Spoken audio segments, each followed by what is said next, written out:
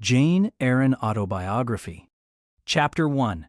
There was no possibility of taking a walk that day. We had been wandering, indeed, in the leafless shrubbery an hour in the morning. But since dinner, Mrs. Reed, when there was no company, dined early. The cold winter wind had brought with it clouds so somber, and a rain so penetrating, that further outdoor exercise was now out of the question. I was glad of it. I never liked long walks, especially on chilly afternoons. Dreadful to me was the coming home in the raw twilight, with nipped fingers and toes and a heart saddened by the chidings of Bessie, the nurse, and humbled by the consciousness of my physical inferiority to Eliza, John, and Georgiana Reed. The said Eliza, John, and Georgiana were now clustered round their mamma in the drawing-room. She lay reclined on a sofa by the fireside, and with her darlings about her, for the time neither quarreling nor crying, looked perfectly happy. Me, she had dispensed from joining the group, saying, she regretted to be under the necessity of keeping me at a distance, but that until she heard from Bessie, and could discover by her own observation that I was endeavoring in good earnest to acquire a more sociable and childlike disposition, a more attractive and sprightly manner, something lighter, franker, more natural, as it were, she really must exclude me from privileges intended only for contented, happy little children. "What does Bessie say I have done?" I asked. "Jane, I don't like cavillers or questioners. Besides, there is something truly forbidding in a child taking up her elders in that manner. Be seated somewhere, and until you can speak pleasantly, remain silent." A breakfast room adjoined the drawing room. I slipped in there. It contained a bookcase. I soon possessed myself of a volume, taking care that it should be one stored with pictures. I mounted into the window seat. Gathering up my feet, I sat cross-legged, like a Turk, and having drawn the red moreen curtain nearly close, I was shrined in double retirement. Folds of scarlet drapery shut in my view to the right hand. To the left were the clear panes of glass, protecting but not separating me from the drear November day. At intervals, while turning over the leaves of my book, I studied the aspect of that winter afternoon. Afar, it offered a pale blank of mist and cloud, near a scene of wet lawn and storm-beat shrub, with ceaseless rain sweeping away wildly before a long and lamentable blast. I returned to my book, Bewick's History of British Birds. The letterpress thereof I cared little for, generally speaking, and yet there were certain introductory pages that, child as I was, I could not pass quite as a blank. They were those which treat of the haunts of seafowl, of the solitary rocks and promontories by them only inhabited, of the coast of Norway studded with isles from its southern extremity, the Lindness, or Naas, to the North Cape, where the northern ocean in vast whirls boils round the naked melancholy isles of farthest Thule, and the Atlantic surge pours in among the stormy Hebrides. Nor could I pass unnoticed the suggestion of the bleak shores of Lapland, Siberia, Spitzbergen, Nova Zembla, Iceland, Greenland, with the vast sweep of the Arctic zone and those forlorn regions of dreary space, that reservoir of frost and snow where firm fields of ice, the accumulation of centuries of winters, glazed in alpine heights above heights, surround the pole and concentrate the multiplied rigors of extreme cold. Of these death-white realms I formed an idea of my own, shadowy, like all the half-comprehended notions that float dim through children's brains, but strangely impressive. The words in these introductory pages connected themselves with the succeeding vignettes and gave significance to the rock standing up alone in a sea of billow and spray, to the broken boat stranded on a desolate coast, to the cold and ghastly moon glancing through bars of cloud at a wreck just sinking. I cannot tell what sentiment haunted the quite solitary churchyard, with its inscribed headstone, its gate, its 2 trees, its low horizon, girdled by a broken wall, and its newly risen crescent, attesting the hour of eventide. The 2 ships becalmed on a torpid sea, I believed to be marine phantoms. The fiend pinning down the thief's pack behind him, I passed over quickly. It was an object of terror. So was the black-horned thing seated aloof on a rock, surveying a distant crowd surrounding a gallows. Each picture told a story, mysterious often to my undeveloped understanding and imperfect feelings, yet ever profoundly interesting.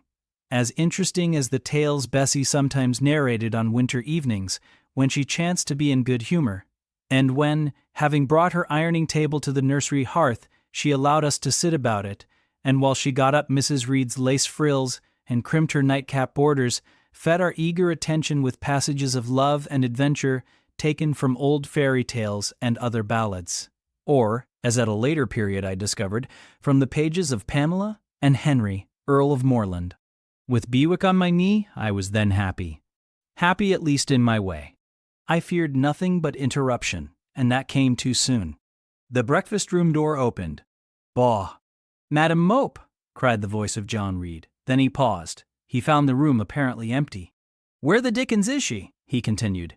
"Lizzie! Georgie!" Calling to his sisters, "Joan is not here. Tell Mamma she is run out into the rain. Bad animal."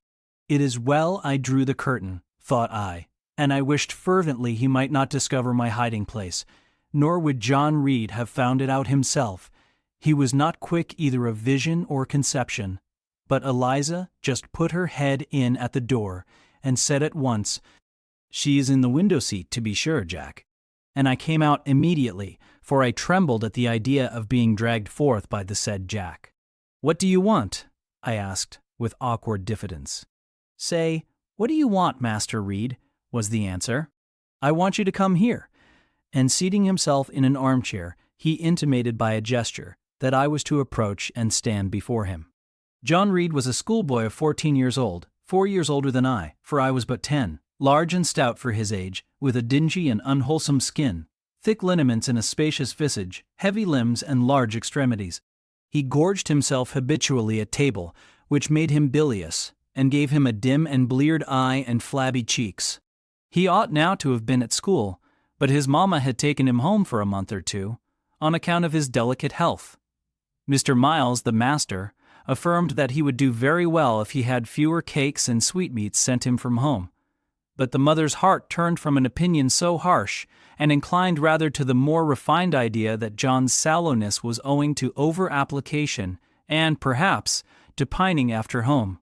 John had not much affection for his mother and sisters, and an antipathy to me. He bullied and punished me, not 2 or 3 times in the week, nor once or twice in the day, but continually. Every nerve I had feared him, and every morsel of flesh in my bones shrank when he came near. There were moments when I was bewildered by the terror he inspired, because I had no appeal whatever against either his menaces or his inflictions. The servants did not like to offend their young master by taking my part against him, and Mrs. Reed was blind and deaf on the subject. She never saw him strike or heard him abuse me, though he did both now and then in her very presence, more frequently, however, behind her back. Habitually obedient to John, I came up to his chair. He spent some 3 minutes in thrusting out his tongue at me as far as he could, without damaging the roots. I knew he would soon strike, and while dreading the blow, I mused on the disgusting and ugly appearance of him who would presently deal it. I wonder if he read that notion in my face, for all at once, without speaking, he struck suddenly and strongly. I tottered, and on regaining my equilibrium, retired back a step or 2 from his chair. "That is for your impudence in answering Mamma a while since," said he, "and for your sneaking way of getting behind curtains, and for the look you had in your eyes 2 minutes since, you rat." Accustomed to John Reed's abuse, I never had an idea of replying to it. My care was how to endure the blow which would certainly follow the insult. "What were you doing behind the curtain?" he asked. "I was reading." "Show the book." I returned to the window and fetched it thence. "You have no business to take our books. You are a dependent, Mamma says. You have no money. Your father left you none. You ought to beg, and not to live here with gentlemen's children like us, and eat the same meals we do, and wear clothes at our mamma's expense. Now, I'll teach you to rummage my bookshelves, for they are mine. All the house belongs to me, or will do in a few years. Go and stand by the door, out of the way of the mirror and the windows." I did so, not at first aware what was his intention, but when I saw him lift and poise the book, and stand in act to hurl it, I instinctively started aside with a cry of alarm. Not soon enough, however. The volume was flung, it hit me, and I fell, striking my head against the door and cutting it. The cut bled, the pain was sharp, My terror had passed its climax, other feelings succeeded. "Wicked and cruel boy," I said. "You are like a murderer. You are like a slave driver. You are like the Roman emperors." I had read Goldsmith's History of Rome, and had formed my opinion of Nero, Caligula, and C. Also, I had drawn parallels in silence, which I never thought thus to have declared aloud. "What? What?" he cried. "Did she say that to me? Did you hear her, Eliza and Georgiana? Won't I tell Mama? But first—" He ran headlong at me. I felt him grasp my hair and my shoulder. He had closed with a desperate thing. I really saw in him a tyrant, a murderer. I felt a drop or two of blood from my head trickle down my neck, and was sensible of somewhat pungent suffering. These sensations for the time predominated over fear, and I received him in frantic sort. I don't very well know what I did with my hands, but he called me rat. "Rat!" and bellowed out aloud. Aid was near him. Eliza and Georgiana had run for Mrs. Reed, who was gone upstairs. She now came upon the scene, followed by Bessie and her maid Abbott. We were parted. I heard the words, "Dear, dear." What a fury to fly at Master John. Did ever anybody see such a picture of passion? Then Mrs. Reed subjoined, "Take her away to the Red Room, and lock her in there." 4 hands were immediately laid upon me, and I was borne upstairs. Chapter 2. I resisted all the way, a new thing for me, and a circumstance which greatly strengthened the bad opinion Bessie and Miss Abbott were disposed to entertain of me. The fact is, I was a trifle beside myself, or rather out of myself, as the French would say. I was conscious that a moment's mutiny had already rendered me liable to strange penalties, and, like any other rebel slave, I felt resolved, in my desperation, to go all lengths. "Hold her arms, Miss Abbott. She's like a mad cat." "For shame! For shame!" cried the lady's maid. "What shocking conduct, Miss Eyre, to strike a young gentleman, your benefactress's son, your young master." "Master! How is he, my master? Am I a servant? No, you are less than a servant, for you do nothing for your keep. There, sit down and think over your wickedness." They had got me by this time into the apartment indicated by Mrs. Reed, and had thrust me upon a stool. My impulse was to rise from it like a spring. Their 2 pair of hands arrested me instantly. "If you don't sit still, you must be tied down," said Bessie. "Miss Abbott, lend me your garters. She would break mine directly." Miss Abbott turned to divest a stout leg of the necessary ligature. This preparation for bonds, and the additional ignominy it inferred, took a little of the excitement out of me. "Don't take them off," I cried. "I will not stir." In guarantee whereof, I attached myself to my seat by my hands.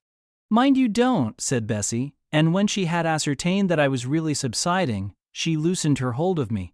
Then she and Miss Abbott stood with folded arms, looking darkly and doubtfully on my face, as incredulous of my sanity. "She never did so before," at last said Bessie, turning to the Abigail. "But it was always in her," was the reply. "I've told Mrs. often my opinion about the child, and Mrs. agreed with me. She's an underhand little thing. I never saw a girl of her age with so much cover." Bessie answered not, but ere long, addressing me, she said, "You ought to be aware, miss, that you are under obligations to Mrs. Reed. She keeps you. If she were to turn you off, you would have to go to the poorhouse." I had nothing to say to these words. They were not new to me. My very first recollections of existence included hints of the same kind. This reproach of my dependence had become a vague sing-song in my ear, very painful and crushing, but only half intelligible. Miss Abbott joined in. "And you ought not to think yourself on an equality with the Mrs. Reed and Master Reed, because Mrs. kindly allows you to be brought up with them. They will have a great deal of money, and you will have none. It is your place to be humble and to try to make yourself agreeable to them. What we tell you is for your good," added Bessie in no harsh voice. "You should try to be useful and pleasant. Then perhaps you would have a home here, but if you become passionate and rude, Mrs. will send you away, I am sure." "Besides," said Miss Abbott, "God will punish her. He might strike her dead in the midst of her tantrums, and then where would she go? Come, Bessie, we will leave her. I wouldn't have her heart for anything. Say your prayers, Miss Eyre, when you are by yourself, for if you don't repent, Something bad might be permitted to come down the chimney and fetch you away. They went, shutting the door and locking it behind them. The Red Room was a square chamber, very seldom slept in, I might say never indeed, unless when a chance influx of visitors at Gateshead Hall rendered it necessary to turn to account all the accommodation it contained. Yet it was one of the largest and stateliest chambers in the mansion. A bed supported on massive pillars of mahogany, hung with curtains of deep red damask, stood out like a tabernacle in the center. The two large windows, with their blinds always drawn down, were half shrouded in festoons and falls of similar drapery. The carpet was red. The table at the foot of the bed was covered with a crimson cloth. The walls were a soft fawn color with a blush of pink in it. The wardrobe, the toilet table, the chairs were of darkly polished old mahogany. Out of these deep surrounding shades rose high, and glared white, the piled-up mattresses and pillows of the bed, spread with a snowy Marseille counterpane. Scarcely less prominent was an ample cushioned easy-chair near the head of the bed, also white with a footstool before it, and looking, as I thought, like a pale throne. This room was chill, because it seldom had a fire. It was silent, because remote from the nursery and kitchen. Solemn, because it was known to be so seldom entered. The housemaid alone came here on Saturdays to wipe from the mirrors and the furniture a week's quiet dust, and Mrs. Reed herself at far intervals visited it to review the contents of a certain secret drawer in the wardrobe, where were stored divers parchments, her jewel casket, and a miniature of her deceased husband. And in those last words lies the secret of the Red Room, the spell which kept it so lonely in spite of its grandeur. Mr. Reed had been dead 9 years. It was in this chamber he breathed his last. Here he lay in state. Hence his coffin was borne by the undertaker's men. And since that day a sense of dreary consecration had guarded it from frequent intrusion. My seat, to which Bessie and the bitter Miss Abbott had left me riveted, was a low ottoman near the marble chimney-piece. The bed rose before me. To my right hand there was the high dark wardrobe, with subdued, broken reflections varying the gloss of its panels. To my left were the muffled windows. A great looking-glass between them repeated the vacant majesty of the bed and room. I was not quite sure whether they had locked the door, and when I dared move, I got up and went to see. Alas! Yes, no jail was ever more secure. Returning, I had to cross before the looking-glass. My fascinated glance involuntarily explored the depth it revealed. All looked colder and darker in that visionary hollow than in reality. And the strange little figure there gazing at me, with a white face and arms specking the gloom, and glittering eyes of fear moving where all else was still, had the effect of a real spirit. I thought it like one of the tiny phantoms, half fairy, half imp, Bessie's evening stories represented as coming out of lone ferny dells in moors and appearing before the eyes of belated travelers in moors. I returned to my stool. Superstition was with me at that moment. But it was not yet her hour for complete victory. My blood was still warm. The mood of the revolted slave was still bracing me with its bitter vigor. I had to stem a rapid rush of retrospective thought before I quailed to the dismal present. All John Reed's violent tyrannies, all his sister's proud indifference, all his mother's aversion, all the servants' partiality, turned up in my disturbed mind like a dark deposit in a turbid well. Why was I always suffering? Always browbeaten, always accused, forever condemned? Why could I never please? Why was it useless to try to win anyone's favor? Eliza, who was headstrong and selfish, was respected. Georgiana, who had a spoiled temper, a very acrid spite, a captious and insolent carriage, was universally indulged. Her beauty, her pink cheeks and golden curls seemed to give delight to all who looked at her, and to purchase indemnity for every fault. John no one thwarted, much less punished, though he twisted the necks of the pigeons, killed the little pea-chicks, set the dogs at the sheep, stripped the hothouse vines of their fruit, and broke the buds off the choicest plants in the conservatory. He called his mother old girl too, sometimes reviled her for her dark skin, similar to his own, bluntly disregarded her wishes, not unfrequently tore and spoiled her silk attire, and he was still her own darling. I dared commit no fault, I strove to fulfill every duty, and I was termed naughty and tiresome, sullen and sneaking, from morning to noon, and from noon to night. My head still ached and bled with the blow and fall I had received. No one had reproved John for wantonly striking me, and because I had turned against him to avert further irrational violence, I was loaded with general opprobrium. Unjust, unjust, said my reason, forced by the agonizing stimulus into precocious though transitory power, and resolve, equally wrought up, instigated some strange expedient to achieve escape from insupportable oppression, as running away, or if that could not be effected, never eating or drinking more, and letting myself die. What a consternation of soul was mine that dreary afternoon! How all my brain was in tumult, and all my heart in insurrection. Yet in what darkness, what dense ignorance was the mental battle fought! I could not answer the ceaseless inward question, why I thus suffered.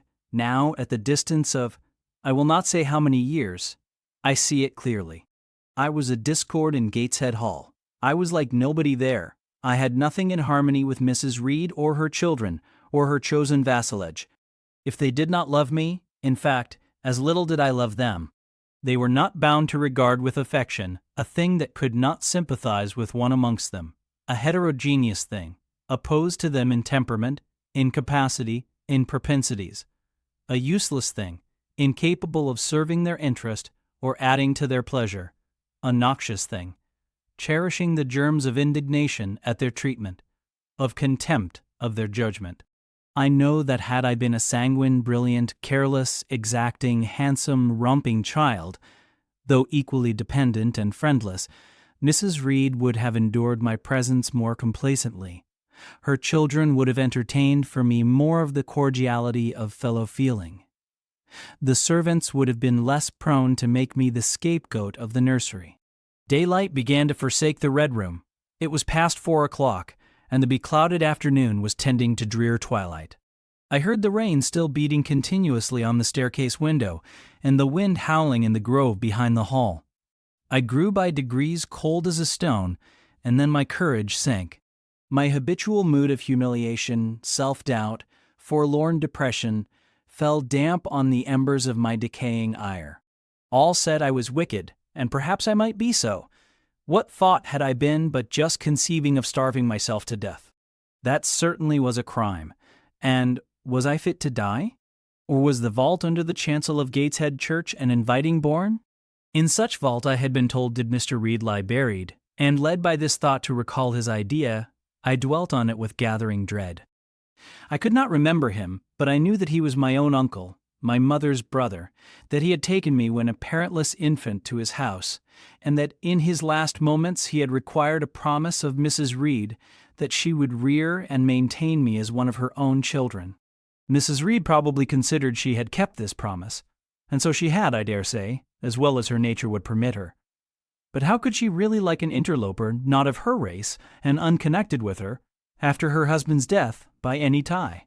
It must have been most irksome to find herself bound by a hard-run pledge to stand in the stead of a parent to a strange child she could not love, and to see an uncongenial alien permanently intruded on her own family group. A singular notion dawned upon me. I doubted not, never doubted, that if Mr. Reed had been alive he would have treated me kindly, and now, as I sat looking at the white bed and overshadowed walls, occasionally also turning a fascinated eye towards the dimly gleaming mirror, I began to recall what I had heard of dead men, troubled in their graves by the violation of their last wishes, revisiting the earth to punish the perjured and avenge the oppressed. And I thought Mr. Reed's spirit, harassed by the wrongs of his sister's child, might quit its abode, whether in the church vault or in the unknown world of the departed, and rise before me in this chamber. I wiped my tears and hushed my sobs, fearful lest any sign of violent grief might waken a preternatural voice to comfort me, or elicit from the gloom some haloed face bending over me with strange pity. This idea, consolatory in theory, I felt would be terrible if realized. With all my might I endeavored to stifle it. I endeavored to be firm.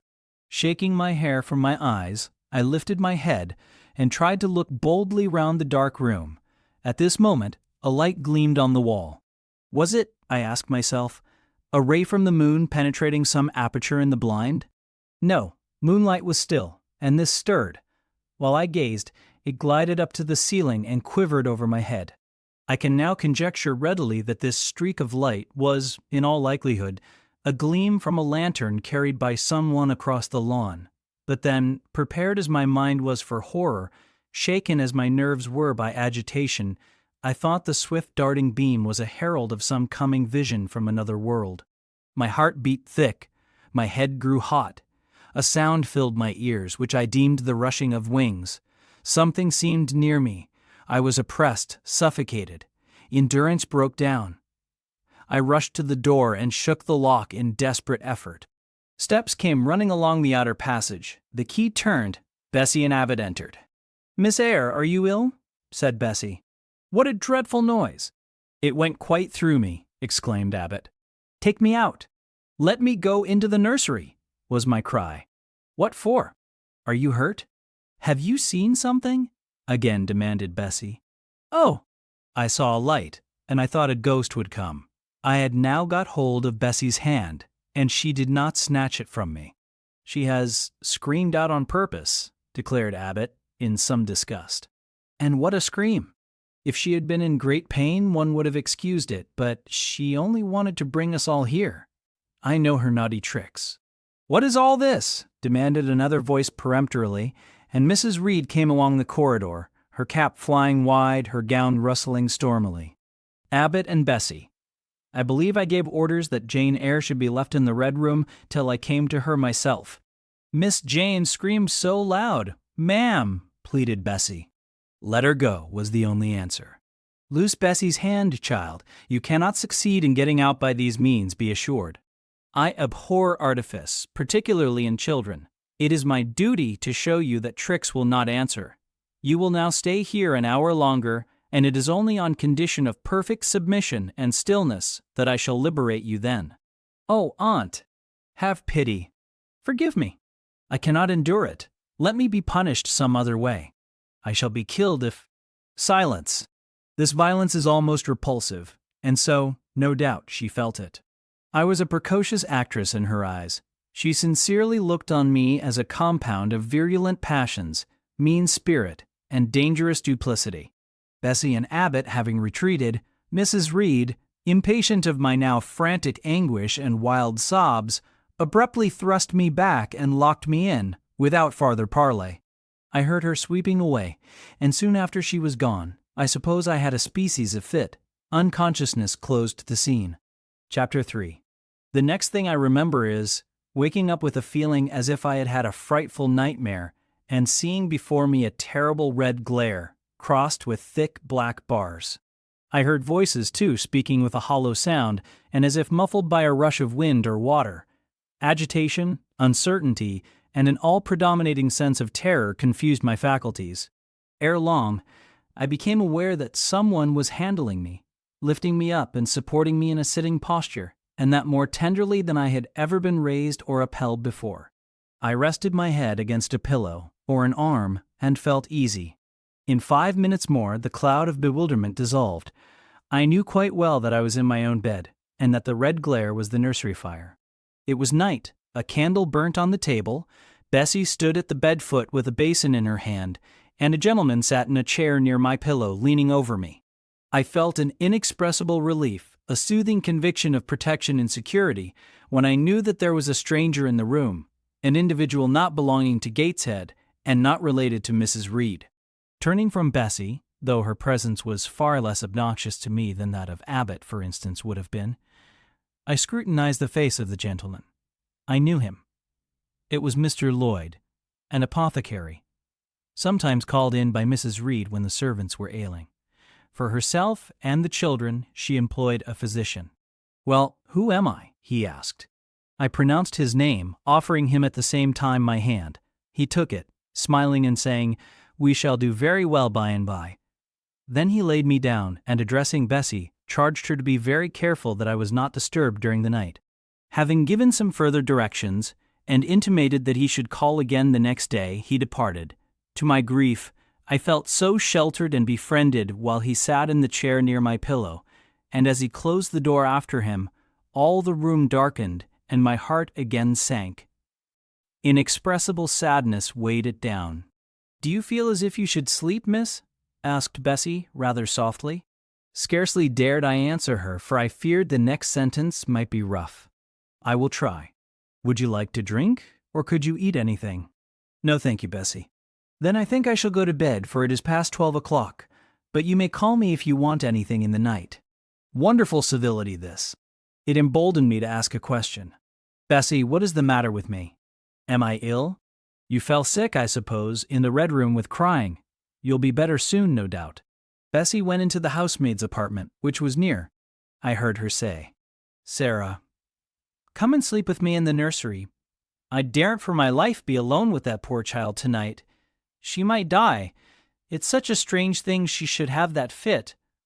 I wonder if she saw anything." Mrs. was rather too hard. Sarah came back with her. They both went to bed. They were whispering together for half an hour before they fell asleep. I caught scraps of their conversation, from which I was able only too distinctly to infer the main subject discussed. Something passed her, all dressed in white, and vanished. A great black dog behind him, 3 loud raps on the chamber door, a light in the churchyard just over his grave, and C. At last both slept. The fire and the candle went out. For me, the watches of that long night passed in ghastly wakefulness. Ear, eye, and mind were alike strained by dread, such dread as children only can feel. No severe or prolonged bodily illness followed this incident of the Red Room. It only gave my nerves a shock of which I feel the reverberation to this day. Yes, Mrs. Reed, to you I owe some fearful pangs of mental suffering, but I ought to forgive you, for you knew not what you did. While rending my heartstrings, you thought you were only uprooting my bad propensities. Next day, by noon, I was up and dressed, and sat wrapped in a shawl by the nursery hearth. I felt physically weak and broken down, but my worst ailment was an unutterable wretchedness of mind, a wretchedness which kept drawing from me silent tears. No sooner had I wiped one salt drop from my cheek than another followed. Yet, I thought I ought to have been happy, for none of the Reeds were there. They were all gone out in the carriage with their mamma. Abbott, too, was sewing in another room, and Bessie, as she moved hither and thither, putting away toys and arranging drawers, addressed to me every now and then a word of unwonted kindness. This state of things should have been to me a paradise of peace, accustomed as I was to a life of ceaseless reprimand and thankless fagging. But, in fact, my racked nerves were now in such a state that no calm could soothe, and no pleasure excite them agreeably. Bessie had been down into the kitchen, and she brought up with her a tart on a certain brightly painted china plate, whose bird of paradise, nestling in a wreath of convolvuli and rosebuds, had been wont to stir in me a most enthusiastic sense of admiration, and which plate I had often petitioned to be allowed to take in my hand, in order to examine it more closely, but had always hitherto been deemed unworthy of such a privilege. This precious vessel was now placed on my knee, and I was cordially invited to eat the circlet of delicate pastry upon it. Vain favor! Coming, like most other favors long deferred and often wished for, too late. I could not eat the tart, and the plumage of the bird, the tints of the flowers seemed strangely faded. I put both plate and tart away. Bessie asked if I would have a book. The word book acted as a transient stimulus, and I begged her to fetch Gulliver's Travels from the library. This book I had again and again perused with delight. I considered it a narrative of facts, and discovered in it a vein of interest deeper than what I found in fairy tales. For as to the elves, having sought them in vain among foxglove leaves and bells, under mushrooms and beneath the ground ivy mantling old walnuts, I had at length made up my mind to the sad truth that they were all gone out of England to some savage country where the woods were wilder and thicker, and the population more scant, whereas Lilliput and Brobdingnag being, in my creed, solid parts of the earth's surface, I doubted not that I might one day, by taking a long voyage, see with my own eyes the little fields, houses, and trees, the diminutive people, the tiny cows, sheep, and birds of the one realm, and the cornfields forest high, the mighty mastiffs, the monster cats, the tower-like men and women of the other.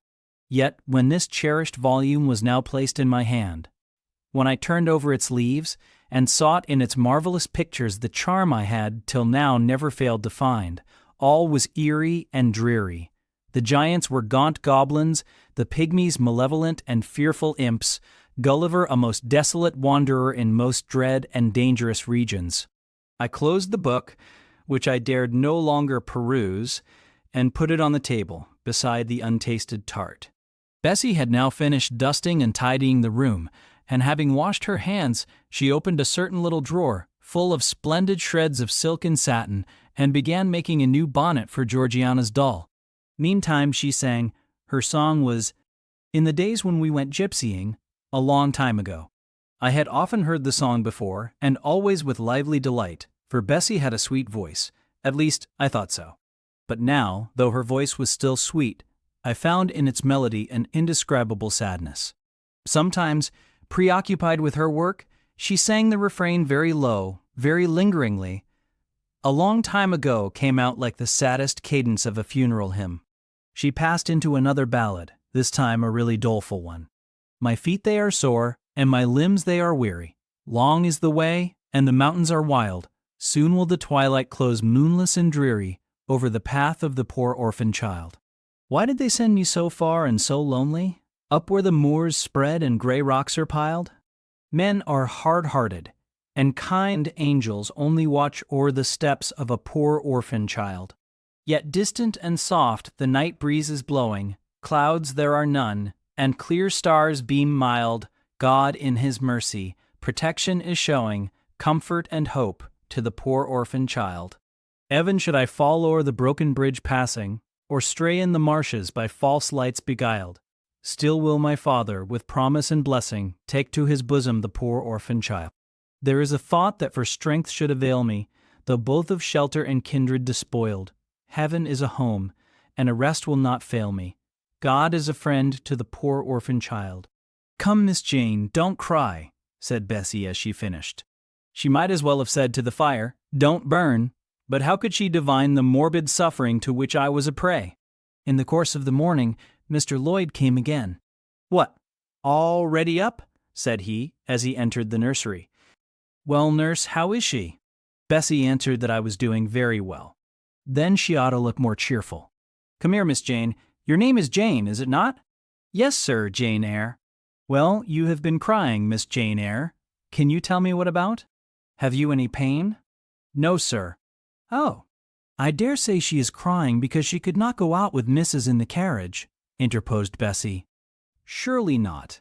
Why, she is too old for such pettishness. I thought so too. And my self-esteem being wounded by the false charge, I answered promptly, I never cried for such a thing in my life. I hate going out in the carriage. I cry because I am miserable. Oh, fie, miss, said Bessie. The good apothecary appeared a little puzzled. I was standing before him. He fixed his eyes on me very steadily. His eyes were small and gray, not very bright, but I dare say I should think them shrewd now. He had a hard-featured yet good-natured-looking face. Having considered me at leisure, he said, What made you ill yesterday? She had a fall, said Bessie, again putting in her word. Fall! Why, that is like a baby again. Can't she manage to walk at her age? She must be 8 or 9 years old. I was knocked down, was the blunt explanation, jerked out of me by another pang of mortified pride.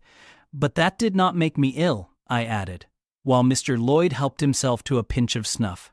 As he was returning the box to his waistcoat pocket, a loud bell rang for the servants' dinner. He knew what it was. That's for you, nurse, said he. You can go down. I'll give Miss Jane a lecture till you come back.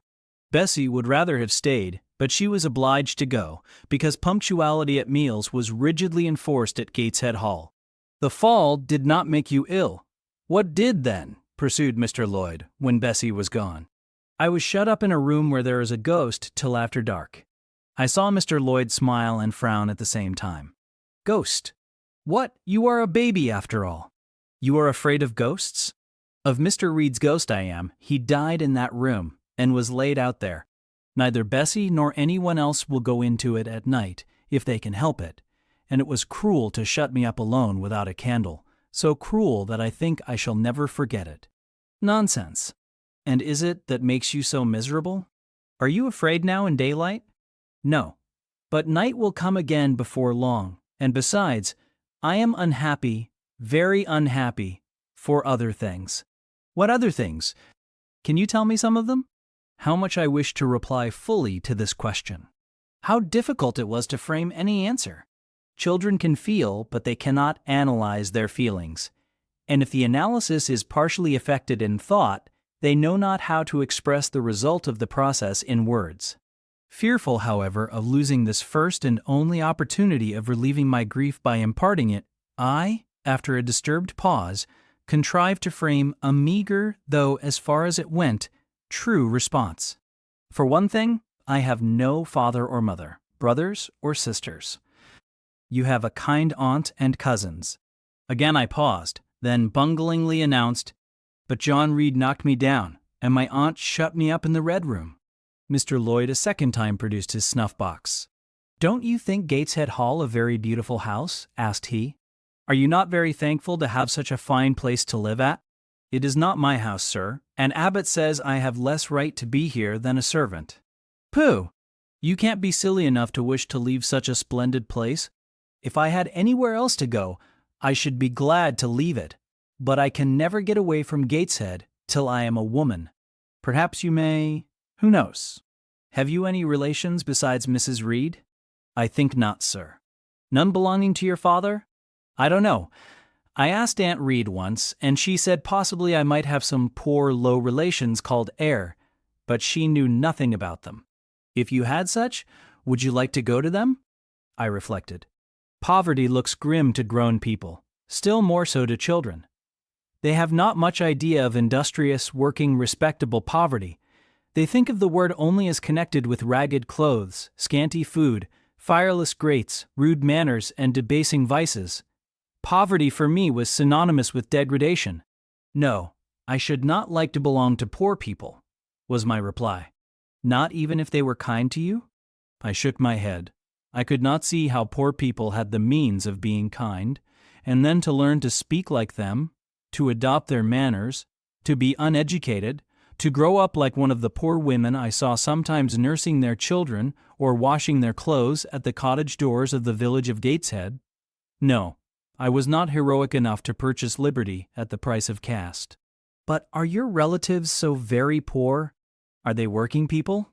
I cannot tell. Aunt Reed says if I have any, they must be a beggarly set. I should not like to go a-begging. Would you like to go to school? Again I reflected. I scarcely knew what school was. Bessie sometimes spoke of it as a place where young ladies sat in the stocks, bore backboards, and were expected to be exceedingly genteel and precise. John Reed hated his school and abused his master.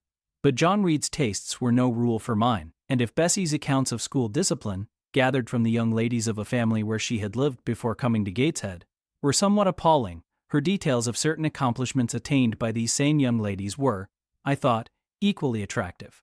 She boasted of beautiful paintings of landscapes and flowers by them executed, of songs they could sing and pieces they could play, of purses they could net, of French books they could translate, till my spirit was moved to emulation as I listened. Besides, school would be a complete change. It implied a long journey, an entire separation from Gateshead, an entrance into a new life. I should indeed like to go to school, was the audible conclusion of my musings. Well, well. Who knows what may happen, said Mr. Lloyd as he got up. The child ought to have change of air and scene, he added, speaking to himself. Nerves not in a good state. Bessie now returned. At the same moment the carriage was heard rolling up the gravel walk. Is that your mistress, nurse? Asked Mr. Lloyd. I should like to speak to her before I go. Bessie invited him to walk into the breakfast room and led the way out. In the interview which followed between him and Mrs. Reed, I presume, from after occurrences, that the apothecary ventured to recommend my being sent to school, and the recommendation was no doubt readily enough adopted, for as Abbot said, in discussing the subject with Bessie when both sat sewing in the nursery one night, after I was in bed, and, as they thought, asleep, Mrs. was, she dared say, glad enough to get rid of such a tiresome, ill-conditioned child, who always looked as if she were watching everybody and scheming plots underhand. Abbot, I think, gave me credit for being a sort of infantine Guy Fawkes. On that same occasion I learned, for the first time, from Miss Abbott's communications to Bessie, that my father had been a poor clergyman, that my mother had married him against the wishes of her friends, who considered the match beneath her, that my grandfather Reed was so irritated at her disobedience, he cut her off without a shilling, that after my mother and father had been married a year, the latter caught the typhus fever while visiting among the poor of a large manufacturing town where his curacy was situated, and where that disease was then prevalent, that my mother took the infection from him, and both died within a month of each other. Bessie, when she heard this narrative, sighed and said, "Poor Miss Jane is to be pitied too, Abbot." "Yes," responded Abbot, "if she were a nice pretty child, one might compassionate her forlornness, but one really cannot care for such a little toad as that." "Not a great deal, to be sure," agreed Bessie. "At any rate, a beauty like Miss Georgiana would be more moving in the same condition." "Yes, I dote on Miss Georgiana," cried the fervent Abbot. "Little darling, with her long curls and her blue eyes and such a sweet color as she has, just as if she were painted. Bessie, I could fancy a Welsh rabbit for supper." "So could I, with a roast onion. Come, we'll go down." They went. Chapter 4. From my discourse with Mr. Lloyd, and from the above reported conference between Bessie and Abbot, I gathered enough of hope to suffice as a motive for wishing to get well. A change seemed near. I desired and waited it in silence. It tarried, however. Days and weeks passed. I had regained my normal state of health, but no new allusion was made to the subject over which I brooded. Mrs. Reed surveyed me at times with a severe eye, but seldom addressed me. Since my illness, she had drawn a more marked line of separation than ever between me and her own children, appointing me a small closet to sleep in by myself, condemning me to take my meals alone and pass all my time in the nursery, while my cousins were constantly in the drawing-room. Not a hint, however, did she drop about sending me to school. Still, I felt an instinctive certainty that she would not long endure me under the same roof with her, for her glance, now more than ever, when turned on me, expressed an insuperable and rooted aversion. Eliza and Georgiana, evidently acting according to orders, spoke to me as little as possible.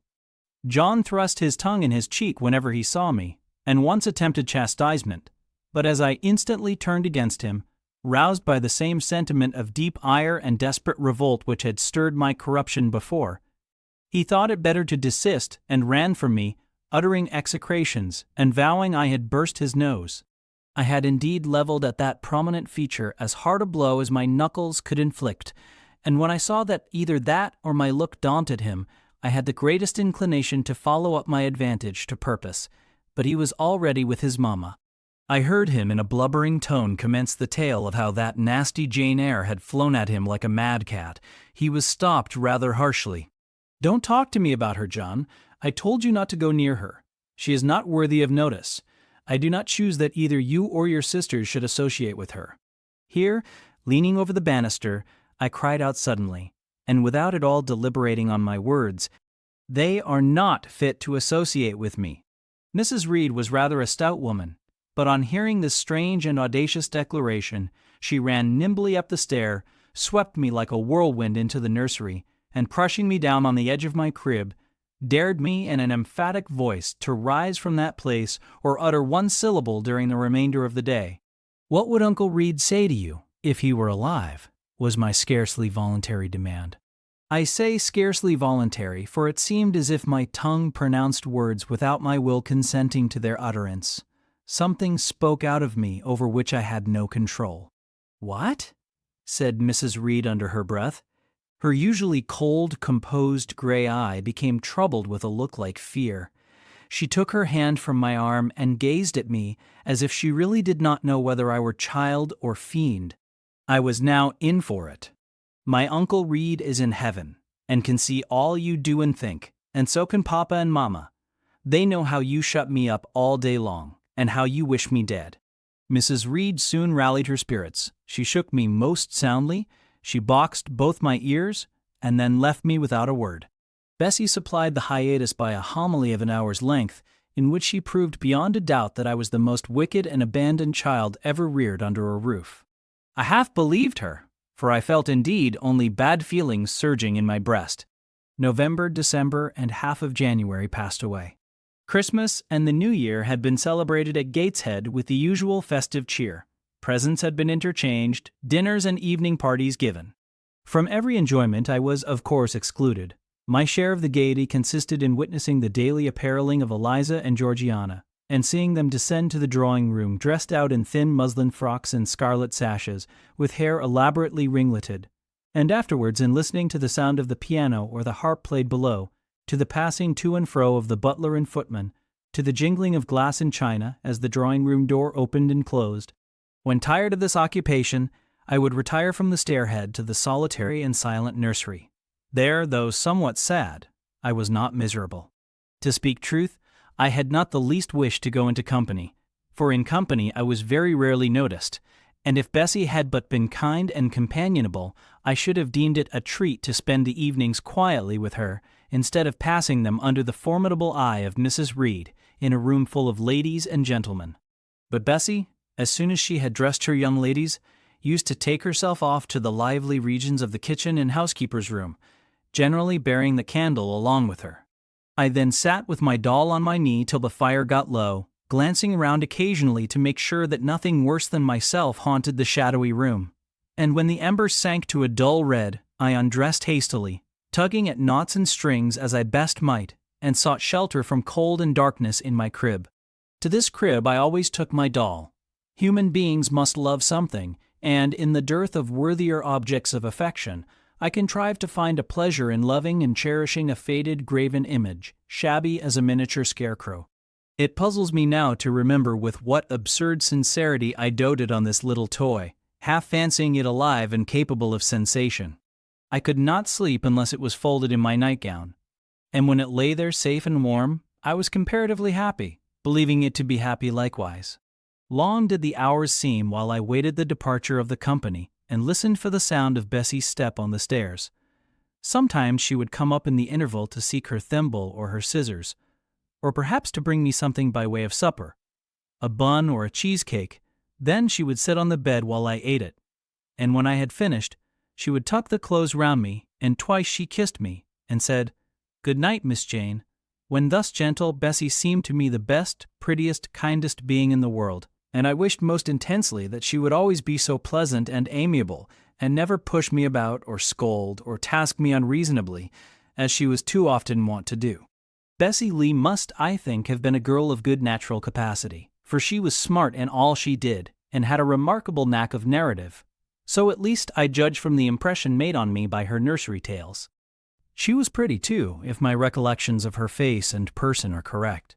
I remember her as a slim young woman, with black hair, dark eyes, very nice features, and good clear complexion. But she had a capricious and hasty temper, and indifferent ideas of principle or justice. Still, such as she was, I preferred her to anyone else at Gateshead Hall. It was the 15th of January, about 9 o'clock in the morning. Bessie was gone down to breakfast. My cousins had not yet been summoned to their mamma. Eliza was putting on her bonnet and warm garden coat to go and feed her poultry, an occupation of which she was fond, and not less so of selling the eggs to the housekeeper and hoarding up the money she thus obtained. She had a turn for traffic and a marked propensity for saving, shown not only in the vending of eggs and chickens, but also in driving hard bargains with the gardener about flower roots, seeds, and slips of plants, that functionary having orders from Mrs. Reed to buy of his young lady all the products of her parterre she wished to sell, and Eliza would have sold the hair off her head if she could have made a handsome profit thereby. As to her money, she first secreted it in odd corners, wrapped in a rag or an old curl paper. But some of these hoards having been discovered by the housemaid, Eliza, fearful of one day losing her valued treasure, consented to entrust it to her mother at a usurious rate of interest, 50 or 60%, which interest she exacted every quarter, keeping her accounts in a little book with anxious accuracy. Georgiana sat on a high stool, dressing her hair at the glass, and interweaving her curls with artificial flowers and faded feathers, of which she had found a store in a drawer in the attic. I was making my bed, having received strict orders from Bessie to get it arranged before she returned, for Bessie now frequently employed me as a sort of under-nursery maid, to tidy the room, dust the chairs, and see. Having spread the quilt and folded my nightdress, I went to the window seat to put in order some picture books and doll's house furniture scattered there. An abrupt command from Georgiana to let her playthings alone, for the tiny chairs and mirrors, the fairy plates and cups, were her property, stopped my proceedings, and then, for lack of other occupation, I fell to breathing on the frost flowers with which the window was fretted, and thus clearing a space in the glass through which I might look out on the grounds, where all was still and petrified under the influence of a hard frost. From this window were visible the porter's lodge and the carriage road, and just as I had dissolved so much of the silver-white foliage veiling the panes as left room to look out, I saw the gates thrown open and a carriage roll through. I watched it ascending the drive with indifference. Carriages often came to Gateshead, but none ever brought visitors in whom I was interested. It stopped in front of the house. The doorbell rang loudly. The newcomer was admitted. All this being nothing to me, my vacant attention soon found livelier attraction in the spectacle of a little hungry robin, which came and chirruped on the twigs of the leafless cherry tree nailed against the wall near the casement. The remains of my breakfast of bread and milk stood on the table, and having crumbled a morsel of roll, I was tugging at the sash to put out the crumbs on the window-sill when Bessie came running upstairs into the nursery. "Miss Jane, take off your pinafore. What are you doing there? Have you washed your hands and face this morning?" I gave another tug before I answered, for I wanted the bird to be secure of its bread. The sash yielded. I scattered the crumbs, some on the stone sill, some on the cherry tree bough. Then, closing the window, I replied, "No, Bessie, I have only just finished dusting." Troublesome, careless child. "And what are you doing now? You look quite red, as if you had been about some mischief. What were you opening the window for?" I was spared the trouble of answering, for Bessie seemed in too great a hurry to listen to explanations. She hauled me to the washstand, inflicted a merciless but happily brief scrub on my face and hands with soap, water, and a coarse towel, disciplined my head with a bristly brush, denuded me of my pinafore, and then hurrying me to the top of the stairs, bid me go down directly, as I was wanted in the breakfast room. I would have asked who wanted me. I would have demanded if Mrs. Reed was there, but Bessie was already gone, and had closed the nursery door upon me. I slowly descended. For nearly 3 months I had never been called to Mrs. Reed's presence. Restricted so long to the nursery, the breakfast, dining, and drawing rooms were become for me awful regions, on which it dismayed me to intrude. I now stood in the empty hall. Before me was the breakfast-room door, and I stopped, intimidated and trembling. What a miserable little poltroon had fear, engendered of unjust punishment, made of me in those days.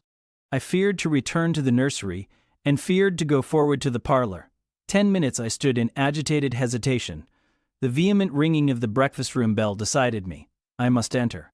Who could want me? I asked inwardly, as with both hands I turned the stiff door handle, which, for a second or two, resisted my efforts. What should I see besides Aunt Reed in the apartment? A man or a woman? The handle turned, the door unclosed, and passing through and curtsying low, I looked up at a black pillar. Such at least appeared to me, at first sight, the straight, narrow, sable-clad shape standing erect on the rug. The grim face at the top was like a carved mask placed above the shaft by way of capital. Mrs. Reed occupied her usual seat by the fireside. She made a signal to me to approach. I did so, and she introduced me to the stony stranger with the words, "This is the little girl respecting whom I applied to you." He, for it was a man, turned his head slowly towards where I stood, and having examined me with the 2 inquisitive-looking gray eyes which twinkled under a pair of bushy brows, said solemnly, and in a bass voice, "Her size is small. What is her age?" 10 years. "So much," was the doubtful answer, and he prolonged his scrutiny for some minutes. Presently he addressed me, "Your name, little girl?" "Jane Eyre, sir." In uttering these words I looked up. He seemed to me a tall gentleman, but then I was very little. His features were large, and they and all the lines of his frame were equally harsh and prim. "Well, Jane Eyre, and are you a good child?" Impossible to reply to this in the affirmative. My little world held a contrary opinion. I was silent. Mrs. Reed answered for me by an expressive shake of the head, adding soon, "Perhaps the less said on that subject the better, Mr. Brocklehurst." "Sorry indeed to hear it." She and I must have some talk. And bending from the perpendicular, he installed his person in the armchair opposite Mrs. Reed's. "Come here," he said. I stepped across the rug. He placed me square and straight before him. What a face he had, now that it was almost on a level with mine. What a great nose! And what a mouth! And what large prominent teeth! "No sight so sad as that of a naughty child," he began, "especially a naughty little girl. Do you know where the wicked go after death?" "They go to hell," was my ready and orthodox answer. "And what is hell? Can you tell me that?" "A pit full of fire." "And should you like to fall into that pit and to be burning there forever?" "No, sir." "What must you do to avoid it?" I deliberated a moment. My answer, when it did come, was objectionable. I must keep in good health and not die. "How can you keep in good health?" "Children younger than you die daily. I buried a little child of 5 years old only a day or two since, a good little child whose soul is now in heaven. It is to be feared the same could not be said of you, were you to be called hence." Not being in a condition to remove his doubt, I only cast my eyes down on the 2 large feet planted on the rug, and sighed, wishing myself far enough away. "I hope that sigh is from the heart, and that you repent of ever having been the occasion of discomfort to your excellent benefactress." "Benefactress? Benefactress," said I inwardly. "They all call Mrs. Reed my benefactress. If so, a benefactress is a disagreeable thing." "Do you say your prayers night and morning?" continued my interrogator. "Yes, sir." "Do you read your Bible?" "Sometimes." "With pleasure? Are you fond of it?" "I like Revelations, and the book of Daniel, and Genesis and Samuel, and a little bit of Exodus, and some parts of Kings and Chronicles, and Job and Jonah." "And the Psalms? I hope you like them?" "No, sir." "No? Oh, shocking. I have a little boy, younger than you, who knows 6 Psalms by heart, and when you ask him which he would rather have, a gingerbread nut to eat or a verse of a psalm to learn, he says, 'Oh, the verse of a psalm. Angels sing psalms,' says he. I wish to be a little angel here below. He then gets 2 nuts in recompense for his infant piety." "Psalms are not interesting," I remarked. "That proves you have a wicked heart, and you must pray to God to change it, to give you a new and clean one, to take away your heart of stone, and give you a heart of flesh." I was about to propound a question, touching the manner in which that operation of changing my heart was to be performed, when Mrs. Reed interposed, telling me to sit down. She then proceeded to carry on the conversation herself. "Mr. Brocklehurst, I believe I intimated in the letter which I wrote to you 3 weeks ago that this little girl has not quite the character and disposition I could wish. Should you admit her into Lowood School, I should be glad if the superintendent and teachers were requested to keep a strict eye on her, and, above all, to guard against her worst fault, a tendency to deceit. I mention this in your hearing, Jane, that you may not attempt to impose on Mr. Brocklehurst. Well might I dread, well might I dislike, Mrs. Reed, for it was her nature to wound me cruelly. Never was I happy in her presence. However carefully I obeyed, however strenuously I strove to please her, my efforts were still repulsed and repaid by such sentences as the above. Now, uttered before a stranger, the accusation cut me to the heart. I dimly perceived that she was already obliterating hope from the new phase of existence which she destined me to enter. I felt, though I could not have expressed the feeling, that she was sowing aversion and unkindness along my future path. I saw myself transformed under Mr. Brocklehurst's eye into an artful, noxious child. And what could I do to remedy the injury? Nothing indeed, thought I, as I struggled to repress a sob and hastily wiped away some tears, the impotent evidences of my anguish. "Deceit is, indeed, a sad fault in a child," said Mr. Brocklehurst. "It is akin to falsehood, and all liars will have their portion in the lake burning with fire and brimstone. She shall, however, be watched, Mrs. Reed. I will speak to Miss Temple and the teachers. I should wish her to be brought up in a manner suiting her prospects," continued my benefactress, "to be made useful, to be kept humble. As for the vacations, she will, with your permission, spend them always at Lowood." "Your decisions are perfectly judicious, madam," returned Mr. Brocklehurst. "Humility is a Christian grace, and one peculiarly appropriate to the pupils of Lowood. I, therefore, direct that a special care shall be bestowed on its cultivation amongst them. I have studied how best to mortify in them the worldly sentiment of pride, and only the other day I had a pleasing proof of my success.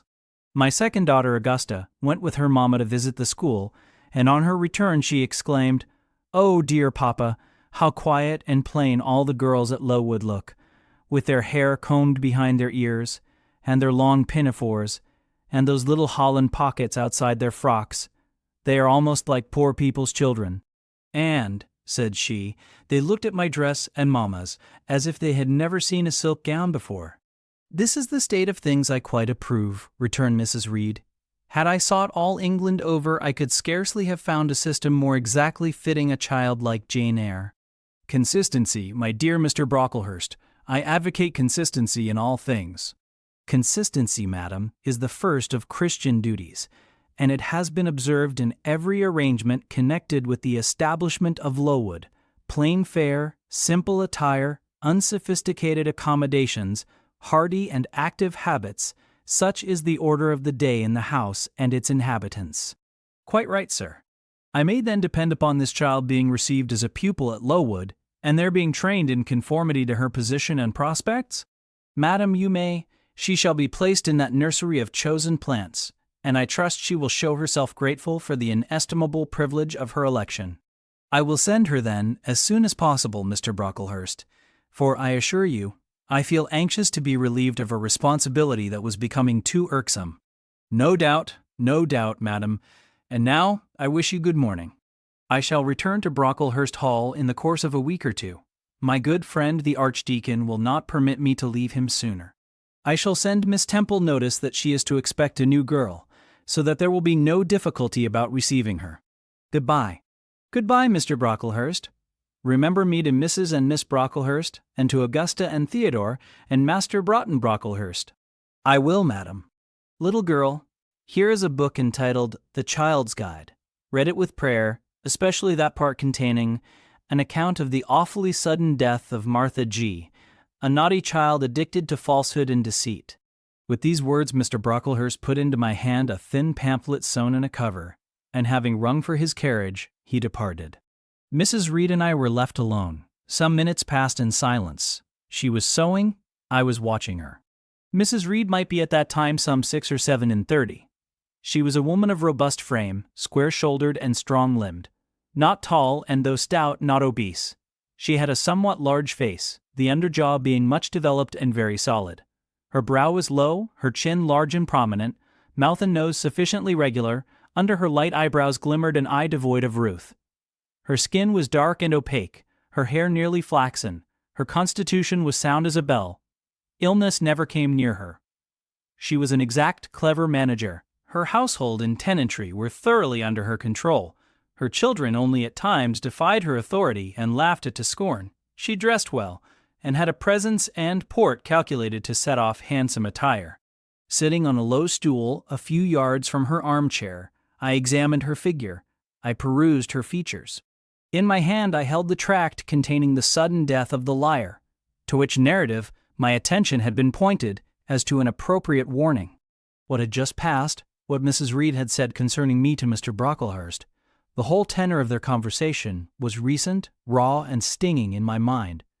I had felt every word as acutely as I had heard it plainly, and a passion of resentment fomented now within me. Mrs. Reed looked up from her work. Her eyes settled on mine, her fingers at the same time suspended their nimble movements.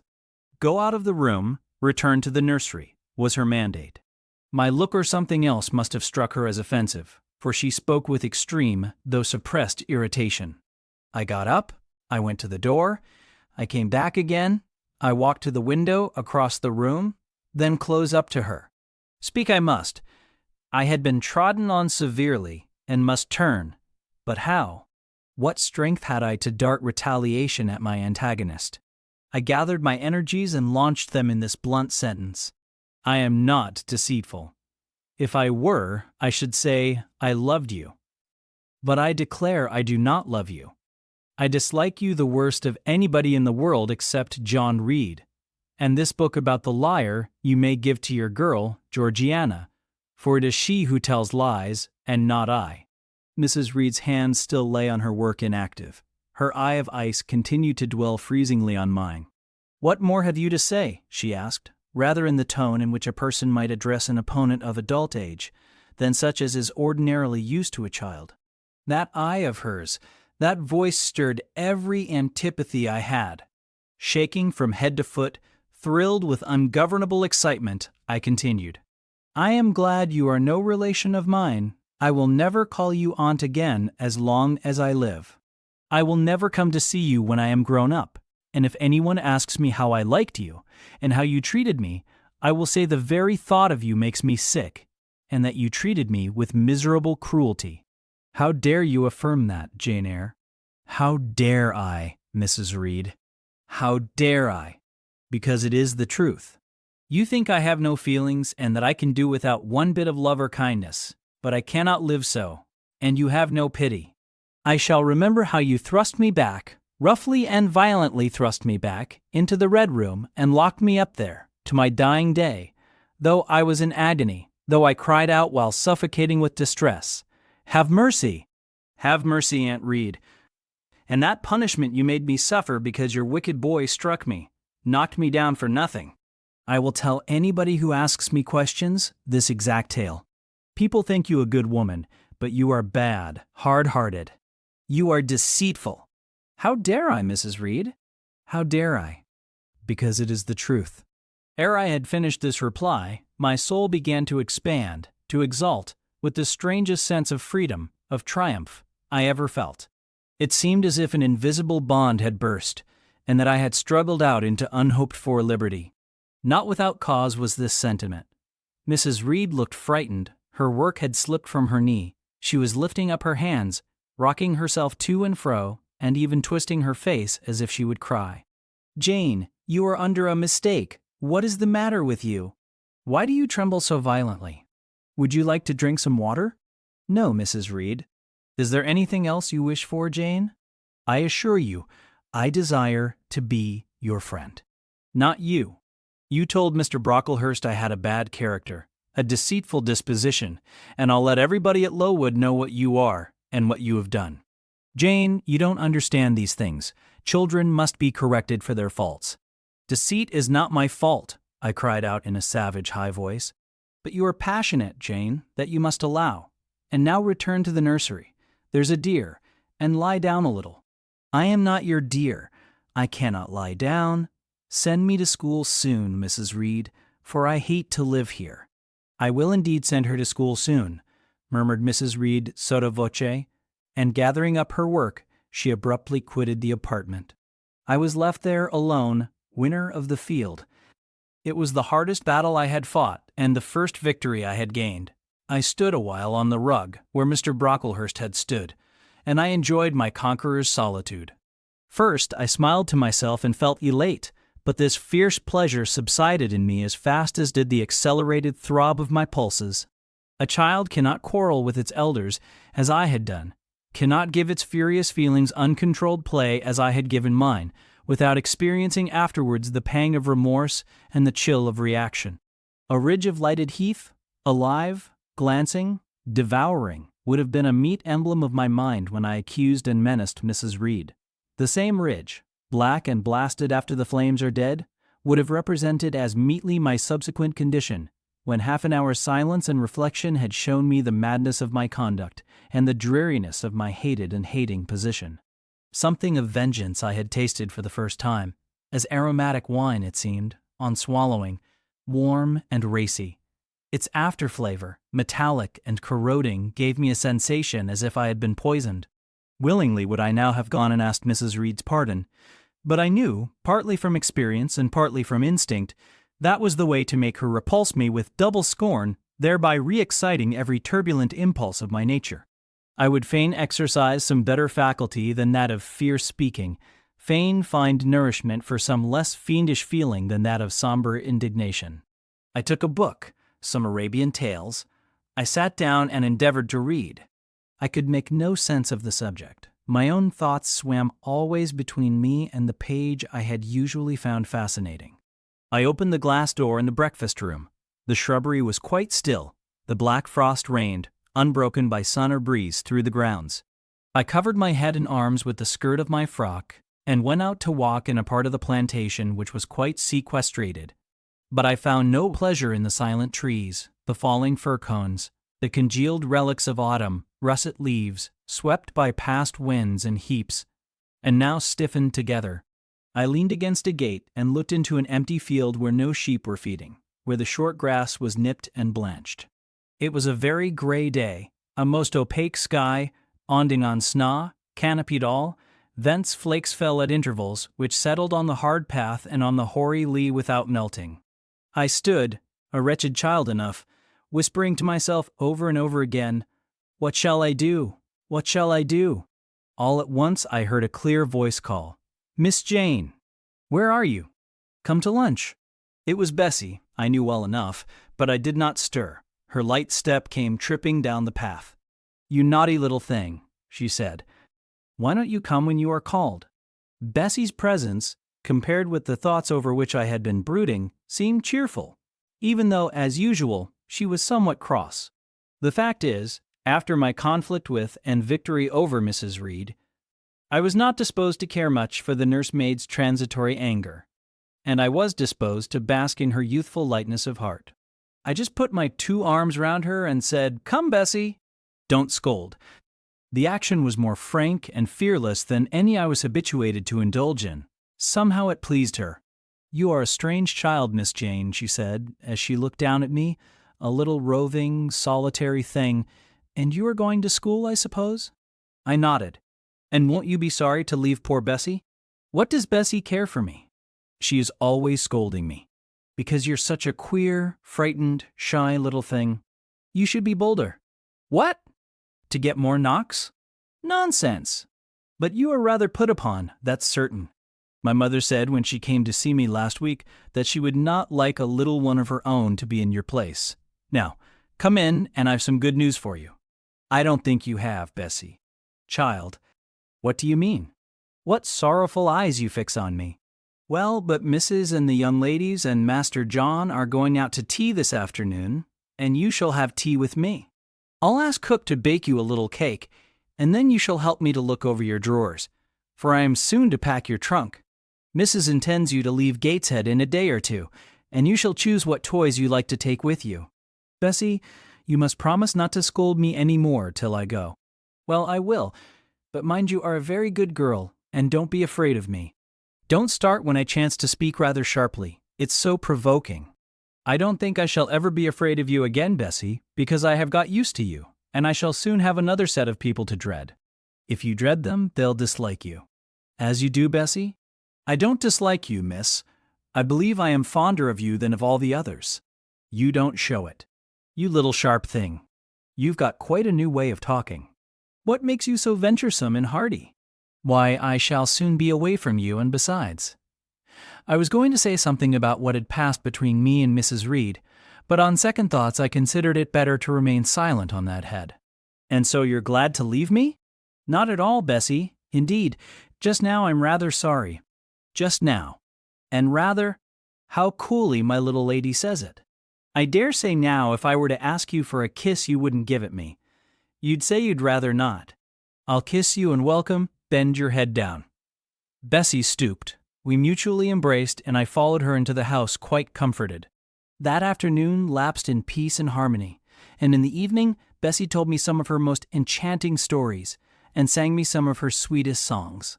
Even for me life had its gleams of sunshine. Chapter 5. 5 o'clock had hardly struck on the morning of the 19th of January when Bessie brought a candle into my closet and found me already up and nearly dressed. I had risen half an hour before her entrance, and had washed my face and put on my clothes by the light of a half-moon just setting, whose rays streamed through the narrow window near my crib. I was to leave Gateshead that day by a coach which passed the lodge gates at 6 a.m. Bessie was the only person yet risen. She had lit a fire in the nursery, where she now proceeded to make my breakfast. Few children can eat when excited with the thoughts of a journey, nor could I. Bessie, having pressed me in vain to take a few spoonfuls of the boiled milk and bread she had prepared for me, wrapped up some biscuits in a paper and put them into my bag. Then she helped me on with my pelisse and bonnet, and wrapping herself in a shawl, she and I left the nursery. As we passed Mrs. Reed's bedroom, she said, "Will you go in and bid Mrs. goodbye?" "No, Bessie. She came to my crib last night when you were gone down to supper and said I need not disturb her in the morning, or my cousins either. And she told me to remember that she had always been my best friend, and to speak of her and be grateful to her accordingly." "What did you say, miss?" "Nothing." I covered my face with the bedclothes and turned from her to the wall. "That was wrong, Miss Jane." "It was quite right, Bessie. Your missus has not been my friend. She has been my foe." "Oh, Miss Jane!" "Don't say so." "Goodbye to Gateshead," cried I, as we passed through the hall and went out at the front door. The moon was set and it was very dark. Bessie carried a lantern whose light glanced on wet steps and gravel roads sodden by a recent thaw. Raw and chill was the winter morning. My teeth chattered as I hastened down the drive. There was a light in the porter's lodge. When we reached it, we found the porter's wife just kindling her fire. My trunk, which had been carried down the evening before, stood corded at the door. It wanted but a few minutes of 6, and shortly after that hour had struck, the distant roll of wheels announced the coming coach. I went to the door and watched its lamps approach rapidly through the gloom. "Is she going by herself?" asked the porter's wife. "Yes." "And how far is it?" 50 miles. "What a long way." "I wonder Mrs. Reed is not afraid to trust her so far alone." The coach drew up. There it was at the gates, with its 4 horses and its top laden with passengers. The guard and coachman loudly urged haste. My trunk was hoisted up. I was taken from Bessie's neck, to which I clung with kisses.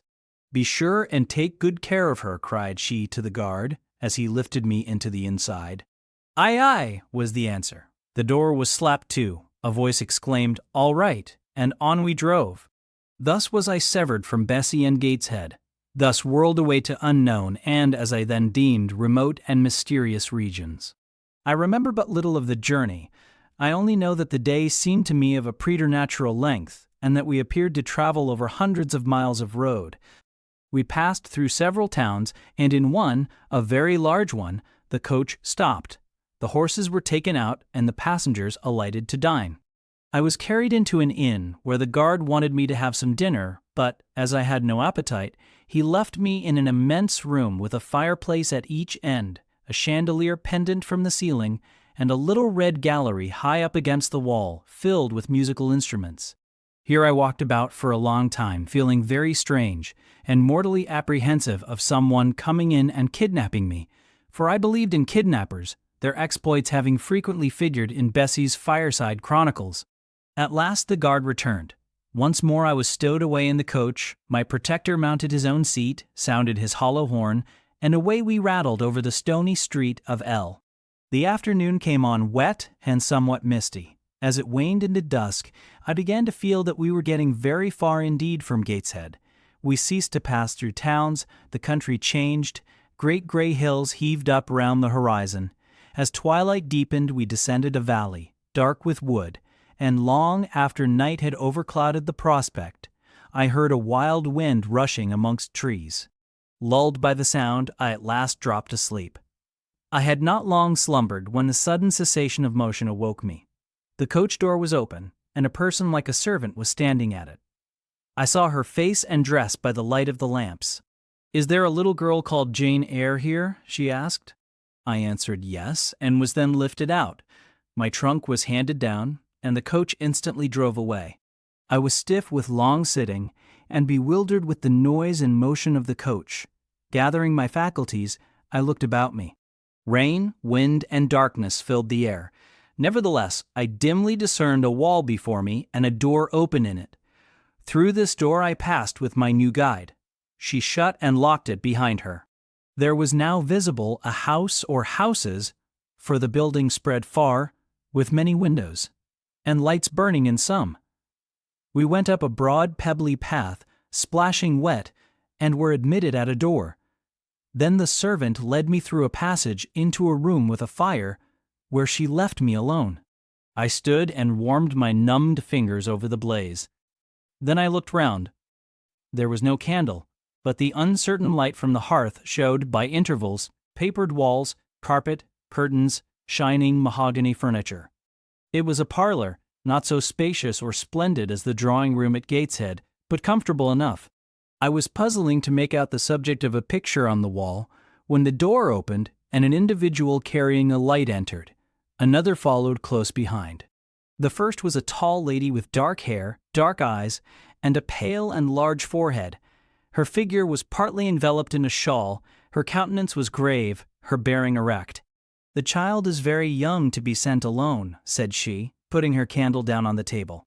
She considered me attentively for a minute or two, then further added, "She had better be put to bed soon, she looks tired." "Are you tired?" she asked, placing her hand on my shoulder. "A little, ma'am." "And hungry too, no doubt. Let her have some supper before she goes to bed, Miss Miller." "Is this the first time you have left your parents to come to school, my little girl?" I explained to her that I had no parents. She inquired how long they had been dead, then how old I was, what was my name, whether I could read, write, and sew a little. Then she touched my cheek gently with her forefinger and, saying she hoped I should be a good child, dismissed me along with Miss Miller. The lady I had left might be about 29. The one who went with me appeared some years younger. The first impressed me by her voice, look, and air.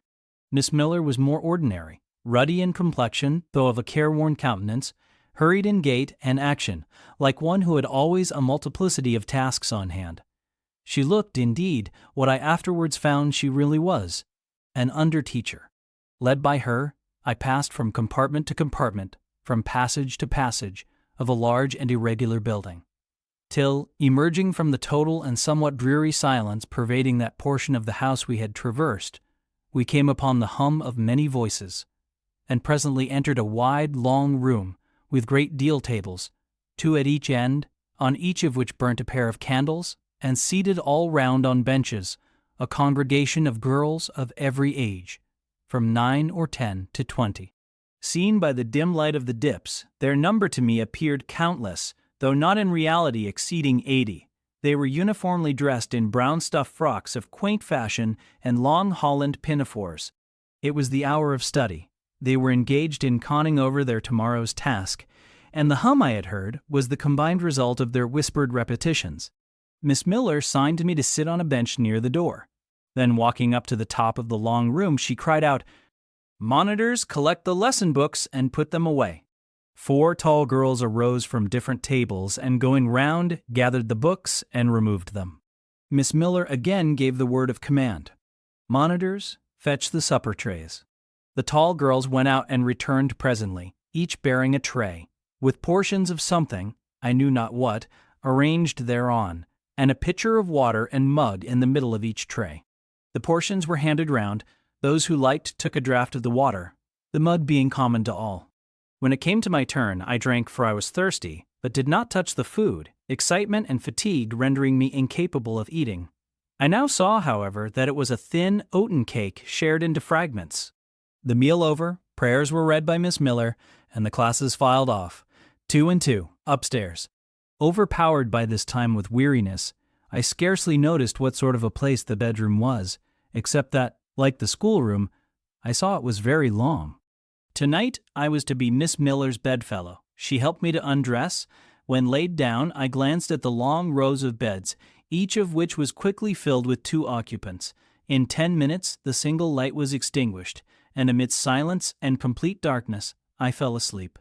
The night passed rapidly. I was too tired even to dream. I only once awoke to hear the wind rave in furious gusts and the rain fall in torrents, and to be sensible that Miss Miller had taken her place by my side. When I again unclosed my eyes, a loud bell was ringing. The girls were up and dressing. Day had not yet begun to dawn, and a rushlight or 2 burned in the room. I too rose reluctantly. It was bitter cold, and I dressed as well as I could for shivering, and washed when there was a basin at liberty, which did not occur soon, as there was but 1 basin to 6 girls on the stands down the middle of the room. Again the bell rang. All formed in file, 2 and 2, and in that order descended the stairs and entered the cold and dimly lit schoolroom. Here prayers were read by Miss Miller. Afterwards she called out, "Form classes." A great tumult succeeded for some minutes, during which Miss Miller repeatedly exclaimed, "Silence!" and "Order!" When it subsided, I saw them all drawn up in 4 semicircles, before 4 chairs, placed at the 4 tables. All held books in their hands, and a great book, like a Bible, lay on each table, before the vacant seat. A pause of some seconds succeeded, filled up by the low, vague hum of numbers. Miss Miller walked from class to class, hushing this indefinite sound. A distant bell tinkled. Immediately 3 ladies entered the room, each walked to a table and took her seat. Miss Miller assumed the 4th vacant chair, which was that nearest the door, and around which the smallest of the children were assembled. To this inferior class I was called, and placed at the bottom of it. Business now began. The day's collect was repeated, then certain texts of Scripture were said, and to these succeeded a protracted reading of chapters in the Bible, which lasted an hour. By the time that exercise was terminated, day had fully dawned. The indefatigable bell now sounded for the 4th time. The classes were marshaled and marched into another room to breakfast. How glad I was to behold a prospect of getting something to eat. I was now nearly sick from inanition, having taken so little the day before. The refectory was a great, low-ceilinged, gloomy room. On 2 long tables smoked basins of something hot, which, however, to my dismay, sent forth an odor far from inviting. I saw a universal manifestation of discontent when the fumes of the repast met the nostrils of those destined to swallow it. From the van of the procession, the tall girls of the 1st class, rose the whispered words. "Disgusting! The porridge is burnt again." "Silence!" ejaculated a voice, not that of Miss Miller, but one of the upper teachers, a little and dark personage, smartly dressed but of somewhat morose aspect, who installed herself at the top of one table, while a more buxom lady presided at the other. I looked in vain for her I had first seen the night before. She was not visible. Miss Miller occupied the foot of the table where I sat, and a strange, foreign-looking elderly lady, the French teacher, as I afterwards found, took the corresponding seat at the other board. A long grace was said and a hymn sung. Then a servant brought in some tea for the teachers, and the meal began. Ravenous, and now very faint, I devoured a spoonful or 2 of my portion without thinking of its taste, but the first edge of hunger blunted, I perceived I had got in hand a nauseous mess. Burnt porridge is almost as bad as rotten potatoes. Famine itself soon sickens over it. The spoons were moved slowly. I saw each girl taste her food and try to swallow it, but in most cases the effort was soon relinquished. Breakfast was over, and none had breakfasted. Thanks being returned for what we had not got, and a second hymn chanted, the refectory was evacuated for the schoolroom. I was one of the last to go out, and in passing the tables, I saw one teacher take a basin of the porridge and taste it. She looked at the others. All their countenances expressed displeasure, and one of them, the stout one, whispered, "Abominable stuff! How shameful!" A quarter of an hour passed before lessons again began, during which the schoolroom was in a glorious tumult.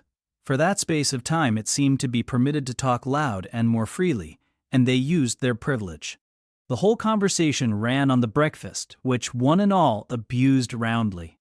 Poor things! It was the sole consolation they had. Miss Miller was now the only teacher in the room. A group of great girls standing about her spoke with serious and sullen gestures. I heard the name of Mr. Brocklehurst pronounced by some lips, at which Miss Miller shook her head disapprovingly, but she made no great effort to check the general wrath. Doubtless she shared in it. A clock in the schoolroom struck 9. Miss Miller left her circle and, standing in the middle of the room, cried, "Silence! To your seats!" Discipline prevailed. In 5 minutes the confused throng was resolved into order, and comparative silence quelled the babel clamor of tongues. The upper teachers now punctually resumed their posts, but still all seemed to wait. Ranged on benches down the sides of the room, the 80 girls sat motionless and erect.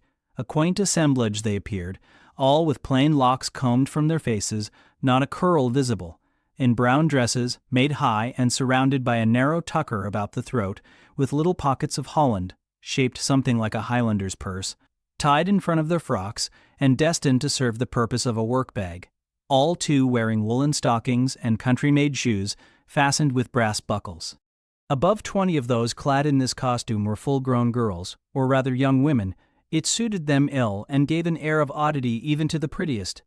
I was still looking at them, and also at intervals examining the teachers, none of whom precisely pleased me.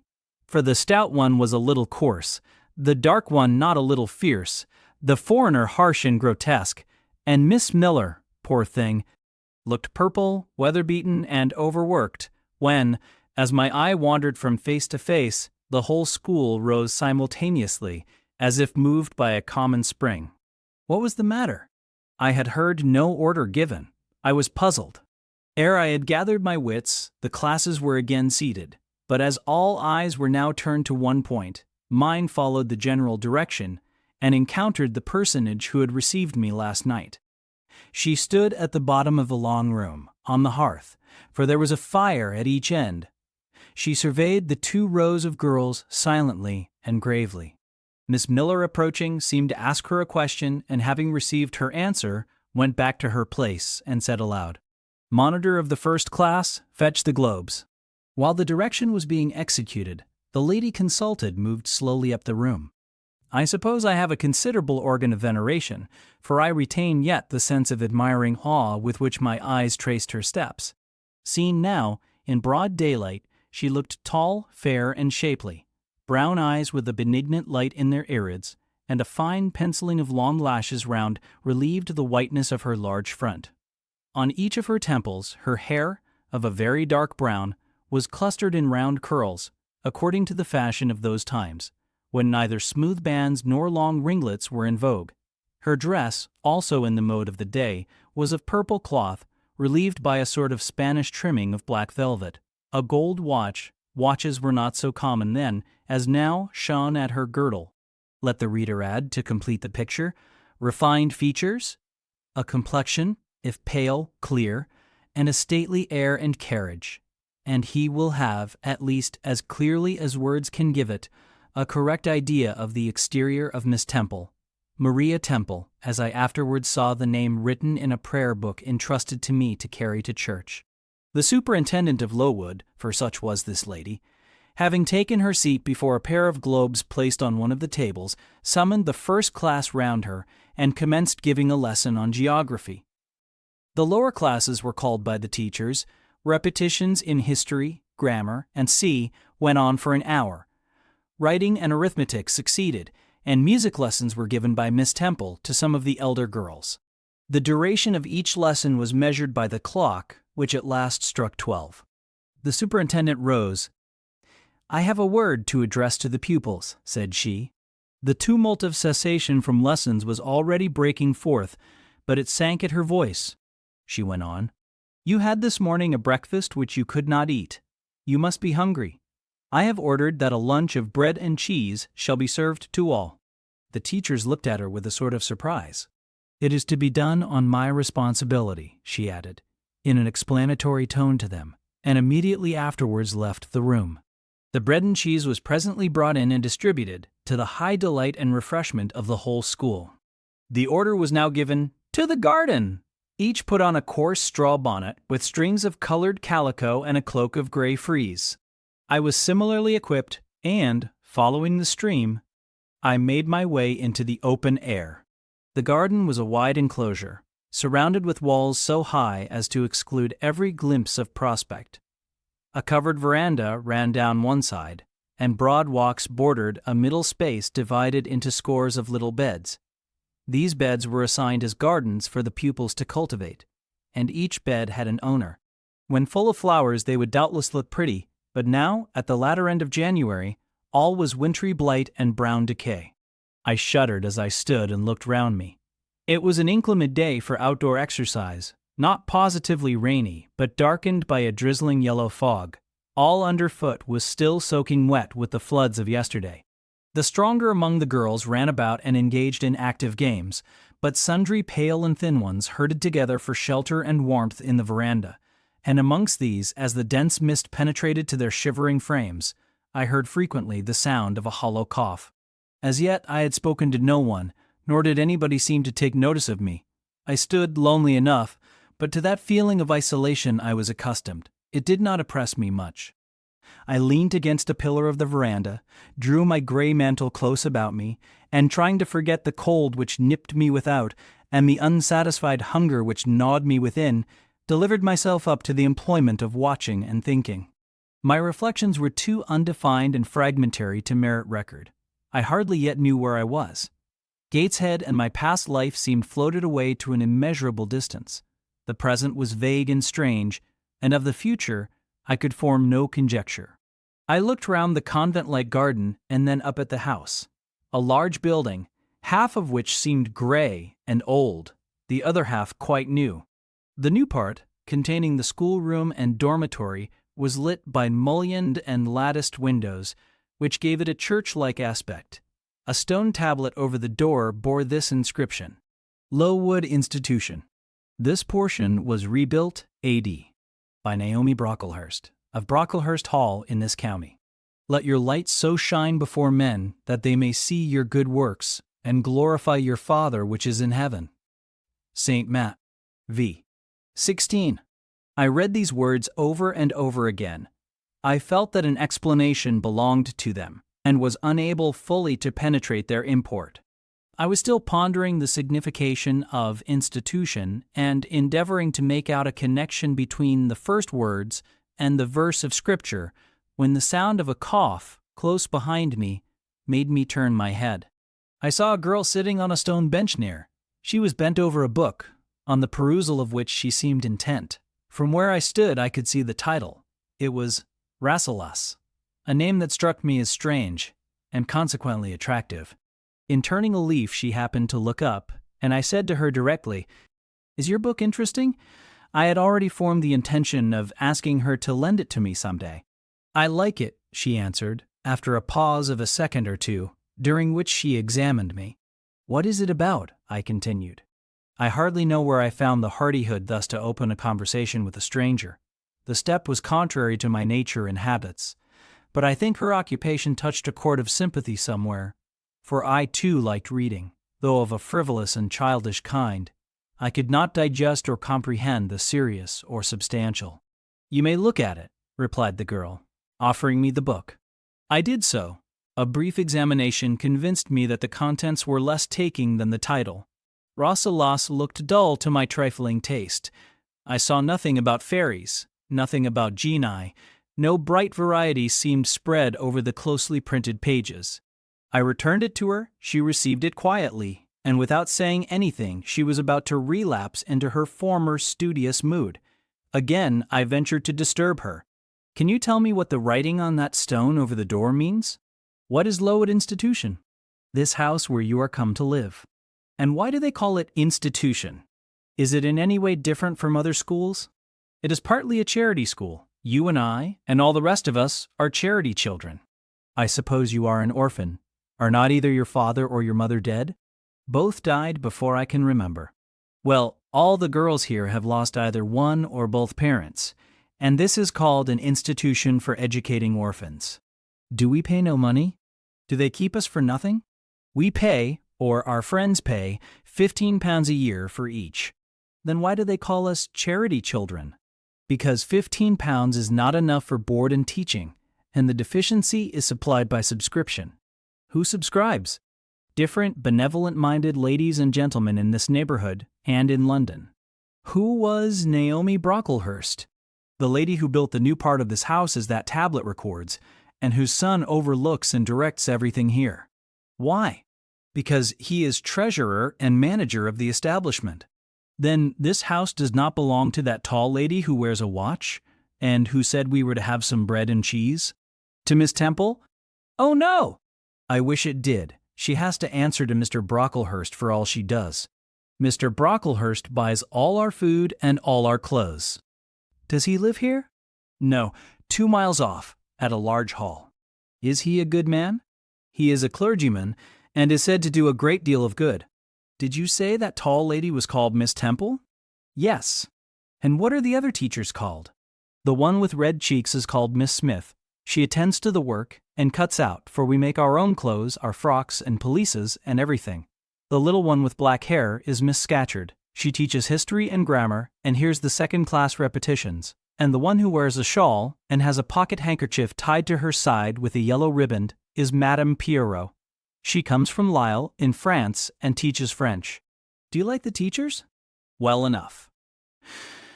Do you like the little black one and the madam? I cannot pronounce her name as you do. Miss Scatcherd is hasty, you must take care not to offend her. Madame Pierrot is not a bad sort of person. But Miss Temple is the best, isn't she? Miss Temple is very good and very clever. She is above the rest, because she knows far more than they do. Have you been long here? 2 years. Are you an orphan? My mother is dead. Are you happy here? You ask rather too many questions. I have given you answers enough for the present. Now I want to read. But at that moment the summons sounded for dinner. All re-entered the house.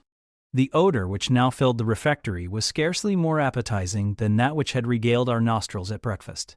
The dinner was served in 2 huge tin-plated vessels, whence rose a strong steam redolent of rancid fat. I found the mess to consist of indifferent potatoes and strange shreds of rusty meat mixed and cooked together.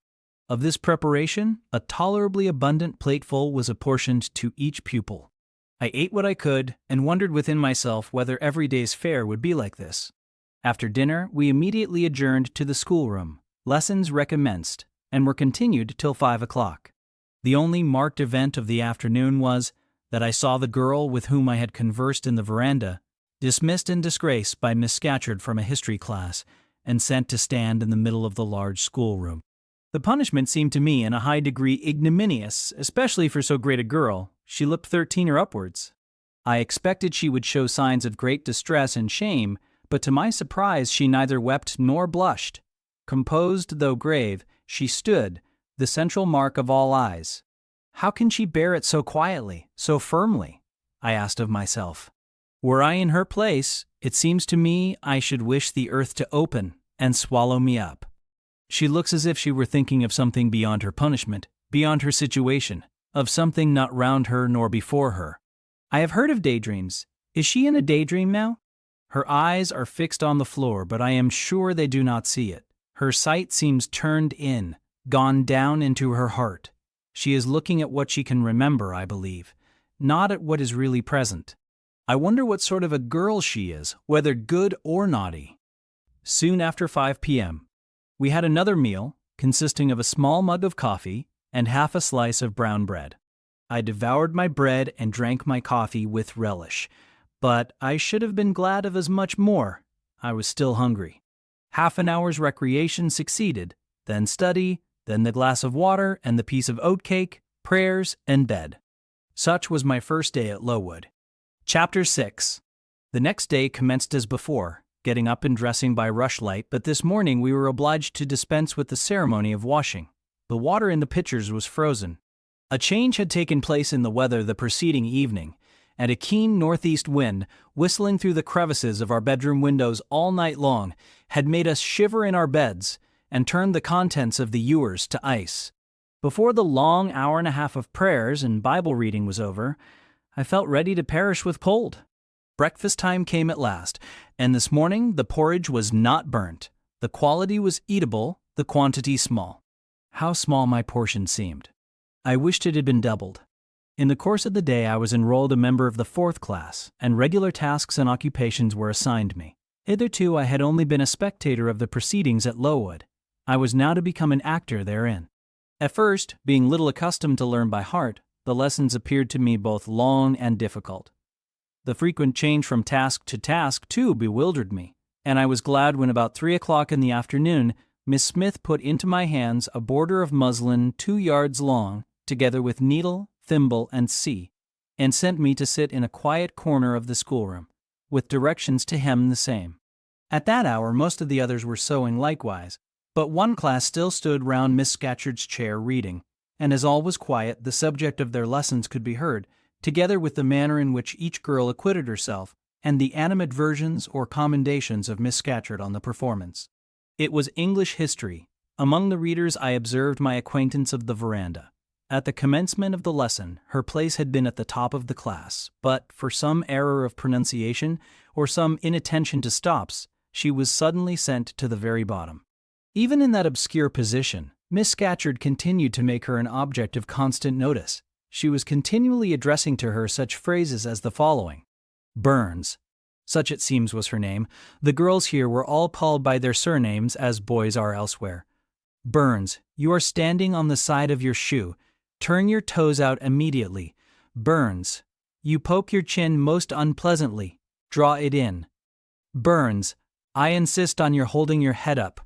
I will not have you before me in that attitude. And see. And see. A chapter having been read through twice, the books were closed and the girls examined. The lesson had comprised part of the reign of Charles I, and there were sundry questions about tonnage and poundage and ship money, which most of them appeared unable to answer. Still, every little difficulty was solved instantly when it reached Burns. Her memory seemed to have retained the substance of the whole lesson, and she was ready with answers on every point. I kept expecting that Miss Scatcherd would praise her attention, but, instead of that, she suddenly cried out, "You dirty, disagreeable girl! You have never cleaned your nails this morning." Burns made no answer. I wondered at her silence. Why, thought I, does she not explain that she could neither clean her nails nor wash her face, as the water was frozen? My attention was now called off by Miss Smith, desiring me to hold a skein of thread. While she was winding it, she talked to me from time to time, asking whether I had ever been at school before, whether I could mark, stitch, knit, and see. Till she dismissed me, I could not pursue my observations on Miss Scatcherd's movements. When I returned to my seat, that lady was just delivering an order of which I did not catch the import, but Burns immediately left the class, and going into the small inner room where the books were kept, returned in half a minute, carrying in her hand a bundle of twigs tied together at one end. This ominous tool she presented to Miss Scatcherd with a respectful courtesy. Then she quietly and without being told unloosed her pinafore, and the teacher instantly and sharply inflicted on her neck a dozen strokes with the bunch of twigs. Not a tear rose to Burns' eye, and while I paused from my sewing, because my fingers quivered at this spectacle with a sentiment of unavailing and impotent anger, not a feature of her pensive face altered its ordinary expression. "Hardened girl!" exclaimed Miss Scatcherd. "Nothing can correct you of your slatternly habits. Carry the rod away." Burns obeyed. I looked at her narrowly as she emerged from the book closet. She was just putting back her handkerchief into her pocket, and the trace of a tear glistened on her thin cheek. The play hour in the evening I thought the pleasantest fraction of the day at Lowood.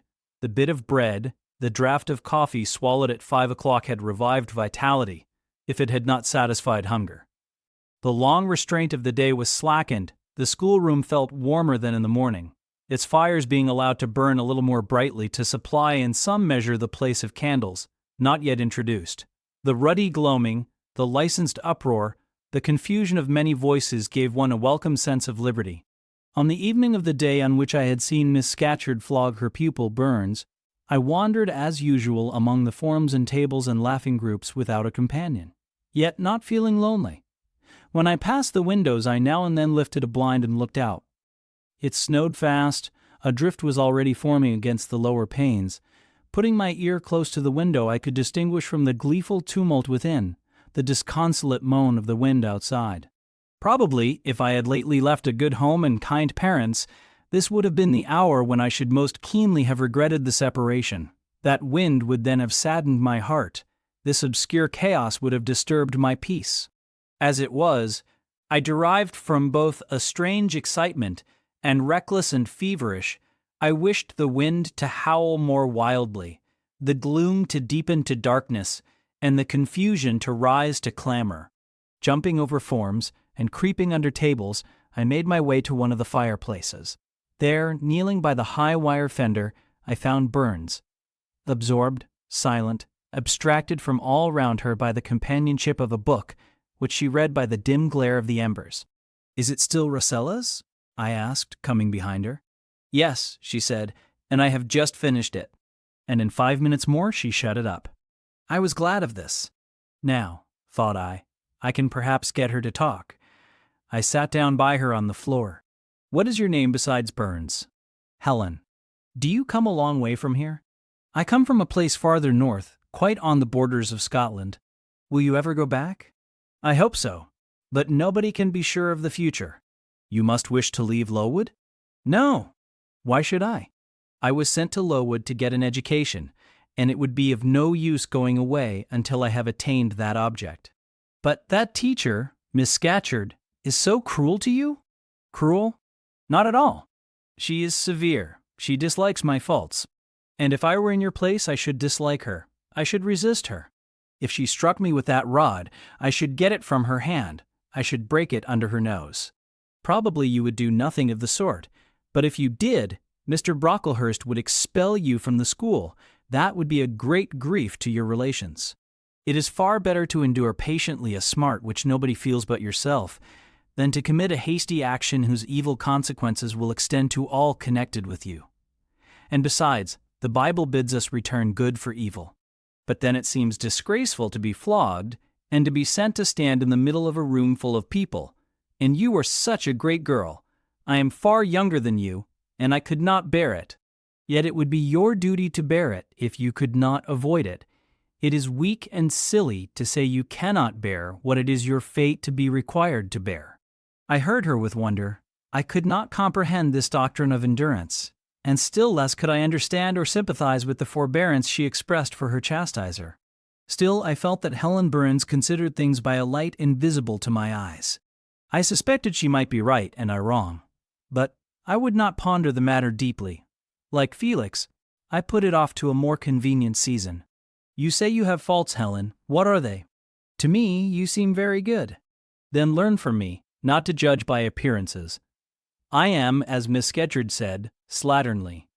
I seldom put and never keep things in order. I am careless. I forget rules. I read when I should learn my lessons. I have no method. And sometimes I say, like you, I cannot bear to be subjected to systematic arrangements. This is all very provoking to Miss Scatcherd, who is naturally neat, punctual, and particular. And cross and cruel, I added. But Helen Burns would not admit my addition. She kept silence. Is Miss Temple as severe to you as Miss Scatcherd? At the utterance of Miss Temple's name, a soft smile flitted over her grave face. Miss Temple is full of goodness. It pains her to be severe to anyone, even the worst in the school. She sees my errors and tells me of them gently, and if I do anything worthy of praise, she gives me my meed liberally. One strong proof of my wretchedly defective nature is that even her expostulations, so mild, so rational, have not influence to cure me of my faults, and even her praise, though I value it most highly, cannot stimulate me to continued care and foresight. That is curious, said I. It is so easy to be careful. For you, I have no doubt it is. I observed you in your class this morning, and saw you were closely attentive. Your thoughts never seemed to wander while Miss Miller explained the lesson and questioned you. Now, mine continually rove away. When I should be listening to Miss Scatcherd and collecting all she says with assiduity, often I lose the very sound of her voice. I fall into a sort of dream. Sometimes I think I am in Northumberland, and that the noises I hear round me are the bubbling of a little brook which runs through Deepden near our house. Then, when it comes to my turn to reply, I have to be awakened, and having heard nothing of what was read for listening to the visionary brook, I have no answer ready. Yet how well you replied this afternoon. It was mere chance. The subject on which we had been reading had interested me. This afternoon, instead of dreaming of Deepden, I was wondering how a man who wished to do right could act so unjustly and unwisely as Charles I sometimes did. And I thought, what a pity it was that, with his integrity and conscientiousness, he could see no farther than the prerogatives of the crown. If he had but been able to look to a distance and see how what they call the spirit of the age was tending. Still, I like Charles. I respect him. I pity him, poor murdered king. Yes, his enemies were the worst. They shed blood they had no right to shed. How dared they kill him? Helen was talking to herself now. She had forgotten I could not very well understand her, that I was ignorant, or nearly so, of the subject she discussed. I recalled her to my level. And when Miss Temple teaches you, do your thoughts wander then? No, certainly not often, because Miss Temple has generally something to say which is newer than my own reflections. Her language is singularly agreeable to me, and the information she communicates is often just what I wish to gain. Well then, with Miss Temple you are good? Yes, in a passive way. I make no effort. I follow as inclination guides me. There is no merit in such goodness. A great deal. You are good to those who are good to you. It is all I ever desire to be. If people were always kind and obedient to those who are cruel and unjust, the wicked people would have it all their own way. They would never feel afraid, and so they would never alter, but would grow worse and worse. When we are struck at without a reason, we should strike back again very hard. I am sure we should, so hard as to teach the person who struck us never to do it again. You will change your mind, I hope, when you grow older. As yet you are but a little untaught girl. But I feel this, Helen. I must dislike those who, whatever I do to please them, persist in disliking me. I must resist those who punish me unjustly. It is as natural as that I should love those who show me affection, or submit to punishment when I feel it is deserved. Heathens and savage tribes hold that doctrine, but Christians and civilized nations disown it. How? I don't understand. It is not violence that best overcomes hate, nor vengeance that most certainly heals injury. What then? Read the New Testament and observe what Christ says, and how he acts. Make his word your rule, and his conduct your example. What does he say? Love your enemies, bless them that curse you, do good to them that hate you and despitefully use you. Then I should love Mrs. Reed, which I cannot do. I should bless her son John, which is impossible. In her turn, Helen Burns asked me to explain, and I proceeded forthwith to pour out, in my own way, the tale of my sufferings and resentments. Bitter and truculent when excited, I spoke as I felt, without reserve or softening. Helen heard me patiently to the end. I expected she would then make a remark, but she said nothing. Well, I asked impatiently, is not Mrs. Reed a hard-hearted bad woman? She has been unkind to you, no doubt, because, you see, she dislikes your cast of character, as Miss Scatcherd does mine. But how minutely you remember all she has done and said to you. What a singularly deep impression her injustice seems to have made on your heart. No ill usage so brands its record on my feelings. Would you not be happier if you tried to forget her severity, together with the passionate emotions it excited? Life appears to me too short to be spent in nursing animosity or registering wrongs. We are, and must be, one and all, burdened with faults in this world, but the time will soon come when, I trust, we shall put them off in putting off our corruptible bodies, when debasement and sin will fall from us with this cumbrous frame of flesh, and only the spark of the Spirit will remain, the impalpable principle of light and thought, pure as when it left the Creator to inspire the creature. Whence it came, it will return, perhaps again to be communicated to some being higher than man, perhaps to pass through gradations of glory, from the pale human soul to brighten to the seraph. Surely it will never, on the contrary, be suffered to degenerate from man to fiend? No, I cannot believe that.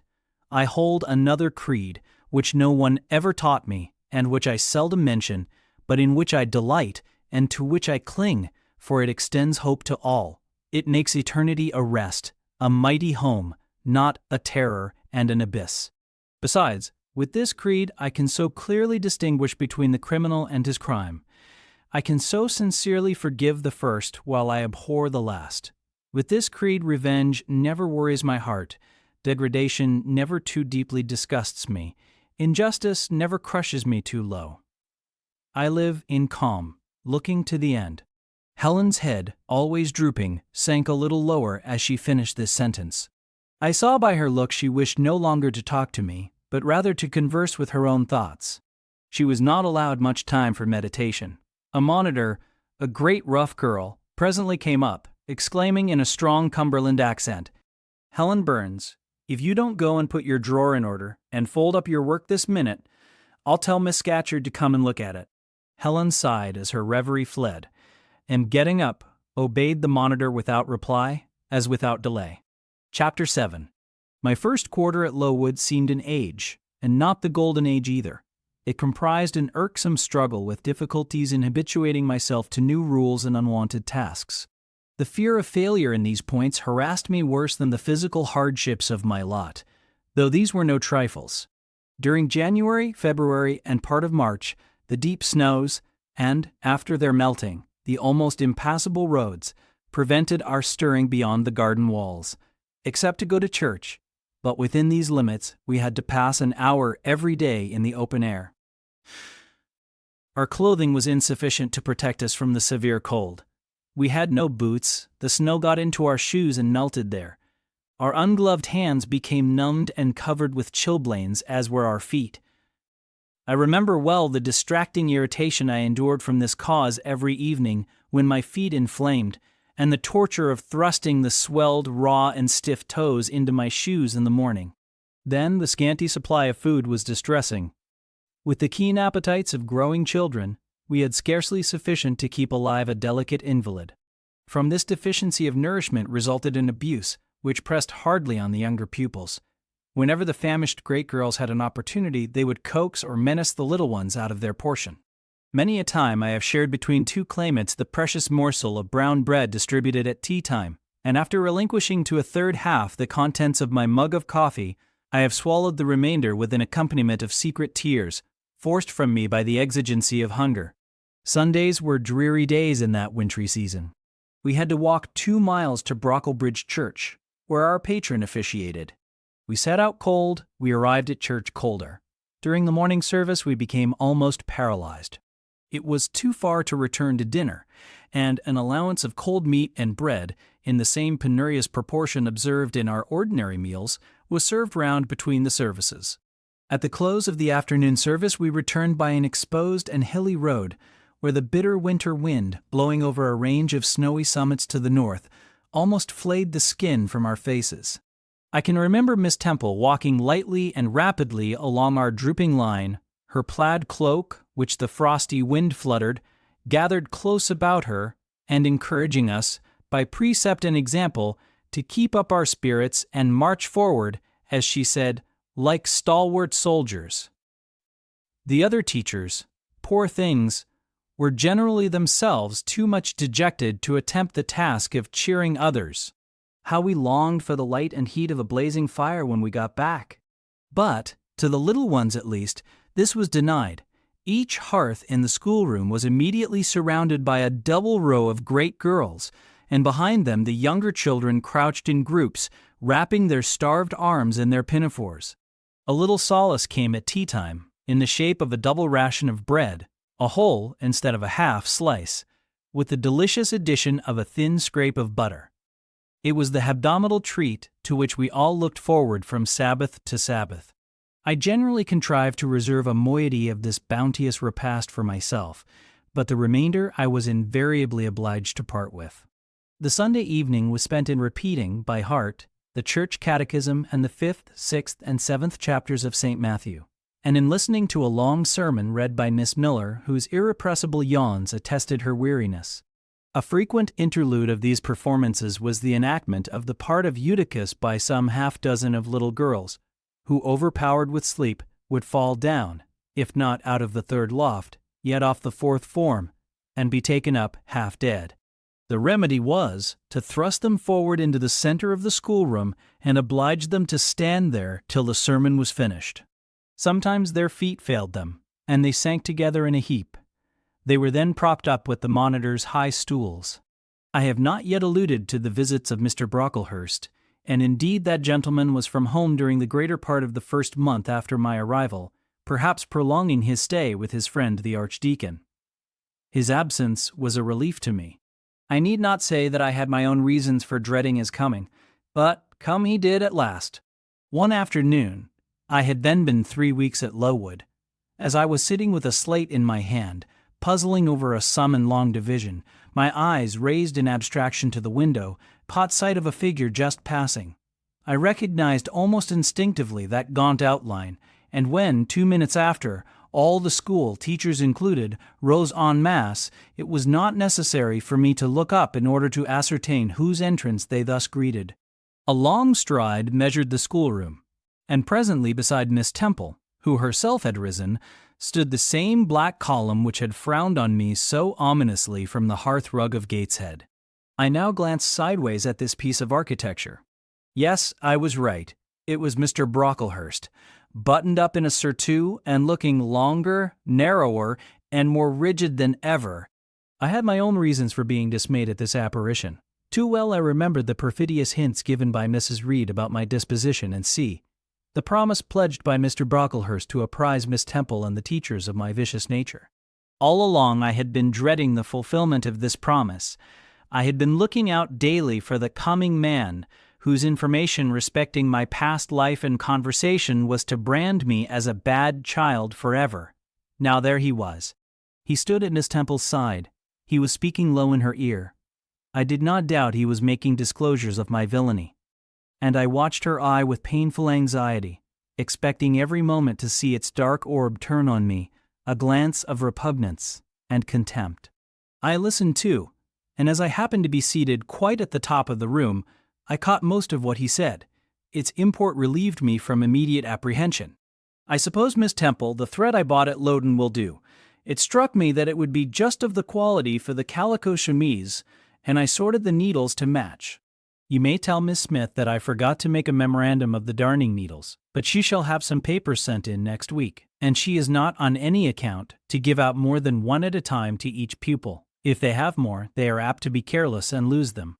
And, oh ma'am, I wish the woolen stockings were better looked to. When I was here last, I went into the kitchen garden and examined the clothes drying on the line. There was a quantity of black hose in a very bad state of repair. From the size of the holes in them, I was sure they had not been well mended from time to time. He paused. Your directions shall be attended to, sir, said Miss Temple. And, ma'am, he continued, the laundress tells me some of the girls have 2 clean tuckers in the week. It is too much. The rules limit them to 1. I think I can explain that circumstance, sir. Agnes and Catherine Johnstone were invited to take tea with some friends at Loughton last Thursday, and I gave them leave to put on clean tuckers for the occasion. Mr. Brocklehurst nodded. Well, for once it may pass, but please not to let the circumstance occur too often. And there is another thing which surprised me. I find, in settling accounts with the housekeeper, that a lunch consisting of bread and cheese has twice been served out to the girls during the past fortnight. How is this? I looked over the regulations, and I find no such meal as lunch mentioned. Who introduced this innovation? And by what authority? I must be responsible for the circumstance, sir, replied Miss Temple. The breakfast was so ill prepared that the pupils could not possibly eat it, and I dared not allow them to remain fasting till dinner time. Madam, allow me an instant. You are aware that my plan in bringing up these girls is not to accustom them to habits of luxury and indulgence, but to render them hardy, patient, self-denying. Should any little accidental disappointment of the appetite occur, such as the spoiling of a meal, the under or the overdressing of a dish, the incident ought not to be neutralized by replacing with something more delicate the comfort lost, thus pampering the body and obviating the aim of this institution. It ought to be improved to the spiritual edification of the pupils by encouraging them to evince fortitude under the temporary privation. A brief address on those occasions would not be mistimed, wherein a judicious instructor would take the opportunity of referring to the sufferings of the primitive Christians, to the torments of martyrs, to the exhortations of our blessed Lord himself, calling upon his disciples to take up their cross and follow him, to his warnings that man shall not live by bread alone, but by every word that proceedeth out of the mouth of God, to his divine consolations, if ye suffer hunger or thirst for my sake, happy are ye.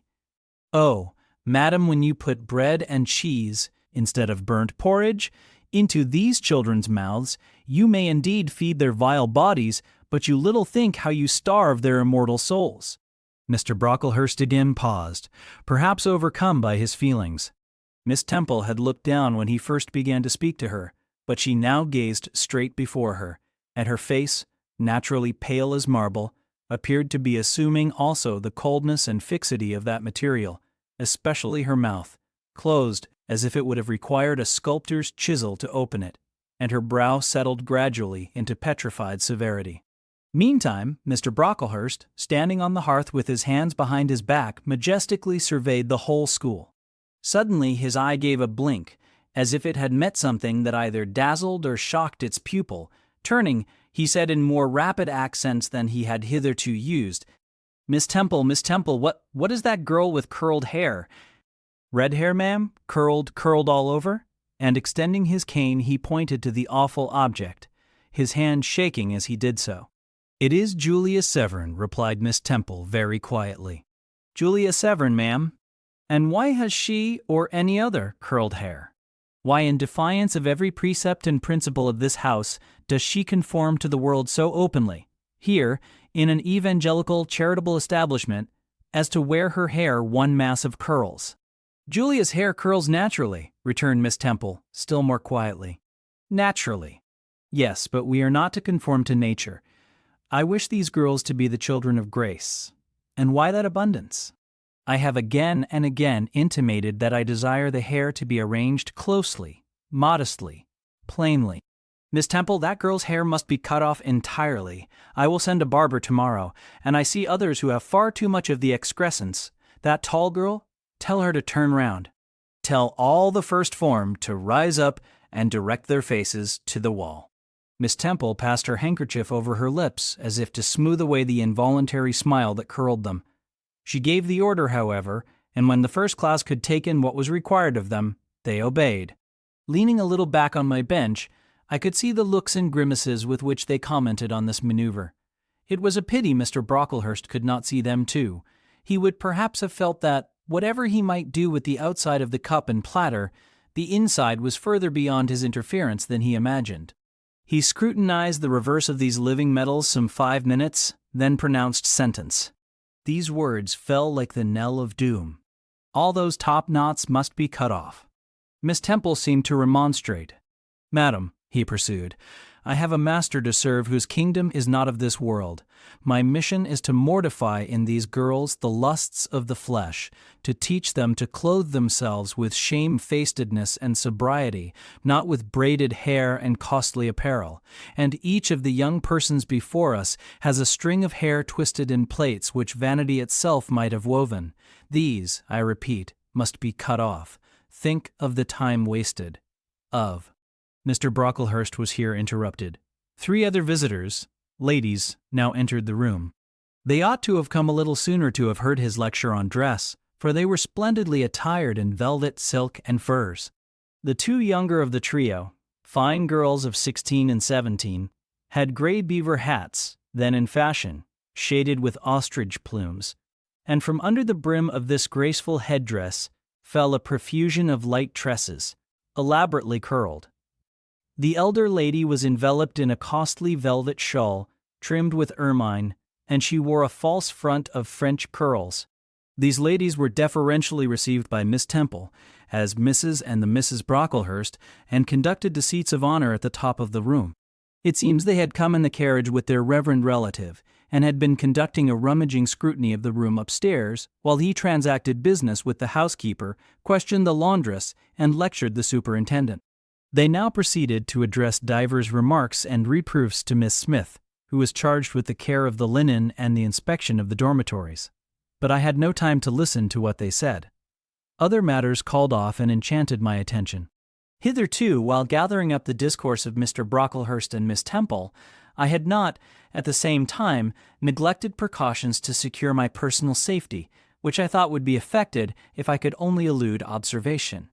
To this end, I had sat well back on the form, and while seeming to be busy with my sum, had held my slate in such a manner as to conceal my face. I might have escaped notice had not my treacherous slate somehow happened to slip from my hand, and falling with an obtrusive crash, directly drawn every eye upon me.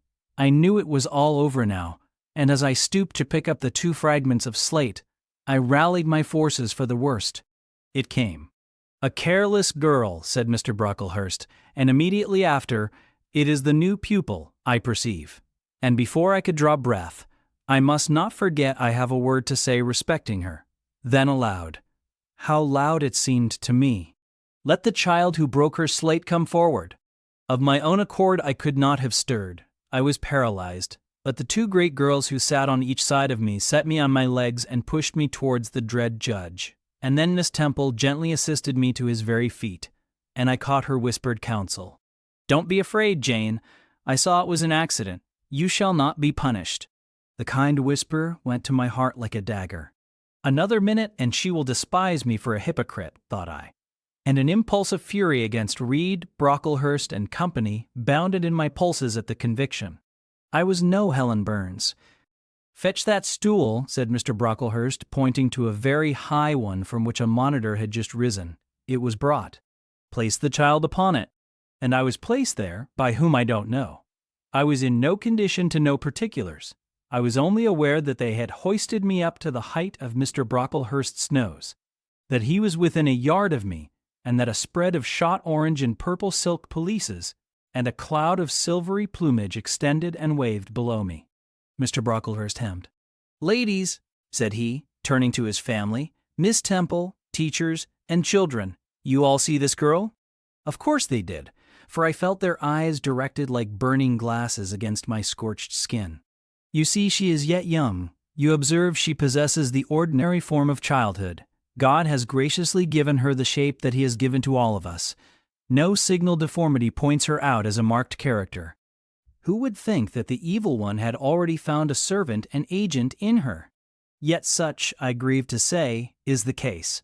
A pause, in which I began to steady the palsy of my nerves and to feel that the Rubicon was passed, and that the trial, no longer to be shirked, must be firmly sustained. "My dear children," pursued the black marble clergyman with pathos, "this is a sad, a melancholy occasion, for it becomes my duty to warn you that this girl, who might be one of God's own lambs, is a little castaway, not a member of the true flock, but evidently an interloper and an alien. You must be on your guard against her. You must shun her example. If necessary, avoid her company, exclude her from your sports, and shut her out from your converse. Teachers, you must watch her. Keep your eyes on her movements. Weigh well her words. Scrutinize her actions. Punish her body to save her soul. If indeed such salvation be possible, for my tongue falters while I tell it, this girl, this child, the native of a Christian land, worse than many a little heathen who says its prayers to Brahma and kneels before Juggernaut, this girl is a liar." Now came a pause of 10 minutes, during which I, by this time in perfect possession of my wits, observed all the female Brocklehursts produce their pocket handkerchiefs and apply them to their optics, while the elderly lady swayed herself to and fro, and the two younger ones whispered, "How shocking!" Mr. Brocklehurst resumed. "This I learned from her benefactress, from the pious and charitable lady who adopted her in her orphan state, reared her as her own daughter, and whose kindness, whose generosity the unhappy girl repaid by an ingratitude so bad, so dreadful, that at last her excellent patroness was obliged to separate her from her own young ones, fearful lest her vicious example should contaminate their purity. She has sent her here to be healed even as the Jews of old sent their disease to the troubled pool of Bethesda. And teachers, superintendent, I beg of you not to allow the waters to stagnate round her." With this sublime conclusion, Mr. Brocklehurst adjusted the top button of his surtout, muttered something to his family, who rose, bowed to Miss Temple, and then all the great people sailed in state from the room. Turning at the door, my judge said, "Let her stand half an hour longer on that stool, and let no one speak to her during the remainder of the day." There was I, then, mounted aloft. I, who had said I could not bear the shame of standing on my natural feet in the middle of the room, was now exposed to general view on a pedestal of infamy. What my sensations were, no language can describe, but just as they all rose, stifling my breath and constricting my throat, a girl came up and passed me. In passing, she lifted her eyes. What a strange light inspired them! What an extraordinary sensation that ray sent through me! How the new feeling bore me up! It was as if a martyr, a hero, had passed a slave or victim and imparted strength in the transit. I mastered the rising hysteria, lifted up my head, and took a firm stand on the stool. Helen Burns asked some slight question about her work of Miss Smith, was chidden for the triviality of the inquiry, returned to her place, and smiled at me as she again went by. What a smile! I remember it now, and I know that it was the effluence of fine intellect, of true courage. It lit up her marked lineaments, her thin face, her sunken gray eye, like a reflection from the aspect of an angel. Yet at that moment Helen Burns wore on her arm the untidy badge, Scarcely an hour ago I had heard her condemned by Miss Scatcherd to a dinner of bread and water on the morrow because she had blotted an exercise in copying it out. Such is the imperfect nature of man. Such spots are there on the disk of the clearest planet, and eyes like Miss Scatcherd's can only see those minute defects, and are blind to the full brightness of the orb. Chapter 8. Ere the half-hour ended, 5 o'clock struck. School was dismissed, and all were gone into the refectory to tea. I now ventured to descend. It was deep dusk. I retired into a corner and sat down on the floor. The spell by which I had been so far supported began to dissolve. Reaction took place, and soon, so overwhelming was the grief that seized me, I sank prostrate with my face to the ground. Now I wept. Helen Burns was not here. Nothing sustained me. Left to myself, I abandoned myself, and my tears watered the boards. I had meant to be so good, and to do so much at Lowood, to make so many friends, to earn respect and win affection. Already I had made visible progress. That very morning I had reached the head of my class. Miss Miller had praised me warmly. Miss Temple had smiled approbation. She had promised to teach me drawing, and to let me learn French, if I continued to make similar improvement 2 months longer. And then I was well received by my fellow pupils, treated as an equal by those of my own age, and not molested by any. Now, here I lay again crushed and trodden on. And could I ever rise more? Never, I thought, and ardently I wished to die. While sobbing out this wish in broken accents, someone approached. I started up. Again, Helen Burns was near me. The fading fires just showed her coming up the long, vacant room. She brought my coffee and bread. "Come, eat something," she said, but I put both away from me, feeling as if a drop or a crumb would have choked me in my present condition. Helen regarded me, probably with surprise. I could not now abate my agitation, though I tried hard. I continued to weep aloud. She sat down on the ground near me, embraced her knees with her arms, and rested her head upon them. In that attitude she remained silent as an Indian. I was the first who spoke.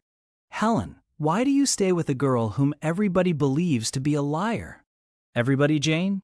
Why, there are only 80 people who have heard you called so, and the world contains hundreds of millions. But what have I to do with millions? The 80 I know despise me. Jane, you are mistaken. Probably not one in the school either despises or dislikes you. Many, I am sure, pity you much. How can they pity me after what Mr. Brocklehurst has said? Mr. Brocklehurst is not a god, nor is he even a great and admired man. He is little liked here. He never took steps to make himself liked. Had he treated you as an especial favorite, you would have found enemies, declared or covert, all around you. As it is, the greater number would offer you sympathy if they dared. Teachers and pupils may look coldly on you for a day or two, but friendly feelings are concealed in their hearts, and if you persevere in doing well, these feelings will ere long appear so much the more evidently for their temporary suppression. Besides, Jane, she paused. "Well, Helen," said I, putting my hand into hers. She chafed my fingers gently to warm them, and went on. "If all the world hated you and believed you wicked, while your own conscience approved you and absolved you from guilt, you would not be without friends. No, I know I should think well of myself, but that is not enough. If others don't love me, I would rather die than live. I cannot bear to be solitary and hated, Helen. Look here.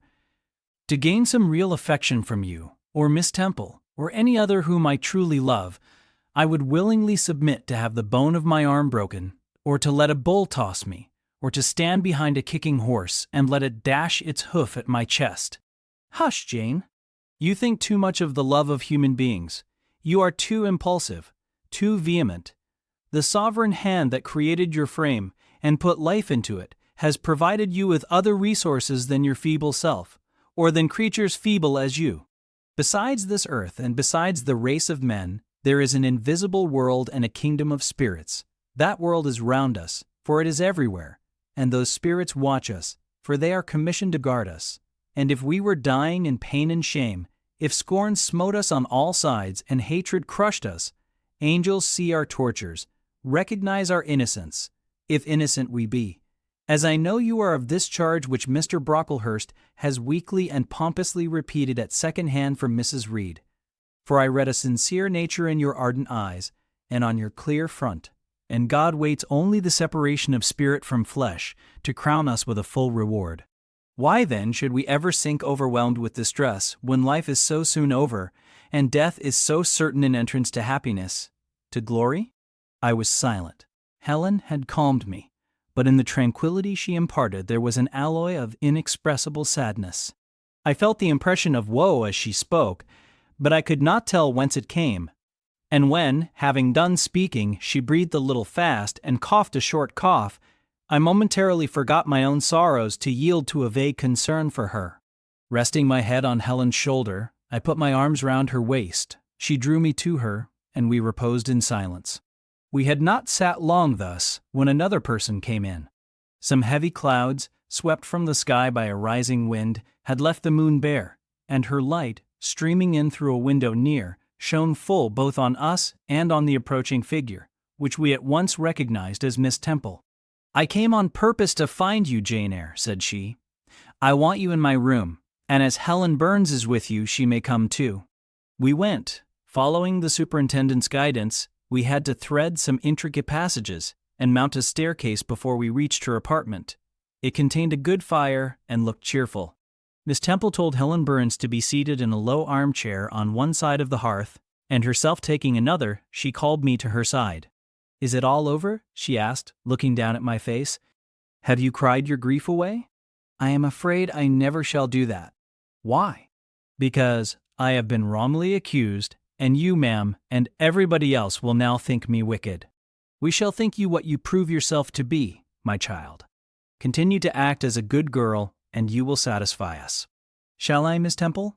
"You will," said she, passing her arm around me. "And now tell me who is the lady whom Mr. Brocklehurst called your benefactress?" "Mrs. Reed, my uncle's wife. My uncle is dead, and he left me to her care." "Did she not then adopt you of her own accord?" "No, ma'am. She was sorry to have to do it, but my uncle, as I have often heard the servants say, got her to promise before he died that she would always keep me." "Well now, Jane, you know, or at least I will tell you, that when a criminal is accused, he is always allowed to speak in his own defense. You have been charged with falsehood. Defend yourself to me as well as you can. Say whatever your memory suggests is true, but add nothing and exaggerate nothing." I resolved, in the depth of my heart, that I would be most moderate, most correct, and having reflected a few minutes in order to arrange coherently what I had to say, I told her all the story of my sad childhood. Exhausted by emotion, my language was more subdued than it generally was when it developed that sad theme, and mindful of Helen's warnings against the indulgence of resentment, I infused into the narrative far less of gall and wormwood than ordinary. Thus restrained and simplified, it sounded more credible. I felt as I went on that Miss Temple fully believed me. In the course of the tale I had mentioned Mr. Lloyd as having come to see me after the fit, for I never forgot the, to me, frightful episode of the Red Room, in detailing which my excitement was sure, in some degree, to break bounds, for nothing could soften in my recollection the spasm of agony which clutched my heart when Mrs. Reed spurned my wild supplication for pardon, and locked me a second time in the dark and haunted chamber. I had finished. Miss Temple regarded me a few minutes in silence. She then said, "I know something of Mr. Lloyd. I shall write to him. If his reply agrees with your statement, you shall be publicly cleared from every imputation. To me, Jane, you are clear now." She kissed me, and still keeping me at her side, where I was well contented to stand, for I derived a child's pleasure from the contemplation of her face, her dress, her one or two ornaments, her white forehead, her clustered and shining curls, and beaming dark eyes, she proceeded to address Helen Burns. "How are you tonight, Helen? Have you coughed much today?" "Not quite so much, I think, ma'am." "And the pain in your chest?" "It is a little better." Miss Temple got up, took her hand and examined her pulse, then she returned to her own seat. As she resumed it, I heard her sigh low. She was pensive a few minutes, then rousing herself she said cheerfully, "But you two are my visitors tonight. I must treat you as such." She rang her bell. "Barbara," she said to the servant who answered it, "I have not yet had tea. Bring the tray and place cups for these two young ladies." And a tray was soon brought. How pretty, to my eyes, did the china cups and bright teapot look, placed on the little round table near the fire. How fragrant was the steam of the beverage and the scent of the toast, of which, however, I, to my dismay, for I was beginning to be hungry, discerned only a very small portion. Miss Temple discerned it too. "Barbara," said she, "can you not bring a little more bread and butter? There is not enough for 3. Barbara went out. She returned soon. "Madam, Mrs. Harden says she has sent up the usual quantity." Mrs. Harden, be it observed, was the housekeeper, a woman after Mr. Brocklehurst's own heart, made up of equal parts of whalebone and iron. "Oh, very well," returned Miss Temple. "We must make it do, Barbara, I suppose." And, as the girl withdrew, she added, smiling, "Fortunately, I have it in my power to supply deficiencies for this once." Having invited Helen and me to approach the table and placed before each of us a cup of tea with one delicious but thin morsel of toast, she got up, unlocked a drawer, and taking from it a parcel wrapped in paper, disclosed presently to our eyes a good-sized seed cake. "I meant to give each of you some of this to take with you," said she, "but as there is so little toast, you must have it now," and she proceeded to cut slices with a generous hand. We feasted that evening as on nectar and ambrosia, and not the least delight of the entertainment was the smile of gratification with which our hostess regarded us, as we satisfied our famished appetites on the delicate fare she liberally supplied. Tea over and the tray removed, she again summoned us to the fire. We sat one on each side of her, and now a conversation followed between her and Helen, which it was indeed a privilege to be admitted to hear. Miss Temple had always something of serenity in her air, of state in her mien, of refined propriety in her language, which precluded deviation into the ardent, the excited, the eager, something which chastened the pleasure of those who looked on her and listened to her, by a controlling sense of awe. And such was my feeling now, but as to Helen Burns, I was struck with wonder. The refreshing meal, the brilliant fire, the presence and kindness of her beloved instructress, or perhaps more than all these, something in her own unique mind had roused her powers within her. They woke, they kindled. First they glowed in the bright tint of her cheek, which till this hour I had never seen but pale and bloodless. Then they shone in the liquid luster of her eyes, which had suddenly acquired a beauty more singular than that of Miss Temple's, a beauty neither of fine color, nor long eyelash, nor penciled brow, but of meaning, of movement, of radiance. Then her soul sat on her lips, and language flowed. From what source I cannot tell. Has a girl of 14 a heart large enough, vigorous enough, to hold the swelling spring of pure, full, fervid eloquence? Such was the characteristic of Helen's discourse on that, to me, memorable evening. Her spirit seemed hastening to live within a very brief span as much as many live during a protracted existence. They conversed of things I had never heard of nations in times past, of countries far away, of secrets of nature discovered or guessed at. They spoke of books, how many they had read, what stores of knowledge they possessed. Then they seemed so familiar with French names and French authors. But my amazement reached its climax when Miss Temple asked Helen if she sometimes snatched a moment to recall the Latin her father had taught her, and taking a book from a shelf, bade her read and construe a page of Virgil, and Helen obeyed, my organ of veneration expanding at every sounding line. She had scarcely finished ere the bell announced bedtime. No delay could be admitted. Miss Temple embraced us both, saying, as she drew us to her heart, "God bless you, my children." Helen she held a little longer than me. She let her go more reluctantly. It was Helen her eye followed to the door. It was for her she a second time breathed a sad sigh. For her she wiped a tear from her cheek. On reaching the bedroom, we heard the voice of Miss Scatcherd. She was examining drawers. She had just pulled out Helen Burns's. And when we entered, Helen was greeted with a sharp reprimand and told that tomorrow she should have half a dozen of untidily folded articles pinned to her shoulder. "My things were indeed in shameful disorder," murmured Helen to me in a low voice. "I intended to have arranged them, but I forgot." Next morning, Miss Scatcherd wrote in conspicuous characters on a piece of pasteboard the word slattern, and bound it like a phylactery round Helen's large, mild, intelligent, and benign-looking forehead. She wore it till evening, patient, unresentful, regarding it as a deserved punishment. The moment Miss Scutchard withdrew after afternoon school, I ran to Helen, tore it off, and thrust it into the fire. The fury of which she was incapable had been burning in my soul all day, and tears, hot and large, had continually been scalding my cheek, for the spectacle of her sad resignation gave me an intolerable pain at the heart. About a week subsequently to the incidents above narrated, Miss Temple, who had written to Mr. Lloyd, received his answer. It appeared that what he said went to corroborate my account.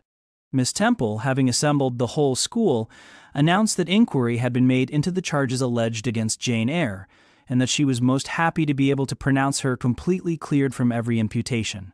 The teachers then shook hands with me and kissed me, and a murmur of pleasure ran through the ranks of my companions. Thus relieved of a grievous load, I from that hour set to work afresh, resolved to pioneer my way through every difficulty. I toiled hard, and my success was proportionate to my efforts. My memory, not naturally tenacious, improved with practice. Exercise sharpened my wits. In a few weeks, I was promoted to a higher class. In less than 2 months, I was allowed to commence French and drawing. I learned the first 2 tenses of the verb être and sketched my first cottage, whose walls, by the by, outrivaled in slope those of the Leaning Tower of Pisa, on the same day. That night, on going to bed, I forgot to prepare in imagination the Barmecide supper of hot roast potatoes, or white bread and new milk with which I was wont to amuse my inward cravings. I feasted instead on the spectacle of ideal drawings, which I saw in the dark, all the work of my own hands. Freely penciled houses and trees, picturesque rocks and ruins, Kupak-like groups of cattle, sweet paintings of butterflies hovering over unblown roses, of birds picking at ripe cherries, of wrens' nests enclosing pearl-like eggs wreathed about with young ivy sprays. I examined, too, in thought, the possibility of my ever being able to translate currently a certain little French story which Madame Pirot had that day shown me. Nor was that problem solved to my satisfaction, ere I fell sweetly asleep. Well has Solomon said, "Better is a dinner of herbs where love is, than a stalled ox and hatred therewith." I would not now have exchanged Lowood with all its privations for Gateshead and its daily luxuries. Chapter 9. But the privations, or rather the hardships, of Lowood lessened. Spring drew on. She was indeed already come. The frosts of winter had ceased. Its snows were melted, its cutting winds ameliorated. My wretched feet, flayed and swollen to lameness by the sharp air of January, began to heal and subside under the gentler breathings of April. The nights and mornings no longer by their Canadian temperature froze the very blood in our veins. We could now endure the play hour passed in the garden. Sometimes on a sunny day it began even to be pleasant and genial, and a greenness grew over those brown beds, which freshening daily suggested the thought that hope traversed them at night and left each morning brighter traces of her steps. Flowers peeped out amongst the leaves, snowdrops, crocuses, purple auriculas, and golden-eyed pansies. On Thursday afternoons, half-holidays, we now took walks, and found still sweeter flowers opening by the wayside, under the hedges. I discovered, too, that a great pleasure, an enjoyment which the horizon only bounded, lay all outside the high and spike-guarded walls of our garden. This pleasure consisted in prospect of noble summits, girdling a great hill hollow, rich in verdure and shadow, in a bright beck, full of dark stones and sparkling eddies. How different had this scene looked when I viewed it laid out beneath the iron sky of winter, stiffened in frost, shrouded with snow, when mists as chill as death wandered to the impulse of east winds along those purple peaks, and rolled down Ing and Holm till they blended with the frozen fog of the beck. That beck itself was then a torrent, turbid and curbless.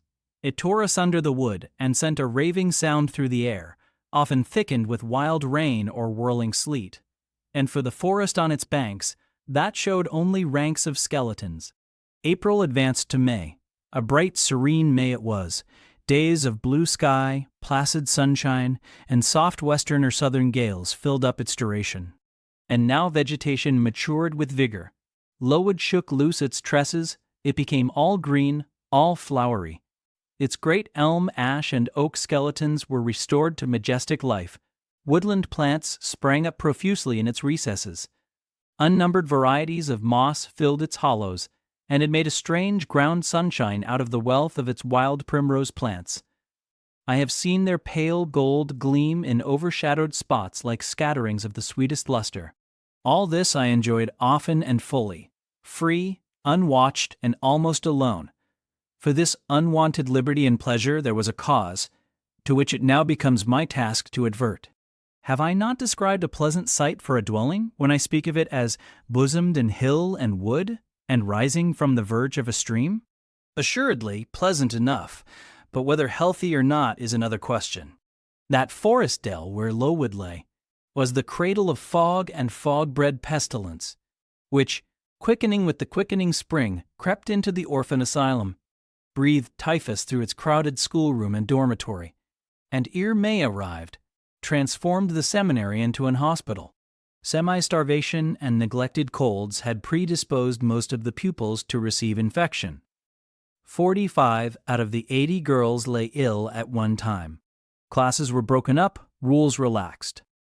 The few who continued well were allowed almost unlimited license, because the medical attendant insisted on the necessity of frequent exercise to keep them in health, and, had it been otherwise, no one had leisure to watch or restrain them. Miss Temple's whole attention was absorbed by the patients. She lived in the sick room, never quitting it except to snatch a few hours' rest at night. The teachers were fully occupied with packing up and making other necessary preparations for the departure of those girls who were fortunate enough to have friends and relations able and willing to remove them from the seat of contagion.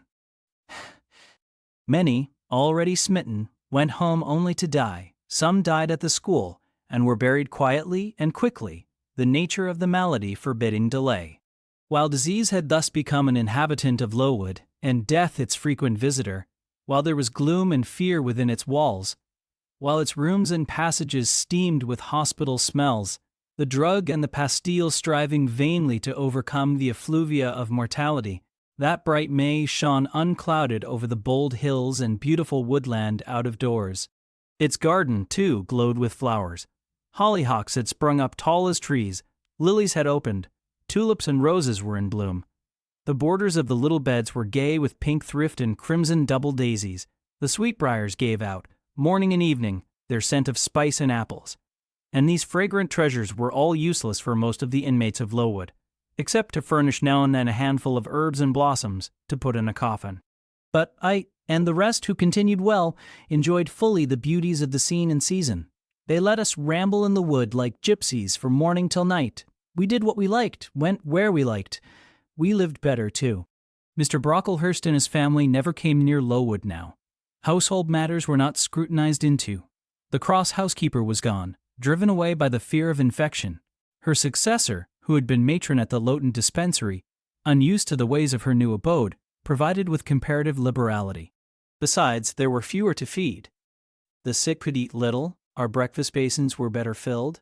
When there was no time to prepare a regular dinner, which often happened, she would give us a large piece of cold pie, or a thick slice of bread and cheese, and this we carried away with us to the wood, where we each chose the spot we liked best, and dined sumptuously.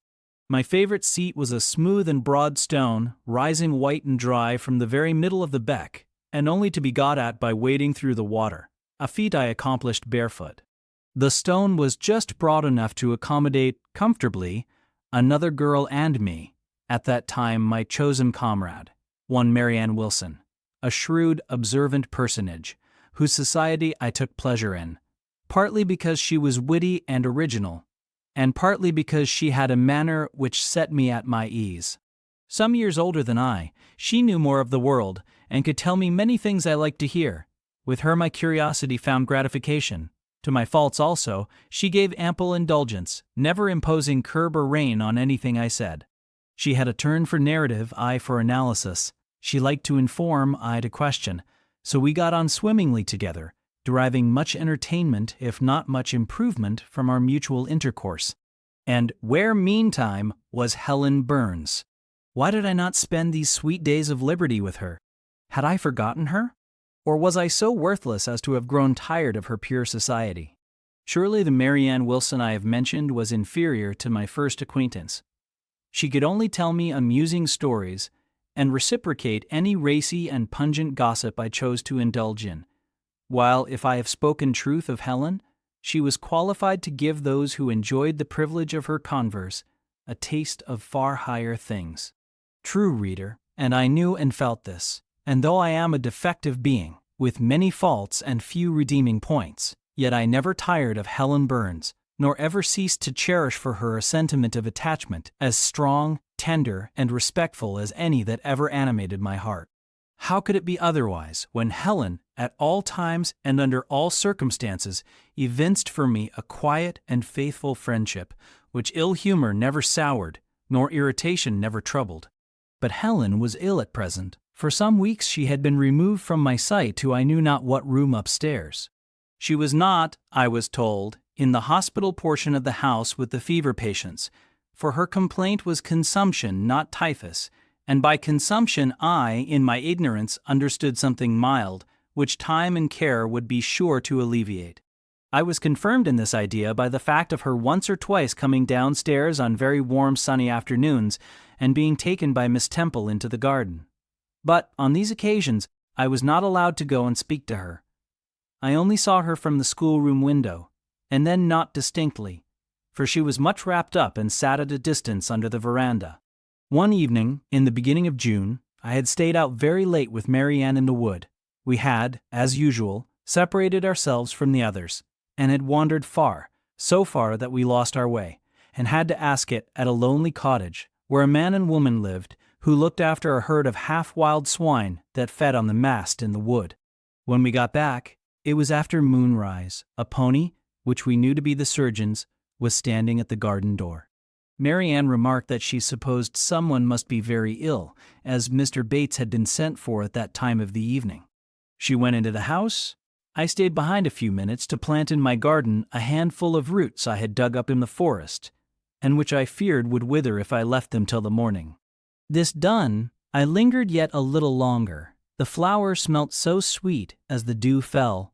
It was such a pleasant evening, so serene, so warm. The still glowing west promised so fairly another fine day on the morrow. The moon rose with such majesty in the grave east. I was noting these things and enjoying them as a child might, when it entered my mind as it had never done before. How sad to be lying now on a sick bed, and to be in danger of dying. This world is pleasant. It would be dreary to be called from it, and to have to go who knows where. And then my mind made its first earnest effort to comprehend what had been infused into it concerning heaven and hell. And for the first time it recoiled, baffled, and for the first time glancing behind, on each side, and before it, it saw all round an unfathomed gulf. It felt the one point where it stood, the present. All the rest was formless cloud and vacant depth, and it shuddered at the thought of tottering and plunging amid that chaos. While pondering this new idea, I heard the front door open. Mr. Bates came out, and with him was a nurse. After she had seen him mount his horse and depart, she was about to close the door, but I ran up to her. "How is Helen Burns?" "Very poorly," was the answer. "Is it her Mr. Bates has been to see?" "Yes." "And what does he say about her?" "He says she'll not be here long." This phrase, uttered in my hearing yesterday, would have only conveyed the notion that she was about to be removed to Northumberland, to her own home. I should not have suspected that it meant she was dying, but I knew instantly now. It opened clear on my comprehension that Helen Burns was numbering her last days in this world, and that she was going to be taken to the region of spirits, if such region there were. I experienced a shock of horror, then a strong thrill of grief, then a desire, a necessity to see her, and I asked in what room she lay. "She's in Miss Temple's room," said the nurse. "May I go up and speak to her?" "Oh, no, child. It is not likely, and now it is time for you to come in. You'll catch the fever if you stop out when the dew is falling." The nurse closed the front door. I went in by the side entrance which led to the schoolroom. I was just in time. It was 9 o'clock, and Miss Miller was calling the pupils to go to bed. It might be 2 hours later, probably near 11, when I, not having been able to fall asleep, and deeming, from the perfect silence of the dormitory, that my companions were all wrapped in profound repose, rose softly, put on my frock over my nightdress, and, without shoes, crept from the apartment and set off in quest of Miss Temple's room. It was quite at the other end of the house, but I knew my way, and the light of the unclouded summer moon entering here and there at passage windows enabled me to find it without difficulty. An odor of camphor and burnt vinegar warned me when I came near the fever room, and I passed its door quickly, fearful lest the nurse who sat up all night should hear me.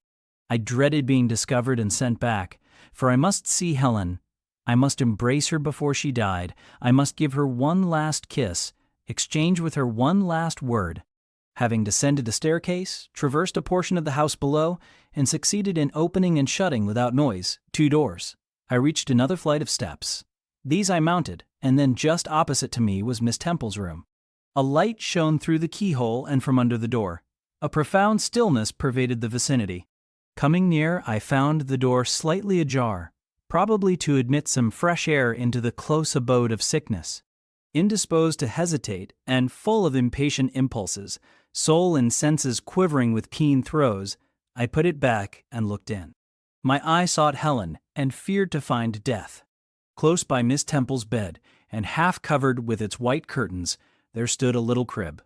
I saw the outline of a form under the clothes, but the face was hid by the hangings. The nurse I had spoken to in the garden sat in an easy chair asleep. An unsnuffed candle burnt dimly on the table. Miss Temple was not to be seen. I knew afterwards that she had been called to a delirious patient in the fever room. I advanced, then paused by the crib side. My hand was on the curtain, but I preferred speaking before I withdrew it. I still recoiled at the dread of seeing a corpse. "Helen," I whispered softly, "are you awake?" She stirred herself, put back the curtain, and I saw her face, pale, wasted, but quite composed. She looked so little changed that my fear was instantly dissipated. "Can it be you, Jane?" she asked in her own gentle voice. "Oh, I thought she is not going to die. They are mistaken. She could not speak and look so calmly if she were." I got onto her crib and kissed her. Her forehead was cold, and her cheek both cold and thin, and so were her hand and wrist. But she smiled as of old. "Why are you come here, Jane?" "It is past 11 o'clock. I heard it strike some minutes since." "I came to see you, Helen. I heard you were very ill, and I could not sleep till I had spoken to you." "You came to bid me goodbye, then? You are just in time, probably." "Are you going somewhere, Helen? Are you going home?" "Yes, to my long home. My last home." No, Helen." I stopped, distressed. While I tried to devour my tears, a fit of coughing seized Helen. It did not, however, wake the nurse. When it was over, she lay some minutes exhausted. Then she whispered, "Jane, your little feet are bare. Lie down and cover yourself with my quilt." I did so.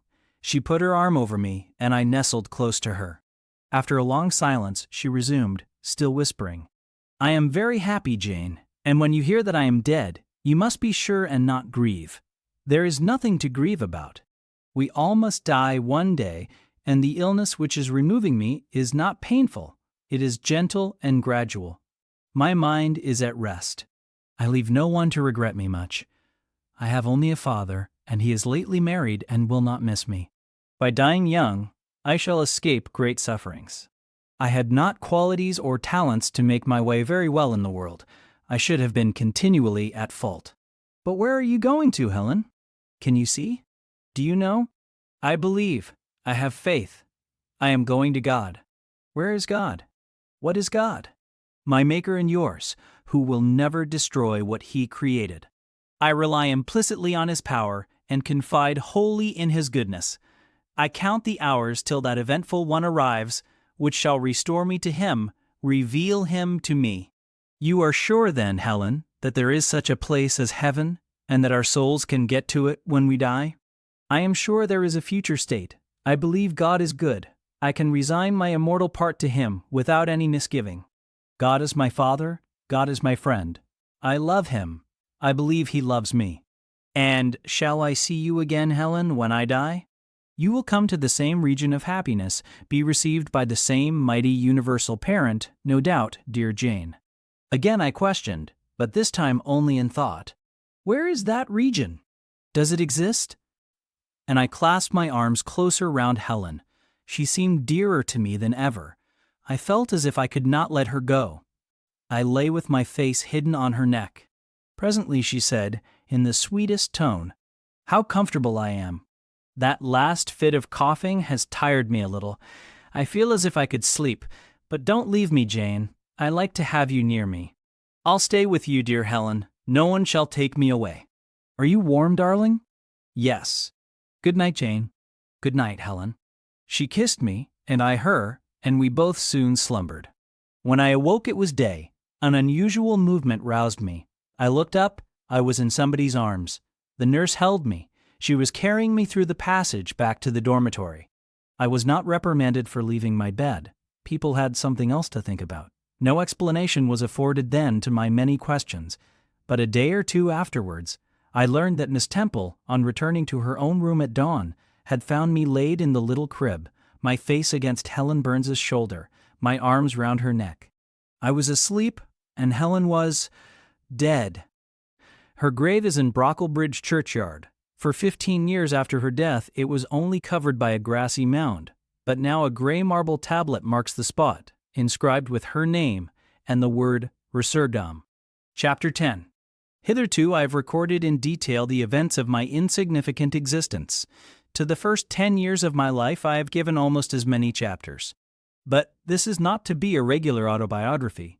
I am only bound to invoke memory where I know her responses will possess some degree of interest. Therefore, I now pass a space of 8 years almost in silence. A few lines only are necessary to keep up the links of connection. When the typhus fever had fulfilled its mission of devastation at Lowood, it gradually disappeared from thence, but not till its virulence and the number of its victims had drawn public attention on the school. Inquiry was made into the origin of the scourge, and by degrees various facts came out which excited public indignation in a high degree. The unhealthy nature of the site, the quantity and quality of the children's food, the brackish, fetid water used in its preparation, the pupils' wretched clothing and accommodations, all these things were discovered, and the discovery produced a result mortifying to Mr. Brocklehurst, but beneficial to the institution. Several wealthy and benevolent individuals in the county subscribed largely for the erection of a more convenient building in a better situation. New regulations were made, improvements in diet and clothing introduced. The funds of the school were entrusted to the management of a committee. Mr. Brocklehurst, who, from his wealth and family connections, could not be overlooked, still retained the post of treasurer, but he was aided in the discharge of his duties by gentlemen of rather more enlarged and sympathizing minds. His office of inspector, too, was shared by those who knew how to combine reason with strictness, comfort with economy, compassion with uprightness. The school, thus improved, became in time a truly useful and noble institution. I remained an inmate of its walls, after its regeneration, for 8 years, 6 as pupil and 2 as teacher, and in both capacities I bear my testimony to its value and importance. During these 8 years my life was uniform, but not unhappy, because it was not inactive. I had the means of an excellent education placed within my reach, a fondness for some of my studies, and a desire to excel in all, together with a great delight in pleasing my teachers, especially such as I loved, urged me on. I availed myself fully of the advantages offered me. In time I rose to be the first girl of the first class. Then I was invested with the office of teacher, which I discharged with zeal for 2 years, but at the end of that time I altered. Miss Temple, through all changes, had thus far continued superintendent of the seminary. To her instruction I owed the best part of my acquirements. Her friendship and society had been my continual solace. She had stood me in the stead of mother, governess, and latterly companion. At this period she married, removed with her husband, a clergyman, an excellent man, almost worthy of such a wife, to a distant county, and consequently was lost to me. From the day she left, I was no longer the same. With her was gone every settled feeling, every association that had made Lowood in some degree a home to me. I had imbibed from her something of her nature and much of her habits. More harmonious thoughts, what seemed better regulated feelings had become the inmates of my mind. I had given an allegiance to duty and order. I was quiet, I believed I was content. To the eyes of others, usually even to my own, I appeared a disciplined and subdued character. But destiny, in the shape of the Reverend Mr. Nasmyth, came between me and Miss Temple. I saw her in her traveling dress step into a post-chaise shortly after the marriage ceremony. I watched the chaise mount the hill and disappear beyond its brow, and then retired to my own room, and there spent in solitude the greatest part of the half-holiday granted in honor of the occasion. I walked about the chamber most of the time. I imagined myself only to be regretting my loss, and thinking how to repair it, but when my reflections were concluded, and I looked up and found that the afternoon was gone, and evening far advanced, another discovery dawned on me, namely, that in the interval I had undergone a transforming process, that my mind had put off all it had borrowed of Miss Temple, or rather that she had taken with her the serene atmosphere I had been breathing in her vicinity, and that now I was left in my natural element, and beginning to feel the stirring of old emotions. It did not seem as if a prop were withdrawn, but rather as if a motive were gone. It was not the power to be tranquil which had failed me, but the reason for tranquility was no more. My world had for some years been in Lowood. My experience had been of its rules and systems. Now I remembered that the real world was wide, and that a varied field of hopes and fears, of sensations and excitements, awaited those who had courage to go forth into its expanse to seek real knowledge of life amidst its perils. I went to my window, opened it, and looked out. There were the two wings of the building, there was the garden, there were the skirts of Lowood, there was the hilly horizon. My eye passed all other objects to rest on those most remote, the blue peaks. It was those I longed to surmount. All within their boundary of rock and heath seemed prison ground, exile limits. I traced the white road winding round the base of one mountain and vanishing in a gorge between two. How I longed to follow it farther. I recalled the time when I had traveled that very road in a coach. I remembered descending that hill at twilight. An age seemed to have elapsed since the day which brought me first to Lowood, and I had never quitted it since. My vacations had all been spent at school. Mrs. Reed had never sent for me to Gateshead. Neither she nor any of her family had ever been to visit me. I had had no communication by letter or message with the outer world. School rules, school duties, school habits and notions and voices and faces and phrases and costumes and preferences and antipathies, such was what I knew of existence. And now I felt that it was not enough. I tired of the routine of 8 years in one afternoon. I desired liberty. For liberty I gasped. For liberty I uttered a prayer. It seemed scattered on the wind, then faintly blowing. I abandoned it and framed a humbler supplication, for change, stimulus. That petition, too, seemed swept off into vague space. Then, I cried, half desperate, grant me at least a new servitude. Here a bell, ringing the hour of supper, called me downstairs. I was not free to resume the interrupted chain of my reflections till bedtime. Even then, a teacher who occupied the same room with me kept me from the subject to which I longed to recur by a prolonged effusion of small talk. How I wished sleep would silence her.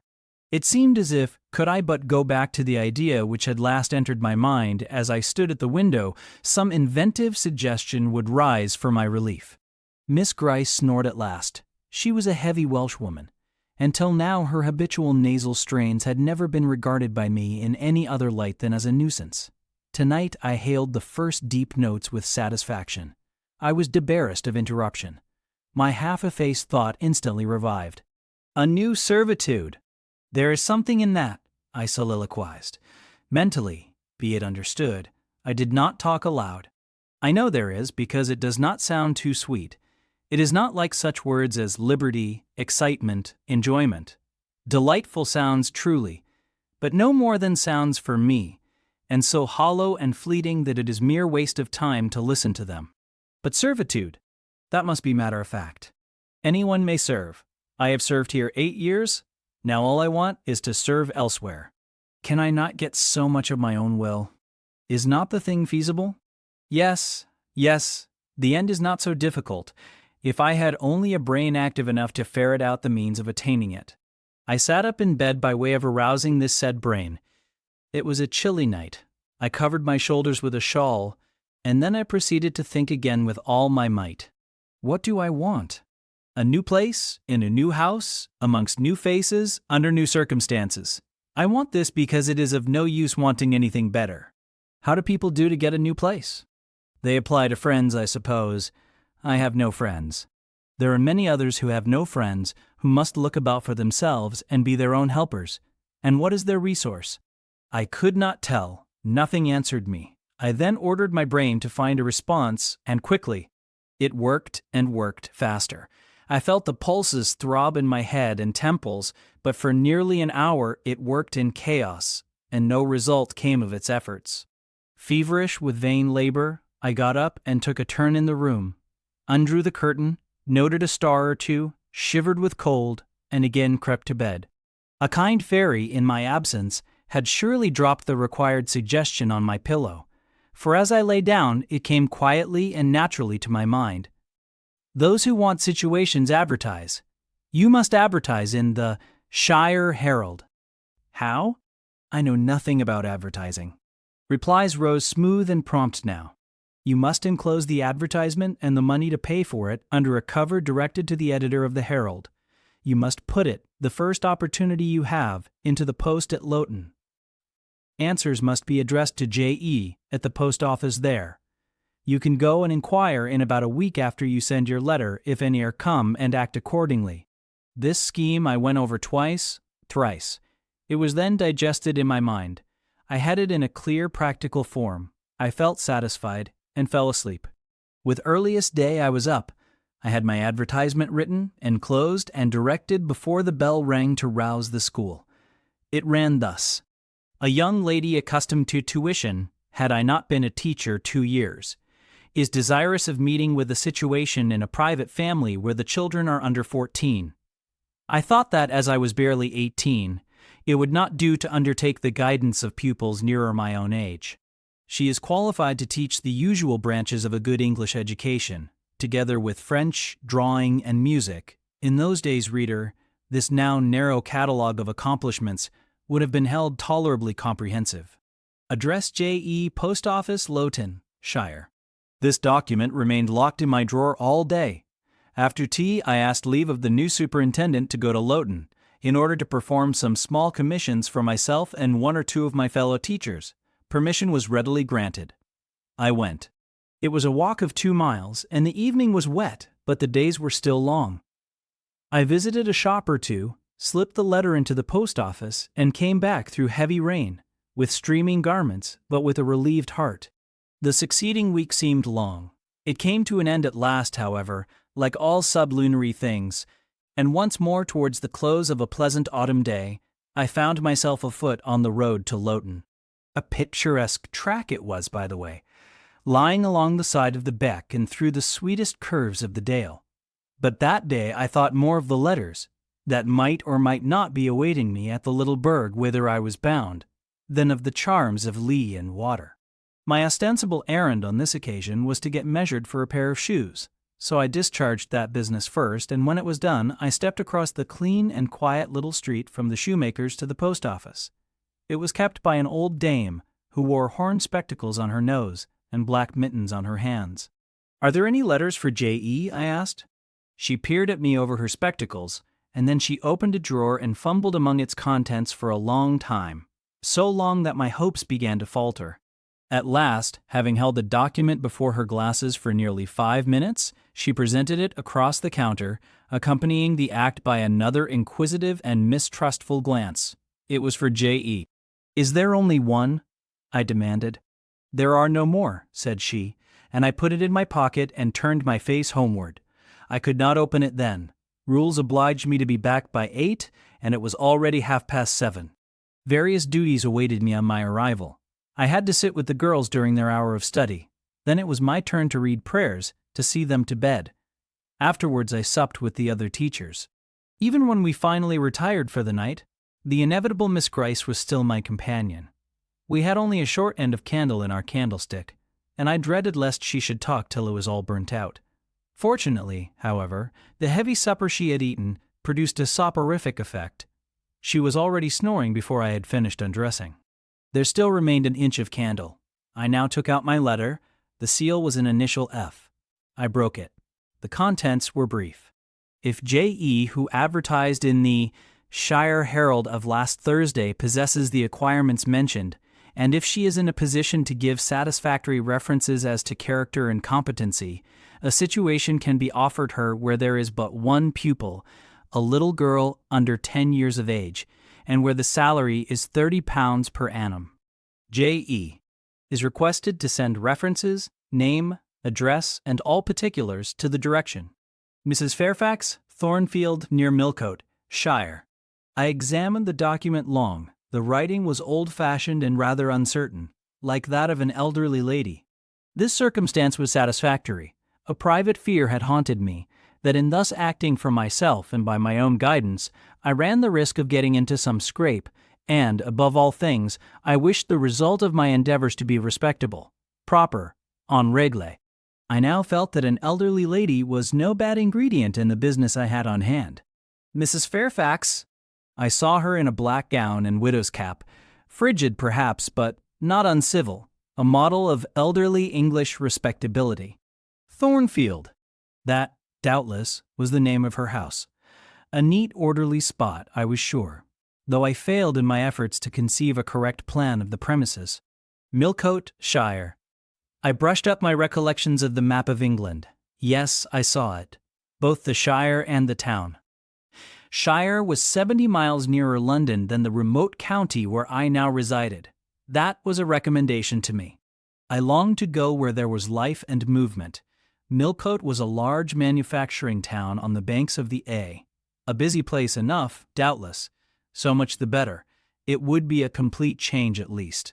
Not that my fancy was much captivated by the idea of long chimneys and clouds of smoke, but, I argued, Thornfield will probably be a good way from the town. Here the socket of the candle dropped, and the wick went out. Next day new steps were to be taken. My plans could no longer be confined to my own breast. I must impart them in order to achieve their success. Having sought and obtained an audience of the superintendent during the noontide recreation, I told her I had a prospect of getting a new situation where the salary would be double what I now received, for at Lowood I only got £15 per annum, and requested she would break the matter for me to Mr. Brocklehurst or some of the committee, and ascertain whether they would permit me to mention them as references. She obligingly consented to act as mediatrix in the matter. The next day she laid the affair before Mr. Brocklehurst, who said that Mrs. Reed must be written to as she was my natural guardian. A note was accordingly addressed to that lady, who returned for answer that I might do as I pleased. She had long relinquished all interference in my affairs. This note went the round of the committee, and at last, after what appeared to me most tedious delay, formal leave was given me to better my condition if I could, and an assurance added that as I had always conducted myself well both as teacher and pupil at Lowood, a testimonial of character and capacity, signed by the inspectors of that institution, should forthwith be furnished me. This testimonial I accordingly received in about a month, forwarded a copy of it to Mrs. Fairfax, and got that lady's reply, stating that she was satisfied and fixing that day fortnight as the period for my assuming the post of governess in her house. I now busied myself in preparations. The fortnight passed rapidly. I had not a very large wardrobe, though it was adequate to my wants, and the last day sufficed to pack my trunk, the same I had brought with me 8 years ago from Gateshead. The box was corded, the card nailed on. In half an hour the carrier was to call for it to take it to Loughton, whither I myself was to repair at an early hour the next morning to meet the coach. I had brushed my black stuff traveling dress, prepared my bonnet, gloves, and muff, sought in all my drawers to see that no article was left behind, and now having nothing more to do, I sat down and tried to rest. I could not, though I had been on foot all day, I could not now repose an instant. I was too much excited. A phase of my life was closing tonight, a new one opening tomorrow. Impossible to slumber in the interval. I must watch feverishly while the change was being accomplished. "Miss," said a servant who met me in the lobby, where I was wandering like a troubled spirit, "a person below wishes to see you." The carrier, no doubt, I thought, and ran downstairs without inquiry. I was passing the back parlor or teacher's sitting room, the door of which was half open, to go to the kitchen when someone ran out. "It's her, I am sure. I could have told her anywhere," cried the individual who stopped my progress and took my hand. I looked.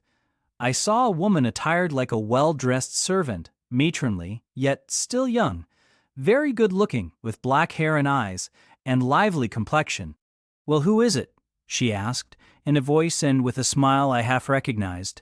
"You've not quite forgotten me, I think, Miss Jane?" In another second I was embracing and kissing her rapturously. "Bessie! Bessie! Bessie!" That was all I said, whereat she half laughed, half cried, and we both went into the parlor. By the fire stood a little fellow of 3 years old, in plaid frock and trousers. "That is my little boy," said Bessie directly. "Then you are married, Bessie?" "Yes, nearly 5 years since to Robert Levin, the coachman, and I've a little girl besides Bobby there that I've christened Jane." "And you don't live at Gateshead?" "I live at the lodge. The old porter has left." "Well, and how did they all get on? Tell me everything about them, Bessie. But sit down first. And Bobby, come and sit on my knee, will you?"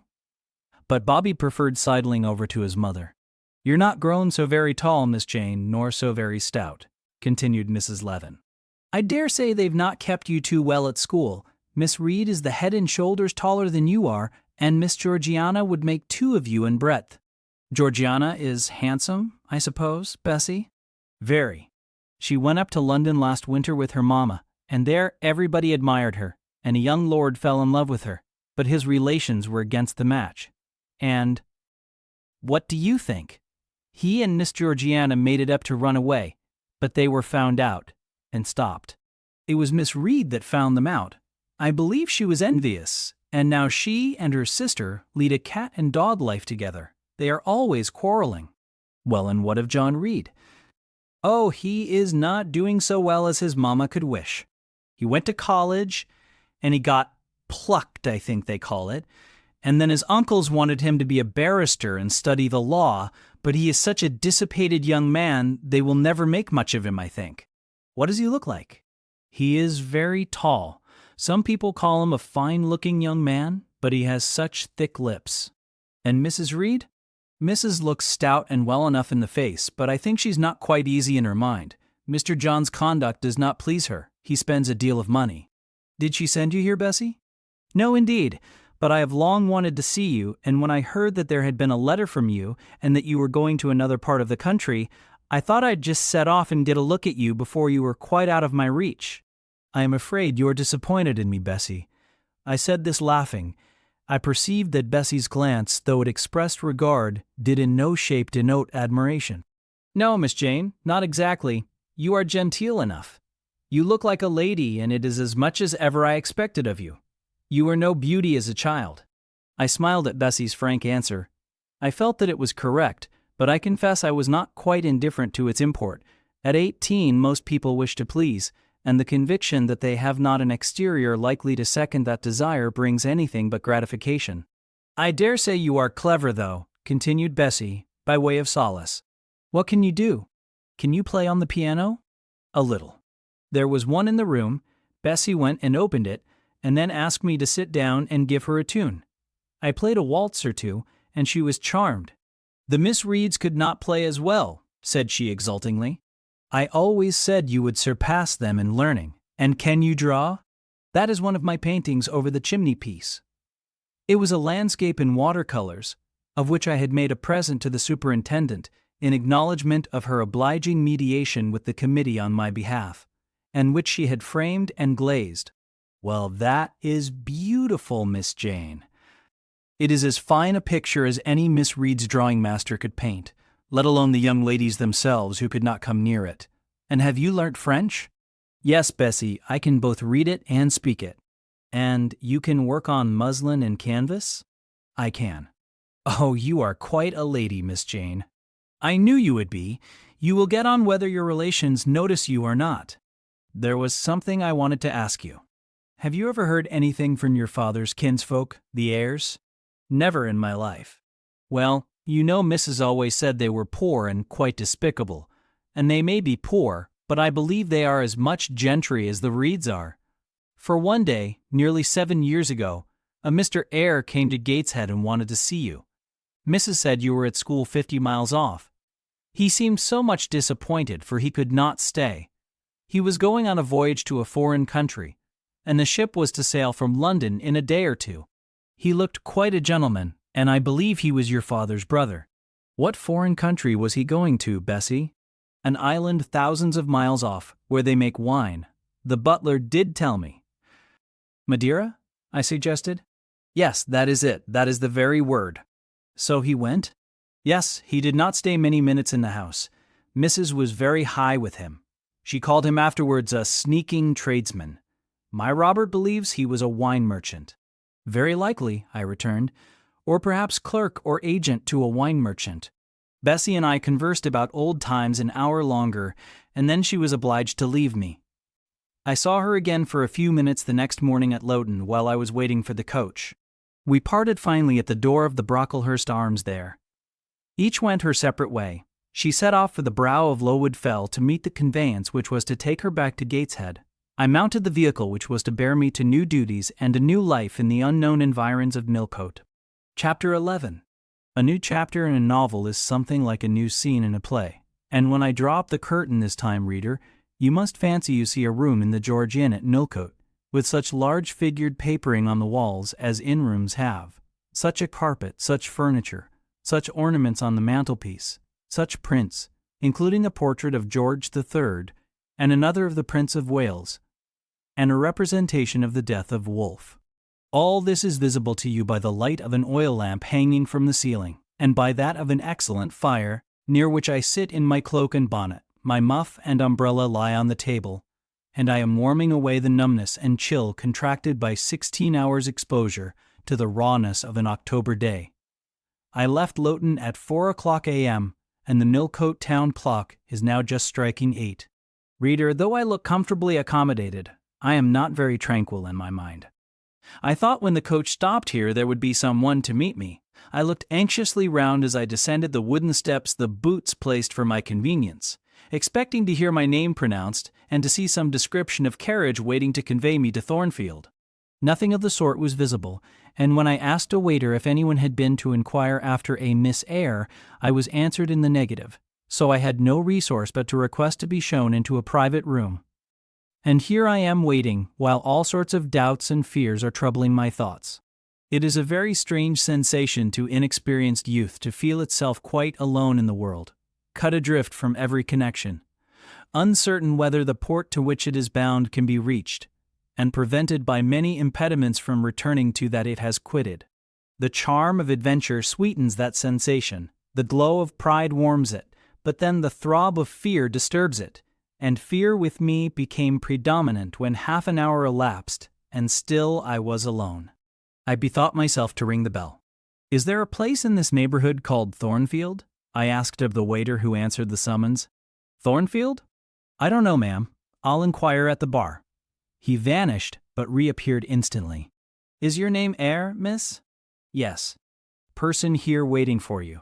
I jumped up, took my muff and umbrella, and hastened into the inn passage. A man was standing by the open door, and in the lamplit street I dimly saw a one-horse conveyance. "This'll be your luggage, I suppose?" said the man rather abruptly when he saw me, pointing to my trunk in the passage. "Yes." He hoisted it onto the vehicle, which was a sort of car, and then I got in. Before he shut me up, I asked him how far it was to Thornfield. "A matter of 6 miles." "How long shall we be before we get there?" "Happen an hour and a half." He fastened the car door, climbed to his own seat outside, and we set off. Our progress was leisurely, and gave me ample time to reflect. I was content to be at length so near the end of my journey, and as I leaned back in the comfortable though not elegant conveyance, I meditated much at my ease. I suppose, thought I, judging from the plainness of the servant and carriage, Mrs. Fairfax is not a very dashing person. So much the better. I never lived amongst fine people but once, and I was very miserable with them. I wonder if she lives alone except this little girl. If so, and if she is in any degree amiable, I shall surely be able to get on with her. I will do my best. It is a pity that doing one's best does not always answer. At Lowood, indeed, I took that resolution, kept it, and succeeded in pleasing. But with Mrs. Reed, I remember my best was always spurned with scorn. I pray God Mrs. Fairfax may not turn out a second Mrs. Reed, but if she does, I am not bound to stay with her. Let the worst come to the worst, I can advertise again. How far are we on our road now, I wonder? I let down the window and looked out. Millcote was behind us. Judging by the number of its lights, it seemed a place of considerable magnitude, much larger than Loughton. We were now, as far as I could see, on a sort of common, but there were houses scattered all over the district. I felt we were in a different region to Lowood, more populous, less picturesque, more stirring, less romantic. The roads were heavy, the night misty. My conductor let his horse walk all the way, and the hour and a half extended, I verily believe, to 2 hours. At last he turned in his seat and said, "You're known so far for Thornfield now." Again I looked out. We were passing a church. I saw its low, broad tower against the sky, and its bell was tolling a quarter. I saw a narrow galaxy of lights too on a hillside, marking a village or hamlet. About 10 minutes after, the driver got down and opened a pair of gates. We passed through, and they clashed to behind us. We now slowly ascended a drive and came upon the long front of a house. Candlelight gleamed from one curtained bow window. All the rest were dark. The car stopped at the front door. It was opened by a maidservant. I alighted and went in. "Will you walk this way, ma'am?" said the girl. And I followed her across a square hall with high doors all round. She ushered me into a room whose double illumination of fire and candle at first dazzled me, contrasting as it did with the darkness to which my eyes had been for 2 hours inured. When I could see, however, a cozy and agreeable picture presented itself to my view.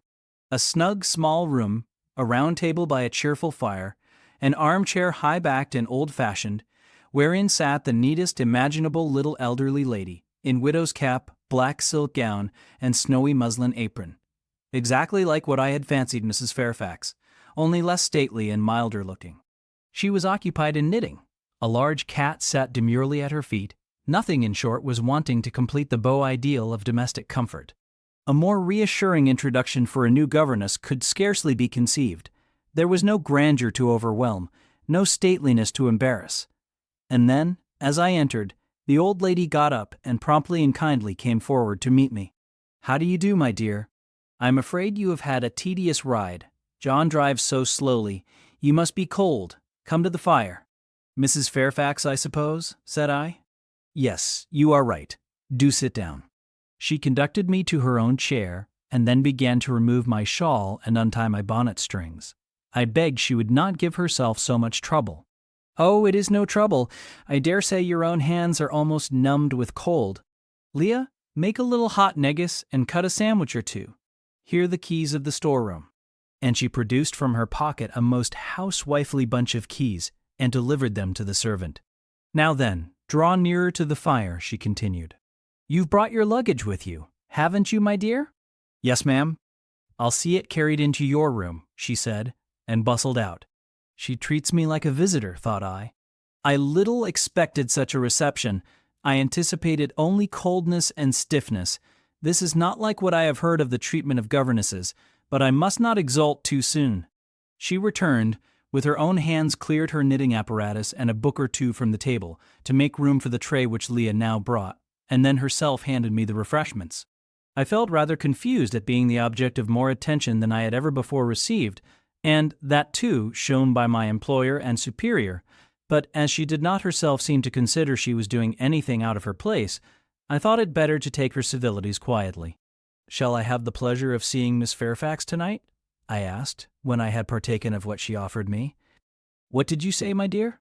"I am a little deaf," returned the good lady, approaching her ear to my mouth.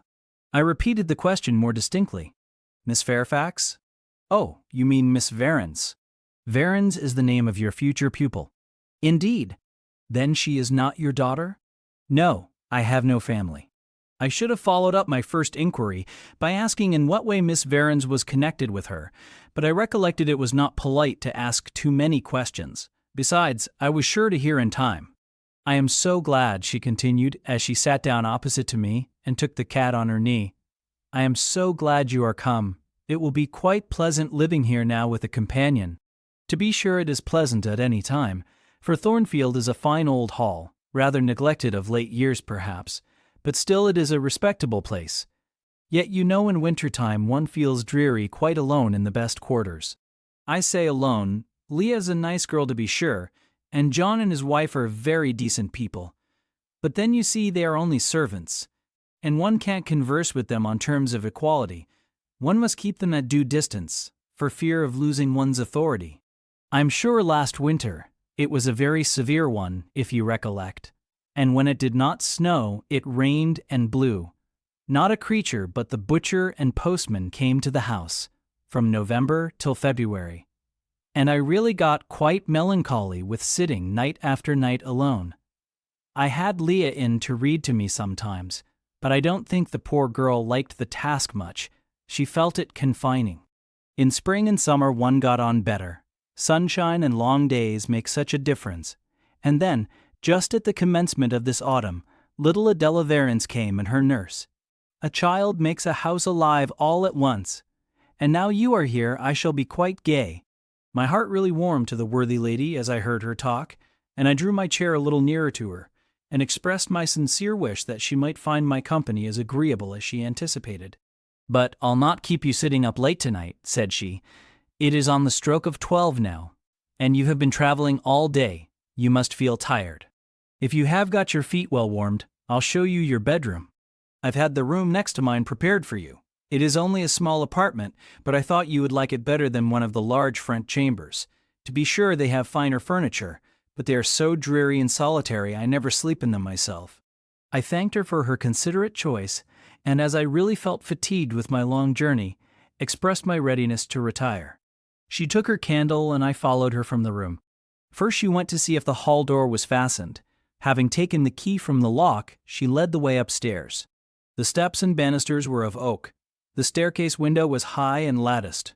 Both it and the long gallery into which the bedroom doors opened looked as if they belonged to a church rather than a house. A very chill and vault-like air pervaded the stairs and gallery, suggesting cheerless ideas of space and solitude, and I was glad, when finally ushered into my chamber, to find it of small dimensions and furnished in ordinary, modern style. When Mrs. Fairfax had bidden me a kind good night, and I had fastened my door, gazed leisurely round, and in some measure effaced the eerie impression made by that wide hall, that dark and spacious staircase, and that long, cold gallery, by the livelier aspect of my little room, I remembered that, after a day of bodily fatigue and mental anxiety, I was now at last in safe haven. The impulse of gratitude swelled my heart, and I knelt down at the bedside and offered up thanks where thanks were due, not forgetting, ere I rose, to implore aid on my further path, and the power of meriting the kindness which seemed so frankly offered me before it was earned. My couch had no thorns in it that night, my solitary room no fears. At once weary and content, I slept soon and soundly. When I awoke, it was broad day. The chamber looked such a bright little place to me as the sun shone in between the gay blue chintz window curtains, showing papered walls and a carpeted floor, so unlike the bare planks and stained plaster of Lowood, that my spirits rose at the view. Externals have a great effect on the young. I thought that a fairer era of life was beginning for me, one that was to have its flowers and pleasures, as well as its thorns and toils. My faculties, roused by the change of scene, the new field offered to hope, seemed all astir. I cannot precisely define what they expected, but it was something pleasant, not perhaps that day or that month, but at an indefinite future period. I rose, I dressed myself with care, obliged to be plain, for I had no article of attire that was not made with extreme simplicity. I was still by nature solicitous to be neat. It was not my habit to be disregardful of appearance or careless of the impression I made. On the contrary, I ever wished to look as well as I could, and to please as much as my want of beauty would permit. I sometimes regretted that I was not handsomer. I sometimes wished to have rosy cheeks, a straight nose, and small cherry mouth. I desired to be tall, stately, and finely developed in figure. I felt it a misfortune that I was so little, so pale, and had features so irregular and so marked. And why had I these aspirations and these regrets? It would be difficult to say. I could not then distinctly say it to myself, yet I had a reason, and a logical, natural reason too. However, when I had brushed my hair very smooth, and put on my black frock, which, Quaker-like as it was, at least had the merit of fitting to a nicety, and adjusted my clean white tucker, I thought I should do respectably enough to appear before Mrs. Fairfax, and that my new pupil would not at least recoil from me with antipathy. Having opened my chamber window and seen that I left all things straight and neat on the toilet table, I ventured forth. Traversing the long and matted gallery, I descended the slippery steps of oak. Then I gained the hall. I halted there a minute. I looked at some pictures on the walls. One, I remember, represented a grim man in a cuirass, and one a lady with powdered hair and a pearl necklace, at a bronze lamp pendant from the ceiling, at a great clock whose case was of oak curiously carved and ebon black with time and rubbing. Everything appeared very stately and imposing to me. But then I was so little accustomed to grandeur. The hall door, which was half of glass, stood open. I stepped over the threshold. It was a fine autumn morning. The early sun shone serenely on embrowned groves and still green fields. Advancing on to the lawn, I looked up and surveyed the front of the mansion. It was 3 stories high, of proportions not vast, though considerable. A gentleman's manor house, not a nobleman's seat. Battlements round the top gave it a picturesque look. Its grey front stood out well from the background of a rookery, whose cawing tenants were now on the wing. They flew over the lawn and grounds to alight in a great meadow from which these were separated by a sunk fence, and where an array of mighty old thorn trees, strong, knotty, and broad as oaks, at once explained the etymology of the mansion's designation. Farther off were hills, not so lofty as those round Lowood, nor so craggy, nor so like barriers of separation from the living world, but yet quiet and lonely hills enough, and seeming to embrace Thornfield with a seclusion I had not expected to find existent so near the stirring locality of Millcote. A little hamlet whose roofs were blent with trees straggled up the side of one of these hills. The church of the district stood nearer Thornfield. Its old tower top looked over a knoll between the house and gates. I was yet enjoying the calm prospect and pleasant fresh air, yet listening with delight to the cawing of the rooks, yet surveying the wide, hoary front of the hall, and thinking what a great place it was for one lonely little dame like Mrs. Fairfax to inhabit, when that lady appeared at the door. "What? Out already?" said she. "I see you are an early riser." I went up to her, and was received with an affable kiss and shake of the hand. "How do you like Thornfield?" she asked. I told her I liked it very much. "Yes," she said, "it is a pretty place, but I fear it will be getting out of order, unless Mr. Rochester should take it into his head to come and reside here permanently, or at least visit it rather oftener. Great houses and fine grounds require the presence of the proprietor." "Mr. Rochester!" I exclaimed. "Who is he?" "The owner of Thornfield," she responded quietly. "Did you not know he was called Rochester?" Of course I did not. I had never heard of him before, but the old lady seemed to regard his existence as a universally understood fact with which everybody must be acquainted by instinct. "I thought," I continued, "Thornfield belonged to you." "To me? Bless you, child, what an idea! To me. I am only the housekeeper, the manager. To be sure, I am distantly related to the Rochesters by the mother's side, or at least my husband was. He was a clergyman, incumbent of Hay, that little village yonder on the hill, and that church near the gates was his. The present Mr. Rochester's mother was a Fairfax, and second cousin to my husband. But I never presume on the connection. In fact, it is nothing to me. I consider myself quite in the light of an ordinary housekeeper. My employer is always civil, and I expect nothing more. And the little girl, my pupil. She is Mr. Rochester's ward. He commissioned me to find a governess for her. He intended to have her brought up in Shire, I believe. Here she comes, with her bonne, as she calls her nurse. The enigma then was explained. This affable and kind little widow was no great dame, but a dependent like myself. I did not like her the worse for that. On the contrary, I felt better pleased than ever. The equality between her and me was real, not the mere result of condescension on her part. So much the better. My position was all the freer. As I was meditating on this discovery, a little girl, followed by her attendant, came running up the lawn. I looked at my pupil, who did not at first appear to notice me. She was quite a child, perhaps 7 or 8 years old, slightly built, with a pale, small-featured face, and a redundancy of hair falling in curls to her waist. "Good morning, Miss Adela," said Mrs. Fairfax. "Come and speak to the lady who is to teach you and to make you a clever woman some day." She approached. "C'est là ma gouvernante," said she, pointing to me and addressing her nurse, who answered, "Mais oui, certainement." "Are they foreigners?" I inquired, amazed at hearing the French language.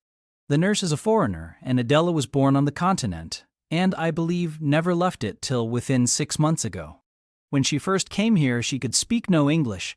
Now she can make shift to talk it a little. I don't understand her. She mixes it so with French. But you will make out her meaning very well, I dare say.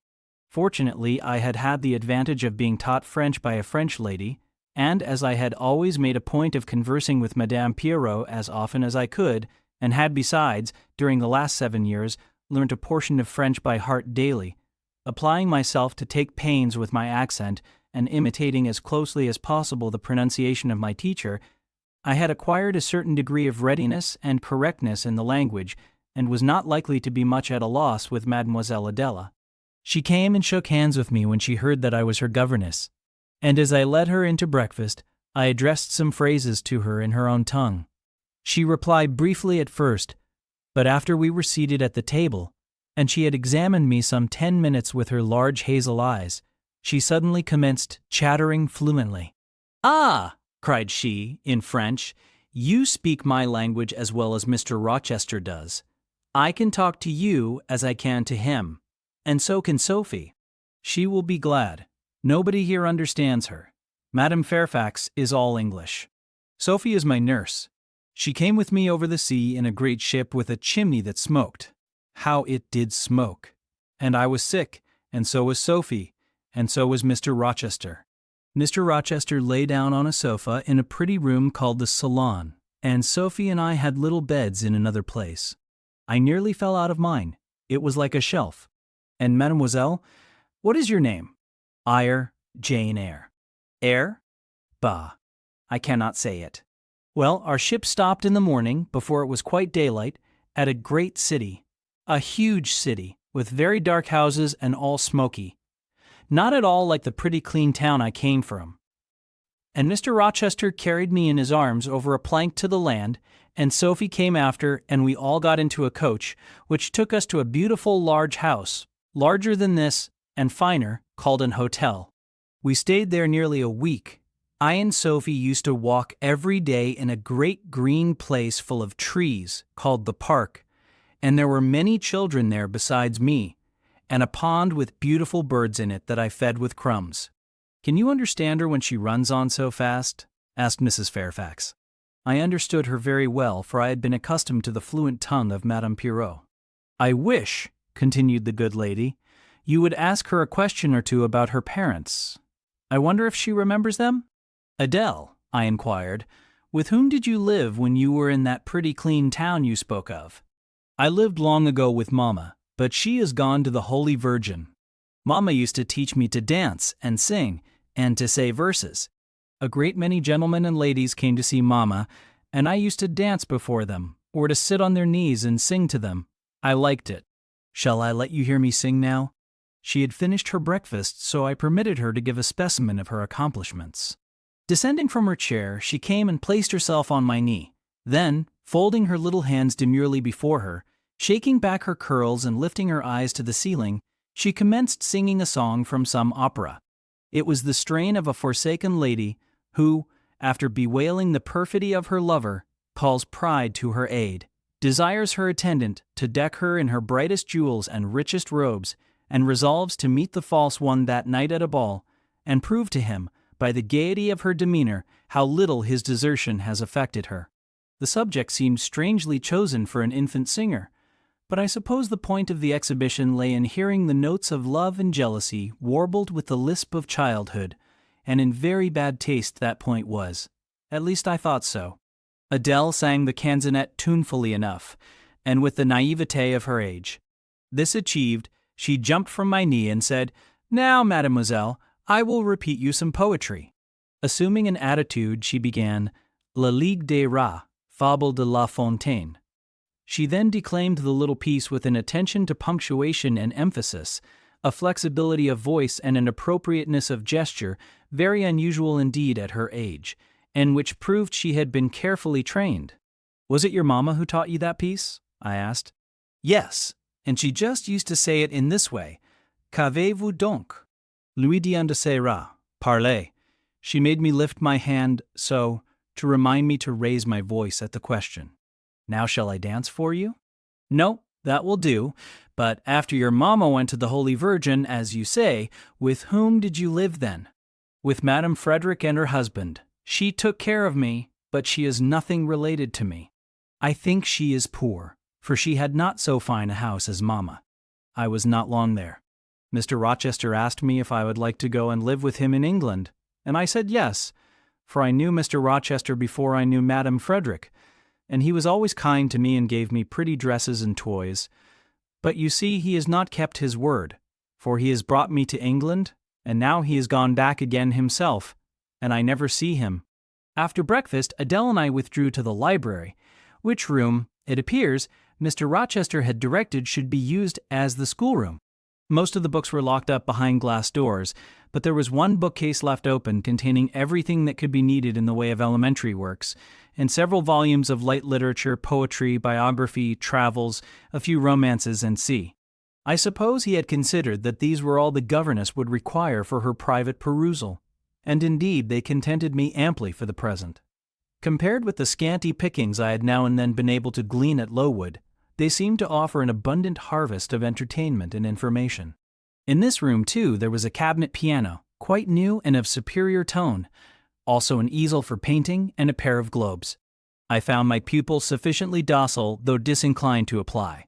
She had not been used to regular occupation of any kind. I felt it would be injudicious to confine her too much at first, so when I had talked to her a great deal and got her to learn a little, and when the morning had advanced to noon, I allowed her to return to her nurse.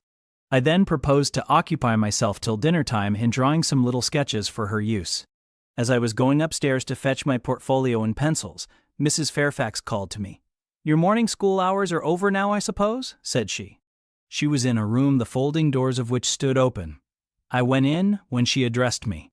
It was a large, stately apartment with purple chairs and curtains, a Turkey carpet, walnut-paneled walls, one vast window rich in stained glass, and a lofty ceiling, nobly molded.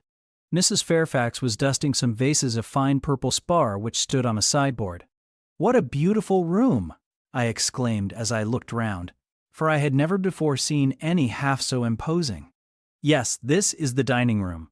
I have just opened the window to let in a little air and sunshine, for everything gets so damp in apartments that are seldom inhabited. The drawing room yonder feels like a vault." She pointed to a wide arch corresponding to the window, and hung like it with a Tyrian-dyed curtain now looped up. Mounting to it by 2 broad steps, and looking through, I thought I caught a glimpse of a fairy place, so bright to my novice eyes appeared the view beyond. Yet it was merely a very pretty drawing room, and within it a boudoir, both spread with white carpets, on which seemed laid brilliant garlands of flowers, both sealed with snowy moldings of white grapes and vine leaves, beneath which glowed in rich contrast crimson couches and ottomans, while the ornaments on the pale Parian mantelpiece were of sparkling Bohemian glass, ruby red, and between the windows large mirrors repeated the general blending of snow and fire. "In what order you keep these rooms, Mrs. Fairfax?" said I. "No dust, no canvas coverings, except that the air feels chilly. One would think they were inhabited daily." "Why, Miss Eyre, though Mr. Rochester's visits here are rare, they are always sudden and unexpected, and as I observed that it put him out to find everything swathed up, and to have a bustle of arrangement on his arrival, I thought it best to keep the rooms in readiness." "Is Mr. Rochester an exacting, fastidious sort of man?" "Not particularly so, but he has a gentleman's tastes and habits, and he expects to have things managed in conformity to them." "Do you like him? Is he generally liked?" "Oh, yes. The family have always been respected here. Almost all the land in this neighborhood, as far as you can see, has belonged to the Rochesters' time out of mind." "Well, but, leaving his land out of the question, do you like him? Is he liked for himself?" "I have no cause to do otherwise than like him, and I believe he is considered a just and liberal landlord by his tenants, but he has never lived much amongst them. But has he no peculiarities? What, in short, is his character? Oh, his character is unimpeachable, I suppose. He is rather peculiar, perhaps. He has traveled a great deal and seen a great deal of the world, I should think. I dare say he is clever, but I never had much conversation with him. In what way is he peculiar? I don't know. It is not easy to describe. Nothing striking, but you feel it when he speaks to you. You cannot be always sure whether he is in jest or earnest, whether he is pleased or the contrary. You don't thoroughly understand him. In short, at least I don't. But it is of no consequence. He is a very good master. This was all the account I got from Mrs. Fairfax of her employer and mine. There are people who seem to have no notion of sketching a character or observing and describing salient points, either in persons or things. The good lady evidently belonged to this class. My queries puzzled, but did not draw her out. Mr. Rochester was Mr. Rochester in her eyes, a gentleman, a landed proprietor, nothing more. She inquired and searched no further, and evidently wondered at my wish to gain a more definite notion of his identity. When we left the dining room, she proposed to show me over the rest of the house, and I followed her upstairs and downstairs, admiring as I went, for all was well arranged and handsome. The large front chambers I thought especially grand, and some of the third-story rooms, though dark and low, were interesting from their air of antiquity.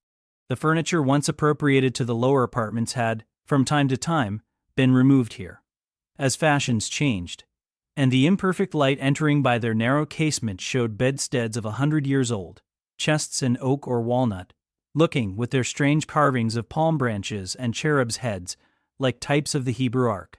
Rows of venerable chairs, high-backed and narrow, stools still more antiquated, on whose cushioned tops were yet apparent traces of half-effaced embroideries, wrought by fingers that for 2 generations had been coffin dust. All these relics gave to the third story of Thornfield Hall the aspect of a home of the past, a shrine of memory. I liked the hush, the gloom, the quaintness of these retreats in the day, but I by no means coveted a night's repose on one of those wide and heavy beds. Shut in, some of them, with doors of oak. Shaded, others with wrought old English hangings crusted with thick work, portraying effigies of strange flowers and stranger birds, and strangest human beings, all which would have looked strange indeed by the pallid gleam of moonlight. Do the servants sleep in these rooms? I asked. No, they occupy a range of smaller apartments to the back. No one ever sleeps here. One would almost say that, if there were a ghost at Thornfield Hall, this would be its haunt. So I think... You have no ghost, then? None that I ever heard of, returned Mrs. Fairfax, smiling. Nor any traditions of one. No legends or ghost stories? I believe not. And yet it is said the Rochesters have been rather a violent than a quiet race in their time.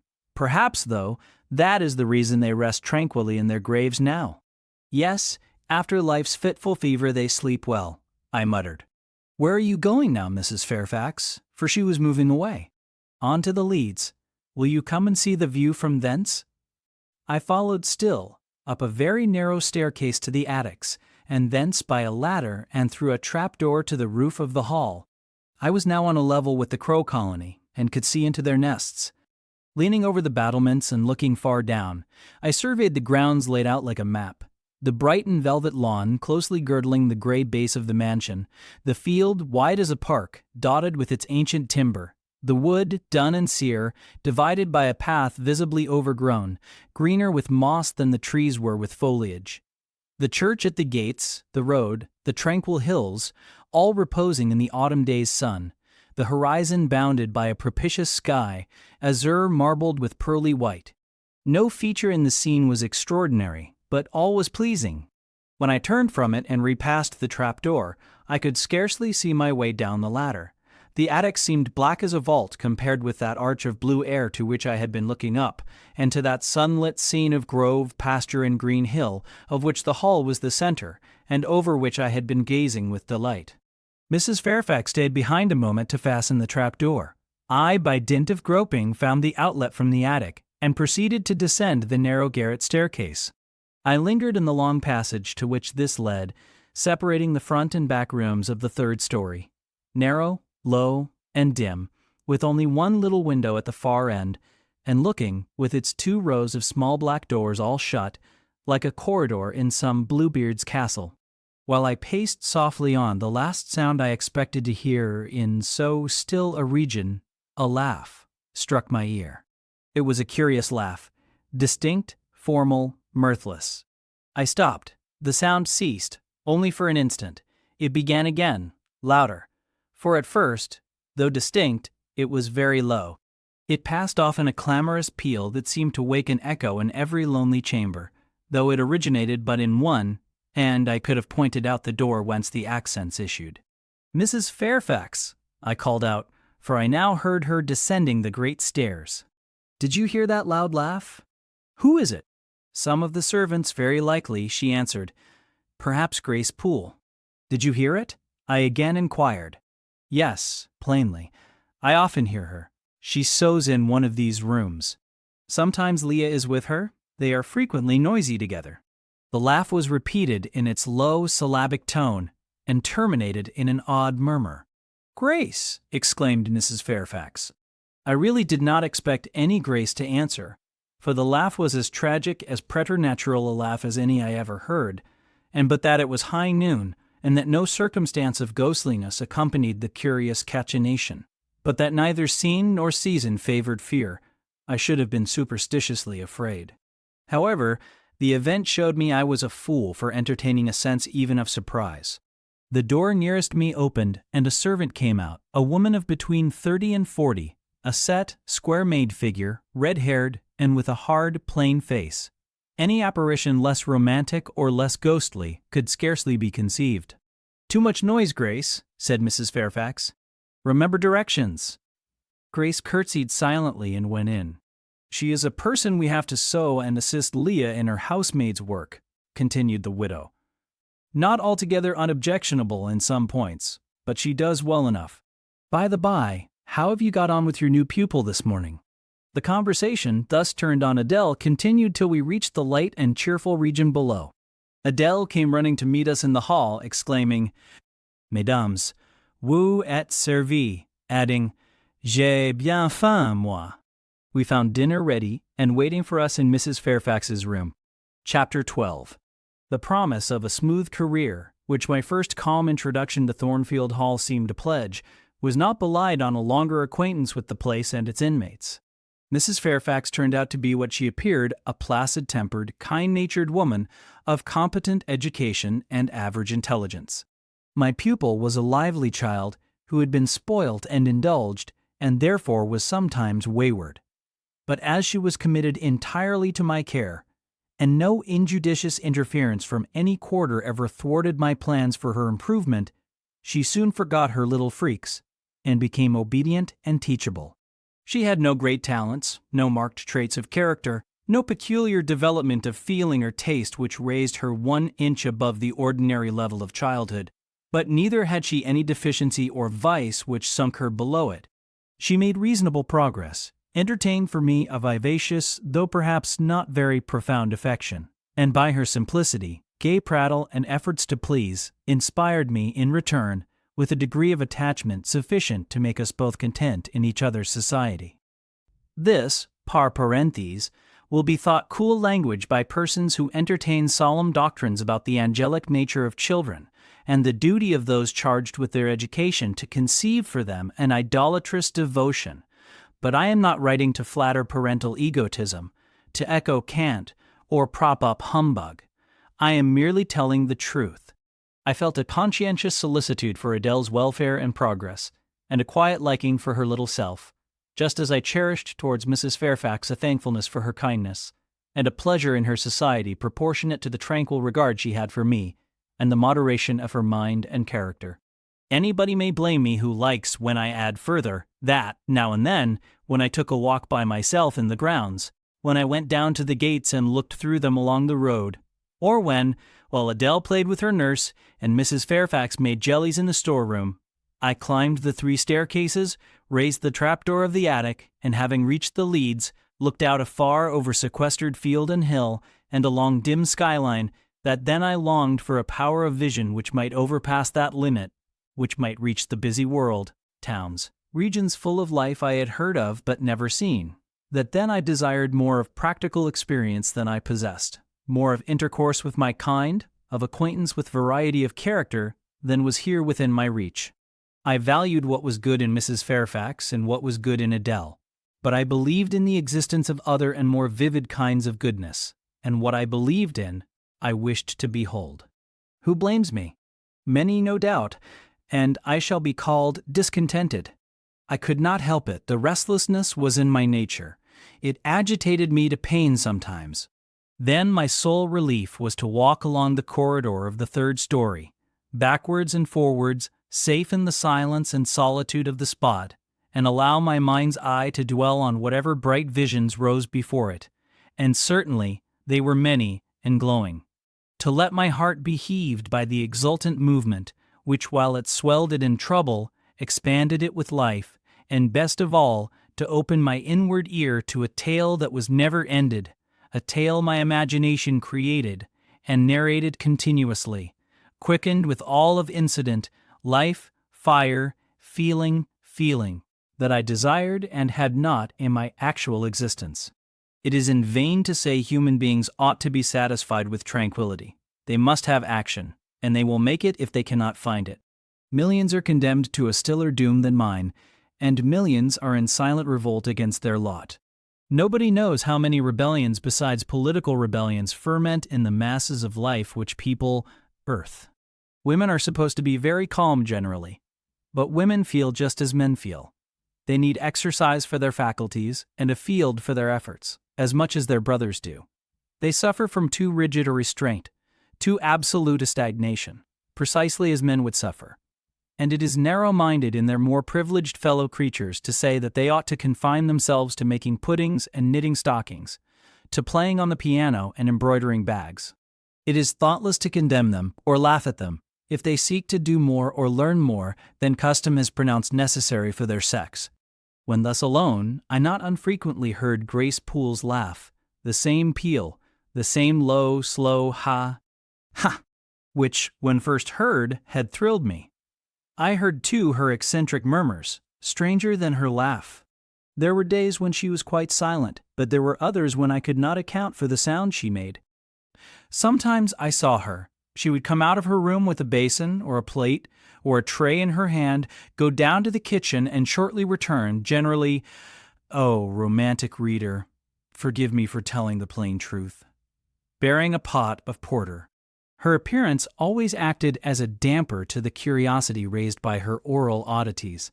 Hard-featured and staid, she had no point to which interest could attach. I made some attempts to draw her into conversation, but she seemed a person of few words. A monosyllabic reply usually cut short every effort of that sort. The other members of the household, viz. John and his wife Leah the housemaid, and Sophie the French nurse, were decent people, but in no respect remarkable.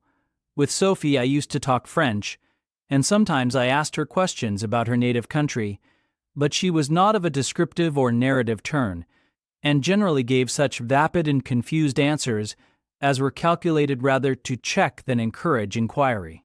October, November, December passed away. One afternoon in January, Mrs. Fairfax had begged a holiday for Adele because she had a cold, and, as Adele seconded the request with an ardor that reminded me how precious occasional holidays had been to me in my own childhood, I accorded it, deeming that I did well in showing pliability on the point. It was a fine, calm day, though very cold. I was tired of sitting still in the library through a whole long morning. Mrs. Fairfax had just written a letter which was waiting to be posted, so I put on my bonnet and cloak and volunteered to carry it to Hay. The distance, 2 miles, would be a pleasant winter afternoon walk. Having seen Adele comfortably seated in her little chair by Mrs. Fairfax's parlor fireside, and given her her best wax doll, which I usually kept enveloped in silver paper in a drawer, to play with, and a storybook for change of amusement. And having replied to her, Revenez bientôt, ma bonne amie, ma chère Jeanette, with a kiss, I set out. The ground was hard, the air was still, my road was lonely. I walked fast till I got warm, and then I walked slowly to enjoy and analyze the species of pleasure brooding for me in the hour and situation. It was 3 o'clock. The church bell tolled as I passed under the belfry. The charm of the hour lay in its approaching dimness, in the low gliding and pale beaming sun. I was a mile from Thornfield, in a lane noted for wild roses in summer, for nuts and blackberries in autumn, and even now possessing a few coral treasures in hips and haws, but whose best winter delight lay in its utter solitude and leafless repose. If a breath of air stirred, it made no sound here, for there was not a holly, not an evergreen to rustle, and the stripped hawthorn and hazel bushes were as still as the white worn stones which causewayed the middle of the path. Far and wide on each side there were only fields where no cattle now browsed, and the little brown birds, which stirred occasionally in the hedge, looked like single russet leaves that had forgotten to drop. This lane inclined uphill all the way to Hay. Having reached the middle, I sat down on a stile which led thence into a field. Gathering my mantle about me and sheltering my hands in my muff, I did not feel the cold, though it froze keenly, as was attested by a sheet of ice covering the causeway, where a little brooklet, now congealed, had overflowed after a rapid thaw some days since. From my seat I could look down on Thornfield. The gray and battlemented hall was the principal object in the vale below me. Its woods and dark rookery rose against the west. I lingered till the sun went down amongst the trees, and sank crimson and clear behind them. I then turned eastward. On the hilltop above me sat the rising moon, pale yet as a cloud, but brightening momentarily. She looked over Hay, which, half lost in trees, sent up a blue smoke from its few chimneys.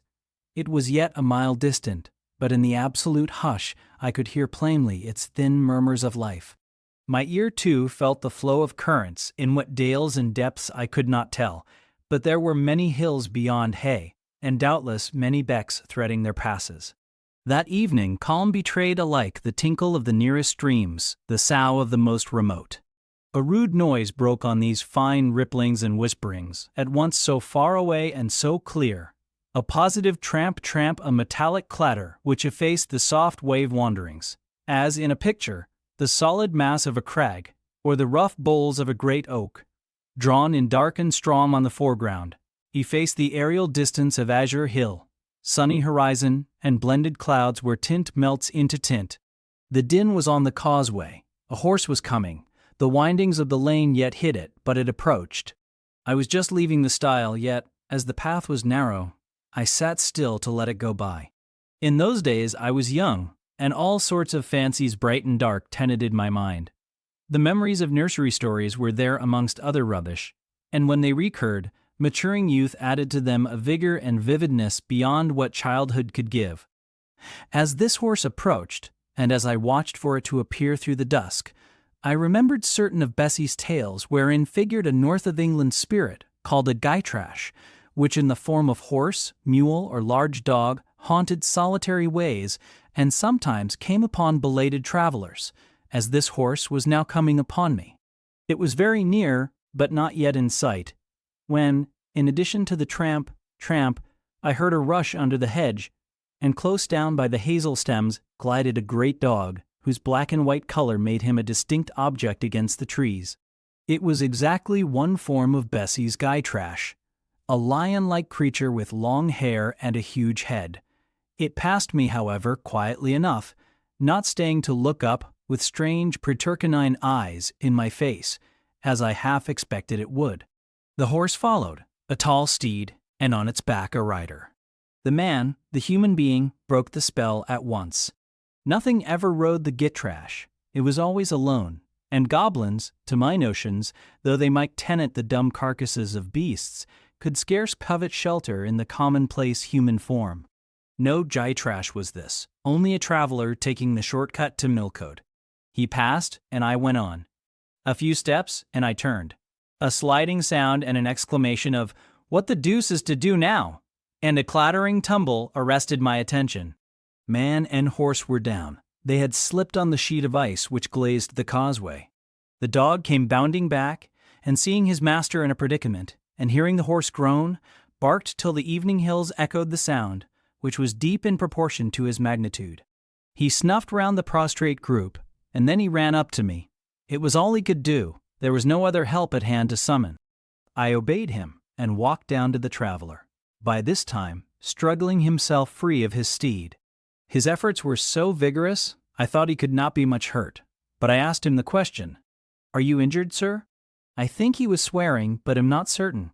However, he was pronouncing some formula which prevented him from replying to me directly.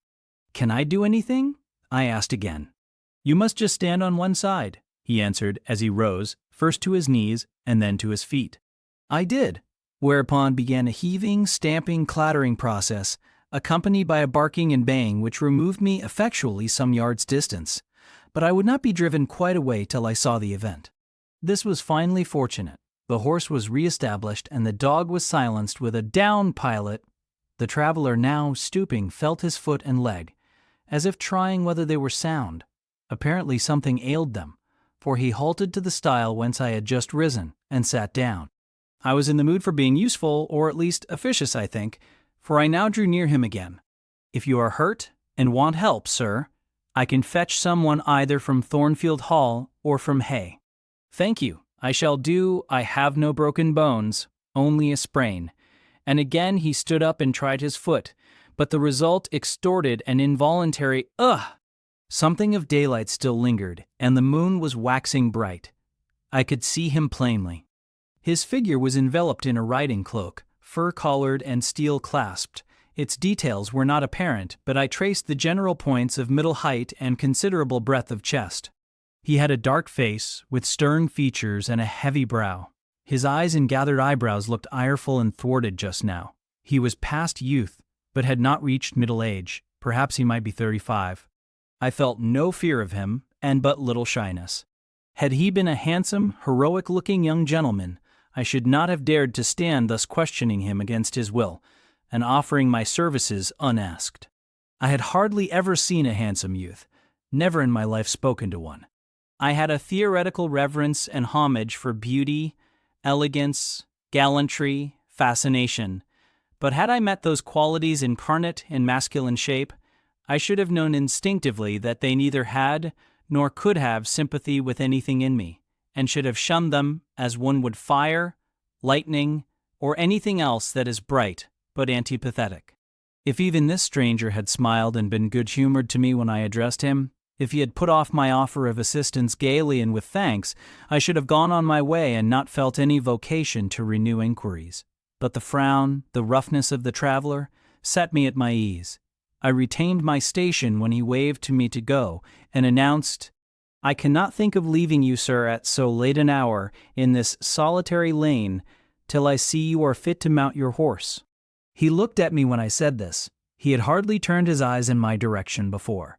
"I should think you ought to be at home yourself," said he, "if you have a home in this neighborhood. Where do you come from?" "From just below, and I am not at all afraid of being out late when it is moonlight. I will run over to Hay for you with pleasure, if you wish it. Indeed, I am going there to post a letter." "You live just below. Do you mean at that house with the battlements?" Pointing to Thornfield Hall, on which the moon cast a hoary gleam, bringing it out distinct and pale from the woods that, by contrast with the western sky, now seemed one mass of shadow. "Yes, sir." "Whose house is it?" "Mr. Rochester's." "Do you know Mr. Rochester?" "No, I have never seen him." "He is not resident, then?" "No." "Can you tell me where he is?" "I cannot." "You are not a servant at the Hall, of course." "You are—" He stopped, ran his eye over my dress, which, as usual, was quite simple: a black merino cloak, a black beaver bonnet, neither of them half fine enough for a lady's maid. He seemed puzzled to decide what I was. I helped him. "I am the governess." "Ah, the governess," he repeated. "Deuce take me, if I had not forgotten." The governess, and again my raiment underwent scrutiny. In 2 minutes he rose from the stile. His face expressed pain when he tried to move. "I cannot commission you to fetch help," he said, "but you may help me a little yourself, if you will be so kind." "Yes, sir." "You have not an umbrella that I can use as a stick?" "No." "Try to get hold of my horse's bridle and lead him to me. You are not afraid?" I should have been afraid to touch a horse when alone, but when told to do it, I was disposed to obey. I put down my muff on the stile and went up to the tall steed. I endeavored to catch the bridle, but it was a spirited thing and would not let me come near its head. I made effort on effort, though in vain. Meantime, I was mortally afraid of its trampling forefeet. The traveler waited and watched for some time, and at last he laughed. I was mortally afraid of its trampling forefeet. "I see," he said. "The mountain will never be brought to Mahomet, so all you can do is to aid Mahomet to go to the mountain. I must beg of you to come here." I came. "Excuse me," he continued. "Necessity compels me to make you useful." He laid a heavy hand on my shoulder and, leaning on me with some stress, limped to his horse. Having once caught the bridle, he mastered it directly and sprang to his saddle, grimacing grimly as he made the effort, for it wrenched his sprain. "Now," said he, releasing his underlip from a hard bite, "just hand me my whip. It lies there under the hedge." I sought it and found it. "Thank you. Now make haste with the letter to Hay, and return as fast as you can." A touch of a spurred heel made his horse first start and rear and then bound away. The dog rushed in his traces. All three vanished. Like heath that, in the wilderness, the wild wind whirls away. I took up my muff and walked on. The incident had occurred and was gone for me. It was an incident of no moment, no romance, no interest in a sense, yet it marked with change one single hour of a monotonous life. My help had been needed and claimed. I had given it. I was pleased to have done something.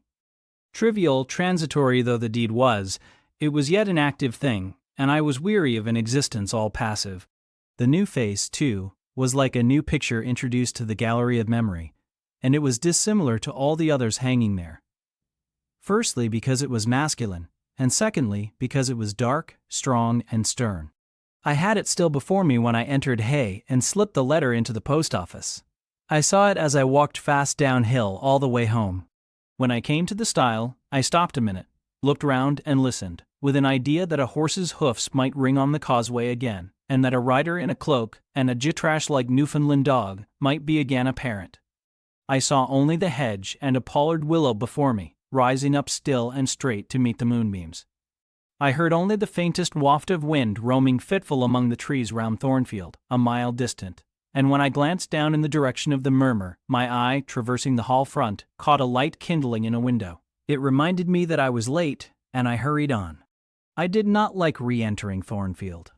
To pass its threshold was to return to stagnation, to cross the silent hall, to ascend the darksome staircase, to seek my own lonely little room, and then to meet tranquil Mrs. Fairfax, and spend the long winter evening with her, and her only, was to quell wholly the faint excitement wakened by my walk, to slip again over my faculties the viewless fetters of an uniform and too still existence, of an existence whose very privileges of security and ease I was becoming incapable of appreciating.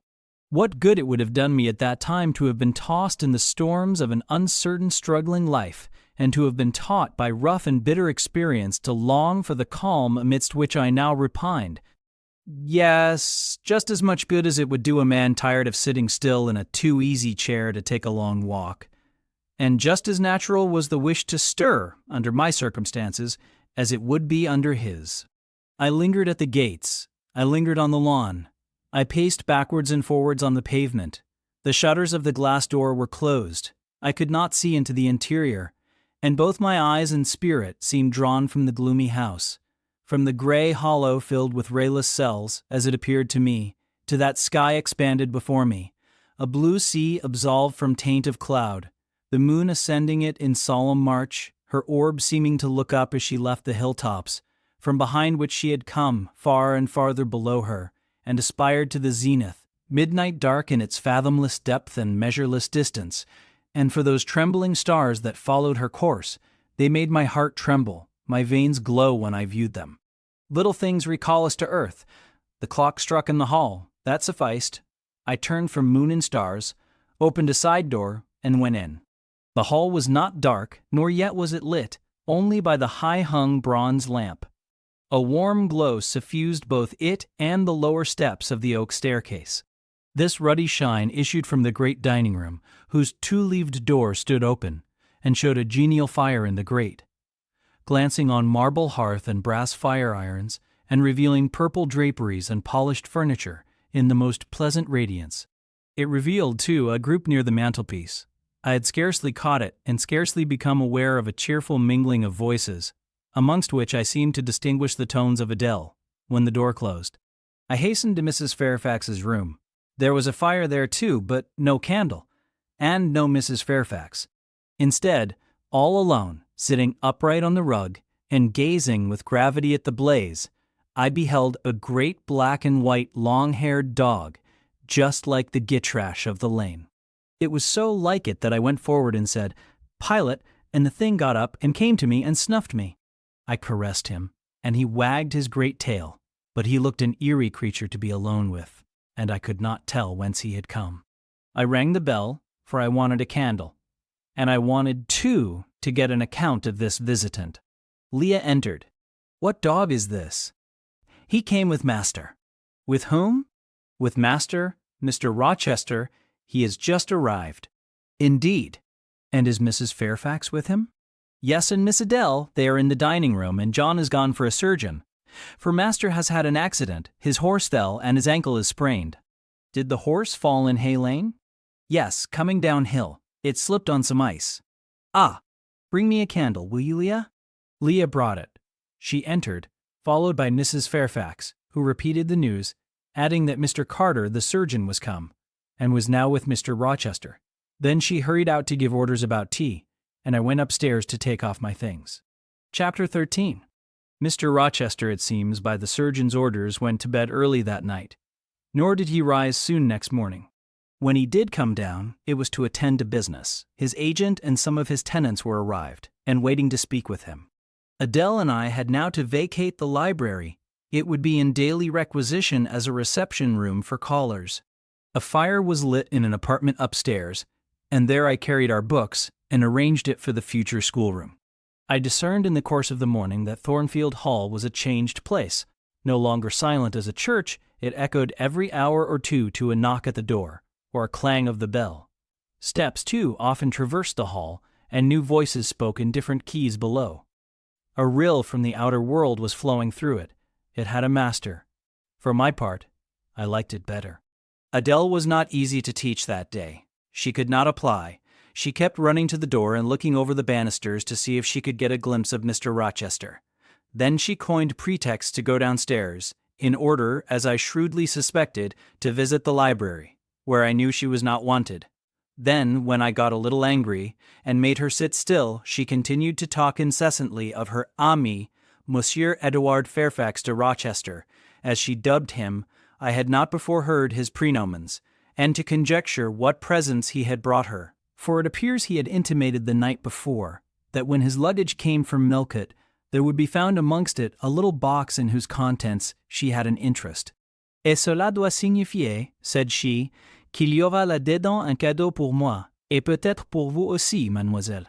Monsieur a parlé de vous, il m'a demandé le nom de ma gouvernante, et si elle n'était pas une petite personne, assez mince et un peu pâle. J'ai dit que oui, car c'est vrai, n'est-ce pas, mademoiselle?" I and my pupil dined as usual in Mrs. Fairfax's parlor. The afternoon was wild and snowy, and we passed it in the schoolroom. At dark, I allowed Adele to put away books and work, and to run downstairs. For, from the comparative silence below, and from the cessation of appeals to the doorbell, I conjectured that Mr. Rochester was now at liberty. Left alone, I walked to the window, but nothing was to be seen thence. Twilight and snowflakes together thickened the air and hid the very shrubs on the lawn. I let down the curtain and went back to the fireside. In the clear embers I was tracing a view, not unlike a picture I remembered to have seen of the castle of Heidelberg, on the Rhine, when Mrs. Fairfax came in, breaking up by her entrance the fiery mosaic I had been piercing together, and scattering, too, some heavy unwelcome thoughts that were beginning to throng on my solitude. "Mr. Rochester would be glad if you and your pupil would take tea with him in the drawing-room this evening," said she. "He has been so much engaged all day that he could not ask to see you before." "When is his tea time?" I inquired. "Oh, at 6 o'clock. He keeps early hours in the country. You had better change your frock now. I will go with you and fasten it. Here is a candle. Is it necessary to change my frock?" "Yes, you had better. I always dress for the evening when Mr. Rochester is here. This additional ceremony seemed somewhat stately. However, I repaired to my room and, with Mrs. Fairfax's aid, replaced my black stuff dress by one of black silk, the best and the only additional one I had, except one of light gray, which, in my Lowood notions of the toilette, I thought too fine to be worn except on first-rate occasions. "You want a brooch," said Mrs. Fairfax. I had a single little pearl ornament which Miss Temple gave me as a parting keepsake. I put it on, and then we went downstairs. Unused as I was to strangers, it was rather a trial to appear thus formally summoned in Mr. Rochester's presence. I let Mrs. Fairfax precede me into the dining room, and kept in her shade as we crossed that apartment, and passing the arch, whose curtain was now dropped, entered the elegant recess beyond. 2 wax candles stood lighted on the table and 2 on the mantelpiece. Basking in the light and heat of a superb fire lay Pilot. Adele knelt near him. Half reclined on a couch appeared Mr. Rochester, his foot supported by the cushion. He was looking at Adele and the dog. The fire shone full on his face. I knew my traveler with his broad and jetty eyebrows, his square forehead, made squarer by the horizontal sweep of his black hair. I recognized his decisive nose, more remarkable for character than beauty, his full nostrils denoting, I thought, choler, his grim mouth, chin, and jaw. Yes, all 3 were very grim and no mistake. His shape, now divested of cloak, I perceived harmonized in squareness with his physiognomy. I suppose it was a good figure in the athletic sense of the term, broad-chested and thin-flanked, though neither tall nor graceful. Mr. Rochester must have been aware of the entrance of Mrs. Fairfax and myself, but it appeared he was not in the mood to notice us, for he never lifted his head as we approached. "Here is Miss Eyre, sir," said Mrs. Fairfax in her quiet way.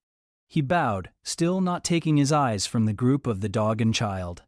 "Let Miss Eyre be seated," said he, and there was something in the forced stiff bow, in the impatient yet formal tone, which seemed further to express, "What the deuce is it to me whether Miss Eyre be there or not? At this moment I am not disposed to accost her." I sat down quite disembarrassed. A reception of finished politeness would probably have confused me. I could not have returned or repaid it by answering grace and elegance on my part, but harsh caprice laid me under no obligation. On the contrary, a decent quiescence, under the freak of manner, gave me the advantage. Besides, the eccentricity of the proceeding was piquant. I felt interested to see how he would go on. He went on as a statue would, that is, he neither spoke nor moved. Mrs. Fairfax seemed to think it necessary that someone should be amiable, and she began to talk. Kindly, as usual, and, as usual, rather trite. She condoled with him on the pressure of business he had had all day, on the annoyance it must have been to him with that painful sprain. Then she commended his patience and perseverance in going through with it. "Madam, I should like some tea," was the sole rejoinder she got. She hastened to ring the bell, and when the tray came she proceeded to arrange the cups, spoons, and with assiduous celerity. I and Adele went to the table, but the master did not leave his couch. "Will you hand Mr. Rochester's cup?" said Mrs. Fairfax to me.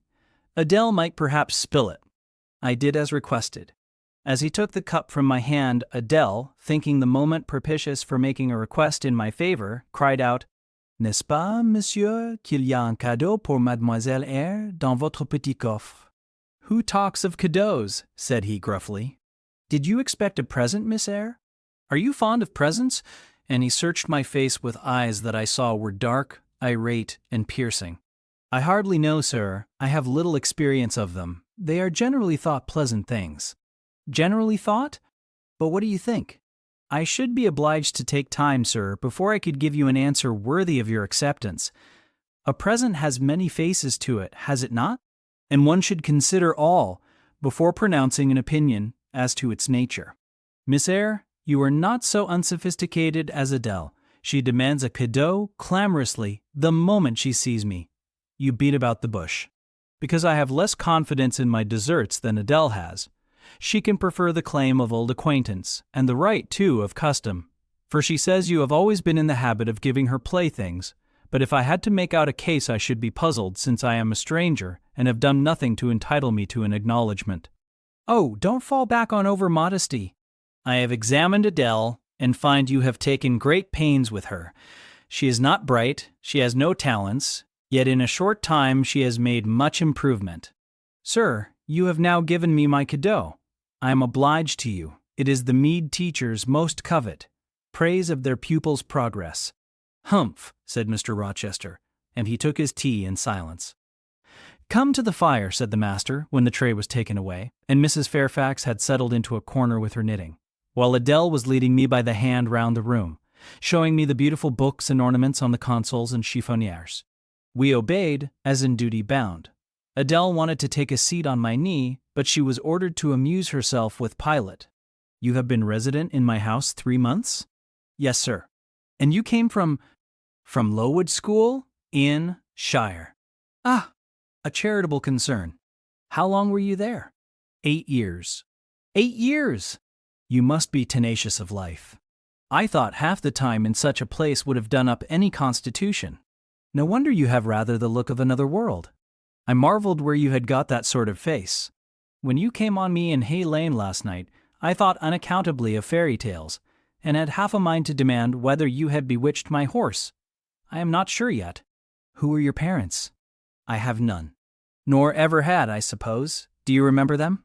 No, I thought not. And so you were waiting for your people when you sat on that stile?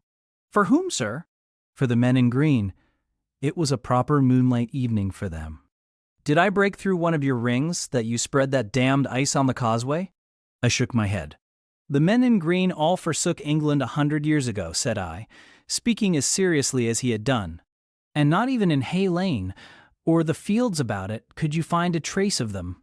I don't think either summer or harvest or winter moon will ever shine on their revels more.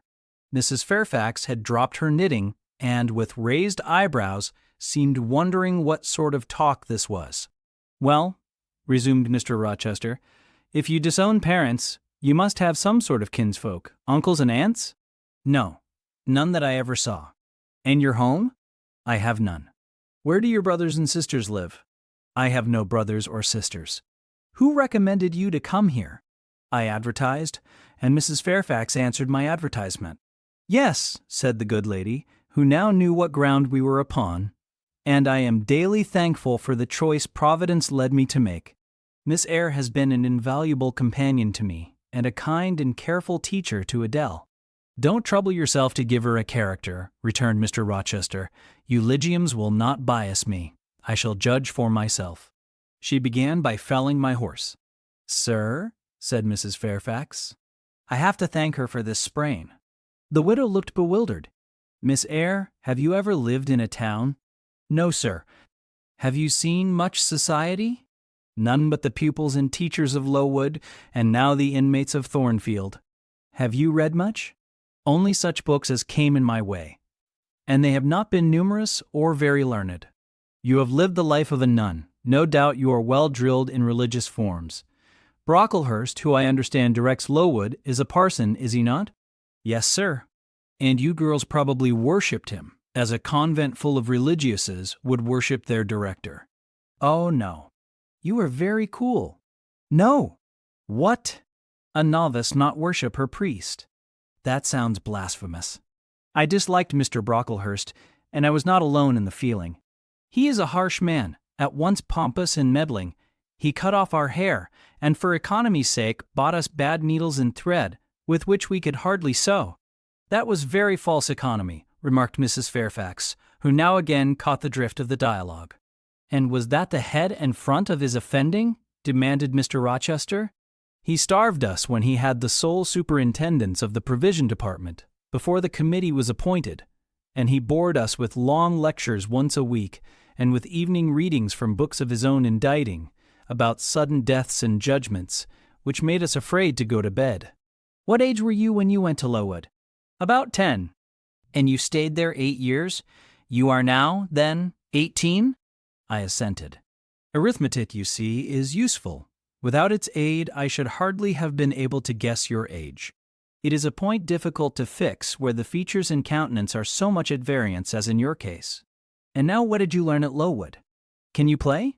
A little. Of course, that is the established answer. Go into the library. If you please, excuse my tone of command, I am used to say, do this, and it is done. I cannot alter my customary habits for one new inmate. Go then into the library, take a candle with you, leave the door open, sit down to the piano, and play a tune.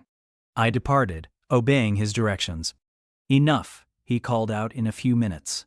You play a little, I see, like any other English schoolgirl, perhaps rather better than some, but not well. I closed the piano and returned. Mr. Rochester continued. Adele showed me some sketches this morning, which she said were yours. I don't know whether they were entirely of your doing. Probably a master aided you? No, indeed, I interjected. Ah! That pricks pride. Well, fetch me your portfolio if you can vouch for its contents being original, but don't pass your word unless you are certain. I can recognize patchwork. Then I will say nothing, and you shall judge for yourself, sir. I brought the portfolio from the library. Approach the table, said he, and I wheeled it to his couch. Adele and Mrs. Fairfax drew near to see the pictures. No crowding, said Mr. Rochester. Take the drawings from my hand as I finish with them, but don't push your faces up to mine. He deliberately scrutinized each sketch and painting. 3 he laid aside, the others, when he had examined them, he swept from him. Take them off to the other table, Mrs. Fairfax, said he, and look at them with Adele. You, glancing at me, resume your seat and answer my questions. I perceive those pictures were done by one hand. Was that hand yours? Yes. And when did you find time to do them? They have taken much time and some thought. I did them in the last 2 vacations I spent at Lowood, when I had no other occupation. Where did you get your copies? Out of my head. That head I see now on your shoulders? Yes, sir. Has it other furniture of the same kind within? I should think it may have. I should hope, better. He spread the pictures before him, and again surveyed them alternately. While he is so occupied, I will tell you, reader, what they are, and first, I must premise that they are nothing wonderful. The subjects had, indeed, risen vividly on my mind. As I saw them with the spiritual eye, before I attempted to embody them, they were striking, but my hand would not second my fancy, and in each case it had wrought out but a pale portrait of the thing I had conceived. These pictures were in watercolors. The first represented clouds low and livid, rolling over a swollen sea. All the distance was in eclipse. So too was the foreground, or rather, the nearest billows, for there was no land. One gleam of light lifted into relief a half-submerged mast, on which sat a cormorant, dark and large, with wings flecked with foam. Its beak held a gold bracelet set with gems that I had touched with as brilliant tints as my palette could yield, and as glittering distinctness as my pencil could impart. Sinking below the bird and mast, a drowned corpse glanced through the green water. A fair arm was the only limb clearly visible, whence the bracelet had been washed or torn. The second picture contained for foreground only the dim peak of a hill, with grass and some leaves slanting as if by a breeze. Beyond and above spread an expanse of sky, dark blue as at twilight. Rising into the sky was a woman shaped to the bust, portrayed in tints as dust and soft as I could combine. The dim forehead was crowned with a star. The lineaments below were seen as through the suffusion of vapor. The eyes shone dark and wild. The hair streamed shadowy like a beamless cloud torn by storm or by electric travail. On the neck lay a pale reflection like moonlight. The same faint luster touched the train of thin clouds from which rose and bowed this vision of the evening star. The third showed the pinnacle of an iceberg piercing a polar winter sky. A muster of northern lights reared their dim lances, close serried, along the horizon. Throwing these into distance, rose, in the foreground, a head, a colossal head, inclined towards the iceberg and resting against it.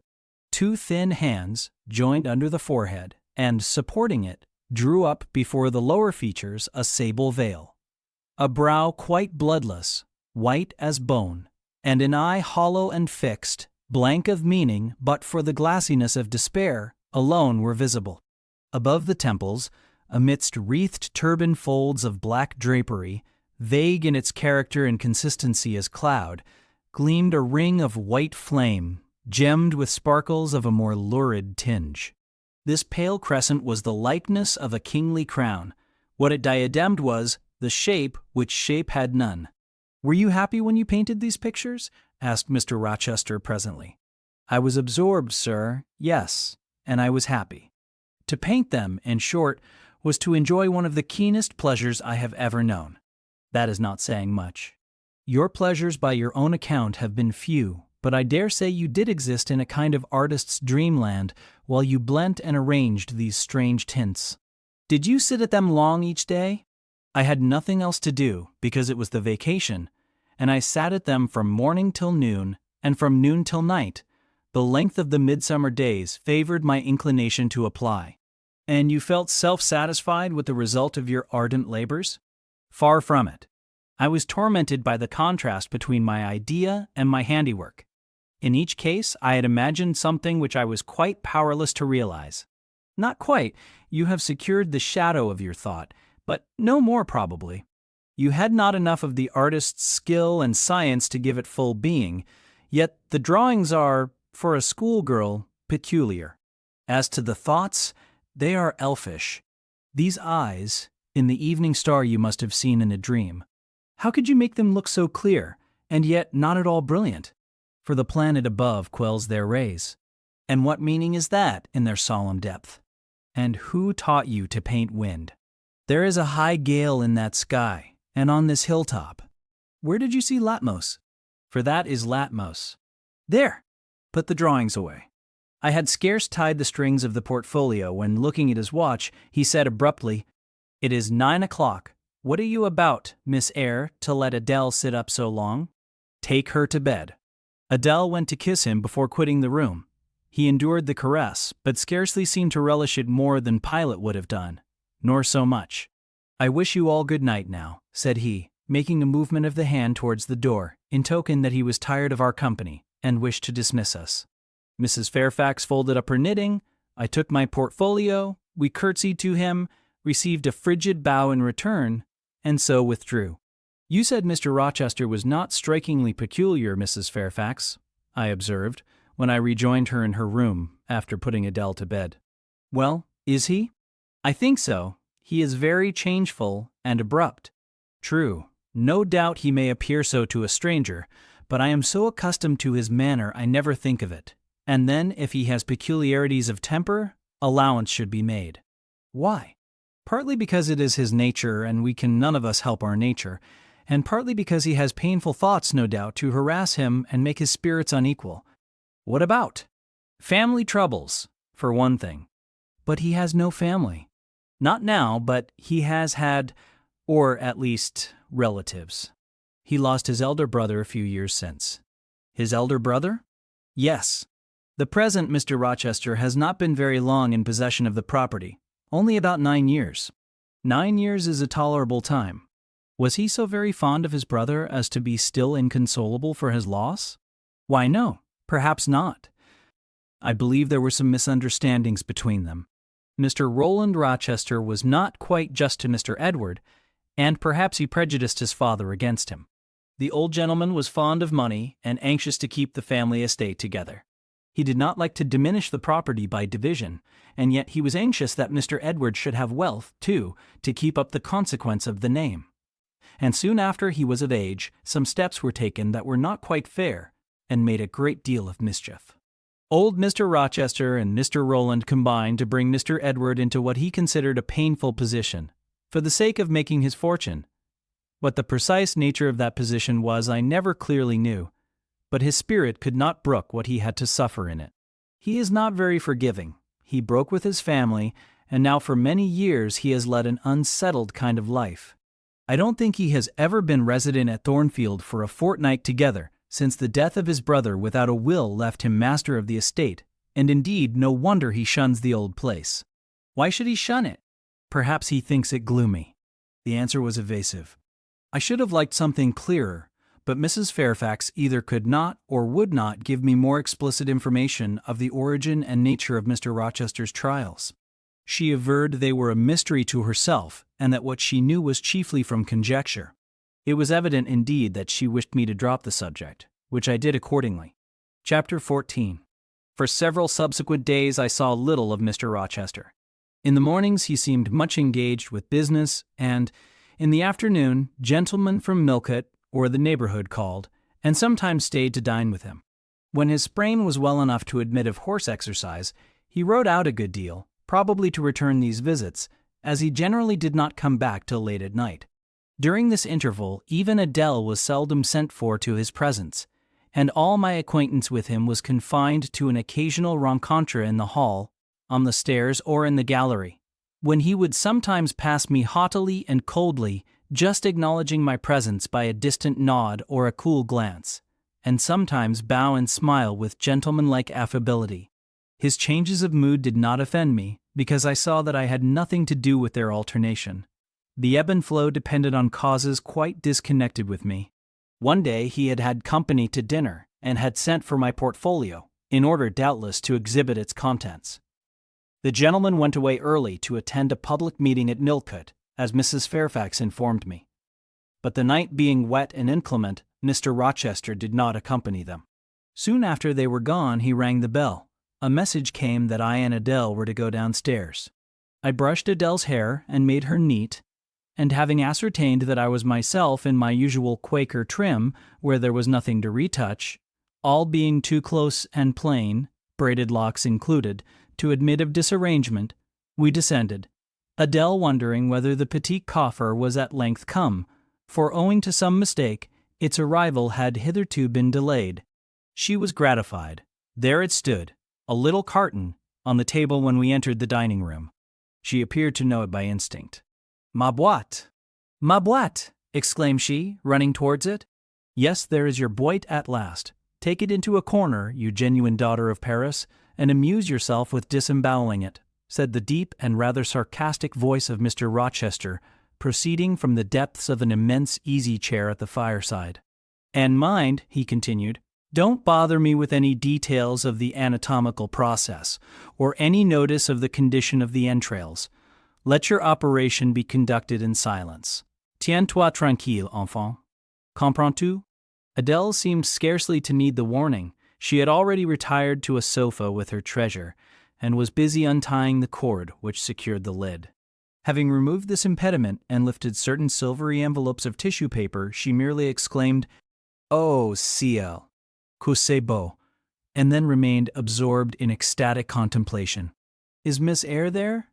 now demanded the master, half rising from his seat to look round to the door, near which I still stood. "Ah! Well, come forward. Be seated here." He drew a chair near his own.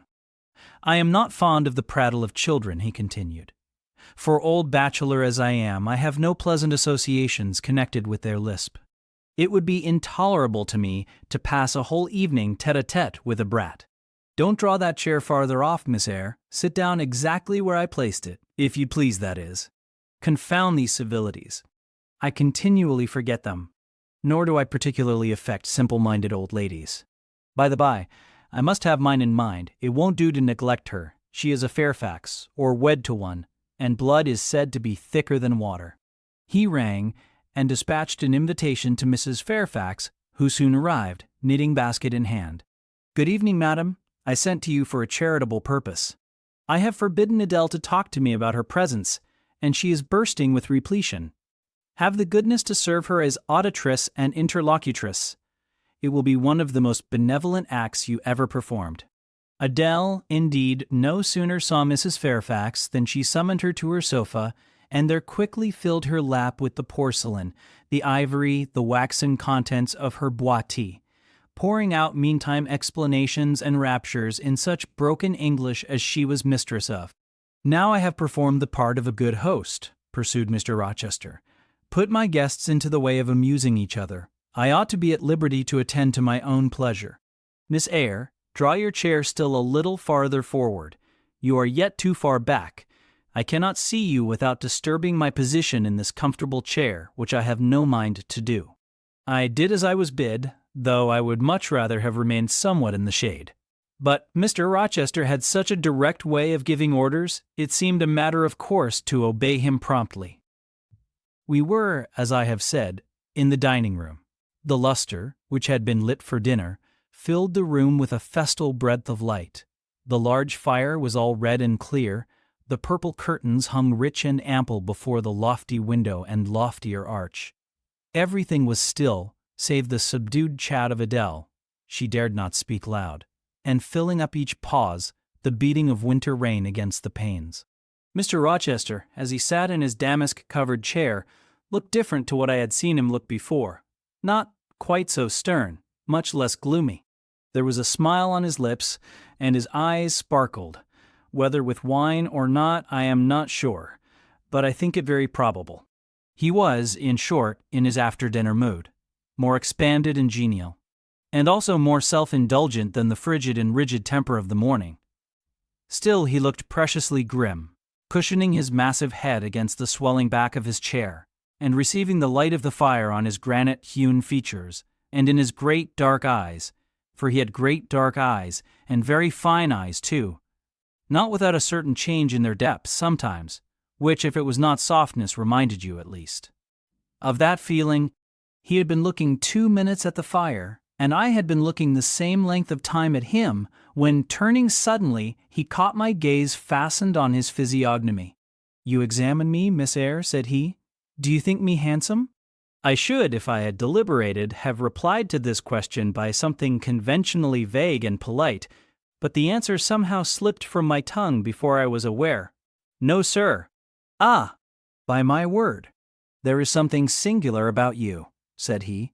"You have the air of a little ninette, quaint, quiet, grave, and simple, as you sit with your hands before you, and your eyes generally bent on the carpet, except, by the by, when they are directed piercingly to my face, as just now, for instance, and when one asks you a question, or makes a remark to which you are obliged to reply, you rap out a round rejoinder, which, if not blunt, is at least brusque." "What do you mean by it?" "Sir, I was too plain. I beg your pardon. I ought to have replied that it was not easy to give an impromptu answer to a question about appearances, that tastes mostly differ, and that beauty is of little consequence, or something of that sort. You ought to have replied no such thing.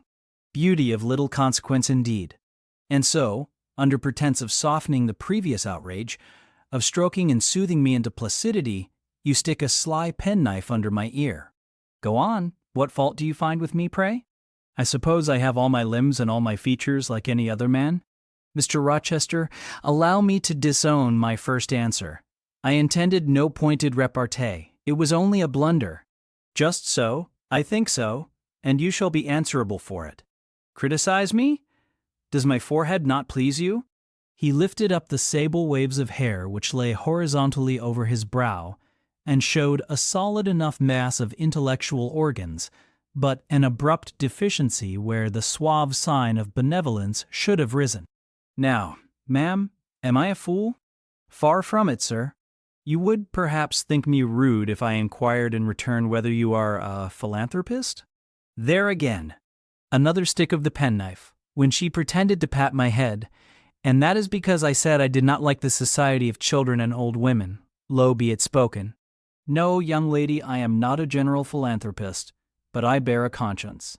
And he pointed to the prominences which are said to indicate that faculty, and which, fortunately for him, were sufficiently conspicuous, giving, indeed, a marked breadth to the upper part of his head. And, besides, I once had a kind of rude tenderness of heart. When I was as old as you, I was a feeling fellow enough, partial to the unfledged, unfostered, and unlucky. But fortune has knocked me about since. She has even kneaded me with her knuckles, and now I flatter myself I am hard and tough as an India rubber ball. Pervious, though, through a chink or two still, and with one sentient point in the middle of the lump. Yes, does that leave hope for me? Hope of what, sir? Of my final retransformation from India rubber back to flesh? Decidedly he has had too much wine, I thought, and I did not know what answer to make to his queer question. How could I tell whether he was capable of being retransformed? You looked very much puzzled, Miss Eyre, and though you are not pretty any more than I am handsome, yet a puzzled air becomes you. Besides, it is convenient, for it keeps those searching eyes of yours away from my physiognomy, and busies them with the worsted flowers of the rug. So puzzle on. Young lady, I am disposed to be gregarious and communicative tonight." With this announcement, he rose from his chair and stood, leaning his arm on the marble mantelpiece. In that attitude, his shape was seen plainly as well as his face, his unusual breadth of chest, disproportionate almost to his length of limb. I am sure most people would have thought him an ugly man. Yet there was so much unconscious pride in his port, so much ease in his demeanor, such a look of complete indifference to his own external appearance, so haughty a reliance on the power of other qualities, intrinsic or adventitious, to atone for the lack of mere personal attractiveness, that in looking at him, one inevitably shared the indifference, and even in a blind, imperfect sense, put faith in the confidence. "I am disposed to be gregarious and communicative tonight," he repeated, "and that is why I sent for you.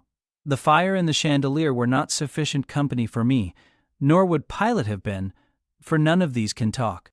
Adele is a degree better, but still far below the mark. Mrs. Fairfax ditto. You, I am persuaded, can suit me if you will.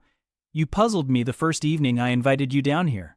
I have almost forgotten you since. Other ideas have driven yours from my head, but tonight I am resolved to be at ease, to dismiss what importunes, and recall what pleases.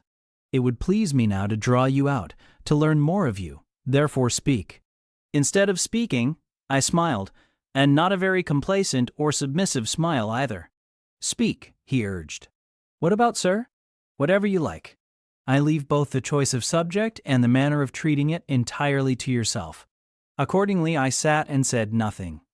If he expects me to talk for the mere sake of talking and showing off, he will find he has addressed himself to the wrong person, I thought. "You are dumb, Miss Eyre." I was dumb still. He bent his head a little towards me, and with a single hasty glance, seemed to dive into my eyes. "Stubborn?" he said, and annoyed. "Ah, it is consistent." I put my request in an absurd, almost insolent form. "Miss Eyre, I beg your pardon. The fact is, once for all, I don't wish to treat you like an inferior," that is, correcting himself. "I claim only such superiority as must result from 20 years' difference in age and a century's advance in experience. This is legitimate at Chai 10, as Adele would say, and it is by virtue of this superiority and this alone that I desire you to have the goodness to talk to me a little now, and divert my thoughts, which are galled with dwelling on one point, cankering as a rusty nail." He had deigned an explanation, almost an apology, and I did not feel insensible to his condescension, and would not seem so. "I am willing to amuse you, if I can, sir, quite willing, but I cannot introduce a topic, because how do I know what will interest you? Ask me questions, and I will do my best to answer them. Then, in the first place, do you agree with me that I have a right to be a little masterful, abrupt, perhaps exacting, sometimes, on the grounds I stated, namely that I am old enough to be your father, and that I have battled through a varied experience with many men of many nations, and roamed over half the globe, while you have lived quietly with one set of people in one house? Do as you please, sir. That is no answer, or rather it is a very irritating, because a very evasive one. Reply clearly. I don't think, sir, you have a right to command me, merely because you are older than I, or because you have seen more of the world than I have. Your claim to superiority depends on the use you have made of your time and experience. Humph. Promptly spoken. But I won't allow that, seeing that it would never suit my case, as I have made an indifferent, not to say a bad, use of both advantages. Leaving superiority out of the question, then, you must still agree to receive my orders now and then, without being piqued or hurt by the tone of command. Will you? I smiled. I thought to myself, Mr. Rochester is peculiar. He seems to forget that he pays me £30 per annum for receiving his orders. The smile is very well, said he, catching instantly the passing expression. But speak too. I was thinking, sir, that very few masters would trouble themselves to inquire whether or not their paid subordinates were piqued and hurt by their orders. Paid subordinates? What? You are my paid subordinate, are you? Oh, yes, I had forgotten the salary. Well then, on that mercenary ground, will you agree to let me hector a little? No, sir, not on that ground, but on the ground that you did forget it and that you care whether or not a dependent is comfortable in his dependency. I agree heartily. And will you consent to dispense with a great many conventional forms and phrases, without thinking that the omission arises from insolence? I am sure, sir, I should never mistake informality for insolence. One I rather like, the other nothing freeborn would submit to, even for a salary. Humbug! Most things freeborn will submit to anything for a salary. Therefore, keep to yourself and don't venture on generalities of which you are intensely ignorant. However, I mentally shake hands with you for your answer, despite its inaccuracy, and as much for the manner in which it was said as for the substance of the speech. The manner was frank and sincere. One does not often see such a manner. No, on the contrary. Affectation, or coldness, or stupid, coarse-minded misapprehension of one's meaning are the usual rewards of candor. Not 3 and 3,000 raw schoolgirl governesses would have answered me as you have just done. But I don't mean to flatter you. If you are cast in a different mold to the majority, it is no merit of yours. Nature did it. And then, after all, I go too fast in my conclusions. For what I yet know, you may be no better than the rest. You may have intolerable defects to counterbalance your few good points. And so may you, I thought. My eye met his as the idea crossed my mind. He seemed to read the glance, answering as if its import had been spoken as well as imagined. Yes, you are right, said he. I have plenty of faults of my own, I know it, and I don't wish to palliate them, I assure you. God wot I need not be too severe about others. I have a past existence, a series of deeds, a color of life to contemplate within my own breast, which might well call my sneers and censures from my neighbors to myself. I started, or rather, for like other defaulters, I like to lay half the blame on ill fortune and adverse circumstances, was thrust onto a wrong tack at the age of 21, and have never recovered the right course since. But I might have been very different. I might have been as good as you, wiser, almost as stainless. I envy you your peace of mind, your clean conscience, your unpolluted memory. Little girl, a memory without blot or contamination must be an exquisite treasure, an inexhaustible source of pure refreshment, is it not? How was your memory when you were 18, sir? All right then. Limpid, salubrious, no gush of bilge water had turned it to fetid puddle. I was your equal at 18, quite your equal. Nature meant me to be, on the whole, a good man, Miss Eyre, one of the better kind, and you see I am not so. You would say you don't see it. At least I flatter myself I read as much in your eye. Beware, by the by, what you express with that organ. I am quick at interpreting its language. Then take my word for it.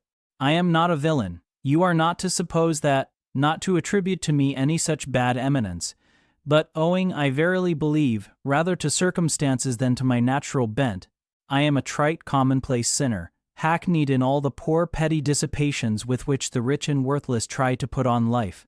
Do you wonder that I avow this to you? No, that in the course of your future life you will often find yourself elected the involuntary confidant of your acquaintances' secrets. People will instinctively find out, as I have done, that it is not your forte to tell of yourself, but to listen while others talk of themselves. They will feel, too, that you listen with no malevolent scorn of their indiscretion, but with a kind of innate sympathy, not the less comforting and encouraging because it is very unobtrusive in its manifestations. How do you know? How can you guess all this, sir? I know it well. Therefore, I proceed almost as freely as if I were writing my thoughts in a diary. You would say I should have been superior to circumstances. So I should. But you see I was not. When fate wronged me, I had not the wisdom to remain cool. I turned desperate. Then I degenerated. Now, when any vicious simpleton excites my disgust by his paltry ribaldry, I cannot flatter myself that I am better than he. I am forced to confess that he and I are on a level. I wish I had stood firm. God knows I do. Dread remorse when you are tempted to err, Miss Eyre. Remorse is the poison of life. Repentance is said to be its cure, sir. It is not its cure. Reformation may be its cure, and I could reform. I have strength yet for that. But where is the use of thinking of it, hampered, burdened, cursed as I am? Besides, since happiness is irrevocably denied me, I have a right to get pleasure out of life, and I will get it. cost what it may. Then you will degenerate still more, sir. Possibly, yet why should I if I can get sweet, fresh pleasure? And I may get it as sweet and fresh as the wild honey the bee gathers on the moor. It will sting, it will taste bitter, sir. How do you know? You never tried it. How very serious, how very solemn you look. And you are as ignorant of the matter as this cameo head, taking one from the mantelpiece. You have no right to preach to me, you neophyte, that have not passed the porch of life and are absolutely unacquainted with its mysteries. I only remind you of your own words, sir. You said error brought remorse, and you pronounced remorse the poison of existence. And who talks of error now? I scarcely think the notion that flitted across my brain was an error. I believe it was an inspiration rather than a temptation. It was very genial, very soothing. I know that. Here it comes again. It is no devil, I assure you, or if it be, it is put on the robes of an angel of light. I think I must admit so fair a guest when it asks entrance to my heart. Distrust it, sir, it is not a true angel. Once more, how do you know? By what instinct do you pretend to distinguish between a fallen seraph of the abyss and a messenger from the eternal throne? Between a guide and a seducer? I judged by your countenance, sir, which was troubled when you said the suggestion had returned upon you. I feel sure it will work you more misery if you listen to it. Not at all. It bears the most gracious message in the world. For the rest, you are not my conscience keeper, so don't make yourself uneasy. Here, come in, bonny wanderer. He said this as if he spoke to a vision, viewless to any eye but his own. Then, folding his arms which he had half extended on his chest, he seemed to enclose in their embrace the invisible being. Now, he continued, again addressing me, I have received the pilgrim, a disguised deity, as I verily believe. Already it has done me good. My heart was a sort of charnel. It will now be a shrine. To speak truth, sir, I don't understand you at all. I cannot keep up the conversation, because it has got out of my depth. Only one thing I know. You said you were not as good as you should like to be, and that you regretted your own imperfection. One thing I can comprehend. You intimated that to have a sullied memory was a perpetual bane. It seems to me that if you tried hard you would in time find it possible to become what you yourself would approve, and that if from this day you began with resolution to correct your thoughts and actions, you would in a few years have laid up a new and stainless store of recollections, to which you might revert with pleasure. Justly thought, rightly said, Miss Eyre, and at this moment I am paving hell with energy. Sir, I am laying down good intentions, which I believe durable as flint. Certainly my associates and pursuits shall be other than they have been. And better? And better, so much better as pure ore is than foul dross. You seem to doubt me. I don't doubt myself. I know what my aim is, what my motives are, and at this moment I pass a law, unalterable as that of the Medes and Persians, that both are right. They cannot be, sir, if they require a new statute to legalize them. They are, Miss Eyre, though they absolutely require a new statute. Unheard-of combinations of circumstances demand unheard-of rules. That sounds a dangerous maxim, sir, because one can see at once that it is liable to abuse. Sententious sage. So it is, but I swear by my household gods not to abuse it. You are human and fallible. I am, so are you. What then? The human and fallible should not arrogate a power with which the divine and perfect alone can be safely entrusted. What power? That of saying of any strange, unsanctioned line of action, let it be right. Let it be right. The very words. You have pronounced them. May it be right then, I said, as I rose, deeming it useless to continue a discourse which was all darkness to me, and besides, sensible that the character of my interlocutor was beyond my penetration, at least beyond its present reach, and feeling the uncertainty, the vague sense of insecurity which accompanies a conviction of ignorance. Where are you going? To put Adele to bed. It is past her bedtime. You are afraid of me because I talk like a sphinx. Your language is enigmatical, sir, but though I am bewildered, I am certainly not afraid. You are afraid, your self-love dreads a blunder. In that sense I do feel apprehensive. I have no wish to talk nonsense. If you did, it would be in such a grave, quiet manner, I should mistake it for sense. Do you never laugh, Miss Eyre? Don't trouble yourself to answer. I see you laugh rarely. But you can laugh very merrily. Believe me, you are not naturally austere, any more than I am naturally vicious. The Lowood constraint still clings to you somewhat, controlling your features, muffling your voice, and restricting your limbs, and you fear in the presence of a man and a brother, or father, or master, or what you will, to smile too gaily, speak too freely, or move too quickly, but, in time, I think you will learn to be natural with me, as I find it impossible to be conventional with you, and then your looks and movements will have more vivacity and variety than they dare offer now. I see at intervals the glance of a curious sort of bird through the close-set bars of a cage. A vivid, restless, resolute captive is there. Were it but free, it would soar cloud-high. You are still bent on going? It has struck 9, sir. Never mind, wait a minute. Adele is not ready to go to bed yet. My position, Miss Eyre, with my back to the fire and my face to the room favors observation. While talking to you, I have also occasionally watched Adele. I have my own reasons for thinking her a curious study, reasons that I may, nay, that I shall, impart to you some day. She pulled out of her box, about 10 minutes ago, a little pink silk frock. Rapture lit her face as she unfolded it. Coquetry runs in her blood, blends with her brains, and seasons the marrow of her bones. Il faut que je l'essaie, cried she, et à l'instant même, and she rushed out of the room. She is now with Sophie, undergoing a robing process. In a few minutes she will re-enter, and I know what I shall see, a miniature of Céline Varens, as she used to appear on the boards at the rising of... But never mind that. However, my tenderest feelings are about to receive a shock. Such is my presentiment. Stay now, to see whether it will be realized. Ere long, Adele's little foot was heard tripping across the hall. She entered, transformed as her guardian had predicted. A dress of rose-colored satin, very short, and as full in the skirt as it could be gathered, replaced the brown frock she had previously worn. A wreath of rosebuds circled her forehead. Her feet were dressed in silk stockings and small white satin sandals. Est-ce que ma robe va bien? Cried she, bounding forwards. Et mes souliers? Et mes bas? Tenez, je crois que je vais danser.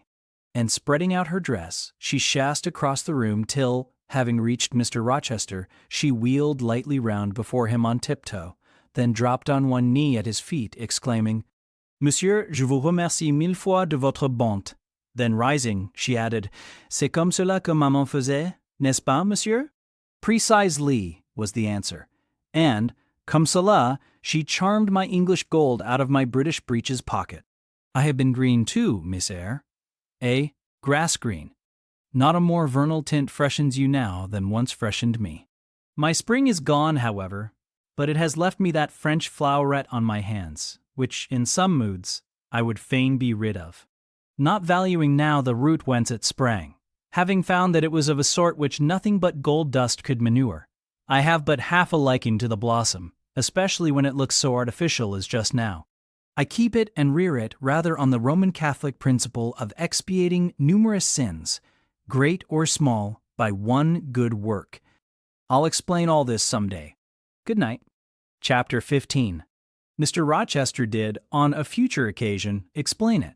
It was one afternoon when he chanced to meet me and Adele in the grounds, and while she played with Pilot and her shuttlecock, he asked me to walk up and down a long beech avenue within sight of her. He then said that she was the daughter of a French opera dancer, Céline Varens, towards whom he had once cherished what he called a grande passion. This passion Céline had professed to return with even superior ardor. He thought himself her idol, ugly as he was. He believed, as he said, that she preferred his taille d'athlète to the elegance of the Apollo Belvedere. And Miss Eyre, so much was I flattered by this preference of the Gallic sylph for her British gnome, that I installed her in an hotel, gave her a complete establishment of servants, a carriage, cashmeres, diamonds, dentelles, and see. In short, I began the process of ruining myself in the received style, like any other spoony. I had not, it seems, the originality to chalk out a new road to shame and destruction, but trode the old track with stupid exactness, not to deviate an inch from the beaten center. I had, as I deserved to have, The fate of all other spoonies. Happening to call one evening when Celine did not expect me, I found her out, but it was a warm night and I was tired with strolling through Paris, so I sat down in her boudoir, happy to breathe the air consecrated so lately by her presence. No, I exaggerate. I never thought there was any consecrating virtue about her. It was rather a sort of pastille perfume she had left, a scent of musk and amber, than an odor of sanctity. I was just beginning to stifle with the fumes of conservatory flowers and sprinkled essences when I bethought myself to open the window and step out onto the balcony. It was moonlight and gaslight besides, and very still and serene. The balcony was furnished with a chair or two. I sat down and took out a cigar. I will take one now, if you will excuse me. Here ensued a pause, filled up by the producing and lighting of a cigar. Having placed it to his lips and breathed a trail of Havana incense on the freezing and sunless air, he went on. I liked bonbons too in those days, Miss Eyre, and I was croquant, overlook the barbarism, croquant chocolate comfits, and smoking alternately, watching meantime the equipages that rolled along the fashionable streets towards the neighboring opera house, when in an elegant close carriage drawn by a beautiful pair of English horses, and distinctly seen in the brilliant city night, I recognized the voiture I had given Celine. She was returning. Of course my heart thumped with impatience against the iron rails I leant upon. The carriage stopped, as I had expected, at the hotel door. My flame, that is the very word for an opera innamorata, alighted. Though muffed in a cloak, an unnecessary encumbrance by the by, on so warm a June evening, I knew her instantly by her little foot, seen peeping from the skirt of her dress, as she skipped from the carriage step. Bending over the balcony, I was about to murmur "Mon ange," in a tone, of course, which should be audible to the ear of love alone, when a figure jumped from the carriage after her, cloaked also, but that was a spurred heel which had rung on the pavement, and that was a hatted head which now passed under the arched porte cochere of the hotel. You never felt jealousy, did you, Miss Eyre? Of course not. I need not ask you, because you never felt love. You have both sentiments yet to experience. Your soul sleeps. The shock is yet to be given which shall waken it. You think all existence lapses in as quiet a flow as that in which your youth has hitherto slid away. Floating on with closed eyes and muffled ears, you neither see the rocks bristling, not far off in the bed of the flood, nor hear the breakers boil at their base.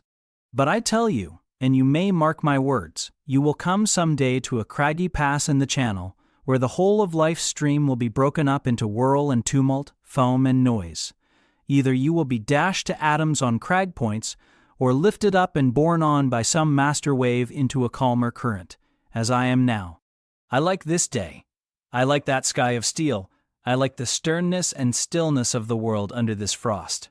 I like Thornfield, its antiquity, its retirement, its old crow trees and thorn trees, its gray facade and lines of dark windows reflecting that metal welkin.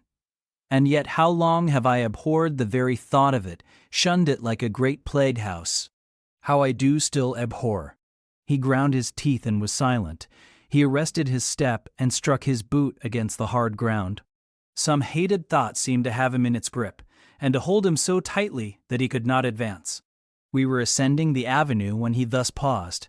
The hall was before us. Lifting his eye to its battlements, he cast over them a glare such as I never saw before or since. Pain, shame, ire, impatience, disgust, detestation seemed momentarily to hold a quivering conflict in the large pupil, dilating under his ebon eyebrow. Wild was the wrestle which should be paramount, but another feeling rose and triumphed, something hard and cynical, self-willed and resolute. It settled his passion and petrified his countenance. He went on.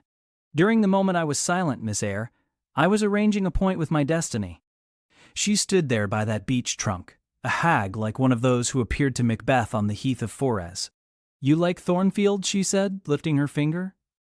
And then she wrote in the air a memento, which ran in lurid hieroglyphics all along the house front, between the upper and lower row of windows. "Like it if you can. Like it if you dare." "I will like it," said I.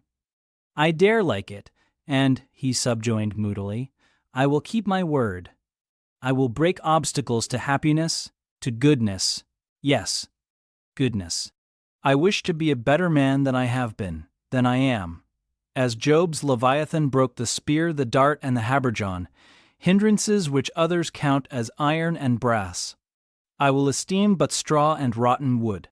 Adele here ran before him with her shuttlecock. Away, he cried harshly. Keep at a distance, child, or go in to Sophie. Continuing then to pursue his walk in silence, I ventured to recall him to the point whence he had abruptly diverged. Did you leave the balcony, sir? I asked when Madela Varens entered. I almost expected a rebuff for this hardly well-timed question, but, on the contrary, waking out of his scowling abstraction, he turned his eyes towards me, and the shade seemed to clear off his brow. Oh, I had forgotten Celine. Well, to resume. When I saw my charmer thus come in accompanied by a cavalier, I seemed to hear a hiss, and the green snake of jealousy, rising on undulating coils from the moonlit balcony, glided within my waistcoat and ate its way in 2 minutes to my heart's core. Strange, he exclaimed, suddenly starting again from the point. Strange that I should choose you for the confidant of all this, young lady. Passing strange that you should listen to me quietly, as if it were the most usual thing in the world for a man like me to tell stories of his opera mistresses to a quaint, inexperienced girl like you. But the last singularity explains the first. As I intimated once before, you, with your gravity, considerateness, and caution, were made to be the recipient of secrets. Besides, I know what sort of a mind I have placed in communication with my own. I know it is one not liable to take infection. It is a peculiar mind. It is a unique one. Happily, I do not mean to harm it, but if I did, it would not take harm from me. The more you and I converse, the better, for while I cannot blight you, you may refresh me. After this digression, he proceeded. I remained in the balcony. They will come to her boudoir, no doubt, thought I. Let me prepare an ambush. So putting my hand in through the open window, I drew the curtain over it, leaving only an opening through which I could take observations. Then I closed the casement, all but a chink just wide enough to furnish an outlet to lovers' whispered vows. Then I stole back to my chair, and as I resumed it, the pair came in. My eye was quickly at the aperture. Celine's chambermaid entered, lit a lamp, left it on the table, and withdrew. The couple were thus revealed to me clearly. Both removed their cloaks, and there was the Varens, shining in satin and jewels, my gifts, of course, and there was her companion in an officer's uniform. And I knew him for a young roué of a vicomte, a brainless and vicious youth whom I had sometimes met in society, and had never thought of hating because I despised him so absolutely. On recognizing him, the fang of the snake jealousy was instantly broken, because at the same moment my love for Celine sank under an extinguisher. A woman who could betray me for such a rival was not worth contending for. She deserved only scorn, less, however, than I, who had been her dupe. They began to talk. Their conversation eased me completely. Frivolous, mercenary, heartless, and senseless, it was rather calculated to weary than enrage a listener. A card of mine lay on the table. This being perceived, brought my name under discussion. Neither of them possessed energy or wit to belabor me soundly, but they insulted me as coarsely as they could in their little way. Especially Celine, who even waxed rather brilliant on my personal defects, deformities she termed them. Now it had been her custom to launch out into fervent admiration of what she called my beauty male, wherein she differed diametrically from you, who told me point blank at the second interview that you did not think me handsome. The contrast struck me at the time, and Adele here came running up again. Monsieur, John has just been to say that your agent has called and wishes to see you. Ah, in that case, I must abridge. Opening the window, I walked in upon them, liberated Celine from my protection, gave her notice to vacate her hotel, offered her a purse for immediate exigencies, disregarded screams, hysterics, prayers, protestations, convulsions, made an appointment with the Vicomte for a meeting at the Bois de Boulogne. Next morning I had the pleasure of encountering him, left a bullet in one of his poor etiolated arms, feeble as the wing of a chicken in the pip, and then thought I had done with the whole crew. But unluckily the Varens, 6 months before, had given me this Violette, Adele, who, she affirmed, was my daughter, and Perhaps she may be, though I see no proofs of such grim paternity written in her countenance. Pilot is more like me than she. Some years after I had broken with the mother, she abandoned her child and ran away to Italy with a musician or singer. I acknowledged no natural claim on Adele's part to be supported by me, nor do I now acknowledge any, for I am not her father. But hearing that she was quite destitute, I even took the poor thing out of the slime and mud of Paris and transplanted it here, to grow up clean in the wholesome soil of an English country garden. Mrs. Fairfax found you to train it, but now you know that it is the illegitimate offspring of a French opera girl. You will perhaps think differently of your post in protégé. You will be coming to me some day with notice that you have found another place, that you beg me to look out for a new governess, and see. Eh? No, Adele is not answerable for either her mother's faults or yours. I have a regard for her, and now that I know she is, in a sense, parentless, forsaken by her mother and disowned by you, sir, I shall cling closer to her than before. How could I possibly prefer the spoilt pet of a wealthy family who would hate her governess as a nuisance to a lonely little orphan who leans towards her as a friend? Oh, that is the light in which you view it. Well, I must go in now, and you too. It darkens. But I stayed out a few minutes longer with Adele and Pilot, ran a race with her, and played a game of battledore and shuttlecock.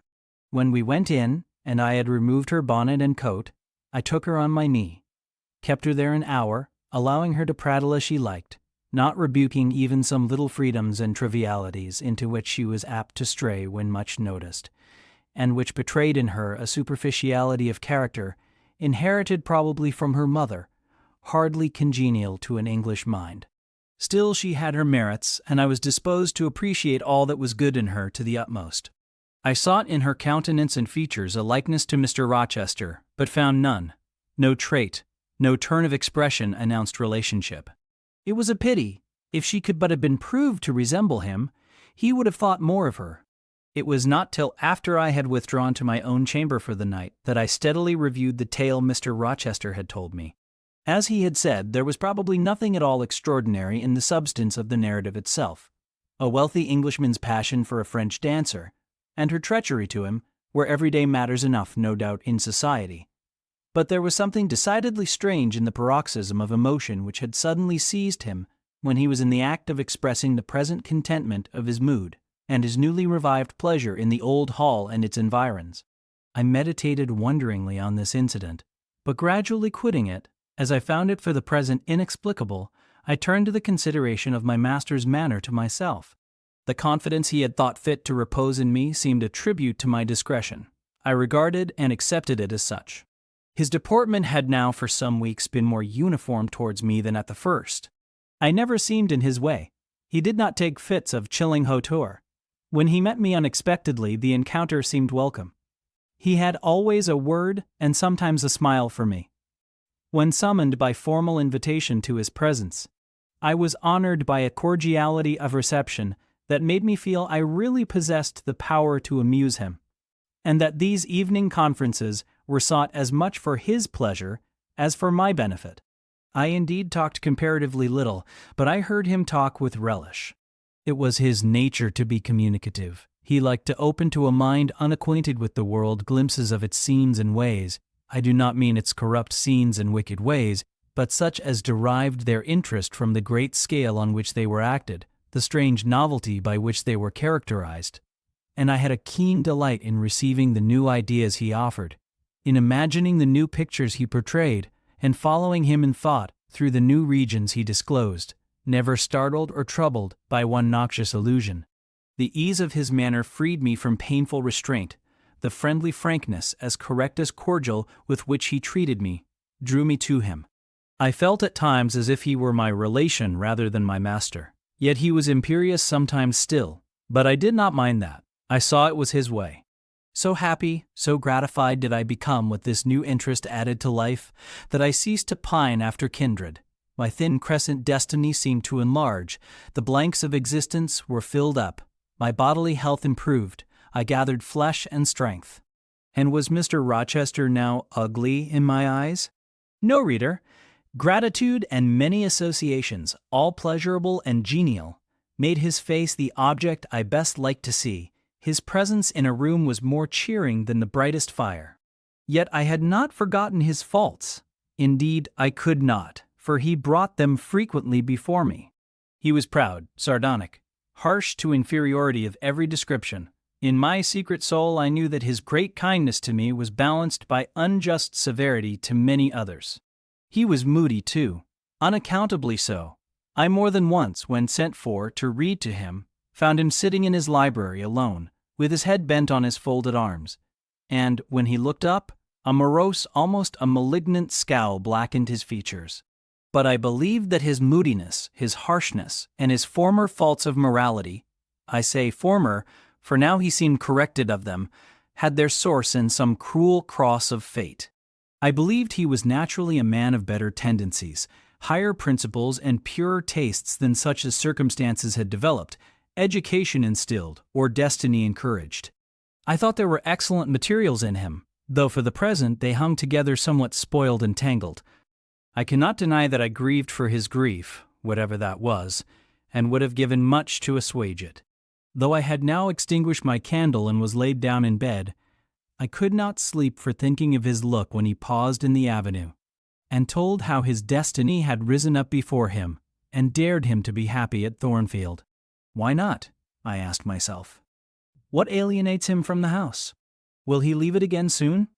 Mrs. Fairfax said he seldom stayed here longer than a fortnight at a time, and he has now been resident 8 weeks. If he does go, the change will be doleful. Suppose he should be absent spring, summer, and autumn.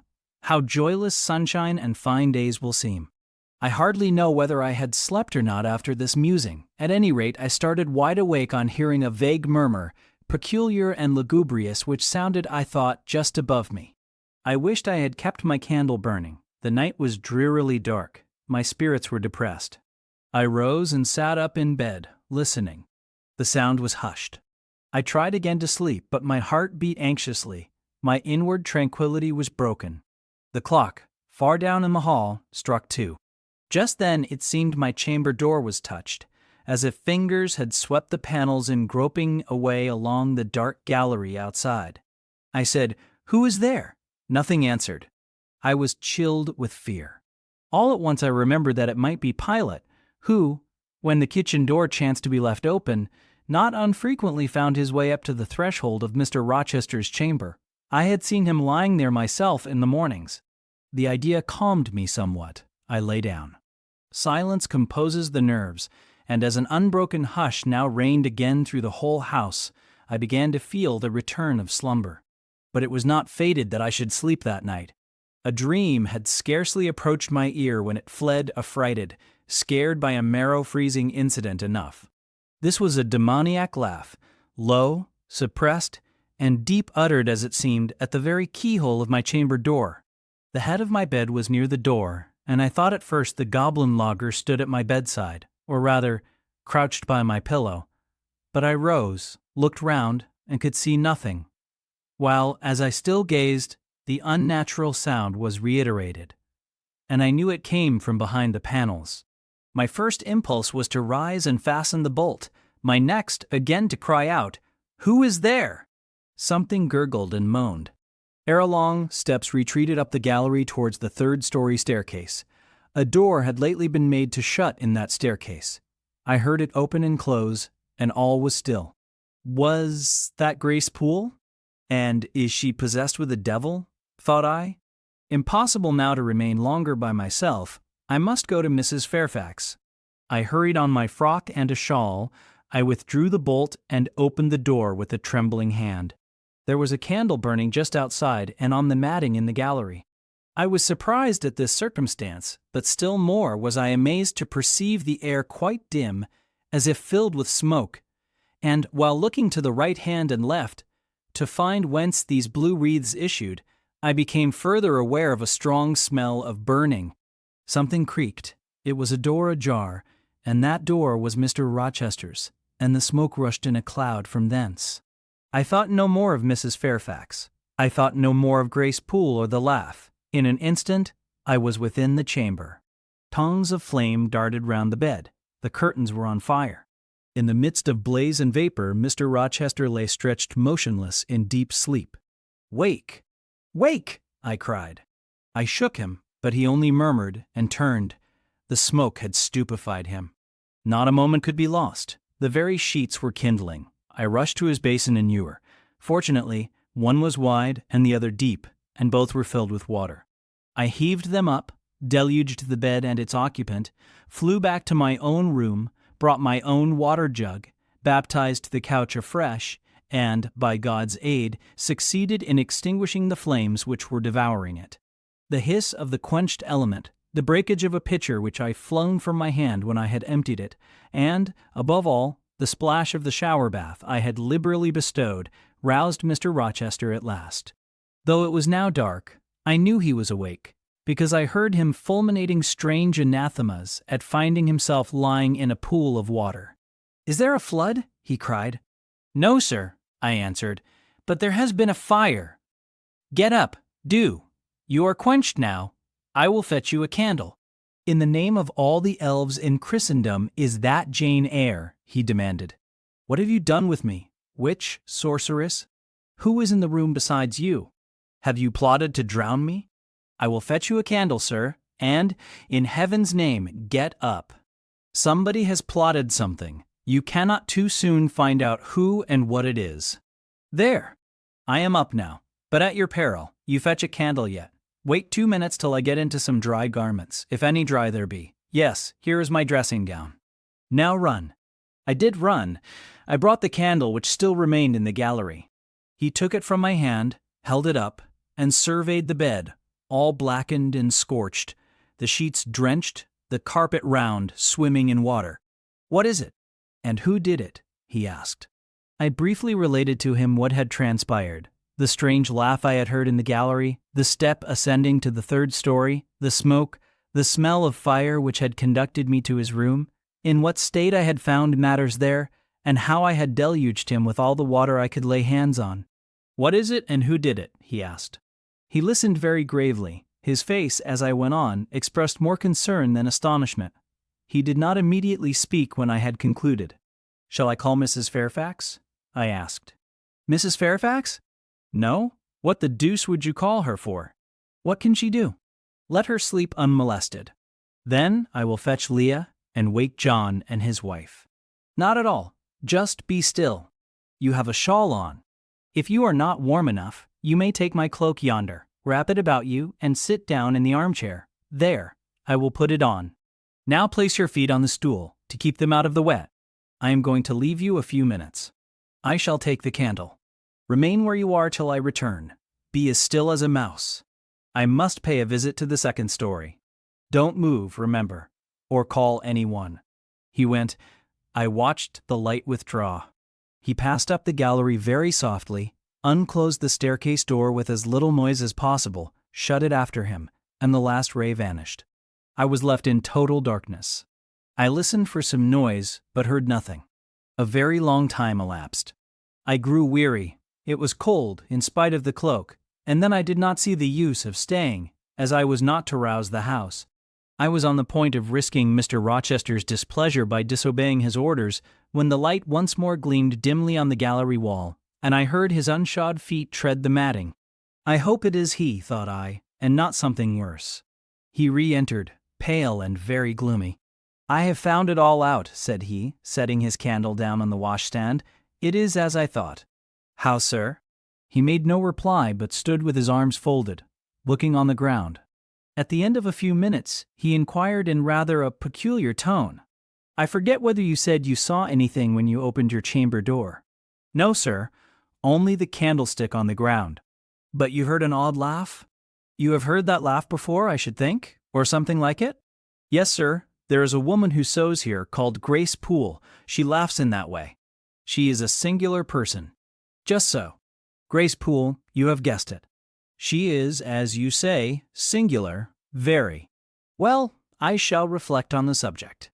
Meantime, I am glad that you are the only person, besides myself, acquainted with the precise details of tonight's incident. You are no talking fool. Say nothing about it. I will account for this state of affairs," pointing to the bed, And now return to your own room. I shall do very well on the sofa in the library for the rest of the night. It is near 4. In 2 hours the servants will be up. Good night then, sir, said I, departing. He seemed surprised, very inconsistently so, as he had just told me to go. What? He exclaimed. Are you quitting me already, and in that way? You said I might go, sir. But not without taking leave, not without a word or two of acknowledgment and goodwill, not, in short, in that brief, dry fashion. Why, you have saved my life, snatched me from a horrible and excruciating death. And you walk past me as if we were mutual strangers. At least shake hands. He held out his hand. I gave him mine. He took it first in one, then in both his own. You have saved my life. I have a pleasure in owing you so immense a debt. I cannot say more. Nothing else that has being would have been tolerable to me in the character of creditor for such an obligation. But you, it is different. I feel your benefits no burden, Jane. He paused, gazed at me. Words almost visible trembled on his lips, but his voice was checked. Good night again, sir. There is no debt, benefit, burden, obligation in the case. I knew, he continued, you would do me good in some way, at some time. I saw it in your eyes when I first beheld you. Their expression and smile did not, again he stopped, did not, he proceeded hastily, strike delight to my very inmost heart so for nothing. People talk of natural sympathies. I have heard of good genii. There are grains of truth in the wildest fable. My cherished preserver. Good night. Strange energy was in his voice, strange fire in his look. I am glad I happened to be awake, I said, and then I was going. What? You will go? I am cold, sir. Cold? Yes, and standing in a pool. Go then, Jane, go. But he still retained my hand, and I could not free it. I bethought myself of an expedient. I think I hear Mrs. Fairfax move, sir, said I. Well, leave me. He relaxed his fingers, and I was gone. I regained my couch, but never thought of sleep.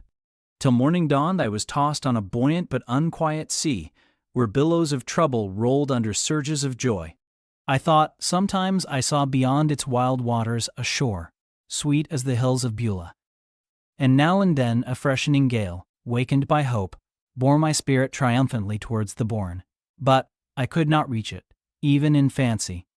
A counteracting breeze blew off land and continually drove me back.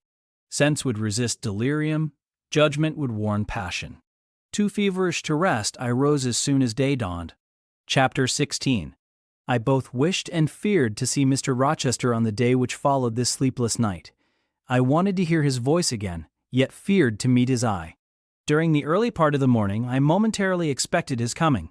He was not in the frequent habit of entering the schoolroom, but he did step in for a few minutes sometimes, and I had the impression that he was sure to visit it that day. But the morning passed just as usual. Nothing happened to interrupt the quiet course of Adele's studies. Only soon after breakfast, I heard some bustle in the neighborhood of Mr. Rochester's chamber.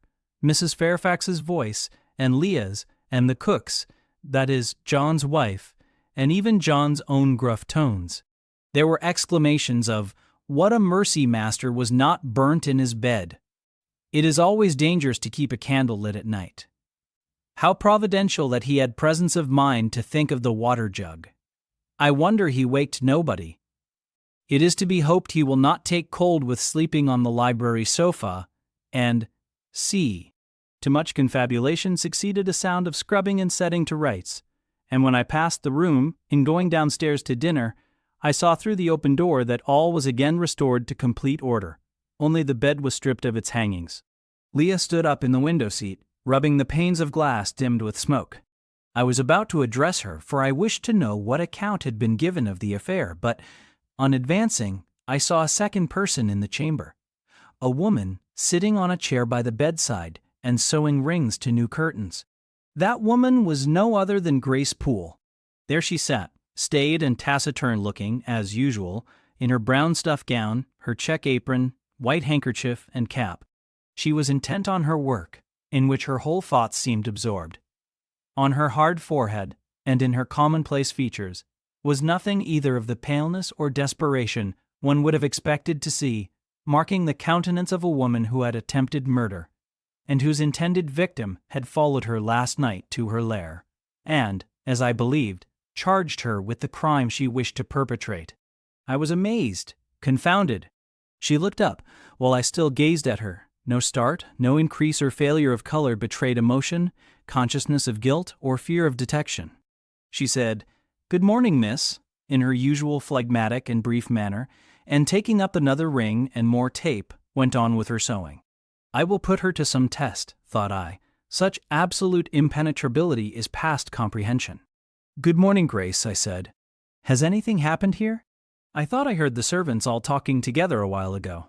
Only Master had been reading in his bed last night. He fell asleep with his candle lit and the curtains got on fire. But fortunately he awoke before the bedclothes or the woodwork caught, and contrived to quench the flames with the water in the ewer. "A strange affair," I said in a low voice. Then, looking at her fixedly, "Did Mr. Rochester wake nobody? Did no one hear him move?" She again raised her eyes to me, and this time there was something of consciousness in their expression. She seemed to examine me warily. Then she answered, "The servants sleep so far off, you know, miss, they would not be likely to hear. Mrs. Fairfax's room and yours are the nearest to Master's, but Mrs. Fairfax said she heard nothing. When people get elderly, they often sleep heavy." She paused and then added, with a sort of assumed indifference, but still in a marked and significant tone, "But you are young, miss, and I should say a light sleeper. Perhaps you may have heard a noise?" "I did," said I, dropping my voice, so that Leah, who was still polishing the panes, could not hear me, and at first I thought it was Pilot. But Pilot cannot laugh, and I am certain I heard a laugh, and a strange one. She took a new needleful of thread, waxed it carefully, threaded her needle with a steady hand, and then observed, with perfect composure, "It is hardly likely Master would laugh, I should think, miss, when he was in such danger. You must have been dreaming." "I was not dreaming," I said with some warmth, for her brazen coolness provoked me. Again she looked at me, and with the same scrutinizing and conscious eye. "Have you told Master that you heard a laugh?" she inquired. "I have not had the opportunity of speaking to him this morning." "You did not think of opening your door and looking out into the gallery?" she further asked.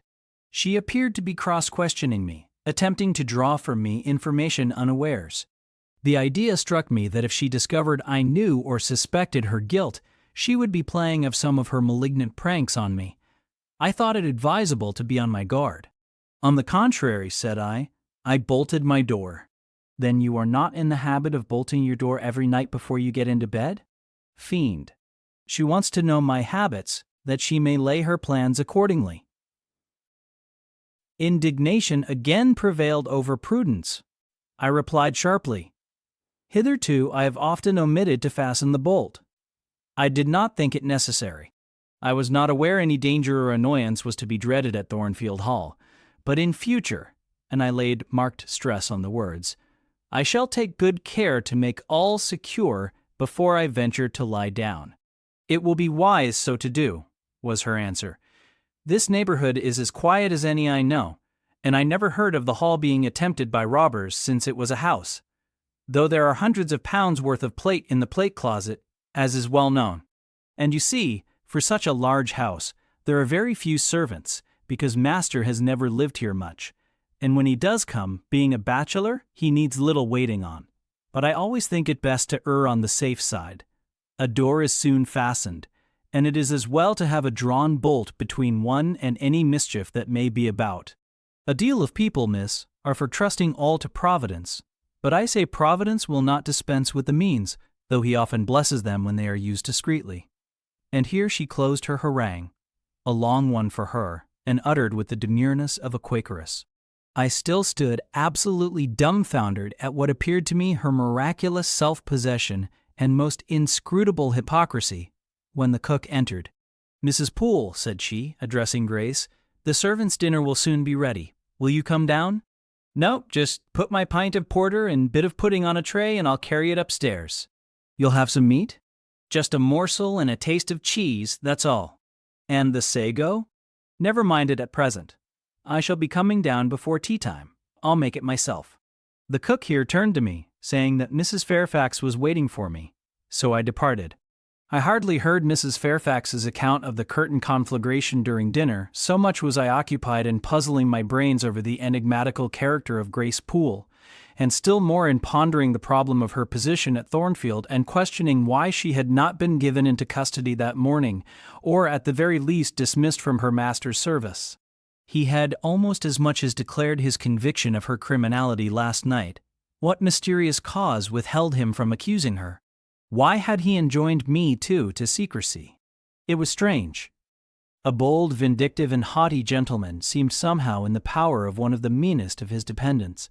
So much in her power that even when she lifted her hand against his life, he dared not openly charge her with the attempt, much less punish her for it. Had Grace been young and handsome, I should have been tempted to think that tenderer feelings than prudence or fear influenced Mr. Rochester in her behalf.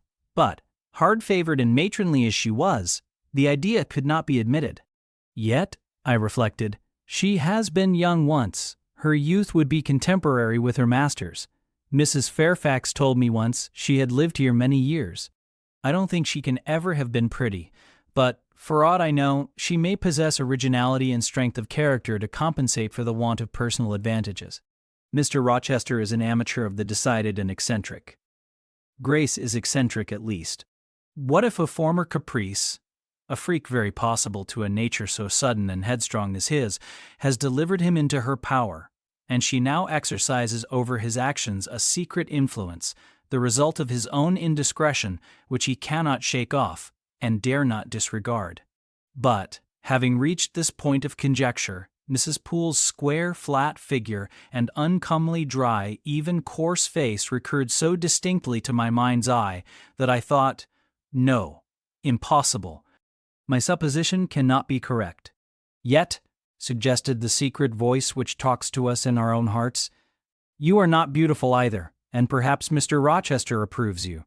At any rate, you have often felt as if he did. And last night, remember his words, remember his look, remember his voice. I well remembered all. Language, glance, and tone seemed at the moment vividly renewed. I was now in the schoolroom. Adele was drawing. I bent over her and directed her pencil. She looked up with a sort of start. "Qu'avez-vous, mademoiselle?" said she. "Vos doigts tremblent comme la feuille, et vos joues sont rouges, mais rouges comme des cerises." I am hot, Adele, with stooping. She went on sketching. I went on thinking. I hastened to drive from my mind the hateful notion I had been conceiving respecting Grace Poole. It disgusted me. I compared myself with her, and found we were different. Bessie Levin had said I was quite a lady, and she spoke truth. I was a lady. And now I looked much better than I did when Bessie saw me.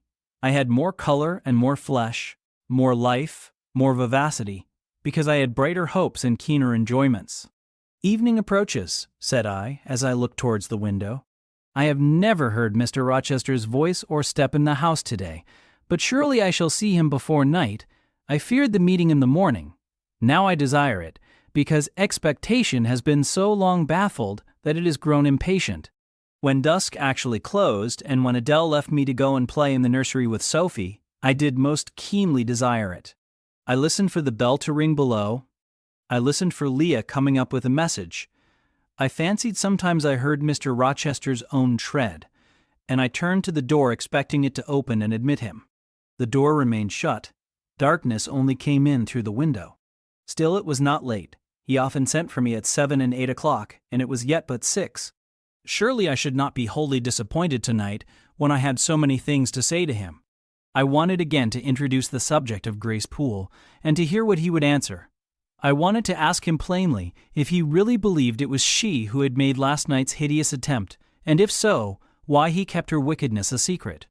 It little mattered whether my curiosity irritated him. I knew the pleasure of vexing and soothing him by turns. It was one I chiefly delighted in, and a sure instinct always prevented me from going too far. Beyond the verge of provocation I never ventured. On the extreme brink I liked well to try my skill. Retaining every minute form of respect, every propriety of my station, I could still meet him in argument without fear or uneasy restraint. This suited both him and me. A tread creaked on the stairs at last.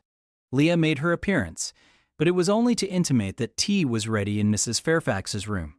Thither I repaired, glad at least to go downstairs, for that brought me, I imagined, nearer to Mr. Rochester's presence. "You must want your tea," said the good lady as I joined her. "You ate so little at dinner." "I am afraid," she continued, "you are not well today.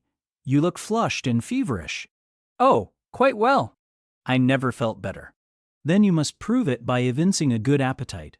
Will you fill the teapot while I knit off this needle?" Having completed her task, she rose to draw down the blind, which she had hitherto kept up, by way, I suppose, of making the most of daylight, though dusk was now fast deepening into total obscurity. "It is fair tonight," said she, as she looked through the panes, "though not starlight. Mr. Rochester has, on the whole, had a favorable day for his journey." "Journey? Is Mr. Rochester gone anywhere?" "I did not know he was out." "Oh, he set off the moment he had breakfasted." "He is gone to the Lees, Mr. Eshton's place, 10 miles on the other side Millcote. I believe there is quite a party assembled there, Lord Ingram, Sir George Lynn, Colonel Dent, and others." "Do you expect him back tonight?" "No, nor tomorrow either. I should think he is very likely to stay a week or more. When these fine, fashionable people get together, they are so surrounded by elegance and gaiety, so well provided with all that can please and entertain, they are in no hurry to separate. Gentlemen especially are often in request on such occasions, and Mr. Rochester is so talented and so lively in society that I believe he is a general favorite. The ladies are very fond of him, though you would not think his appearance calculated to recommend him particularly in their eyes. But I suppose his acquirements and abilities, perhaps his wealth and good blood, make amends for any little fault of look." "Are there ladies at the Lees?" "There are Mrs. Eshton and her 3 daughters, very elegant young ladies indeed. And there are the Honorable Blanche and Mary Ingram, most beautiful women, I suppose. Indeed, I have seen Blanche 6 or 7 years since, when she was a girl of 18. She came here to a Christmas ball and party Mr. Rochester gave. You should have seen the dining room that day, how richly it was decorated, how brilliantly lit up. I should think there were 50 ladies and gentlemen present, all of the first county families, and Miss Ingram was considered the belle of the evening." "You saw her, you say, Mrs. Fairfax. What was she like?" "Yes, I saw her." The dining room doors were thrown open, and, as it was Christmas time, the servants were allowed to assemble in the hall to hear some of the ladies sing and play. Mr. Rochester would have me to come in, and I sat down in a quiet corner and watched them. I never saw a more splendid scene. The ladies were magnificently dressed. Most of them, at least most of the younger ones, looked handsome, but Miss Ingram was certainly the queen. And what was she like? Tall, fine bust, sloping shoulders, long, graceful neck, olive complexion, dark and clear, noble features, eyes rather like Mr. Rochester's, large and black, and as brilliant as her jewels. And then, she had such a fine head of hair, raven black and so becomingly arranged, a crown of thick plaits behind, and in front the longest, the glossiest curls I ever saw. She was dressed in pure white. An amber-colored scarf was passed over her shoulder and across her breast, tied at the side and descending in long fringed ends below her knee. She wore an amber-colored flower, too, in her hair. It contrasted well with the jetty mass of her curls. She was greatly admired, of course? Yes, indeed, and not only for her beauty, but for her accomplishments. She was one of the ladies who sang. A gentleman accompanied her on the piano. She and Mr. Rochester sang a duet. Mr. Rochester? I was not aware he could sing. Oh! He has a fine bass voice and an excellent taste for music. And Miss Ingram, what sort of a voice had she? A very rich and powerful one. She sang delightfully. It was a treat to listen to her, and she played afterwards. I am no judge of music, but Mr. Rochester is, and I heard him say her execution was remarkably good. And this beautiful and accomplished lady, she is not yet married? It appears not. I fancy neither she nor her sister have very large fortunes. Old Lord Ingram's estates were chiefly entailed, and the eldest son came in for everything almost. But I wonder no wealthy nobleman or gentleman has taken a fancy to her. Mr. Rochester, for instance. He is rich, is he not? Oh! Yes. But you see there is a considerable difference in age. Mr. Rochester is nearly 40. She is but 25. What of that? More unequal matches are made every day. True, yet I should scarcely fancy Mr. Rochester would entertain an idea of the sort. But you eat nothing. You have scarcely tasted since you began tea. No, I am too thirsty to eat. Will you let me have another cup? I was about again to revert to the probability of a union between Mr. Rochester and the beautiful Blanche, but Adele came in and the conversation was turned into another channel. When once more alone, I reviewed the information I had got, looked into my heart, examined its thoughts and feelings, and endeavored to bring back with a strict hand such as had been straying through imagination's boundless and trackless waste into the safe fold of common sense. Arraigned at my own bar, memory having given her evidence of the hopes, wishes, sentiments I had been cherishing since last night, of the general state of mind in which I had indulged for nearly a fortnight past, reason having come forward and told, in her own quiet way, a plain, unvarnished tale, showing how I had rejected the real and rabidly devoured the ideal, I pronounced judgment to this effect: that a greater fool than Jane Eyre had never breathed the breath of life, that a more fantastic idiot had never surfeited herself on sweet lies and swallowed poison as if it were nectar. You, I said, a favorite with Mr. Rochester? You gifted with the power of pleasing him? You of importance to him in any way? Go. Your folly sickens me. And you have derived pleasure from occasional tokens of preference, equivocal tokens shown by a gentleman of family and a man of the world to a dependent and a novice. How dared you? Poor stupid dupe! Could not even self-interest make you wiser? You repeated to yourself this morning the brief scene of last night? Cover your face and be ashamed. He said something in praise of your eyes, did he? Blind puppy! Open their bleared lids and look on your own accursed senselessness. It does good to no woman to be flattered by her superior who cannot possibly intend to marry her, and it is madness in all women to let a secret love kindle within them, which, if unreturned and unknown, must devour the life that feeds it, and if discovered and responded to, must lead, ignis fatuus-like, into miry wilds whence there is no extrication. Listen then, Jane Eyre, to your sentence. Tomorrow, place the glass before you, and draw in chalk your own picture, faithfully, without softening one defect. Omit no harsh line, smooth away no displeasing irregularity. Write under it, portrait of a governess, disconnected, poor, and plain. Afterwards, take a piece of smooth ivory you have one prepared in your drawing box. Take your palette, mix your freshest, finest, clearest tints. Choose your most delicate camel hair pencils. Delineate carefully the loveliest face you can imagine. Paint it in your softest shades and sweetest lines, according to the description given by Mrs. Fairfax of Blanche Ingram. Remember the raven ringlets, the oriental eye? What? You revert to Mr. Rochester as a model. Order. No snivel, no sentiment, no regret.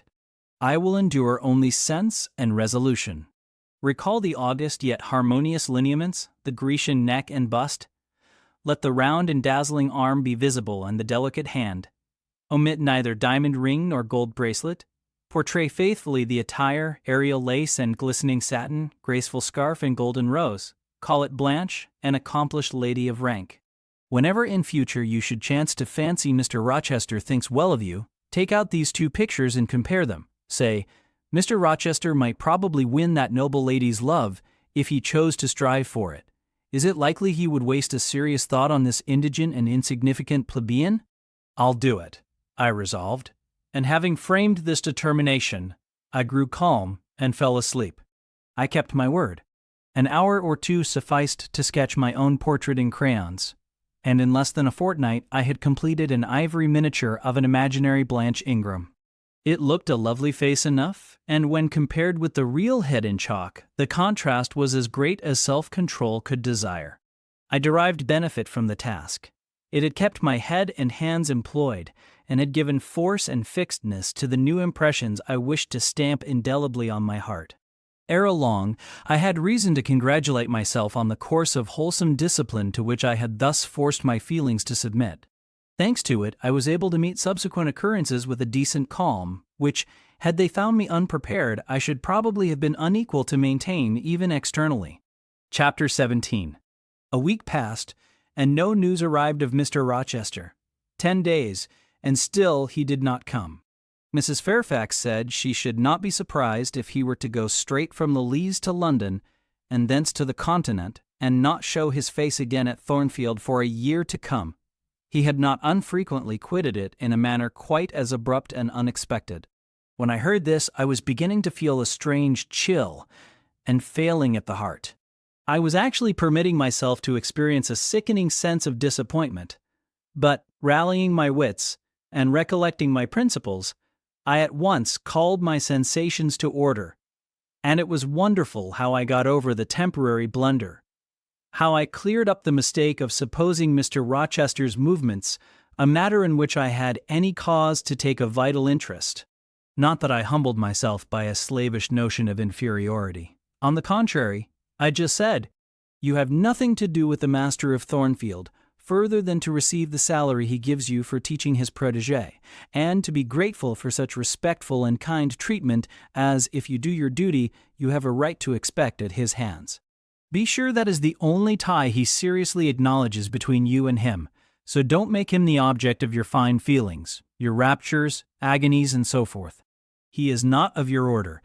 Keep to your caste, and be too self-respecting to lavish the love of the whole heart, soul, and strength where such a gift is not wanted and would be despised." I went on with my day's business tranquilly, but ever and anon vague suggestions kept wandering across my brain of reasons why I should quit Thornfield, and I kept involuntarily framing advertisements and pondering conjectures about new situations. These thoughts I did not think to check. They might germinate and bear fruit if they could. Mr. Rochester had been absent upwards of a fortnight when the post brought Mrs. Fairfax a letter. "It is from the master," said she, as she looked at the direction. "Now I suppose we shall know whether we are to expect his return or not." And while she broke the seal and perused the document, I went on taking my coffee. We were at breakfast. It was hot, and I attributed to that circumstance a fiery glow which suddenly rose to my face. Why my hand shook, and why I involuntarily spilt half the contents of my cup into my saucer, I did not choose to consider. "Well, I sometimes think we are too quiet, but we run a chance of being busy enough now, for a little while at least," said Mrs. Fairfax, still holding the note before her spectacles. Ere I permitted myself to request an explanation, I tied the string of Adele's pinafore which happened to be loose. Having helped her also to another bun and refilled her mug with milk, I said nonchalantly, "Mr. Rochester is not likely to return soon, I suppose?"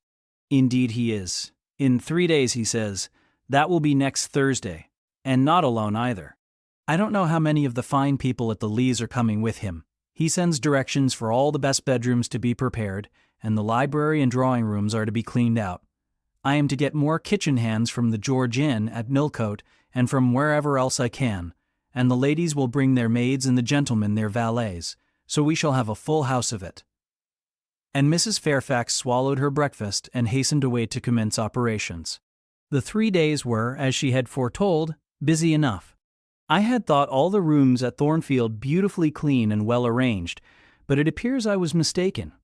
3 women were got to help, and such scrubbing, such brushing, such washing of paint and beating of carpets, such taking down and putting up of pictures, such polishing of mirrors and lustres, such lighting of fires in bedrooms, such airing of sheets and feather beds on hearths, I never beheld, either before or since. Adele ran quite wild in the midst of it. The preparations for company and the prospect of their arrival seemed to throw her into ecstasies. She would have Sophie to look over all her toilettes, as she called frocks, to furbish up any that were passés, and to air and arrange the new.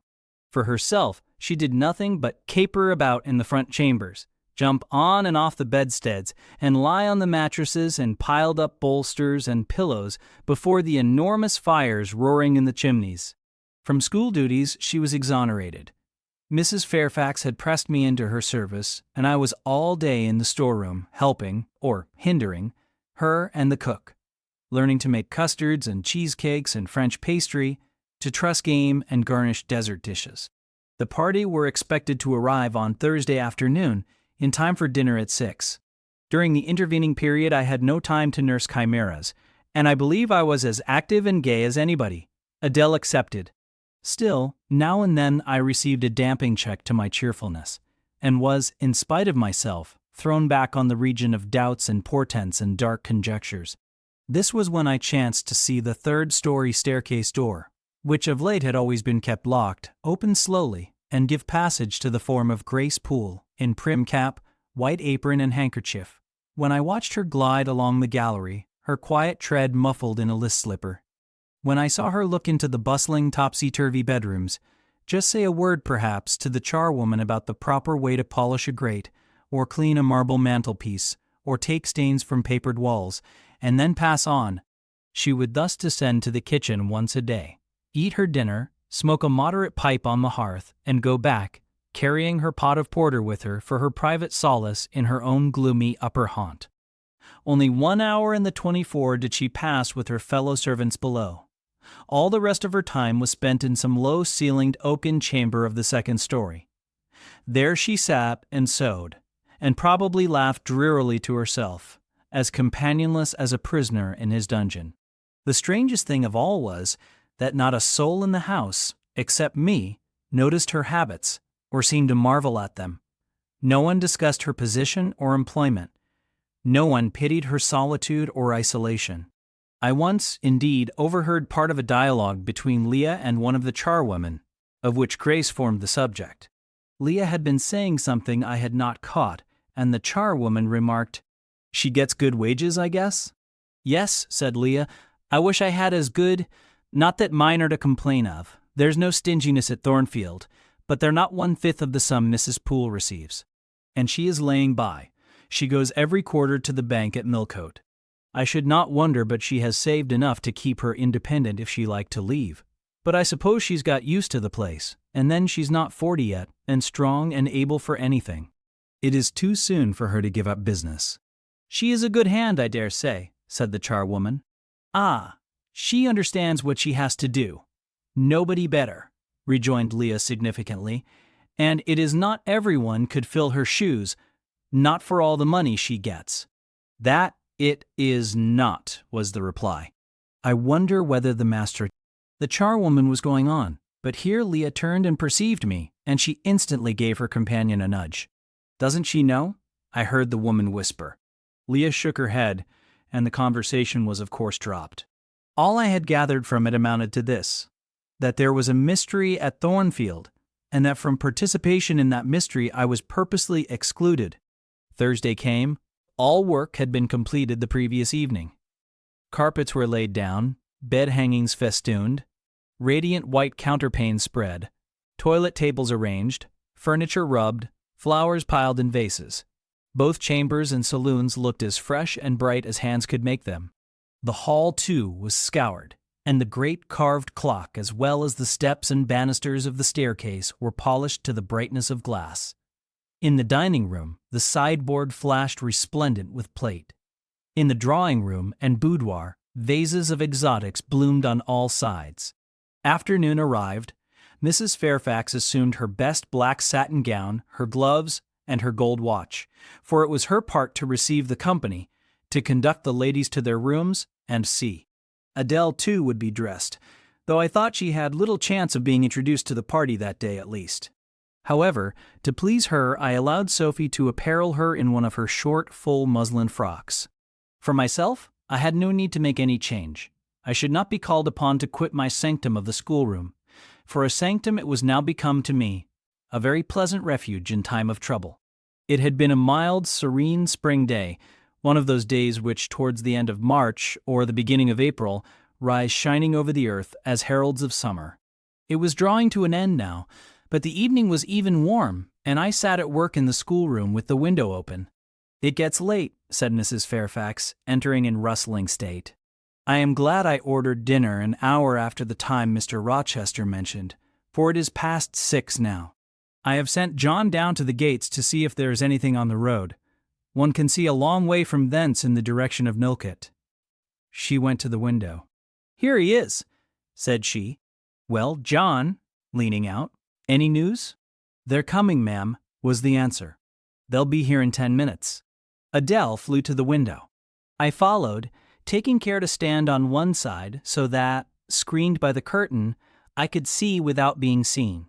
The 10 minutes John had given seemed very long, but at last wheels were heard. 4 equestrians galloped up the drive, and after them came 2 open carriages. Fluttering veils and waving plumes filled the vehicles. 2 of the cavaliers were young, dashing-looking gentlemen. The third was Mr. Rochester, on his black horse, Mesrour, pilot bounding before him. At his side rode a lady, and he and she were the first of the party. Her purple riding habit almost swept the ground. Her veil streamed long on the breeze, mingling with its transparent folds, and gleaming through them shone rich raven ringlets. "Miss Ingram!" exclaimed Mrs. Fairfax, and away she hurried to her post below. The cavalcade, following the sweep of the drive, quickly turned the angle of the house, and I lost sight of it. Adele now petitioned to go down, but I took her on my knee and gave her to understand that she must not, on any account, think of venturing in sight of the ladies, either now or at any other time, unless expressly sent for, that Mr. Rochester would be very angry, and see if all knowledge of I don't. Some natural tears she shed on being told this, but as I began to look very grave, she consented at last to wipe them. A joyous stir was now audible in the hall.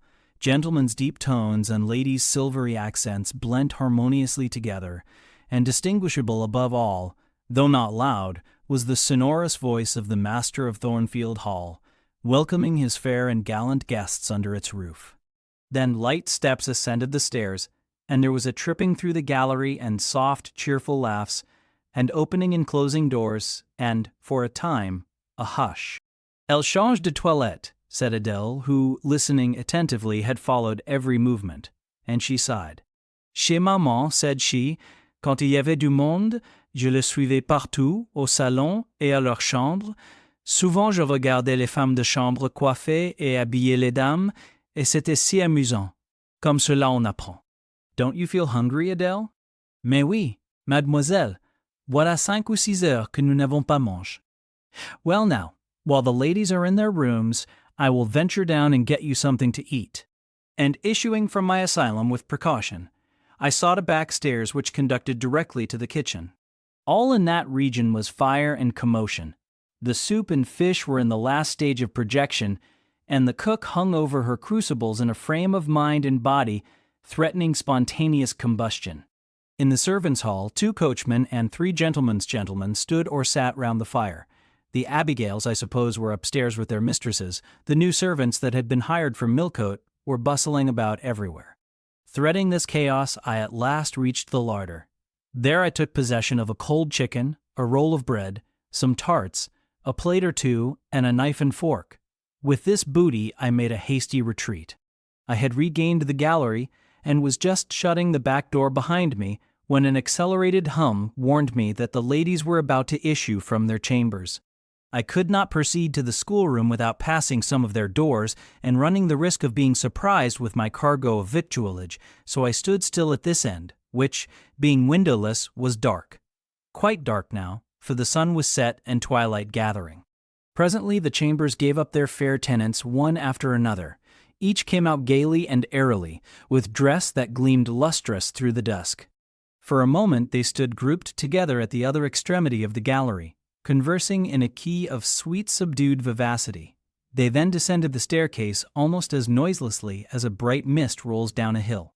Their collective appearance had left on me an impression of high-born elegance, such as I had never before received. I found Adele peeping through the schoolroom door, which she held ajar. "What beautiful ladies!" cried she in English. "Oh, I wish I might go to them. Do you think Mr. Rochester will send for us by and by after dinner?"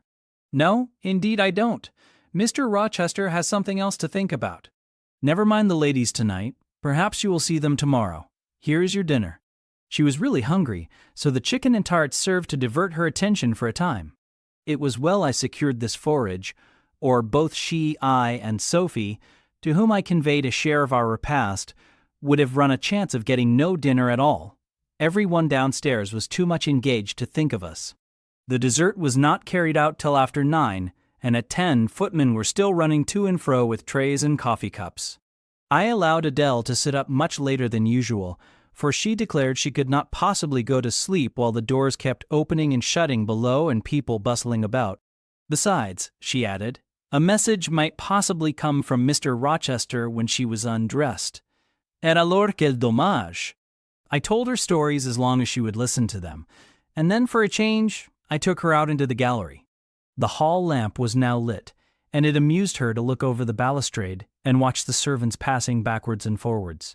When the evening was far advanced, a sound of music issued from the drawing-room, whither the piano had been removed. Adele and I sat down on the top step of the stairs to listen.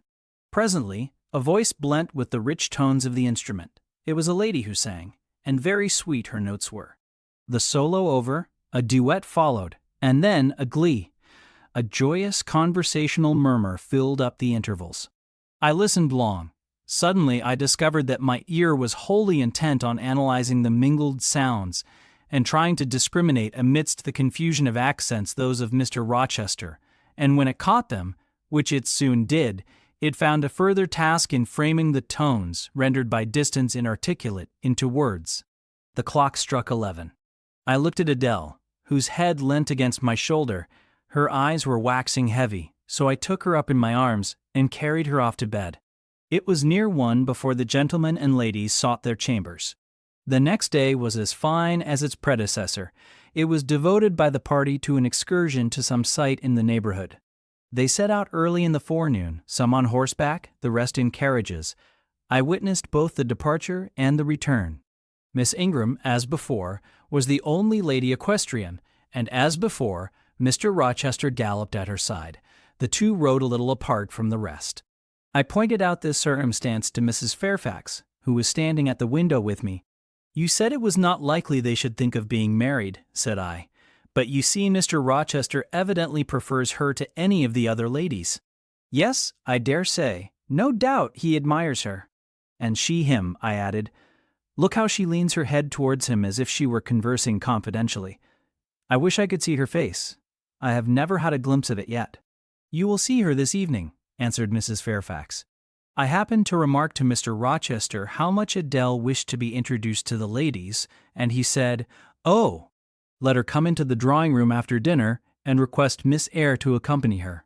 Yes, he said that from mere politeness. I need not go, I am sure, I answered. Well, I observed to him that as you were unused to company, I did not think you would like appearing before so gay a party, all strangers. And he replied in his quick way, Nonsense. If she objects, tell her it is my particular wish, and if she resists, say I shall come and fetch her in case of contumacy. I will not give him that trouble, I answered. I will go if no better may be, but I don't like it. Shall you be there, Mrs. Fairfax? No, I pleaded off, and he admitted my plea. I'll tell you how to manage so as to avoid the embarrassment of making a formal entrance, which is the most disagreeable part of the business. You must go into the drawing-room while it is empty, before the ladies leave the dinner table. Choose your seat in any quiet nook you like. You need not stay long after the gentlemen come in, unless you please. Just let Mr. Rochester see you are there, and then slip away. Nobody will notice you. Will these people remain long, do you think? Perhaps 2 or 3 weeks, certainly not more. After the Easter recess, Sir George Lynn, who was lately elected member for Millcote, will have to go up to town and take his seat. I dare say Mr. Rochester will accompany him. It surprises me that he has already made so protracted a stay at Thornfield. It was with some trepidation that I perceived the hour approach, when I was to repair with my charge to the drawing-room. Adele had been in a state of ecstasy all day, after hearing she was to be presented to the ladies in the evening, and it was not till Sophie commenced the operation of dressing her that she sobered down. Then the importance of the process quickly steadied her, and by the time she had her curls arranged in well-smoothed drooping clusters, her pink satin frock put on, her long sash tied, and her lace mittens adjusted, she looked as grave as any judge. No need to warn her not to disarrange her attire. When she was dressed, she sat demurely down in her little chair, taking care previously to lift up the satin skirt for fear she should crease it, and assured me she would not stir thence till I was ready. This I quickly was. My best dress, the silver gray one, purchased for Miss Temple's wedding and never worn since, was soon put on. My hair was soon smoothed. My sole ornament, the pearl brooch, soon assumed. We descended. Fortunately, there was another entrance to the drawing room than that through the saloon where they were all seated at dinner. We found the apartment vacant, a large fire burning silently on the marble hearth, and wax candles shining in bright solitude amid the exquisite flowers with which the tables were adorned. The crimson curtain hung before the arch. Slight as was the separation this drapery formed from the party in the adjoining saloon, they spoke in so low a key that nothing of their conversation could be distinguished beyond a soothing murmur. Adele, who appeared to be still under the influence of a most solemnizing impression, sat down without a word on the footstool I pointed out to her. I retired to a window seat and, taking a book from a table near, endeavored to read. Adele brought her stool to my feet. Ere long she touched my knee. "What is it, Adele?" "Est-ce que je ne puis pas prendre une seule de ces fleurs magnifiques, mademoiselle?" "Seulement pour compléter ma toilette." "You think too much of your toilette, Adele, but you may have a flower." And I took a rose from a vase and fastened it in her sash. She sighed a sigh of ineffable satisfaction, as if her cup of happiness were now full. I turned my face away to conceal a smile I could not suppress. There was something ludicrous as well as painful in the little Parisian's earnest and innate devotion to matters of dress. A soft sound of rising now became audible. The curtain was swept back from the arch. Through it appeared the dining room, with its lit luster pouring down light on the silver and glass of a magnificent dessert service covering a long table. A band of ladies stood in the opening. They entered, and the curtain fell behind them.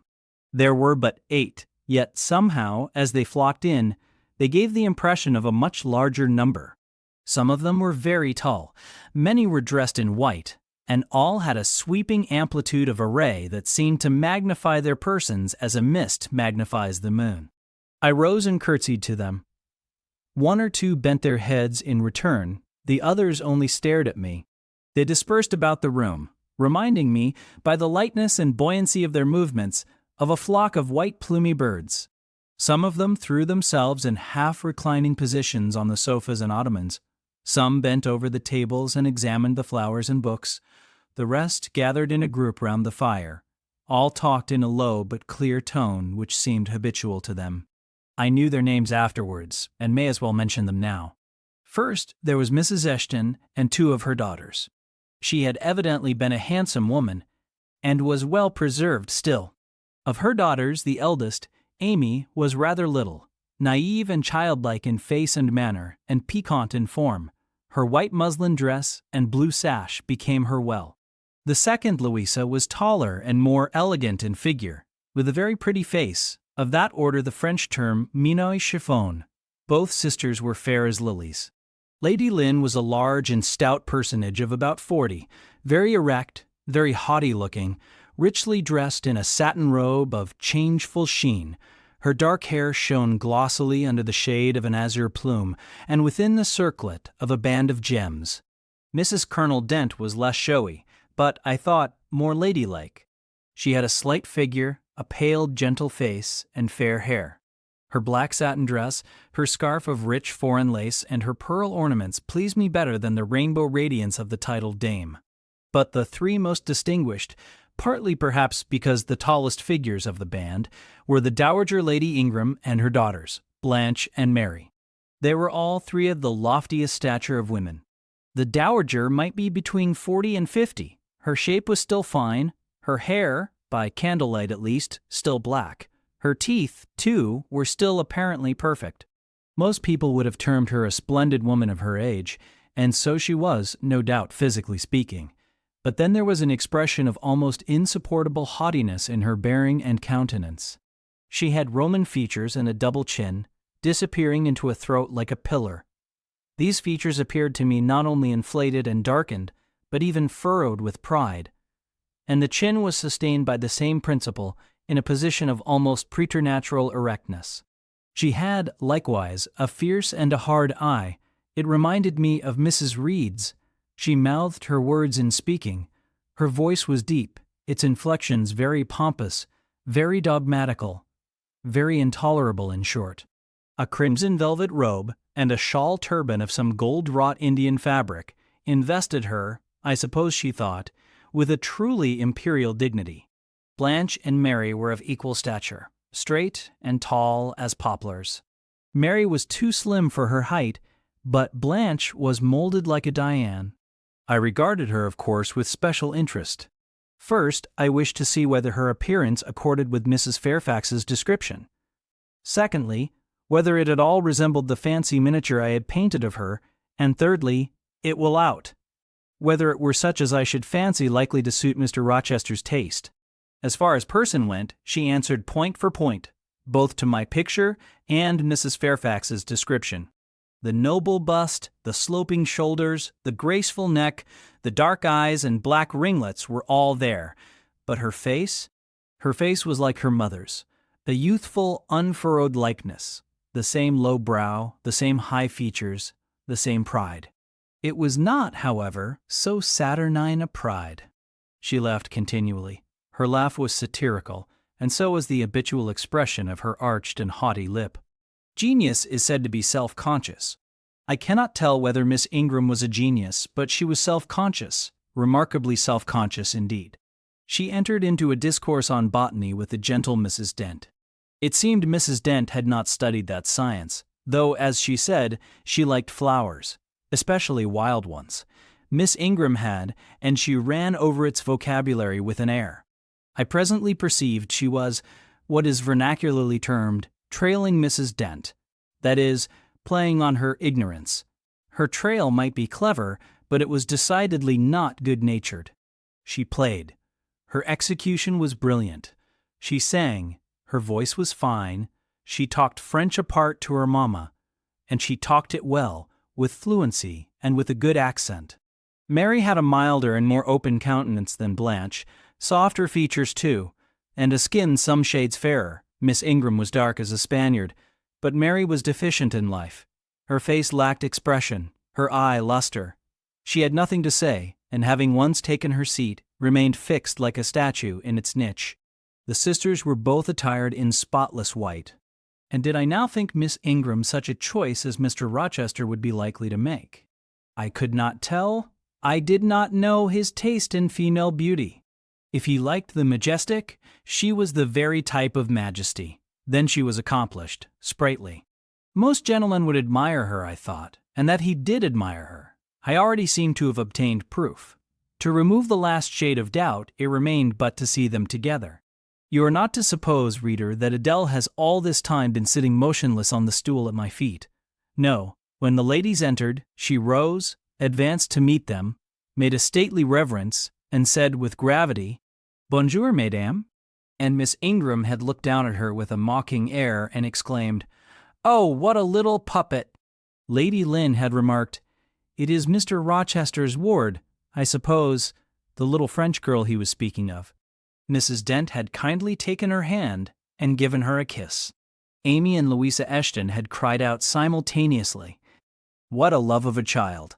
And then they had called her to a sofa, where she now sat, ensconced between them, chattering alternately in French and broken English, absorbing not only the young lady's attention, but that of Mrs. Eshton and Lady Lynn, and getting spoiled to her heart's content.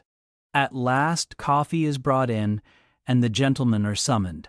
I sit in the shade, if any shade there be in this brilliantly lit apartment. The window curtain half hides me. Again, the arch yawns. They come. The collective appearance of the gentlemen, like that of the ladies, is very imposing. They are all costumed in black. Most of them are tall, some young. Henry and Frederick Lynn are very dashing sparks indeed, and Colonel Dent is a fine soldierly man. Mr. Eshton, the magistrate of the district, is gentlemanlike. His hair is quite white, his eyebrows and whiskers still dark, which gives him something of the appearance of a Père Noble de Théâtre. Lord Ingram, like his sisters, is very tall. Like them also, he is handsome. But he shares Mary's apathetic and listless look. He seems to have more length of limb than vivacity of blood or vigor of brain. And where is Mr. Rochester? He comes in last. I am not looking at the arch, yet I see him enter. I try to concentrate my attention on those netting needles, on the meshes of the purse I am forming. I wish to think only of the work I have in my hands, to see only the silver beads and silk threads that lie in my lap. Whereas I distinctly behold his figure, and I inevitably recall the moment when I last saw it, just after I had rendered him what he deemed an essential service, and he, holding my hand and looking down on my face, surveyed me with eyes that revealed a heart full and eager to overflow, in whose emotions I had a part. How near had I approached him at that moment? What had occurred since, calculated to change his and my relative positions? Yet now, how distant, how far estranged we were. So far estranged that I did not expect him to come and speak to me. I did not wonder when, without looking at me, he took a seat at the other side of the room and began conversing with some of the ladies.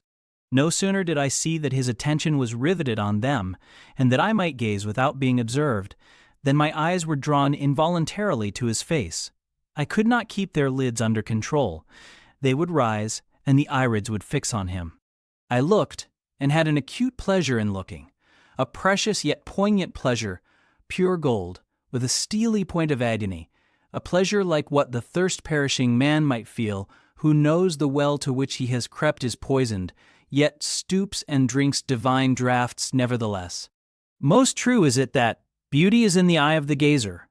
My master's colorless olive face, square, massive brow, broad and jetty eyebrows, deep eyes, strong features, firm, grim mouth, all energy, decision, will, were not beautiful according to rule, but they were more than beautiful to me. They were full of an interest, an influence that quite mastered me, that took my feelings from my own power and fettered them in his. I had not intended to love him. The reader knows I had wrought hard to extirpate from my soul the germs of love there detected, and now, at the first renewed view of him, they spontaneously arrived, green and strong. He made me love him without looking at me. I compared him with his guests. What was the gallant grace of the Lynns, the languid elegance of Lord Ingram, even the military distinction of Colonel Dent, contrasted with his look of native pith and genuine power? I had no sympathy in their appearance, their expression, yet I could imagine that most observers would call them attractive, handsome, imposing, while they would pronounce Mr. Rochester at once harsh-featured and melancholy-looking. I saw them smile, laugh. It was nothing. The light of the candles had as much soul in it as their smile, the tinkle of the bell as much significance as their laugh. I saw Mr. Rochester smile. His stern features softened, his eye grew both brilliant and gentle, its ray both searching and sweet. He was talking at the moment to Louisa and Amy Eshton. I wondered to see them receive, with calm, that look which seemed to me so penetrating. I expected their eyes to fall, their color to rise under it, yet I was glad when I found they were in no sense moved. He is not to them what he is to me. I thought, he is not of their kind. I believe he is of mine. I am sure he is. I feel akin to him. I understand the language of his countenance and movements. Though rank and wealth sever us widely, I have something in my brain and heart, in my blood and nerves, that assimilates me mentally to him. Did I say, a few days since, that I had nothing to do with him but to receive my salary at his hands? Did I forbid myself to think of him in any other light than as a paymaster? Blasphemy against nature. Every good, true, vigorous feeling I have gathers impulsively round him. I know I must conceal my sentiments. I must smother hope. I must remember that he cannot care much for me. For when I say that I am of his kind, I do not mean that I have his force to influence and his spell to attract. I mean only that I have certain tastes and feelings in common with him. I must, then, repeat continually that we are forever sundered, and yet, while I breathe and think, I must love him. Coffee is handed. The ladies, since the gentlemen entered, have become lively as larks. Conversation waxes brisk and merry. Colonel Dent and Mr. Eshton argue on politics. Their wives listen. The two proud dowagers, Lady Lynn and Lady Ingram, confabulate together. Sir George, whom, by the by, I have forgotten to describe, a very big and very fresh-looking country gentleman, stands before their sofa, coffee cup in hand, and occasionally puts in a word. Mr. Frederick Lynn has taken a seat beside Mary Ingram and is showing her the engravings of a splendid volume. She looks, smiles now and then, but apparently says little. The tall and phlegmatic Lord Ingram leans with folded arms on the chair back of the little and lively Amy Eshton. She glances up at him and chatters like a wren. She likes him better than she does Mr. Rochester. Henry Lynn has taken possession of an ottoman at the feet of Louisa. Adele shares it with him. He is trying to talk French with her, and Louisa laughs at his blunders. With whom will Blanche Ingram pair? She is standing alone at the table, bending gracefully over an album. She seems waiting to be sought, but she will not wait too long. She herself selects a mate. Mr. Rochester, having quitted the Eshtons, stands on the hearth as solitary as she stands by the table. She confronts him, taking her station on the opposite side of the mantelpiece. Mr. Rochester, I thought you were not fond of children? Nor am I. Then what induced you to take charge of such a little doll as that? Pointing to Adele. Where did you pick her up? I did not pick her up. She was left on my hands. You should have sent her to school. I could not afford it. Schools are so dear. Why, I suppose you have a governess for her. I saw a person with her just now. Is she gone? Oh, no. There she is still, behind the window curtain. You pay her, of course. I should think it quite as expensive. More so, for you have them both to keep in addition. I feared, or should I say hoped, the allusion to me would make Mr. Rochester glance my way, and I involuntarily shrank farther into the shade, but he never turned his eyes. I have not considered the subject, said he indifferently, looking straight before him. No, you men never do consider economy and common sense. You should hear Mama on the chapter of governesses. Mary and I have had, I should think, a dozen at least in our day. Half of them detestable and the rest ridiculous. And all incubi, were they not, Mama? Did you speak, my own? The young lady thus claimed as the dowager's special property reiterated her question with an explanation. My dearest, don't mention governesses, the word makes me nervous. I have suffered a martyrdom from their incompetency and caprice. I thank heaven I have now done with them. Mrs. Dent here bent over to the pious lady and whispered something in her ear. I suppose from the answer elicited, it was a reminder that one of the anathematized race was present. Tant pis, said her ladyship. I hope it may do her good. Then, in a lower tone, but still loud enough for me to hear, I noticed her. I am a judge of physiognomy, and in hers I see all the faults of her class. What are they, madam? Inquired Mr. Rochester aloud. I will tell you in your private ear, replied she, wagging her turban 3 times with portentous significancy. But my curiosity will be past its appetite. It craves food now. Ask Blanche. She is nearer you than I. Oh, don't refer him to me, Mama. I have just one word to say of the whole tribe. They are a nuisance. Not that I ever suffered much from them. I took care to turn the tables. What tricks Theodore and I used to play on our Miss Wilsons, and Mrs. Grays, and Madame Joubert's. Mary was always too sleepy to join in a plot with spirit. The best fun was with Madame Joubert. Miss Wilson was a poor, sickly thing, lachrymose and low-spirited, not worth the trouble of vanquishing in short, and Mrs. Gray was coarse and insensible. No blow took effect on her. But poor Madame Joubert! I see her yet in her raging passions, when we had driven her to extremities, spilt our tea, crumbled our bread and butter, tossed our books up to the ceiling, and played a charivari with the ruler and desk, the fender and fire irons. Theodore, do you remember those merry days? Yes, to be sure I do, drawled Lord Ingram. And the poor old stick used to cry out, Oh, you villain's childs! And then we sermonized her on the presumption of attempting to teach such clever blades as we were, when she was herself so ignorant. We did, and Teddo, you know I helped you in persecuting your tutor, way-faced Mr. Vining, the parson in the pip, as we used to call him. He and Miss Wilson took the liberty of falling in love with each other. At least Teddo and I thought so. We surprised sundry tender glances and sighs which we interpreted as tokens of la belle passion, and I promise you the public soon had the benefit of our discovery. We employed it as a sort of lever to hoist our deadweights from the house. Dear Mamma, there, as soon as she got an inkling of the business, found out that it was of an immoral tendency. Did you not, my lady mother? Certainly, my best. And I was quite right. Depend on that. There are 1,000 reasons why liaisons between governesses and tutors should never be tolerated a moment in any well-regulated house. Firstly, Oh, gracious, mamma! Spare us the enumeration. Arrest, we all know them. Danger of bad example to innocence of childhood. Distractions and consequent neglect of duty on the part of the attached mutual alliance and reliance. Confidence, thence resulting, insolence accompanying mutiny and general blow-up. Am I right, Baroness Ingram, of Ingram Park? My lily flower, you are right now, as always. Then no more need be said. Change the subject. Amy Eshton, not hearing or not heeding this dictum, joined in with her soft infantine tone. Louisa and I used to quiz our governess, too, but she was such a good creature, she would bear anything. Nothing put her out. She was never cross with us, was she, Louisa? No, never. We might do what we pleased, ransack her desk and her workbox, and turn her drawers inside out. And she was so good-natured she would give us anything we asked for.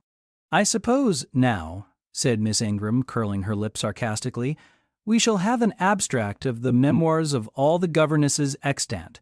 In order to avert such a visitation, I again move the introduction of a new topic. Mr. Rochester, do you second my motion? Madam, I support you on this point, as on every other. Then on me be the onus of bringing it forward. Signor Eduardo, are you in voice tonight? Donna Bianca, if you command it, I will be. Then, signor, I lay on you my sovereign behest to furbish up your lungs and other vocal organs, as they will be wanted on my royal service. Who would not be the Rizzio of so divine a Mary?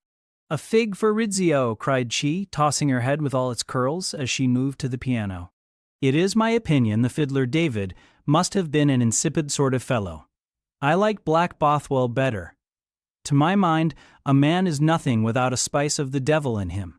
And history may say what it will of James Hepburn, but I have a notion he was just the sort of wild, fierce bandit hero whom I could have consented to gift with my hand. Gentlemen, you hear. Now which of you most resembles Bothwell? Cried Mr. Rochester. I should say the preference lies with you, responded Colonel Dent. On my honor, I am much obliged to you, was the reply. Miss Ingram, who had now seated herself with proud grace at the piano, spreading out her snowy robes in queenly amplitude, commenced a brilliant prelude, talking meantime. She appeared to be on her high horse tonight. Both her words and her air seemed intended to excite not only the admiration, but the amazement of her auditors. She was evidently bent on striking them as something very dashing and daring indeed. Oh, I am so sick of the young men of the present day, exclaimed she, rattling away at the instrument. Poor, puny things, not fit to stir a step beyond Papa's park gates, nor to go even so far without Mamma's permission and guardianship. Creatures so absorbed in care about their pretty faces and their white hands and their small feet, as if a man had anything to do with beauty, as if loveliness were not the special prerogative of woman, her legitimate appanage and heritage. I grant an ugly woman is a blot on the fair face of creation. But as to the gentlemen, let them be solicitous to possess only strength and valor. Let their motto be, hunt, shoot, and fight. The rest is not worth a fillip. Such should be my device, were I a man. Whenever I marry, she continued after a pause which none interrupted, I am resolved my husband shall not be a rival, but a foil to me. I will suffer no competitor near the throne. I shall exact an undivided homage. His devotions shall not be shared between me and the shape he sees in his mirror. Mr. Rochester, now sing, and I will play for you. I am all obedience, was the response. Here then is a Corsair song. Know that I dote on Corsairs, and for that reason, sing it con spirito. Commands from Miss Ingram's lips would put spirit into a mug of milk and water. Take care, then, if you don't please me, I will shame you by showing how such things should be done. That is offering a premium on incapacity. I shall now endeavor to fail. Gardez-vous en bien. If you err willfully, I shall devise a proportionate punishment. Miss Ingram ought to be clement, for she has it in her power to inflict a chastisement beyond mortal endurance. Ha! Explain, commanded the lady. Pardon me, madam, no need of explanation. Your own fine sense must inform you that one of your frowns would be a sufficient substitute for capital punishment. Sing, said she, and again touching the piano, she commenced an accompaniment in spirited style. Now is my time to slip away, thought I, but the tones that then severed the air arrested me. Mrs. Fairfax had said Mr. Rochester possessed a fine voice. He did, a mellow, powerful bass, into which he threw his own feeling, his own force, finding a way through the ear to the heart, and there waking sensation strangely. I waited till the last deep and full vibration had expired, till the tide of talk, checked an instant, had resumed its flow. I then quitted my sheltered corner and made my exit by the side door, which was fortunately near. Thence a narrow passage led into the hall. In crossing it, I perceived my sandal was loose. I stopped to tie it, kneeling down for that purpose on the mat at the foot of the staircase. I heard the dining-room door unclose. A gentleman came out. Rising hastily, I stood face to face with him. It was Mr. Rochester. "How do you do?" he asked. "I am very well, sir." "Why did you not come and speak to me in the room?" I thought I might have retorted the question on him who put it, but I would not take that freedom. I answered, "I did not wish to disturb you, as you seemed engaged, sir. What have you been doing during my absence?" "Nothing particular, teaching Adele as usual, and getting a good deal paler than you were, as I saw at first sight." "What is the matter?" "Nothing at all, sir." "Did you take any cold that night you half drowned me?" "Not the least." "Return to the drawing-room. You are deserting too early." "I am tired, sir." He looked at me for a minute. "And a little depressed," he said. "What about?" "Tell me." Nothing, sir. I am not depressed. But I affirm that you are, so much depressed that a few more words would bring tears to your eyes. Indeed, they are there now, shining and swimming, and a bead has slipped from the lash and fallen onto the flag. If I had time, and was not in mortal dread of some prating prig of a servant passing, I would know what all this means. Well, tonight I excuse you, but understand that so long as my visitors stay, I expect you to appear in the drawing-room every evening. It is my wish. Don't neglect it. Now go, and send Sophie for Adele. Good night, my—" He stopped, bit his lip, and abruptly left me. Chapter 18. Merry days were these at Thornfield Hall, and busy days too. How different from the first 3 months of stillness, monotony, and solitude I had passed beneath its roof. All sad feelings seemed now driven from the house, all gloomy associations forgotten. There was life everywhere, movement all day long. You could not now traverse the gallery, once so hushed, nor enter the front chambers, once so tenantless, without encountering a smart lady's maid or a dandy valet. The kitchen, the butler's pantry, the servants' hall, the entrance hall were equally alive, and the saloons were only left void and still when the blue sky and halcyon sunshine of the genial spring weather called their occupants out into the grounds. Even when that weather was broken, and continuous rain set in for some days, no damp seemed cast over enjoyment. Indoor amusements only became more lively and varied, in consequence of the stop put to outdoor gaiety. I wondered what they were going to do the first evening a change of entertainment was proposed. They spoke of playing charades, but in my ignorance I did not understand the term. The servants were called in, the dining-room tables wheeled away, the lights otherwise disposed, the chairs placed in a semicircle opposite the arch.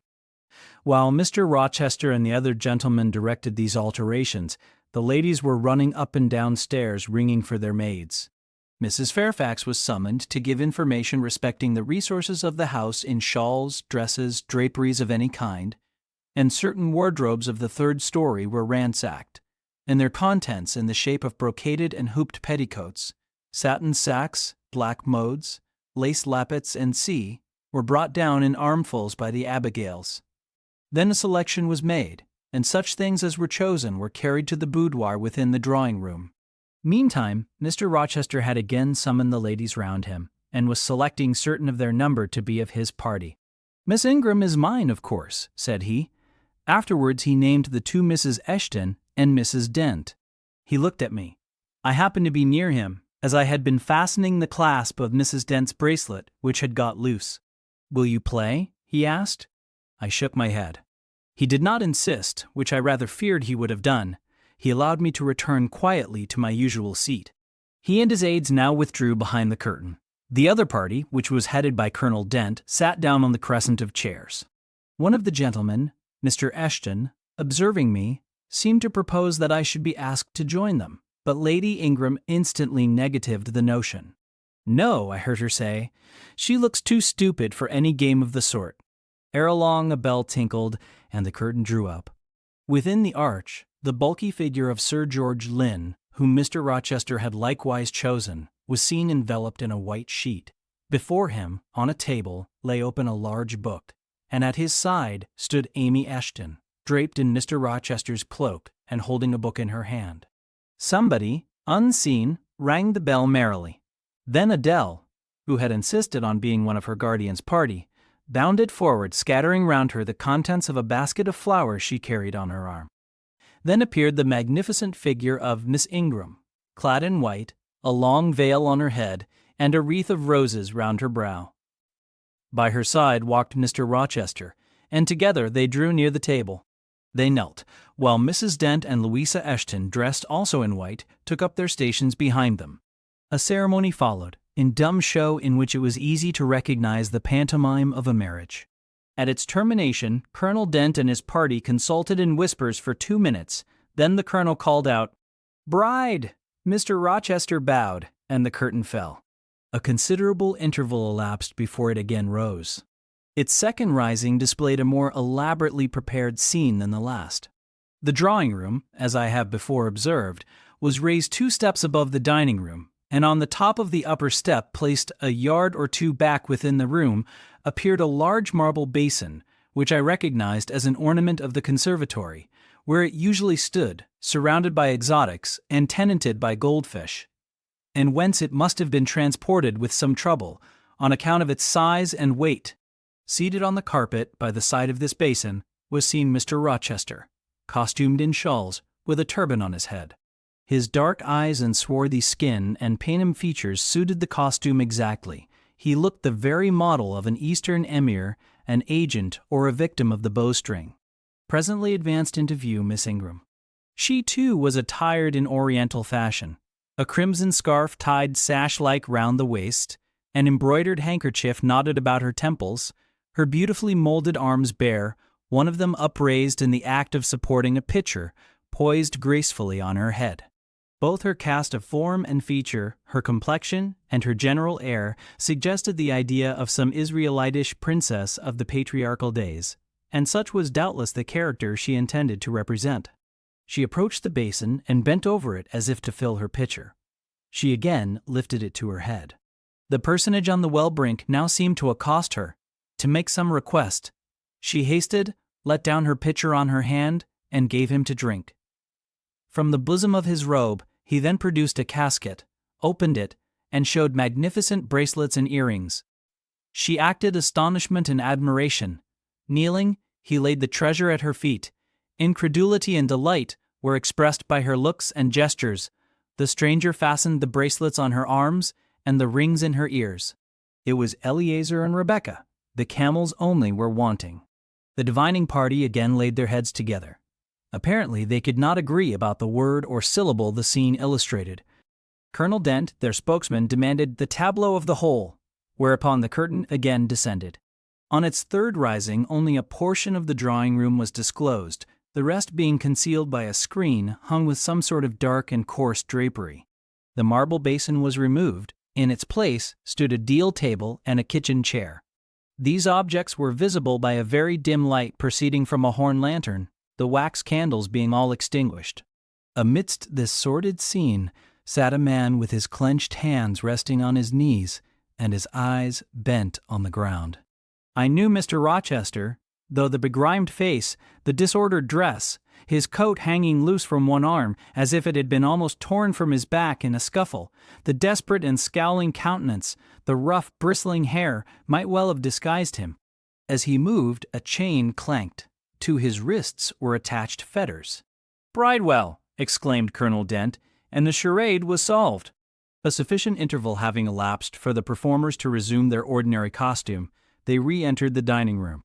Mr. Rochester led in Miss Ingram. She was complimenting him on his acting. "Do you know," said she, "that of the 3 characters I liked you in the last best? Oh, had you but lived a few years earlier, What a gallant gentleman highwayman you would have made! Is all the soot washed from my face? He asked, turning it towards her. Alas! Yes, the more's the pity. Nothing could be more becoming to your complexion than that ruffian's rouge. You would like a hero of the road, then? An English hero of the road would be the next best thing to an Italian bandit, and that could only be surpassed by a Levantine pirate. Well, whatever I am, remember you are my wife. We were married an hour since, in the presence of all these witnesses. She giggled, and her color rose. Now, Dent, continued Mr. Rochester, it is your turn, and as the other party withdrew, he and his band took the vacated seats. Miss Ingram placed herself at her leader's right hand. The other diviners filled the chairs on each side of him and her. I did not now watch the actors. I no longer waited with interest for the curtain to rise. My attention was absorbed by the spectators. My eyes, erewhile fixed on the arch, were now irresistibly attracted to the semicircle of chairs. What charade Colonel Dent and his party played, what word they chose, how they acquitted themselves, I no longer remember, but I still see the consultation which followed each scene. I see Mr. Rochester turn to Miss Ingram, and Miss Ingram to him. I see her incline her head towards him, till the jetty curls almost touch his shoulder and wave against his cheek. I hear their mutual whisperings.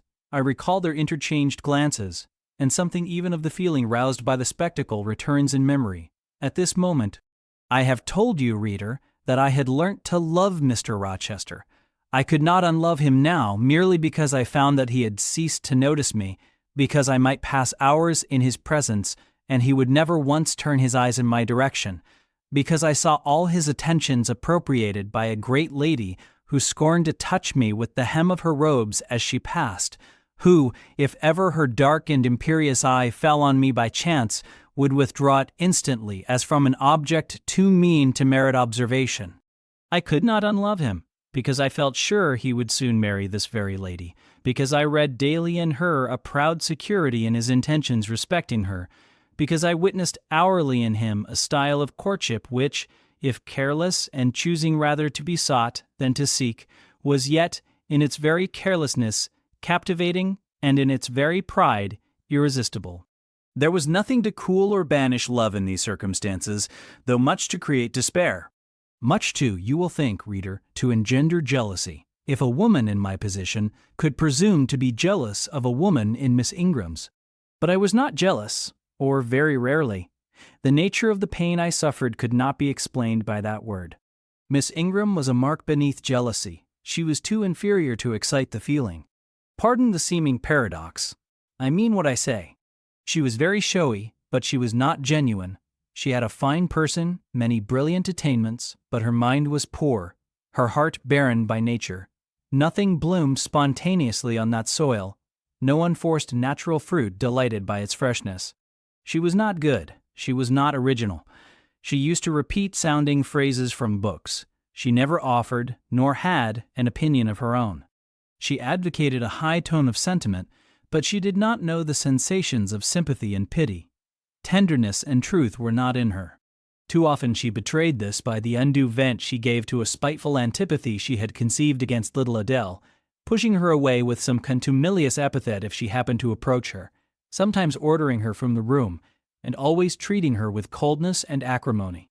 Other eyes besides mine watched these manifestations of character, watched them closely, keenly, shrewdly.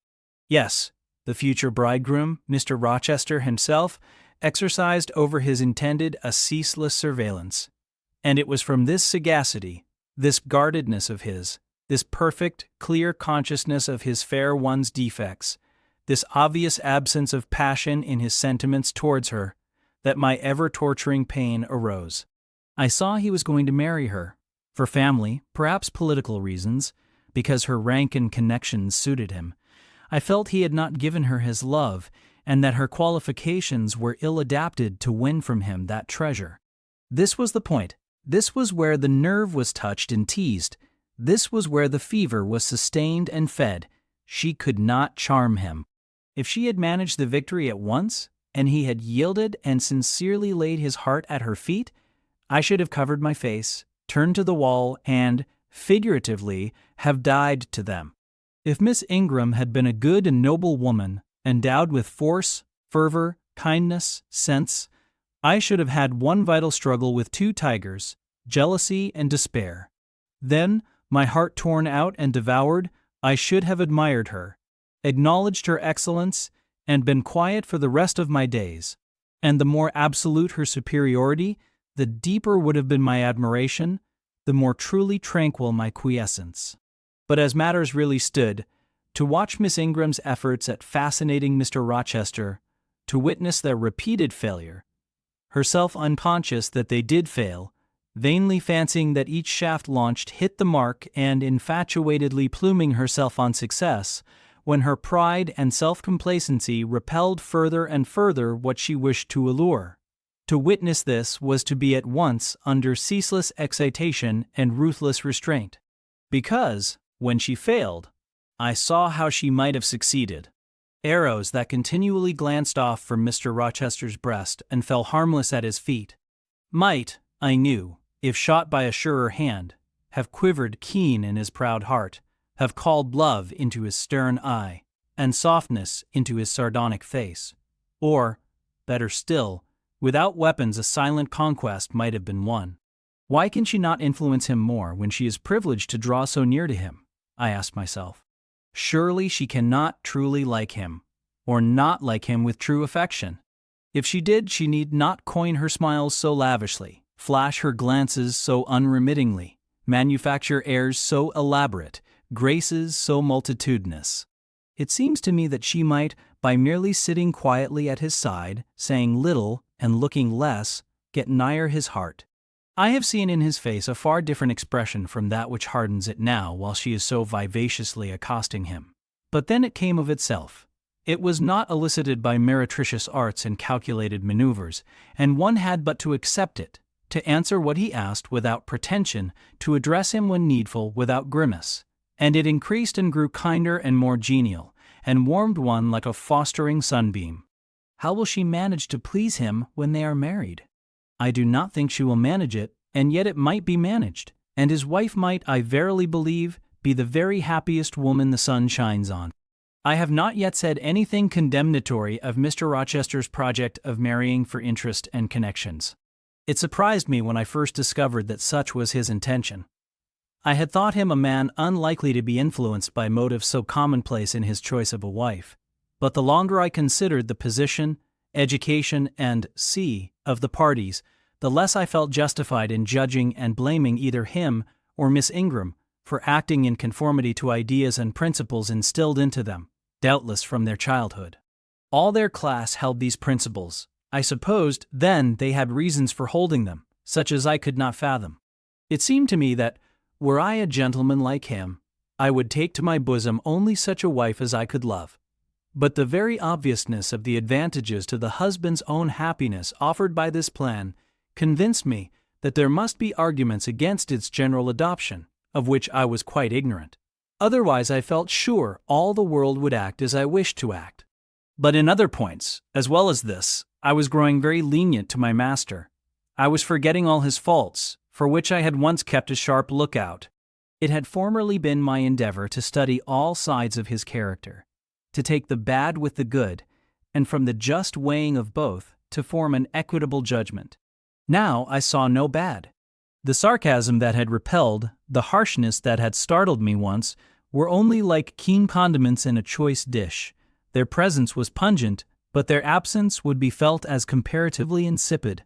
And as for the vague something, was it a sinister or a sorrowful, a designing or a desponding expression, that opened upon a careful observer now and then in his eye, and closed again before one could fathom the strange depth partially disclosed, that something which used to make me fear and shrink as if I had been wandering amongst volcanic-looking hills and had suddenly felt the ground quiver and seen it gape, that something I at intervals beheld still, and with throbbing heart but not with palsied nerves. Instead of wishing to shun, I longed only to dare, to divine it. And I thought Miss Ingram happy because one day she might look into the abyss at her leisure, explore its secrets, and analyze their nature. Meantime, while I thought only of my master and his future bride, saw only them, heard only their discourse, and considered only their movements of importance, the rest of the party were occupied with their own separate interests and pleasures. The ladies Lynn and Ingram continued to consort in solemn conferences, where they nodded their two turbans at each other and held up their four hands in confronting gestures of surprise, or mystery, or horror, according to the theme on which their gossip ran, like a pair of magnified puppets. Mild Mrs. Dent talked with good-natured Mrs. Eshton, and the two sometimes bestowed a courteous word or smile on me. Sir George Lynn, Colonel Dent, and Mr. Eshton discussed politics, or county affairs, or justice business. Lord Ingram flirted with Amy Eshton. Louisa played and sang to and with one of the Messers. Lynn and Mary Ingram listened languidly to the gallant speeches of the other. Sometimes all, as with one consent, suspended their byplay to observe and listen to the principal actors. For, after all, Mr. Rochester and, because closely connected with him, Miss Ingram were the life and soul of the party. If he was absent from the room an hour, a perceptible dullness seemed to steal over the spirits of his guests, and his re-entrance was sure to give a fresh impulse to the vivacity of conversation. The want of his animating influence appeared to be peculiarly felt one day that he had been summoned to Millcote on business, and was not likely to return till late. The afternoon was wet. A walk the party had proposed to take to see a gypsy camp, lately pitched on a common beyond Hay, was consequently deferred. Some of the gentlemen were gone to the stables. The younger ones, together with the younger ladies, were playing billiards in the billiard room. The dowagers Ingram and Lynn sought solace in a quiet game at cards. Blanche Ingram, after having repelled, by supercilious taciturnity, some efforts of Mrs. Dent and Mrs. Eshton to draw her into conversation, had first murmured over some sentimental tunes and airs on the piano, and then, having fetched a novel from the library, had flung herself in haughty listlessness on a sofa, and prepared to beguile, by the spell of fiction, the tedious hours of absence. The room and the house were silent. Only now and then the merriment of the billiard players was heard from above. It was verging on dusk, and the clock had already given warning of the hour to dress for dinner, when little Adele, who knelt by me in the drawing-room window-seat, suddenly exclaimed, "Voilà Monsieur Rochester qui revient." I turned, and Miss Ingram darted forwards from her sofa. The others, too, looked up from their several occupations, for at the same time a crunching of wheels and a splashing tramp of horse-hoofs became audible on the wet gravel. A post-chaise was approaching. "What can possess him to come home in that style?" said Miss Ingram. "He rode Mesrour, the black horse, did he not, when he went out? And Pilot was with him. What has he done with the animals?" As she said this, she approached her tall person and ample garments so near the window that I was obliged to bend back almost to the breaking of my spine. In her eagerness, she did not observe me at first, but when she did, she curled her lip and moved to another casement. The post-chaise stopped. The driver rang the doorbell, and a gentleman alighted attired in traveling garb. But it was not Mr. Rochester. It was a tall, fashionable-looking man, a stranger. "How provoking!" exclaimed Miss Ingram. "You tiresome monkey," apostrophizing Adele, "who perched you up in the window to give false intelligence." And she cast on me an angry glance, as if I were in fault. Some parleying was audible in the hall, and soon the newcomer entered. He bowed to Lady Ingram, as deeming her the eldest lady present. "It appears I come at an inopportune time, madam," said he, "when my friend Mr. Rochester is from home. But I arrive from a very long journey, and I think I may presume so far on old and intimate acquaintance as to install myself here till he returns." His manner was polite. His accent, in speaking, struck me as being somewhat unusual, not precisely foreign, but still not altogether English. His age might be about Mr. Rochester's, between 30 and 40. His complexion was singularly sallow. Otherwise he was a fine-looking man, at first sight especially. On closer examination, you detected something in his face that displeased, or rather that failed to please. His features were regular, but too relaxed. His eye was large and well cut, but the life looking out of it was a tame, vacant life, at least so I thought. The sound of the dressing bell dispersed the party. It was not till after dinner that I saw him again. He then seemed quite at his ease. But I liked his physiognomy even less than before. It struck me as being at the same time unsettled and inanimate. His eye wandered, and had no meaning in its wandering. This gave him an odd look, such as I never remembered to have seen. For a handsome and not an unamiable-looking man, he repelled me exceedingly. There was no power in that smooth-skinned face of a full oval shape, no firmness in that aquiline nose and small cherry mouth. There was no thought on the low, even forehead, no command in that blank, brown eye. As I sat in my usual nook and looked at him with the light of the girandoles on the mantelpiece beaming full over him, for he occupied an armchair drawn close to the fire and kept shrinking still nearer, as if he were cold, I compared him with Mr. Rochester. I think, with deference be it spoken, the contrast could not be much greater between a sleek gander and a fierce falcon, between a meek sheep and the rough-coated, keen-eyed dog, its guardian. He had spoken of Mr. Rochester as an old friend.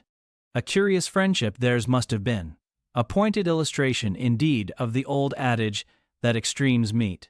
2 or 3 of the gentlemen sat near him, and I caught at times scraps of their conversation across the room. At first I could not make much sense of what I heard, for the discourse of Louisa Eshton and Mary Ingram, who sat nearer to me, confused the fragmentary sentences that reached me at intervals. These last were discussing the stranger. They both called him a beautiful man. Louisa said he was a love of a creature, and she adored him. And Mary instanced his pretty little mouth and nice nose as her ideal of the charming. "And what a sweet-tempered forehead he has," cried Louisa. "So smooth, none of those frowning irregularities I dislike so much, and such a placid eye and smile." And then, to my great relief, Mr. Henry Lynn summoned them to the other side of the room to settle some point about the deferred excursion to Hay Common.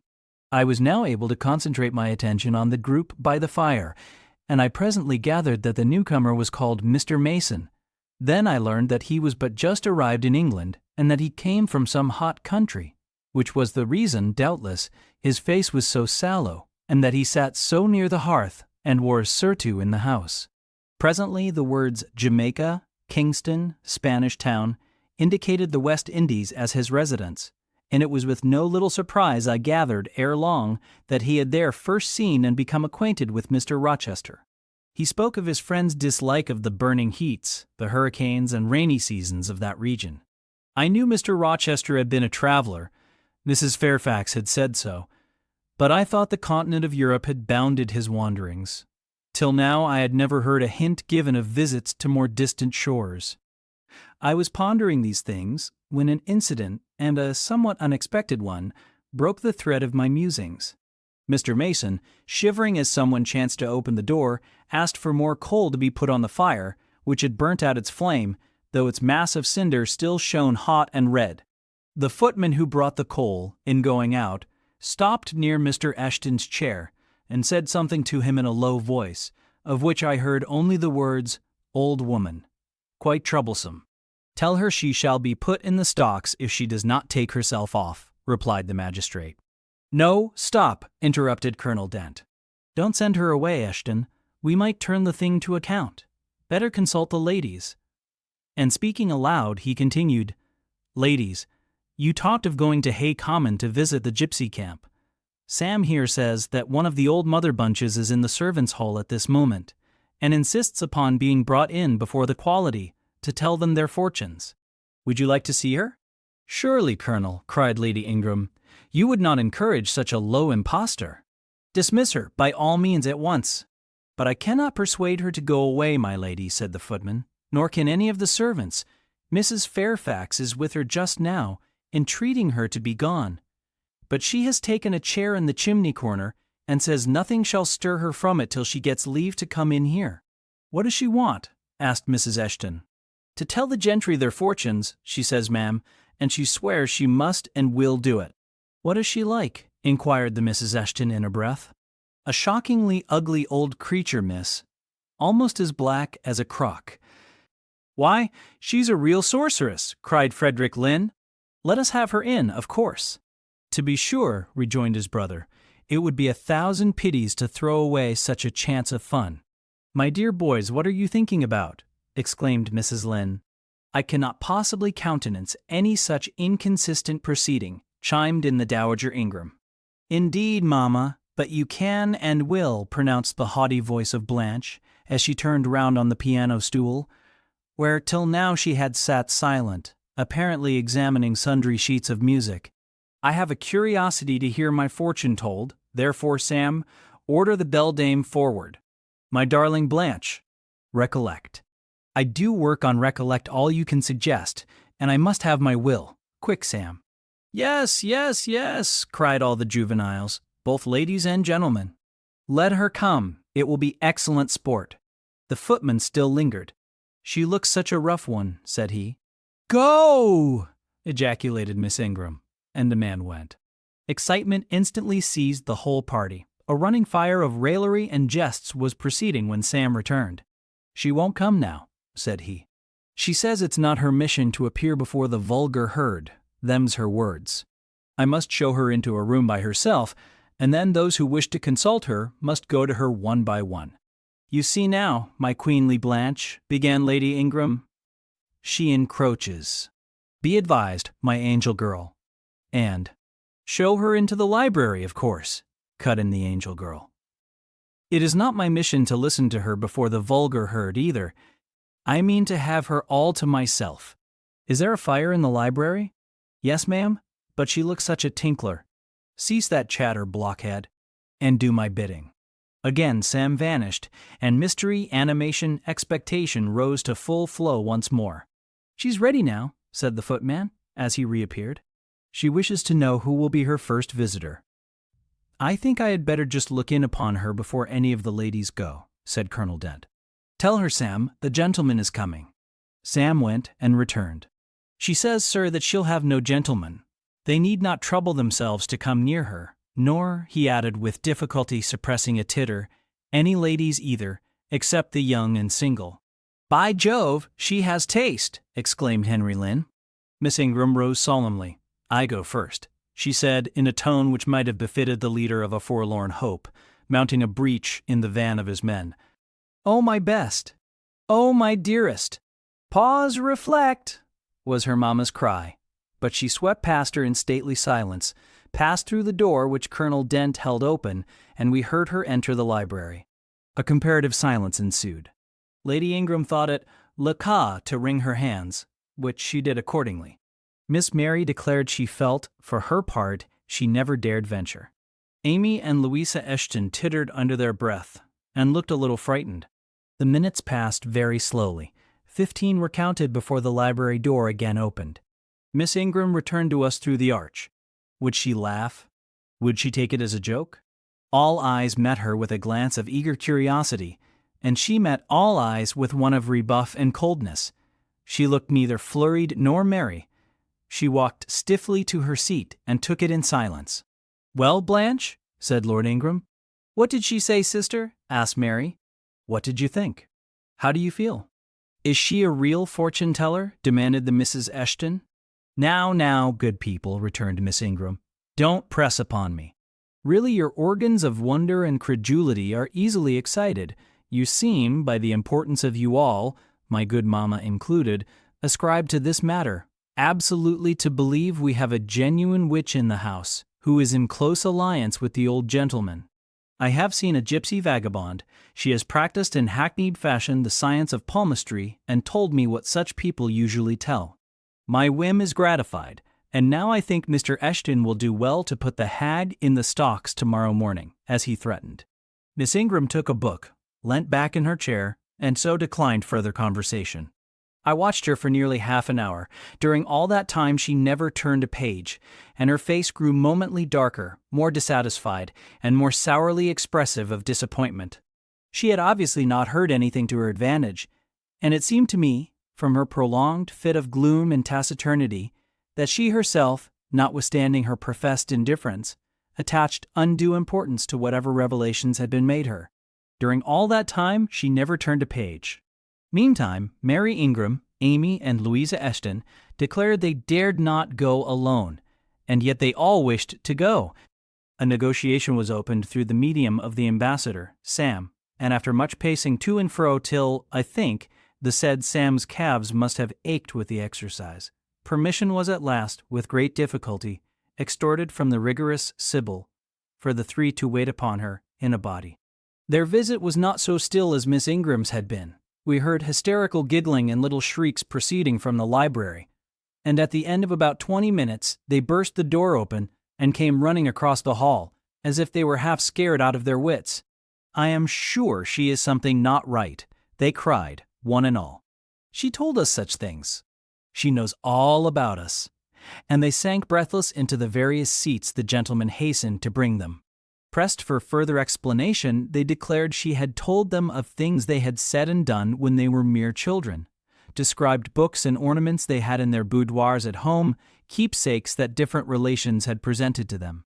They affirmed that she had even divined their thoughts, and had whispered in the ear of each the name of the person she liked best in the world, and informed them of what they most wished for. Here the gentleman interposed with earnest petitions to be further enlightened on these two last-named points. But they got only blushes, ejaculations, tremors, and titters in return for their importunity. The matrons, meantime, offered vinaigrettes and wielded fans, and again reiterated the expression of their concern that their warning had not been taken in time. And the elder gentlemen laughed, and the younger urged their services on the agitated fair ones. In the midst of the tumult, and while my eyes and ears were fully engaged in the scene before me, I heard a hem close at my elbow. I turned and saw Sam. "If you please, miss, the gypsy declares that there is another young single lady in the room who has not been to her yet, and she swears she will not go till she has seen all. I thought it must be you. There is no one else for it. What shall I tell her?" "Oh, I will go by all means," I answered. And I was glad of the unexpected opportunity to gratify my much excited curiosity. I slipped out of the room unobserved by any eye, for the company were gathered in one mass about the trembling trio just returned, and I closed the door quietly behind me. "If you like, miss," said Sam, "I'll wait in the hall for you, and if she frightens you, just call and I'll come in." "No, Sam, return to the kitchen. I am not in the least afraid, nor was I, but I was a good deal interested and excited." Chapter 19. The library looked tranquil enough as I entered it, and the Sibyl, if Sibyl she were, was seated snugly enough in an easy chair at the chimney corner. She had on a red cloak and a black bonnet, or rather, a broad-brimmed gypsy hat tied down with a striped handkerchief under her chin.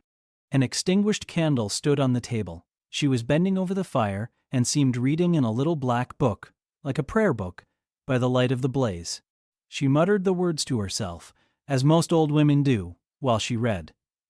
She did not desist immediately on my entrance. It appeared she wished to finish a paragraph. I stood on the rug and warmed my hands, which were rather cold with sitting at a distance from the drawing-room fire. I felt now as composed as ever I did in my life. There was nothing indeed in the gypsy's appearance to trouble one's calm. She shut her book and slowly looked up. Her hat brim partially shaded her face, yet I could see, as she raised it, that it was a strange one. It looked all brown and black. Elf locks bristled out from beneath a white band which passed under her chin and came half over her cheeks, or rather jaws. Her eye confronted me at once, with a bold and direct gaze. "Well, and you want your fortune told?" she said, in a voice as decided as her glance, as harsh as her features. "I don't care about it, mother. You may please yourself, but I ought to warn you, I have no faith." "It's like your impudence to say so. I expected it of you. I heard it in your step as you crossed the threshold." "Did you? You've a quick ear." "I have, and a quick eye, and a quick brain." "You need them all in your trade." "I do, especially when I've customers like you to deal with." "Why don't you tremble?" "I'm not cold." "Why don't you turn pale?" "I am not sick." "Why don't you consult my art?" "I'm not silly." The old crone nickered a laugh under her bonnet and bandage. She then drew out a short black pipe and, lighting it, began to smoke. Having indulged a while in this sedative, she raised her bent body, took the pipe from her lips, and while gazing steadily at the fire said very deliberately, "You are cold, you are sick, and you are silly." "Prove it," I rejoined. "I will, in few words. You are cold because you are alone. No contact strikes the fire from you that is in you. You are sick because the best of feelings, the highest and the sweetest given to man, keeps far away from you. You are silly Because, suffer as you may, you will not beckon it to approach, nor will you stir one step to meet it where it waits you. She again put her short black pipe to her lips and renewed her smoking with vigor. You might say all that to almost any one who you knew lived as a solitary dependent in a great house. I might say it to almost anyone, but would it be true of almost anyone? In my circumstances. Yes, just so, in your circumstances. But find me another precisely placed as you are. It would be easy to find you, thousands. You could scarcely find me one. If you knew it, you are peculiarly situated, very near happiness, yes, within reach of it. The materials are all prepared. There only wants a movement to combine them. Chance laid them somewhat apart. Let them be once approached and bliss results. I don't understand enigmas. I never could guess a riddle in my life. If you wish me to speak more plainly, show me your palm. And I must cross it with silver, I suppose? To be sure. I gave her a shilling. She put it into an old stocking foot which she took out of her pocket, and having tied it round and returned it, she told me to hold out my hand. I did. She approached her face to the palm and pored over it without touching it. It is too fine, said she. I can make nothing of such a hand as that, almost without lines. Besides, what is in a palm? Destiny is not written there. I believe you, said I. No, she continued, it is in the face, on the forehead, about the eyes, in the lines of the mouth. Kneel and lift up your head. Ah! Now you are coming to reality, I said as I obeyed her. I shall begin to put some faith in you presently. I knelt within half a yard of her.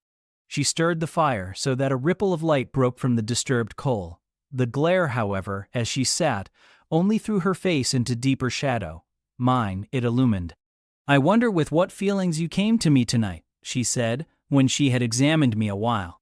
I wonder what thoughts are busy in your heart during all the hours you sit in yonder room with the fine people flitting before you like shapes in a magic lantern, just as little sympathetic communion passing between you and them, as if they were really mere shadows of human forms, and not the actual substance.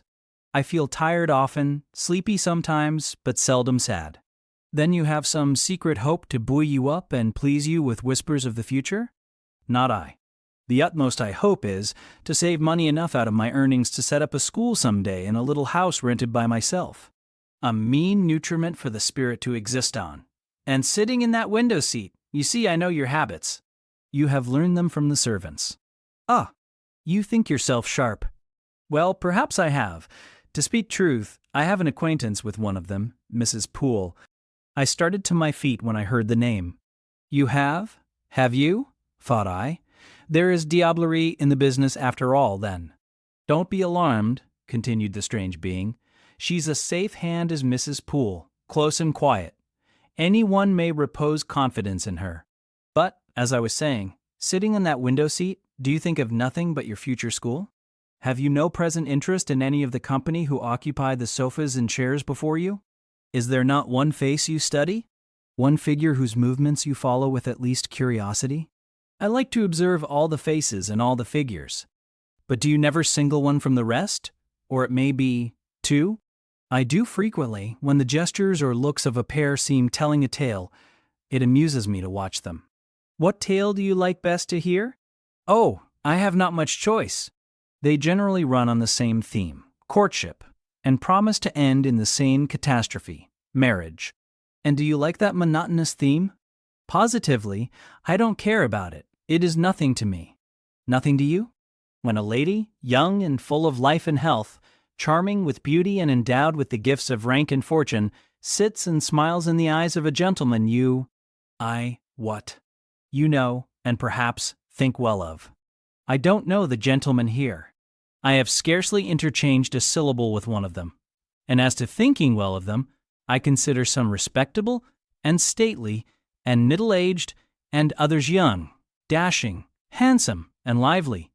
But certainly they are all at liberty to be the recipients of whose smiles they please, without my feeling disposed to consider the transaction of any moment to me. You don't know the gentleman here? You have not exchanged a syllable with one of them? Will you say that of the master of the house? He is not at home. A profound remark. A most ingenious quibble. He went to Millcote this morning, and will be back here tonight or tomorrow. Does that circumstance exclude him from the list of your acquaintance? Blot him, as it were, out of existence? No, but I can scarcely see what Mr. Rochester has to do with the theme you had introduced. I was talking of ladies smiling in the eyes of gentlemen, and of late so many smiles have been shed into Mr. Rochester's eyes that they overflow like 2 cups filled above the brim. Have you never remarked that? Mr. Rochester has a right to enjoy the society of his guests. No question about his right, but have you never observed that, of all the tales told here about matrimony, Mr. Rochester has been favored with the most lively and the most continuous? The eagerness of a listener quickens the tongue of a narrator. I said this rather to myself than to the gypsy, whose strange talk, voice, manner had by this time wrapped me in a kind of dream. One unexpected sentence came from her lips after another, till I got involved in a web of mystification, and wondered what unseen spirit had been sitting for weeks by my heart watching its workings and taking record of every pulse. Eagerness of a listener, repeated she. Yes, Mr. Rochester has sat by the hour, his ear inclined to the fascinating lips that took such delight in their task of communicating, and Mr. Rochester was so willing to receive and looked so grateful for the pastime given him. You have noticed this? Grateful. I cannot remember detecting gratitude in his face. Detecting. You have analyzed, then. And what did you detect, if not gratitude? I said nothing. You have seen love, have you not? And looking forward, you have seen him married and beheld his bride happy? Humph! Not exactly. Your witch's skill is rather at fault sometimes. What the devil have you seen, then? Never mind. I came here to inquire, not to confess. Is it known that Mr. Rochester is to be married? Yes, and to the beautiful Miss Ingram. Shortly? Appearances would warrant that conclusion, and, no doubt, though with an audacity that wants chastising out of you, you seem to question it, they will be a superlatively happy pair. He must love such a handsome, noble, witty, accomplished lady, and probably she loves him, or if not his person, at least his purse.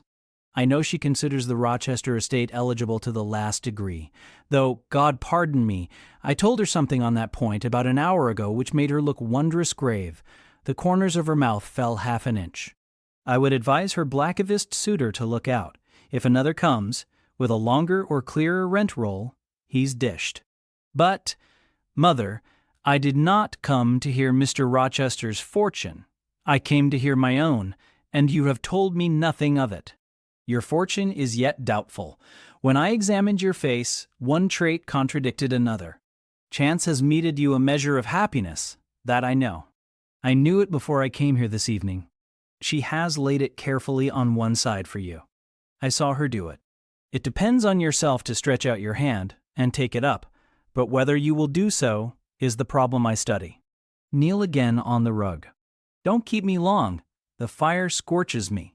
She did not stoop towards me, but only gazed, leaning back in her chair. I knelt. She did not stoop towards me, but only gazed, leaning back in her chair. She began muttering. The flame flickers in the eye shines like dew. It looks soft and full of feeling. It smiles at my jargon. It is susceptible.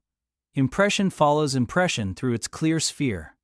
Where it ceases to smile, it is sad. An unconscious lassitude weighs on the lid. That signifies melancholy resulting from loneliness. It turns from me.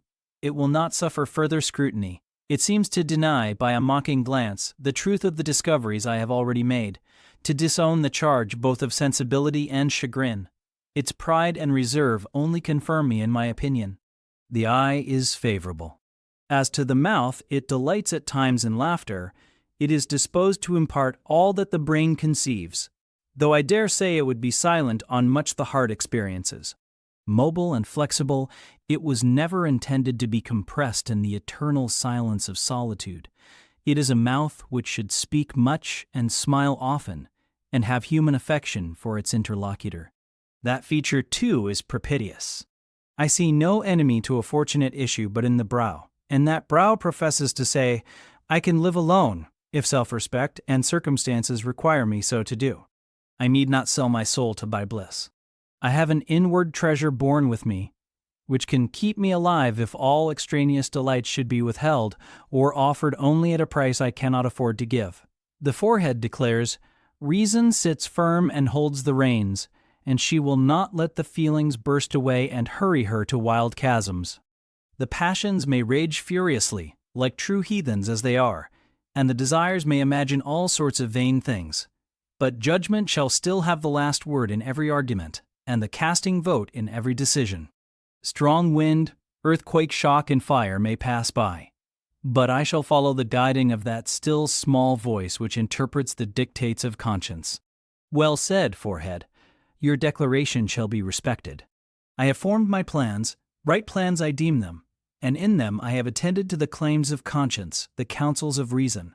I know how soon youth would fade and bloom perish if, in the cup of bliss offered, but one dreg of shame or one flavor of remorse were detected, and I do not want sacrifice, sorrow, dissolution. Such is not my taste. I wish to foster, not to blight, to earn gratitude, not to wring tears of blood. No, nor of brine. My harvest must be in smiles, in endearments, in sweet. That will do. I think I rave in a kind of exquisite delirium. I should wish now to protract this moment ad infinitum, but I dare not. So far I have governed myself thoroughly. I have acted as I inwardly swore I would act, but further might try me beyond my strength. Rise, Miss Eyre, leave me. The play is played out. Where was I? Did I wake or sleep? Had I been dreaming? Did I dream still? The old woman's voice had changed. Her accent, her gesture, and all were familiar to me as my own face in a glass, as the speech of my own tongue. I got up, but did not go. I looked. I stirred the fire and I looked again, but she drew her bonnet and her bandage closer about her face, and again beckoned me to depart. The flame illuminated her hand stretched out, roused now, and on the alert for discoveries, I at once noticed that hand. It was no more the withered limb of eld than my own. It was a rounded, supple member, with smooth fingers symmetrically turned. A broad ring flashed on the little finger, and stooping forward, I looked at it and saw a gem I had seen 100 times before. Again I looked at the face, which was no longer turned from me. On the contrary, the bonnet was doffed, the bandage displaced, the head advanced. "Well, Jane, do you know me?" asked the familiar voice. "Only take off the red cloak, sir, and then—" "But the string is in a knot. Help me." "Break it, sir." "There, then. Off, ye lendings." And Mr. Rochester stepped out of his disguise. "Now, sir, what a strange idea. But well carried out, eh? Don't you think so? With the ladies you must have managed well. But not with you? You did not act the character of a gypsy with me." "What character did I act? My own?" "No, some unaccountable one. In short, I believe you have been trying to draw me out, or in. You have been talking nonsense to make me talk nonsense. It is scarcely fair, sir. Do you forgive me, Jane? I cannot tell till I have thought it all over. If, on reflection, I find I have fallen into no great absurdity, I shall try to forgive you, but it was not right." "Oh, you have been very correct, very careful, very sensible." I reflected and thought, on the whole it was a comfort, but, indeed, I had been on my guard almost from the beginning of the interview. Something of masquerade, I suspected. I knew gypsies and fortune-tellers did not express themselves as this seeming old woman had expressed herself. Besides, I had noted her feigned voice, her anxiety to conceal her features. But my mind had been running on Grace Poole, that living enigma, that mystery of mysteries, as I considered her. I had never thought of Mr. Rochester. "Well," said he, "what are you musing about? What does that grave smile signify?" "Wonder and self-congratulation, sir. I have your permission to retire now, I suppose?" "No, stay a moment, and tell me what the people in the drawing-room yonder are doing." "Discussing the gypsy, I dare say." "Sit down. Let me hear what they said about me." "I had better not stay long, sir. It must be near 11 o'clock. "Oh, are you aware, Mr. Rochester, that a stranger has arrived here since you left this morning?" "A stranger? No, who can it be? I expected no one. Is he gone? No. He said he had known you long and that he could take the liberty of installing himself here till you returned. The devil he did. Did he give his name? His name is Mason, sir, and he comes from the West Indies, from Spanish Town in Jamaica, I think. Mr. Rochester was standing near me. He had taken my hand as if to lead me to a chair. As I spoke, he gave my wrist a convulsive grip. The smile on his lips froze. Apparently a spasm caught his breath. Mason, the West Indies, he said, in the tone one might fancy a speaking automaton to announce its single words. Mason, the West Indies, he reiterated, and he went over the syllables 3 times, growing, in the intervals of speaking, whiter than ashes. He hardly seemed to know what he was doing. Do you feel ill, sir? I inquired. Jane, I've got a blow. I've got a blow, Jane, he staggered. Oh, lean on me, sir. Jane, you offered me your shoulder once before. Let me have it now. Yes, sir, yes, and my arm. He sat down and made me sit beside him. Holding my hand in both his own, he chafed it, gazing on me, at the same time with the most troubled and dreary look. My little friend, said he, I wish I were in a quiet island with only you, and trouble and danger and hideous recollections removed from me. Can I help you, sir? I'd give my life to serve you. Jane, if aid is wanted, I'll seek it at your hands. I promise you that. Thank you, sir. Tell me what to do. I'll try, at least, to do it. Fetch me now, Jane, a glass of wine from the dining room. They will be at supper there, and tell me if Mason is with them, and what he is doing. I went. I found all the party in the dining room at supper, as Mr. Rochester had said. They were not seated at table. The supper was arranged on the sideboard. Each had taken what he chose, and they stood about here and there in groups, their plates and glasses in their hands. Everyone seemed in high glee. Laughter and conversation were general and animated. Mr. Mason stood near the fire, talking to Colonel and Mrs. Dent, and appeared as merry as any of them. I filled a wine-glass. I saw Miss Ingram watch me frowningly as I did so. She thought I was taking a liberty, I dare say. And I returned to the library. Mr. Rochester's extreme pallor had disappeared, and he looked once more firm and stern. He took the glass from my hand. Here's to your health, ministrant spirit, he said.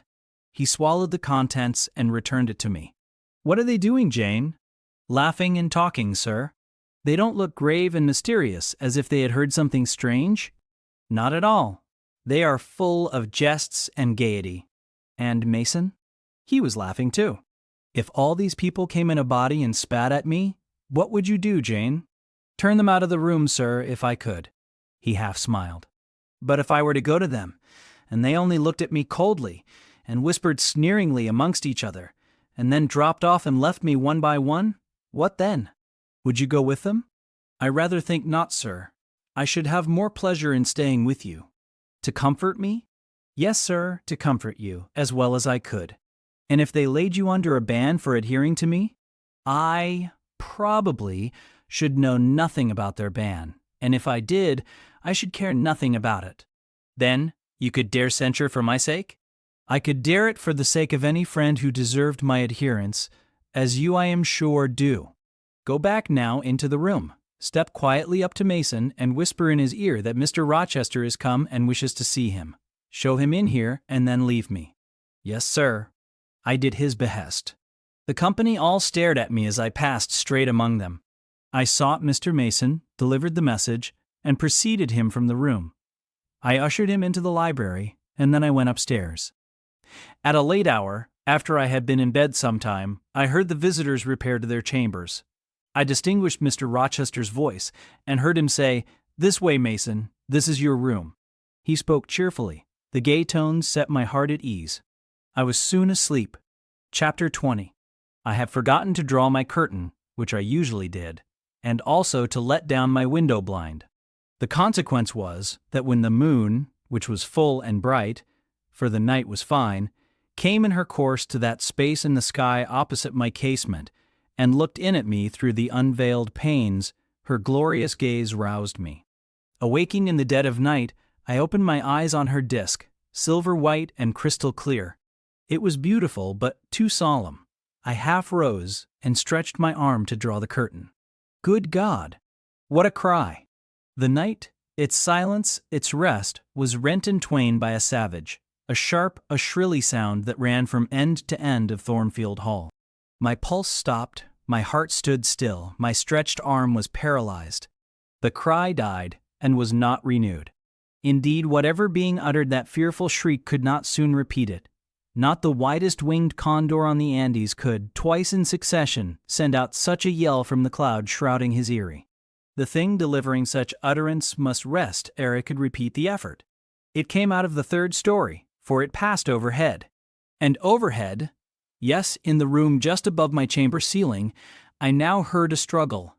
A deadly one it seemed from the noise, and a half-smothered voice shouted, "Help! Help! Help!" 3 times rapidly. "Will no one come?" it cried, and then, while the staggering and stamping went on wildly, I distinguished through plank and plaster, "Rochester! Rochester! For God's sake, come!" A chamber door opened, someone ran or rushed along the gallery. Another step stamped on the flooring above, and something fell, and there was silence. I had put on some clothes, though horror shook all my limbs. I issued from my apartment. The sleepers were all aroused. Ejaculations, terrified murmurs sounded in every room, door after door unclosed. One looked out and another looked out, the gallery filled. Gentlemen and ladies alike had quitted their beds, and, oh, what is it? Who is hurt? What has happened? Fetch a light. Is it fire? Are there robbers? Where shall we run? Was demanded confusedly on all hands. But for the moonlight, they would have been in complete darkness. They ran to and fro, they crowded together, some sobbed, some stumbled. The confusion was inextricable. "Where the devil is Rochester?" cried Colonel Dent. "I cannot find him in his bed." "Here! Here!" was shouted in return. "Be composed, all of you. I'm coming." And the door at the end of the gallery opened, and Mr. Rochester advanced with a candle. He had just descended from the upper story. One of the ladies ran to him directly. She seized his arm. It was Miss Ingram. "What awful event has taken place?" said she. "Speak. Let us know the worst at once." "But don't pull me down or strangle me," he replied. For the Misses Eshton were clinging about him now, and the 2 dowagers, in vast white wrappers, were bearing down on him like ships in full sail. "All's right, all's right," he cried. "It's a mere rehearsal of Much Ado About Nothing. Ladies, keep off, or I shall wax dangerous." And dangerous he looked. His black eyes darted sparks. Calming himself by an effort, he added, "A servant has had the nightmare, that is all. She's an excitable, nervous person. She construed her dream into an apparition or something of that sort, no doubt, and has taken a fit with fright. Now then, I must see you all back into your rooms, for till the house is settled she cannot be looked after. Gentlemen, have the goodness to set the ladies the example. Miss Ingram, I am sure you will not fail in evincing superiority to idle terrors. Amy and Louisa, return to your nests like a pair of doves, as you are. Mesdames," to the dowagers, "you will take cold to a dead certainty if you stay in this chill gallery any longer." And so, by dint of alternate coaxing and commanding, he contrived to get them all once more enclosed in their separate dormitories. I did not wait to be ordered back to mine, but retreated unnoticed, as unnoticed I had left it. Not, however, to go to bed. On the contrary, I began and dressed myself carefully.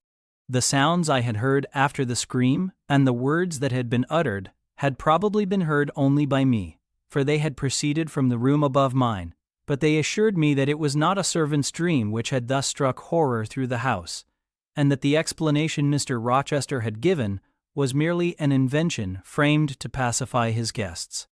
I dressed, then, to be ready for emergencies.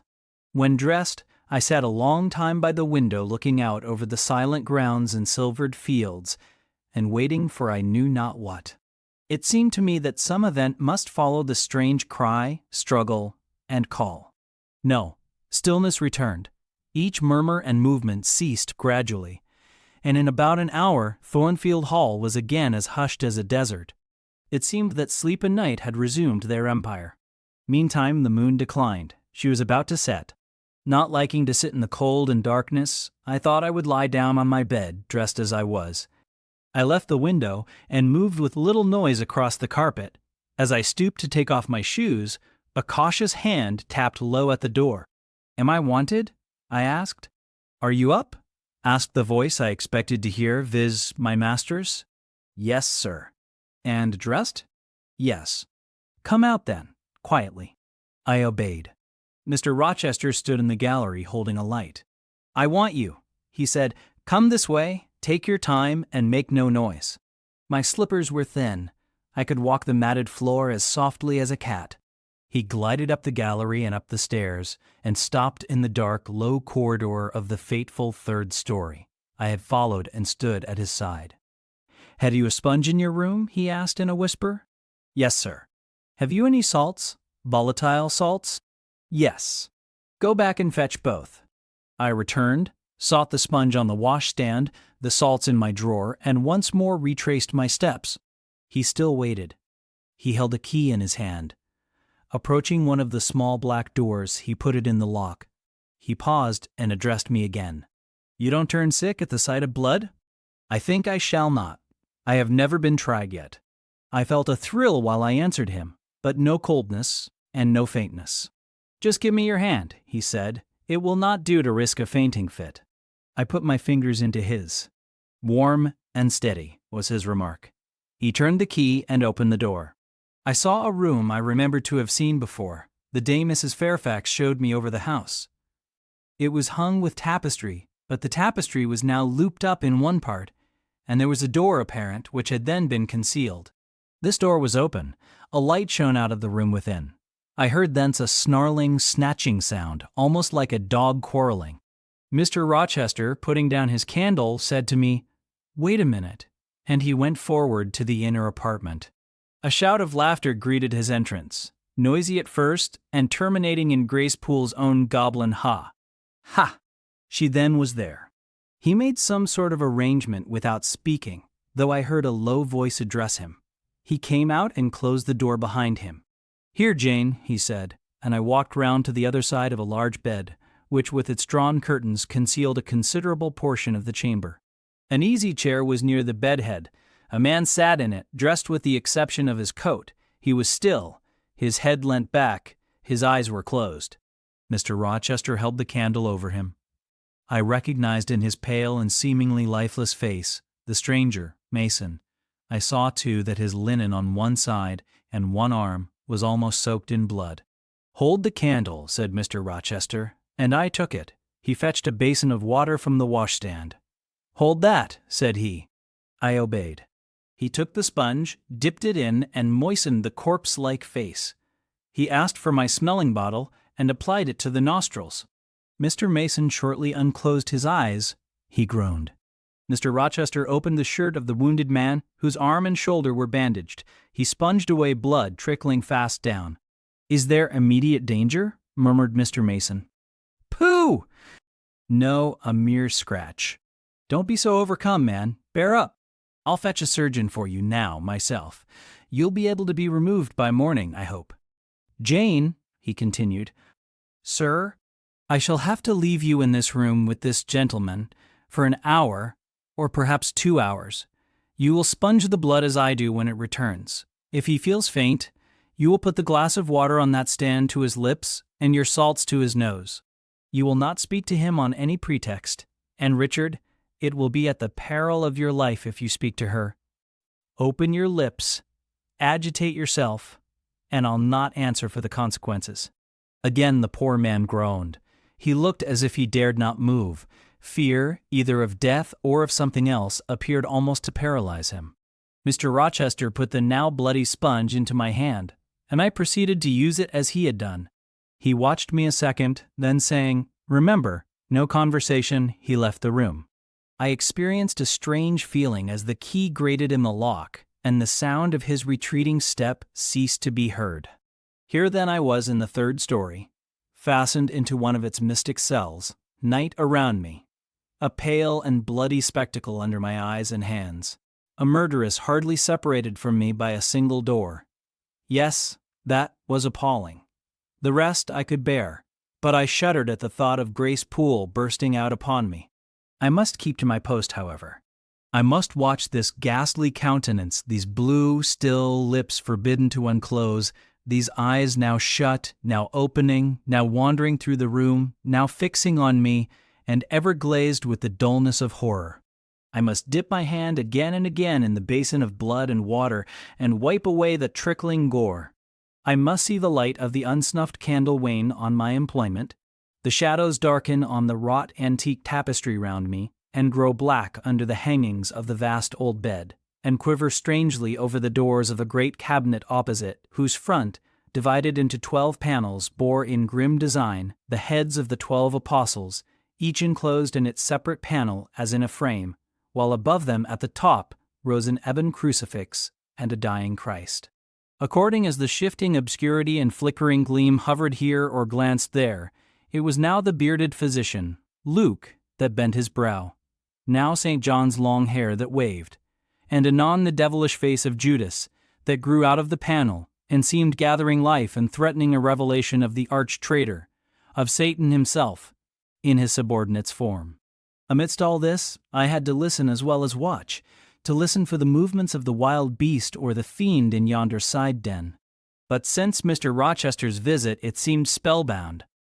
All the night I heard but 3 sounds at 3 long intervals, a step creak, a momentary renewal of the snarling canine noise, and a deep human groan. Then my own thoughts worried me.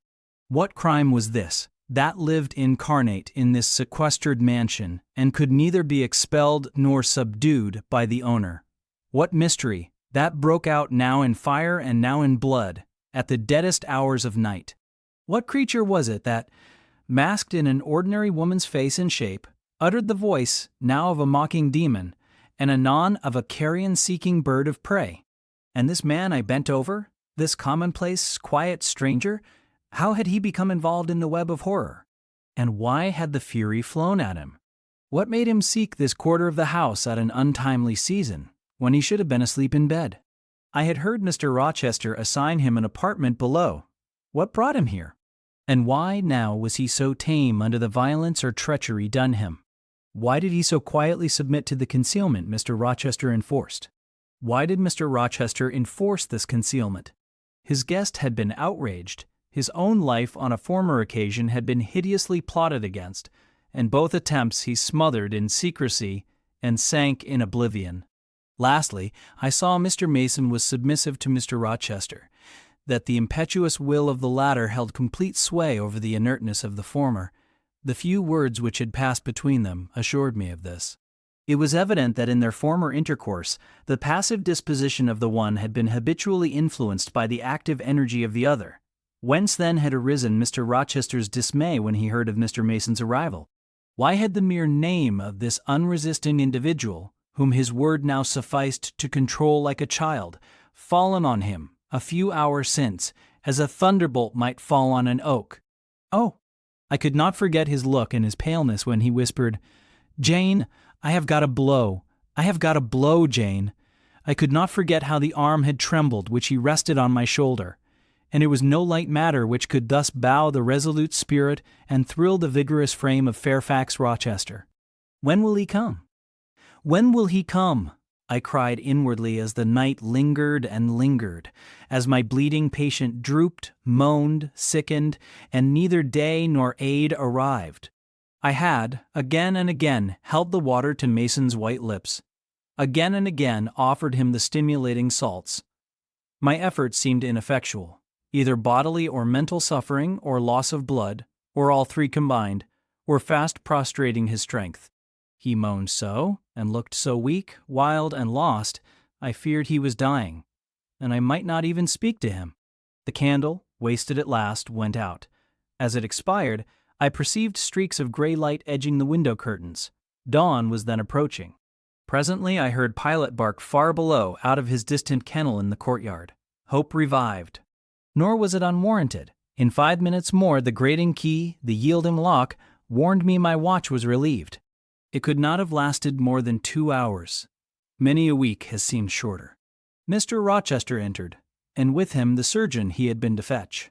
Now Carter, beyond the alert, He said to this last, "I give you but half an hour for dressing the wound, fastening the bandages, getting the patient downstairs and all. But is he fit to move, sir?" "No doubt of it. It is nothing serious. He is nervous. His spirits must be kept up. Come, set to work." Mr. Rochester drew back the thick curtain, drew up the Holland blind, let in all the daylight he could, and I was surprised and cheered to see how far dawn was advanced, what rosy streaks were beginning to brighten the east. Then he approached Mason, whom the surgeon was already handling. "Now, my good fellow, how are you?" he asked. "She's done for me, I fear," was the faint reply.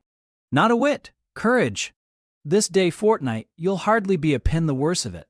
You've lost a little blood, that's all. Carter, assure him there's no danger." "I can do that conscientiously," said Carter, who had now undone the bandages.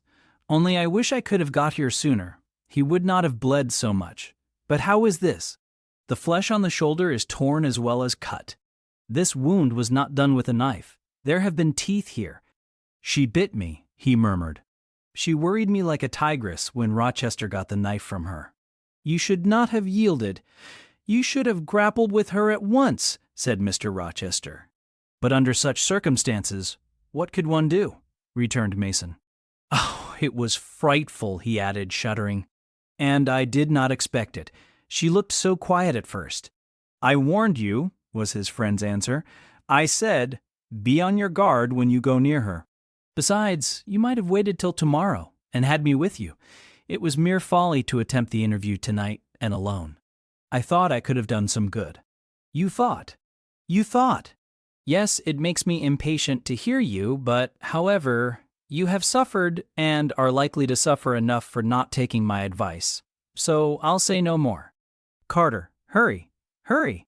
The sun will soon rise, and I must have him off." "Directly, sir. The shoulder is just bandaged. I must look to this other wound in the arm.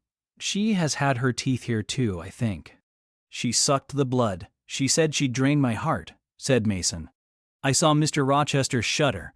A singularly marked expression of disgust, horror, hatred, warped his countenance almost to distortion. But he only said, "Come, be silent, Richard, and never mind her gibberish. Don't repeat it." "I wish I could forget it," was the answer. "You will when you are out of the country. When you get back to Spanish Town, you may think of her as dead and buried. Or rather, you need not think of her at all. Impossible to forget this night. It is not impossible. Have some energy, man. You thought you were as dead as a herring 2 hours since, and you are all alive and talking now. There, Carter has done with you, or nearly so. I'll make you decent in a trice. Jane," he turned to me for the first time since his re-entrance, "take this key. Go down into my bedroom and walk straight forward into my dressing room. Open the top drawer of the wardrobe and take out a clean shirt and neck handkerchief. Bring them here, and be nimble." I went, sought the repository he had mentioned, found the articles named, and returned with them. "Now," said he, "go to the other side of the bed while I order his toilet, but don't leave the room. You may be wanted again." I retired as directed. "Was anybody stirring below when you went down, Jane?" inquired Mr. Rochester presently. "No, sir. All was very still. We shall get you off cannily, Dick, and it will be better, both for your sake and for that of the poor creature in yonder. I have striven long to avoid exposure, and I should not like it to come at last. Here, Carter, help him on with his waistcoat. Where did you leave your furred cloak? You can't travel a mile without that, I know, in this damned cold climate. In your room? Jane, run down to Mr. Mason's room, the one next mine, and fetch a cloak you will see there." Again I ran, and again returned, bearing an immense mantle lined and edged with fur. "Now, I've another errand for you," said my untiring master. "You must away to my room again. What a mercy you are shod with velvet, Jane. A clod-hopping messenger would never do at this juncture. You must open the middle drawer of my toilet table and take out a little phial and a little glass you will find there. Quick!" I flew thither and back, bringing the desired vessels. "That's well. Now, doctor, I shall take the liberty of administering a dose myself, on my own responsibility. I got this cordial at Rome of an Italian charlatan, a fellow you would have kicked, Carter.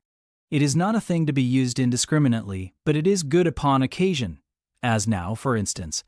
Jane, a little water.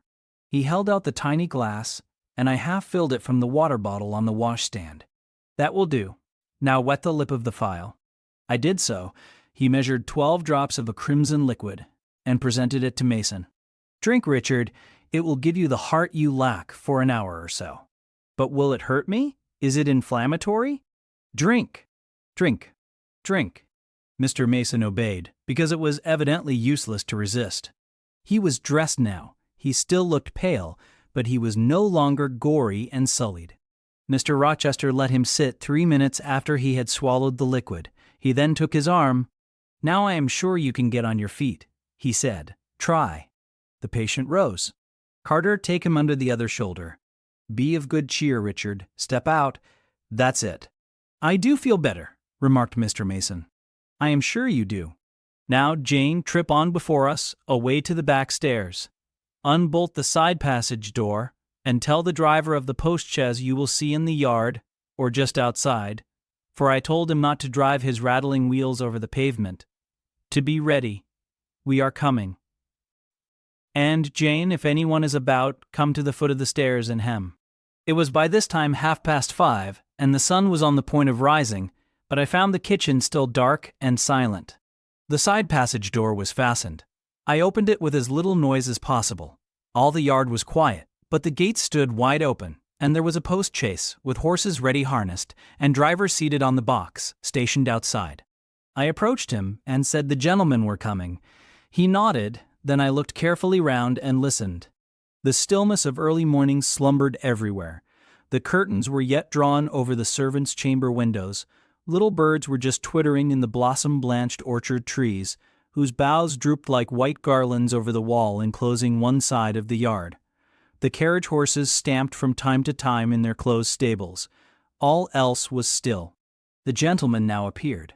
Mason, supported by Mr. Rochester and the surgeon, seemed to walk with tolerable ease. They assisted him into the chaise. Carter followed. "Take care of him," said Mr. Rochester to the latter, "and keep him at your house till he is quite well. I shall ride over in a day or two to see how he gets on. Richard, how is it with you?" "The fresh air revives me, Fairfax." "Leave the window open on his side, Carter. There is no wind. Goodbye, Dick." "Fairfax." "Well, what is it?"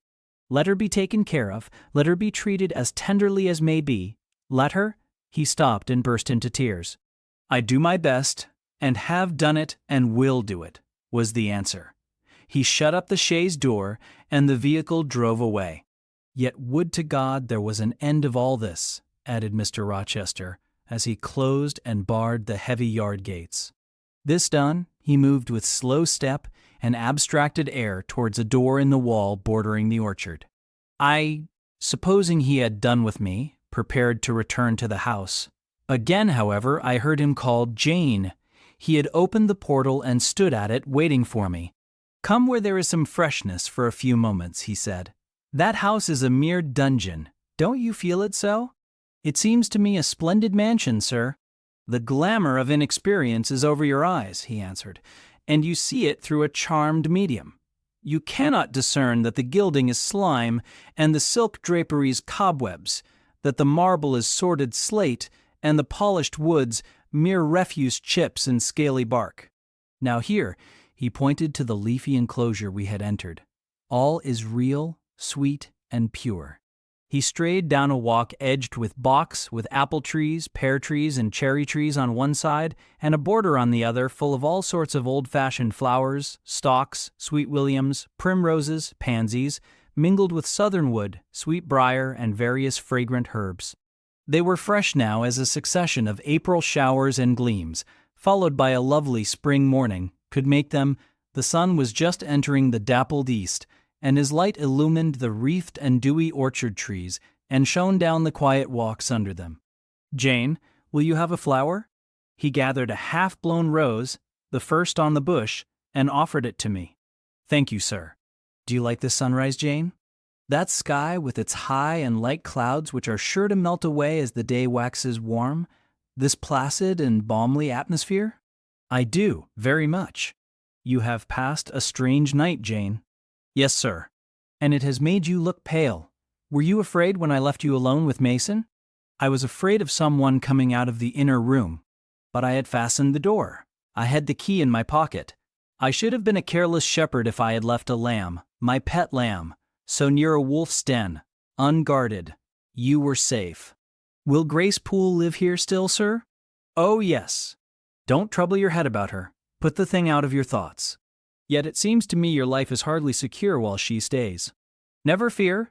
I will take care of myself. Is the danger you apprehended last night gone by now, sir? I cannot vouch for that till Mason is out of England, nor even then. To live, for me, Jane, is to stand on a crater crust which may crack and spew fire any day. But Mr. Mason seems a man easily led. Your influence, sir, is evidently potent with him. He will never set you at defiance or willfully injure you. Oh, no. Mason will not defy me, nor, knowing it, will he hurt me. But, unintentionally, he might in a moment, by one careless word, deprive me, if not of life, yet forever of happiness. Tell him to be cautious, sir. Let him know what you fear, and show him how to avert the danger. He laughed sardonically, hastily took my hand, and as hastily threw it from him. If I could do that, simpleton, where would the danger be? Annihilated in a moment. Ever since I have known Mason, I have only had to say to him, do that, and the thing has been done. But I cannot give him orders in this case. I cannot say, beware of harming me, Richard. For it is imperative that I should keep him ignorant, that harm to me is possible. Now you look puzzled, and I will puzzle you further. You are my little friend, are you not? I like to serve you, sir, and to obey you in all that is right. Precisely, I see you do. I see genuine contentment in your gait and mien, your eye and face, when you are helping me and pleasing me, working for me and with me, in, as you characteristically say, all that is right. For if I bid you do what you thought wrong, there would be no light-footed running, no neat-handed alacrity, no lively glance and animated complexion. My friend would then turn to me, quiet and pale, and would say, no, sir, that is impossible. I cannot do it, because it is wrong, and would become immutable as a fixed star. Well, you too have power over me, and may injure me, yet I dare not show you where I am vulnerable, lest, faithful and friendly as you are, you should transfix me at once. If you have no more to fear from Mr. Mason than you have from me, sir, you are very safe. God grant it may be so. Here, Jane, is an arbor. Sit down. The arbor was an arch in the wall, lined with ivy. It contained a rustic seat. Mr. Rochester took it, leaving room, however, for me, but I stood before him. Sit, he said. The bench is long enough for two. You don't hesitate to take a place at my side, do you? Is that wrong, Jane? I answered him by assuming it. To refuse would, I felt, have been unwise. Now, my little friend, while the sun drinks the dew, while all the flowers in this old garden awake and expand, and the birds fetch their young ones' breakfast out of the thornfield, and the early bees do their first spell of work, I'll put a case to you which you must endeavor to suppose your own. But first, look at me, and tell me you are at ease, and not fearing that I err in detaining you, or that you err in staying. No, sir, I am content. Well then, Jane, call to aid your fancy. Suppose you were no longer a girl well reared and disciplined, but a wild boy indulged from childhood upwards. Imagine yourself in a remote foreign land. Conceive that you there commit a capital error, no matter of what nature or from what motives, but one whose consequences must follow you through life and taint all your existence. Mind, I don't say a crime. I am not speaking of shedding of blood or any other guilty act which might make the perpetrator amenable to the law. My word is error. The results of what you have done become in time to you utterly insupportable. You take measures to obtain relief, unusual measures, but neither unlawful nor culpable. Still you are miserable, for hope has quitted you on the very confines of life. Your sun at noon darkens in an eclipse, which you feel will not leave it till the time of setting. Bitter and base associations have become the sole food of your memory. You wander here and there, seeking rest in exile, happiness in pleasure, in heartless, sensual pleasure, such as dulls intellect and blights feeling. Heart weary and soul withered, you come home after years of voluntary banishment. You make a new acquaintance, how or where no matter. You find in this stranger much of the good and bright qualities which you have sought for 20 years and never before encountered, and they are all fresh, healthy, without soil and without taint.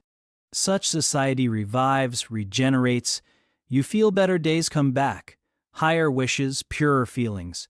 You desire to recommence your life and to spend what remains to you of days in a way more worthy of an immortal being. To attain this end, are you justified in overleaping an obstacle of custom? A mere conventional impediment which neither your conscience sanctifies nor your judgment approves? He paused for an answer, and what was I to say? Oh, for some good spirit to suggest a judicious and satisfactory response. Vain aspiration. The west wind whispered in the ivy round me, but no gentle Ariel borrowed its breath as a medium of speech. The birds sang in the treetops, but their song, however sweet, was inarticulate. Again Mr. Rochester propounded his query. Is the wandering and sinful, but now rest-seeking and repentant, man justified in daring the world's opinion in order to attach to him forever this gentle, gracious, genial stranger, thereby securing his own peace of mind and regeneration of life? Sir, I answered, a wanderer's repose or a sinner's reformation should never depend on a fellow creature. Men and women die, philosophers falter in wisdom, and Christians in goodness. If anyone you know has suffered and erred, let him look higher than his equals for strength to amend and solace to heal. But the instrument. God who does the work, ordains the instrument. I have myself, I tell it you without parable, been a worldly, dissipated, restless man, and I believe I have found the instrument for my cure in— He paused, the birds went on caroling, the leaves lightly rustling. I almost wondered they did not check their songs and whispers to catch the suspended revelation, but they would have had to wait many minutes, so long was the silence protracted. At last I looked up at the tardy speaker. He was looking eagerly at me. "Little friend," said he, in quite a changed tone, while his face changed too, losing all its softness and gravity and becoming harsh and sarcastic. "You have noticed my tender penchant for Miss Ingram. Don't you think if I married her she would regenerate me with a vengeance?" He got up instantly, went quite to the other end of the walk, and when he came back he was humming a tune. "Jane, Jane," said he, stopping before me, "you are quite pale with your vigils. Don't you curse me for disturbing your rest." "Curse you? No, sir. Shake hands in confirmation of the word. What cold fingers! They were warmer last night when I touched them at the door of the mysterious chamber. Jane, when will you watch with me again?" "Whenever I can be useful, sir. For instance, the night before I am married. I am sure I shall not be able to sleep. Will you promise to sit up with me to bear me company? To you I can talk of my lovely one. For now, you have seen her and know her." "Yes, sir." "She's a rare one, is she not, Jane?" "Yes, sir." "A strapper. A real strapper, Jane. Big, brown, and buxom, with hair just such as the ladies of Carthage must have had. Bless me, there's Dent and Lynn in the stables. Go in by the shrubbery, through that wicket." As I went one way, he went another, and I heard him in the yard, saying cheerfully, "Mason got the start of you all this morning. He was gone before sunrise." I rose at 4 to see him off. Chapter 21. Presentiments are strange things, and so are sympathies, and so are signs, and the three combined make one mystery to which humanity has not yet found the key. I never laughed at presentiments in my life, because I have had strange ones of my own. Sympathies, I believe, exist. For instance, between far distant, long absent, wholly estranged relatives asserting, notwithstanding their alienation, the unity of the source to which each traces his origin, whose workings baffle mortal comprehension. And signs, for aught we know, may be but the sympathies of nature with man. When I was a little girl, only 6 years old, I one night heard Bessie Levin say to Martha Abbott that she had been dreaming about a little child, and that to dream of children was a sure sign of trouble, either to one's self or one's kin. The saying might have worn out of my memory had not a circumstance immediately followed which served indelibly to fix it there. The next day Bessie was sent for home to the deathbed of her little sister. Of late I had often recalled this saying and this incident, for during the past week scarcely a night had gone over my couch that had not brought with it a dream of an infant, which I sometimes hushed in my arms, sometimes dandled on my knee, sometimes watched playing with daisies on a lawn, or again dabbling its hands in running water. It was a wailing child this night and a laughing one the next. Now it nestled close to me, and now it ran from me. But whatever mood the apparition evinced, whatever aspect it wore, it failed not for 7 successive nights to meet me the moment I entered the land of slumber. I did not like this iteration of one idea, this strange recurrence of one image, and I grew nervous as bedtime approached and the hour of the vision drew near. It was from companionship with this baby phantom I had been roused on that moonlight night when I heard the cry. And it was on the afternoon of the day following I was summoned downstairs by a message that someone wanted me in Mrs. Fairfax's room. On repairing thither, I found a man waiting for me, having the appearance of a gentleman's servant. He was dressed in deep mourning, and the hat he held in his hand was surrounded with a crape band. "I dare say you hardly remember me, miss," he said, rising as I entered. "But my name is Levin. I lived coachman with Mrs. Reed when you were at Gateshead 8 or 9 years since, and I live there still." "Oh, Robert! How do you do? I remember you very well. You used to give me a ride sometimes on Miss Georgiana's bay pony. And how is Bessie? You are married to Bessie?" "Yes, miss, my wife is very hearty, thank you. She brought me another little one about 2 months since. We have 3 now, and both mother and child are thriving." "And are the family well at the house, Robert?" "I am sorry I can't give you better news of them, miss. They are very badly at present, in great trouble." "I hope no one is dead," I said, glancing at his black dress. He too looked down at the crape round his hat and replied, "Mr. John died yesterday, was a week at his chambers in London." "Mr. John?" "Yes." "And how does his mother bear it?" "Why, you see, Miss Eyre, it is not a common mishap. His life has been very wild. These last 3 years he gave himself up to strange ways, and his death was shocking. I heard from Bessie he was not doing well." "Doing well?" "He could not do worse. He ruined his health and his estate, amongst the worst men and the worst women. He got into debt and into jail. His mother helped him out twice, but as soon as he was free, he returned to his old companions and habits. His head was not strong. The knaves he lived amongst fooled him beyond anything I ever heard. He came down to Gateshead about 3 weeks ago and wanted Mrs. to give up all to him. Mrs. refused. Her means have long been much reduced by his extravagance, so he went back again, and the next news was that he was dead. How he died, God knows. They say he killed himself." I was silent. The tidings were frightful. Robert Levin resumed. "Mrs. had been out of health herself for some time. She had got very stout but was not strong with it, and the loss of money and fear of poverty were quite breaking her down. The information about Mr. John's death and the manner of it came too suddenly. It brought on a stroke. She was 3 days without speaking, but last Tuesday she seemed rather better. She appeared as if she wanted to say something, and kept making signs to my wife and mumbling. It was only yesterday morning, however, that Bessie understood she was pronouncing your name. And at last she made out the words, 'Bring Jane, fetch Jane Eyre. I want to speak to her.' Bessie is not sure whether she is in her right mind or means anything by the words, but she told Miss Reed and Miss Georgiana, and advised them to send for you. The young ladies put it off at first, but their mother grew so restless and said 'Jane, Jane' so many times that at last they consented. I left Gateshead yesterday, and if you can get ready, miss, I should like to take you back with me early tomorrow morning." "Yes, Robert, I shall be ready. It seems to me that I ought to go." "I think so too, miss. Bessie said she was sure you would not refuse, but I suppose you will have to ask leave before you can get off." "Yes, and I will do it now." And having directed him to the servants' hall, and recommended him to the care of John's wife, and the attentions of John himself, I went in search of Mr. Rochester. He was not in any of the lower rooms. He was not in the yard, the stables, or the grounds. I asked Mrs. Fairfax if she had seen him. Yes, she believed he was playing billiards with Miss Ingram. To the billiard room I hastened. The click of balls and the hum of voices resounded thence. Mr. Rochester, Miss Ingram, the two Misses Eshton and their admirers were all busied in the game. It required some courage to disturb so interesting a party. My errand, however, was one I could not defer, so I approached the master where he stood at Miss Ingram's side.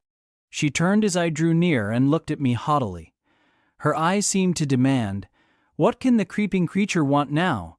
And when I said in a low voice, "Mr. Rochester," she made a movement as if tempted to order me away.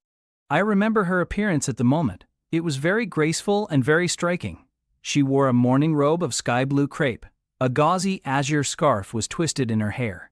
She had been all animation with the game, and irritated pride did not lower the expression of her haughty lineaments.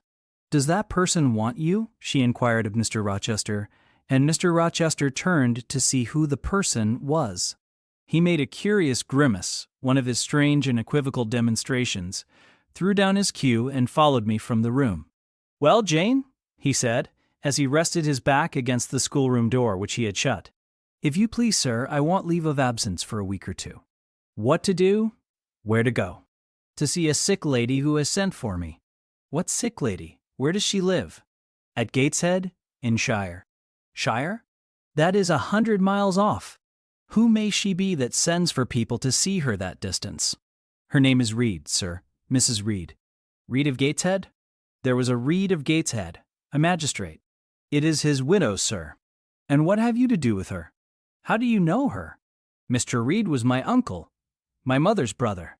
"The deuce he was!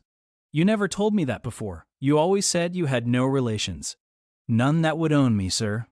Mr. Reed is dead, and his wife cast me off." "Why?" "Because I was poor and burdensome, and she disliked me."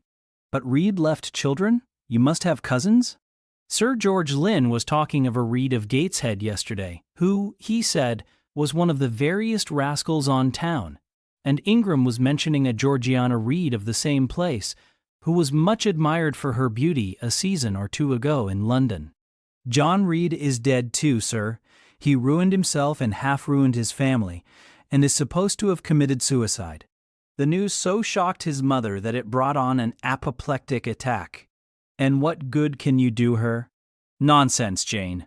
I would never think of running 100 miles to see an old lady who will perhaps be dead before you reach her. Besides, you say she cast you off." "Yes, sir, but that is long ago, and when her circumstances were very different, I could not be easy to neglect her wishes now." "How long will you stay?" "As short a time as possible, sir." "Promise me only to stay a week." "I had better not pass my word. I might be obliged to break it." "At all events, you will come back. You will not be induced under any pretext to take up a permanent residence with her?" "Oh, no!" "I shall certainly return if all be well." "And who goes with you?" "You don't travel 100 miles alone." "No, sir. She has sent her coachman." "A person to be trusted?" "Yes, sir. He has lived 10 years in the family." Mr. Rochester meditated. "When do you wish to go?" "Early tomorrow morning, sir." "Well, you must have some money. You can't travel without money, and I dare say you have not much. I have given you no salary yet." "How much have you in the world, Jane?" he asked, smiling. I drew out my purse. A meager thing it was. 5 shillings, sir." He took the purse, poured the hoard into his palm, and chuckled over it as if its scantiness amused him. Soon he produced his pocketbook. "Here," said he, offering me a note. It was £50, and he owed me but 15. I told him I had no change. "I don't want change, you know that." "Take your wages." I declined accepting more than was my due. He scowled at first. Then, as if recollecting something, he said, Right. Better not give you all now. You would, perhaps, stay away 3 months if you had £50. There are 10. Is it not plenty?" "Yes, sir, but now you owe me 5. "Come back for it, then. I am your banker for £40. "Mr. Rochester, I may as well mention another matter of business to you while I have the opportunity." "Matter of business? I am curious to hear it." "You have as good as informed me, sir, that you are going shortly to be married?" "Yes, what then?" "In that case, sir, Adele ought to go to school. I am sure you will perceive the necessity of it." To get her out of my bride's way, who might otherwise walk over her rather too emphatically? There's sense in the suggestion, not a doubt of it. Adele, as you say, must go to school, and you, of course, must march straight to the devil? I hope not, sir, but I must seek another situation somewhere. In course, he exclaimed, with a twang of voice and a distortion of features equally fantastic and ludicrous. He looked at me some minutes. And old Madam Reed, or the Misses, her daughters, will be solicited by you to seek a place, I suppose. No, sir, I am not on such terms with my relatives as would justify me in asking favors of them, but I shall advertise. You shall walk up the pyramids of Egypt, he growled.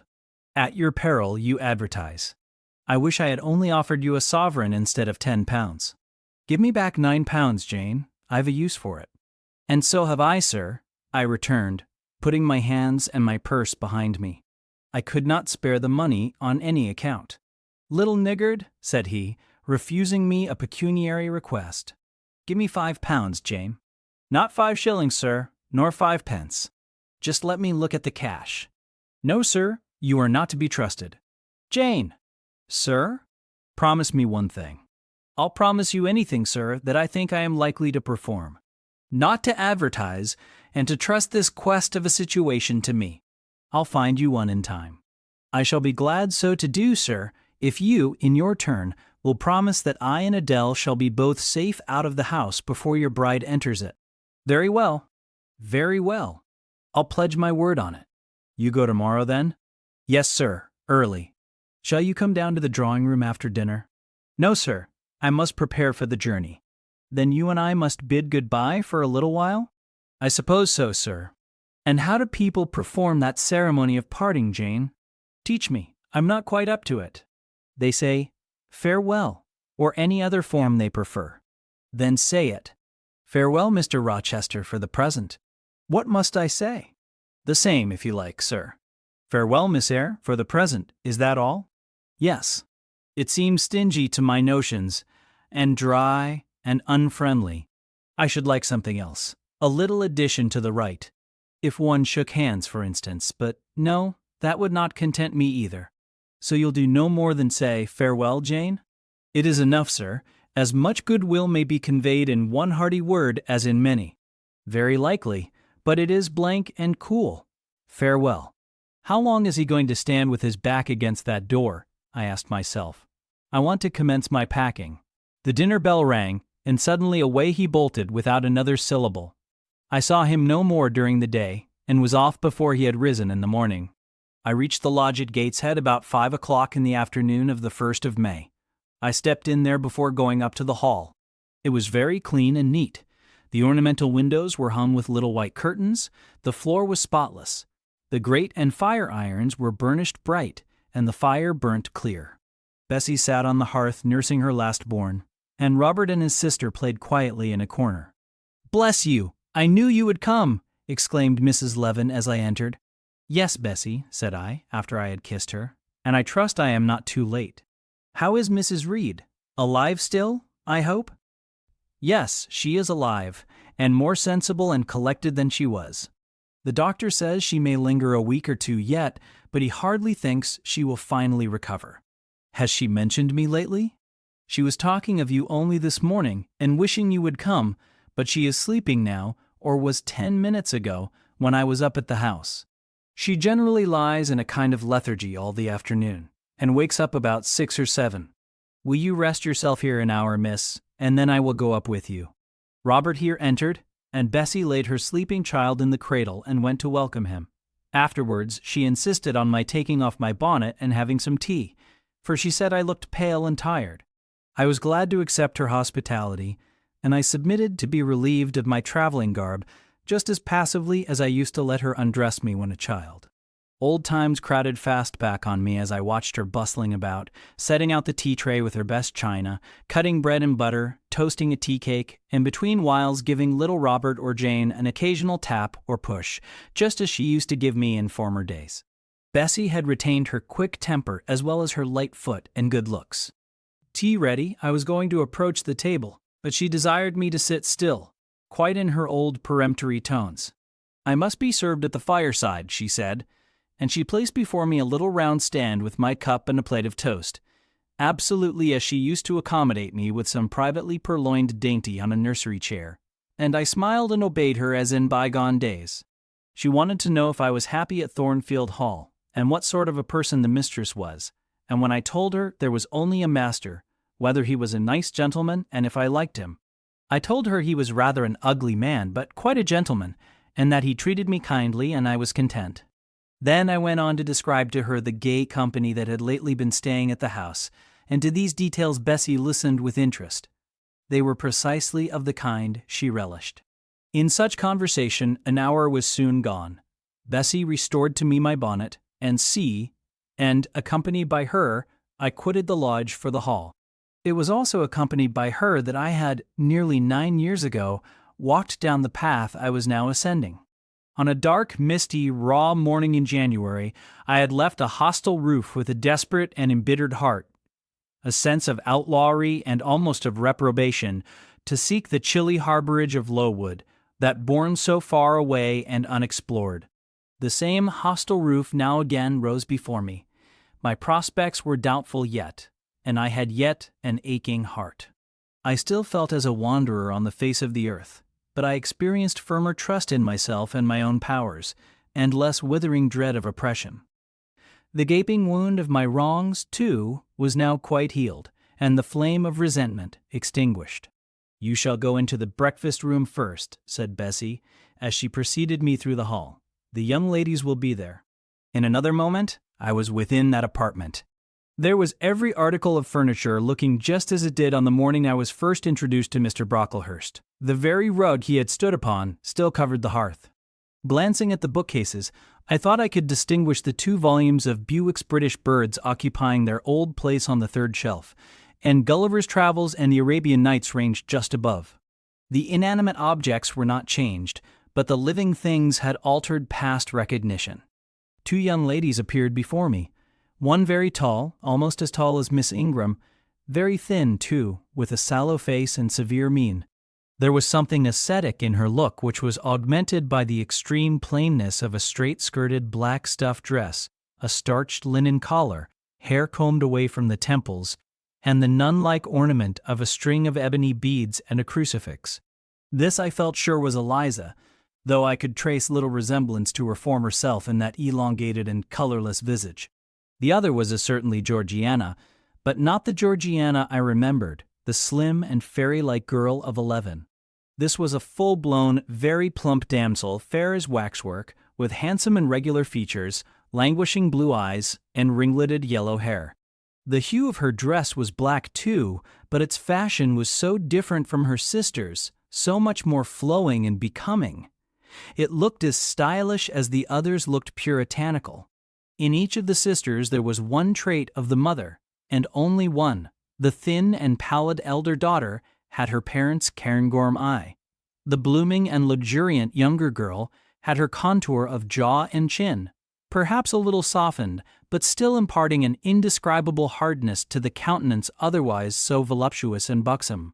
Both ladies, as I advanced, rose to welcome me, and both addressed me by the name of Miss Eyre. Eliza's greeting was delivered in a short, abrupt voice, without a smile, and then she sat down again, fixed her eyes on the fire, and seemed to forget me. Georgiana added to her, "How do you do?"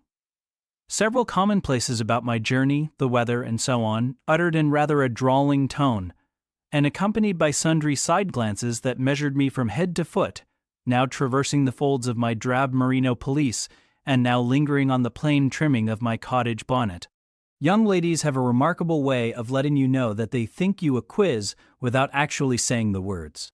A certain superciliousness of look, coolness of manner, nonchalance of tone, express fully their sentiments on the point, without committing them by any positive rudeness in word or deed. A sneer, however, whether covert or open, had now no longer that power over me it once possessed. As I sat between my cousins, I was surprised to find how easy I felt under the total neglect of the one and the semi-sarcastic attentions of the other. Eliza did not mortify, nor Georgiana ruffle me. The fact was, I had other things to think about. Within the last few months, feelings had been stirred in me so much more potent than any they could raise, Pains and pleasures so much more acute and exquisite had been excited than any it was in their power to inflict or bestow, that their airs gave me no concern either for good or bad. "How is Mrs. Reed?" I asked soon, looking calmly at Georgiana, who thought fit to bridle at the direct address as if it were an unexpected liberty. "Mrs. Reed? Ah. Mamma, you mean, she is extremely poorly. I doubt if you can see her tonight." "If," said I, "you would just step upstairs and tell her I am come, I should be much obliged to you." Georgiana almost started, and she opened her blue eyes wild and wide. "I know she had a particular wish to see me," I added, "and I would not defer attending to her desire longer than is absolutely necessary." "Mamma dislikes being disturbed in an evening," remarked Eliza. I soon rose, quietly took off my bonnet and gloves uninvited, and said I would just step out to Bessie, who was, I dared say, in the kitchen, and ask her to ascertain whether Mrs. Reed was disposed to receive me or not tonight. I went, and having found Bessie and dispatched her on my errand, I proceeded to take further measures. It had heretofore been my habit always to shrink from arrogance. Received as I had been today, I should, a year ago, have resolved to quit Gateshead the very next morning. Now, it was disclosed to me all at once that that would be a foolish plan. I had taken a journey of 100 miles to see my aunt, and I must stay with her till she was better or dead. As to her daughter's pride or folly, I must put it on one side, make myself independent of it. So I addressed the housekeeper, asked her to show me a room, told her I should probably be a visitor here for a week or two, had my trunk conveyed to my chamber, and followed it thither myself. I met Bessie on the landing. "Missus is awake," said she. "I have told her you are here. Come and let us see if she will know you." I did not need to be guided to the well-known room, to which I had so often been summoned for chastisement or reprimand in former days. I hastened before Bessie. I softly opened the door. A shaded light stood on the table, for it was now getting dark. There was the great four-post bed, with amber hangings as of old, there the toilet table, the armchair, and the footstool, at which I had 100 times been sentenced to kneel, to ask pardon for offenses by me uncommitted. I looked into a certain corner near, half expecting to see the slim outline of a once-dreaded switch which used to lurk there, waiting to leap out imp-like and lace my quivering palm or shrinking neck. I approached the bed, I opened the curtains, and leant over the high-piled pillows. Well did I remember Mrs. Reed's face, and I eagerly sought the familiar image. It is a happy thing that time quells the longings of vengeance and hushes the promptings of rage and aversion. I had left this woman in bitterness and hate, and I came back to her now with no other emotion than a sort of ruth for her great sufferings, and a strong yearning to forget and forgive all injuries, to be reconciled and clasp hands in amity. The well-known face was there, stern, relentless as ever. There was that peculiar eye which nothing could melt, and the somewhat raised, imperious, despotic eyebrow. How often had it lowered on me menace and hate, and how the recollection of childhood's terrors and sorrows revived as I traced its harsh line now. And yet I stooped down and kissed her. She looked at me. "Is this Jane Eyre?" she said. "Yes, Aunt Reed." "How are you, dear aunt?" I had once vowed that I would never call her aunt again. I thought it no sin to forget and break that vow now. My fingers had fastened on her hand which lay outside the sheet. Had she pressed mine kindly, I should at that moment have experienced true pleasure. But unimpressionable natures are not so soon softened, nor are natural antipathies so readily eradicated. Mrs. Reed took her hand away, and turning her face rather from me, she remarked that the night was warm. Again she regarded me so icily. I felt at once that her opinion of me, her feeling towards me, was unchanged and unchangeable. I knew by her stony eye, opaque to tenderness, indissoluble to tears, that she was resolved to consider me bad to the last, because to believe me good would give her no generous pleasure, only a sense of mortification. I felt pain, and then I felt ire, and then I felt a determination to subdue her, to be her mistress in spite both of her nature and her will. My tears had risen just as in childhood. I ordered them back to their source. I brought a chair to the bedhead. I sat down and leaned over the pillow. "You sent for me," I said, "and I am here, and it is my intention to stay till I see how you get on." "Oh, of course. You have seen my daughters?" "Yes." "Well, you may tell them I wish you to stay till I can talk some things over with you I have on my mind. Tonight it is too late, and I have a difficulty in recalling them. But there was something I wished to say. Let me see." The wandering look and changed utterance told what wreck had taken place in her once vigorous frame. Turning restlessly, she drew the bedclothes round her. My elbow, resting on a corner of the quilt, fixed it down. She was at once irritated.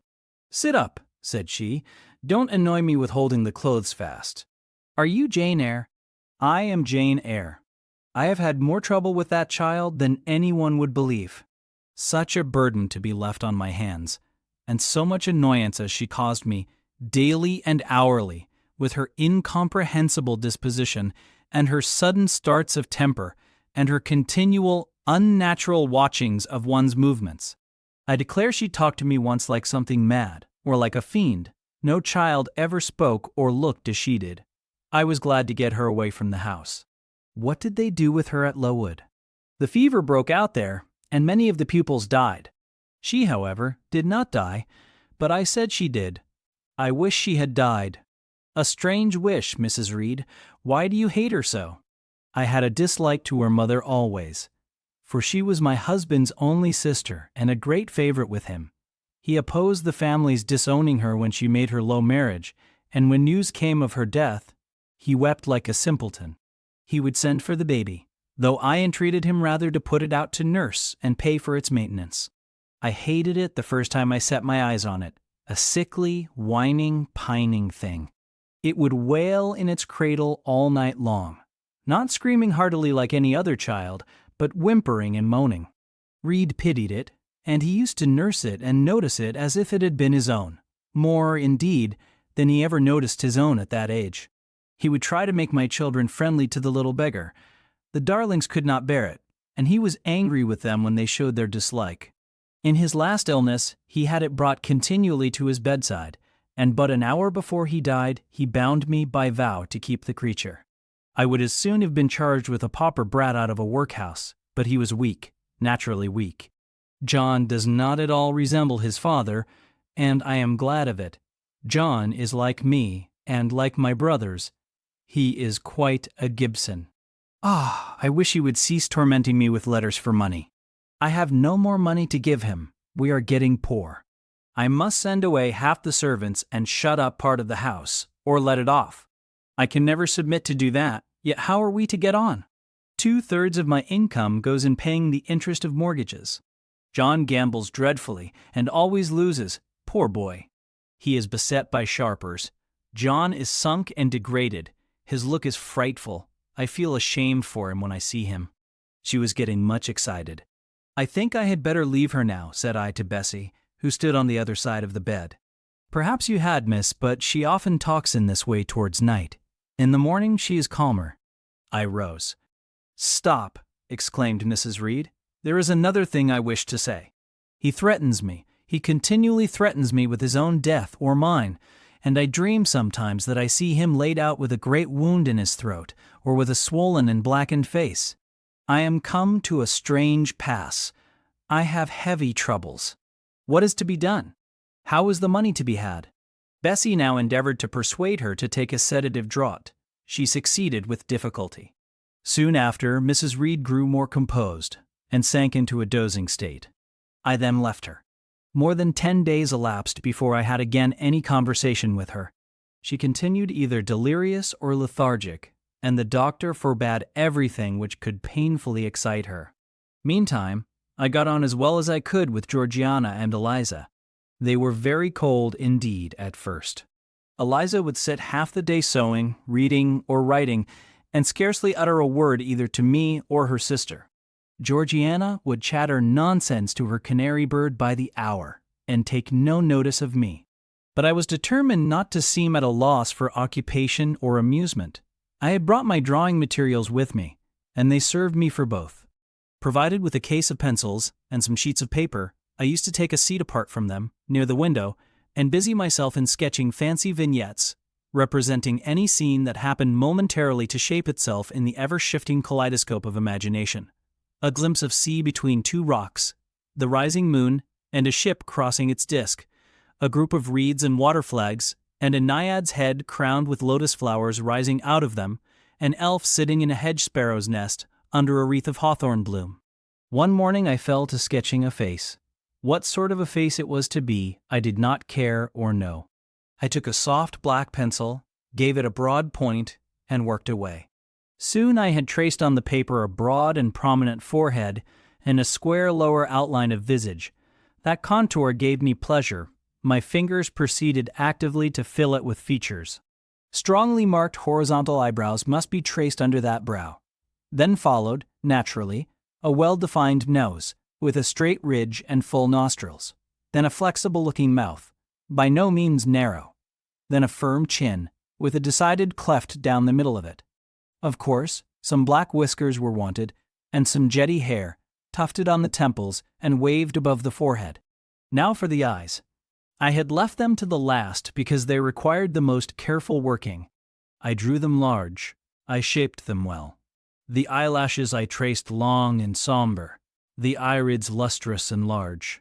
Good, but not quite the thing, I thought, as I surveyed the effect. They want more force and spirit.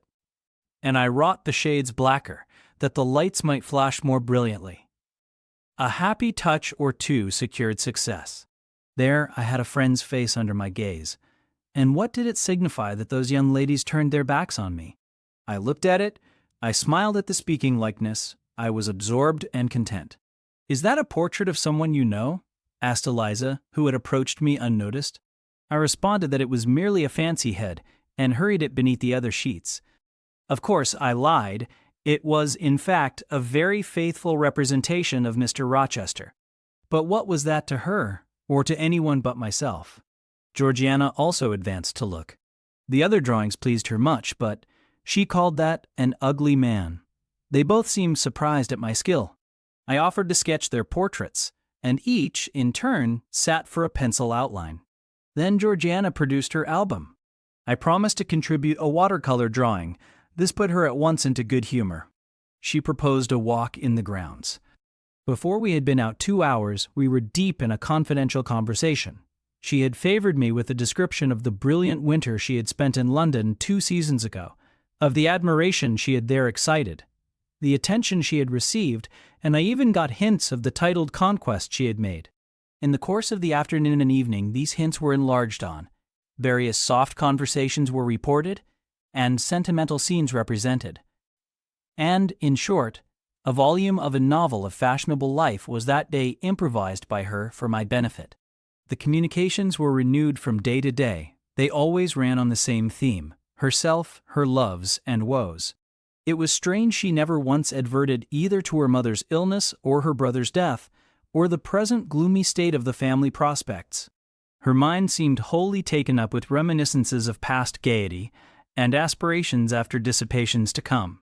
She passed about 5 minutes each day in her mother's sick room, and no more. Eliza still spoke little. She had evidently no time to talk. I never saw a busier person than she seemed to be, yet it was difficult to say what she did, or rather, to discover any result of her diligence. She had an alarm to call her up early. I know not how she occupied herself before breakfast, but after that meal she divided her time into regular portions, and each hour had its allotted task. 3 times a day she studied a little book, which I found, on inspection, was a common prayer book. I asked her once what was the great attraction of that volume, and she said, the rubric. 3 hours she gave to stitching, with gold thread, the border of a square crimson cloth, almost large enough for a carpet. In answer to my inquiries after the use of this article, she informed me it was a covering for the altar of a new church lately erected near Gateshead. 2 hours she devoted to her diary, 2 to working by herself in the kitchen garden, and 1 to the regulation of her accounts. She seemed to want no company, no conversation. I believe she was happy in her way.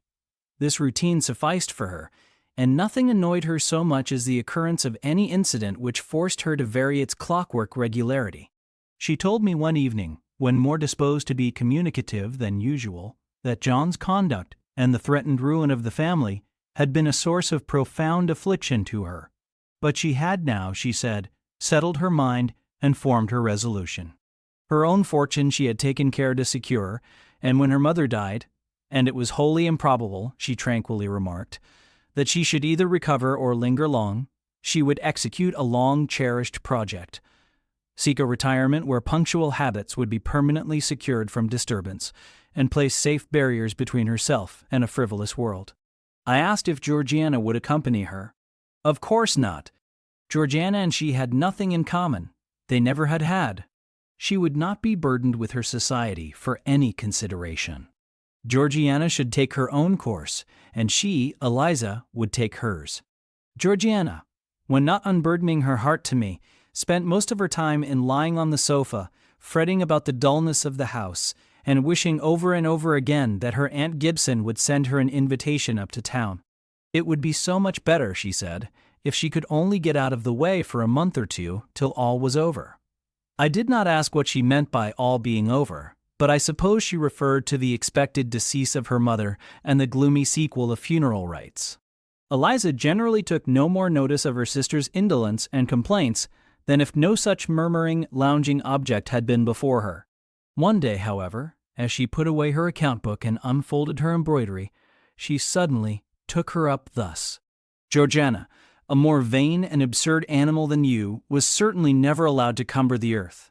You had no right to be born, for you make no use of life. Instead of living for in and with yourself, as a reasonable being ought, you seek only to fasten your feebleness on some other person's strength. If no one can be found willing to burden her or himself with such a fat, weak, puffy, useless thing, you cry out that you are ill-treated, neglected, miserable. Then, too, existence for you must be a scene of continual change and excitement, or else the world is a dungeon. You must be admired, you must be courted, you must be flattered, you must have music, dancing, and society, or you languish, you die away. Have you no sense to devise a system which will make you independent of all efforts, and all wills, but your own? Take one day, share it into sections, to each section apportion its task. Leave no stray unemployed quarters of an hour, 10 minutes, 5 minutes, include all. Do each piece of business in its turn with method, with rigid regularity. The day will close almost before you are aware it has begun, and you are indebted to no one for helping you to get rid of one vacant moment. You have had to seek no one's company, conversation, sympathy, forbearance. You have lived, in short, as an independent being ought to do. Take this advice, the first and last I shall offer you, then you will not want me or anyone else, happen what may. Neglect it, go on as heretofore, craving, whining, and idling, and suffer the results of your idiocy, however bad and insufferable they may be. I tell you this plainly, and listen, for though I shall no more repeat what I am now about to say, I shall steadily act on it. After my mother's death, I wash my hands of you. From the day her coffin is carried to the vault in Gateshead Church, you and I will be as separate as if we had never known each other. You need not think that because we chance to be born of the same parents, I shall suffer you to fasten me down by even the feeblest claim. I can tell you this, if the whole human race, ourselves excepted, were swept away, and we two stood alone on the earth, I would leave you in the old world and betake myself to the new. She closed her lips. You might have spared yourself the trouble of delivering that tirade, answered Georgiana. Everybody knows you are the most selfish, heartless creature in existence, and I know your spiteful hatred towards me. I have had a specimen of it before in the trick you played me about Lord Edwin Vere. You could not bear me to be raised above you, to have a title, to be received into circles where you dare not show your face, and so you acted the spy and informer, and ruined my prospects forever. Georgiana took out her handkerchief and blew her nose for an hour afterwards. Eliza sat cold, impassible, and assiduously industrious. True, generous feeling is made small account of by some, but here were two natures rendered, the one intolerably acrid, the other despicably savorless for the want of it. Feeling without judgment is a washy draught indeed, but judgment untempered by feeling is too bitter and husky a morsel for human deglutition. It was a wet and windy afternoon. Georgiana had fallen asleep on the sofa over the perusal of a novel. Eliza was gone to attend a Saints' Day service at the new church, for in matters of religion, she was a rigid formalist. No weather ever prevented the punctual discharge of what she considered her devotional duties. Fair or foul, she went to church thrice every Sunday, and as often on weekdays as there were prayers. I bethought myself to go upstairs and see how the dying woman sped, who lay there almost unheeded. The very servants paid her but a remittent attention. The hired nurse, being little looked after, would slip out of the room whenever she could. Bessie was faithful, but she had her own family to mind, and could only come occasionally to the hall. I found the sick room unwatched, as I had expected. No nurse was there. The patient lay still and seemingly lethargic, her livid face sunk in the pillows. The fire was dying in the grate. I renewed the fuel, rearranged the bedclothes, gazed a while on her who could not now gaze on me, and then I moved away to the window. The rain beat strongly against the panes, the wind blew tempestuously. One lies there, I thought, who will soon be beyond the war of earthly elements. Whither will that spirit, now struggling to quit its material tenement, flit when at length released? In pondering the great mystery, I thought of Helen Burns, recalled her dying words, her faith, her doctrine of the equality of disembodied souls. I was still listening in thought to her well-remembered tones, still picturing her pale and spiritual aspect, her wasted face and sublime gaze, as she lay on her placid deathbed and whispered her longing to be restored to her divine Father's bosom, when a feeble voice murmured from the couch behind, "Who is that?" I knew Mrs. Reed had not spoken for days. Was she reviving? I went up to her. "It is I, Aunt Reed." "Who I?" was her answer. "Who are you?" looking at me with surprise and a sort of alarm, but still not wildly. "You are quite a stranger to me. Where is Bessie?" "She is at the lodge, Aunt." "Aunt," she repeated. "Who calls me Aunt? You are not one of the Gibsons, and yet I know you. That face and the eyes and forehead are quite familiar to me. You are like, why, you are like Jane Eyre." I said nothing. I was afraid of occasioning some shock by declaring my identity. "Yet," said she, "I am afraid it is a mistake. My thoughts deceive me. I wish to see Jane Eyre, and I fancy a likeness where none exists. Besides, in 8 years she must be so changed." I now gently assured her that I was the person she supposed and desired me to be, and seeing that I was understood, and that her senses were quite collected, I explained how Bessie had sent her husband to fetch me from Thornfield. "I am very ill, I know," she said ere long. "I was trying to turn myself a few minutes since, and find I cannot move a limb. It is as well I should ease my mind before I die. What we think little of in health burdens us at such an hour as the present is to me. Is the nurse here? Or is there no one in the room but you?" I assured her we were alone. "Well, I have twice done you a wrong which I regret now. One was in breaking the promise which I gave my husband to bring you up as my own child. The other—" She stopped. "After all, it is of no great importance, perhaps," she murmured to herself, "and then I may get better, and to humble myself so to her is painful." She made an effort to alter her position, but failed. Her face changed. She seemed to experience some inward sensation, the precursor, perhaps, of the last pang. "Well, I must get it over. Eternity is before me. I had better tell her.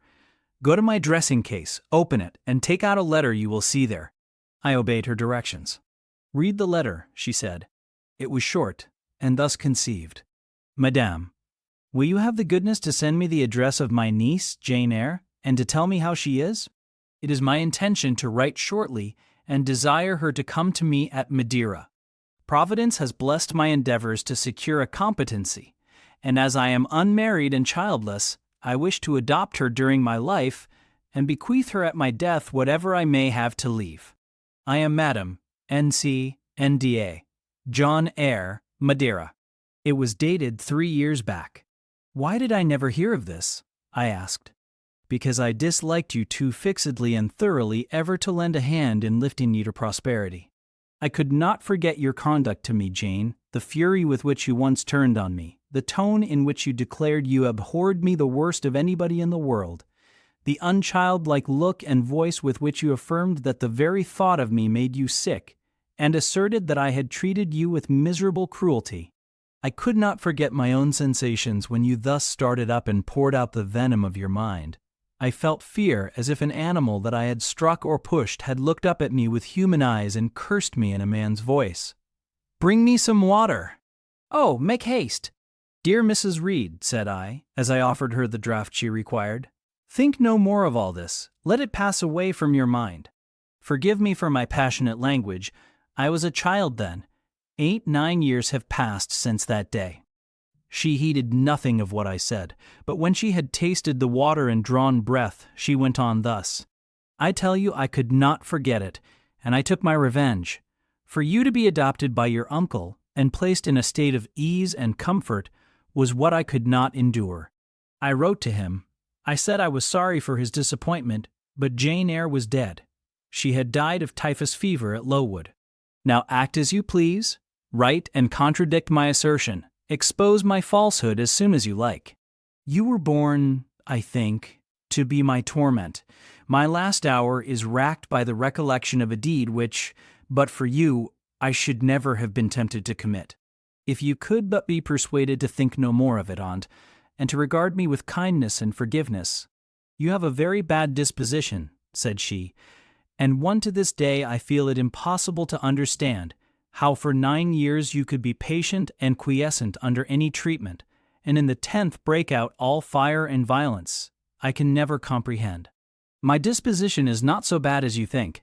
I am passionate but not vindictive.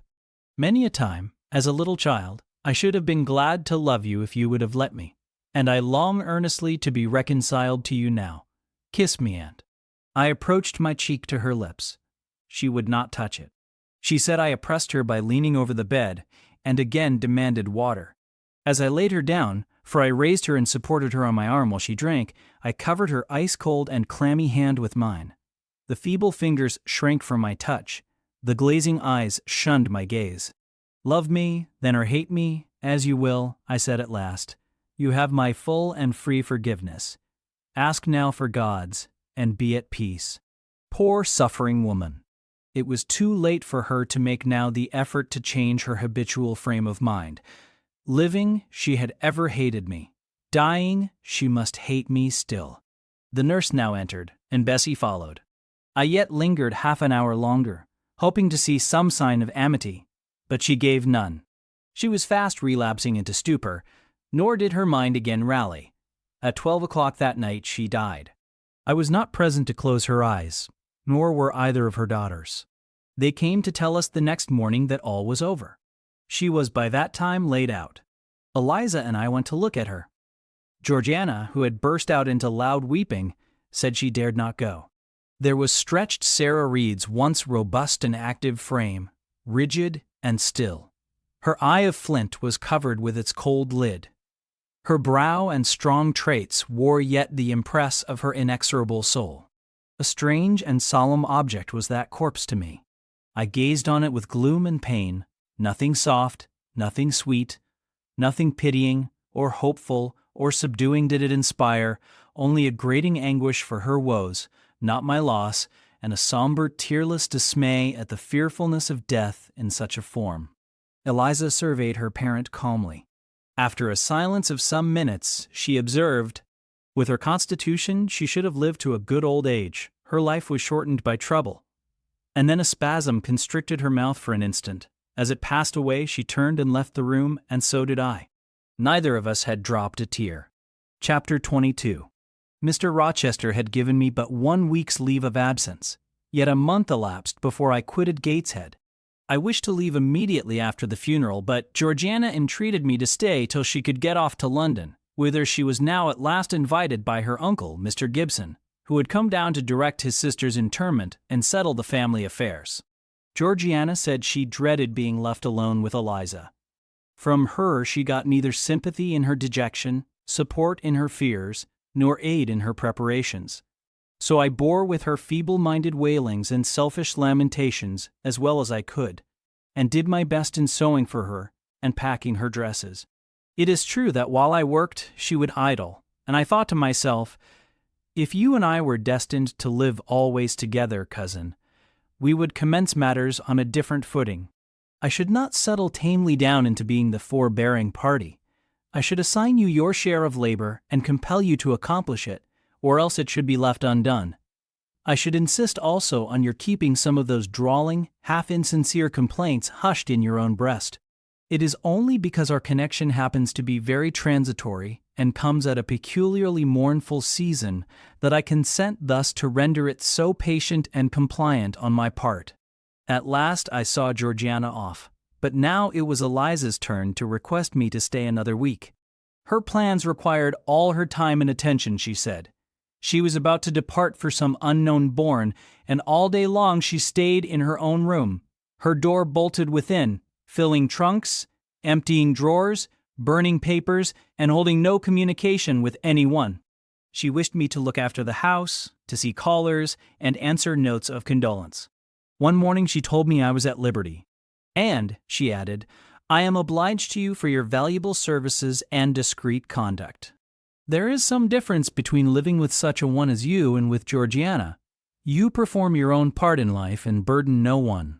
Tomorrow, she continued, I set out for the continent. I shall take up my abode in a religious house near Lille, a nunnery you would call it. There I shall be quiet and unmolested. I shall devote myself for a time to the examination of the Roman Catholic dogmas and to a careful study of the workings of their system. If I find it to be, as I half suspect it is, the one best calculated to ensure the doing of all things decently and in order, I shall embrace the tenets of Rome and probably take the veil. I neither expressed surprise at this resolution nor attempted to dissuade her from it. The vocation will fit you to a hair, I thought. Much good may it do you. When we parted, she said, Goodbye, Cousin Jane Eyre. I wish you well. You have some sense. I then returned, You are not without sense, Cousin Eliza, but what you have, I suppose, in another year, will be walled up alive in a French convent. However, it is not my business, and so it suits you. I don't much care. You are in the right, said she, and with these words, we each went our separate way. As I shall not have occasion to refer either to her or her sister again, I may as well mention here that Georgiana made an advantageous match with a wealthy, worn-out man of fashion, and that Eliza actually took the veil, and is at this day superior of the convent where she passed the period of her novitiate, and which she endowed with her fortune. How people feel when they are returning home from an absence, long or short, I did not know. I had never experienced the sensation. I had known what it was to come back to Gateshead when a child after a long walk, to be scolded for looking cold or gloomy, and later, what it was to come back from church to Lowood, to long for a plenteous meal and a good fire, and to be unable to get either. Neither of these returnings was very pleasant or desirable. No magnet drew me to a given point, increasing in its strength of attraction the nearer I came. The return to Thornfield was yet to be tried. My journey seemed tedious, very tedious. 50 miles one day, a night spent at an inn, 50 miles the next day. During the first 12 hours I thought of Mrs. Reed in her last moments. I saw her disfigured and discolored face, and heard her strangely altered voice. I mused on the funeral day, the coffin, the hearse, the black train of tenants and servants. Few was the number of relatives, the gaping vault, the silent church, the solemn service. Then I thought of Eliza and Georgiana. I beheld one the cynosure of a ballroom, the other the inmate of a convent cell, and I dwelt on and analyzed their separate peculiarities of person and character. The evening arrival at the great town of scattered these thoughts. Night gave them quite another turn. Laid down on my traveler's bed, I left reminiscence for anticipation. I was going back to Thornfield, but how long was I to stay there? Not long, of that I was sure. I had heard from Mrs. Fairfax in the interim of my absence. The party at the Hall was dispersed. Mr. Rochester had left for London 3 weeks ago, but he was then expected to return in a fortnight. Mrs. Fairfax surmised that he was gone to make arrangements for his wedding, as he had talked of purchasing a new carriage. She said the idea of his marrying Miss Ingram still seemed strange to her, but from what everybody said, and from what she had herself seen, she could no longer doubt that the event would shortly take place. "You would be strangely incredulous if you did doubt it," was my mental comment. "I don't doubt it." The question followed, where was I to go? I dreamt of Miss Ingram all the night. In a vivid morning dream I saw her closing the gates of Thornfield against me, and pointing me out another road, and Mr. Rochester looked on with his arms folded, smiling sardonically, as it seemed, at both her and me. I had not notified to Mrs. Fairfax the exact day of my return, for I did not wish either car or carriage to meet me at Millcote. I proposed to walk the distance quietly by myself, and very quietly, after leaving my box in the ostler's care, did I slip away from the George Inn about 6 o'clock of a June evening, and take the old road to Thornfield, a road which lay chiefly through fields and was now little frequented. It was not a bright or splendid summer evening, though fair and soft. The haymakers were at work all along the road, and the sky, though far from cloudless, was such as promised well for the future. Its blue, where blue was visible, was mild and settled, and its cloud strata high and thin. The west, too, was warm. No watery gleam chilled it. It seemed as if there was a fire lit, an altar burning behind its screen of marbled vapor, and out of apertures shone a golden redness. I felt glad as the road shortened before me, so glad that I stopped once to ask myself what that joy meant, and to remind reason that it was not to my home I was going, or to a permanent resting place, or to a place where fond friends looked out for me and waited my arrival. "Mrs. Fairfax will smile you a calm welcome, to be sure," said I, "and little Adele will clap her hands and jump to see you. But you know very well you are thinking of another than they, and that he is not thinking of you. But what is so headstrong as youth? What so blind as inexperience?" These affirmed that it was pleasure enough to have the privilege of again looking on Mr. Rochester, whether he looked on me or not, and they added, hasten. Be with him while you may, but a few more days or weeks at most, and you are parted from him forever." And then I strangled a new-born agony, a deformed thing which I could not persuade myself to own and rear, and ran on. They are making hay, too, in Thornfield Meadows. Or rather, the laborers are just quitting their work and returning home with their rakes on their shoulders, now at the hour I arrive. I have but a field or two to traverse, and then I shall cross the road and reach the gates. How full the hedges are of roses! But I have no time to gather any. I want to be at the house. I passed a tall briar shooting leafy and flowery branches across the path. I see the narrow stile with stone steps, and I see Mr. Rochester sitting there, a book and a pencil in his hand. He is writing. Well, he is not a ghost, yet every nerve I have is unstrung. For a moment I am beyond my own mastery. What does it mean? I did not think I should tremble in this way when I saw him, or lose my voice, or the power of motion in his presence. I will go back as soon as I can stir. I need not make an absolute fool of myself. I know another way to the house. It does not signify if I knew 20 ways, for he has seen me. "Hillo," he cries, and he puts up his book and his pencil. "There you are. Come on, if you please."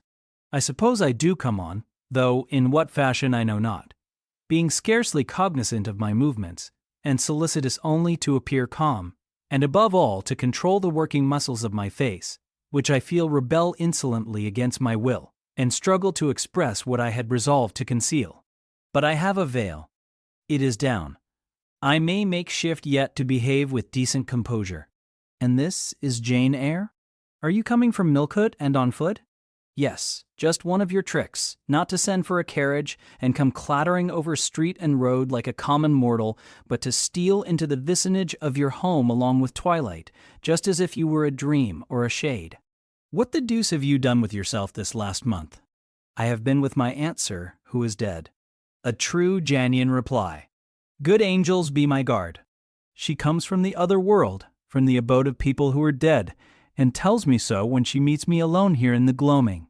If I dared, I'd touch you, to see if you are substance or shadow, you elf, but I'd as soon offer to take hold of a blue ignis fatuus light in a marsh. Truant, he added, when he had paused an instant. Absent from me a whole month, and forgetting me quite, I'll be sworn. I knew there would be pleasure in meeting my master again, even though broken by the fear that he was so soon to cease to be my master, and by the knowledge that I was nothing to him. But there was ever in Mr. Rochester, so at least I thought, such a wealth of the power of communicating happiness, that to taste but of the crumbs he scattered, to stray and stranger birds like me, was to feast genially. His last words were balm. They seemed to imply that it imported something to him whether I forgot him or not. And he had spoken of Thornfield as my home. Would that it were my home. He did not leave the stile, and I hardly liked to ask to go by. I inquired soon if he had not been to London. Yes, I suppose you found that out by second sight. Mrs. Fairfax told me in a letter. And did she inform you what I went to do?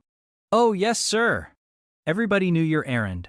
You must see the carriage, Jane, and tell me if you don't think it will suit Mrs. Rochester exactly, and whether she won't look like Queen Boadicea, leaning back against those purple cushions. I wish, Jane, I were a trifle better adapted to match with her externally. Tell me now, fairy as you are, can't you give me a charm, or a philter, or something of that sort, to make me a handsome man? It would be past the power of magic, sir, and, in thought, I added, a loving eye is all the charm needed. To such you are handsome enough. Or rather, your sternness has a power beyond beauty. Mr. Rochester had sometimes read my unspoken thoughts with an acumen to me incomprehensible. In the present instance, he took no notice of my abrupt vocal response, but he smiled at me with a certain smile he had of his own, and which he used but on rare occasions. He seemed to think it too good for common purposes. It was the real sunshine of feeling. He shed it over me now. "Pass, Janet," said he, making room for me to cross the stile. "Go up home and stay your weary little wandering feet at a friend's threshold." All I had now to do was to obey him in silence. No need for me to colloquize further. I got over the stile without a word, and meant to leave him calmly. An impulse held me fast, a force turned me round. I said, or something in me said for me, and in spite of me, "Thank you, Mr. Rochester, for your great kindness. I am strangely glad to get back again to you, and wherever you are is my home, my only home." I walked on so fast that even he could hardly have overtaken me had he tried. Little Adele was half wild with delight when she saw me.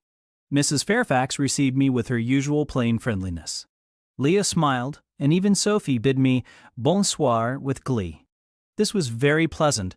There is no happiness like that of being loved by your fellow creatures and feeling that your presence is an addition to their comfort. I that evening shut my eyes resolutely against the future. I stopped my ears against the voice that kept warning me of near separation and coming grief. When tea was over, and Mrs. Fairfax had taken her knitting, and I had assumed a low seat near her, and Adele, kneeling on the carpet, had nestled close up to me, and a sense of mutual affection seemed to surround us with a ring of golden peace, I uttered a silent prayer that we might not be parted far or soon.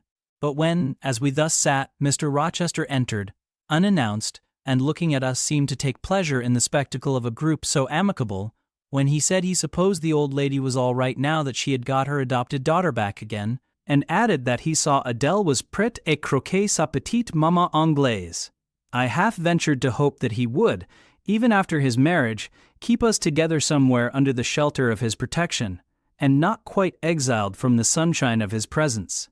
A fortnight of dubious calm succeeded my return to Thornfield Hall. Nothing was said of the master's marriage, and I saw no preparation going on for such an event. Almost every day I asked Mrs. Fairfax if she had yet heard anything decided. Her answer was always in the negative. Once she said she had actually put the question to Mr. Rochester as to when he was going to bring his bride home, but he had answered her only by a joke and one of his queer looks, and she could not tell what to make of him. One thing specially surprised me, and that was, there were no journeyings backward and forward, no visits to Ingram Park. To be sure, it was 20 miles off, on the borders of another county, but what was that distance to an ardent lover? To so practiced and indefatigable a horseman as Mr. Rochester, it would be but a morning's ride. I began to cherish hopes I had no right to conceive, that the match was broken off, that rumor had been mistaken, that one or both parties had changed their minds. I used to look at my master's face to see if it were sad or fierce, but I could not remember the time when it had been so uniformly clear of clouds or evil feelings. If, in the moments I and my pupil spent with him, I lacked spirits and sank into inevitable dejection, he became even gay. Never had he called me more frequently to his presence, never been kinder to me when there, and alas, never had I loved him so well. Chapter 23. A splendid midsummer shone over England, skies so pure, sun so radiant as were then seen in long succession, seldom favor even singly our wave-girt land. It was as if a band of Italian days had come from the south, like a flock of glorious passenger birds, and lighted to rest them on the cliffs of Albion. The hay was all got in. The fields round Thornfield were green and shorn, the roads white and baked. The trees were in their dark prime. Hedge and wood, full-leaved and deeply tinted, contrasted well with the sunny hue of the cleared meadows between. On Midsummer Eve, Adele, weary with gathering wild strawberries in Hay Lane half the day, had gone to bed with the sun. I watched her drop asleep, and when I left her, I sought the garden. It was now the sweetest hour of the 24-day its fervid fires had wasted, and dew fell cool on panting plain and scorched summit. Where the sun had gone down in simple state, pure of the pomp of clouds, spread a solemn purple, burning with the light of red jewel and furnace flame at one point on one hill peak, and extending high and wide, soft and still softer, over half heaven. The east had its own charm or fine deep blue, and its own modest gem, a rising and solitary star. Soon it would boast the moon, but she was yet beneath the horizon. I walked a while on the pavement, but a subtle, well-known scent, that of a cigar, stole from some window. I saw the library casement open a handbreadth. I knew I might be watched thence, so I went apart into the orchard. No nook in the grounds more sheltered and more Eden-like. It was full of trees. It bloomed with flowers. A very high wall shut it out from the court on one side. On the other, a beech avenue screened it from the lawn. At the bottom was a sunk fence, its sole separation from lonely fields, a winding walk, bordered with laurels, and terminating in a giant horse-chestnut, circled at the base by a seat, led down to the fence. Here one could wander unseen. While such honeydew fell, such silence reigned, such gloaming gathered, I felt as if I could haunt such shade forever. But in threading the flower and fruit parterres at the upper part of the enclosure, enticed there by the light the now rising moon cast on this more open quarter, my step is stayed, not by sound, not by sight, but once more by a warning fragrance. Sweetbriar and southernwood, jasmine, pink, and rose have long been yielding their evening sacrifice of incense. This new scent is neither of shrub nor flower. It is, I know it well, it is Mr. Rochester's cigar. I look round, and I listen. I see trees laden with ripening fruit. I hear a nightingale warbling in a wood half a mile off.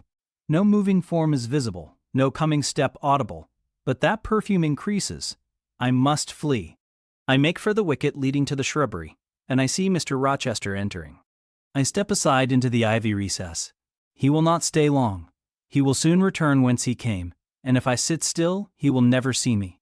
But no eventide is as pleasant to him as to me, and this antique garden as attractive, and he strolls on, now lifting the gooseberry tree branches to look at the fruit, large as plums, with which they are laden, now taking a ripe cherry from the wall, now stooping towards a knot of flowers, either to inhale their fragrance or to admire the dew beads on their petals.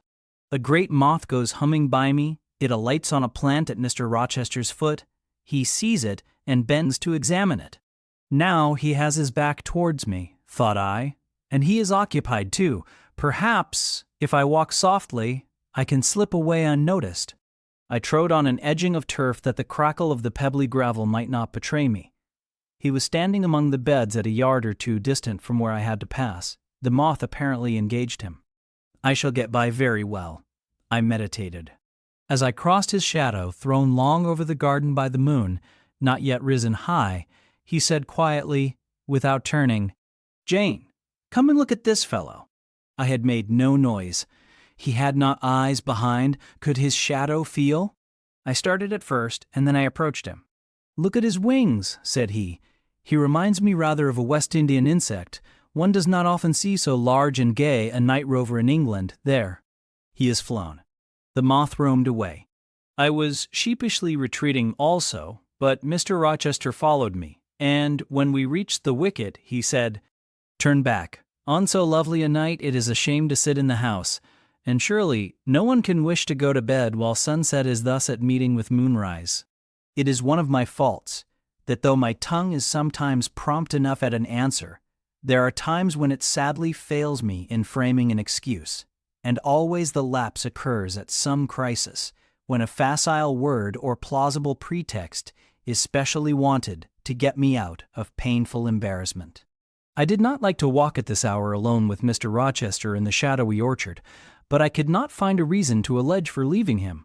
I followed with lagging step and thoughts busily bent on discovering a means of extrication, but he himself looked so composed and so grave also, I became ashamed of feeling any confusion. The evil, if evil existent or prospective there was, seemed to lie with me only. His mind was unconscious and quiet. "Jane," he recommenced, as we entered the laurel walk and slowly strayed down in the direction of the sunk fence and the horse-chestnut, "Thornfield is a pleasant place in summer, is it not?" "Yes, sir." "You must have become in some degree attached to the house, you who have an eye for natural beauties and a good deal of the organ of adhesiveness?" "I am attached to it, indeed.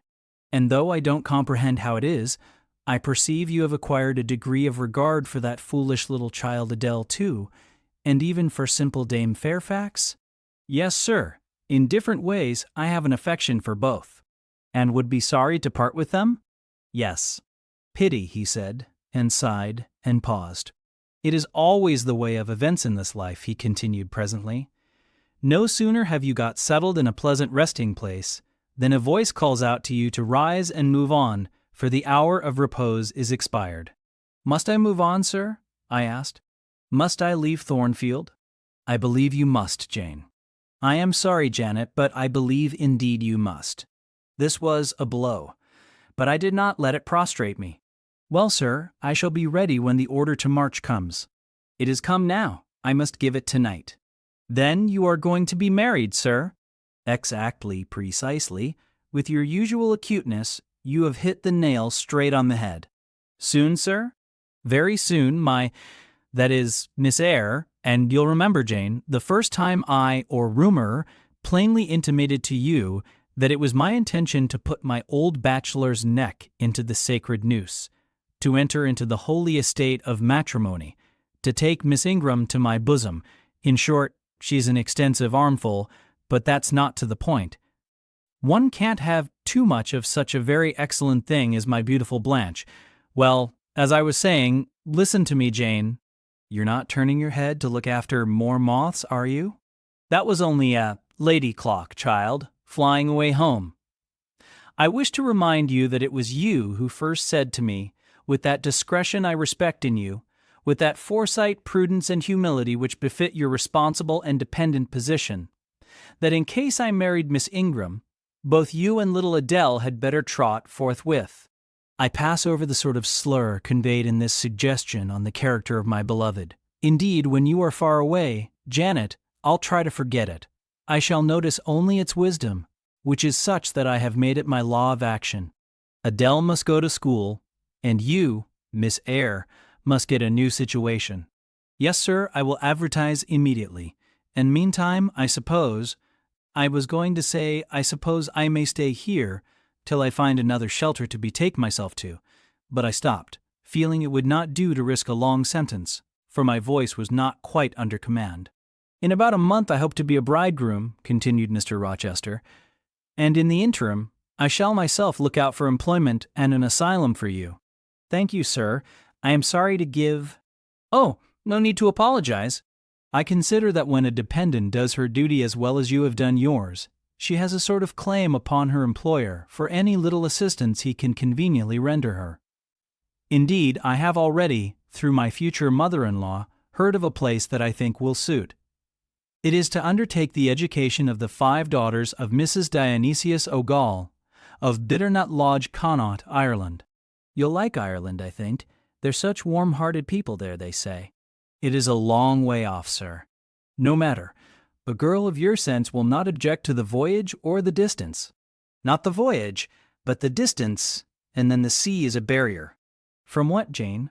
From England and from Thornfield, and, well, from you, sir. I said this almost involuntarily, and, with as little sanction of free will, my tears gushed out. I did not cry so as to be heard, however. I avoided sobbing. The thought of Mrs. O'Gall and Bitternut Lodge struck cold to my heart, and colder the thought of all the brine and foam, destined, as it seemed, to rush between me and the master at whose side I now walked, and coldest the remembrance of the wider ocean. Wealth, caste, custom intervened between me and what I naturally and inevitably loved. "It is a long way," I again said. "It is, to be sure.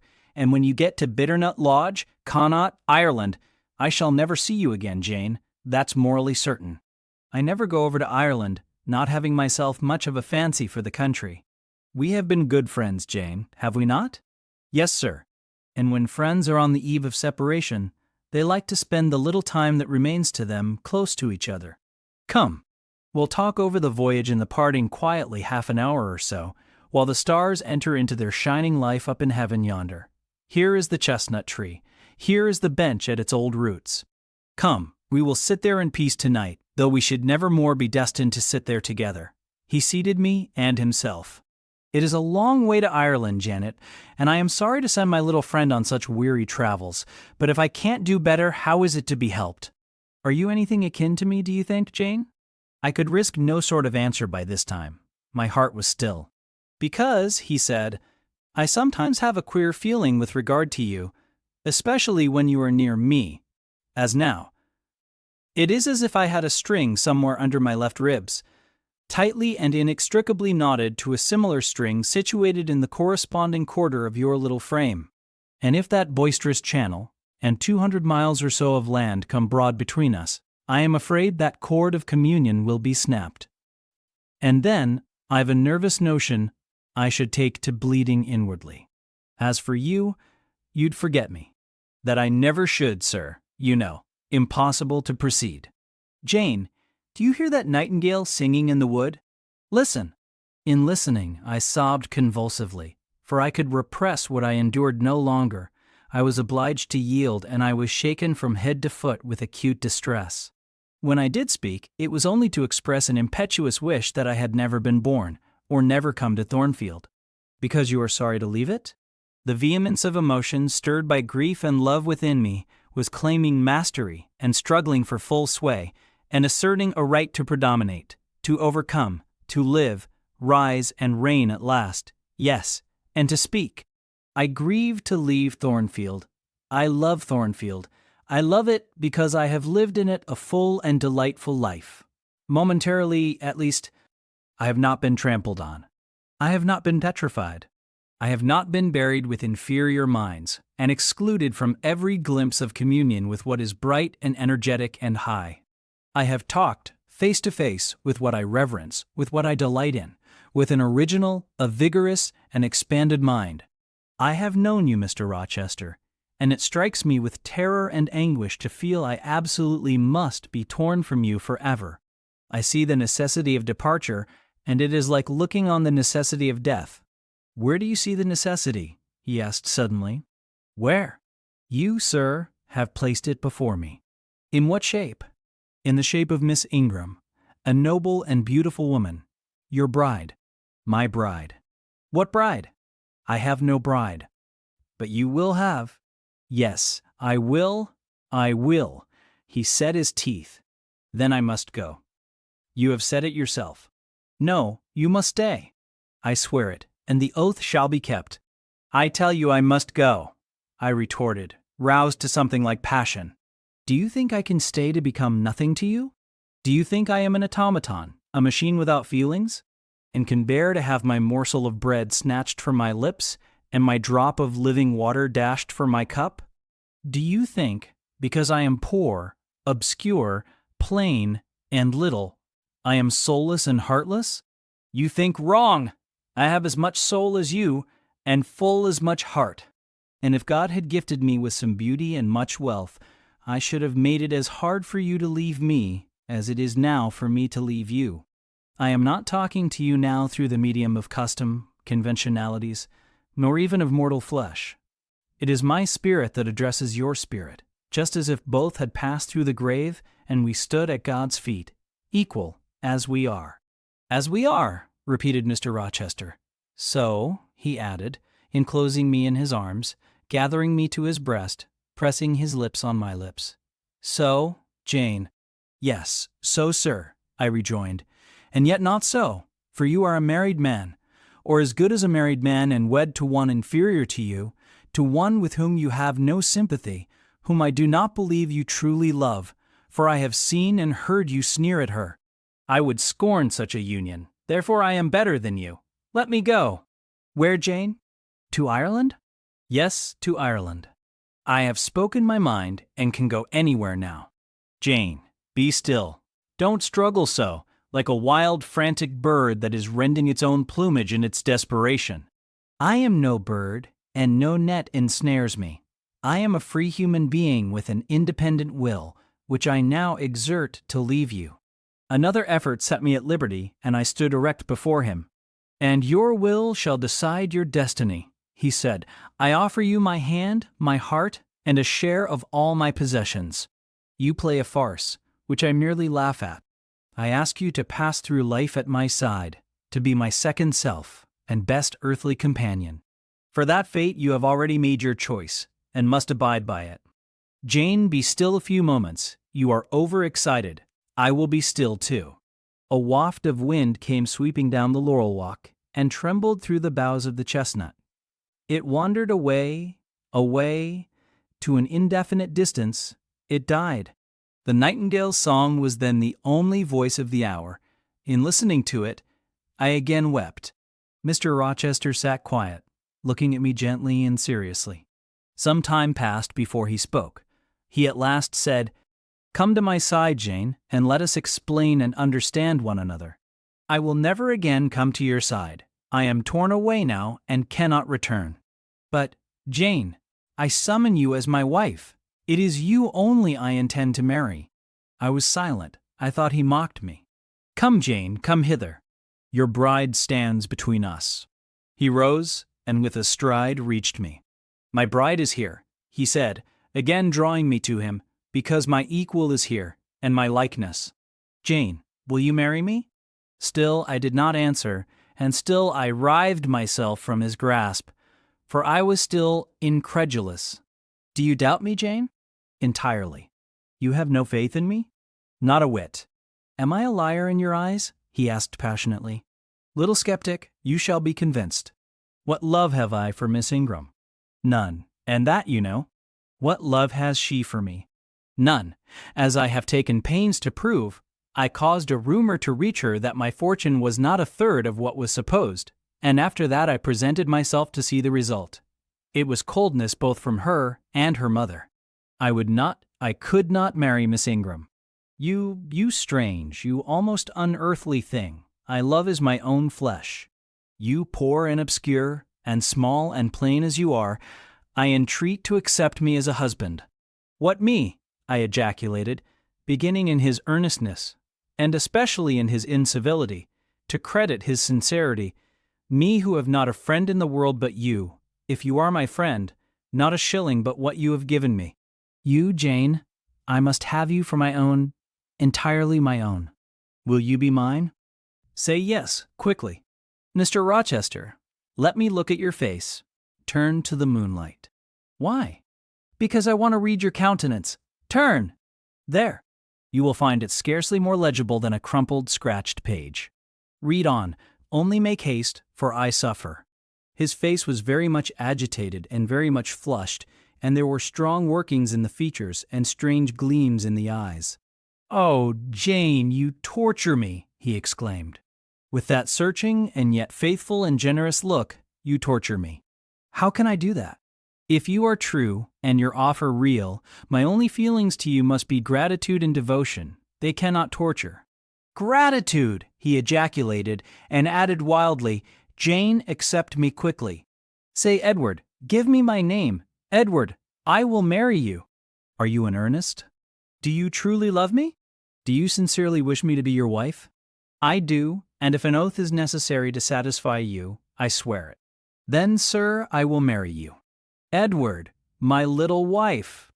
Dear Edward, come to me entirely now, said he, and added in his deepest tone, speaking in my ear as his cheek was laid on mine, make my happiness. I will make yours. God pardon me, he subjoined ere long, and man meddle not with me. I have her, and will hold her. There is no one to meddle, sir. I have no kindred to interfere. No, that is the best of it, he said. And if I had loved him less, I should have thought his accent and look of exultation savage. But sitting by him, roused from the nightmare of parting, called to the paradise of union, I thought only of the bliss given me to drink in so abundant a flow. Again and again he said, "Are you happy, Jane?" And again I answered, "Yes." After which he murmured, "It will atone, it will atone. Have I not found her friendless and cold and comfortless? Will I not guard and cherish and solace her? Is there not love in my heart and constancy in my resolves? It will expiate at God's tribunal. I know my Maker sanctions what I do. For the world's judgment, I wash my hands thereof. For man's opinion, I defy it." But what had befallen the night? The moon was not yet set, and we were all in shadow. I could scarcely see my master's face, near as I was. And what ailed the chestnut tree? It writhed and groaned, while wind roared in the laurel walk and came sweeping over us. "We must go in," said Mr. Rochester. "The weather changes."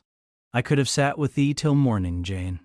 And so, thought I, could I with you. I should have said so, perhaps, but a livid, vivid spark leapt out of a cloud at which I was looking, and there was a crack, a crash, and a close rattling peal, and I thought only of hiding my dazzled eyes against Mr. Rochester's shoulder. The rain rushed down. He hurried me up the walk, through the grounds, and into the house, but we were quite wet before we could pass the threshold. He was taking off my shawl in the hall and shaking the water out of my loosened hair when Mrs. Fairfax emerged from her room. I did not observe her at first, nor did Mr. Rochester. The lamp was lit. The clock was on the stroke of 12. "Hasten to take off your wet things," said he, "and before you go, good night. Good night, my darling." He kissed me repeatedly. When I looked up, on leaving his arms, there stood the widow, pale, grave, and amazed. I only smiled at her and ran upstairs. Explanation will do for another time, thought I. Still, when I reached my chamber, I felt a pang at the idea she should even temporarily misconstrue what she had seen. But joy soon effaced every other feeling, and loud as the wind blew, near and deep as the thunder crashed, fierce and frequent as the lightning gleamed, cataract-like as the rain fell during a storm of 2 hours' duration, I experienced no fear and little awe. Mr. Rochester came thrice to my door in the course of it to ask if I was safe and tranquil, and that was comfort, that was strength for anything. Before I left my bed in the morning, little Adele came running in to tell me that the great horse-chestnut at the bottom of the orchard had been struck by lightning in the night, and half of it split away. Chapter 24. As I rose and dressed, I thought over what had happened, and wondered if it were a dream. I could not be certain of the reality till I had seen Mr. Rochester again and heard him renew his words of love and promise. While arranging my hair, I looked at my face in the glass, and felt it was no longer plain. There was hope in its aspect, and life in its color, and my eyes seemed as if they had beheld the fount of fruition, and borrowed beams from the lustrous ripple. I had often been unwilling to look at my master, because I feared he could not be pleased at my look, but I was sure I might lift my face to his now, and not cool his affection by its expression. I took a plain but clean and light summer dress from my drawer and put it on. It seemed no attire had ever so well become me, because none had I ever worn in so blissful a mood. I was not surprised, when I ran down into the hall, to see that a brilliant June morning had succeeded to the tempest of the night, and to feel, through the open glass door, the breathing of a fresh and fragrant breeze. Nature must be gladsome when I was so happy. A beggar woman and her little boy, pale, ragged objects both, were coming up the walk, and I ran down and gave them all the money I happened to have in my purse, some 3 or 4 shillings. Good or bad, they must partake of my jubilee. The rooks cawed and blitherbirds sang, but nothing was so merry or so musical as my own rejoicing heart. Mrs. Fairfax surprised me by looking out of the window with a sad countenance, and saying gravely, "Miss Eyre, will you come to breakfast?" During the meal she was quiet and cool, but I could not undeceive her then. I must wait for my master to give explanations, and so must she. I ate what I could, and then I hastened upstairs. I met Adele leaving the schoolroom. "Where are you going?" "It is time for lessons. Mr. Rochester has sent me away to the nursery." "Where is he?" "In there," pointing to the apartment she had left, and I went in, and there he stood. "Come and bid me good morning," said he. I gladly advanced, and it was not merely a cold word now, or even a shake of the hand that I received, but an embrace and a kiss. It seemed natural, it seemed genial to be so well loved, so caressed by him. "Jane, you look blooming, and smiling, and pretty," said he. "Truly pretty this morning. Is this my pale little elf? Is this my mustard seed? This little sunny-faced girl with the dimpled cheek and rosy lips, the satin-smooth hazel hair, and the radiant hazel eyes? I had green eyes, reader, but you must excuse the mistake. For him they were new-dyed, I suppose. It is Jane Eyre, sir. Soon to be Jane Rochester," he added. "In 4 weeks, Janet, not a day more. Do you hear that?" I did, and I could not quite comprehend it. It made me giddy. The feeling, the announcement sent through me, was something stronger than was consistent with joy, something that smote and stunned. It was, I think, almost fear. "You blushed, and now you are white, Jane. What is that for?" "Because you gave me a new name, Jane Rochester, and it seems so strange." "Yes, Mrs. Rochester," said he, "young Mrs. Rochester, Fairfax Rochester's girl bride. It can never be, sir. It does not sound likely. Human beings never enjoy complete happiness in this world. I was not born for a different destiny to the rest of my species. To imagine such a lot befalling me is a fairy tale, a daydream, which I can and will realize. I shall begin today. This morning I wrote to my banker in London to send me certain jewels he has in his keeping, heirlooms for the ladies of Thornfield.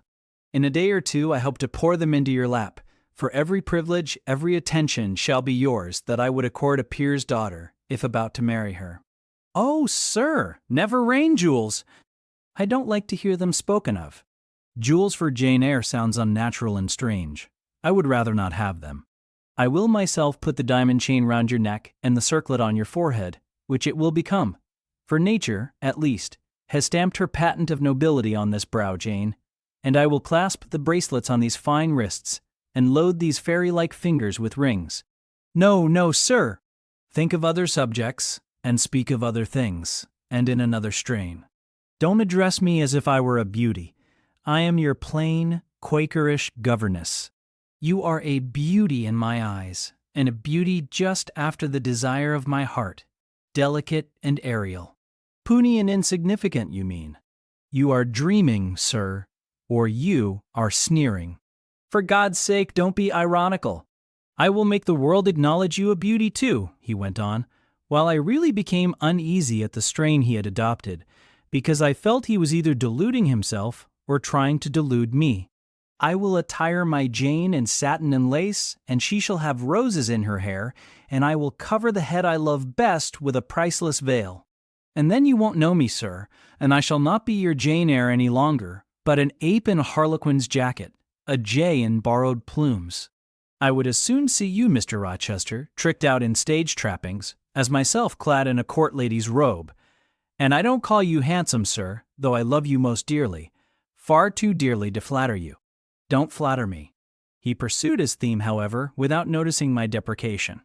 "This very day I shall take you in the carriage to Millcote, and you must choose some dresses for yourself. I told you we shall be married in 4 weeks. The wedding is to take place quietly, in the church down below yonder, and then I shall waft you away at once to town. After a brief stay there I shall bear my treasure to regions nearer the sun, to French vineyards and Italian plains, and she shall see whatever is famous in old story and in modern record. She shall taste, too, of the life of cities, and she shall learn to value herself by just comparison with others.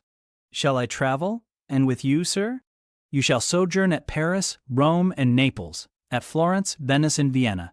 All the ground I have wandered over shall be retrodden by you. Wherever I stamped my hoof, your sylph's foot shall step also. 10 years since I flew through Europe half mad, with disgust, hate, and rage as my companions. Now I shall revisit it healed and cleansed, with a very angel as my comforter. I laughed at him as he said this. I am not an angel, I asserted, and I will not be one till I die. I will be myself.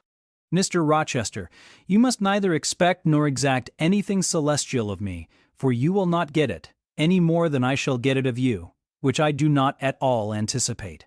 What do you anticipate of me? For a little while, you will perhaps be as you are now, a very little while, and then you will turn cool, and then you will be capricious, and then you will be stern, and I shall have much ado to please you. But when you get well used to me, you will perhaps like me again. Like me, I say, not love me. I suppose your love will effervesce in 6 months, or less. I have observed in books written by men, that period assigned is the farthest to which a husband's ardor extends. Yet, after all, as a friend and companion, I hope never to become quite distasteful to my dear master. Distasteful. And like you again. I think I shall like you again and yet again, and I will make you confess I do not only like, but love you, with truth, fervor, constancy. Yet are you not capricious, sir? To women who please me only by their faces, I am the very devil when I find out they have neither souls nor hearts, when they open to me a perspective of flatness, triviality, and perhaps imbecility, coarseness, and ill temper. But to the clear eye and eloquent tongue, to the soul made of fire, and the character that bends but does not break, at once supple and stable, tractable and consistent, I am ever tender and true. Had you ever experience of such a character, sir? Did you ever love such an one? I love it now. But before me, if I, indeed, in any respect come up to your difficult standard, I never met your likeness. Jane, you please me, and you master me. You seem to submit, and I like the sense of pliancy you impart. And while I am twining the soft silken skein round my finger, it sends a thrill up my arm to my heart. I am influenced, conquered, and the influence is sweeter than I can express, and the conquest I undergo has a witchery beyond any triumph I can win. Why do you smile, Jane? What does that inexplicable, that uncanny turn of countenance mean? I was thinking, sir, you will excuse the idea, it was involuntary. I was thinking of Hercules and Samson with their charmers. You were, you little elfish. Hush, sir. You don't talk very wisely just now, any more than those gentlemen acted very wisely. However, had they been married, they would no doubt by their severity as husbands have made up for their softness as suitors. And so will you, I fear. I wonder how you will answer me a year hence, should I ask a favor it does not suit your convenience or pleasure to grant? Ask me something now, Janet, the least thing. I desire to be entreated. Indeed I will, sir. I have my petition all ready. Speak, but if you look up and smile with that countenance, I shall swear concession before I know to what, and that will make a fool of me. Not at all, sir. I ask only this. Don't send for the jewels, and don't crown me with roses. You might as well put a border of gold lace round that plain pocket handkerchief you have there. I might as well gild refined gold. I know it. Your request is granted then, for the time. I will remand the order I dispatched to my banker. But you have not yet asked for anything. You have prayed a gift to be withdrawn. Try again. Well then, sir, have the goodness to gratify my curiosity, which is much piqued on one point. He looked disturbed. What? What? He said hastily. Curiosity is a dangerous petition. It is well I have not taken a vow to accord every request. But there can be no danger in complying with this, sir. Utter it, Jane, but I wish that instead of a mere inquiry into perhaps a secret, it was a wish for half my estate. Now, King Ahasuerus, what do I want with half your estate? Do you think I am a Jew usurer seeking good investment in land? I would much rather have all your confidence. You will not exclude me from your confidence if you admit me to your heart? You are welcome to all my confidence that is worth having, Jane, but for God's sake, don't desire a useless burden. Don't long for poison. Don't turn out a downright Eve on my hands. Why not, sir? You have just been telling me how much you like to be conquered, and how pleasant over-persuasion is to you.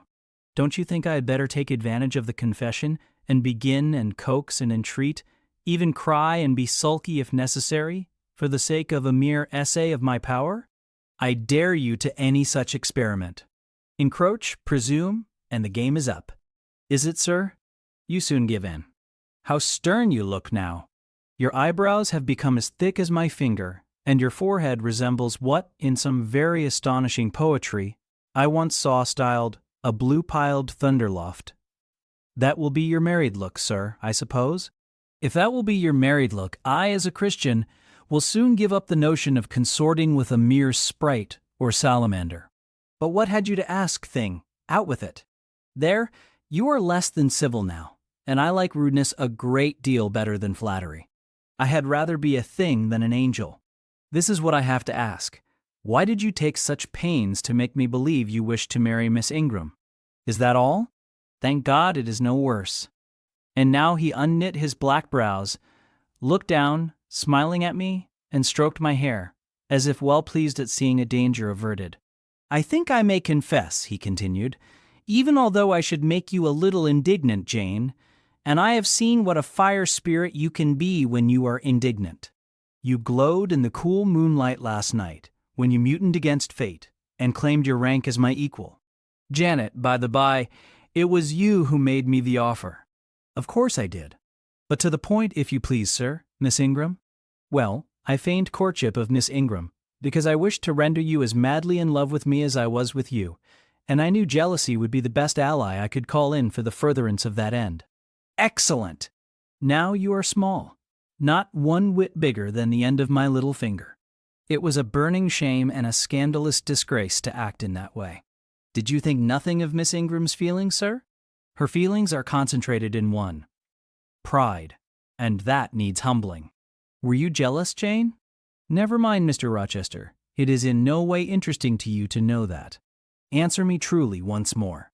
Do you think Miss Ingram will not suffer from your dishonest coquetry? Won't she feel forsaken and deserted? Impossible, when I told you how she, on the contrary, deserted me. The idea of my insolvency cooled, or rather extinguished, her flame in a moment. You have a curious, designing mind, Mr. Rochester. I am afraid your principles on some points are eccentric. My principles were never trained, Jane. They may have grown a little awry for want of attention. Once again, seriously, may I enjoy the great good that has been vouchsafed to me without fearing that anyone else is suffering the bitter pain I myself felt a while ago? That you may, my good little girl. There is not another being in the world has the same pure love for me as yourself. For I lay that pleasant unction to my soul, Jane, a belief in your affection. I turned my lips to the hand that lay on my shoulder. I loved him very much, more than I could trust myself to say, more than words had power to express. Ask something more, he said presently. It is my delight to be entreated, and to yield. I was again ready with my request. Communicate your intentions to Mrs. Fairfax, sir. She saw me with you last night in the hall, and she was shocked. Give her some explanation before I see her again. It pains me to be misjudged by so good a woman. Go to your room and put on your bonnet, he replied. I mean you to accompany me to Millcote this morning, and while you prepare for the drive, I will enlighten the old lady's understanding. Did she think, Janet, you had given the world for love, and considered it well lost? I believe she thought I had forgotten my station, and yours, sir. Station! Station! Your station is in my heart, and on the necks of those who would insult you, now or hereafter. Go! I was soon dressed, and when I heard Mr. Rochester quit Mrs. Fairfax's parlor, I hurried down to it. The old lady had been reading her morning portion of Scripture, the lesson for the day. Her Bible lay open before her, and her spectacles were upon it. Her occupation, suspended by Mr. Rochester's announcement, seemed now forgotten. Her eyes, fixed on the blank wall opposite, expressed the surprise of a quiet mind stirred by unwonted tidings. Seeing me, she roused herself. She made a sort of effort to smile and framed a few words of congratulation, but the smile expired and the sentence was abandoned unfinished. She put up her spectacles, shut the Bible, and pushed her chair back from the table. "I feel so astonished," she began. "I hardly know what to say to you, Miss Eyre. I have surely not been dreaming, have I? Sometimes I half fall asleep when I am sitting alone and fancy things that have never happened. It has seemed to me more than once when I have been in a doze that my dear husband, who died 15 years since, has come in and sat down beside me, and that I have even heard him call me by my name, Alice, as he used to do. Now, can you tell me whether it is actually true that Mr. Rochester has asked you to marry him? Don't laugh at me. But I really thought he came in here 5 minutes ago and said that in a month you would be his wife." "He has said the same thing to me," I replied. "He has. Do you believe him? Have you accepted him?" "Yes." She looked at me bewildered. "I could never have thought it. He is a proud man. All the Rochesters were proud, and his father, at least, liked money. He too has always been called careful. He means to marry you? He tells me so." She surveyed my whole person. In her eyes I read that they had there found no charm powerful enough to solve the enigma. "It passes me," she continued, "but no doubt it is true since you say so. How it will answer, I cannot tell. I really don't know. Equality of position and fortune is often advisable in such cases, and there are 20 years of difference in your ages. He might almost be your father." "No, indeed, Mrs. Fairfax," exclaimed I, nettled. "He is nothing like my father." No one who saw us together would suppose it for an instant. "Mr. Rochester looks as young, and is as young, as some men at 25. Is it really for love he is going to marry you?" she asked. I was so hurt by her coldness and skepticism that the tears rose to my eyes. "I am sorry to grieve you," pursued the widow, "but you are so young, and so little acquainted with men. I wish to put you on your guard. It is an old saying that all is not gold that glitters, and in this case I do fear there will be something found to be different to what either you or I expect." "Why? Am I a monster?" I said. "Is it impossible that Mr. Rochester should have a sincere affection for me?" "No, you are very well, and much improved of late, and Mr. Rochester, I dare say, is fond of you. I have always noticed that you are a sort of pet of his. There are times when, for your sake, I have been a little uneasy at his marked preference, and have wished to put you on your guard. But I did not like to suggest even the possibility of wrong. I knew such an idea would shock, perhaps offend you, and you were so discreet and so thoroughly modest and sensible, I hoped you might be trusted to protect yourself. Last night I cannot tell you what I suffered when I sought all over the house, and could find you nowhere, nor the master either, and then, at 12 o'clock, saw you come in with him." "Well, never mind that now," I interrupted impatiently. "It is enough that all was right." "I hope all will be right in the end," she said, "but believe me, you cannot be too careful. Try and keep Mr. Rochester at a distance. Distrust yourself as well as him. Gentlemen in his station are not accustomed to marry their governesses." I was growing truly irritated. Happily, Adele ran in. "Let me go! Let me go to Millcote too!" she cried. "Mr. Rochester won't, though there is so much room in the new carriage." "Beg him to let me go, mademoiselle." "That I will, Adele," and I hastened away with her, glad to quit my gloomy monitress. The carriage was ready. They were bringing it round to the front, and my master was pacing the pavement, Pilot following him backwards and forwards. "Adele may accompany us, may she not, sir?" I told her no. "I'll have no brats. I'll have only you. Do let her go, Mr. Rochester, if you please. It would be better." "Not it. She will be a restraint." He was quite peremptory, both in look and voice. The chill of Mrs. Fairfax's warnings and the damp of her doubts were upon me. Something of unsubstantiality and uncertainty had beset my hopes. I half lost the sense of power over him. I was about mechanically to obey him without further remonstrance, but as he helped me into the carriage, he looked at my face.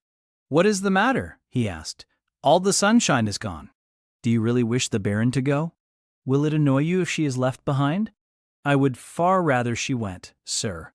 "Then off for your bonnet, and back like a flash of lightning," cried he to Adele. She obeyed him with what speed she might. After all, a single morning's interruption will not matter much, said he, when I mean shortly to claim you, your thoughts, conversation, and company for life. Adele, when lifted in, commenced kissing me, by way of expressing her gratitude for my intercession. She was instantly stowed away into a corner on the other side of him. She then peeped round to where I sat, so stern a neighbor was too restrictive. To him, in his present fractious mood, she dared whisper no observations, nor ask of him any information. Let her come to me, I entreated. She will, perhaps, trouble you, sir. There is plenty of room on this side. He handed her over as if she had been a lapdog. I'll send her to school yet, he said, but now he was smiling. Adele heard him and asked if she was to go to school sans mademoiselle? Yes, he replied, absolutely sans mademoiselle, for I am to take mademoiselle to the moon, and there I shall seek a cave in one of the white valleys among the volcano tops, and mademoiselle shall live with me there, and only me. She will have nothing to eat. You will starve her, observed Adele.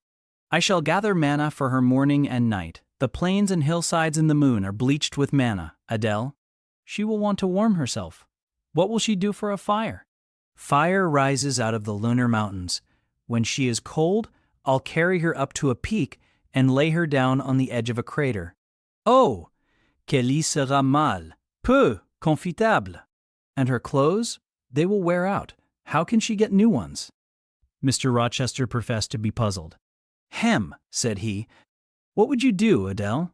Cudgel your brains for an expedient.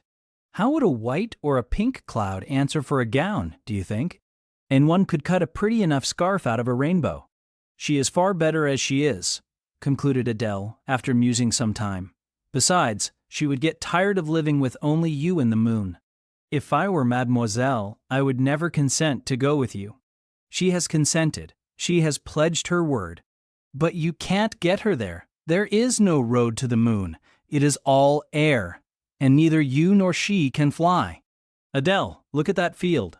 We were now outside Thornfield gates, and bowling lightly along the smooth road to Millcote, where the dust was well laid by the thunderstorm, and where the low hedges and lofty timber trees on each side glistened green and rain-refreshed. In that field, Adele, I was walking late one evening about a fortnight since. The evening of the day you helped me to make hay in the orchard meadows, and as I was tired with raking swaths, I sat down to rest me on a stile.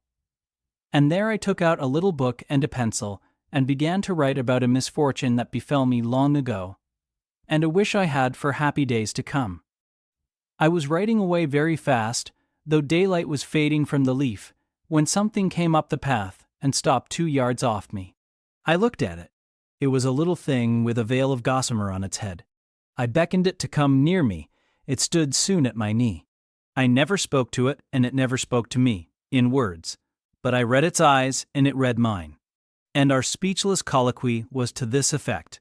It was a fairy, and come from Elfland, it said, and its errand was to make me happy. I must go with it out of the common world to a lonely place, such as the moon, for instance. And it nodded its head towards her horn, rising over Hay Hill. It told me of the alabaster cave and silver vale where we might live. I said I should like to go, but reminded it, as you did me, that I had no wings to fly. Ho! returned the fairy. That does not signify. Here is a talisman will remove all difficulties. And she held out a pretty gold ring. Put it, she said, on the 4th finger of my left hand, and I am yours, and you are mine, and we shall leave earth and make our own heaven yonder. She nodded again at the moon. The ring, Adele, is in my breeches pocket, under the disguise of a sovereign, but I mean soon to change it to a ring again. But what has mademoiselle to do with it? I don't care for the fairy. You said it was mademoiselle you would take to the moon? Mademoiselle is a fairy, he said, whispering mysteriously. Whereupon I told her not to mind his badinage, and she, on her part, evinced a fund of genuine French skepticism, denominating Mr. Rochester un vrai menteur, and assuring him that she made no account whatever of his conte de fées, and that, du reste, il n'y avait pas de fées, et quand même il y en avait. She was sure they would never appear to him, nor ever give him rings, or offer to live with him in the moon. The hour spent at Millcote was a somewhat harassing one to me. Mr. Rochester obliged me to go to a certain silk warehouse. There I was ordered to choose half a dozen dresses. I hated the business. I begged leave to defer it. No, it should be gone through with now. By dint of entreaties expressed in energetic whispers, I reduced the half dozen to 2. These, however, he vowed he would select himself. With anxiety I watched his eye rove over the gay stores. He fixed on a rich silk of the most brilliant amethyst dye and a superb pink satin. I told him in a new series of whispers that he might as well buy me a gold gown and a silver bonnet at once. I should certainly never venture to wear his choice.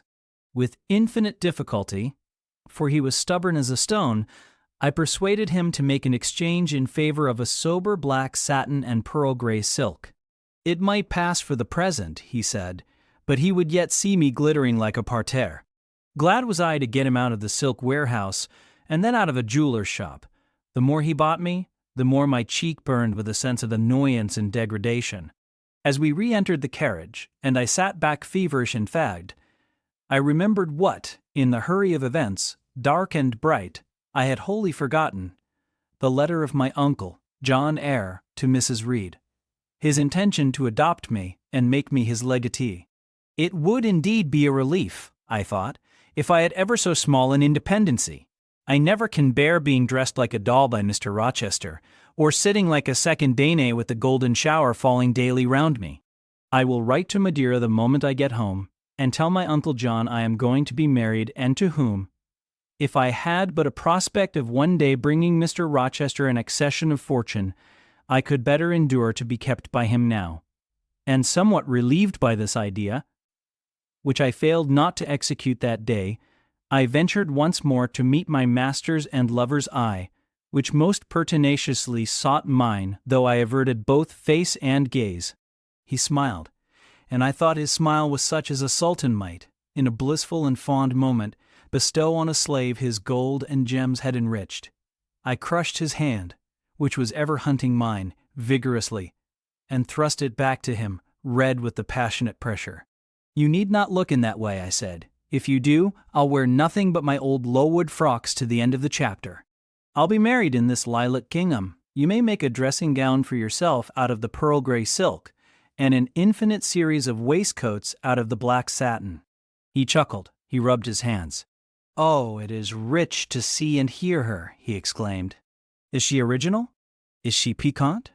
I would not exchange this one little English girl for the Grand Turk's whole seraglio, gazelle eyes, auriforms, and all." The Eastern allusion bit me again. "I'll not stand you an inch in the stead of a seraglio," I said, "so don't consider me an equivalent for one.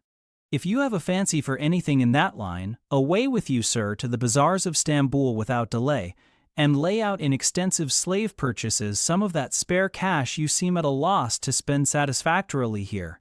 And what will you do, Janet, while I am bargaining for so many tons of flesh and such an assortment of black eyes?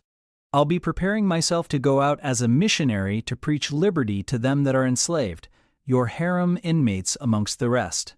I'll get admitted there, and I'll stir up mutiny, and you, three-tailed bashaw as you are, sir, shall in a trice find yourself fettered amongst our hands. Nor will I, for one, consent to cut your bonds till you have signed a charter, the most liberal that despot ever yet conferred. I would consent to be at your mercy, Jane. I would have no mercy, Mr. Rochester, if you supplicated for it with an eye like that. While you looked so, I should be certain that whatever charter you might grant under coercion, your first act, when released, would be to violate its conditions. Why, Jane, what would you have?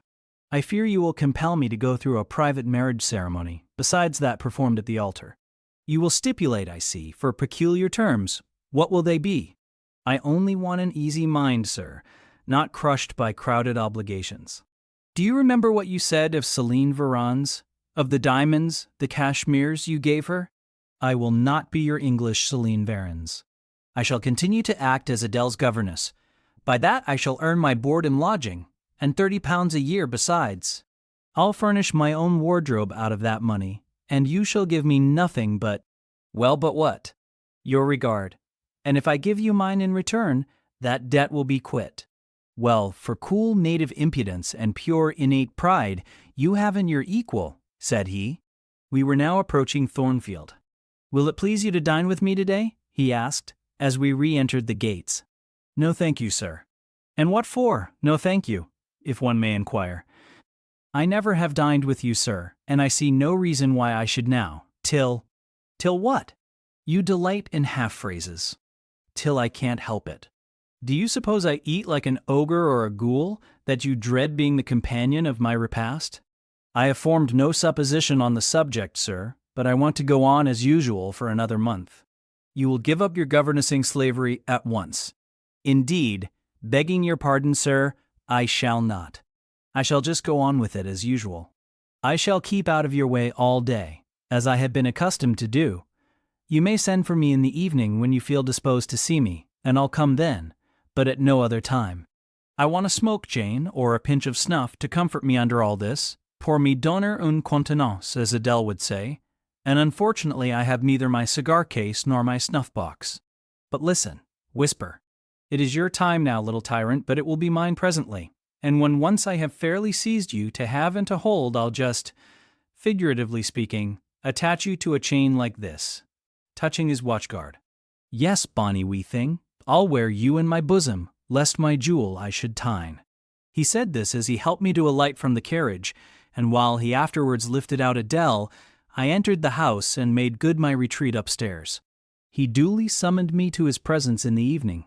I had prepared an occupation for him, for I was determined not to spend the whole time in a tête-à-tête conversation. I remembered his fine voice. I knew he liked to sing. Good singers generally do.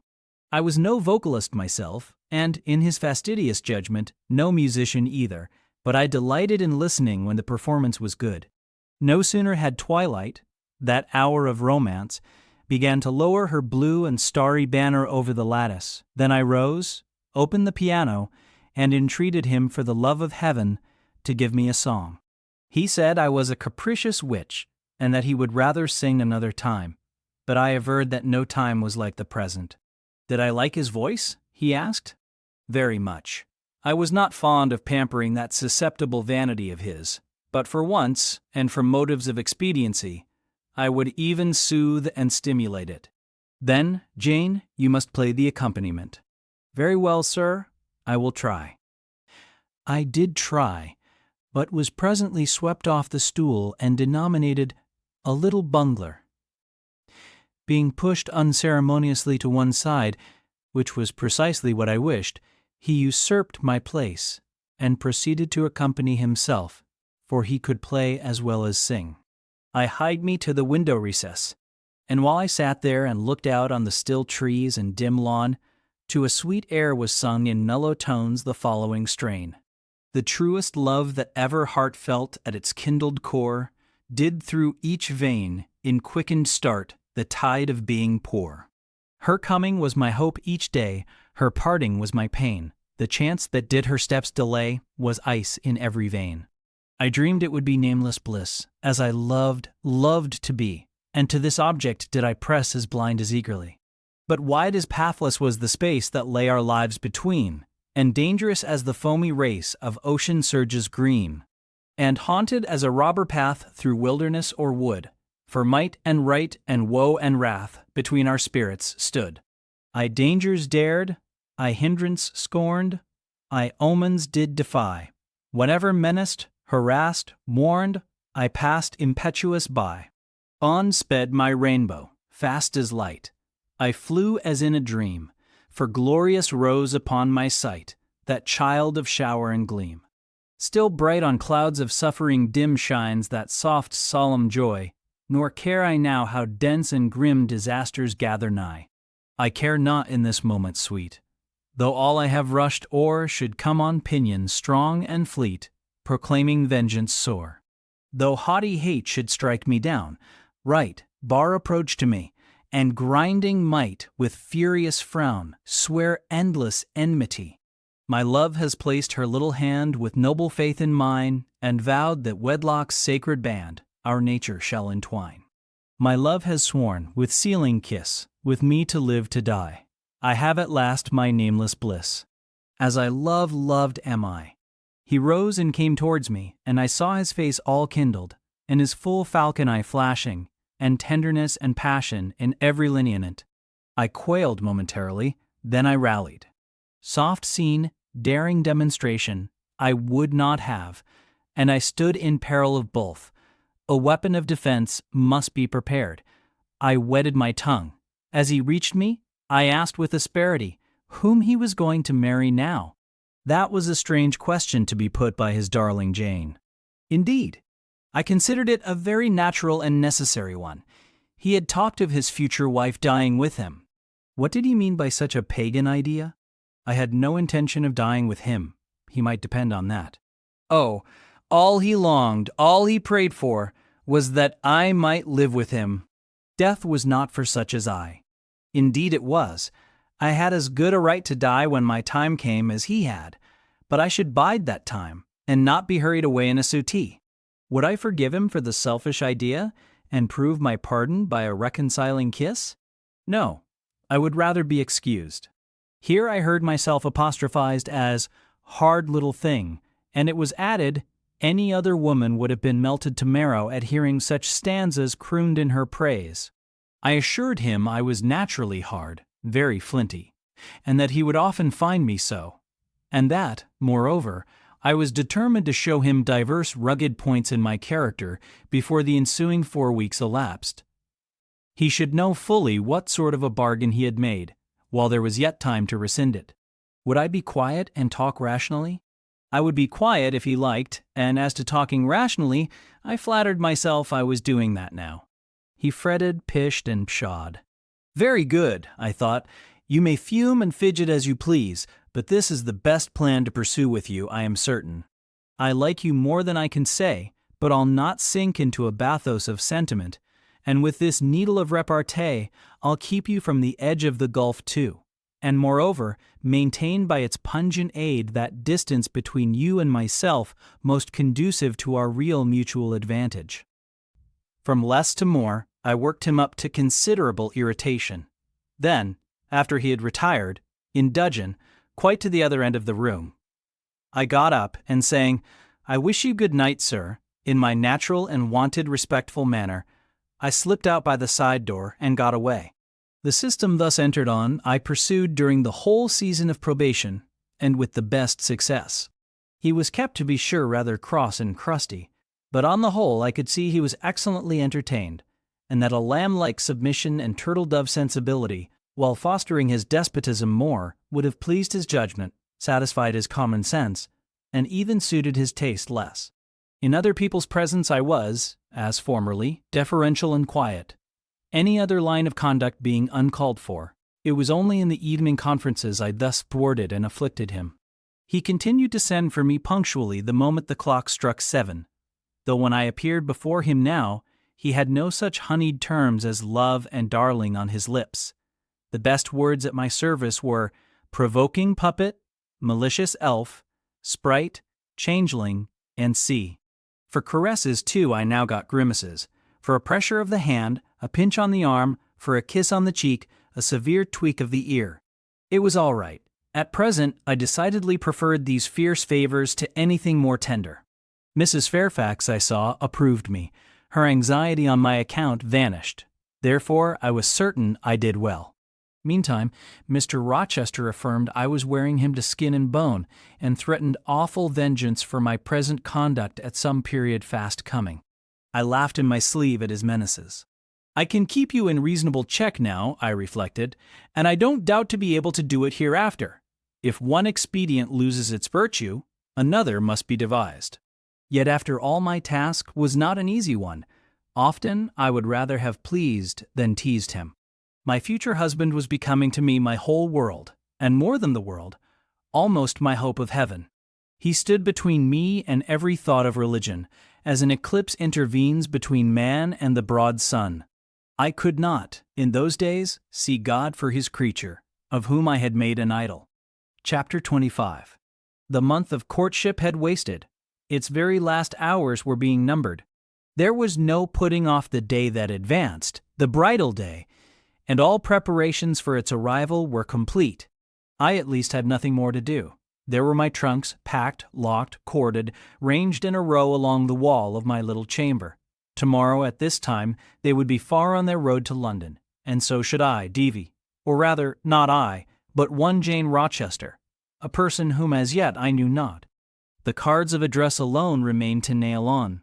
They lay, 4 little squares, in the drawer. Mr. Rochester had himself written the direction, Mrs. Rochester, Hotel London, on each. I could not persuade myself to affix them or to have them affixed. Mrs. Rochester? She did not exist. She would not be born till tomorrow, sometime after 8:00 a.m., and I would wait to be assured she had come into the world alive before I assigned to her all that property. It was enough that in yonder closet, opposite my dressing table, garments said to be hers had already displaced my black stuff, low-wood frock, and straw bonnet. For not to me appertained that suit of wedding raiment, the pearl-colored robe, the vapory veil pendant from the usurped portmanteau. I shut the closet to conceal the strange, wraith-like apparel it contained, which, at this evening hour, 9:00, gave out certainly a most ghostly shimmer through the shadow of my apartment. "I will leave you by yourself, White Dream," I said. "I am feverish. I hear the wind blowing. I will go out of doors and feel it." It was not only the hurry of preparation that made me feverish, not only the anticipation of the great change, the new life which was to commence tomorrow. Both these circumstances had their share, doubtless, in producing that restless, excited mood which hurried me forth at this late hour into the darkening grounds. But a third cause influenced my mind more than they. I had, at heart, a strange and anxious thought. Something had happened which I could not comprehend. No one knew of or had seen the event but myself. It had taken place the preceding night. Mr. Rochester that night was absent from home, nor was he yet returned. Business had called him to a small estate of 2 or 3 farms he possessed 30 miles off. Business it was requisite he should settle in person, previous to his meditated departure from England. I waited now his return, eager to disburthen my mind, and to seek of him the solution of the enigma that perplexed me. Stay till he comes, reader, and when I disclose my secret to him, you shall share the confidence. I sought the orchard, driven to its shelter by the wind, which all day had blown strong and full from the south, without, however, bringing a speck of rain. Instead of subsiding as night drew on, it seemed to augment its rush and deepen its roar. The trees blew steadfastly one way, never writhing round, and scarcely tossing back their boughs once in an hour. So continuous was the strain bending their branchy heads northward. The clouds drifted from pole to pole, fast following, mass on mass. No glimpse of blue sky had been visible that July day. It was not without a certain wild pleasure I ran before the wind, delivering my trouble of mind to the measureless air torrent thundering through space. Descending the laurel walk, I faced the wreck of the chestnut tree. It stood up black and riven, the trunk split down the center, gasped ghastly. The cloven halves were not broken from each other, for the firm base and strong roots kept them unsundered below. Though community of vitality was destroyed, the sap could flow no more. Their great boughs on each side were dead, and next winter's tempests would be sure to fell one or both to earth. As yet, however, they might be said to form one tree, a ruin, but an entire ruin. "You did right to hold fast to each other," I said, as if the monster splinters were living things and could hear me. "I think, scathed as you look, and charred and scorched, there must be a little sense of life in you yet, rising out of that adhesion at the faithful, honest roots. You will never have green leaves more, never more see birds making nests and singing idyls in your boughs. The time of pleasure and love is over with you. But you are not desolate. Each of you has a comrade to sympathize with him in his decay." As I looked up at them, the moon appeared momentarily in that part of the sky which filled their fissure. Her disk was blood-red and half overcast. She seemed to throw on me one bewildered, dreary glance, and buried herself again instantly in the deep drift of cloud. The wind fell, for a second, round Thornfield, but far away over wood and water poured a wild, melancholy wail. It was sad to listen to, and I ran off again. Here and there I strayed through the orchard, gathered up the apples with which the grass round the tree roots was thickly strewn. Then I employed myself in dividing the ripe from the unripe. I carried them into the house and put them away in the storeroom. Then I repaired to the library to ascertain whether the fire was lit, for, though summer, I knew on such a gloomy evening Mr. Rochester would like to see a cheerful hearth when he came in. Yes, the fire had been kindled some time and burnt well. I placed his armchair by the chimney corner. I wheeled the table near it. I let down the curtain and had the candles brought in ready for lighting. More restless than ever. When I had completed these arrangements, I could not sit still, nor even remain in the house. A little timepiece in the room and the old clock in the hall simultaneously struck 10. "How late it grows," I said. "I will run down to the gates. It is moonlight at intervals. I can see a good way on the road. He may be coming now, and to meet him will save some minutes of suspense." The wind roared high in the great trees which embowered the gates, but the road, as far as I could see, to the right hand and the left, was all still and solitary, save for the shadows of clouds crossing it at intervals as the moon looked out. It was but a long, pale line, unvaried by one moving speck. A puerile tear dimmed my eye while I looked, a tear of disappointment and impatience. Ashamed of it, I wiped it away. I lingered. The moon shut herself wholly within her chamber and drew close her curtain of dense cloud. The night grew dark. Rain came driving fast on the gale. "I wish he would come. I wish he would come," I exclaimed, seized with hypochondriac foreboding. I had expected his arrival before tea. Now it was dark. What could keep him? Had an accident happened? The event of last night again recurred to me. I interpreted it as a warning of disaster. I feared my hopes were too bright to be realized, and I had enjoyed so much bliss lately that I imagined my fortune had passed its meridian and must now decline. Well, I cannot return to the house, I thought. I cannot sit by the fireside while he is abroad in inclement weather. Better tire my limbs than strain my heart. I will go forward and meet him. I set out. I walked fast, but not far. Ere I had measured a quarter of a mile, I heard the tramp of hoofs. A horseman came on, full gallop. A dog ran by his side. Away with evil presentiment. It was he. Here he was, mounted on Mesrour, followed by Pilot. He saw me, for the moon had opened a blue field in the sky, and rode in it watery bright. He took his hat off and waved it round his head. I now ran to meet him. "There," he exclaimed, as he stretched out his hand and bent from the saddle. "You can't do without me, that is evident. Step on my boot toe.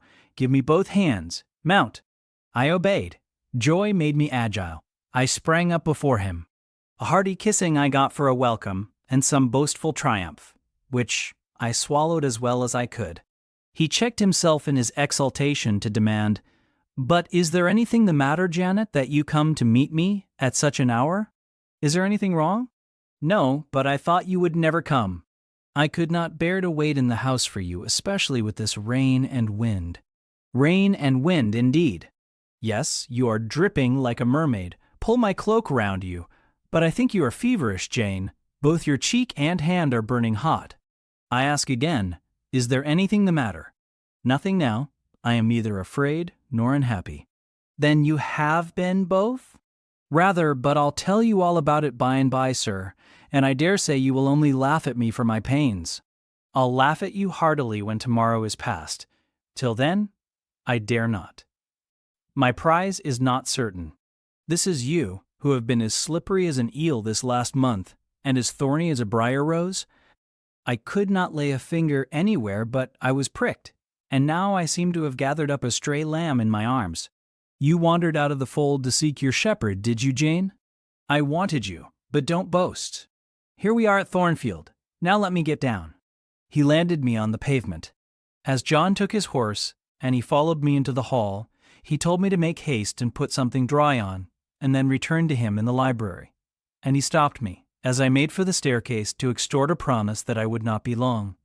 Nor was I long. In 5 minutes I rejoined him. I found him at supper. "Take a seat and bear me company, Jane. Please God, it is the last meal but one you will eat at Thornfield Hall for a long time." I sat down near him, but told him I could not eat. "Is it because you have the prospect of a journey before you, Jane? Is it the thoughts of going to London that takes away your appetite?" I cannot see my prospects clearly tonight, sir, and I hardly know what thoughts I have in my head. Everything in life seems unreal. Except me. I am substantial enough. Touch me.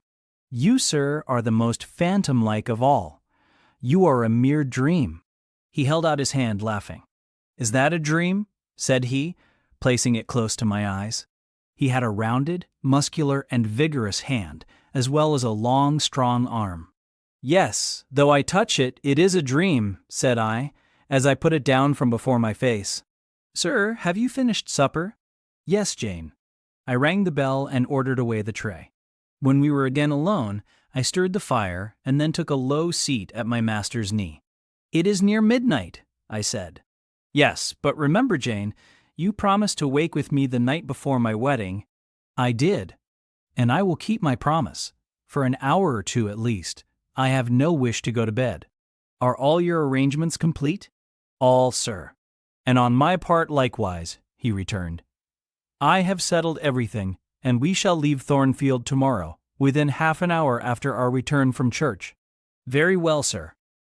With what an extraordinary smile you uttered that word. Very well, Jane. What a bright spot of color you have on each cheek. And how strangely your eyes glitter. Are you well? I believe I am. Believe? What is the matter? Tell me what you feel.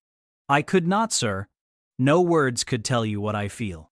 I wish this present hour would never end. Who knows with what fate the next may come charged? This is hypochondria, Jane. You have been overexcited or overfatigued. Do you, sir, feel calm and happy? Calm? No, but happy to the heart's core. I looked up at him to read the signs of bliss in his face. It was ardent and flushed. Give me your confidence, Jane, he said. Relieve your mind of any weight that oppresses it by imparting it to me.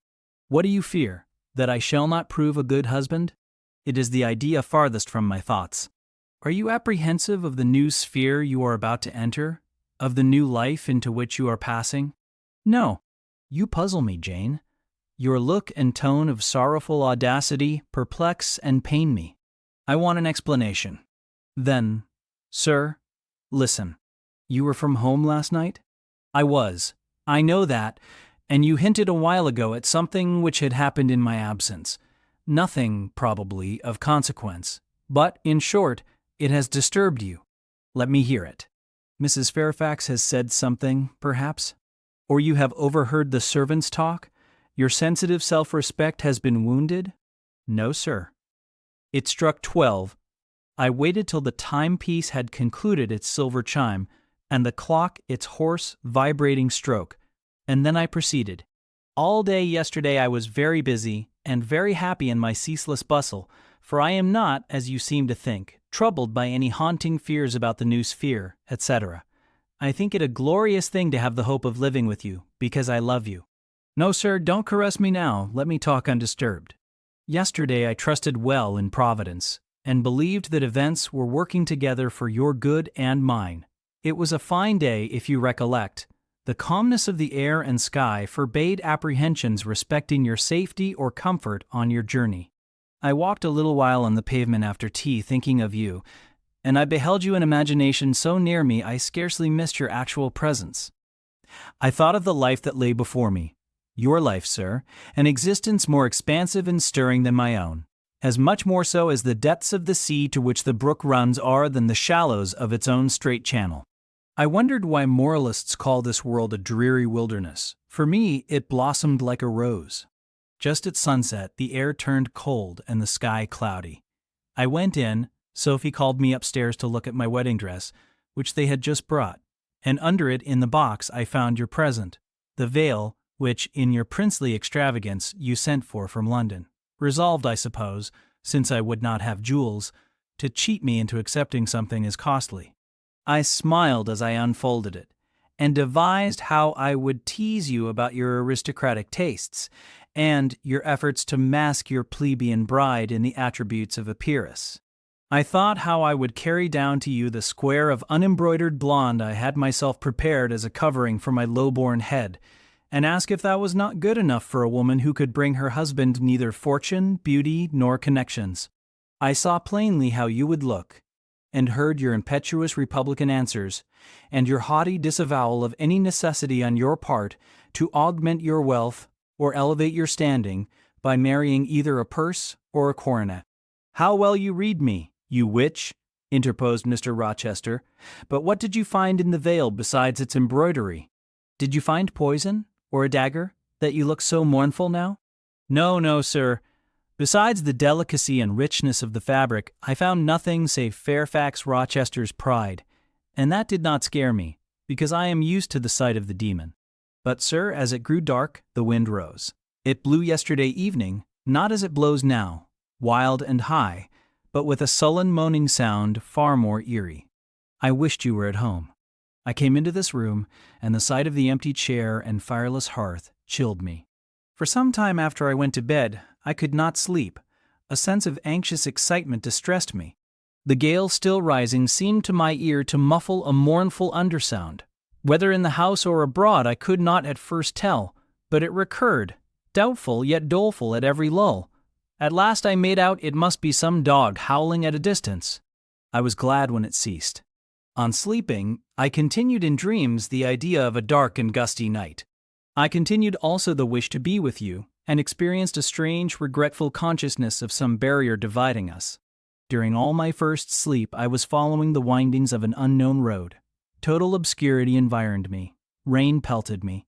I was burdened with the charge of a little child, a very small creature, too young and feeble to walk, and which shivered in my cold arms and wailed piteously in my ear. I thought, sir, that you were on the road a long way before me, and I strained every nerve to overtake you, and made effort on effort to utter your name and entreat you to stop, but my movements were fettered, and my voice still died away inarticulate, while you, I felt, withdrew farther and farther every moment. And these dreams weigh on your spirits now, Jane, when I am close to you? Little nervous subject. Forget visionary woe, and think only of real happiness. You say you love me, Janet. Yes, I will not forget that, and you cannot deny it. Those words did not die inarticulate on your lips. I heard them clear and soft, a thought too solemn perhaps, but sweet as music. I think it is a glorious thing to have the hope of living with you, Edward, because I love you. Do you love me, Jane? Repeat it. I do, sir. I do, with my whole heart. Well, he said after some minutes' silence, it is strange, but that sentence has penetrated my breast painfully. Why? I think because you said it with such an earnest religious energy, and because your upward gaze at me now is the very sublime of faith, truth, and devotion. It is too much as if some spirit were near me. Look wicked, Jane, as you know well how to look. Coin one of your wild, shy, provoking smiles. Tell me you hate me. Tease me. Vex me. Do anything but move me. I would rather be incensed than saddened. I will tease you and vex you to your heart's content when I have finished my tale, but hear me to the end. I thought, Jane, you had told me all. I thought I had found the source of your melancholy in a dream. I shook my head. What? Is there more? But I will not believe it to be anything important. I warn you of incredulity beforehand. Go on. The disquietude of his air, the somewhat apprehensive impatience of his manner, surprised me, but I proceeded. I dreamt another dream, sir. That Thornfield Hall was a dreary ruin, the retreat of bats and owls. I thought that of all the stately front, nothing remained but a shell-like wall, very high and very fragile-looking. I wandered, on a moonlight night, through the grass-grown enclosure within. Here I stumbled over a marble hearth, and there over a fallen fragment of cornice. Wrapped up in a shawl, I still carried the unknown little child. I might not lay it down anywhere, however tired were my arms, however much its weight impeded my progress. I must retain it. I heard the gallop of a horse at a distance on the road. I was sure it was you, and you were departing for many years and for a distant country. I climbed the thin wall with frantic, perilous haste, eager to catch one glimpse of you from the top. The stones rolled from under my feet. The ivy branches I grasped gave way. The child clung round my neck in terror and almost strangled me. At last I gained the summit. I saw you like a speck on a white track, lessening every moment. The blast blew so strong I could not stand. I sat down on the narrow ledge. I hushed the scared infant in my lap. You turned an angle of the road. I bent forward to take a last look. The wall crumbled. I was shaken. The child rolled from my knee. I lost my balance, fell, and woke. Now, Jane, that is all. All the preface, sir. The tale is yet to come. On waking, a gleam dazzled my eyes.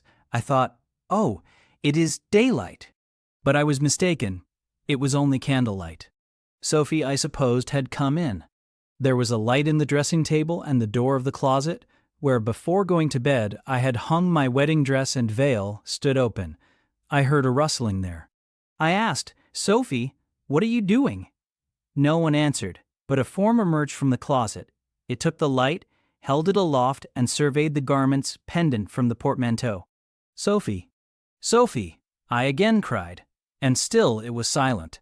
I had risen up in bed. I bent forward. First surprise, then bewilderment came over me, and then my blood crept cold through my veins.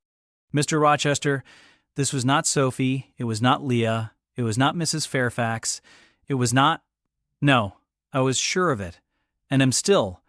It was not even that strange woman, Grace Poole. It must have been one of them, interrupted my master.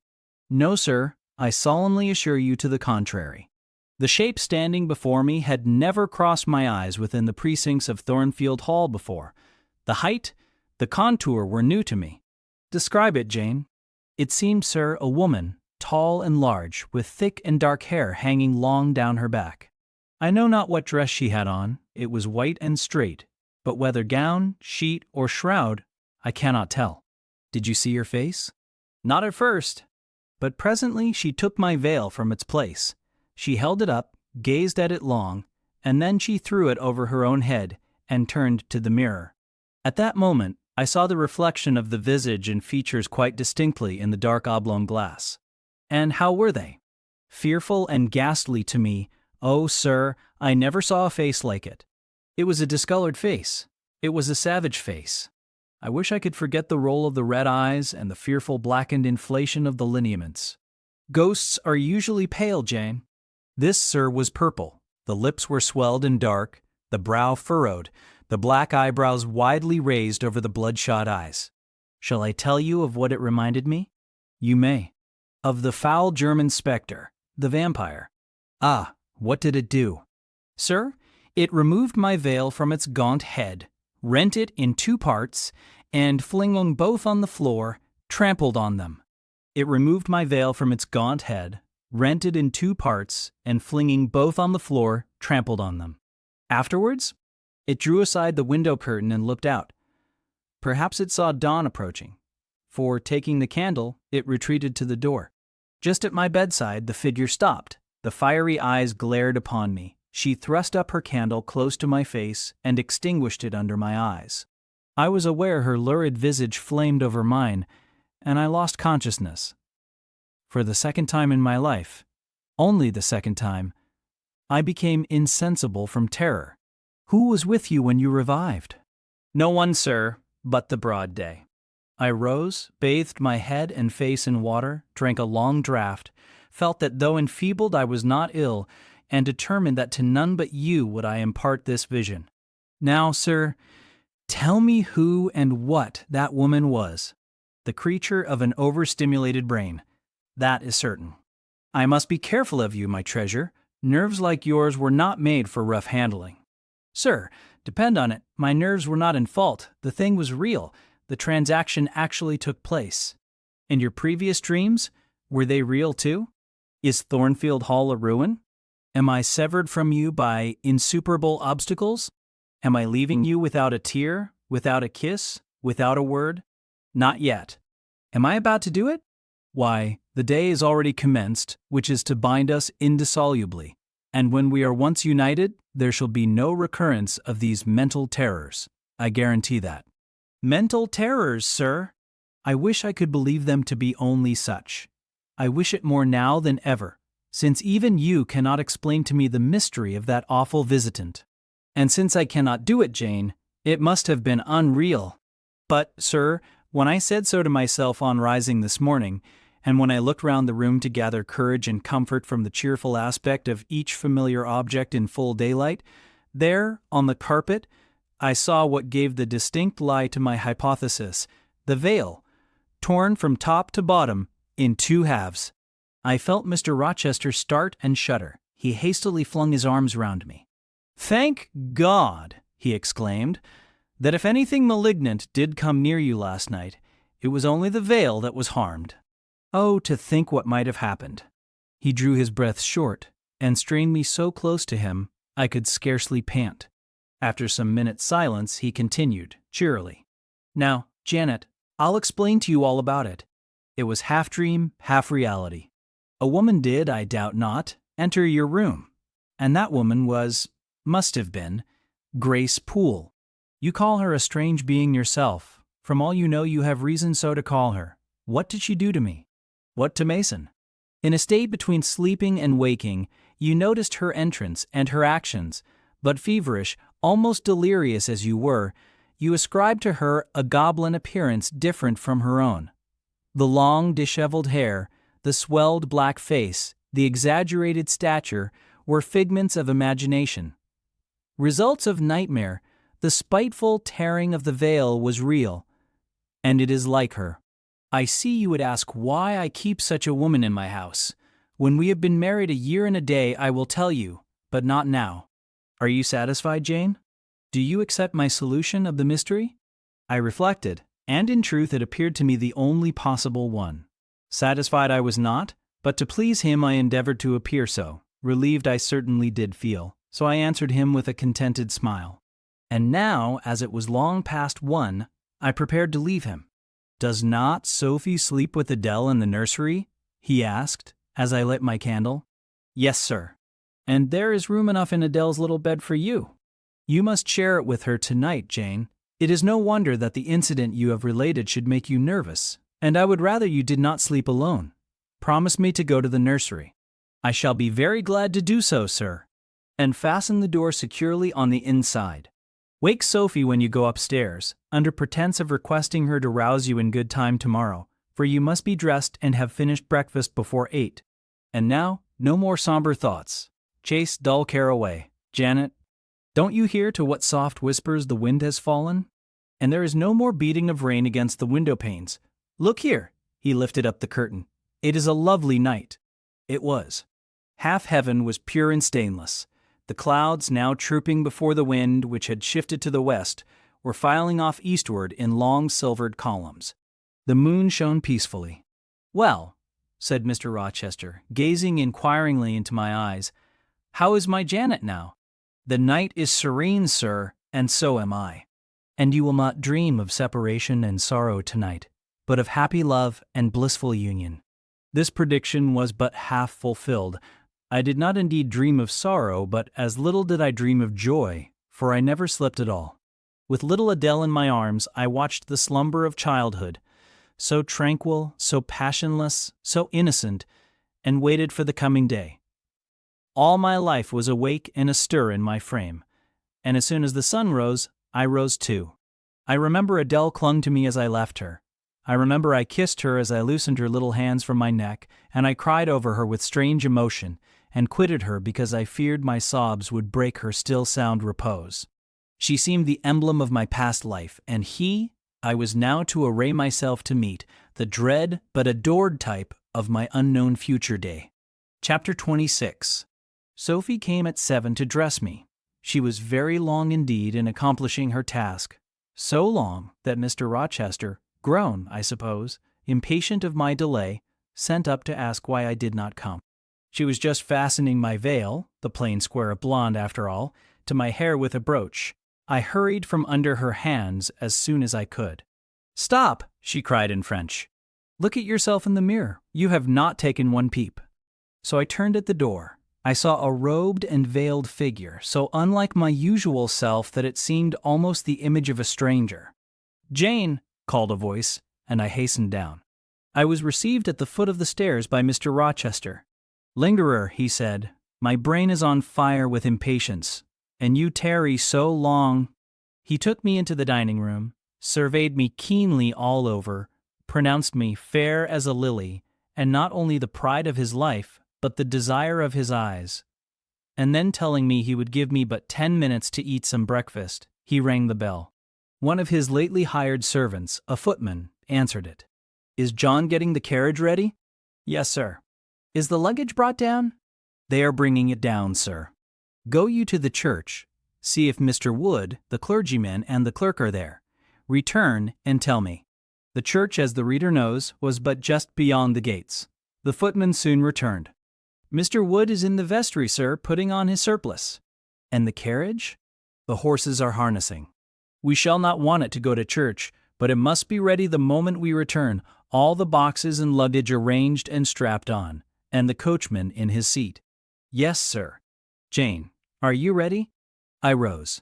There were no groomsmen, no bridesmaids, no relatives to wait for or marshal, none but Mr. Rochester and I. Mrs. Fairfax stood in the hall as we passed. I would fain have spoken to her, but my hand was held by a grasp of iron. I was hurried along by a stride I could hardly follow, and to look at Mr. Rochester's face was to feel that not a second of delay would be tolerated for any purpose. I wonder what other bridegroom ever looked as he did, so bent up to a purpose, so grimly resolute, or who, under such steadfast brows, ever revealed such flaming and flashing eyes. I know not whether the day was fair or foul. In descending the drive, I gazed neither on sky nor earth. My heart was with my eyes, and both seemed migrated into Mr. Rochester's frame. I wanted to see the invisible thing, on which, as we went along, he appeared to fasten a glance, fierce and fell. I wanted to feel the thoughts whose force he seemed breasting and resisting. At the churchyard wicket he stopped. He discovered I was quite out of breath. "Am I cruel in my love?" he said. "Delay an instant, lean on me, Jane." And now I can recall the picture of the grey old house of God rising calm before me, of a rook wheeling round the steeple, of a ruddy morning sky beyond. I remember something, too, of the green grave mounds. And I have not forgotten either, 2 figures of strangers straying amongst the low hillocks and reading the mementos graven on the few mossy headstones. I noticed them because, as they saw us, they passed round to the back of the church, and I doubted not they were going to enter by the side aisle door and witness the ceremony. By Mr. Rochester they were not observed. He was earnestly looking at my face, from which the blood had, I dare say, momentarily fled, for I felt my forehead dewy and my cheeks and lips cold. When I rallied, which I soon did, he walked gently with me up the path to the porch. We entered the quiet and humble temple. The priest waited in his white surplice at the lowly altar, the clerk beside him. All was still. 2 shadows only moved in a remote corner. My conjecture had been correct. The strangers had slipped in before us, and they now stood by the vault of the Rochesters, their backs towards us, viewing through the rails the old time-stained marble tomb, where a kneeling angel guarded the remains of Damer de Rochester, slain at Marston Moor in the time of the Civil Wars, and of Elizabeth, his wife. Our place was taken at the communion rails. Hearing a cautious step behind me, I glanced over my shoulder. One of the strangers, a gentleman, evidently, was advancing up the chancel. The service began. The explanation of the intent of matrimony was gone through, and then the clergyman came a step further forward and, bending slightly towards Mr. Rochester, went on. "I require and charge you both, as you will answer at the dreadful day of judgment, when the secrets of all hearts shall be disclosed, that if either of you know any impediment why ye may not lawfully be joined together in matrimony, ye do now confess it. For be ye well assured that so many as are coupled together otherwise than God's word doth allow, are not joined together by God, neither is their matrimony lawful." He paused, as the custom is. When is the pause after that sentence ever broken by reply? Not, perhaps, once in 100 years. And the clergyman, who had not lifted his eyes from his book and had held his breath but for a moment, was proceeding. His hand was already stretched towards Mr. Rochester, as his lips unclosed to ask, "Wilt thou have this woman for thy wedded wife?" When a distinct and near voice said, "The marriage cannot go on. I declare the existence of an impediment." The clergyman looked up at the speaker and stood mute. The clerk did the same. Mr. Rochester moved slightly, as if an earthquake had rolled under his feet. Taking a firmer footing, and not turning his head or eyes, he said, "Proceed." Profound silence fell when he had uttered that word, with deep but low intonation. Presently Mr. Wood said, "I cannot proceed without some investigation into what has been asserted, and evidence of its truth or falsehood." "The ceremony is quite broken off," subjoined the voice behind us. "I am in a condition to prove my allegation. An insuperable impediment to this marriage exists." Mr. Rochester heard, but heeded not. He stood stubborn and rigid, making no movement but to possess himself of my hand. What a hot and strong grasp he had! And how like quarried marble was his pale, firm, massive front at this moment! How his eye shone, still watchful, and yet wild beneath! Mr. Wood seemed at a loss. "What is the nature of the impediment?" he asked. "Perhaps it may be got over, explained away?" "Hardly," was the answer. "I have called it insuperable, and I speak advisedly." The speaker came forward and leaned on the rails. He continued, uttering each word distinctly, calmly, steadily, but not loudly. "It simply consists in the existence of a previous marriage. Mr. Rochester has a wife now living." My nerves vibrated to those low-spoken words as they had never vibrated to thunder. My blood felt their subtle violence as it had never felt frost or fire, but I was collected and in no danger of swooning. I looked at Mr. Rochester. I made him look at me. His whole face was colorless rock. His eye was both spark and flint. He disavowed nothing. He seemed as if he would defy all things. Without speaking, without smiling, without seeming to recognize in me a human being, he only twined my waist with his arm and riveted me to his side. "Who are you?" he asked of the intruder. "My name is Briggs, a solicitor of Street, London." "And you would thrust on me a wife?" "I would remind you of your lady's existence, sir, which the law recognizes, if you do not. Favor me with an account of her, with her name, her parentage, her place of abode." "Certainly." Mr. Briggs calmly took a paper from his pocket and read out in a sort of official, nasal voice, "I affirm and can prove that on the 20th of October, A.D., a date of 15 years back, Edward Fairfax Rochester, of Thornfield Hall, in the county of, and of Ferndean Manor, in Shire, England, was married to my sister, Bertha Antonetta Mason, daughter of Jonas Mason, merchant, and of Antonetta his wife, a Creole, at Church, Spanish Town, Jamaica. The record of the marriage will be found in the register of that church. A copy of it is now in my possession. Signed, Richard Mason. That, if a genuine document, may prove I have been married, but it does not prove that the woman mentioned therein as my wife is still living." "She was living 3 months ago," returned the lawyer. "How do you know?" "I have a witness to the fact, whose testimony even you, sir, will scarcely controvert. Produce him, or go to hell." "I will produce him first. He is on the spot. Mr. Mason, have the goodness to step forward." Mr. Rochester, on hearing the name, set his teeth. He experienced, too, a sort of strong convulsive quiver. Near to him as I was, I felt the spasmodic movement of fury or despair run through his frame. The second stranger, who had hitherto lingered in the background, now drew near. A pale face looked over the solicitor's shoulder. Yes, it was Mason himself. Mr. Rochester turned and glared at him. His eye, as I have often said, was a black eye. It had now a tawny, nay, a bloody light in its gloom, and his face, flushed olive cheek and hueless forehead, received a glow as from spreading, ascending heart fire, and he stirred, lifted his strong arm. He could have struck Mason, dashed him on the church floor, shocked by ruthless blow the breath from his body. But Mason shrank away and cried faintly, "Good God!" Contempt fell cool on Mr. Rochester. His passion died as if a blight had shriveled it up. He only asked, "What have you to say?" An inaudible reply escaped Mason's white lips. "The devil is in it if you cannot answer distinctly. I again demand, what have you to say?" Sir," interrupted the clergyman, "do not forget you are in a sacred place." Then addressing Mason, he inquired gently, "Are you aware, sir, whether or not this gentleman's wife is still living?" "Courage," urged the lawyer. "Speak out." She is now living at Thornfield Hall, said Mason in more articulate tones. I saw her there last April. I am her brother. At Thornfield Hall, ejaculated the clergyman. Impossible. I am an old resident in this neighborhood, sir, and I never heard of a Mrs. Rochester at Thornfield Hall. I saw a grim smile contort Mr. Rochester's lips. And he muttered, No, by God. I took care that none should hear of it, or of her under that name.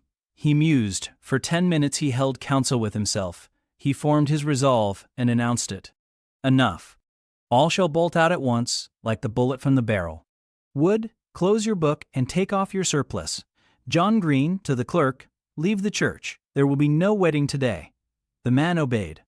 Mr. Rochester continued, heartily and recklessly. Bigamy is an ugly word. I meant, however, to be a bigamist, but fate has outmaneuvered me, or Providence has checked me. Perhaps the last. I am little better than a devil at this moment, and, as my pastor there would tell me, deserve no doubt the sternest judgments of God, even to the quenchless fire and deathless worm. Gentlemen, my plan is broken up. What this lawyer and his client say is true. I have been married, and the woman to whom I was married lives. You say you never heard of a Mrs. Rochester at the house up yonder, Wood, but I dare say you have many a time inclined your ear to gossip about the mysterious lunatic kept there under watch and ward. Some have whispered to you that she is my bastard half-sister, some my cast-off mistress. I now inform you that she is my wife, whom I married 15 years ago, Bertha Mason by name, sister of this resolute personage, who is now, with his quivering limbs and white cheeks, showing you what a stout heart men may bear. Cheer up, Dick. Never fear me. I'd almost as soon strike a woman as you. Bertha Mason is mad, and she came of a mad family, idiots and maniacs through 3 generations. Her mother, the Creole, was both a mad woman and a drunkard, as I found out after I had wed the daughter, for they were silent on family secrets before. Bertha, like a dutiful child, copied her parent in both points. I had a charming partner, pure wise, modest. You can fancy I was a happy man. I went through rich scenes. Oh, my experience has been heavenly, if you only knew it. But I owe you no further explanation. Briggs, Wood, Mason, I invite you all to come up to the house and visit Mrs. Poole's patient and my wife. You shall see what sort of being I was cheated into espousing, and judge whether or not I had a right to break the compact and seek sympathy with something at least human. This girl, he continued, looking at me, knew no more than you, Wood, of the disgusting secret. She thought all was fair and legal, and never dreamt she was going to be entrapped into a feigned union with a defrauded wretch, already bound to a bad, mad, and imbruted partner. Come all of you, follow. Still holding me fast, he left the church. The 3 gentlemen came after. At the front door of the hall we found the carriage. Take it back to the coach-house, John, said Mr. Rochester coolly. It will not be wanted today. At our entrance, Mrs. Fairfax, Adele, Sophie, Leah advanced to meet and greet us. To the right about, every soul, cried the master. Away with your congratulations. Who wants them? Not I. They are 15 years too late. He passed on and ascended the stairs, still holding my hand and still beckoning the gentlemen to follow him, which they did. We mounted the first staircase, passed up the gallery, proceeded to the 3rd story. The low black door, opened by Mr. Rochester's master key, admitted us to the tapestried room, with its great bed and its pictorial cabinet. You know this place, Mason, said our guide. She bit and stabbed you here. He lifted the hangings from the wall, uncovering the 2nd door. This, too, he opened. In a room without a window, there burnt a fire guarded by a high and strong fender, and a lamp suspended from the ceiling by a chain. Grace Poole bent over the fire, apparently cooking something in a saucepan. In the deep shade, at the farther end of the room, a figure ran backwards and forwards. What it was, whether beast or human being, one could not at first sight tell. It groveled, seemingly, on all fours. It snatched and growled like some strange wild animal. But it was covered with clothing, and a quantity of dark, grizzled hair, wild as a mane, hid its head and face. "Good morrow, Mrs. Poole," said Mr. Rochester. "How are you? And how is your charge today?" "We're tolerable, sir, I thank you," replied Grace, lifting the boiling mess carefully onto the hob, rather snappish, but not rageous. A fierce cry seemed to give the lie to her favorable report. The clothed hyena rose up and stood tall on its hind feet. "Ah! Sir, she sees you," exclaimed Grace. "You'd better not stay." "Only a few moments, Grace. You must allow me a few moments." "Take care then, sir. For God's sake, take care." The maniac bellowed. She parted her shaggy locks from her visage and gazed wildly at her visitors. I recognized well that purple face, those bloated features. Mrs. Poole advanced. "Keep out of the way," said Mr. Rochester, thrusting her aside. "She has no knife now, I suppose, and I'm on my guard." "One never knows what she has, sir. She is so cunning. It is not in mortal discretion to fathom her craft." "We had better leave her," whispered Mason. "Go to the devil," was his brother-in-law's recommendation. "Where?" cried Grace. The three gentlemen retreated simultaneously. Mr. Rochester flung me behind him. The lunatic sprang and grappled his throat viciously and laid her teeth to his cheek. They struggled.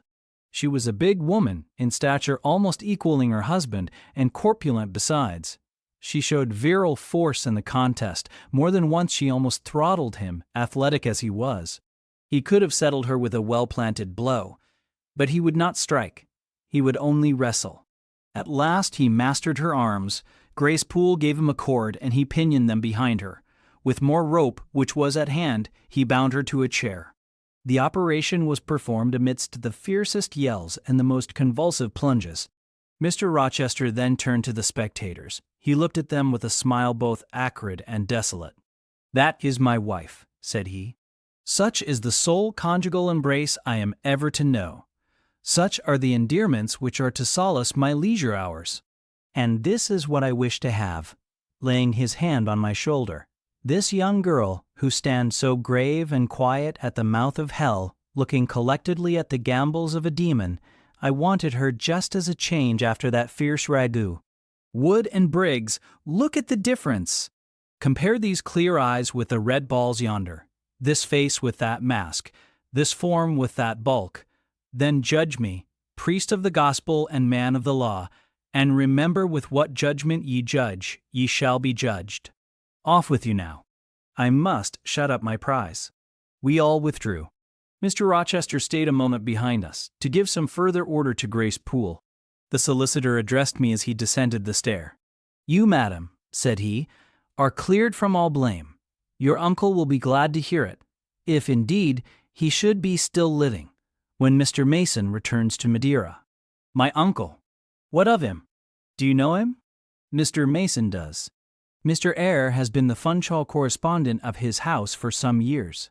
When your uncle received your letter intimating the contemplated union between yourself and Mr. Rochester, Mr. Mason, who was staying at Madeira to recruit his health, on his way back to Jamaica, happened to be with him. Mr. Eyre mentioned the intelligence, for he knew that my client here was acquainted with a gentleman of the name of Rochester. Mr. Mason, astonished and distressed as you may suppose, revealed the real state of matters. Your uncle, I am sorry to say, is now on a sickbed, from which, considering the nature of his disease, decline, and the stage it has reached, it is unlikely he will ever rise. He could not then hasten to England himself to extricate you from the snare into which you had fallen, but he implored Mr. Mason to lose no time in taking steps to prevent the false marriage. He referred him to me for assistance. I used all dispatch, and am thankful I was not too late, as you, doubtless, must be also. Were I not morally certain that your uncle will be dead ere you reach Madeira, I would advise you to accompany Mr. Mason back, but as it is, I think you had better remain in England till you can hear further, either from or of Mr. Eyre." "Have we anything else to stay for?" he inquired of Mr. Mason. "No, no, let us be gone," was the anxious reply. And without waiting to take leave of Mr. Rochester, they made their exit at the hall door. The clergyman stayed to exchange a few sentences, either of admonition or reproof, with his haughty parishioner. This duty done, he too departed. I heard him go as I stood at the half-open door of my own room, to which I had now withdrawn. The house cleared, I shut myself in, fastened the bolt that none might intrude, and proceeded, not to weep, Not to mourn, I was yet too calm for that, but mechanically to take off the wedding dress and replace it by the stuff gown I had worn yesterday, as I thought, for the last time. I then sat down. I felt weak and tired. I leaned my arms on a table and my head dropped on them. And now I thought, till now I had only heard, seen, moved, followed up and down where I was led or dragged, watched event rush on event, disclosure open beyond disclosure. But now, I thought, the morning had been a quiet morning enough, all except the brief scene with the lunatic. The transaction in the church had not been noisy. There was no explosion of passion, no loud altercation, no dispute, no defiance or challenge, no tears, no sobs. A few words had been spoken, a calmly pronounced objection to the marriage made, some stern short questions put by Mr. Rochester, answers, explanations given, evidence adduced, an open admission of the truth had been uttered by my master. Then the living proof had been seen. The intruders were gone, and all was over. I was in my own room, as usual, just myself, without obvious change. Nothing had smitten me, or scathed me, or maimed me. And yet, where was the Jane Eyre of yesterday? Where was her life? Where were her prospects? Jane Eyre, who had been an ardent, expectant woman, almost a bride, was a cold, solitary girl again. Her life was pale. Her prospects were desolate. A Christmas frost had come at midsummer. A white December storm had whirled over June. Ice glazed the ripe apples. Drifts crushed the blowing roses. On hayfield and cornfield lay a frozen shroud. Lanes which last night blushed full of flowers, today were pathless with untrodden snow. And the woods, which 12 hours since waved leafy and fragrant as groves between the tropics, now spread waste, wild, and white as pine forests in wintry Norway. My hopes were all dead, struck with a subtle doom, such as, in one night, fell on all the firstborn in the land of Egypt. I looked on my cherished wishes, yesterday so blooming and glowing. They lay stark, chill, livid corpses that could never revive. I looked at my love, that feeling which was my master's, which he had created. It shivered in my heart like a suffering child in a cold cradle. Sickness and anguish had seized it. It could not seek Mr. Rochester's arms. It could not derive warmth from his breast. Oh, nevermore could it turn to him, for faith was blighted, confidence destroyed. Mr. Rochester was not to me what he had been, for he was not what I had thought him. I would not ascribe vice to him. I would not say he had betrayed me, but the attribute of stainless truth was gone from his idea, and from his presence I must go. That I perceived well. When, how, whither, I could not yet discern. But he himself, I doubted not, would hurry me from Thornfield. Real affection, it seemed, he could not have for me. It had been only fitful passion. That was balked. He would want me no more. I should fear even to cross his path now. My view must be hateful to him. Oh, how blind had been my eyes! How weak my conduct! My eyes were covered and closed. Eddying darkness seemed to swim round me, and reflection came in as black and confused a flow. Self-abandoned, relaxed, and effortless, I seemed to have laid me down in the dried-up bed of a great river. I heard a flood loosened in remote mountains, and felt the torrent come. To rise, I had no will. To flee, I had no strength. I lay faint, longing to be dead. One idea only still throbbed lifelike within me, a remembrance of God. It begot an unuttered prayer. These words went wandering up and down in my rayless mind, as something that should be whispered, but no energy was found to express them. Be not far from me, for trouble is near, there is none to help. It was near, and as I had lifted no petition to heaven to avert it, as I had neither joined my hands, nor bent my knees, nor moved my lips, it came. In full, heavy swing, the torrent poured over me. The whole consciousness of my life lorn, my love lost, my hope quenched, my faith death-struck, swayed full and mighty above me in one sullen mass. That bitter hour cannot be described. In truth, the waters came into my soul. I sank in deep mire. I felt no standing. I came into deep waters. The floods overflowed me. Chapter 27. Some time in the afternoon I raised my head. and, looking round and seeing the western sun gilding the sign of its decline on the wall, I asked, "What am I to do?" But the answer my mind gave, "Leave Thornfield at once," was so prompt, so dread, that I stopped my ears. I said I could not bear such words now. That I am not Edward Rochester's bride is the least part of my woe, I alleged. That I have wakened out of most glorious dreams and found them all void and vain is a horror I could bear and master, but that I must leave him decidedly, instantly, entirely, is intolerable. I cannot do it. But, then, a voice within me averred that I could do it, and foretold that I should do it. I wrestled with my own resolution. I wanted to be weak, that I might avoid the awful passage of further suffering I saw laid out for me. And conscience, turned tyrant, held passion by the throat, told her tauntingly she had yet but dipped her dainty foot in the slough, and swore that with that arm of iron he would thrust her down to unsounded depths of agony. "Let me be torn away, then," I cried. "Let another help me." "No, you shall tear yourself away. None shall help you. You shall yourself pluck out your right eye, yourself cut off your right hand. Your heart shall be the victim, and you the priest to transfix it." I rose up suddenly, terror-struck at the solitude which so ruthless a judge haunted, at the silence which so awful a voice filled. My head swam as I stood erect. I perceived that I was sickening from excitement and inanition. Neither meat nor drink had passed my lips that day, for I had taken no breakfast.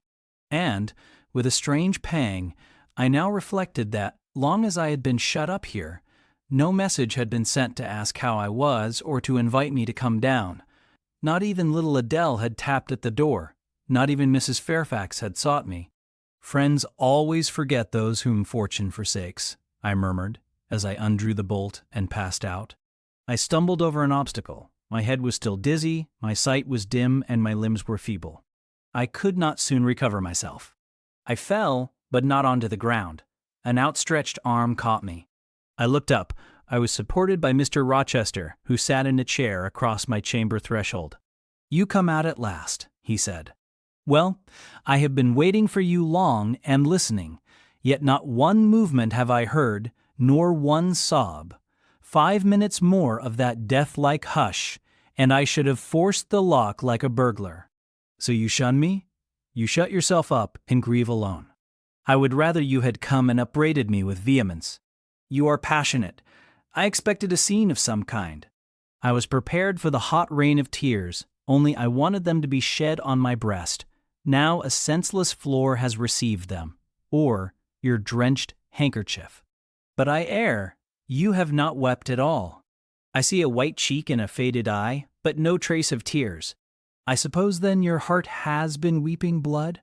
Well, Jane, not a word of reproach? Nothing bitter? Nothing poignant? Nothing to cut a feeling or sting a passion? You sit quietly where I have placed you, and regard me with a weary, passive look. Jane, I never meant to wound you thus. If the man who had but one little ewe lamb that was dear to him as a daughter, that ate of his bread and drank of his cup and lay in his bosom, had by some mistake slaughtered it at the shambles, he would not have rued his bloody blunder more than I now rue mine. Will you ever forgive me? Reader, I forgave him at the moment, and on the spot. There was such deep remorse in his eye, such true pity in his tone, such manly energy in his manner, and besides, there was such unchanged love in his whole look and mien. I forgave him all. Yet not in words, not outwardly, only at my heart's core. You know I am a scoundrel, Jane. Ere long he inquired wistfully, wondering, I suppose, at my continued silence and tameness, the result rather of weakness than of will. Yes, sir. Then tell me so roundly and sharply. Don't spare me. I cannot. I am tired and sick. I want some water. He heaved a sort of shuddering sigh, and taking me in his arms, carried me downstairs. At first I did not know to what room he had borne me. All was cloudy to my glazed sight. Presently I felt the reviving warmth of a fire, for, summer as it was, I had become icy cold in my chamber. He put wine to my lips. I tasted it and revived. Then I ate something he offered me, and was soon myself. I was in the library, sitting in his chair. He was quite near. If I could go out of life now without too sharp a pang, it would be well for me, I thought.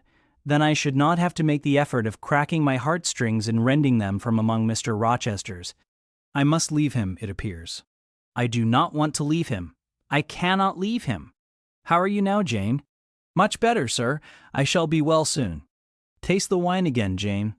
I obeyed him. Then he put the glass on the table, stood before me, and looked at me attentively.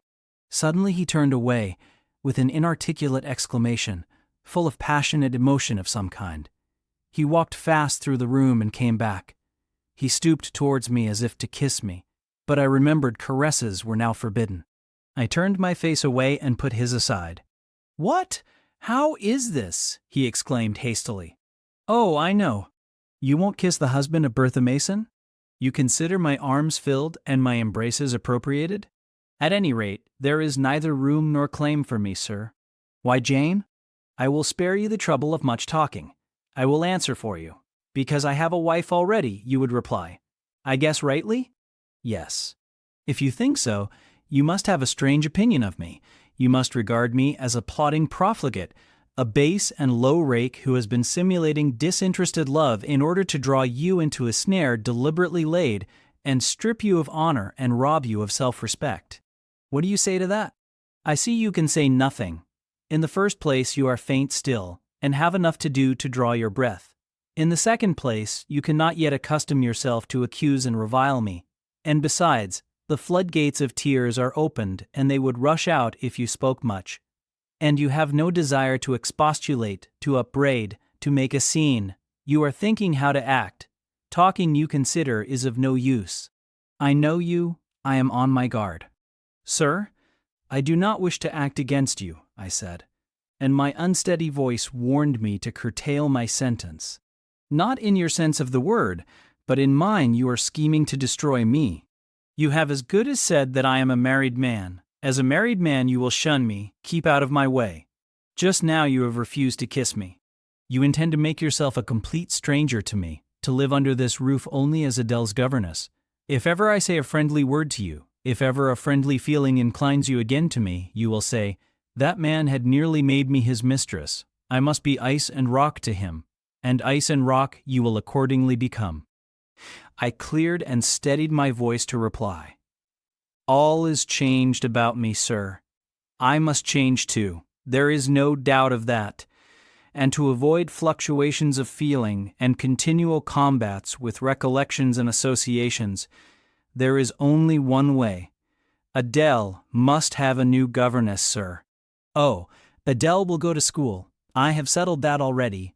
Nor do I mean to torment you with the hideous associations and recollections of Thornfield Hall, this accursed place, this tent of Achan, this insolent vault, offering the ghastliness of living death to the light of the open sky, this narrow stone hell with its one real fiend, worse than a legion of such as we imagine. Jane, you shall not stay here, nor will I. I was wrong ever to bring you to Thornfield Hall, knowing as I did how it was haunted. I charged them to conceal from you, before I ever saw you, all knowledge of the curse of the place, merely because I feared Adele never would have a governess to stay if she knew with what inmate she was housed, and my plans would not permit me to remove the maniac elsewhere. Though I possess an old house, Ferndean Manor, even more retired and hidden than this, where I could have lodged her safely enough, had not a scruple about the unhealthiness of the situation, in the heart of a wood, made my conscience recoil from the arrangement. Probably those damp walls would soon have eased me of her charge, but to each villain his own vice, and mine is not a tendency to indirect assassination, even of what I most hate. Concealing the madwoman's neighborhood from you, however, was something like covering a child with a cloak and laying it down near a upas tree. That demon's vicinage is poisoned and always was. But I'll shut up Thornfield Hall. I'll nail up the front door and board the lower windows. I'll give Mrs. Poole $200 a year to live here with my wife, as you term that fearful hag. Grace will do much for money, and she shall have her son, the keeper at Grimsby Retreat, to bear her company, and be at hand to give her aid in the paroxysms, when my wife is prompted by her familiar to burn people in their beds at night, to stab them, to bite their flesh from their bones, and so on. Sir, I interrupted him, you are inexorable for that unfortunate lady. You speak of her with hate, with vindictive antipathy. It is cruel. She cannot help being mad. Jane, my little darling, so I will call you, for so you are, you don't know what you are talking about. You misjudge me again. It is not because she is mad I hate her. If you were mad, do you think I should hate you? I do indeed, sir. Then you are mistaken, and you know nothing about me, and nothing about the sort of love of which I am capable. Every atom of your flesh is as dear to me as my own. In pain and sickness it would still be dear. Your mind is my treasure, and if it were broken it would be my treasure still. If you raved, my arms should confine you, and not a straight waistcoat. Your grasp, even in fury, would have a charm for me. If you flew at me as wildly as that woman did this morning, I should receive you in an embrace, at least as fond as it would be restrictive. I should not shrink from you with disgust as I did from her. In your quiet moments you should have no watcher and no nurse but me, and I could hang over you with untiring tenderness, though you gave me no smile in return, and never weary of gazing into your eyes, though they had no longer a ray of recognition for me. But why do I follow that train of ideas? I was talking of removing you from Thornfield. All you know is prepared for prompt departure. Tomorrow you shall go. I only ask you to endure one more night under this roof, Jane, and then farewell to its miseries and terrors forever.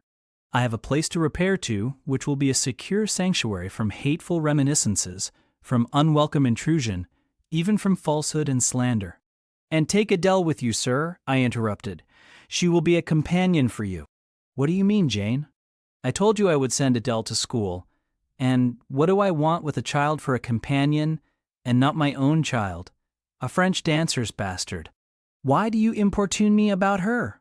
I say, why do you assign Adele to me for a companion? You spoke of a retirement, sir, and retirement and solitude are dull, too dull for you. Solitude, he reiterated with irritation. I see I must come to an explanation. I don't know what sphinx-like expression is forming in your countenance. You are to share my solitude. Do you understand? I shook my head. It required a degree of courage, excited as he was becoming, even to risk that mute sign of dissent. He had been walking fast about the room, and he stopped, as if suddenly rooted to one spot. He looked at me long and hard. I turned my eyes from him, fixed them on the fire, and tried to assume and maintain a quiet, collected aspect. Now for the hitch in Jane's character, he said at last, speaking more calmly than from his look I had expected him to speak. The reel of silk has run smoothly enough so far, but I always knew there would come a knot and a puzzle. Here it is. Now for vexation and exasperation and endless trouble. By God! I long to exert a fraction of Samson's strength, and break the entanglement like tow. He recommenced his walk, but soon again stopped, and this time just before me. Jane, will you hear reason? He stooped and approached his lips to my ear. Because, if you won't, I'll try violence. His voice was hoarse, his look that of a man who is just about to burst an insufferable bond and plunge headlong into wild license. I saw that in another moment, and with one impetus of frenzy more, I should be able to do nothing with him. The present, the passing second of time, was all I had in which to control and restrain him. A movement of repulsion, flight, fear would have sealed my doom, and his. But I was not afraid, not in the least. I felt an inward power, a sense of influence, which supported me. The crisis was perilous, but not without its charm, such as the Indian perhaps feels when he slips over the rapid in his canoe. I took hold of his clenched hand, loosened the contorted fingers, and said to him, soothingly, "Sit down. I'll talk to you as long as you like, and hear all you have to say, whether reasonable or unreasonable." He sat down, but he did not get leave to speak directly. I had been struggling with tears for some time. I had taken great pains to repress them because I knew he would not like to see me weep. Now, however, I considered it well to let them flow as freely and as long as they liked. If the flood annoyed him, so much the better. So I gave way and cried heartily. Soon I heard him earnestly entreating me to be composed. I said I could not while he was in such a passion. But I am not angry, Jane. I only love you too well. And you had steeled your little pale face with such a resolute, frozen look, I could not endure it. Hush now, and wipe your eyes. His softened voice announced that he was subdued, so I, in my turn, became calm. Now he made an effort to rest his head on my shoulder, but I would not permit it. Then he would draw me to him. No. Jane! Jane? He said in such an accent of bitter sadness it thrilled along every nerve I had. You don't love me then? It was only my station, and the rank of my wife, that you valued? Now that you think me disqualified to become your husband, you recoil from my touch as if I were some toad or ape. These words cut me. Yet what could I do or I say? I ought probably to have done or said nothing, but I was so tortured by a sense of remorse at thus hurting his feelings, I could not control the wish to drop balm where I had wounded. I do love you, I said, more than ever, but I must not show or indulge the feeling, and this is the last time I must express it. The last time, Jane. What? Do you think you can live with me and see me daily, and yet, if you still love me, be always cold and distant? No, sir, that I am certain I could not, and therefore I see there is but one way, but you will be furious if I mention it. Oh, mention it. If I storm, you have the art of weeping. Mr. Rochester, I must leave you. For how long, Jane? For a few minutes while you smooth your hair, which is somewhat disheveled, and bathe your face, which looks feverish. I must leave Adele and Thornfield. I must part with you for my whole life. I must begin a new existence among strange faces and strange scenes. Of course, I told you you should. I pass over the madness about parting from me. You mean you must become a part of me. As to the new existence, it is all right. You shall yet be my wife. I am not married. You shall be Mrs. Rochester, both virtually and nominally. I shall keep only to you so long as you and I live. You shall go to a place I have in the south of France, a whitewashed villa on the shores of the Mediterranean. There you shall live a happy and guarded and most innocent life. Never fear that I wish to lure you into error, to make you my mistress.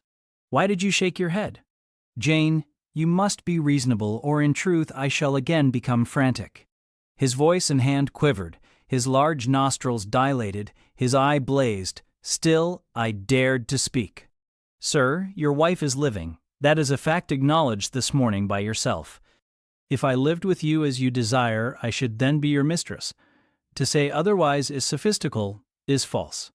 Jane, I am not a gentle-tempered man, you forget that. I am not long-enduring. I am not cool and dispassionate. Out of pity to me and yourself, put your finger on my pulse, feel how it throbs, and beware. He bared his wrist and offered it to me. The blood was forsaking his cheek and lips. They were growing livid. I was distressed on all hands. To agitate him thus deeply by a resistance he so abhorred was cruel. To yield was out of the question. I did what human beings do instinctively when they are driven to utter extremity, looked for aid to one higher than man. The words, "God help me," burst involuntarily from my lips. I am a fool, cried Mr. Rochester suddenly. I keep telling her I am not married, and do not explain to her why. I forget she knows nothing of the character of that woman, or of the circumstances attending my infernal union with her. Oh, I am certain Jane will agree with me in opinion when she knows all that I know. Just put your hand in mine, Janet, that I may have the evidence of touch as well as sight to prove you are near me, and I will in a few words show you the real state of the case. Can you listen to me? Yes, sir, for hours, if you will. I ask only minutes. Jane, did you ever hear or know that I was not the eldest son of my house, that I had once a brother older than I? I remember Mrs. Fairfax told me so once. And did you ever hear that my father was an avaricious, grasping man? I have understood something to that effect. Well, Jane, being so, it was his resolution to keep the property together. He could not bear the idea of dividing his estate and leaving me a fair portion. All, he resolved, should go to my brother Roland. Yet as little could he endure that a son of his should be a poor man. I must be provided for by a wealthy marriage. He sought me a partner betimes. Mr. Mason, a West India planter and merchant, was his old acquaintance. He was certain his possessions were real and vast. He made inquiries.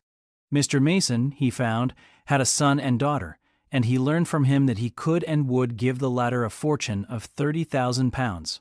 That sufficed. When I left college, I was sent out to Jamaica to espouse a bride already courted for me. My father said nothing about her money, but he told me Miss Mason was the boast of Spanish Town for her beauty, and this was no lie. I found her a fine woman in the style of Blanche Ingram, tall, dark, and majestic. Her family wished to secure me because I was of a good race, and so did she. They showed her to me in parties, splendidly dressed. I seldom saw her alone and had very little private conversation with her. She flattered me and lavishly displayed for my pleasure her charms and accomplishments. All the men in her circle seemed to admire her and envy me. I was dazzled, stimulated. My senses were excited, and being ignorant, raw, and inexperienced, I thought I loved her. There is no folly so besotted that the idiotic rivalries of society, the prurience, the rashness, the blindness of youth will not hurry a man to its commission. Her relatives encouraged me, competitors piqued me, she allured me. A marriage was achieved almost before I knew where I was. Oh, I have no respect for myself when I think of that act. An agony of inward contempt masters me. I never loved, I never esteemed, I did not even know her. I was not sure of the existence of one virtue in her nature. I had marked neither modesty, nor benevolence, nor candor, nor refinement in her mind or manners. And I married her. Gross, groveling, mole-eyed blockhead that I was. With less sin I might have, but let me remember to whom I am speaking. My bride's mother I had never seen. I understood she was dead. The honeymoon over, I learned my mistake. She was only mad, and shut up in a lunatic asylum. There was a younger brother too, a complete dumb idiot. The elder one, whom you have seen, and whom I cannot hate, whilst I abhor all his kindred, because he has some grains of affection in his feeble mind, shown in the continued interest he takes in his wretched sister, and also in a dog-like attachment he once bore me, will probably be in the same state one day. My father and my brother Roland knew all this, but they thought only of the £30,000 and joined in the plot against me. These were vile discoveries, but except for the treachery of concealment, I should have made them no subject of reproach to my wife. Even when I found her nature wholly alien to mine, her tastes obnoxious to me, her cast of mind common, low, narrow, and singularly incapable of being led to anything higher, expanded to anything larger, when I found that I could not pass a single evening, nor even a single hour of the day with her in comfort, that kindly conversation could not be sustained between us, because whatever topic I started, immediately received from her a turn at once coarse and trite, perverse and imbecile, when I perceived that I should never have a quiet or settled household, because no servant would bear the continued outbreaks of her violent and unreasonable temper, or the vexations of her absurd, contradictory, exacting orders. Even then I restrained myself. I eschewed upbraiding, I curtailed remonstrance, I tried to devour my repentance and disgust in secret. I repressed the deep antipathy I felt. Jane, I will not trouble you with abominable details. Some strong words shall express what I have to say. I lived with that woman upstairs 4 years, and before that time she had tried me indeed. Her character ripened and developed with frightful rapidity. Her vices sprang up fast and rank. They were so strong, only cruelty could check them, and I would not use cruelty. What a pygmy intellect she had, and what giant propensities! How fearful were the curses those propensities entailed on me. Bertha Mason, the true daughter of an infamous mother, dragged me through all the hideous and degrading agonies which must attend a man bound to a wife at once intemperate and unchaste. My brother in the interval was dead, and at the end of the 4 years my father died too. I was rich enough now, yet poor to hideous indigence. A nature the most gross, impure, depraved I ever saw was associated with mine, and called by the law and by society a part of me, and I could not rid myself of it by any legal proceedings, for the doctors now discovered that my wife was mad. Her excesses had prematurely developed the germs of insanity. Jane, you don't like my narrative. You look almost sick. Shall I defer the rest to another day? No, sir, finish it now. I pity you. I do earnestly pity you. Pity, Jane, from some people is a noxious and insulting sort of tribute, which one is justified in hurling back in the teeth of those who offer it. But that is the sort of pity native to callous, selfish hearts. It is a hybrid, egotistical pain at hearing of woes, crossed with ignorant contempt for those who have endured them. But that is not your pity, Jane. It is not the feeling of which your whole face is full at this moment, with which your eyes are now almost overflowing, with which your heart is heaving, with which your hand is trembling in mine. Your pity, my darling, is the suffering mother of love. Its anguish is the very needle pang of the divine passion. I accept it, Jane. Let the daughter have free advent. My arms wait to receive her. Now, sir, proceed. What did you do when you found she was mad? Jane, I approached the verge of despair. A remnant of self-respect was all that intervened between me and the gulf. In the eyes of the world I was doubtless covered with grimy dishonor, but I resolved to be clean in my own sight, and to the last I repudiated the contamination of her crimes, and wrenched myself from connection with her mental defects. Still, society associated my name and person with hers. I yet saw her and heard her daily, something of her breath, mixed with the air I breathed. And besides, I remembered I had once been her husband. That recollection was then and is now inexpressibly odious to me. Moreover, I knew that while she lived, I could never be the husband of another and better wife, and though 5 years my senior, her family and her father had lied to me even in the particular of her age, she was likely to live as long as I, being as robust in frame as she was infirm in mind. Thus, at the age of 26, I was hopeless. One night I had been awakened by her yells. Since the medical men had pronounced her mad, she had, of course, been shut up. It was a fiery West Indian night, one of the description that frequently precede the hurricanes of those climates. Being unable to sleep in bed, I got up and opened the window. The air was like sulfur steams. I could find no refreshment anywhere. Mosquitoes came buzzing in and hummed sullenly round the room. The sea, which I could hear from thence, rumbled dull like an earthquake. Black clouds were casting up over it. The moon was setting in the waves, broad and red, like a hot cannonball. She threw her last bloody glance over a world quivering with the ferment of tempest. I was physically influenced by the atmosphere and scene, and my ears were filled with the curses the maniac still shrieked out, wherein she momentarily mingled my name with such a tone of demon hate, with such language. No professed harlot ever had a fouler vocabulary than she. Though 2 rooms off, I heard every word. The thin partitions of the West India House, opposing but slight obstruction to her wolfish cries. This life, said I at last, is hell. This is the air. Those are the sounds of the bottomless pit.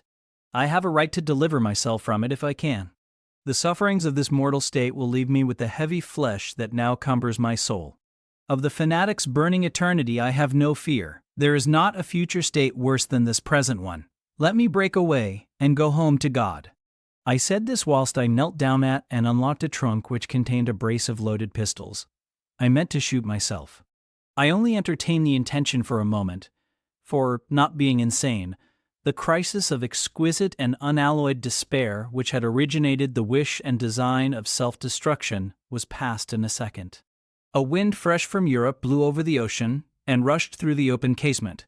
The storm broke, streamed, thundered, blazed, and the air grew pure. I then framed and fixed a resolution. While I walked under the dripping orange trees of my wet garden, and amongst its drenched pomegranates and pineapples, and while the refulgent dawn of the tropics kindled round me, I reasoned thus, Jane, and now listen, for it was true wisdom that consoled me in that hour, and showed me the right path to follow. The sweet wind from Europe was still whispering in the refreshed leaves, and the Atlantic was thundering in glorious liberty. My heart, dried up and scorched for a long time, swelled to the tone and filled with living blood. My being longed for renewal. My soul thirsted for a pure draught. I saw hope revive, and felt regeneration possible. From a flowery arch at the bottom of my garden, I gazed over the sea, bluer than the sky. The old world was beyond. Clear prospects opened thus. Go, said Hope, and live again in Europe. There it is not known what a sullied name you bear, nor what a filthy burden is bound to you. You may take the maniac with you to England, confine her with due attendance and precautions at Thornfield, then travel yourself to what clime you will and form what new tie you like. That woman, who has so abused your long-suffering, so sullied your name, so outraged your honor, so blighted your youth, is not your wife, nor are you her husband. See that she is cared for as her condition demands, and you have done all that God and humanity require of you. Let her identity, her connection with yourself, be buried in oblivion. You are bound to impart them to no living being. Place her in safety and comfort, shelter her degradation with secrecy, and leave her. I acted precisely on this suggestion. My father and brother had not made my marriage known to their acquaintance because in the very first letter I wrote to apprise them of the union, having already begun to experience extreme disgust of its consequences, and from the family character and constitution, seeing a hideous future opening to me, I added an urgent charge to keep it secret, and very soon the infamous conduct of the wife my father had selected for me was such as to make him blush to own her as his daughter-in-law. Far from desiring to publish the connection, he became as anxious to conceal it as myself. To England, then, I conveyed her. A fearful voyage I had with such a monster in the vessel. Glad was I when I at last got her to Thornfield, and saw her safely lodged in that third-story room, of whose secret inner cabinet she has now for 10 years made a wild beast's den, a goblin's cell. I had some trouble in finding an attendant for her, as it was necessary to select one on whose fidelity dependence could be placed, for her ravings would inevitably betray my secret. Besides, she had lucid intervals of days, sometimes weeks, which she filled up with abuse of me. At last I hired Grace Poole from the Grimsby retreat. She and the surgeon, Carter, who dressed Mason's wounds that night he was stabbed and worried, are the only two I have ever admitted to my confidence. Mrs. Fairfax may indeed have suspected something, but she could have gained no precise knowledge as to facts. Grace has, on the whole, proved a good keeper, though owing partly to a fault of her own, of which it appears nothing can cure her, and which is incident to her harassing profession, her vigilance has been more than once lulled and baffled. The lunatic is both cunning and malignant. She has never failed to take advantage of her guardian's temporary lapses, once to secrete the knife with which she stabbed her brother, and twice to possess herself of the key of her cell, and issue therefrom in the night-time. On the first of these occasions, she perpetrated the attempt to burn me in my bed. On the second, she paid that ghastly visit to you. I thank Providence, who watched over you, that she then spent her fury on your wedding apparel, which perhaps brought back vague reminiscences of her own bridal days, but on what might have happened, I cannot endure to reflect. When I think of the thing which flew at my throat this morning, hanging its black and scarlet visage over the nest of my dove, my blood curdles. "And what, sir," I asked while he paused, "did you do when you had settled her here? Where did you go?" "What did I do, Jane?" "I transformed myself into a will-o'-the-wisp." "Where did I go?" "I pursued wanderings as wild as those of the March spirit. I sought the continent, and went devious through all its lands. My fixed desire was to seek and find a good and intelligent woman whom I could love, a contrast to the fury I left at Thornfield. But you could not marry, sir. I had determined and was convinced that I could and ought. It was not my original intention to deceive, as I have deceived you. I meant to tell my tale plainly and make my proposals openly, and it appeared to me so absolutely rational that I should be considered free to love and be loved. I never doubted some woman might be found willing and able to understand my case and accept me, in spite of the curse with which I was burdened.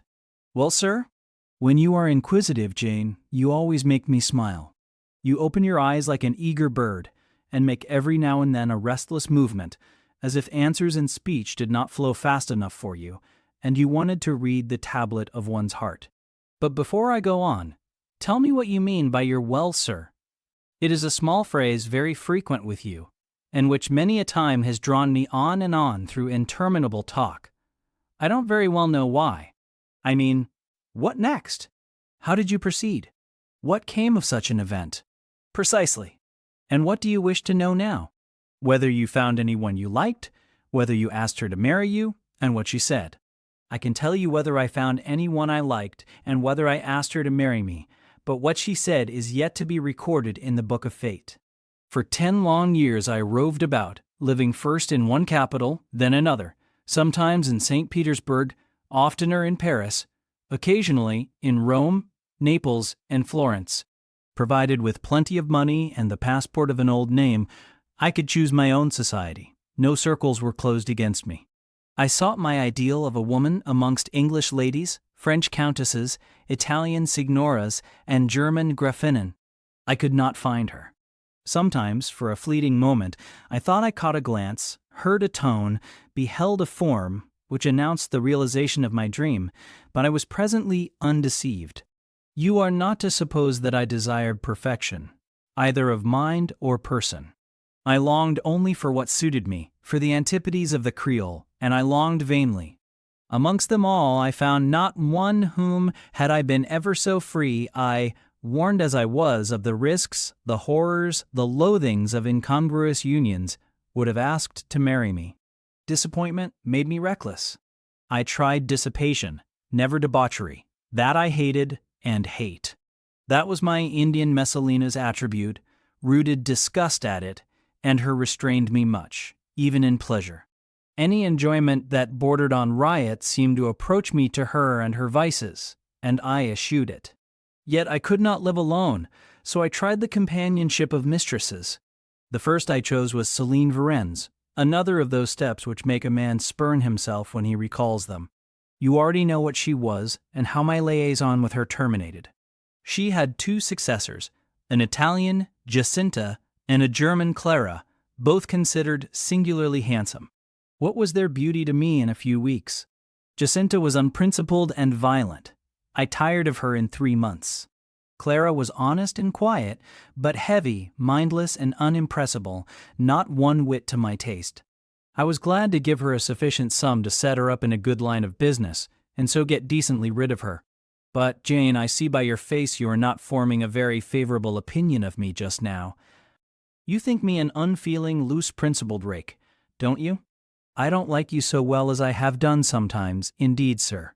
Did it not seem to you in the least wrong to live in that way, first with one mistress and then another? You talk of it as a mere matter of course. It was with me, and I did not like it. It was a groveling fashion of existence. I should never like to return to it. Hiring a mistress is the next worst thing to buying a slave. Both are often by nature and always by position inferior, and to live familiarly with inferiors is degrading.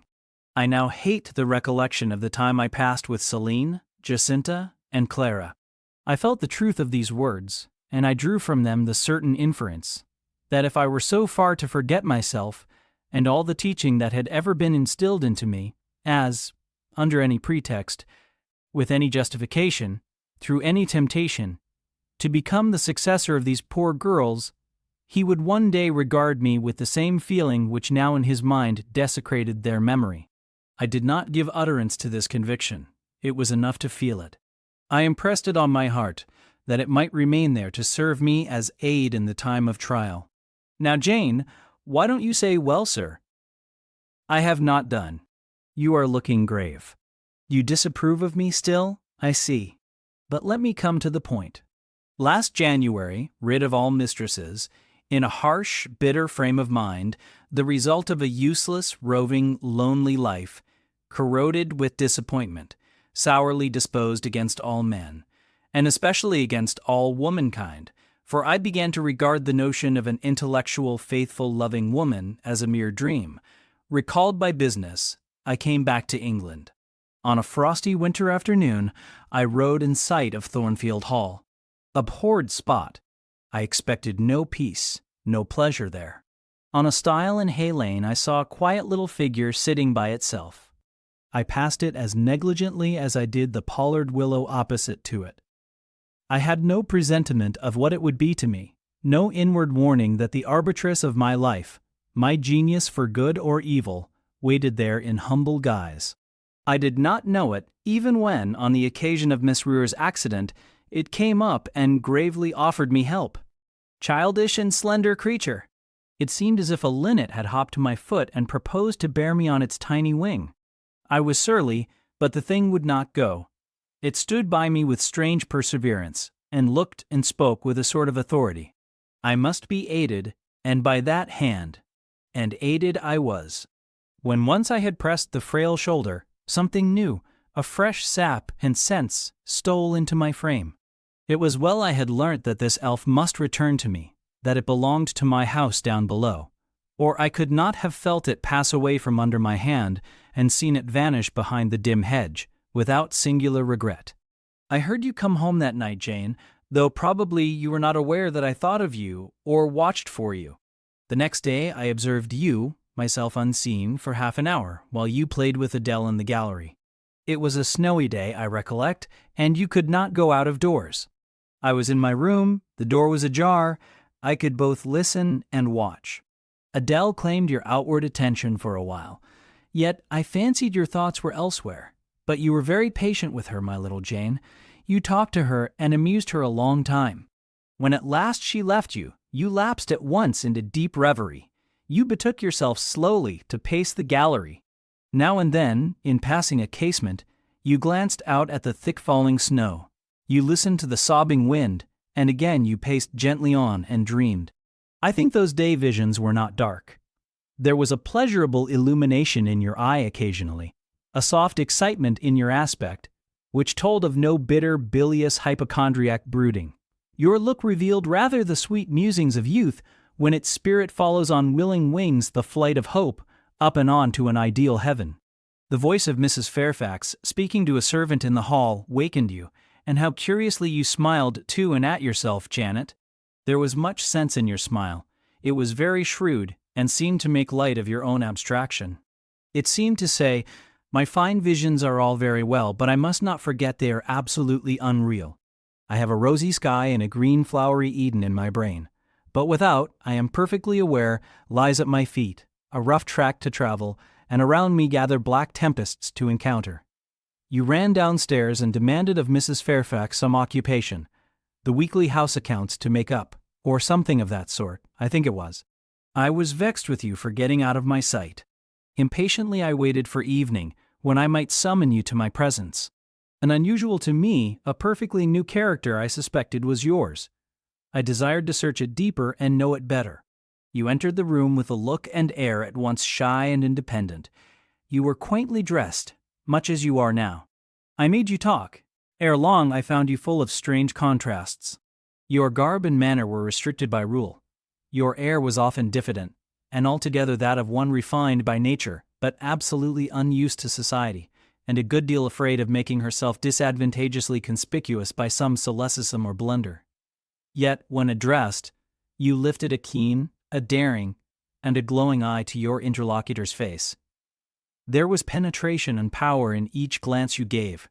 When plied by close questions, you found ready and round answers. Very soon, you seemed to get used to me. I believe you felt the existence of sympathy between you and your grim and cross master, Jane, for it was astonishing to see how quickly a certain pleasant ease tranquilized your manner. Snarl as I would, you showed no surprise, fear, annoyance, or displeasure at my moroseness. You watched me, and now and then smiled at me with a simple yet sagacious grace I cannot describe. I was at once content and stimulated with what I saw. I liked what I had seen, and wished to see more.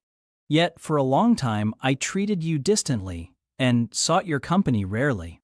I was an intellectual epicure, and wished to prolong the gratification of making this novel and piquant acquaintance. Besides, I was for a while troubled with a haunting fear that if I handled the flower freely, its bloom would fade, the sweet charm of freshness would leave it. I did not then know that it was no transitory blossom, but rather the radiant resemblance of one, cut in an indestructible gem. Moreover, I wished to see whether you would seek me if I shunned you. But you did not. You kept in the schoolroom as still as your own desk and easel. If by chance I met you, you passed me as soon and with as little token of recognition as was consistent with respect. Your habitual expression in those days, Jane, was a thoughtful look, not despondent, for you were not sickly, but not buoyant, for you had little hope and no actual pleasure. I wondered what you thought of me, or if you ever thought of me, and resolved to find this out. I resumed my notice of you. There was something glad in your glance and genial in your manner when you conversed. I saw you had a social heart. It was the silent schoolroom. It was the tedium of your life that made you mournful. I permitted myself the delight of being kind to you. Kindness stirred emotion soon. Your face became soft in expression, your tones gentle. I liked my name pronounced by your lips in a grateful, happy accent. I used to enjoy a chance meeting with you, Jane, at this time. There was a curious hesitation in your manner. You glanced at me with a slight trouble, a hovering doubt. You did not know what my caprice might be, whether I was going to play the master and be stern, or the friend and be benignant. I was now too fond of you often to simulate the first whim, and when I stretched my hand out cordially, such bloom and light and bliss rose to your young wistful features. I had much ado often to avoid straining you, then and there, to my heart.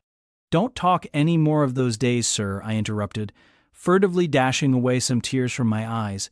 His language was torture to me, for I knew what I must do, and do soon, and all these reminiscences and these revelations of his feelings only made my work more difficult. "No, Jane," he returned. "What necessity is there to dwell on the past when the present is so much surer, the future so much brighter?" I shuddered to hear the infatuated assertion. "You see now how the case stands, do you not?" he continued. "After a youth and manhood passed half in unutterable misery and half in dreary solitude, I have for the first time found what I can truly love. I have found you. You are my sympathy, my better self, my good angel. I am bound to you with a strong attachment. I think you good, gifted, lovely. A fervent, a solemn passion is conceived in my heart. It leans to you, draws you to my center and spring of life, wraps my existence about you, and, kindling in pure, powerful flame, fuses you and me in one. It was because I felt and knew this that I resolved to marry you. To tell me that I had already a wife is empty mockery. You know now that I had but a hideous demon. I was wrong to attempt to deceive you, but I feared a stubbornness that exists in your character. I feared early instilled prejudice. I wanted to have you safe before hazarding confidences. This was cowardly. I should have appealed to your nobleness and magnanimity at first, as I do now, opened to you plainly my life of agony, described to you my hunger and thirst after a higher and worthier existence, shown to you not my resolution, that word is weak, but my resistless bent to love faithfully and well, where I am faithfully and well loved in return. Then I should have asked you to accept my pledge of fidelity and to give me yours. Jane, give it me now." A pause. "Why are you silent, Jane?" I was experiencing an ordeal. A hand of fiery iron grasped my vitals. Terrible moment, full of struggle, blackness, burning. Not a human being that ever lived could wish to be loved better than I was loved, and him who thus loved me I absolutely worshipped, and I must renounce love and idol. One drear word comprised my intolerable duty: depart. Jane, you understand what I want of you? Just this promise: I will be yours, Mr. Rochester. Mr. Rochester, I will not be yours. Another long silence. Jane, recommenced he, with a gentleness that broke me down with grief, and turned me stone cold with ominous terror, for this still voice was the pant of a lion rising. Jane, do you mean to go one way in the world, and to let me go another? I do. Jane, bending towards and embracing me, do you mean it now? I do. And now, softly kissing my forehead and cheek. I do, extricating myself from restraint rapidly and completely. Oh, Jane, this is bitter. This is wicked. It would not be wicked to love me. It would to obey you. A wild look raised his brows, crossed his features. He rose, but he forbore yet. I laid my hand on the back of a chair for support. I shook, I feared, but I resolved. One instant, Jane. Give one glance to my horrible life when you are gone. All happiness will be torn away with you. What then is left?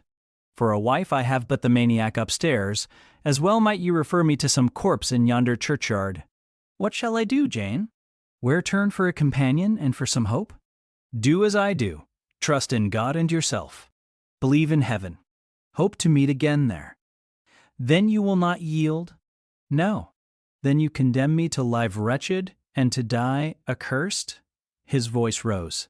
I advise you to live sinless, and I wish you to die tranquil. Then you snatch love and innocence from me? You fling me back on lust for a passion, vice for an occupation? Mr. Rochester, I no more assign this fate to you than I grasp at it for myself. We were born to strive and endure, you as well as I. Do so. You will forget me before I forget you. You make me a liar by such language. You sully my honor. I declared I could not change. You tell me to my face I shall change soon. And what a distortion in your judgment, what a perversity in your ideas, is proved by your conduct. Is it better to drive a fellow creature to despair than to transgress a mere human law, no man being injured by the breach? For you have neither relatives nor acquaintances whom you need fear to offend by living with me. This was true, and while he spoke, my very conscience and reason turned traitors against me, and charged me with crime in resisting him. They spoke almost as loud as feeling, and that clamored wildly. Oh, comply, it said. Think of his misery, think of his danger, look at his state when left alone, remember his headlong nature, consider the recklessness following on despair, soothe him, save him, love him, tell him you love him and will be his. Who in the world cares for you? Or who will be injured by what you do? Still indomitable was the reply, I care for myself. The more solitary, the more friendless, the more unsustained I am, the more I will respect myself. I will keep the law given by God, sanctioned by man.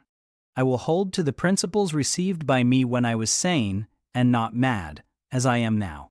Laws and principles are not for the times when there is no temptation. They are for such moments as this, when body and soul rise in mutiny against their rigor. Stringent are they, inviolate they shall be. If at my individual convenience I might break them, what would be their worth? They have a worth, so I have always believed, and if I cannot believe it now, it is because I am insane, quite insane, with my veins running fire, and my heart beating faster than I can count its throbs. Preconceived opinions, foregone determinations are all I have at this hour to stand by. There I plant my foot. I did. Mr. Rochester, reading my countenance, saw I had done so. His fury was wrought to the highest. He must yield to it for a moment, whatever followed. He crossed the floor and seized my arm and grasped my waist. He seemed to devour me with his flaming glance. Physically, I felt at the moment powerless, as stubble exposed to the draught and glow of a furnace. Mentally, I still possessed my soul, and with it, the certainty of ultimate safety. The soul, fortunately, has an interpreter, often an unconscious but still a truthful interpreter, in the eye. My eye rose to his, and while I looked in his fierce face, I gave an involuntary sigh. His gripe was painful, and my overtaxed strength almost exhausted. Never, said he as he ground his teeth, never was anything at once so frail and so indomitable. A mere reed she feels in my hand, and he shook me with the force of his hold. I could bend her with my finger and thumb, and what good would it do if I bent, if I uptore, if I crushed her? Consider that eye. Consider the resolute, wild, free thing looking out of it, defying me, with more than courage, with a stern triumph. Whatever I do with its cage, I cannot get at it. The savage, beautiful creature. If I tear, if I rend the slight prison, my outrage will only let the captive loose. Conqueror I might be of the house, but the inmate would escape to heaven before I could call myself possessor of its clay dwelling place. And it is you, spirit, with will and energy and virtue and purity, that I want, not alone your brittle frame. Of yourself you could come with soft flight and nestle against my heart if you would. Seized against your will, you will elude the grasp like an essence. You will vanish ere I inhale your fragrance. Oh, come, Jane, come. As he said this, he released me from his clutch and only looked at me. The look was far worse to resist than the frantic strain. Only an idiot, however, would have succumbed now. I had dared and baffled his fury. I must elude his sorrow. I retired to the door. You are going, Jane? I am going, sir. You are leaving me? Yes. You will not come? You will not be my comforter, my rescuer? My deep love, my wild woe, my frantic prayer are all nothing to you? What unutterable pathos was in his voice! How hard it was to reiterate firmly, I am going. Jane. Mr. Rochester. Withdraw then. I consent. But remember, you leave me here in anguish. Go up to your own room, think over all I have said, and, Jane, cast a glance on my sufferings. Think of me. He turned away. He threw himself on his face on the sofa. Oh, Jane. My hope, my love, my life broke in anguish from his lips. Then came a deep, strong sob. I had already gained the door, but, reader, I walked back as determinedly as I had retreated. I knelt down by him, I turned his face from the cushion to me, I kissed his cheek, I smoothed his hair with my hand. God bless you, my dear master, I said. God keep you from harm and wrong, direct you, solace you, reward you well for your past kindness to me. Little Jane's love would have been my best reward, he answered. Without it, my heart is broken. But Jane will give me her love. Yes, nobly, generously. Up the blood rushed to his face. Forth flashed the fire from his eyes. Erect he sprang. He held his arms out, but I evaded the embrace, and at once quitted the room.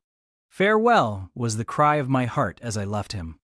Despair added, farewell forever. That night I never thought to sleep, but a slumber fell on me as soon as I lay down in bed. I was transported in thought to the scenes of childhood. I dreamt I lay in the red room at Gateshead, that the night was dark and my mind impressed with strange fears. The light that long ago had struck me into syncope, recalled in this vision, seemed glidingly to mount the wall and tremblingly to pause in the center of the obscured ceiling. I lifted up my head to look. The roof resolved to clouds, high and dim. The gleam was such as the moon imparts to vapors she is about to sever. I watched her come, watched with the strangest anticipation, as though some word of doom were to be written on her disk. She broke forth as never moon yet burst from cloud. A hand first penetrated the sable folds and waved them away. Then, not a moon, but a white human form shone in the azure, inclining a glorious brow earthward. It gazed and gazed on me. It spoke to my spirit. Immeasurably distant was the tone, yet so near it whispered in my heart. My daughter, flee temptation. Mother, I will. So I answered after I had waked from the trance-like dream. It was yet night, but July nights are short. Soon after midnight, dawn comes. It cannot be too early to commence the task I have to fulfill, thought I. I rose. I was dressed, for I had taken off nothing but my shoes. I knew where to find in my drawers some linen, a locket, a ring. In seeking these articles, I encountered the beads of a pearl necklace Mr. Rochester had forced me to accept a few days ago. I left that. It was not mine. It was the visionary bride's who had knelt it in air. The other articles I made up in a parcel. My purse, containing 20 shillings, it was all I had. I put in my pocket. I tied on my straw bonnet, pinned my shawl, took the parcel and my slippers, which I would not put on yet, and stole from my room. Farewell, kind Mrs. Fairfax, I whispered as I glided past her door. Farewell, my darling Adele, I said as I glanced towards the nursery. No thought could be admitted of entering to embrace her. I had to deceive a fine ear. For aught I knew, it might now be listening. I would have got past Mr. Rochester's chamber without a pause, but my heart, momentarily stopping its beat at that threshold, my foot was forced to stop also. No sleep was there. The inmate was walking restlessly from wall to wall, and again he sighed while I listened. There was a heaven, a temporary heaven in this room for me if I chose. I had but to go in and to say, Mr. Rochester, I will love you and live with you through life till death, and a fount of rapture would spring to my lips. I thought of this. That kind master, who could not sleep now, was waiting with impatience for day. He would send for me in the morning, I should be gone. He would have me sought for, vainly. He would feel himself forsaken, his love rejected. He would suffer, perhaps grow desperate. I thought of this too. My hand moved towards the lock. I caught it back and glided on. Drearily I wound my way downstairs. I knew what I had to do, and I did it mechanically. I sought the key of the side door in the kitchen. I sought, too, a phial of oil and a feather. I oiled the key and the lock. I got some water, I got some bread, for perhaps I should have to walk far, and my strength, sorely shaken of late, must not break down. All this I did without one sound. I opened the door, passed out, shut it softly. Dim dawn glimmered in the yard. The great gates were closed and locked, but a wicket in one of them was only latched. Through that I departed. It too I shut, and now I was out of Thornfield. A mile off, beyond the fields, lay a road which stretched in the contrary direction to Millcote, a road I had never traveled but often noticed, and wondered where it led. Thither I bent my steps. No reflection was to be allowed now. Not one glance was to be cast back, not even one forward. Not one thought was to be given either to the past or the future. The first was a page so heavenly sweet, so deadly sad, that to read one line of it would dissolve my courage and break down my energy. The last was an awful blank, something like the world when the deluge was gone by. I skirted fields and hedges and lanes till after sunrise. I believe it was a lovely summer morning. I know my shoes, which I had put on when I left the house, were soon wet with dew. But I looked neither to rising sun, nor smiling sky, nor wakening nature. He who is taken out to pass through a fair scene to the scaffold thinks not of the flowers that smile on his road, but of the block and axe edge, of the disseverment of bone and vein, of the grave gaping at the end, and I thought of drear flight and homeless wandering. And oh, with agony I thought of what I left. I could not help it. I thought of him now, in his room, watching the sunrise, hoping I should soon come to say I would stay with him and be his. I longed to be his. I panted to return. It was not too late. I could yet spare him the bitter pang of bereavement. As yet, my flight, I was sure, was undiscovered. I could go back and be his comforter, his pride, his redeemer from misery, perhaps from ruin. Oh, that fear of his self-abandonment, far worse than my abandonment, how it goaded me. It was a barbed arrowhead in my breast. It tore me when I tried to extract it. It sickened me when remembrance thrust it farther in. Birds began singing in brake and copse. Birds were faithful to their mates. Birds were emblems of love. What was I? In the midst of my pain of heart and frantic effort of principle, I abhorred myself. I had no solace from self-approbation, none even from self-respect. I had injured, wounded, left my master. I was hateful in my own eyes. Still, I could not turn, nor retrace one step. God must have led me on. As to my own will or conscience, impassioned grief had trampled one and stifled the other. I was weeping wildly as I walked along my solitary way. Fast, fast I went like one delirious. A weakness, beginning inwardly, extending to the limbs, seized me, and I fell. I lay on the ground some minutes, pressing my face to the wet turf. I had some fear, or hope, that here I should die, but I was soon up, crawling forwards on my hands and knees, and then again raised to my feet, as eager and as determined as ever to reach the road. When I got there, I was forced to sit to rest me under the hedge, and while I sat, I heard wheels and saw a coach come on. I stood up and lifted my hand. It stopped. I asked where it was going. The driver named a place a long way off, and where I was sure Mr. Rochester had no connections. I asked for what sum he would take me there. He said 30 shillings. I answered I had but 20. Well, he would try to make it do. He further gave me leave to get into the inside, as the vehicle was empty. I entered, was shut in, and it rolled on its way. Gentle reader, may you never feel what I then felt. May your eyes never shed such stormy, scalding, heart-wrung tears as poured from mine. May you never appeal to heaven in prayers so hopeless and so agonized as in that hour left my lips. For never may you, like me, dread to be the instrument of evil to what you wholly love. Chapter 28. 2 days are past. It is a summer evening. The coachman has set me down at a place called Whitcross. He could take me no farther for the sum I had given, and I was not possessed of another shilling in the world. The coach is a mile off by this time. I am alone. At this moment I discovered that I forgot to take my parcel out of the pocket of the coach, where I had placed it for safety.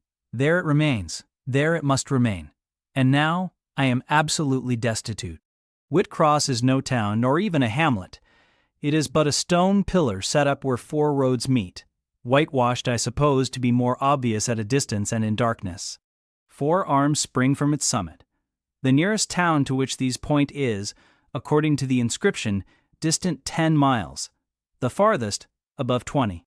From the well-known names of these towns I learn in what county I have lighted, a North Midland shire, dusk with moorland, ridged with mountain. This I see. There are great moors behind and on each hand of me. There are waves of mountains far beyond that deep valley at my feet. The population here must be thin, and I see no passengers on these roads. They stretch out east, west, north and south, white, broad, lonely. They are all cut in the moor, and the heather grows deep and wild to their very verge.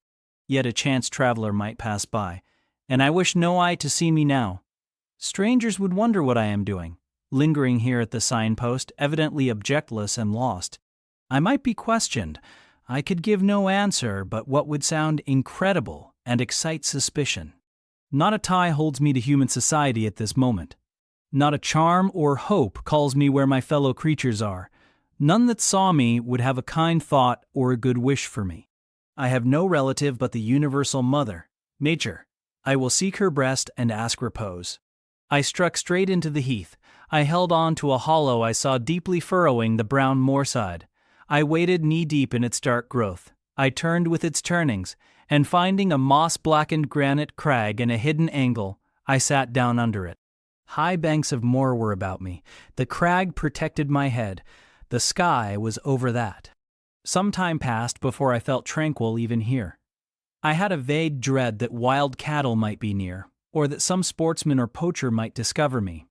If a gust of wind swept the waste, I looked up, fearing it was the rush of a bull. If a plover whistled, I imagined it a man.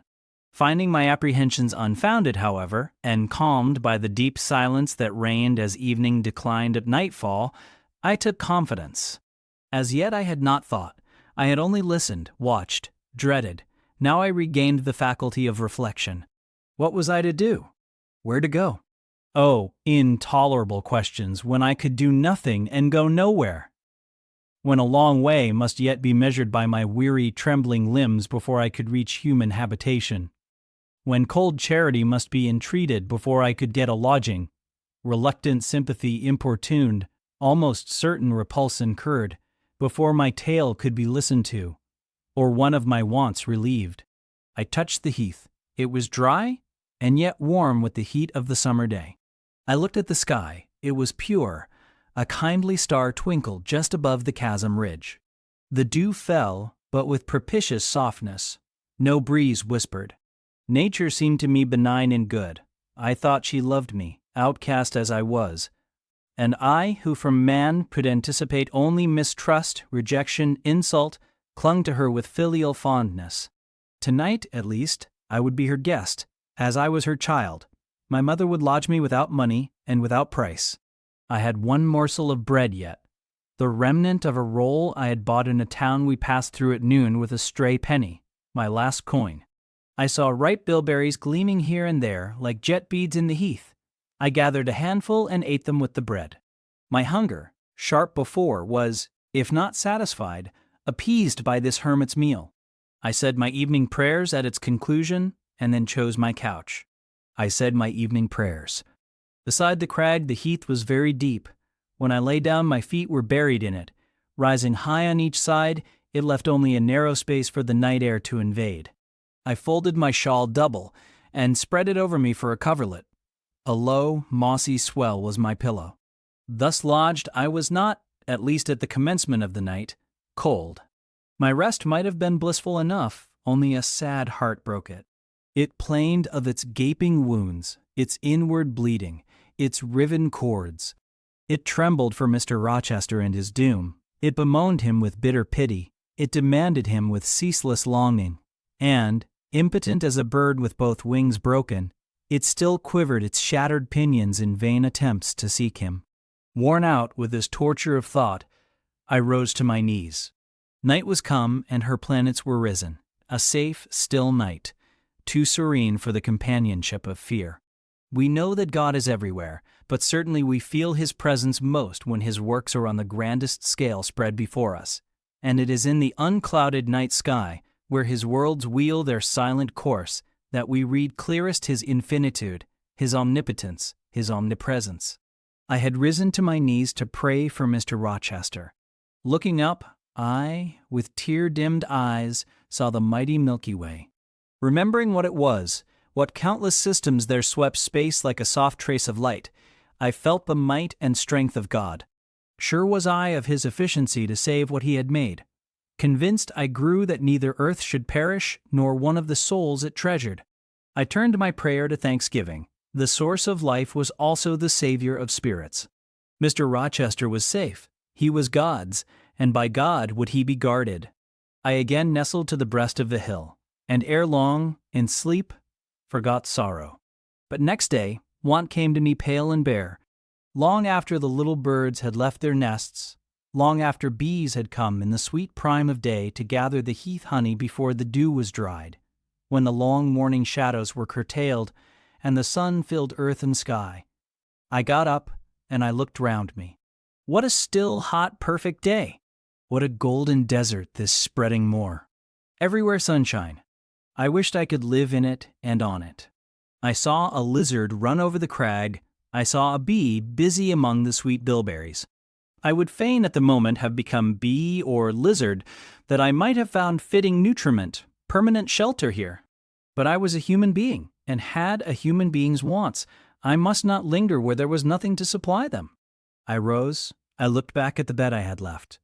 Hopeless of the future, I wished but this, that my Maker had that night thought good to require my soul of me while I slept, and that this weary frame, absolved by death from further conflict with fate, had now but to decay quietly and mingle in peace with the soil of this wilderness. Life, however, was yet in my possession, with all its requirements and pains and responsibilities. The burden must be carried, the want provided for, the suffering endured, the responsibility fulfilled. I set out. Whitcross regained, I followed a road which led from the sun, now fervent and high. By no other circumstance had I will to decide my choice. I walked a long time, and when I thought I had nearly done enough, and might conscientiously yield to the fatigue that almost overpowered me, might relax this forced action, and, sitting down on a stone I saw near, submit resistlessly to the apathy that clogged heart and limb, I heard a bell chime, a church bell. I turned in the direction of the sound, and there, amongst the romantic hills whose changes and aspect I had ceased to note an hour ago, I saw a hamlet and a spire. All the valley at my right hand was full of pasture fields and cornfields and wood, and a glittering stream ran zigzag through the varied shades of green, the mellowing grain, the somber woodland, the clear and sunny lea. Recalled by the rumbling of wheels to the road before me, I saw a heavily laden wagon laboring up the hill, and not far beyond were 2 cows and their drover. Human life and human labor were near. I must struggle on, strive to live and bend to toil like the rest. About 2:00 p.m. I entered the village. At the bottom of its one street there was a little shop with some cakes of bread in the window. I coveted a cake of bread. With that refreshment I could perhaps regain a degree of energy. Without it, it would be difficult to proceed. The wish to have some strength and some vigor returned to me as soon as I was amongst my fellow beings. I felt it would be degrading to faint with hunger on the causeway of a hamlet. Had I nothing about me I could offer in exchange for one of these rolls? I considered. I had a small silk handkerchief tied round my throat. I had my gloves. I could hardly tell how men and women in extremities of destitution proceeded. I did not know whether either of these articles would be accepted. Probably they would not, but I must try. I entered the shop. A woman was there. Seeing a respectably dressed person, a lady as she supposed, she came forward with civility. How could she serve me? I was seized with shame. My tongue would not utter the request I had prepared. I dared not offer her the half-worn gloves, the creased handkerchief. Besides, I felt it would be absurd. I only begged permission to sit down a moment, as I was tired. Disappointed in the expectation of a customer, she coolly acceded to my request. She pointed to a seat. I sank into it. I felt sorely urged to weep. but conscious how unseasonable such a manifestation would be, I restrained it. Soon I asked her if there were any dressmaker or plain workwoman in the village. Yes, 2 or 3. Quite as many as there was employment for, I reflected. I was driven to the point now. I was brought face to face with necessity. I stood in the position of one without a resource, without a friend, without a coin. I must do something. What? I must apply somewhere. Where? Did she know of any place in the neighborhood where a servant was wanted? Nay, she couldn't say. What was the chief trade in this place? What did most of the people do? Some were farm laborers. A good deal worked at Mr. Oliver's needle factory and at the foundry. Did Mr. Oliver employ women? Nay, it was men's work. And what did the women do? None, was the answer. Some does one thing, and some another. Poor folk mun get on as they can. She seemed to be tired of my questions, and indeed, what claim had I to importune her? A neighbor or two came in. My chair was evidently wanted. I took leave. I passed up the street, looking as I went at all the houses to the right hand and to the left. But I could discover no pretext, nor see an inducement to enter any. I rambled round the hamlet, going sometimes to a little distance and returning again for an hour or more. Much exhausted and suffering greatly now for want of food, I turned aside into a lane and sat down under the hedge. Ere many minutes had elapsed, I was again on my feet, however, and again searching something, a resource, or at least an informant.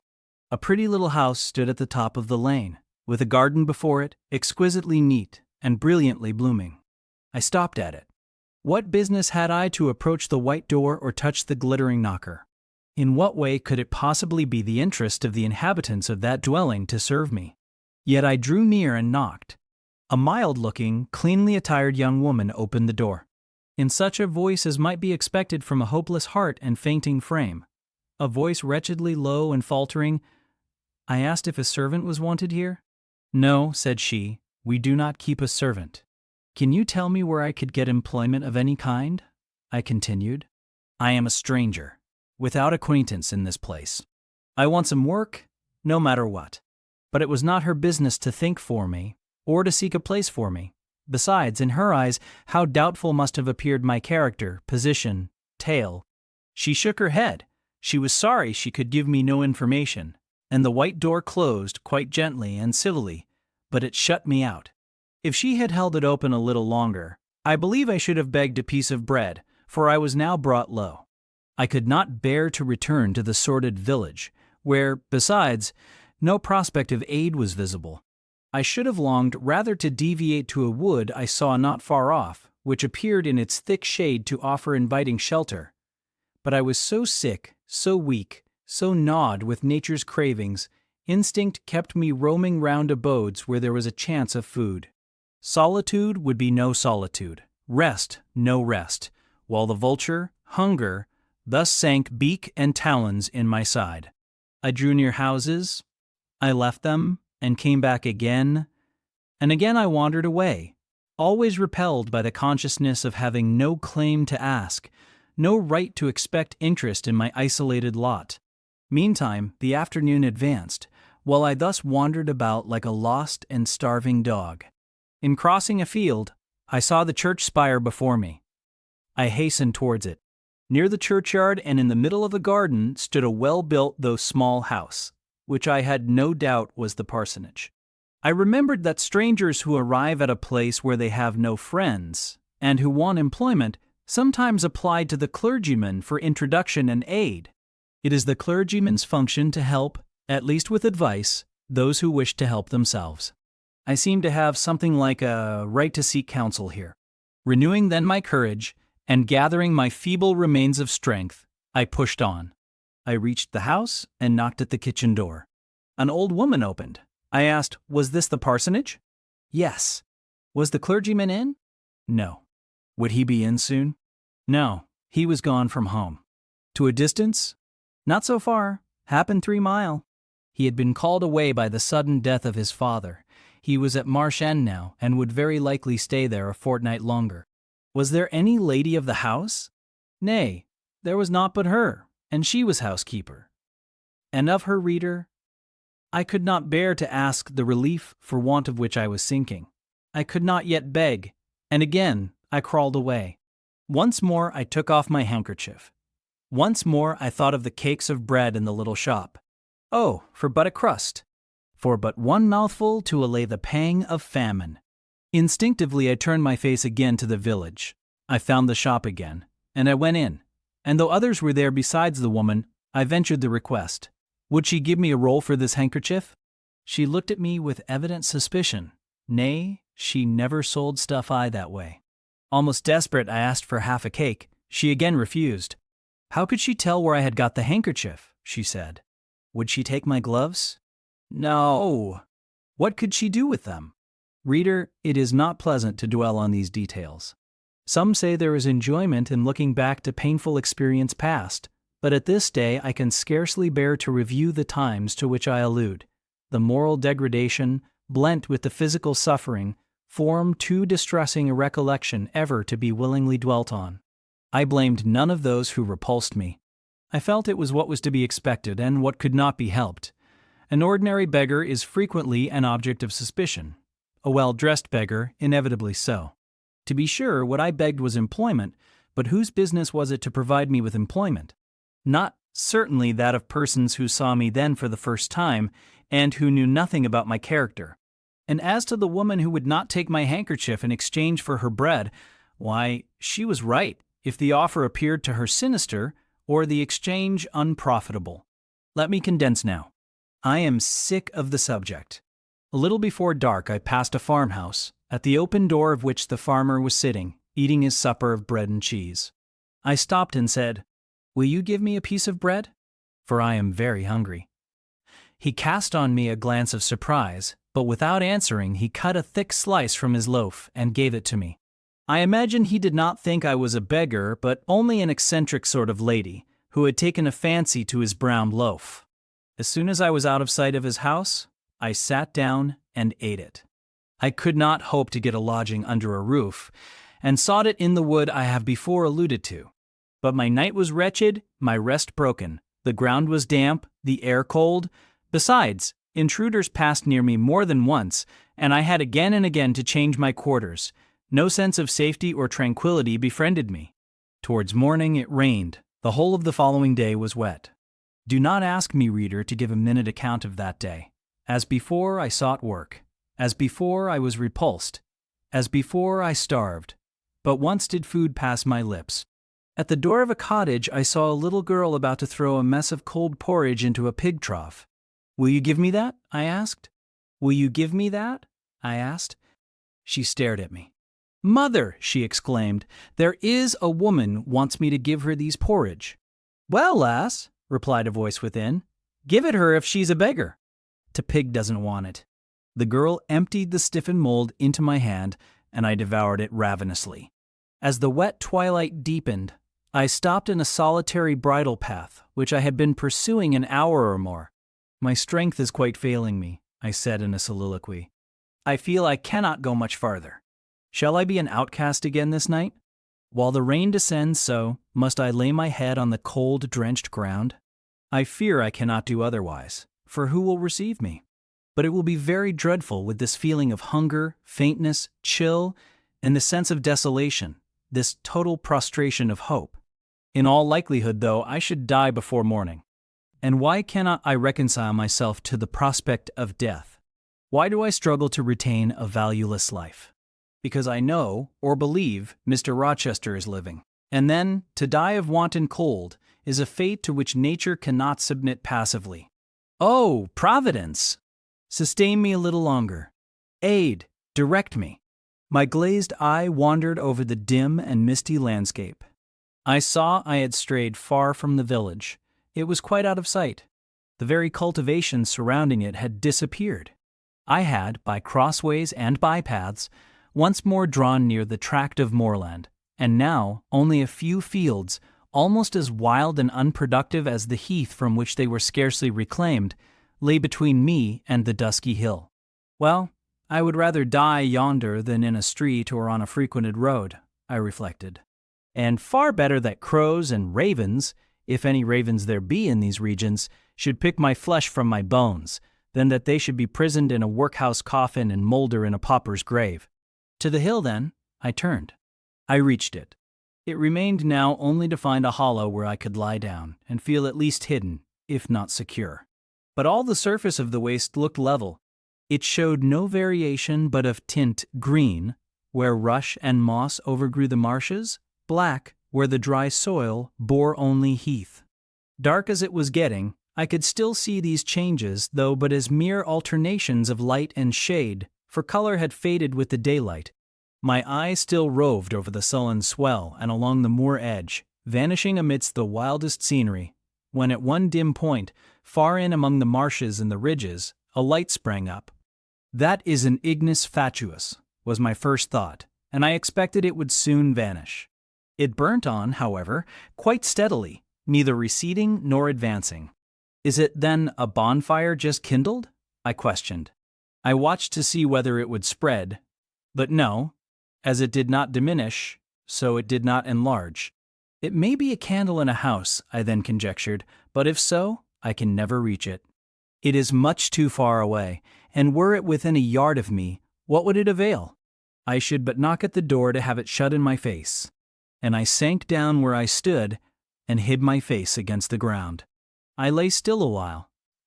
The night wind swept over the hill and over me and died moaning in the distance.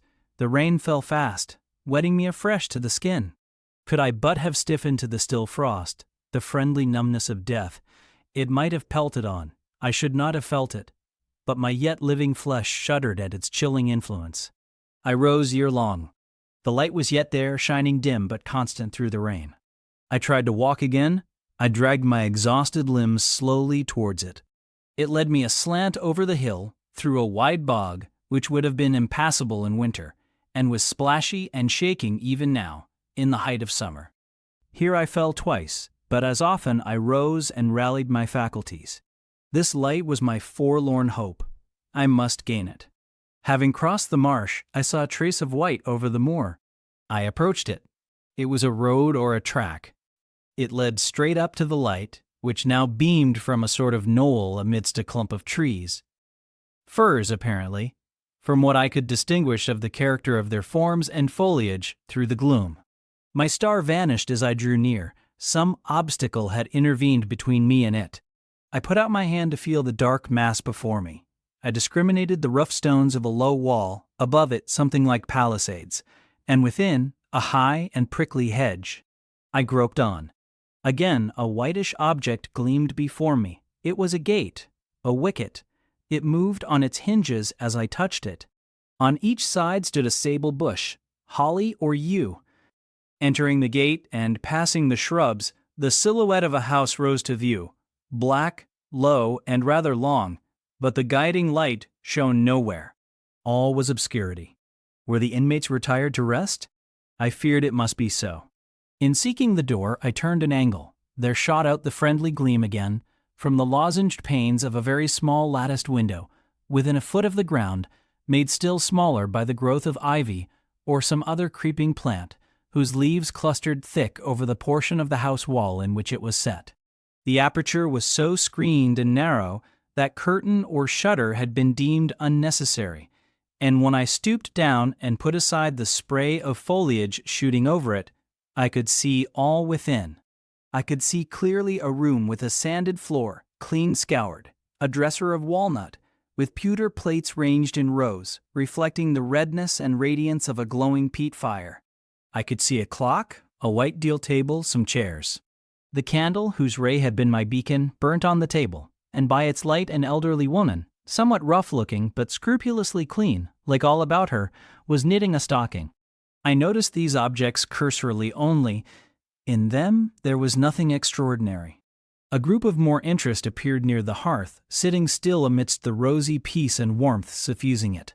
Two young, graceful women, ladies in every point, sat, one in a low rocking chair, the other on a lower stool. Both wore deep mourning of crepe and bombazine, which somber garb singularly set off very fair necks and faces. A large old pointer dog rested its massive head on the knee of one girl. In the lap of the other was cushioned a black cat. A strange place was this humble kitchen for such occupants. Who were they? They could not be the daughters of the elderly person at the table, for she looked like a rustic, and they were all delicacy and cultivation. I had nowhere seen such faces as theirs, and yet, as I gazed on them, I seemed intimate with every lineament. I cannot call them handsome. They were too pale and grave for the word. As they each bent over a book, they looked thoughtful almost to severity. A stand between them supported a second candle, and two great volumes to which they frequently referred, comparing them, seemingly, with the smaller books they held in their hands, like people consulting a dictionary to aid them in the task of translation. This scene was as silent as if all the figures had been shadows, and the fire-lit apartment a picture. So hushed was it, I could hear the cinders fall from the grate, the clock tick in its obscure corner, and I even fancied I could distinguish the click-click of the woman's knitting needles. When, therefore, a voice broke the strange stillness at last, it was audible enough to me. "Listen, Diana," said one of the absorbed students. "Franz and old Daniel are together in the nighttime, and Franz is telling a dream from which he has awakened in terror. Listen!" And in a low voice she read something, of which not one word was intelligible to me, for it was in an unknown tongue, neither French nor Latin. Whether it were Greek or German I could not tell. "That is strong," she said when she had finished. "I relish it." The other girl who had lifted her head to listen to her sister repeated, while she gazed at the fire, a line of what had been read. At a later day, I knew the language and the book. Therefore I will here quote the line, though when I first heard it, it was only like a stroke on sounding brass to me, conveying no meaning. "Da trat hervor einer anzusehen wie die Sternen Nacht." Good. "Good!" she exclaimed, while her dark and deep eye sparkled. "There you have a dim and mighty archangel fitly set before you. The line is worth 100 pages of fustian. Ich wage die Gedanken in der Schale meines Zornes und die Werke mit dem Gewichte meines Grimms." I like it. Both were again silent. "Is there any country where they talk that way?" asked the old woman, looking up from her knitting. "Yes, Hannah, a far larger country than England, where they talk in no other way." "Well, for sure case, I now know how they can understand 20 other, and if either o' ye went there, ye could tell what they said, I guess?"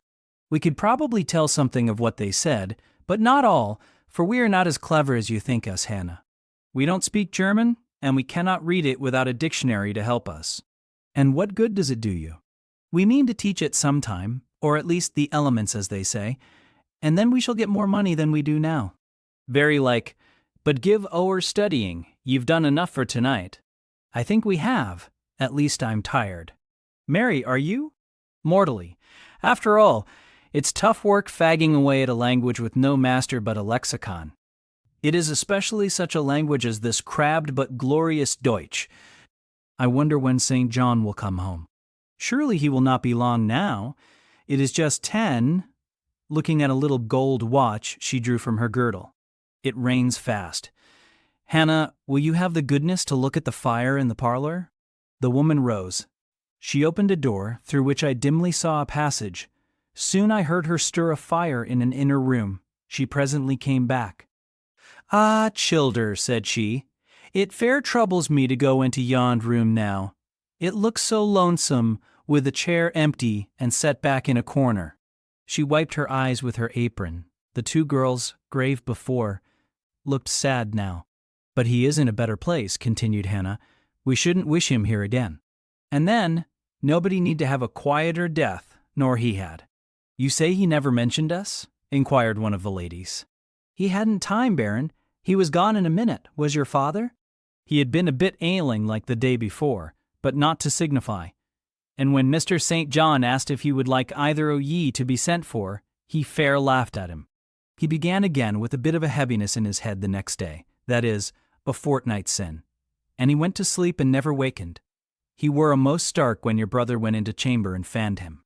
"Ah, childer, that's to last o' old stock for ye, and Mr. St. John is like of different sort to them it's gone, for all your mother were mick your way, and a most as book learned. She were the picture o' ye, Mary. Diana is more like your father." I thought them so similar I could not tell where the old servant, for such I now concluded her to be, saw the difference. Both were fair-complexioned and slenderly made. Both possessed faces full of distinction and intelligence. One, to be sure, had hair a shade darker than the other, and there was a difference in their style of wearing it. Mary's pale brown locks were parted and braided smooth. Diana's duskier tresses covered her neck with thick curls. The clock struck 10. "You'll want your supper, I am sure," observed Hannah, "and so will Mr. St. John when he comes in." And she proceeded to prepare the meal. The ladies rose. They seemed about to withdraw to the parlor. Till this moment, I had been so intent on watching them, their appearance and conversation had excited in me so keen an interest, I had half forgotten my own wretched position. Now it recurred to me. More desolate, more desperate than ever, it seemed from contrast. And how impossible did it appear to touch the inmates of this house with concern on my behalf, to make them believe in the truth of my wants and woes, to induce them to vouchsafe a rest for my wanderings.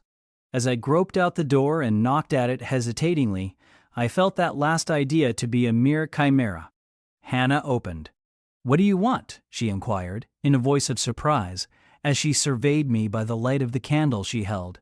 "May I speak to your mistresses?" I said. "You had better tell me what you have to say to them. Where do you come from?" "I am a stranger." "What is your business here at this hour?" "I want a night's shelter in an outhouse or anywhere, and a morsel of bread to eat." Distrust, the very feeling I dreaded, appeared in Hannah's face. "I'll give you a piece of bread," she said, after a pause. "But we can't take in a vagrant to lodge." "It isn't likely." "Do let me speak to your mistresses." "No, not I." "What can they do for you?" "You should not be roving about now. It looks very ill." "But where shall I go if you drive me away?" "What shall I do?" "Oh, I'll warrant you know where to go and what to do. Mind you don't do wrong, that's all. Here is a penny. Now go." "A penny cannot feed me, and I have no strength to go farther." "Don't shut the door." "Oh, don't, for God's sake." "I must. The rain is driving in. Tell the young ladies." "Let me see them." "Indeed, I will not." "You are not what you ought to be, or you wouldn't make such a noise. Move off." "But I must die if I am turned away." "Not you. I'm feared you have some ill plans again that bring you about folks' houses at this time o' night. If you've any followers, housebreakers or such like, anywhere near, you may tell them we are not by ourselves in the house. We have a gentleman, and dogs, and guns." Here the honest but inflexible servant clapped the door to and bolted it within. This was the climax. A pang of exquisite suffering, a throe of true despair, rent and heaved my heart. Worn out indeed I was. Not another step could I stir. I sank on the wet doorstep. I groaned. I wrung my hands. I wept in utter anguish. Oh, this specter of death! Oh, this last hour, approaching in such horror! Alas, this isolation, this banishment from my kind! Not only the anchor of hope, but the footing of fortitude was gone, at least for a moment, but the last I soon endeavored to regain. "I can but die," I said, "and I believe in God. Let me try to wait His will in silence." These words I not only thought but uttered, and thrusting back all my misery into my heart, I made an effort to compel it to remain there, dumb and still. "All men must die," said a voice quite close at hand, "but all are not condemned to meet a lingering and premature doom, such as yours would be if you perished here of want." "Who or what speaks?" I asked, terrified at the unexpected sound, and incapable now of deriving from any occurrence a hope of aid. A form was near. What form? The pitch-dark night and my enfeebled vision prevented me from distinguishing. With a loud long knock, the newcomer appealed to the door. "Is it you, Mr. St. John?" cried Hannah. "Yes, yes, open quickly." "Well, how wet and cold you must be, such a wild night as it is." "Come in. Your sisters are quite uneasy about you, and I believe there are bad folks about." "There has been a beggar woman? I declare she is not gone yet, laid down there." "Get up." "For shame." "Move off, I say." "Hush, Hannah. I have a word to say to the woman. You have done your duty in excluding, now let me do mine in admitting her. I was near, and listened to both you and her. I think this is a peculiar case. I must at least examine into it. Young woman, rise and pass before me into the house. Hush, Hannah. I have a word to say to the woman. With difficulty, I obeyed him. Presently I stood within that clean, bright kitchen, on the very hearth, trembling, sickening, conscious of an aspect in the last degree ghastly, wild, and weather-beaten. The two ladies, their brother, Mr. St. John, the old servant, were all gazing at me. "St. John, who is it?" I heard one ask. "I cannot tell. I found her at the door," was the reply. "She does look white," said Hannah. "As white as clay or death," was responded. "She will fall, let her sit." And indeed my head swam. I dropped, but a chair received me. I still possessed my senses, though just now I could not speak. Perhaps a little water would restore her. Hannah, fetch some. But she is worn to nothing. How very thin, and how very bloodless. A mere spectre. Is she ill, or only famished? Famished, I think. Hannah, is that milk? Give it me, and a piece of bread. Diana, I knew her by the long curls which I saw drooping between me and the fire as she bent over me, broke some bread, dipped it in milk, and put it to my lips. Her face was near mine. I saw there was pity in it, and I felt sympathy in her hurried breathing.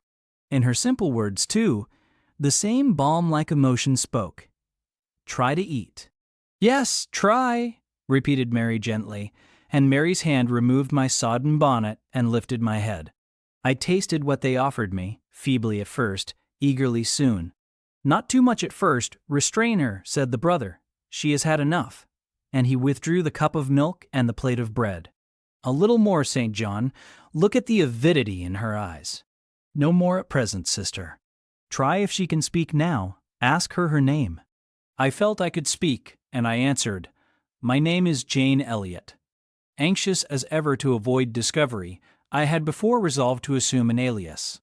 "And where do you live? Where are your friends?" I was silent. "Can we send for anyone you know?" I shook my head. "What account can you give of yourself?"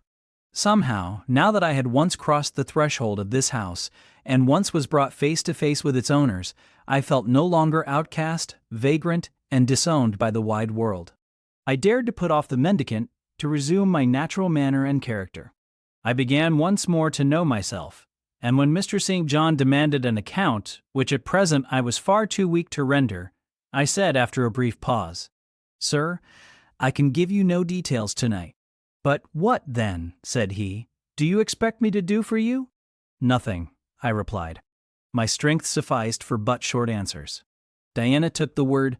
"Do you mean," she asked, "that we have now given you what aid you require, and that we may dismiss you to the moor in the rainy night?" I looked at her. She had, I thought, a remarkable countenance, instinct both with power and goodness. I took sudden courage. Answering her compassionate gaze with a smile, I said, "I will trust you. If I were a masterless and stray dog, I know that you would not turn me from your hearth tonight. As it is, I really have no fear. Do with me and for me as you like, but excuse me from much discourse. My breath is short, I feel a spasm when I speak."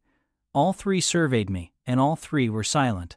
"Hannah," said Mr. St. John at last, "let her sit there at present, and ask her no questions.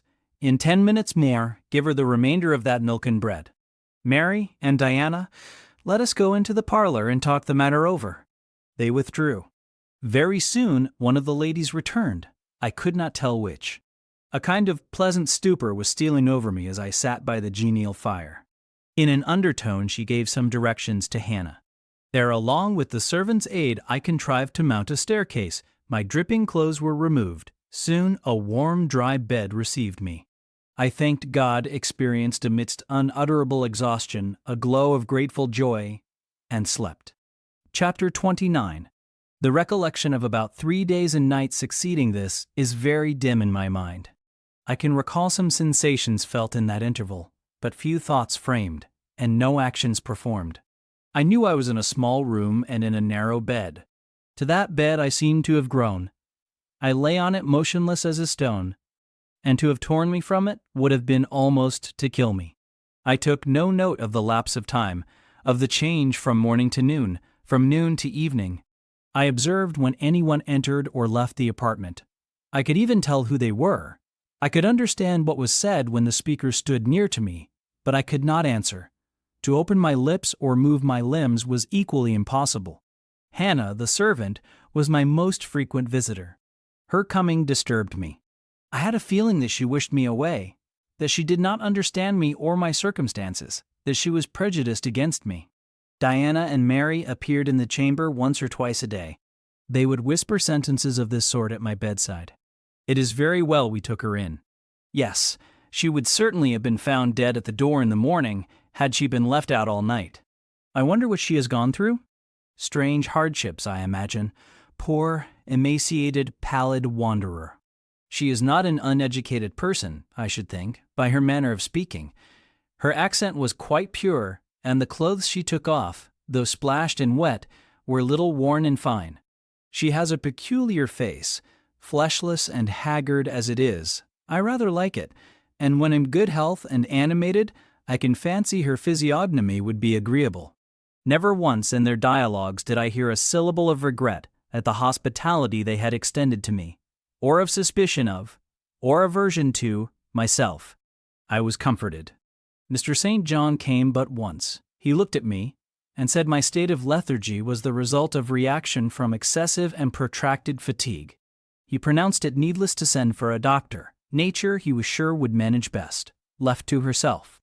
He said every nerve had been overstrained in some way, and the whole system must sleep torpid a while. There was no disease.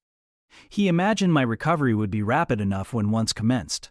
These opinions he delivered in a few words, in a quiet, low voice, and added, after a pause, in the tone of a man little accustomed to expansive comment. Rather an unusual physiognomy, certainly not indicative of vulgarity or degradation. Far otherwise, responded Diana. To speak truth, St. John, my heart rather warms to the poor little soul. I wish we may be able to benefit her permanently. That is hardly likely, was the reply. You will find she is some young lady who has had a misunderstanding with her friends and has probably injudiciously left them. We may perhaps succeed in restoring her to them if she is not obstinate, but I trace lines of force in her face which make me skeptical of her tractability. He stood considering me some minutes, then added, She looks sensible, but not at all handsome. She is so ill, St. John.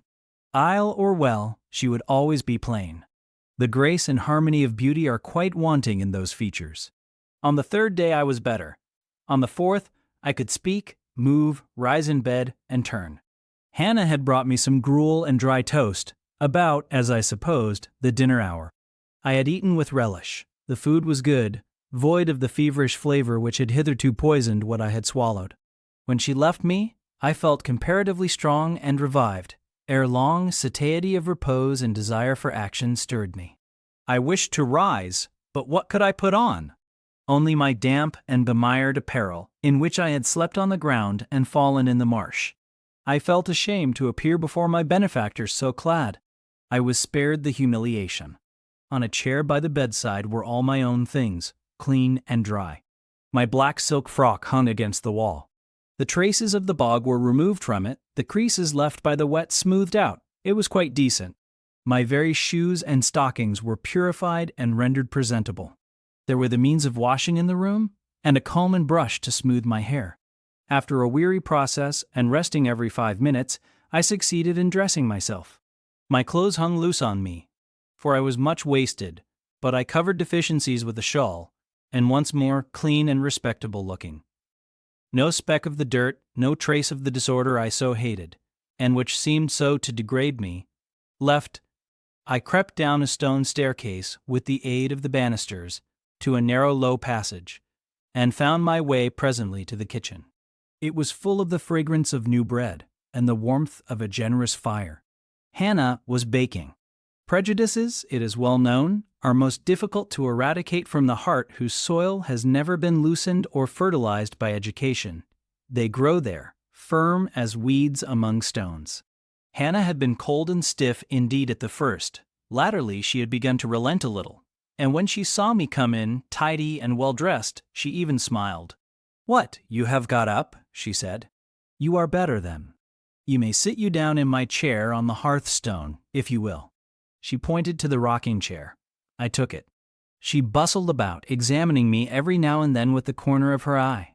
Turning to me as she took some loaves from the oven, she asked bluntly, "Did you ever go a-begging afore you came here?" I was indignant for a moment, but remembering that anger was out of the question, and that I had indeed appeared as a beggar to her, I answered quietly, but still not without a certain marked firmness, "You are mistaken in supposing me a beggar. I am no beggar, any more than yourself or your young ladies." After a pause, she said, "I do not understand that. You've like no house nor no brass, I guess?" "The want of house or brass, by which I suppose you mean money, does not make a beggar in your sense of the word." "Are you book-learned?" she inquired presently. "Yes, very." "But you've never been to a boarding school?" "I was at a boarding school 8 years." She opened her eyes wide. "Whatever cannot ye keep yourself for, then?" "I have kept myself, and, I trust, shall keep myself again." "What are you going to do with these gooseberries?" I inquired as she brought out a basket of the fruit. "Mack 'em into pies." "Give them to me, and I'll pick them." "Nay, I dunnot want ye to do naught." "But I must do something." "Let me have them." She consented, and she even brought me a clean towel to spread over my dress, lest, as she said, I should mucky it. "You've not been used to sarvant's work, I see by your hands," she remarked. "Happen you've been a dressmaker." "No, you are wrong. And now, never mind what I have been.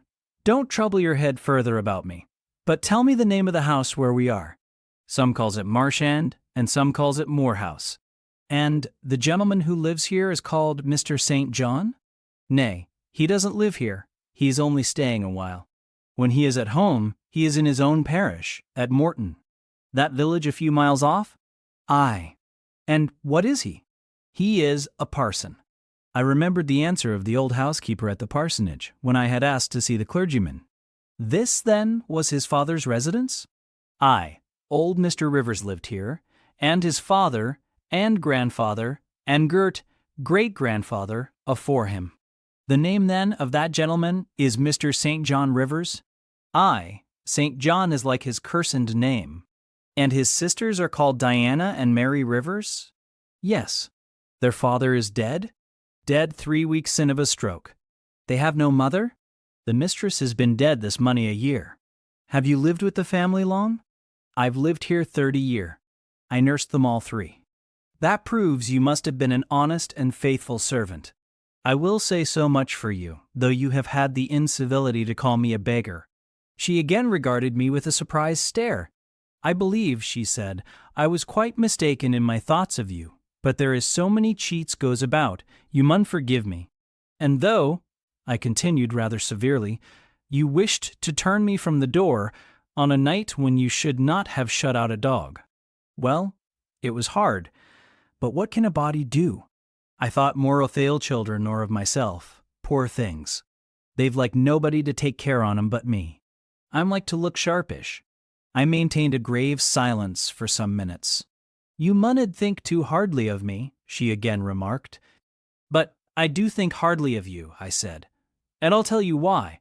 Not so much because you refused to give me shelter, or regarded me as an impostor, as because you just now made it a species of reproach that I had no brass and no house.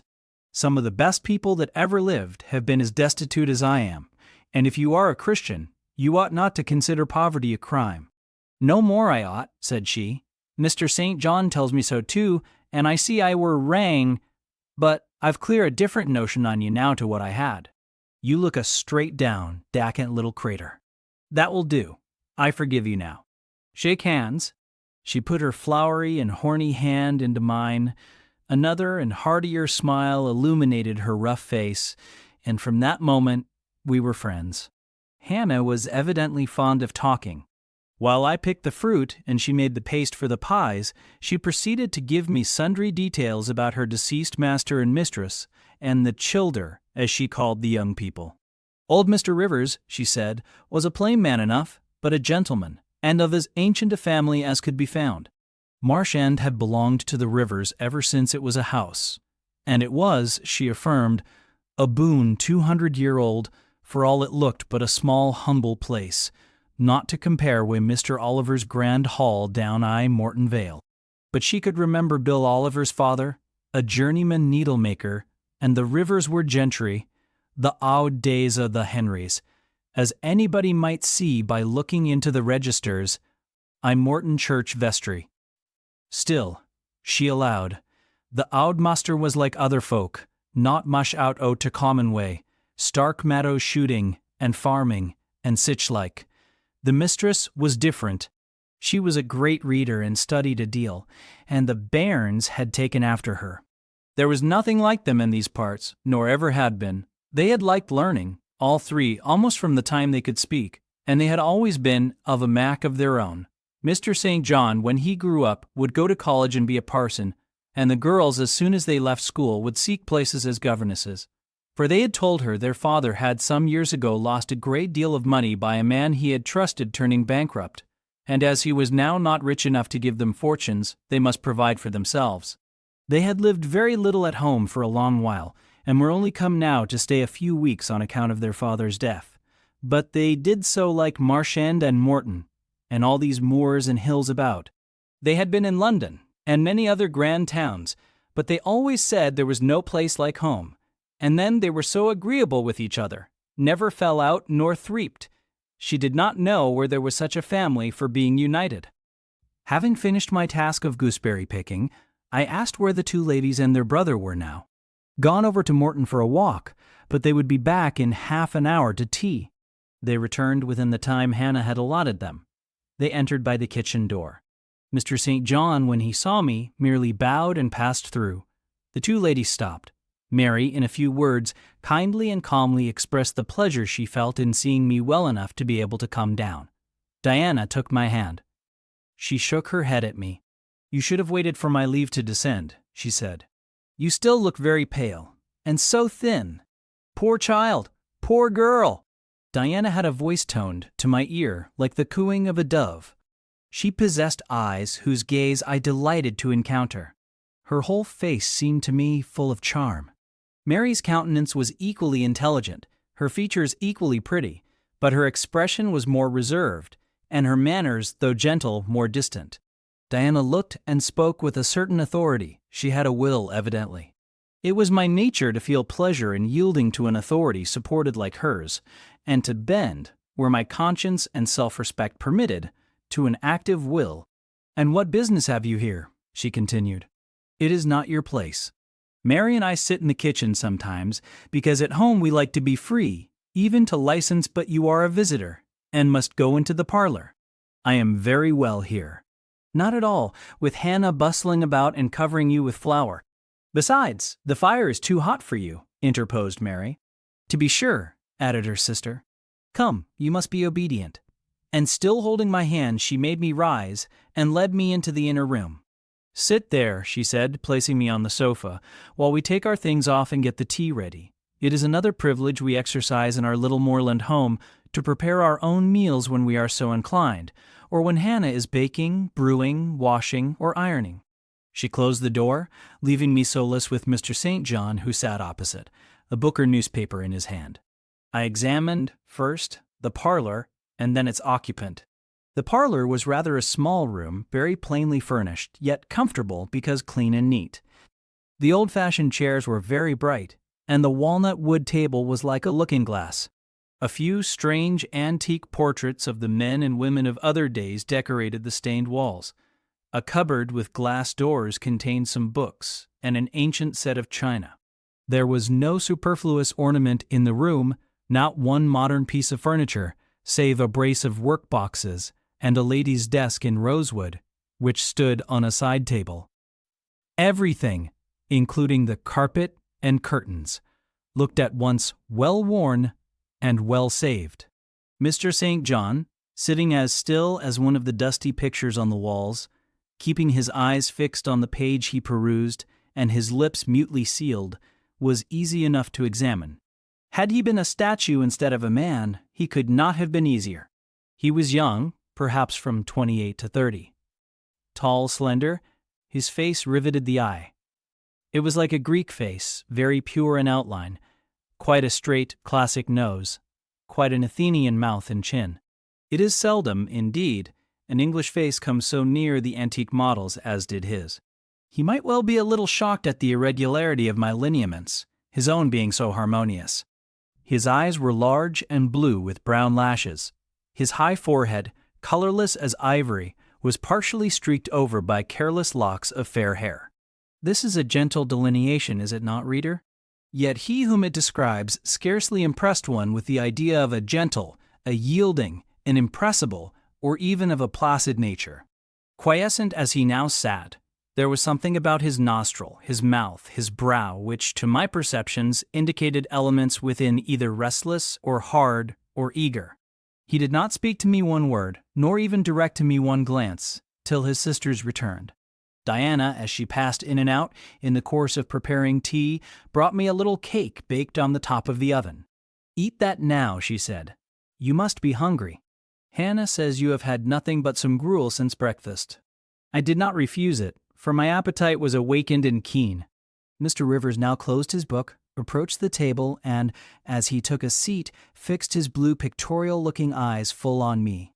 There was an unceremonious directness, a searching, decided steadfastness in his gaze now, which told that intention and not diffidence had hitherto kept it averted from the stranger. "You are very hungry," he said. "I am, sir. It is my way, it always was my way, by instinct, ever to meet the brief with brevity, the direct with plainness. It is well for you that a low fever has forced you to abstain for the last 3 days. There would have been danger in yielding to the cravings of your appetite at first. Now you may eat, though still not immoderately." "I trust I shall not eat long at your expense, sir," was my very clumsily contrived, unpolished answer. "No," he said coolly. "When you have indicated to us the residence of your friends, we can write to them, and you may be restored to home. That, I must plainly tell you, is out of my power to do, being absolutely without home and friends." The three looked at me, but not distrustfully. I felt there was no suspicion in their glances. There was more of curiosity. I speak particularly of the young ladies.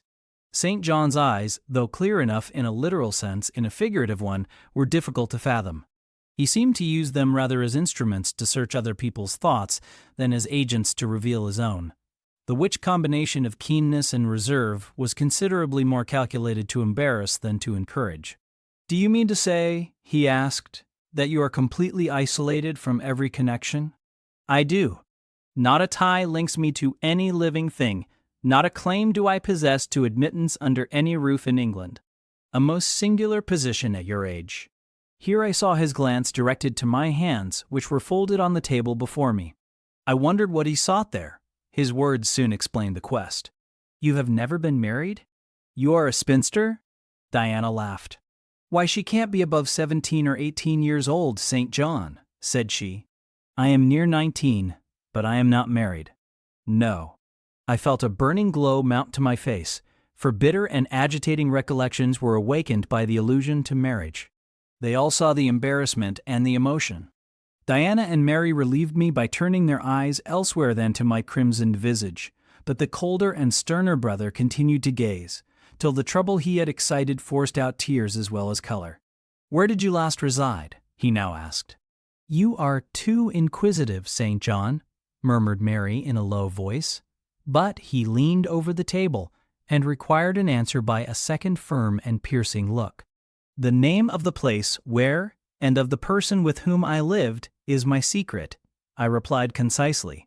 "Which, if you like, you have, in my opinion, a right to keep, both from St. John and every other questioner," remarked Diana.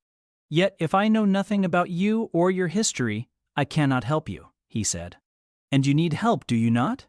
"I need it, and I seek it so far, sir, that some true philanthropist will put me in the way of getting work which I can do, and a remuneration for which will keep me, if but in the barest necessaries of life.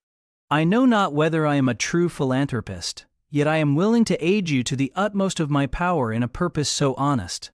First, then, tell me what you have been accustomed to do, and what you can do." I had now swallowed my tea. I was mightily refreshed by the beverage, as much so as a giant with wine. It gave new tone to my unstrung nerves, and enabled me to address this penetrating young judge steadily.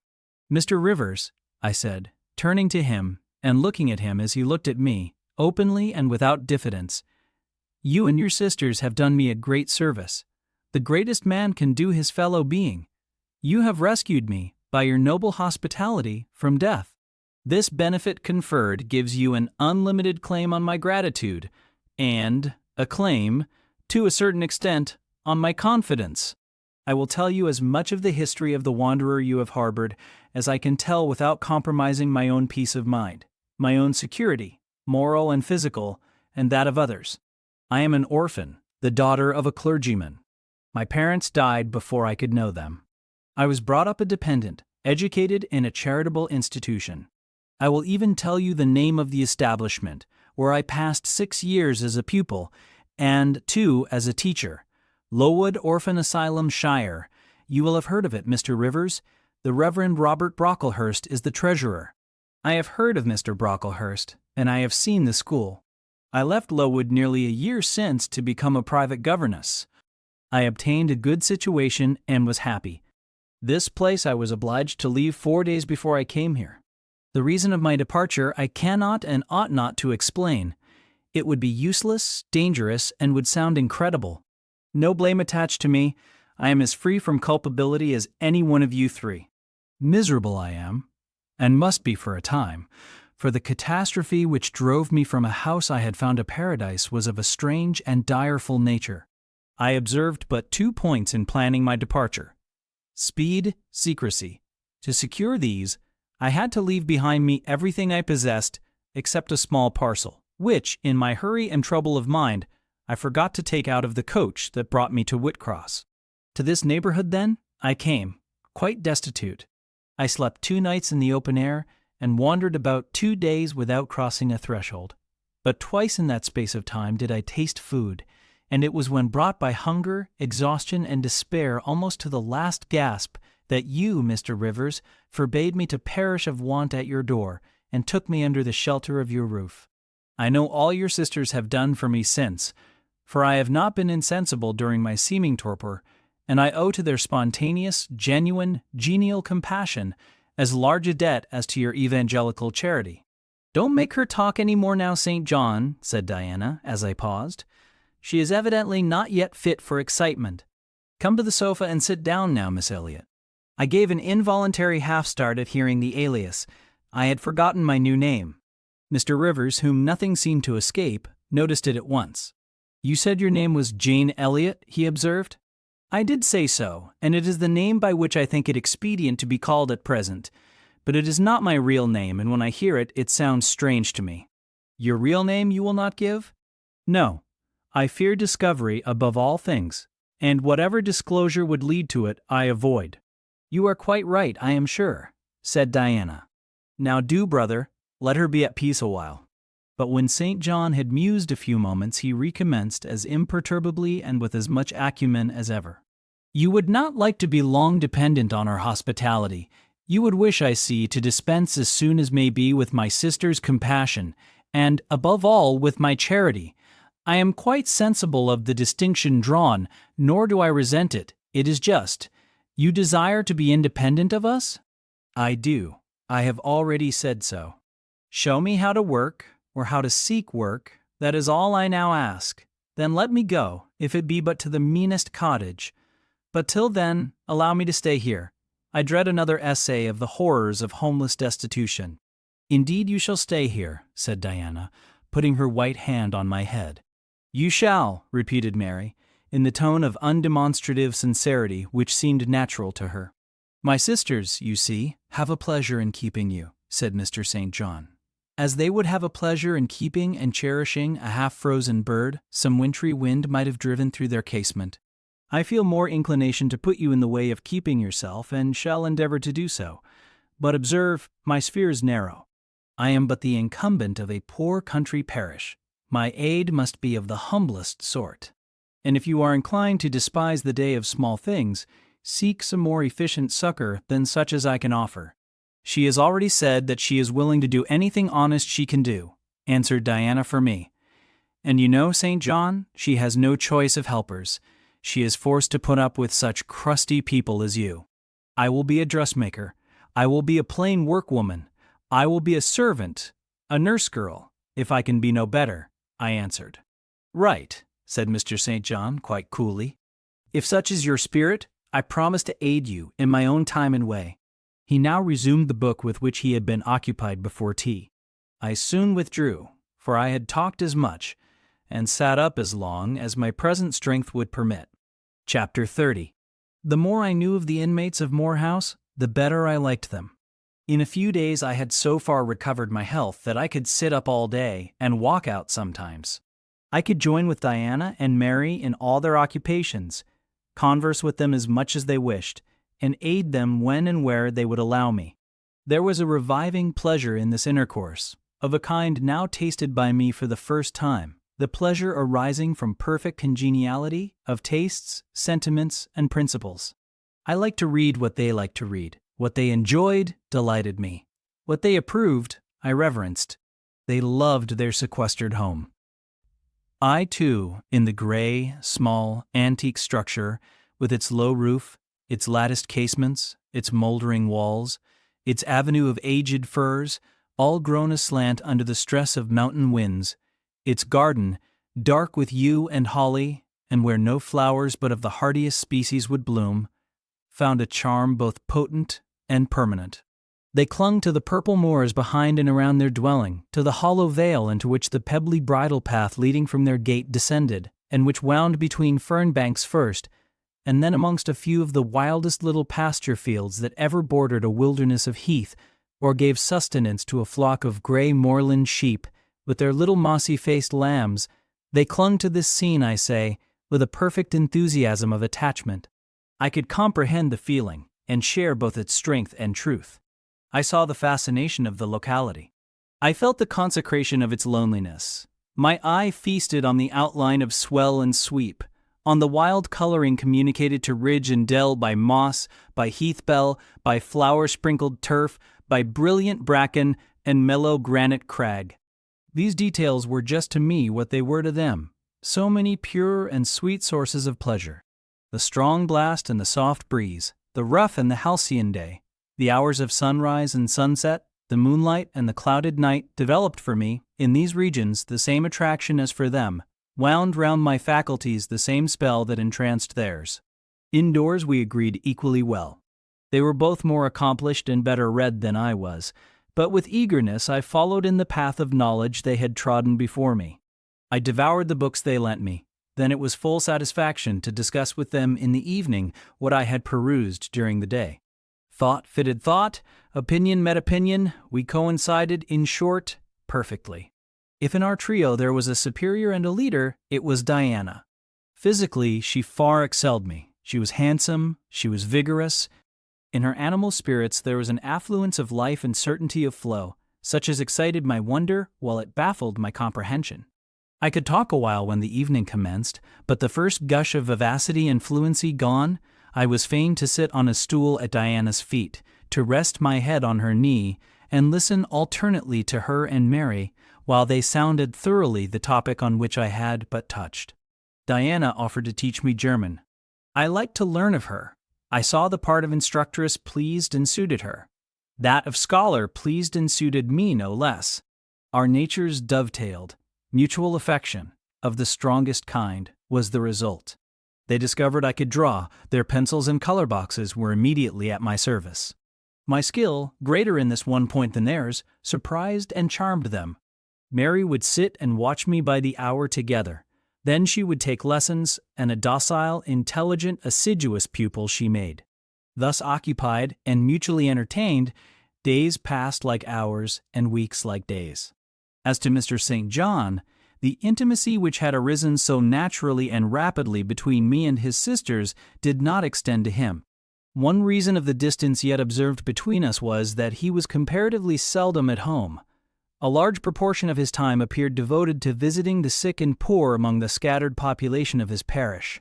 No weather seemed to hinder him in these pastoral excursions. Rain or fair, he would, when his hours of morning study were over, take his hat and, followed by his father's old pointer Carlo, go out on his mission of love or duty. I scarcely know in which light he regarded it. Sometimes, when the day was very unfavorable, his sisters would expostulate. he would then say, with a peculiar smile more solemn than cheerful. And if I let a gust of wind or a sprinkling of rain turn me aside from these easy tasks, what preparation would such sloth be for the future I propose to myself? Diana and Mary's general answer to this question was a sigh, and some minutes of apparently mournful meditation. But besides his frequent absences, there was another barrier to friendship with him. He seemed of a reserved, an abstracted, and even of a brooding nature. Zealous in his ministerial labors, blameless in his life and habits, he yet did not appear to enjoy that mental serenity, that inward content, which should be the reward of every sincere Christian and practical philanthropist. Often of an evening, when he sat at the window, his desk and papers before him, he would cease reading or writing, rest his chin on his hand, and deliver himself up to I know not what course of thought. But that it was perturbed and exciting might be seen in the frequent flash and changeful dilation of his eye. I think, moreover, that nature was not to him that treasury of delight it was to his sisters. He expressed once and but once in my hearing a strong sense of the rugged charm of the hills, and an inborn affection for the dark roof and hoary walls he called his home. But there was more of gloom than pleasure in the tone and words in which the sentiment was manifested, and never did he seem to roam the moors for the sake of their soothing silence, never seek out or dwell upon the thousand peaceful delights they could yield. Incommunicative as he was, some time elapsed before I had an opportunity of gauging his mind. I first got an idea of its caliber when I heard him preach in his own church at Morton. I wish I could describe that sermon, but it is past my power. I cannot even render faithfully the effect it produced on me. It began calm, and indeed, as far as delivery and pitch of voice went, it was calm to the end. An earnestly felt, yet strictly restrained zeal breathed soon in the distinct accents and prompted the nervous language. This grew to force, compressed, condensed, controlled. The heart was thrilled, the mind astonished by the power of the preacher. Neither were softened. Throughout there was a strange bitterness, an absence of consolatory gentleness, stern allusions to Calvinistic doctrines. Election, predestination, reprobation were frequent, and each reference to these points sounded like a sentence pronounced for doom. When he had done, instead of feeling better, calmer, more enlightened by his discourse, I experienced an inexpressible sadness, for it seemed to me, I know not whether equally so to others, that the eloquence to which I had been listening had sprung from a depth where lay turbid dregs of disappointment, where moved troubling impulses of insatiate yearnings and disquieting aspirations. I was sure St. John Rivers, pure-lived, conscientious, zealous as he was, had not yet found that peace of God which passeth all understanding. He had no more found it, I thought, than had I with my concealed and racking regrets for my broken idol and lost Elysium. Regrets to which I have latterly avoided referring, but which possessed me and tyrannized over me ruthlessly. Meantime, a month was gone. Diana and Mary were soon to leave Moor House and return to the far different life and scene which awaited them as governesses in a large, fashionable south of England city, where each held a situation in families by whose wealthy and haughty members they were regarded only as humble dependents, and who neither knew nor sought out their innate excellences, and appreciated only their acquired accomplishments as they appreciated the skill of their cook or the taste of their waiting woman. Mr. St. John had said nothing to me yet about the employment he had promised to obtain for me, yet it became urgent that I should have a vocation of some kind. One morning, being left alone with him a few minutes in the parlor, I ventured to approach the window recess, which his table, chair, and desk consecrated as a kind of study, and I was going to speak, though not very well knowing in what words to frame my inquiry, for it is at all times difficult to break the ice of reserve glassing over such natures as his, when he saved me the trouble by being the first to commence a dialogue. Looking up as I drew near, "You have a question to ask of me?" he said. "Yes, I wish to know whether you have heard of any service I can offer myself to undertake. I found or devised something for you 3 weeks ago, but as you seemed both useful and happy here, as my sisters had evidently become attached to you, and your society gave them unusual pleasure, I deemed it inexpedient to break in on your mutual comfort till their approaching departure from Marsh End should render yours necessary." "And they will go in 3 days now?" I said. Yes, and when they go, I shall return to the parsonage at Morton. Hannah will accompany me, and this old house will be shut up. I waited a few moments, expecting he would go on with the subject first broached, but he seemed to have entered another train of reflection. His look denoted abstraction from me and my business. I was obliged to recall him to a theme which was, of necessity, one of close and anxious interest to me. What is the employment you had in view, Mr. Rivers? I hope this delay will not have increased the difficulty of securing it. Oh no, since it is an employment which depends only on me to give and you to accept. He again paused. There seemed a reluctance to continue. I grew impatient. A restless movement or two, and an eager and exacting glance fastened on his face, conveyed the feeling to him as effectually as words could have done, and with less trouble. You need be in no hurry to hear, he said. Let me frankly tell you, I have nothing eligible or profitable to suggest. Before I explain, recall, if you please, my notice clearly given, that if I helped you, it must be as the blind man would help the lame. I am poor, for I find that when I have paid my father's debts, all the patrimony remaining to me will be this crumbling grange, the row of scathed firs behind, and the patch of moorish soil, with the yew trees and holly bushes in front. I am obscure. Rivers is an old name, but of the 3 sole descendants of the race, 2 earn the dependent's crust among strangers, and the 3rd considers himself an alien from his native country, not only for life, but in death. Yes, and deems, and is bound to deem, himself honored by the lot, and aspires but after the day when the cross of separation from fleshly ties shall be laid on his shoulders, and when the head of that church militant of whose humblest members he is one shall give the word, Rise, follow me. St. John said these words as he pronounced his sermons, with a quiet, deep voice, with an unflushed cheek and a coruscating radiance of glance. He resumed, And since I am myself poor and obscure, I can offer you but a service of poverty and obscurity. You may even think it degrading, for I see now your habits have been what the world calls refined. Your tastes lean to the ideal, and your society has at least been amongst the educated. But I consider that no service degrades which can better our race. I hold that the more arid and unreclaimed the soil where the Christian laborer's task of tillage is appointed him, the scantier the meed his toil brings, the higher the honor. His, under such circumstances, is the destiny of the pioneer, and the first pioneers of the gospel were the apostles.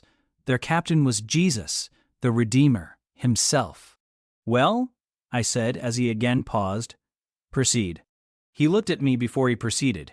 Indeed, he seemed leisurely to read my face, as if its features and lines were characters on a page.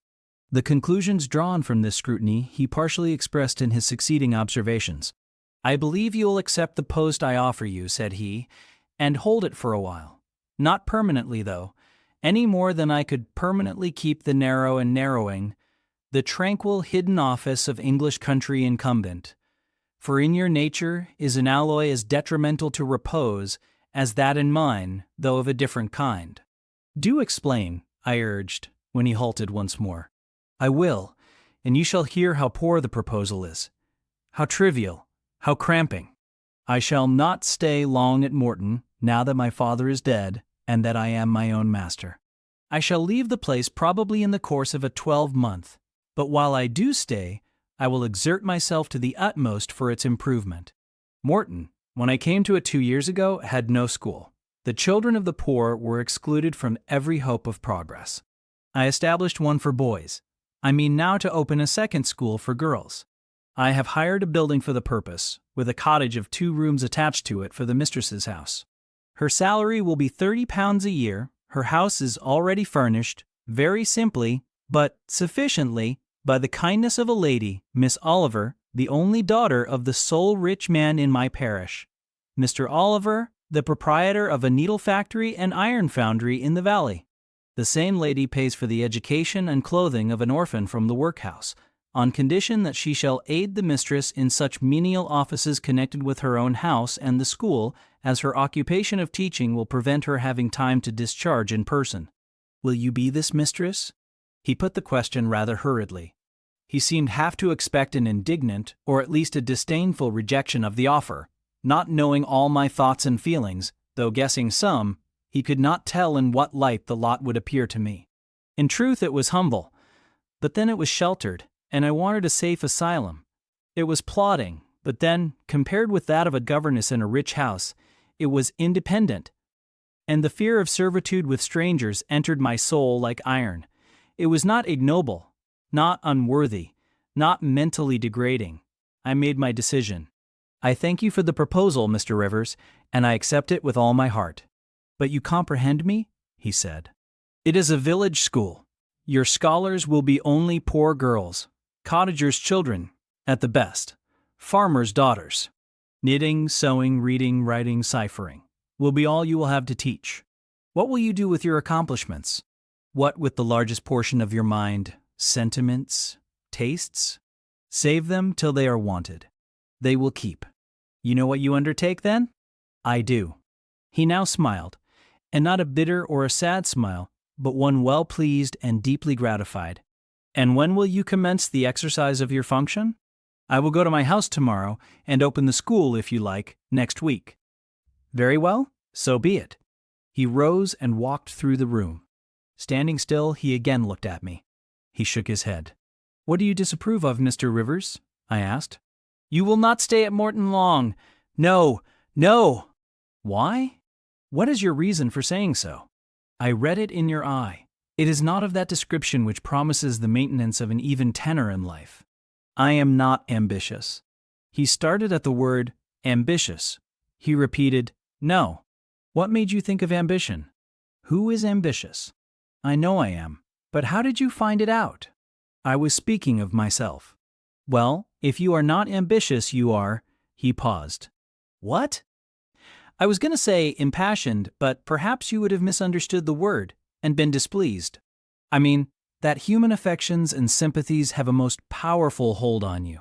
I am sure you cannot long be content to pass your leisure in solitude, and to devote your working hours to a monotonous labor wholly void of stimulus, any more than I can be content, he added with emphasis, to live here buried in morass, pent in with mountains, my nature, that God gave me, contravened, my faculties, heaven bestowed, paralyzed, made useless.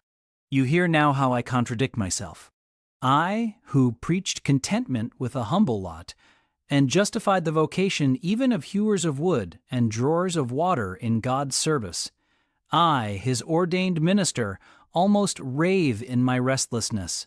Well, propensities and principles must be reconciled by some means. He left the room. In this brief hour I had learnt more of him than in the whole previous month, yet still he puzzled me.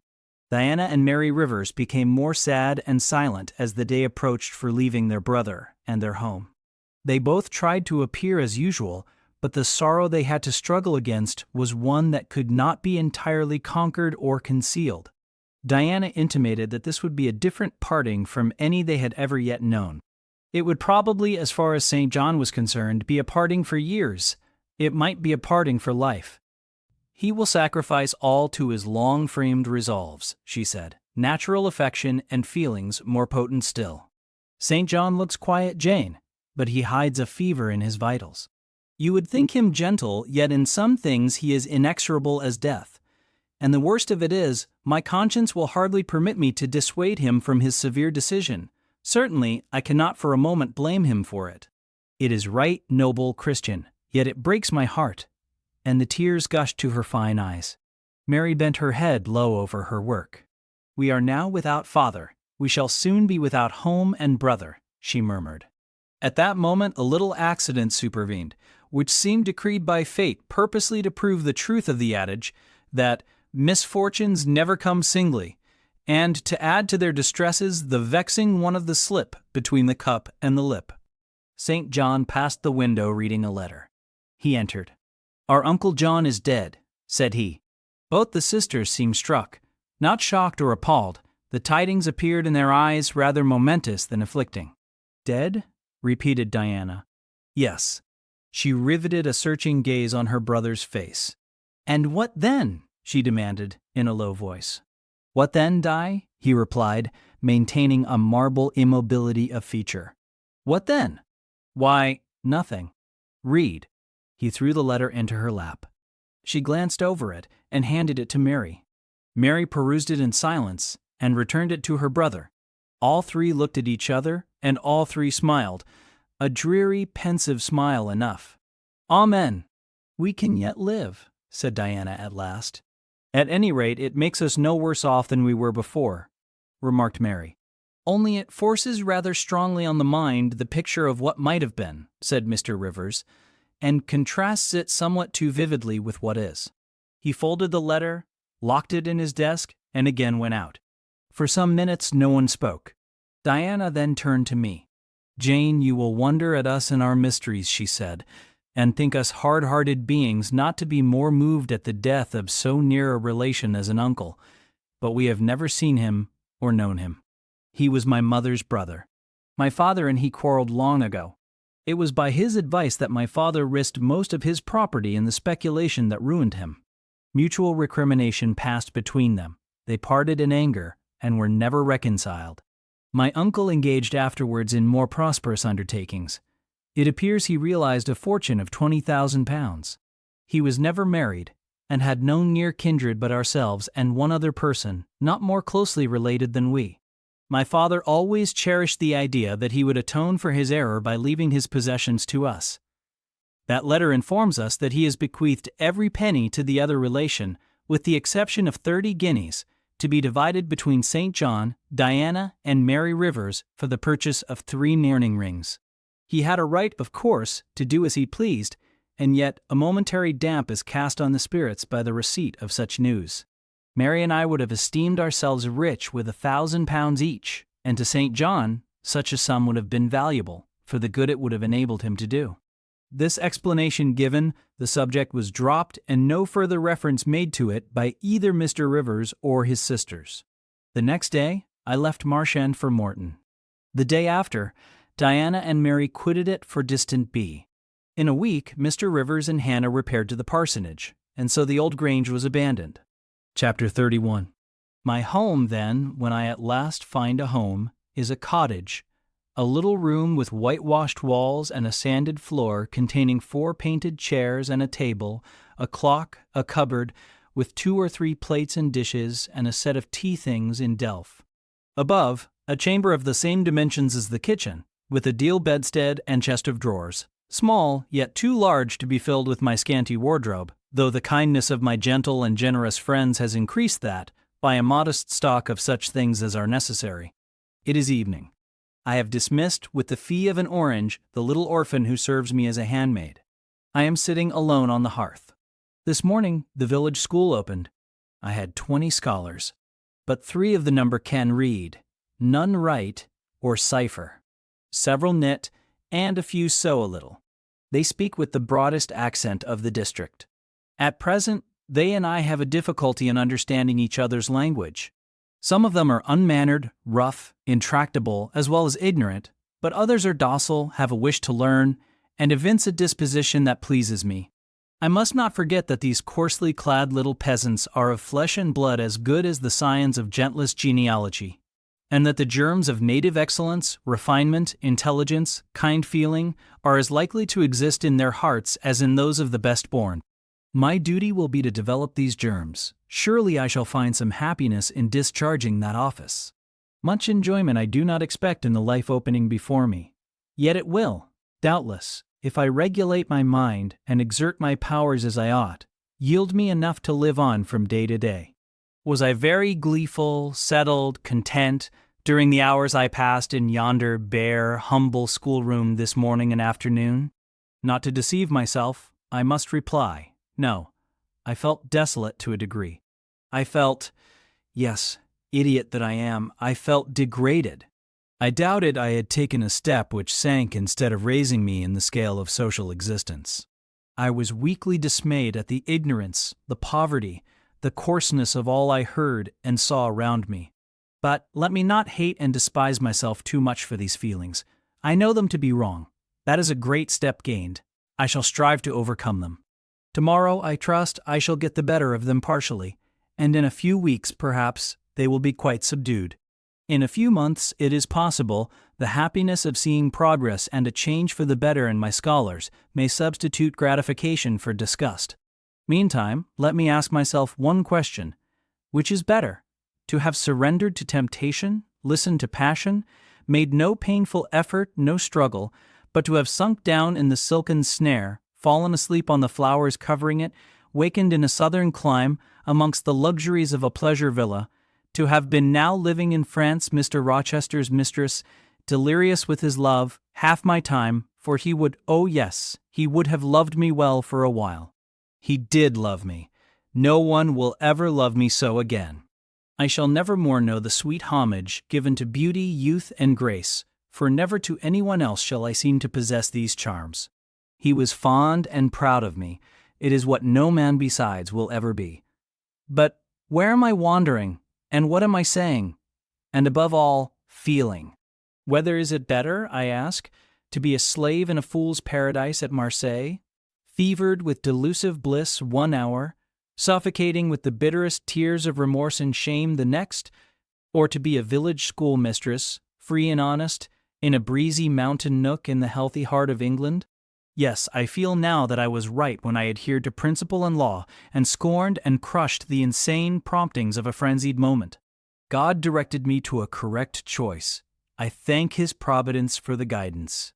Having brought my eventide musings to this point, I rose, went to my door, and looked at the sunset of the harvest day, and at the quiet fields before my cottage, which, with the school, was distant 1/2 mile from the village.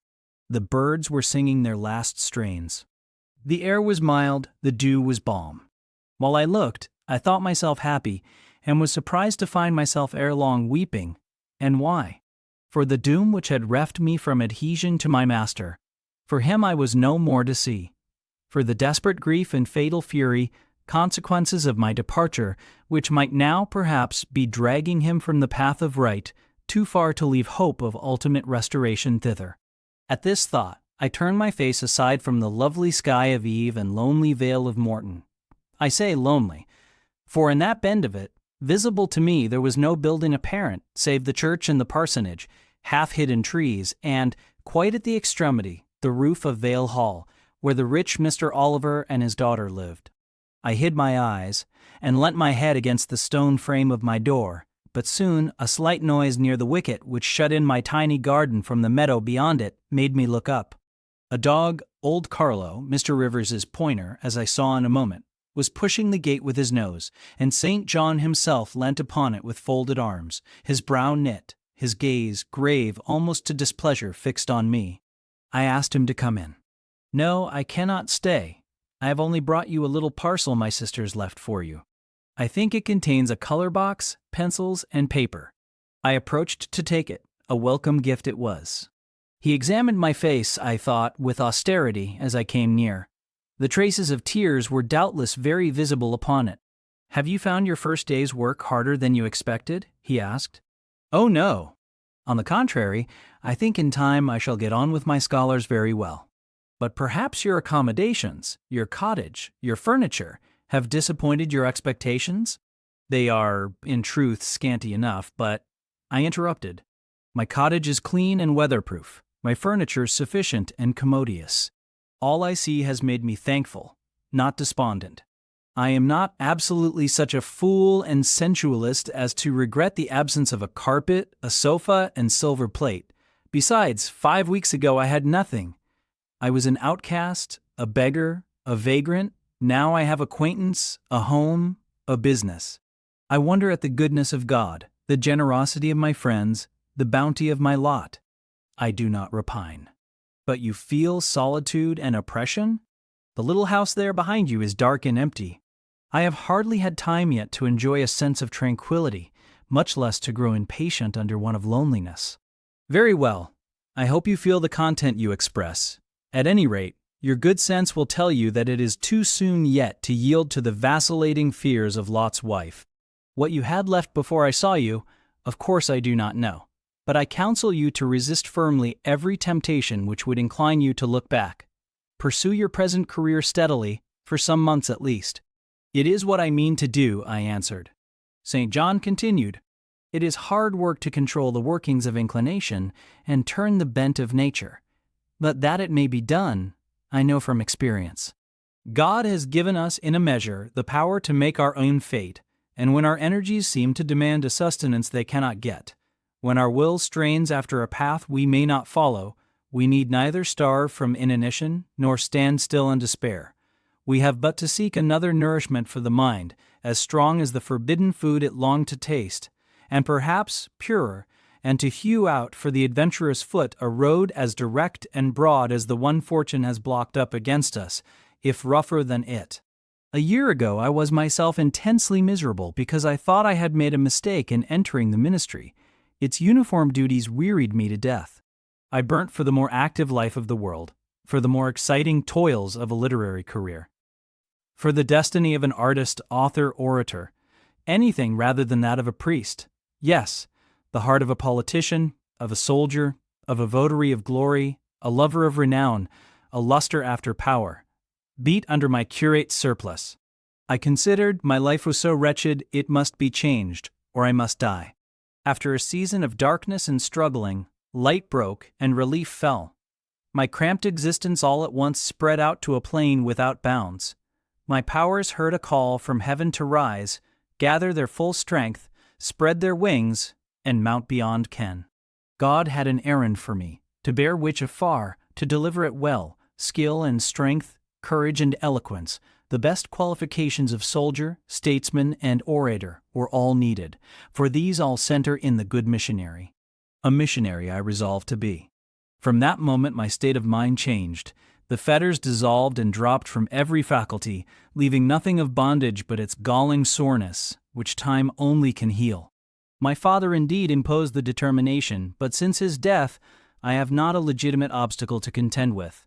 Some affairs settled, a successor for Morton provided, an entanglement or two of the feelings broken through or cut asunder, a last conflict with human weakness, in which I know I shall overcome because I have vowed that I will overcome, and I leave Europe for the East. He said this, in his peculiar, subdued, yet emphatic voice, looking, when he had ceased speaking, not at me, but at the setting sun, at which I looked too. Both he and I had our backs towards the path leading up the field to the wicket. We had heard no step on that grass-grown track. The water running in the vale was the one lulling sound of the hour and scene. We might well then start when a gay voice, sweet as a silver bell, exclaimed, "Good evening, Mr. Rivers." "And good evening, old Carlo. Your dog is quicker to recognize his friends than you are, sir. He pricked his ears and wagged his tail when I was at the bottom of the field, and you have your back towards me now." It was true. Though Mr. Rivers had started at the first of those musical accents, as if a thunderbolt had split a cloud over his head, he stood yet, at the close of the sentence, in the same attitude in which the speaker had surprised him, his arm resting on the gate, his face directed towards the west. He turned at last with measured deliberation. A vision, as it seemed to me, had risen at his side. There appeared, within 3 feet of him, a form clad in pure white, a youthful, graceful form, full, yet fine in contour, and when, after bending to caress Carlo, it lifted up its head and threw back a long veil, there bloomed under his glance a face of perfect beauty. Perfect beauty is a strong expression, but I do not retrace or qualify it. As sweet features as ever the temperate clime of Albion molded, as pure hues of rose and lily as ever her humid gales and vapory skies generated and screened, justified in this instance the term. No charm was wanting, no defect was perceptible. The young girl had regular and delicate lineaments, eyes shaped and colored as we see them in lovely pictures, large and dark and full. The long and shadowy eyelash which encircles a fine eye with so soft a fascination, the penciled brow which gives such clearness, the white smooth forehead which adds such repose to the livelier beauties of tint and ray, the cheek oval, fresh and smooth, the lips fresh too, ruddy, healthy, sweetly formed, the even and gleaming teeth without flaw, the small dimpled chin, the ornament of rich plenteous tresses, all advantages, in short, which combined realize the ideal of beauty, were fully hers. I wondered, as I looked at this fair creature, I admired her with my whole heart. Nature had surely formed her in a partial mood, and, forgetting her usual stinted stepmother dole of gifts, had endowed this, her darling, with a grandame's bounty. What did St. John Rivers think of this earthly angel? I naturally asked myself that question as I saw him turn to her and look at her, and as naturally I sought the answer to the inquiry in his countenance. He had already withdrawn his eye from the Peri and was looking at a humble tuft of daisies which grew by the wicket. "A lovely evening, but late for you to be out alone," he said, as he crushed the snowy heads of the closed flowers with his foot. "Oh, I only came home from S." She mentioned the name of a large town some 20 miles distant, "this afternoon. Papa told me you had opened your school and that the new mistress was come, and so I put on my bonnet after tea and ran up the valley to see her. This is she?" pointing to me. "It is," said St. John. "Do you think you shall like Morton?" she asked of me, with a direct and naive simplicity of tone and manner, pleasing if childlike. "I hope I shall. I have many inducements to do so." "Did you find your scholars as attentive as you expected?"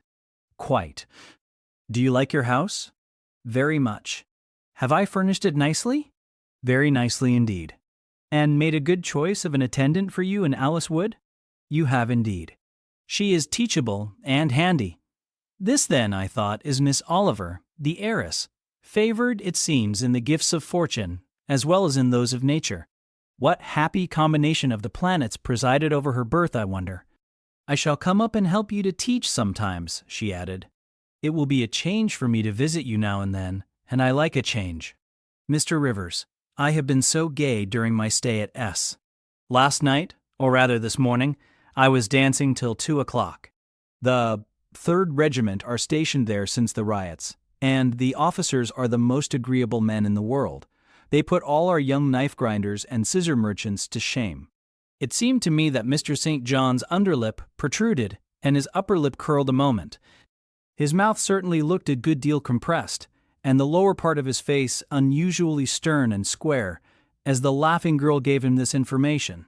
He lifted his gaze, too, from the daisies and turned it on her. An unsmiling, a searching, a meaning gaze it was.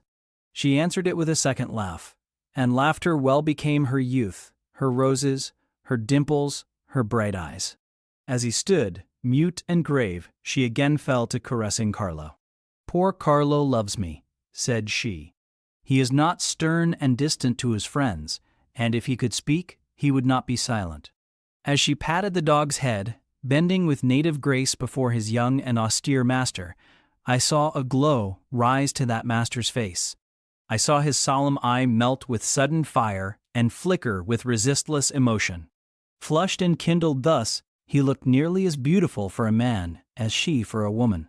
His chest heaved once, as if his large heart, weary of despotic constriction, had expanded, despite the will, and made a vigorous bound for the attainment of liberty. But he curbed it, I think, as a resolute rider would curb a rearing steed. He responded neither by word nor movement to the gentle advances made him. "Papa says you never come to see us now," continued Miss Oliver, looking up. "You are quite a stranger at Vale Hall. He is alone this evening, and not very well. Will you return with me and visit him?" "It is not a seasonable hour to intrude on Mr. Oliver," answered St. John. "Not a seasonable hour. But I declare it is. It is just the hour when Papa most wants company, when the works are closed and he has no business to occupy him. Now, Mr. Rivers, do come. Why are you so very shy and so very somber?" She filled up the hiatus his silence left by a reply of her own. "I forgot," she exclaimed, shaking her beautiful curled head as if shocked at herself. "I am so giddy and thoughtless. Do excuse me.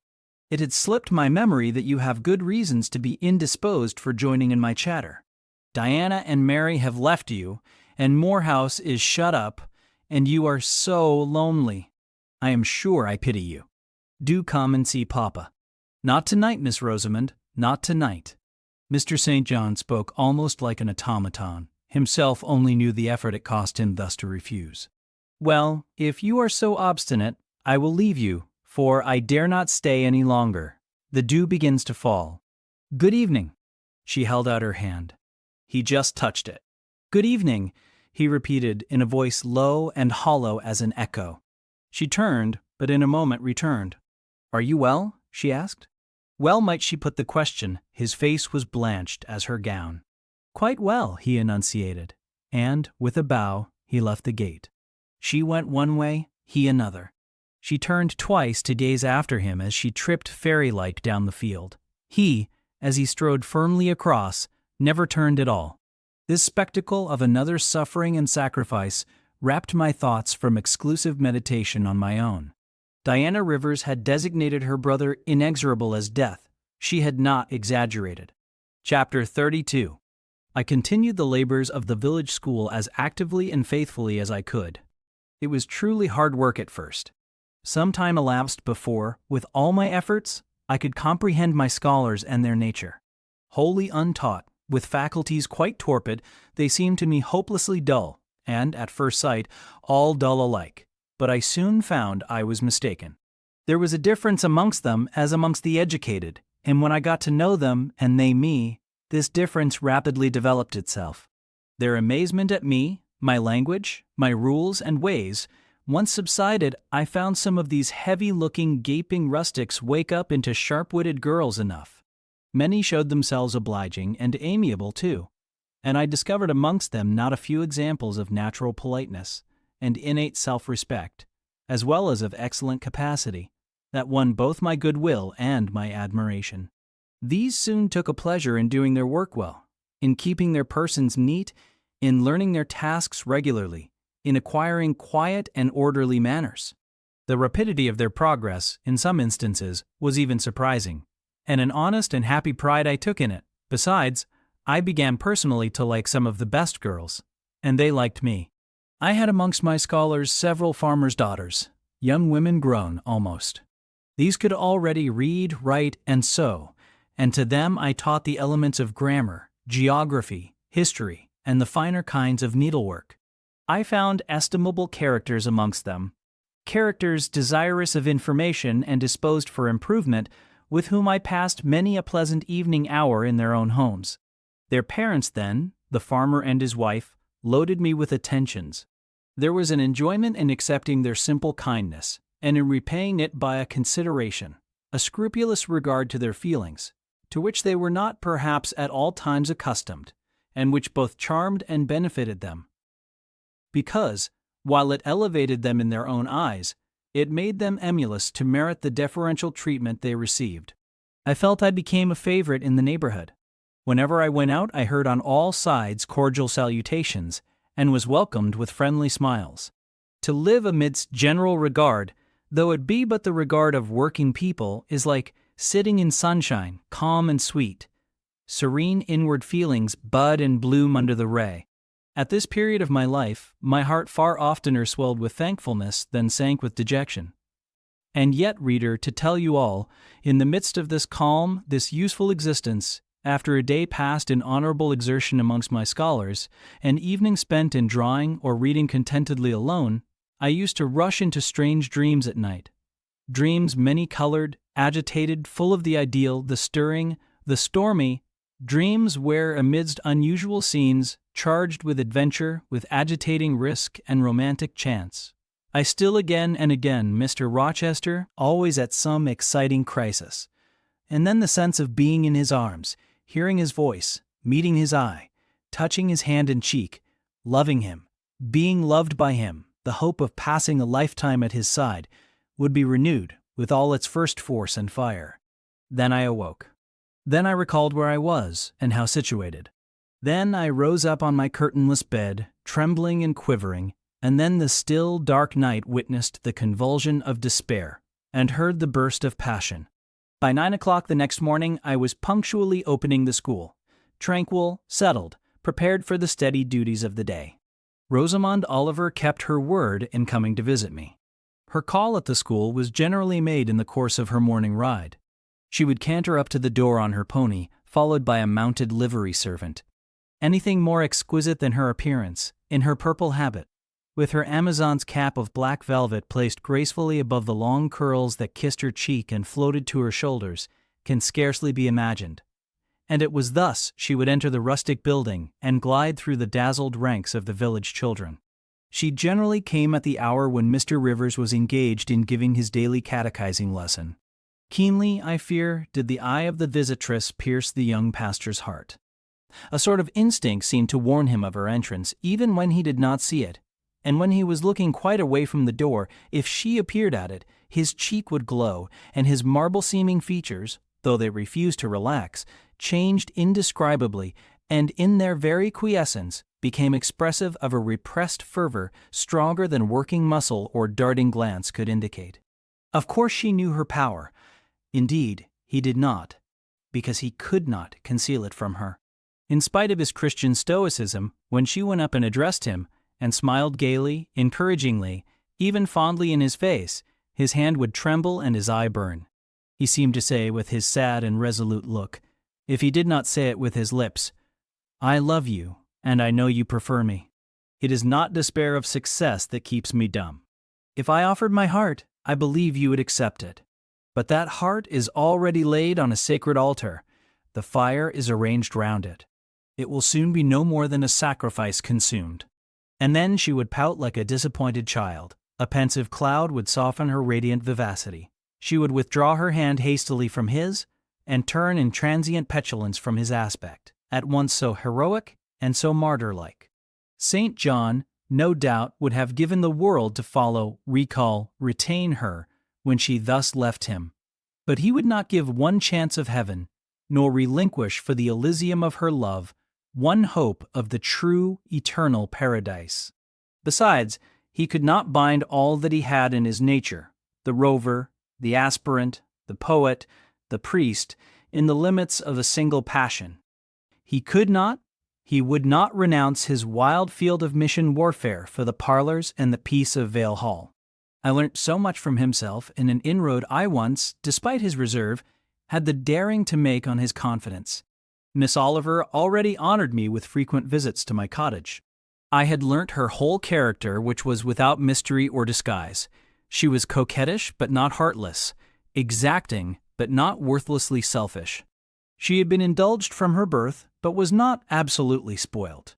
She was hasty but good-humored, vain, she could not help it, when every glance in the glass showed her such a flush of loveliness, but not affected, liberal-handed, innocent of the pride of wealth, ingenuous, sufficiently intelligent, gay, lively, and unthinking. She was very charming, in short, even to a cool observer of her own sex like me, but she was not profoundly interesting or thoroughly impressive. A very different sort of mind was hers from that, for instance, of the sisters of St. John. Still, I liked her almost as I liked my pupil Adele, except that, for a child whom we have watched over and taught, a closer affection is engendered than we can give an equally attractive adult acquaintance. She had taken an amiable caprice to me.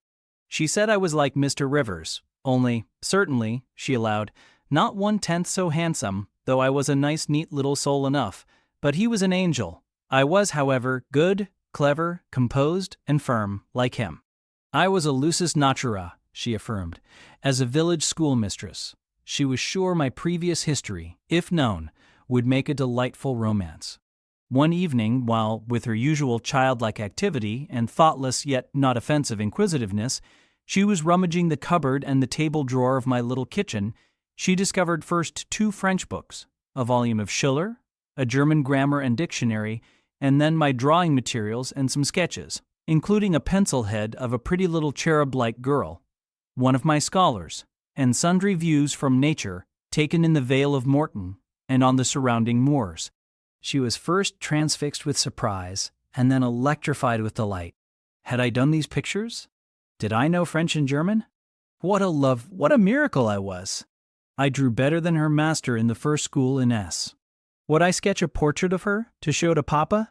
With pleasure, I replied, and I felt a thrill of artist's delight at the idea of copying from so perfect and radiant a model. She had then on a dark blue silk dress, her arms and her neck were bare, her only ornament was her chestnut tresses, which waved over her shoulders with all the wild grace of natural curls.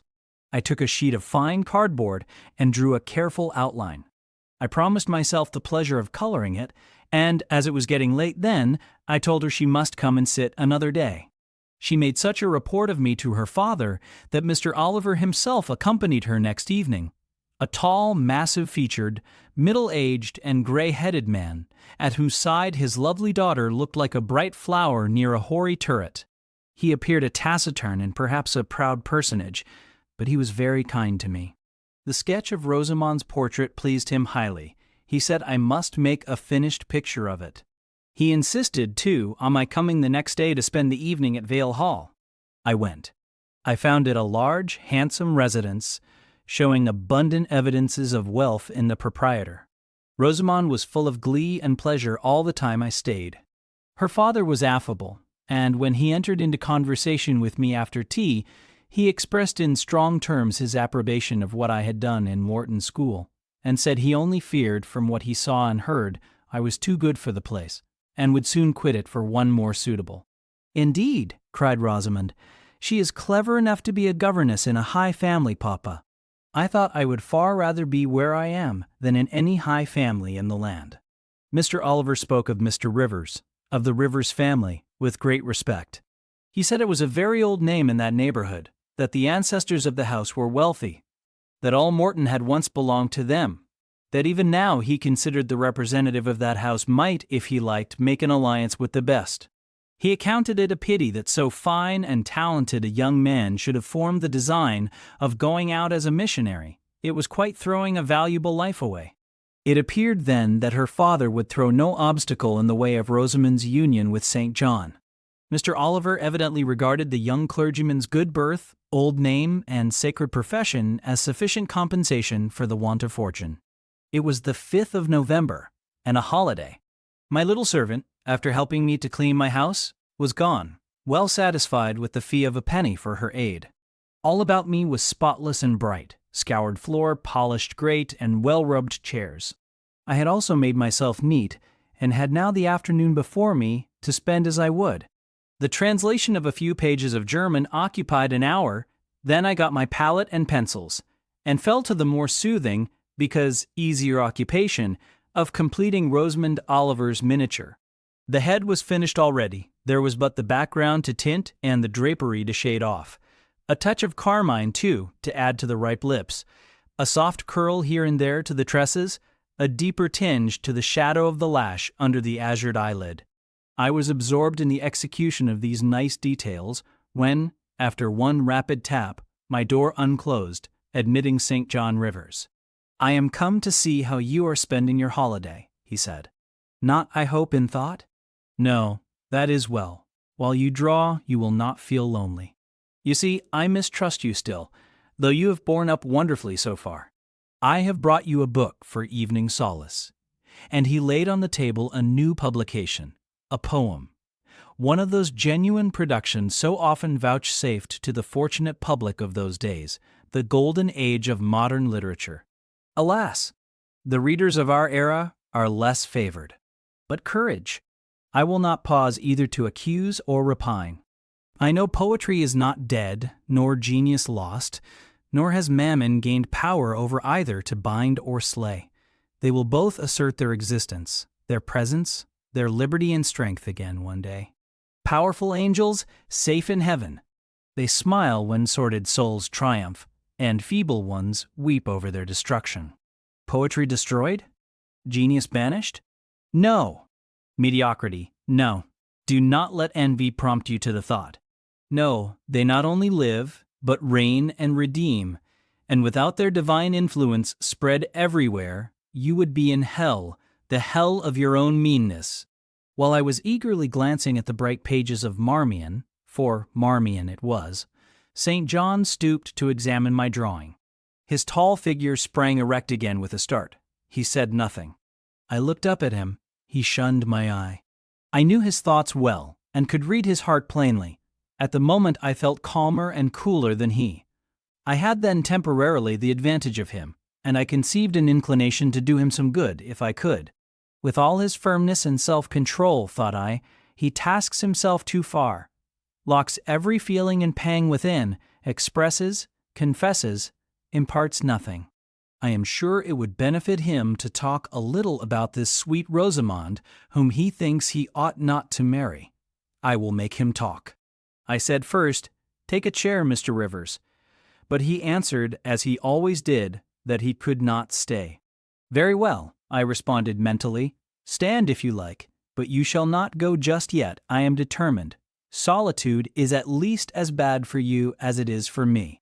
I'll try if I cannot discover the secret spring of your confidence, and find an aperture in that marble breast through which I can shed one drop of the balm of sympathy." "Is this portrait like?" I asked bluntly. Like whom?"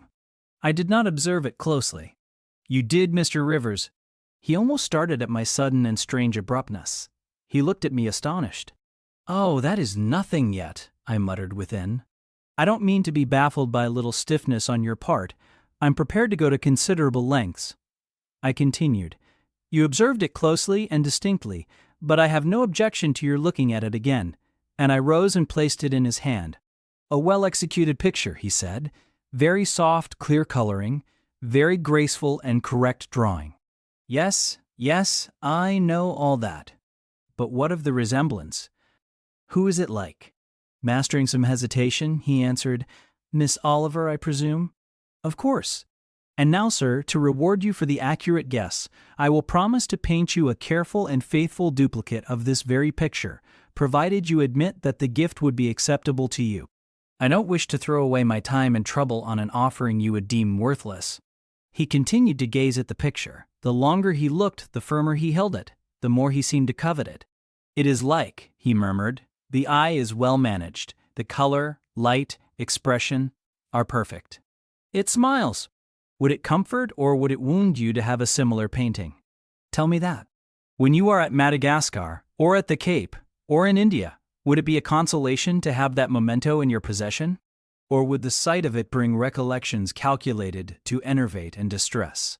He now furtively raised his eyes. He glanced at me, irresolute, disturbed. He again surveyed the picture.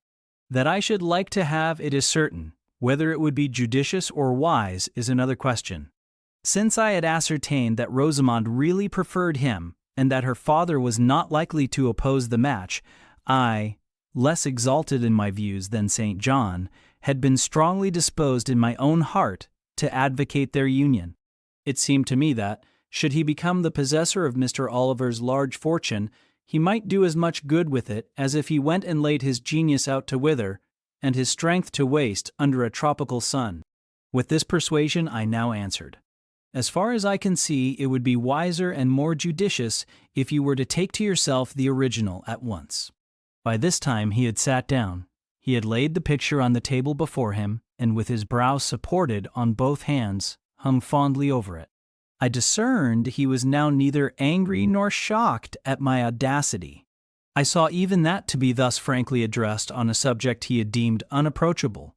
To hear it thus freely handled was beginning to be felt by him as a new pleasure, an unhoped-for relief. Reserved people often really need the frank discussion of their sentiments and griefs more than the expansive. The sternest-seeming Stoic is human after all, and to burst with boldness and goodwill into the silent sea of their souls is often to confer on them the first of obligations. "She likes you, I am sure," said I as I stood behind his chair, "and her father respects you. Moreover, she is a sweet girl, rather thoughtless, but you would have sufficient thought for both yourself and her. You ought to marry her."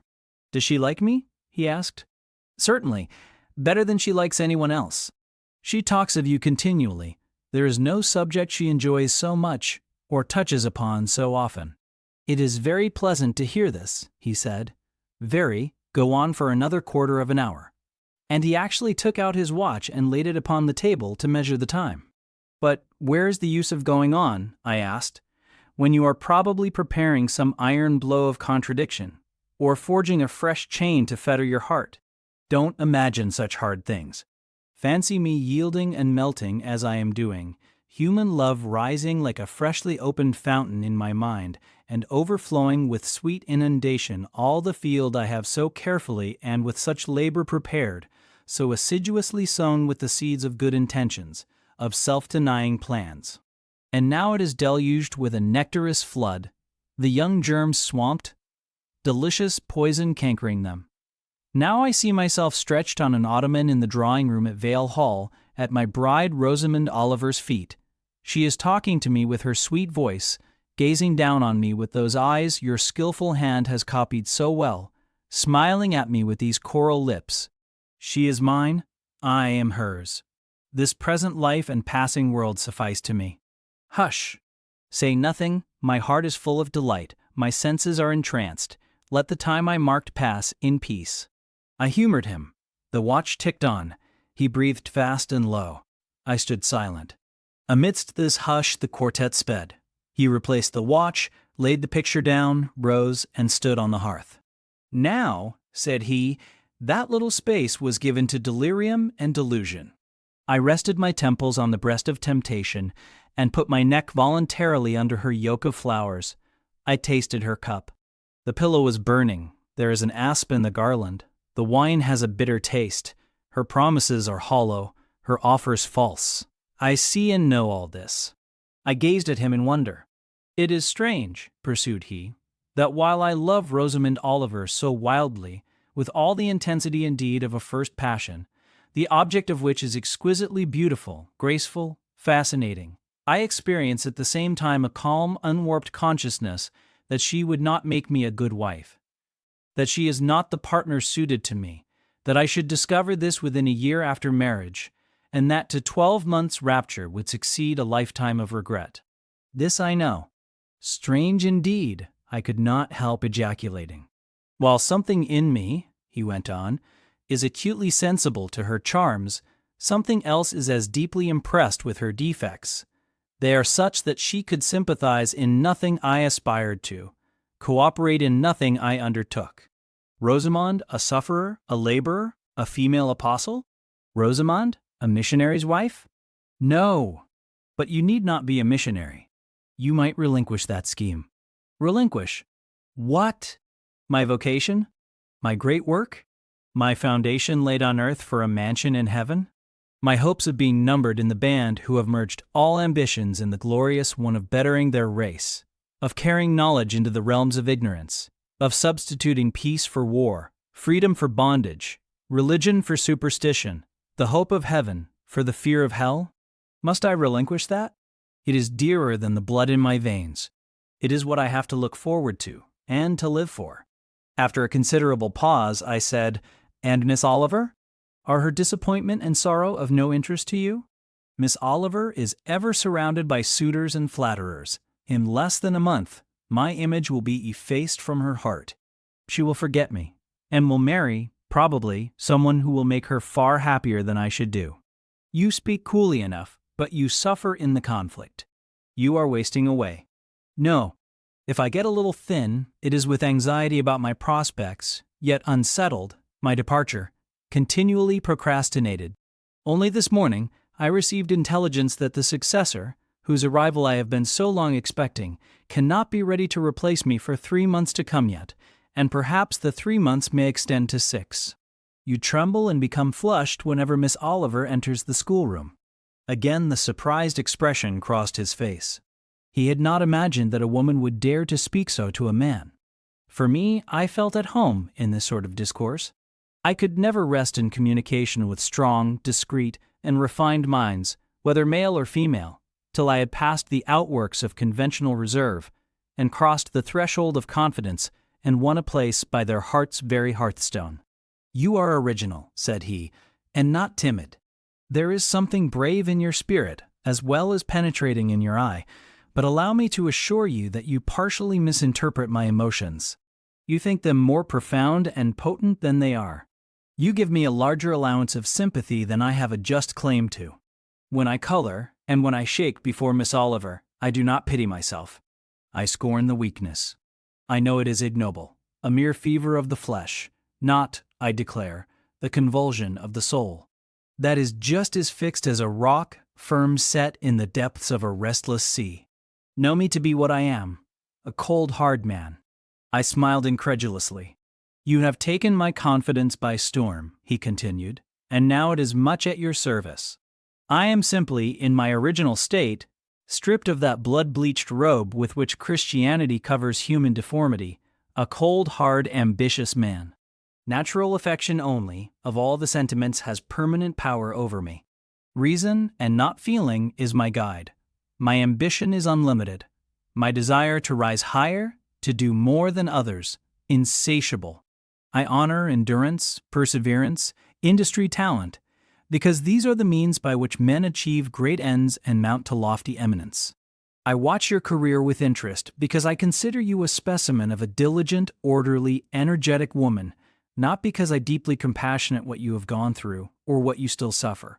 You would describe yourself as a mere pagan philosopher, I said. No. There is this difference between me and deistic philosophers. I believe, and I believe the gospel. You missed your epithet. I am not a pagan but a Christian philosopher, a follower of the sect of Jesus. As his disciple, I adopt his pure, his merciful, his benignant doctrines. I advocate them. I am sworn to spread them. Won in youth to religion, she has cultivated my original qualities thus. From the minute germ, natural affection, she has developed the overshadowing tree, philanthropy. From the wild, stringy root of human uprightness, she has reared a due sense of the divine justice.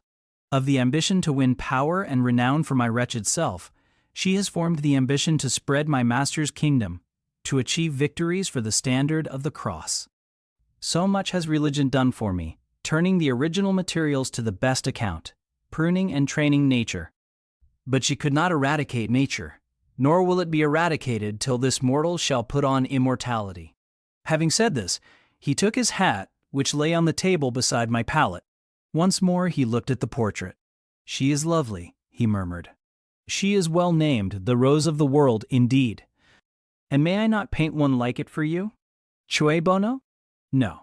He drew over the picture the sheet of thin paper on which I was accustomed to rest my hand in painting, to prevent the cardboard from being sullied. What he suddenly saw on this blank paper it was impossible for me to tell, but something had caught his eye.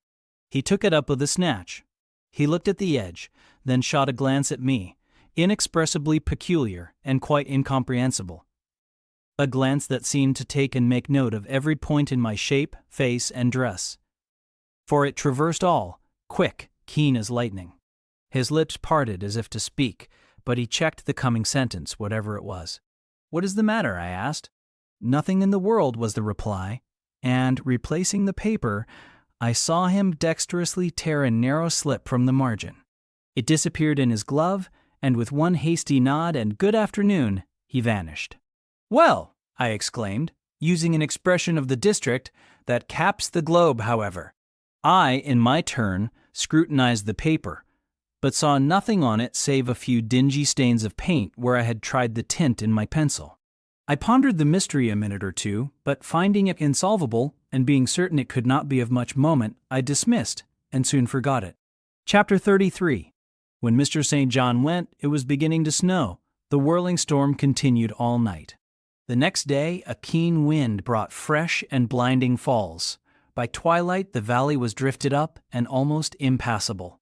I had closed my shutter, laid a mat to the door to prevent the snow from blowing in under it, trimmed my fire, and after sitting nearly an hour on the hearth, listening to the muffled fury of the tempest, I lit a candle, took down Marmion, and beginning, "Day set on Norham's castled steep, and Tweed's fair river broad and deep, and Cheviot's mountains lone, the massive towers the donjon keep, the flanking walls that round them sweep, in yellow lustre shone." I soon forgot storm and music. I heard a noise. The wind, I thought, shook the door. No, it was St. John Rivers who, lifting the latch, came in out of the frozen hurricane, the howling darkness, and stood before me, the cloak that covered his tall figure, all white as a glacier. I was almost in consternation, so little had I expected any guest from the blocked-up vale that night. "Any ill news?" I demanded. "Has anything happened?" "No." "How very easily alarmed you are," he answered, removing his cloak and hanging it up against the door, towards which he again coolly pushed the mat which his entrance had deranged. He stamped the snow from his boots. "I shall sully the purity of your floor," said he, "but you must excuse me for once." Then he approached the fire. "I have had hard work to get here, I assure you," he observed, as he warmed his hands over the flame. "One drift took me up to the waist, Happily, the snow is quite soft yet.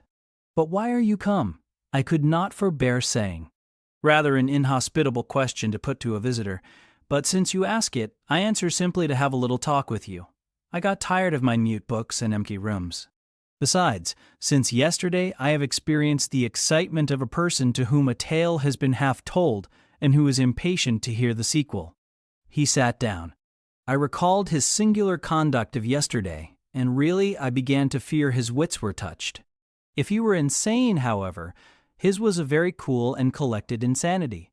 I had never seen that handsome-featured face of his look more like chiseled marble than it did just now, as he put aside his snow-wet hair from his forehead and let the firelight shine free on his pale brow and cheek. As pale where it grieved me to discover the hollow trace of care or sorrow now so plainly graved. I waited, expecting he would say something I could at least comprehend, but his hand was now at his chin, his finger on his lip. He was thinking. It struck me that his hand looked wasted like his face.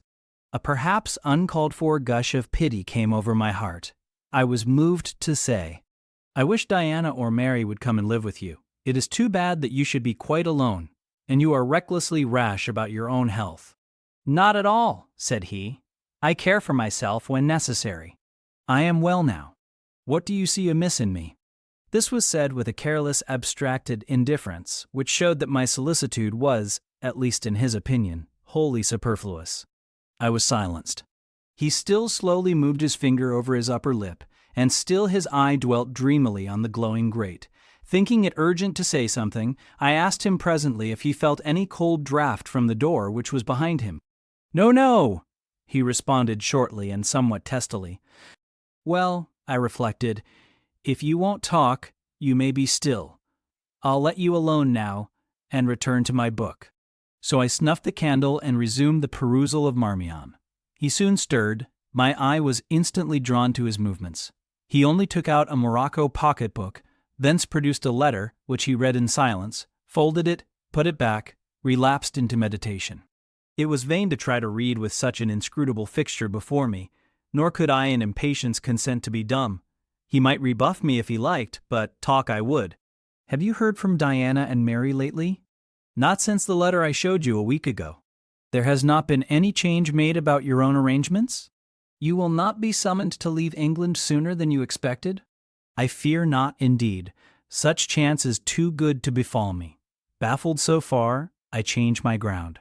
I bethought myself to talk about the school and my scholars. Mary Garrett's mother is better, and Mary came back to the school this morning, and I shall have 4 new girls next week from the Foundry Close. They would have come today but for the snow. Indeed. Mr. Oliver pays for 2. Does he? He means to give the whole school a treat at Christmas. I know. Was it your suggestion? No. Whose then? His daughter's, I think. It is like her. She is so good-natured. Yes. Again came the blank of a pause. The clock struck 8 strokes. It aroused him. He uncrossed his legs, sat erect, turned to me. Leave your book a moment and come a little nearer the fire, he said. Wondering and of my wonder finding no end, I complied. Half an hour ago, he pursued, I spoke of my impatience to hear the sequel of a tale. On reflection, I find the matter will be better managed by my assuming the narrator's part and converting you into a listener.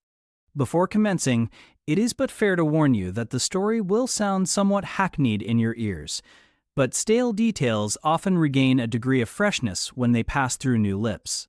For the rest, whether trite or novel, it is short. 20 years ago, a poor curate, never mind his name at this moment, fell in love with a rich man's daughter. She fell in love with him and married him, against the advice of all her friends, who consequently disowned her immediately after the wedding. Before 2 years passed, the rash pair were both dead and laid quietly side by side under one slab.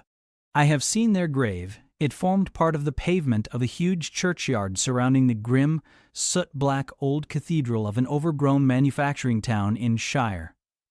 They left a daughter which, at its very birth, Charity received in her lap, cold as that of the snowdrift I almost stuck fast in tonight. Charity carried the friendless thing to the house of its rich maternal relations. It was reared by an aunt-in-law, called, I come to names now. Mrs. Reed of Gateshead. You start. Did you hear a noise? I dare say it is only a rat scrambling along the rafters of the adjoining schoolroom. It was a barn before I had it repaired and altered, and barns are generally haunted by rats. To proceed, Mrs. Reed kept the orphan 10 years. Whether it was happy or not with her I cannot say, never having been told, but at the end of that time she transferred it to a place you know, being no other than Lowood School, where you so long resided yourself. It seems her career there was very honorable. From a pupil, she became a teacher, like yourself. Really, it strikes me there are parallel points in her history and yours. She left it to be a governess. There, again, your fates were analogous. She undertook the education of the ward of a certain Mr. Rochester. Mr. Rivers, I interrupted. I can guess your feelings, he said, but restrain them for a while. I have nearly finished. Hear me to the end. Of Mr. Rochester's character I know nothing, but the one fact that he professed to offer honorable marriage to this young girl, and that at the very altar she discovered he had a wife yet alive, though a lunatic. What his subsequent conduct and proposals were is a matter of pure conjecture, but when an event transpired which rendered inquiry after the governess necessary, it was discovered she was gone. No one could tell when, where, or how. She had left Thornfield Hall in the night. Every research after her course had been vain. The country had been scoured far and wide. No vestige of information could be gathered respecting her. Yet that she should be found has become a matter of serious urgency. Advertisements have been put in all the papers. I myself have received a letter from one Mr. Briggs, a solicitor, communicating the details I have just imparted. Is it not an odd tale? Just tell me this, said I. And since you know so much, you surely can tell it me. What of Mr. Rochester? How and where is he? What is he doing? Is he well? I am ignorant of all concerning Mr. Rochester. The letter never mentions him but to narrate the fraudulent and illegal attempt I have adverted to. You should rather ask the name of the governess, the nature of the event which requires her appearance. Did no one go to Thornfield Hall then? Did no one see Mr. Rochester? I suppose not. But they wrote to him? Of course. And what did he say? Who has his letters? Mr. Briggs intimates that the answer to his application was not from Mr. Rochester, but from a lady. It is signed Alice Fairfax. I felt cold and dismayed. My worst fears, then, were probably true. He had in all probability left England and rushed in reckless desperation to some former haunt on the continent. And what opiate for his severe sufferings? What object for his strong passions had he sought there? I dared not answer the question. Oh, my poor master, once almost my husband, whom I had often called my dear Edward. He must have been a bad man, observed Mr. Rivers. You don't know him. Don't pronounce an opinion upon him, I said with warmth. Very well, he answered quietly, and indeed, my head is otherwise occupied than with him. I have my tale to finish. Since you won't ask the governess's name, I must tell it of my own accord. Stay! I have it here. It is always more satisfactory to see important points written down, fairly committed to black and white. And the pocketbook was again deliberately produced, opened, sought through. From one of its compartments was extracted a shabby slip of paper, hastily torn off. I recognized in its texture and its stains of ultramarine and lake and vermilion the ravished margin of the portrait cover. He got up, held it close to my eyes, and I read, traced in Indian ink in my own handwriting, the words Jane Eyre, the work doubtless of some moment of abstraction. Briggs wrote to me of a Jane Eyre, he said. The advertisements demanded a Jane Eyre. I knew a Jane Elliot. I confess I had my suspicions, but it was only yesterday afternoon they were at once resolved into certainty. You own the name and renounce the alias? Yes, but where is Mr. Briggs? He perhaps knows more of Mr. Rochester than you do. Briggs is in London. I should doubt his knowing anything at all about Mr. Rochester. It is not in Mr. Rochester he is interested. Meantime, you forget essential points in pursuing trifles. You do not inquire why Mr. Briggs sought after you, what he wanted with you. Well, what did he want? Merely to tell you that your uncle, Mr. Heir of Madeira, is dead, that he has left you all his property, and that you are now rich. Merely that, nothing more. I? Rich? Yes, you, rich. Quite an heiress. Silence succeeded. You must prove your identity, of course, resumed St. John presently, a step which will offer no difficulties. You can then enter on immediate possession. Your fortune is vested in the English funds. Briggs has the will and the necessary documents. Here was a new card turned up. It is a fine thing, reader, to be lifted in a moment from indigence to wealth, a very fine thing, but not a matter one can comprehend, or consequently enjoy, all at once. And then there are other chances in life far more thrilling and rapture-giving. This is solid, an affair of the actual world, nothing ideal about it. All its associations are solid and sober, and its manifestations are the same.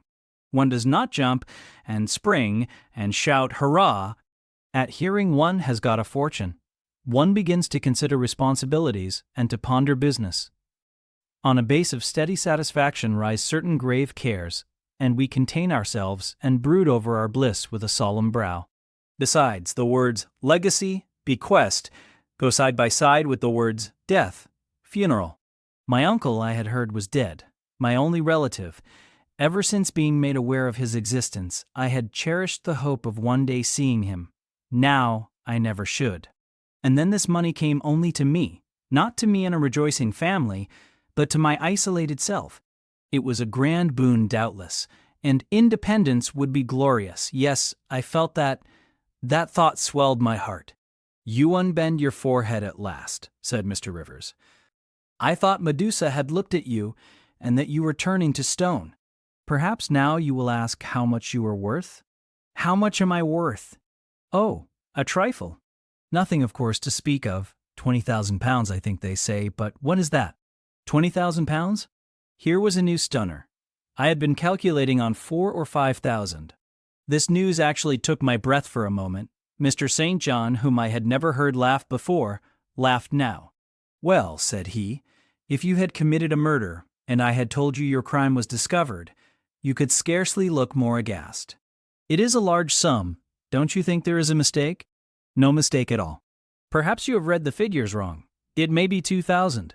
It is written in letters, not figures, 20,000. I again felt rather like an individual of but average gastronomical powers sitting down to feast alone at a table spread with provisions for 100. Mr. Rivers rose now and put his cloak on. If it were not such a very wild night, he said, I would send Hannah down to keep you company. You look too desperately miserable to be left alone. But Hannah, poor woman, could not stride the drift so well as I. Her legs are not quite so long. So I must even leave you to your sorrows. Good night. He was lifting the latch. A sudden thought occurred to me. Stop 1 minute, I cried. Well, it puzzles me to know why Mr. Briggs wrote to you about me, or how he knew you, or could fancy that you, living in such an out-of-the-way place, had the power to aid in my discovery. Oh, I am a clergyman, he said, and the clergy are often appealed to about odd matters. Again the latch rattled. No, that does not satisfy me, I exclaimed, and indeed there was something in the hasty and unexplanatory reply which, instead of allaying, piqued my curiosity more than ever.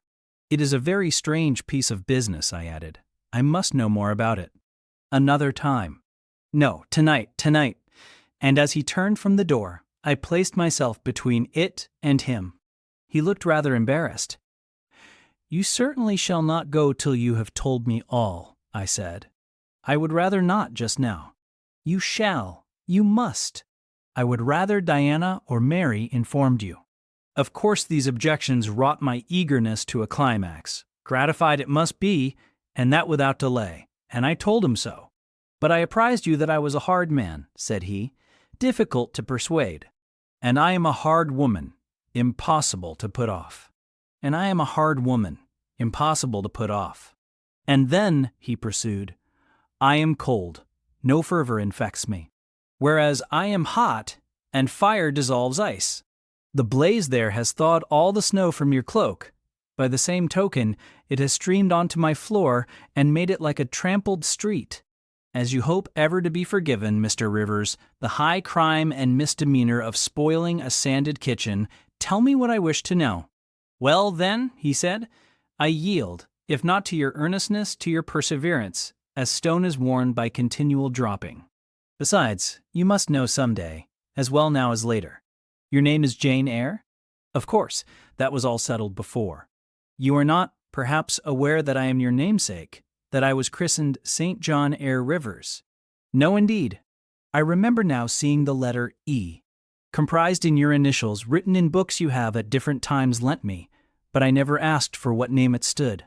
But what then? Surely, I stopped. I could not trust myself to entertain, much less to express, the thought that rushed upon me, that embodied itself, that in a second stood out a strong, solid probability. Circumstances knit themselves, fitted themselves, shot into order.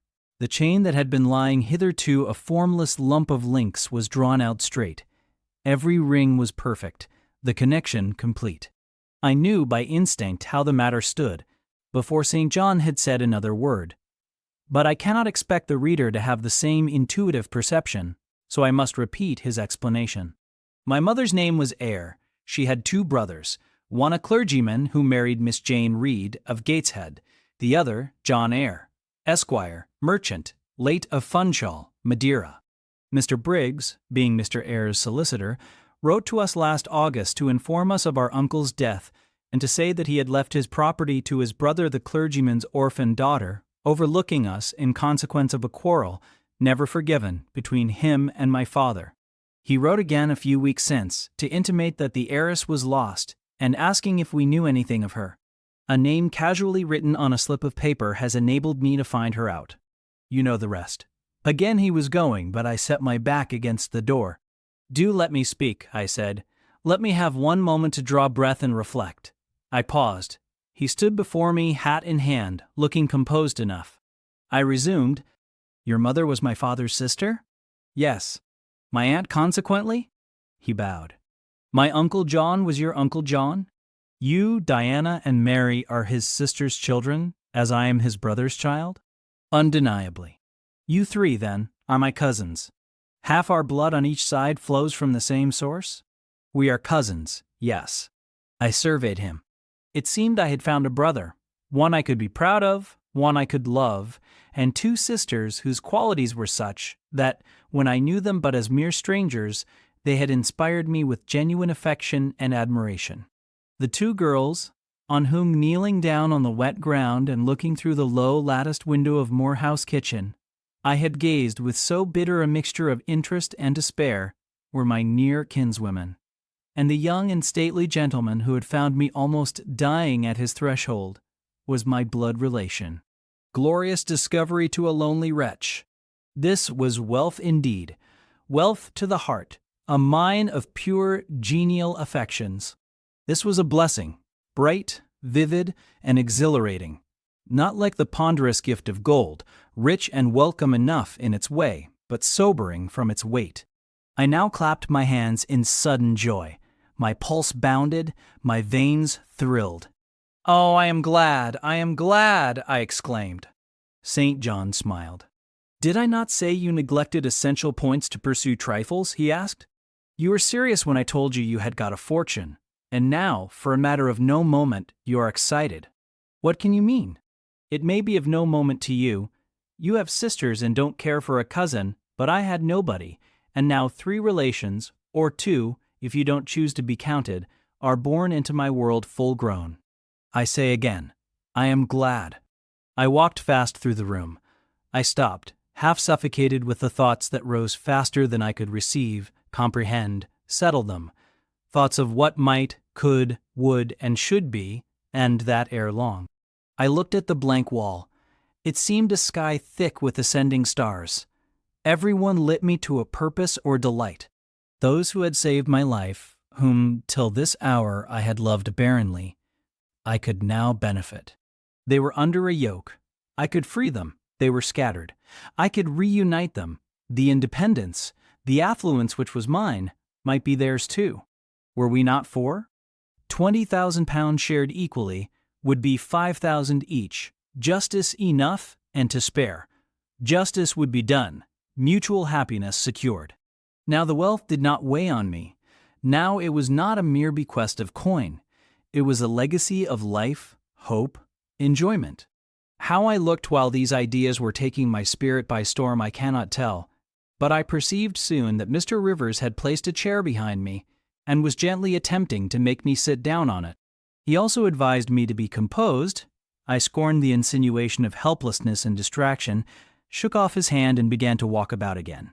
"Write to Diana and Mary tomorrow," I said, "and tell them to come home directly."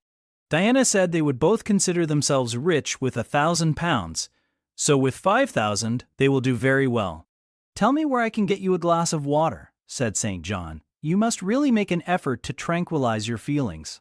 "Nonsense. And what sort of an effect will the bequest have on you? Will it keep you in England, induce you to marry Miss Oliver, and settle down like an ordinary mortal? You wander. Your head becomes confused. I have been too abrupt in communicating the news. It has excited you beyond your strength. Mr. Rivers, you quite put me out of patience. I am rational enough. It is you who misunderstand, or rather who affect to misunderstand. Perhaps, if you explained yourself a little more fully, I should comprehend better. Explain. What is there to explain?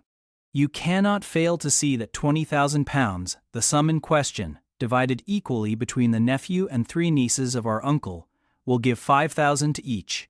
What I want is that you should write to your sisters and tell them of the fortune that has accrued to them. To you, you mean. I have intimated my view of the case. I am incapable of taking any other. I am not brutally selfish, blindly unjust, or fiendishly ungrateful. Besides, I am resolved I will have a home and connections. I like Moor House, and I will live at Moor House. I like Diana and Mary, and I will attach myself for life to Diana and Mary.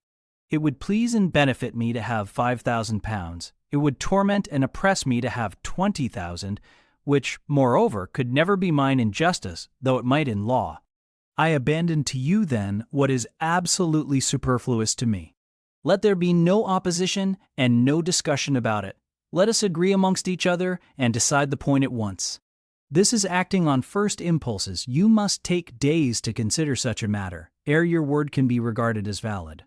Oh, if all you doubt is my sincerity, I am easy. You see the justice of the case? I do see a certain justice, but it is contrary to all custom. Besides, the entire fortune is your right. My uncle gained it by his own efforts. He was free to leave it to whom he would. He left it to you.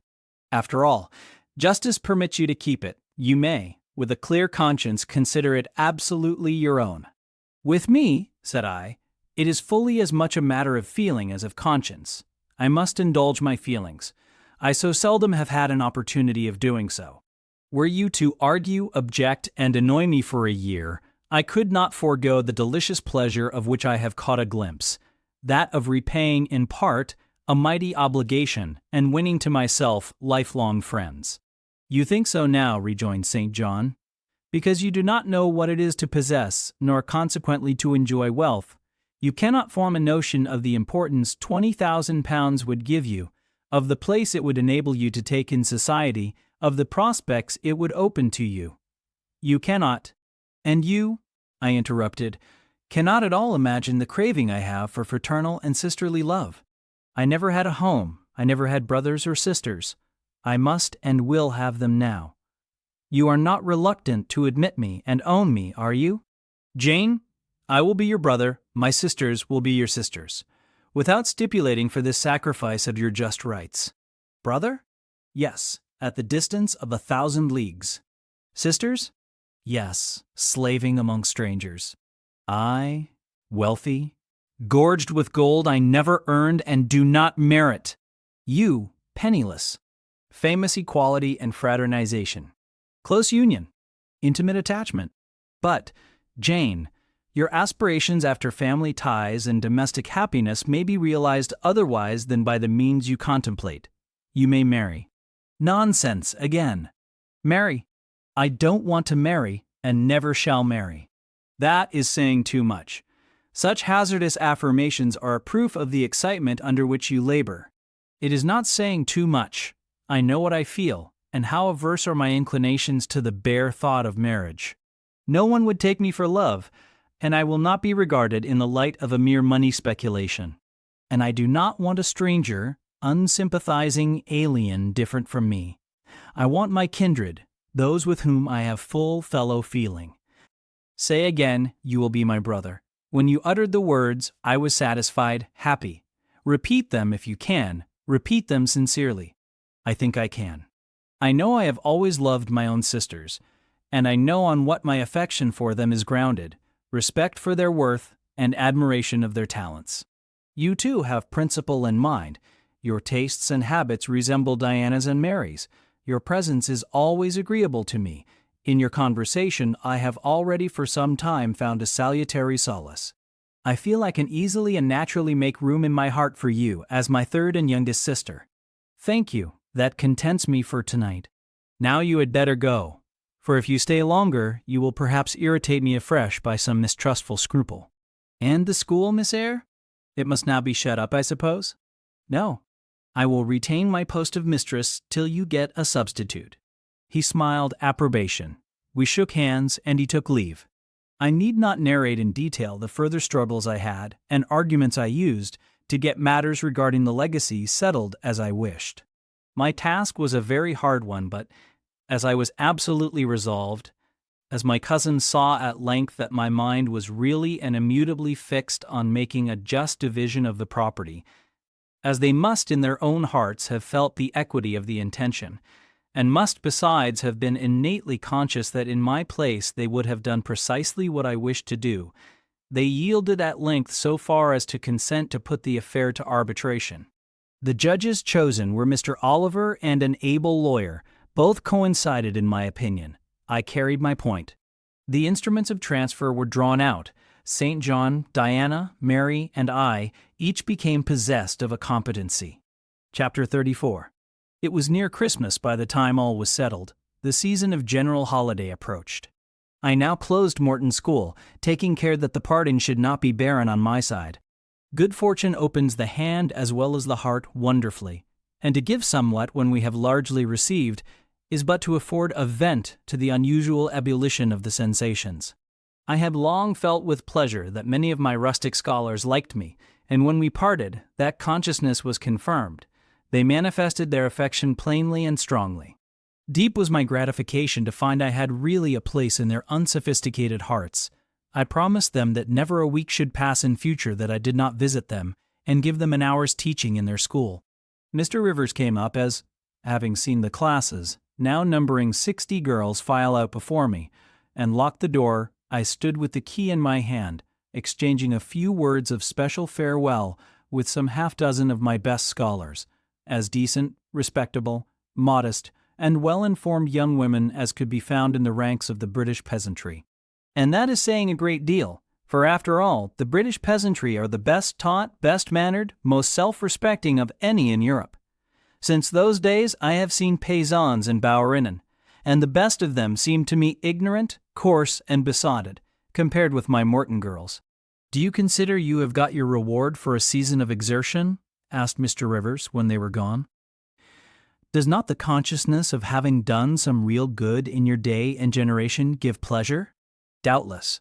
And you have only toiled a few months. Would not a life devoted to the task of regenerating your race be well spent? Yes, I said, but I could not go on forever so. I want to enjoy my own faculties as well as to cultivate those of other people. I must enjoy them now. Don't recall either my mind or body to the school. I am out of it and disposed for full holiday. He looked grave. What now? What sudden eagerness is this you evince? What are you going to do? To be active as I can. And first I must beg you to set Hannah at liberty and get somebody else to wait on you. Do you want her? Yes, to go with me to Moor House. Diana and Mary will be at home in a week, and I want to have everything in order against their arrival. I understand. I thought you were for flying off on some excursion. It is better so. Hannah shall go with you. Tell her to be ready by tomorrow then, and here is the schoolroom key. I will give you the key of my cottage in the morning. He took it. You give it up very gleefully, said he. I don't quite understand your lightheartedness, because I cannot tell what employment you propose to yourself as a substitute for the one you are relinquishing.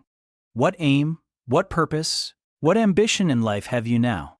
My first aim will be to clean down. Do you comprehend the full force of the expression? To clean down Moor House from chamber to cellar. My next, to rub it up with beeswax, oil, and an indefinite number of cloths till it glitters again. My third, to arrange every chair, table, bed, carpet with mathematical precision. Afterwards I shall go near to ruin you in poles and peat to keep up good fires in every room. And lastly, the 2 days preceding that on which your sisters are expected will be devoted by Hannah and me to such a beating of eggs, grating of spices, compounding of Christmas cakes, chopping up of materials for mince pies, and solemnizing of other culinary rites, as words can convey but an inadequate notion of to the uninitiated like you. My purpose, in short, is to have all things in an absolutely perfect state of readiness for Diana and Mary before next Thursday, and my ambition is to give them a beau ideal of a welcome when they come. St. John smiled slightly. Still he was dissatisfied. It is all very well for the present, said he. But seriously, I trust that when the first flush of vivacity is over, you will look a little higher than domestic endearments and household joys. The best things the world has, I interrupted. No, Jane, no. This world is not the scene of fruition. Do not attempt to make it so, nor of rest. Do not turn slothful. I mean, on the contrary, to be busy. Jane, I excuse you for the present. 2 months' grace I allow you for the full enjoyment of your new position, and for pleasing yourself with this late-found charm of relationship. But then, I hope you will begin to look beyond Moor House and Morton and sisterly society and the selfish calm and sensual comfort of civilized affluence. I hope your energies will then once more trouble you with their strength. I looked at him with surprise. St. John, I said, I think you are almost wicked to talk so. I am disposed to be as content as a queen, and you try to stir me up to restlessness. To what end? To the end of turning to profit the talents which God has committed to your keeping, and of which He will surely one day demand a strict account. Jane, I shall watch you closely and anxiously, I warn you of that, and try to restrain the disproportionate fervor with which you throw yourself into commonplace home pleasures. Don't cling so tenaciously to ties of the flesh. Save your constancy and ardor for an adequate cause. Forbear to waste them on trite, transient objects. Do you hear, Jane? Yes, just as if you were speaking Greek. I feel I have adequate cause to be happy, and I will be happy. Goodbye. Happy at Moor House I was, and hard I worked, and so did Hannah. She was charmed to see how jovial I could be amidst the bustle of a house turned topsy-turvy, how I could brush and dust and clean and cook. And really, after a day or two of confusion worse confounded, it was delightful by degrees to invoke order from the chaos ourselves had made. I had previously taken a journey to S to purchase some new furniture, my cousins having given me carte blanche to effect what alterations I pleased, and a sum having been set aside for that purpose. The ordinary sitting room and bedrooms I left much as they were, for I knew Diana and Mary would derive more pleasure from seeing again the old homely tables and chairs and beds than from the spectacle of the smartest innovations. Still some novelty was necessary, to give to their return the piquancy with which I wished it to be invested. Dark, handsome new carpets and curtains, an arrangement of some carefully selected antique ornaments in porcelain and bronze, new coverings and mirrors and dressing cases for the toilet tables, answered the end. They looked fresh without being glaring. A spare parlor and bedroom I refurnished entirely, with old mahogany and crimson upholstery. I laid canvas on the passage and carpets on the stairs. When all was finished, I thought Moor House as complete a model of bright, modest snubness within as it was, at this season, a specimen of wintry waste and desert dreariness without. The eventful Thursday at length came. They were expected about dark, and ere dusk fires were lit upstairs and below. The kitchen was in perfect trim. Hannah and I were dressed, and all was in readiness. St. John arrived first. I had entreated him to keep quite clear of the house till everything was arranged, and indeed the bare idea of the commotion, at once sordid and trivial, going on within its walls, sufficed to scare him to estrangement. He found me in the kitchen, watching the progress of certain cakes for tea, then baking. Approaching the hearth, he asked if I was at last satisfied with housemaid's work. I answered by inviting him to accompany me on a general inspection of the result of my labors. With some difficulty, I got him to make the tour of the house. He just looked in at the doors I opened, and when he had wandered upstairs and downstairs, he said I must have gone through a great deal of fatigue and trouble to have effected such considerable changes in so short a time. But not a syllable did he utter indicating pleasure in the improved aspect of his abode. This silence dampened me. I thought perhaps the alterations had disturbed some old associations he valued. I inquired whether this was the case, no doubt in a somewhat crestfallen tone. Not at all. He had, on the contrary, remarked that I had scrupulously respected every association. He feared, indeed, I must have bestowed more thought on the matter than it was worth. How many minutes, for instance, had I devoted to studying the arrangement of this very room? By the by, could I tell him where such a book was? I showed him the volume on the shelf. He took it down, and withdrawing to his accustomed window recess, he began to read it. Now, I did not like this reader. St. John was a good man, but I began to feel he had spoken truth of himself when he said he was hard and cold. The humanities and amenities of life had no attraction for him, its peaceful enjoyments no charm. Literally, he lived only to aspire, after what was good and great certainly, but still he would never rest, nor approve of others resting round him. As I looked at his lofty forehead, still and pale as a white stone, at his fine lineaments fixed in study, I comprehended all at once that he would hardly make a good husband, that it would be a trying thing to be his wife. I understood, as by inspiration, the nature of his love for Miss Oliver. I agreed with him that it was but a love of the senses. I comprehended how he should despise himself for the feverish influence it exercised over him, how he should wish to stifle and destroy it, how he should mistrust its ever conducting permanently to his happiness or hers. I saw he was of the material from which nature hews her heroes, Christian and pagan, her lawgivers, her statesmen, her conquerors, a steadfast bulwark for great interests to rest upon. But at the fireside, too often a cold, cumbrous column, gloomy and out of place. This parlor is not his sphere, I reflected. The Himalayan ridge or Kaffir bush, even the plague-cursed Guinea coast swamp would suit him better. Well may he eschew the calm of domestic life. It is not his element. There his faculties stagnate. They cannot develop or appear to advantage. It is in scenes of strife and danger, where courage is proved, and energy exercised, and fortitude tasked, that he will speak and move, the leader and superior. A merry child would have the advantage of him on this hearth. He is right to choose a missionary's career. I see it now. They are coming. They are coming, cried Hannah, throwing open the parlor door. At the same moment, old Carlo barked joyfully. Out I ran. It was now dark, but a rumbling of wheels was audible. Hannah soon had a lantern lit. The vehicle had stopped at the wicket. The driver opened the door. First one well-known form, then another stepped out. In a minute I had my face under their bonnets, in contact first with Mary's soft cheek, then with Diana's flowing curls. They laughed, kissed me, then Hannah patted Carlo, who was half wild with delight, asked eagerly if all was well, and being assured in the affirmative, hastened into the house. They were stiff with their long and jolting drive from Whitcross, and chilled with the frosty night air, but their pleasant countenances expanded to the cheerful firelight. While the driver and Hannah brought in the boxes, they demanded St. John. At this moment he advanced from the parlor. They both threw their arms round his neck at once. He gave each one quiet kiss, said in a low tone a few words of welcome, stood a while to be talked to, and then, intimating that he supposed they would soon rejoin him in the parlor, withdrew there as to a place of refuge. I had lit their candles to go upstairs, but Diana had first to give hospitable orders respecting the driver. This done, both followed me. They were delighted with the renovation and decorations of their rooms, with the new drapery and fresh carpets and rich-tinted china vases. They expressed their gratification ungrudgingly. I had the pleasure of feeling that my arrangements met their wishes exactly, and that what I had done added a vivid charm to their joyous return home. Sweet was that evening.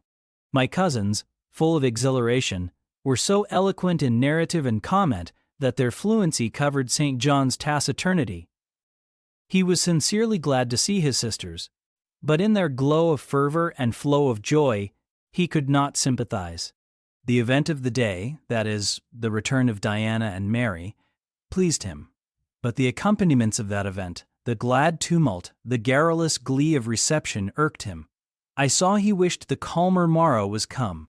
In the very meridian of the night's enjoyment, about an hour after tea, a rap was heard at the door. Hannah entered with the intimation that a poor lad was come, at that unlikely time, to fetch Mr. Rivers to see his mother, who was drawing away. "Where does she live, Hannah?" "Clear up at Whitcross Brow, almost 4 miles off, and moor and moss all the way." "Tell him I will go." "I'm sure, sir, you had better not. It's the worst road to travel after dark that can be. There's no track at all over the bog. And then, it is such a bitter night. The keenest wind you ever felt. You had better send word, sir, that you will be there in the morning." But he was already in the passage, putting on his cloak, and without one objection, one murmur, he departed. It was then 9 o'clock. He did not return till midnight. Starved and tired enough he was, but he looked happier than when he set out. He had performed an act of duty, made an exertion, felt his own strength to do and deny, and was on better terms with himself. I am afraid the whole of the ensuing week tried his patience. It was Christmas week. We took to no settled employment, but spent it in a sort of merry domestic dissipation. The air of the moors, the freedom of home, the dawn of prosperity, acted on Diana and Mary's spirits like some life-giving elixir. They were gay from morning till noon, and from noon till night.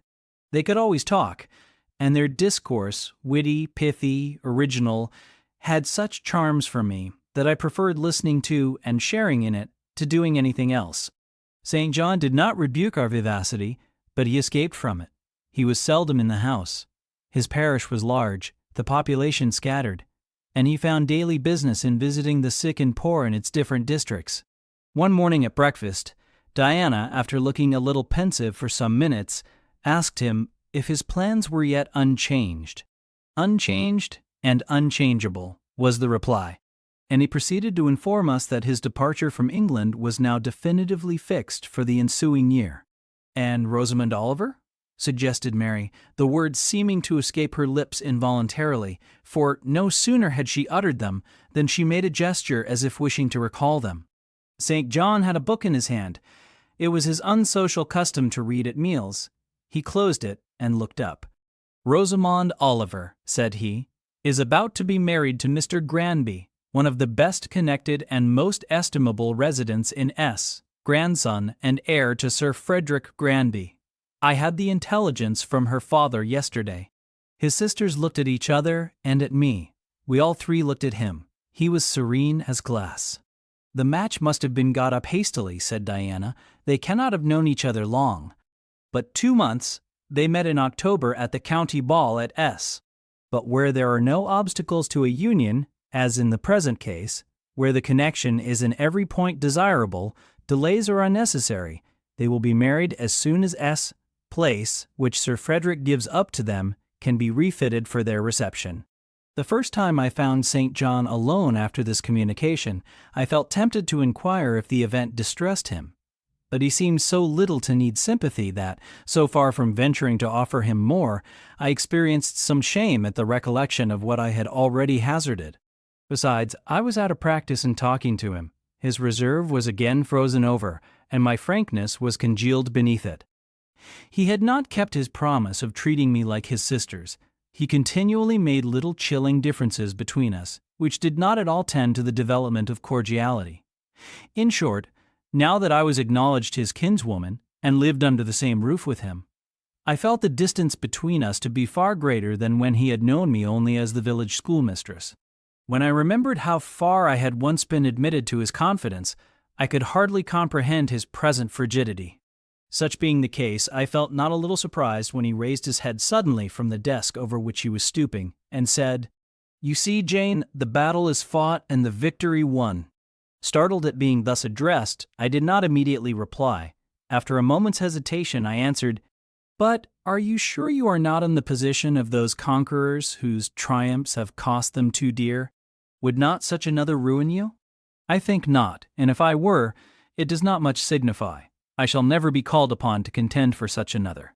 The event of the conflict is decisive. My way is now clear. I thank God for it."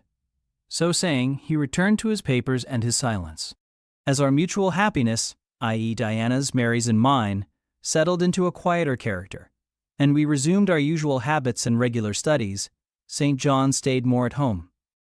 He sat with us in the same room, sometimes for hours together. While Mary drew, Diana pursued a course of encyclopedic reading she had, to my awe and amazement, undertaken, and I fagged away at German. He pondered a mystic lore of his own, that of some Eastern tongue, the acquisition of which he thought necessary to his plans. Thus engaged, he appeared, sitting in his own recess, quiet and absorbed enough.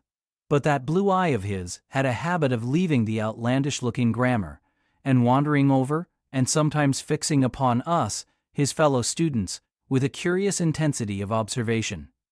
If caught, it would be instantly withdrawn. Yet ever and anon, it returned searchingly to our table. I wondered what it meant. I wondered, too, at the punctual satisfaction he never failed to exhibit on an occasion that seemed to me of small moment, namely, my weekly visit to Morton's school. And still more was I puzzled when, if the day was unfavorable, if there was snow or rain or high wind and his sisters urged me not to go, he would invariably make light of their solicitude and encourage me to accomplish the task without regard to the elements. "Jane is not such a weakling as you would make her," he would say. "She can bear a mountain blast, or a shower, or a few flakes of snow, as well as any of us. Her constitution is both sound and elastic, better calculated to endure variations of climate than many more robust." And when I returned, sometimes a good deal tired, and not a little weather-beaten, I never dared complain, because I saw that to murmur would be to vex him.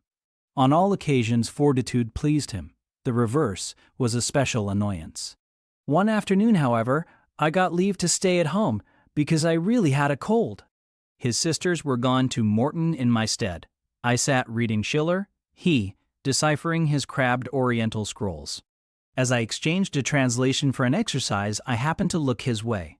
There I found myself under the influence of the ever-watchful blue eye. How long it had been searching me through and over, I cannot tell. So keen was it, and yet so cold, I felt for the moment superstitious, as if I were sitting in the room with something uncanny. "Jane, what are you doing?" "Learning German. I want you to give up German and learn Hindustani." "You are not in earnest." "In such earnest that I must have it so, and I will tell you why." He then went on to explain that Hindustani was the language he was himself at present studying, that as he advanced he was apt to forget the commencement, that it would assist him greatly to have a pupil with whom he might again and again go over the elements, and so fix them thoroughly in his mind, that his choice had hovered for some time between me and his sisters, but that he had fixed on me because he saw I could sit at a task the longest of the three. Would I do him this favor? I should not, perhaps, have to make the sacrifice long, as it wanted now barely 3 months to his departure. St. John was not a man to be lightly refused. You felt that every impression made on him, either for pain or pleasure, was deep-graved and permanent. I consented. When Diana and Mary returned, the former found her scholar transferred from her to her brother. She laughed, and both she and Mary agreed that St. John should never have persuaded them to such a step. He answered quietly, "I know it. I found him a very patient, very forbearing, and yet an exacting master. He expected me to do a great deal, and when I fulfilled his expectations, he, in his own way, fully testified his approbation. By degrees, he acquired a certain influence over me that took away my liberty of mind. His praise and notice were more restraining than his indifference. I could no longer talk or laugh freely when he was by, because a tiresomely importunate instinct reminded me that vivacity, at least in me, was distasteful to him. I was so fully aware that only serious moods and occupations were acceptable that in his presence every effort to sustain or follow any other became vain. I fell under a freezing spell. When he said go, I went. Come, I came. Do this, I did it. But I did not love my servitude. I wished, many a time, he had continued to neglect me. One evening when, at bedtime, his sisters and I stood round him, bidding him good night, he kissed each of them, as was his custom, and, as was equally his custom, he gave me his hand. Diana, who chanced to be in a frolicsome humor, she was not painfully controlled by his will, for hers, in another way, was as strong, exclaimed, "St. John, you used to call Jane your third sister, but you don't treat her as such. You should kiss her too." She pushed me towards him. I thought Diana very provoking and felt uncomfortably confused. And while I was thus thinking and feeling, St. John bent his head. His Greek face was brought to a level with mine. His eyes questioned my eyes piercingly. He kissed me. There are no such things as marble kisses or ice kisses, or I should say my ecclesiastical cousin's salute belonged to one of these classes. But there may be experiment kisses, and his was an experiment kiss. When given, he viewed me to learn the result. It was not striking. I am sure I did not blush. Perhaps I might have turned a little pale, for I felt as if this kiss were a seal affixed to my fetters. He never omitted the ceremony afterwards, and the gravity and quiescence with which I underwent it seemed to invest it for him with a certain charm.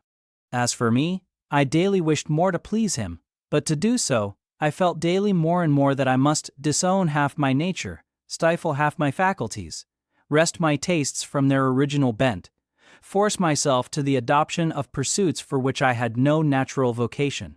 He wanted to train me to an elevation I could never reach. It racked me hourly to aspire to the standard he uplifted.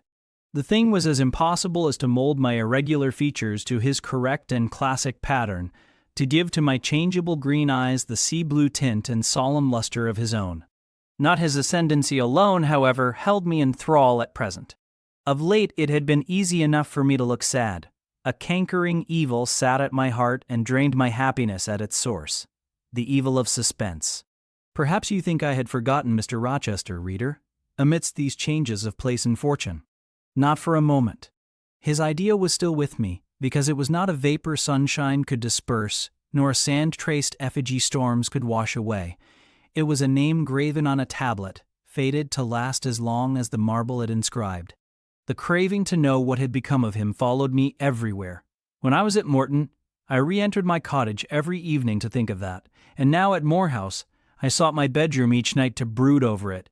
In the course of my necessary correspondence with Mr. Briggs about the will, I had inquired if he knew anything of Mr. Rochester's present residence and state of health, but, as St. John had conjectured, he was quite ignorant of all concerning him. I then wrote to Mrs. Fairfax, entreating information on the subject. I had calculated with certainty on this step answering my end. I felt sure it would elicit an early answer. I was astonished when a fortnight passed without reply, but when 2 months wore away, and day after day the post arrived and brought nothing for me, I fell a prey to the keenest anxiety. I wrote again. There was a chance of my first letter having missed. Renewed hope followed renewed effort. It shone like the former for some weeks. Then, like it faded, flickered. Not a line, not a word reached me. When half a year wasted in vain expectancy, my hope died out, and then I felt dark indeed. A fine spring shone round me, which I could not enjoy. Summer approached. Diana tried to cheer me. She said I looked ill and wished to accompany me to the seaside. This St. John opposed. He said I did not want dissipation. I wanted employment. My present life was too purposeless. I required a name. And, I suppose, by way of supplying deficiencies, he prolonged still further my lessons in Hindustani and grew more urgent in requiring their accomplishment. And I, like a fool, never thought of resisting him.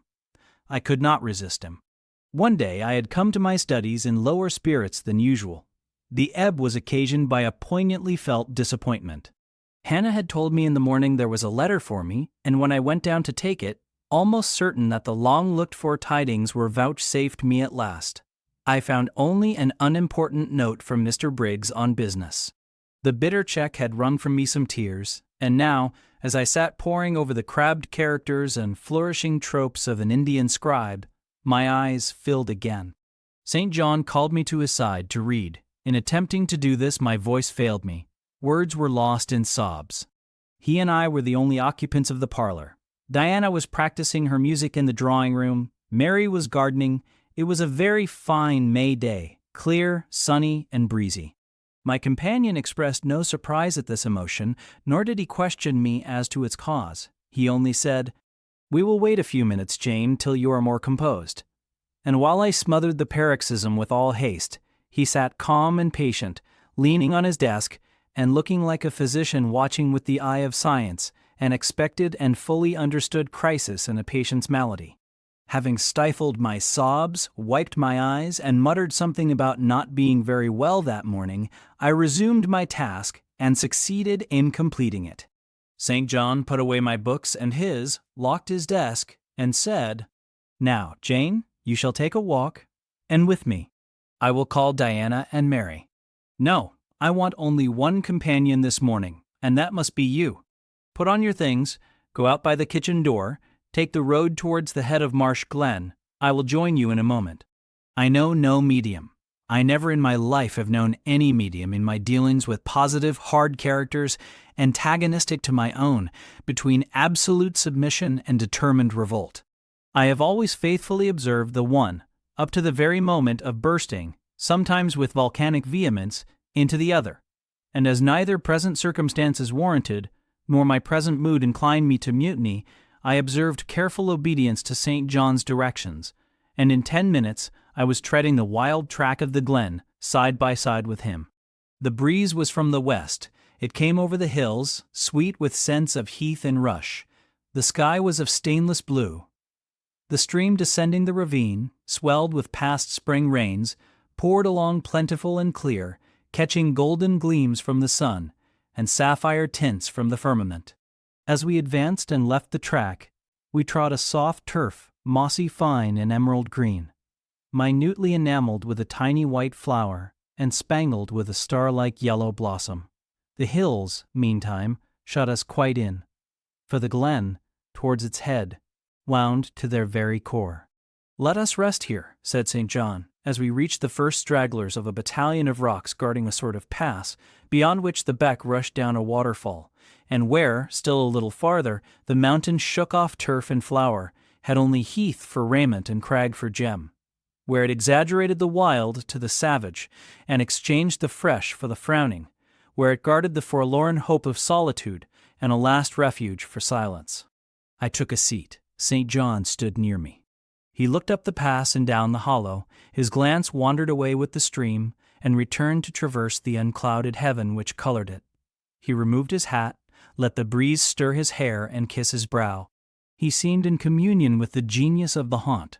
With his eye he bade farewell to something.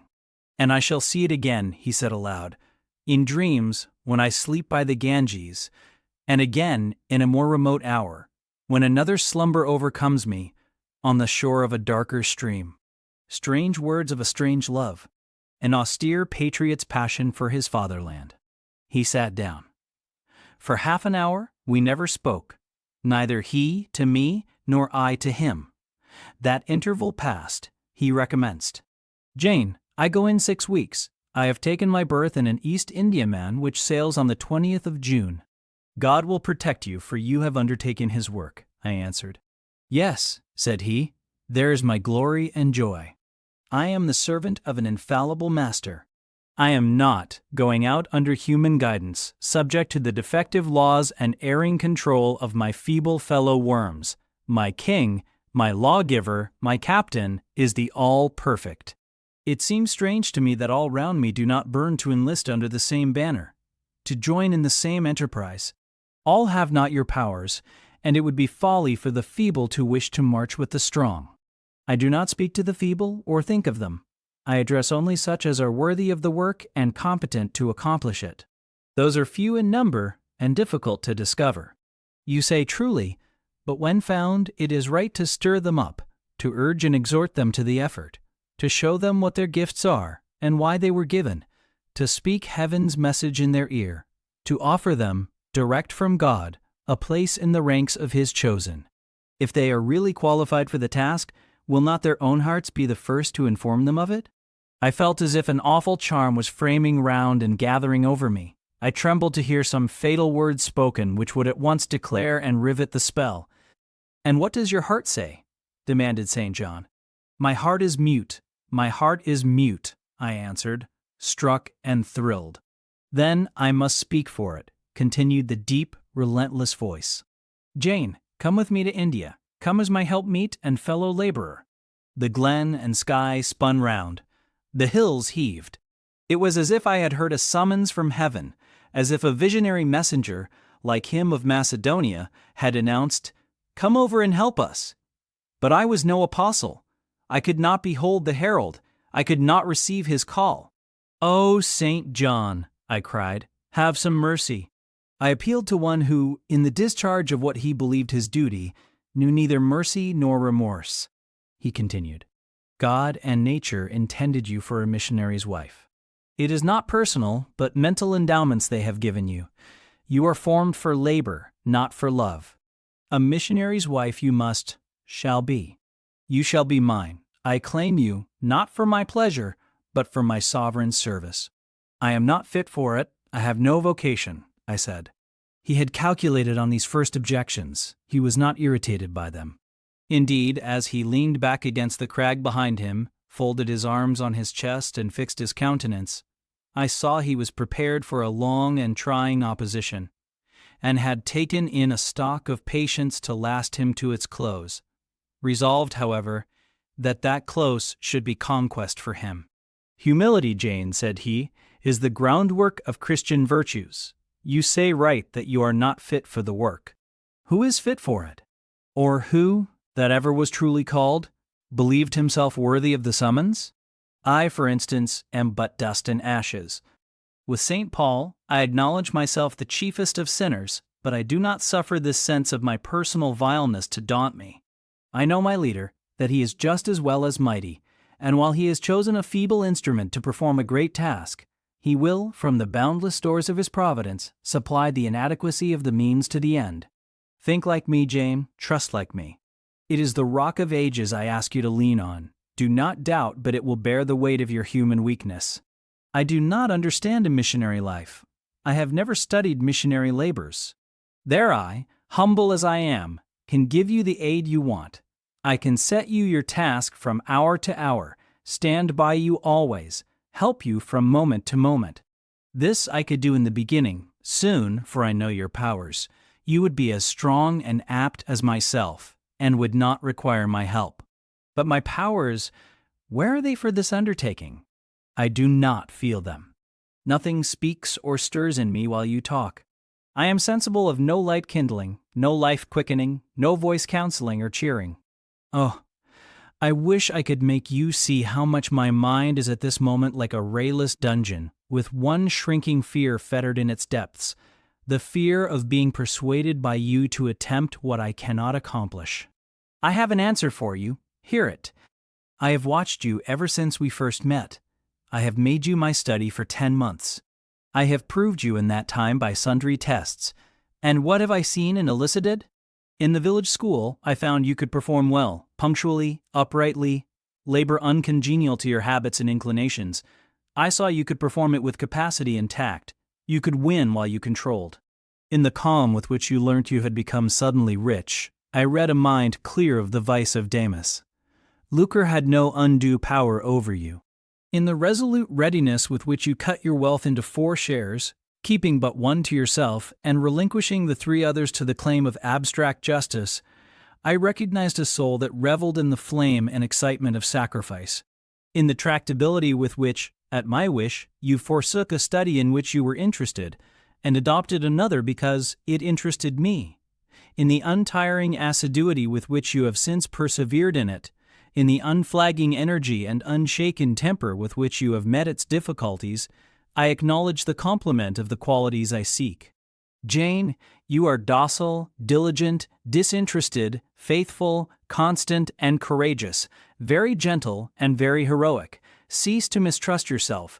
I can trust you unreservedly. As a conductress of Indian schools and a helper amongst Indian women, your assistance will be to me invaluable. My iron shroud contracted round me, persuasion advanced with slow, sure step. Shut my eyes as I would, These last words of his succeeded in making the way, which had seemed blocked up, comparatively clear. My work, which had appeared so vague, so hopelessly diffuse, condensed itself as he proceeded and assumed a definite form under his shaping hand. He waited for an answer. I demanded a quarter of an hour to think before I again hazarded a reply. "Very willingly," he rejoined, and rising, he strode a little distance up the pass, threw himself down on a swell of heath, and there lay still. He threw himself down on a swell of heath, and there lay still. I can do what he wants me to do. I am forced to see and acknowledge that, I meditated. That is, if life be spared me. But I feel mine is not the existence to be long protracted under an Indian sun. What then? He does not care for that. When my time came to die, he would resign me in all serenity and sanctity to the God who gave me. The case is very plain before me. In leaving England, I should leave a loved but empty land. Mr. Rochester is not there, and if he were, what can that ever be to me? My business is to live without him now, nothing so absurd, so weak, as to drag on from day to day as if I were waiting some impossible change in circumstances which might reunite me to him. Of course, as St. John once said, I must seek another interest in life to replace the one lost. Is not the occupation he now offers me truly the most glorious man can adopt or God assign? Is it not, by its noble cares and sublime results, the one best calculated to fill the void left by uptorn affections and demolished hopes? I believe I must say, yes, and yet I shudder. Alas! If I join St. John, I abandon half myself. If I go to India, I go to premature death. And how will the interval between leaving England for India and India for the grave be filled? Oh, I know well. That, too, is very clear to my vision. By straining to satisfy St. John till my sinews ache, I shall satisfy him to the finest central point and farthest outward circle of his expectations. If I do go with him, if I do make the sacrifice he urges, I will make it absolutely. I will throw all on the altar, heart, vitals, the entire victim. He will never love me, but he shall approve me. I will show him energies he has not yet seen, resources he has never suspected. Yes, I can work as hard as he can, and with as little grudging. Consent, then, to his demand is possible, but for one item, one dreadful item. It is that he asks me to be his wife, and has no more of a husband's heart for me than that frowning giant of a rock down which the stream is foaming in yonder gorge. He prizes me as a soldier would a good weapon, and that is all. Unmarried to him, this would never grieve me, but can I let him complete his calculations, coolly put into practice his plans, go through the wedding ceremony? Can I receive from him the bridal ring, endure all the forms of love, which I doubt not he would scrupulously observe, and know that the spirit was quite absent? Can I bear the consciousness that every endearment he bestows is a sacrifice made on principle? No. Such a martyrdom would be monstrous. I will never undergo it. As his sister, I might accompany him, not as his wife. I will tell him so. I looked towards the knoll. There he lay, still as a prostrate column, his face turned to me, his eye beaming, watchful and keen. He started to his feet and approached me. I am ready to go to India, if I may go free. Your answer requires a commentary, he said. It is not clear. You have hitherto been my adopted brother, I your adopted sister. Let us continue as such. You and I had better not marry. He shook his head. Adopted fraternity will not do in this case. If you were my real sister, it would be different. I should take you and seek no wife. But, as it is, either our union must be consecrated and sealed by marriage, or it cannot exist. Practical obstacles oppose themselves to any other plan. Do you not see it, Jane? Consider a moment. Your strong sense will guide you. I did consider, and still my sense, such as it was, directed me only to the fact that we did not love each other as man and wife should, and therefore it inferred we ought not to marry. I said so. St. John, I returned, I regard you as a brother, you me as a sister, so let us continue. We cannot, he answered with short, sharp determination. It would not do. You have said you will go with me to India. Remember, you have said that. Conditionally. Well, well. To the main point, the departure with me from England, the cooperation with me in my future labors, you do not object. You have already as good as put your hand to the plow. You are too consistent to withdraw it. You have but one end to keep in view: how the work you have undertaken can best be done. Simplify your complicated interests, feelings, thoughts, wishes, aims. Merge all considerations in one purpose, that of fulfilling with effect, with power, the mission of your great master. To do so, you must have a coadjutor, not a brother, that is a loose tie, but a husband. I too do not want a sister. A sister might any day be taken from me. I want a wife, the sole helpmeet I can influence efficiently in life and retain absolutely till death. I shuddered as he spoke. I felt his influence in my marrow, his hold on my limbs. Seek one elsewhere than in me, St. John. Seek one fitted to you. One fitted to my purpose, you mean, fitted to my vocation. Again, I tell you, it is not the insignificant private individual, the mere man with the man's selfish senses, I wish to mate. It is the missionary. And I will give the missionary my energies. It is all he wants, but not myself. That would be only adding the husk and shell to the kernel. For them he has no use. I retain them. You cannot, you ought not. Do you think God will be satisfied with half an oblation? Will he accept a mutilated sacrifice?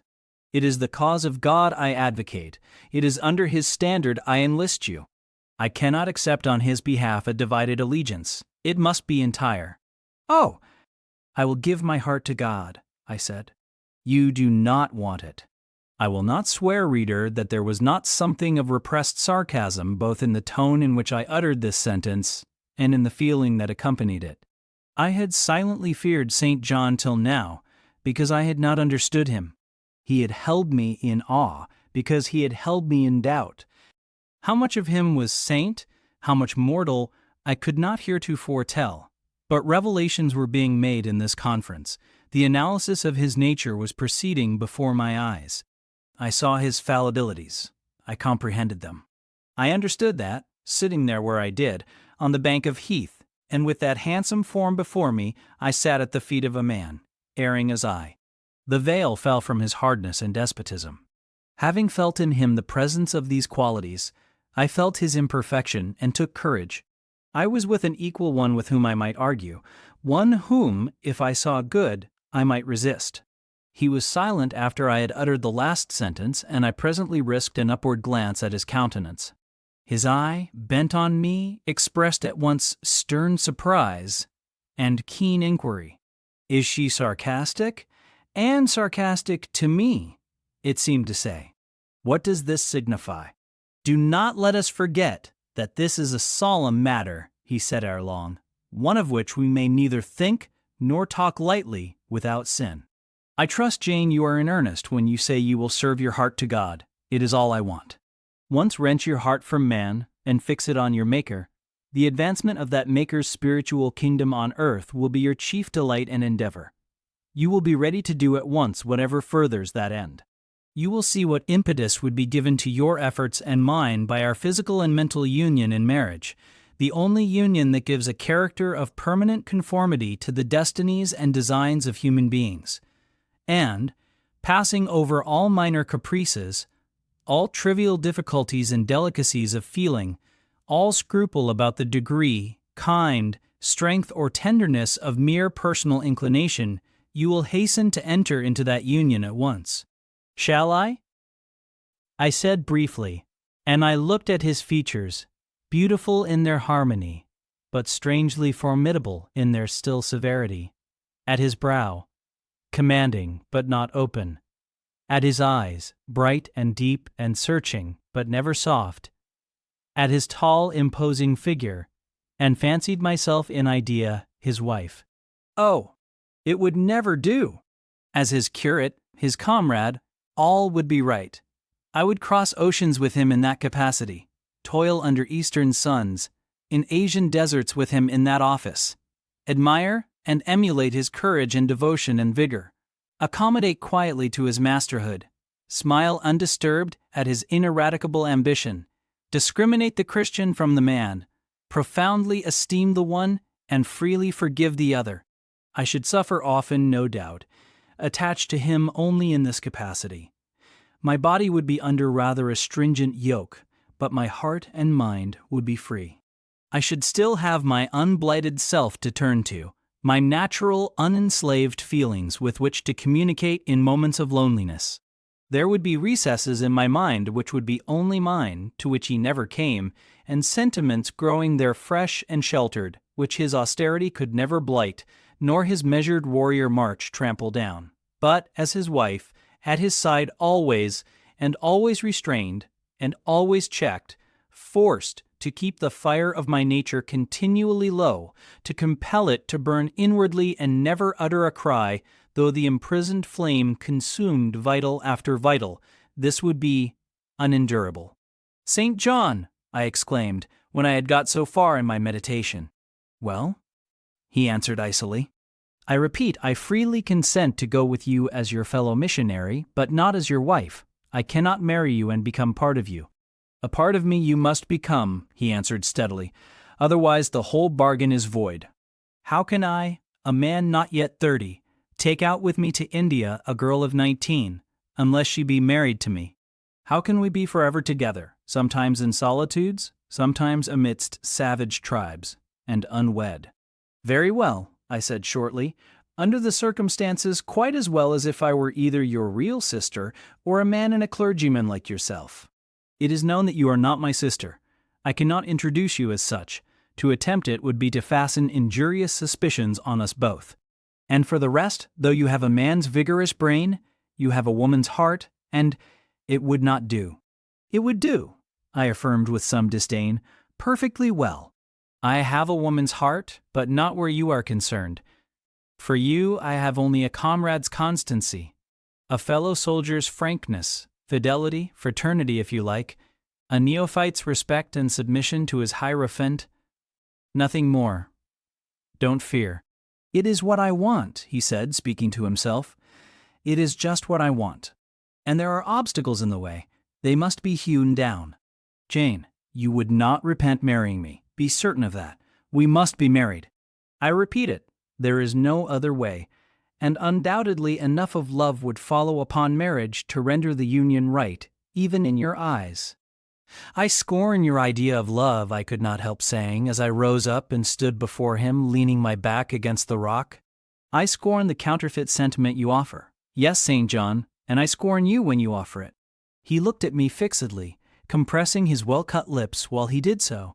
Whether he was incensed or surprised, or what, it was not easy to tell. He could command his countenance thoroughly. "I scarcely expected to hear that expression from you," he said. "I think I have done and uttered nothing to deserve scorn." I was touched by his gentle tone and overawed by his high, calm mien.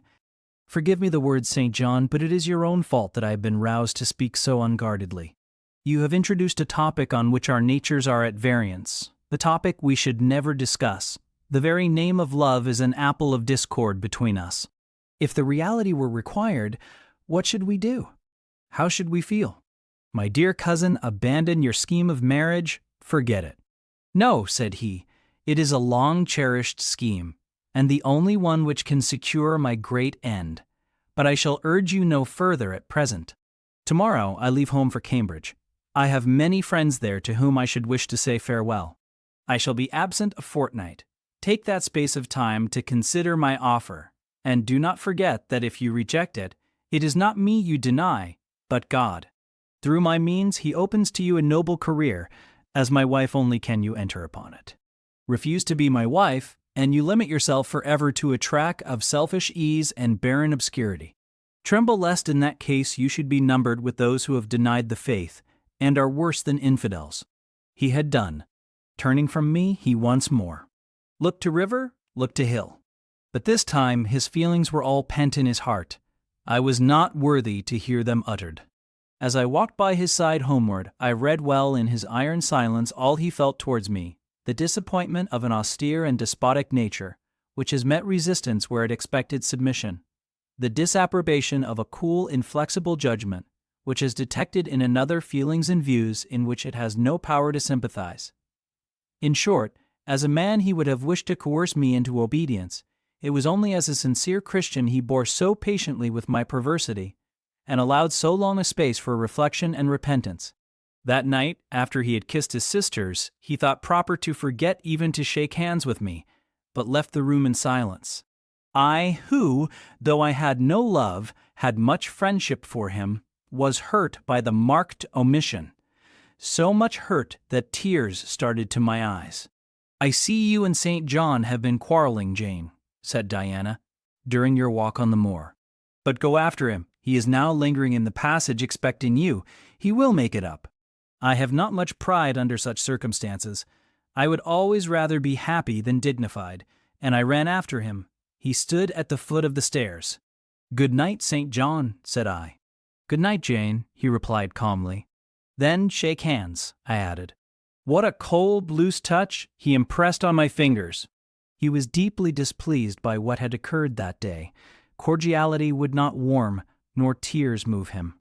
No happy reconciliation was to be had with him, no cheering smile or generous word.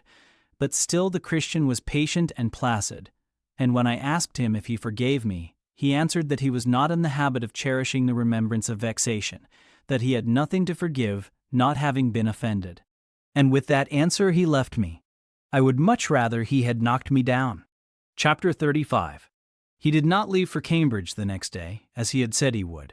He deferred his departure a whole week, and during that time he made me feel what severe punishment a good yet stern, a conscientious yet implacable man can inflict on one who has offended him. Without one overt act of hostility, one upbraiding word, he contrived to impress me momently with the conviction that I was put beyond the pale of his favor.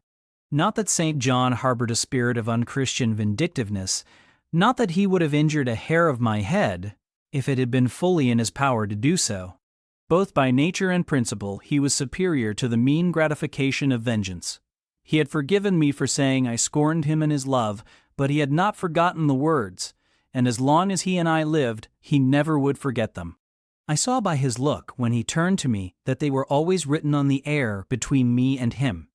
Whenever I spoke, they sounded in my voice to his ear, and their echo toned every answer he gave me.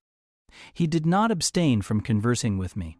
He even called me as usual each morning to join him at his desk, and I fear the corrupt man within him had a pleasure unimparted to and unshared by the pure Christian in evincing with what skill he could, while acting and speaking apparently just as usual, extract from every deed and every phrase the spirit of interest and approval which had formerly communicated a certain austere charm to his language and manner.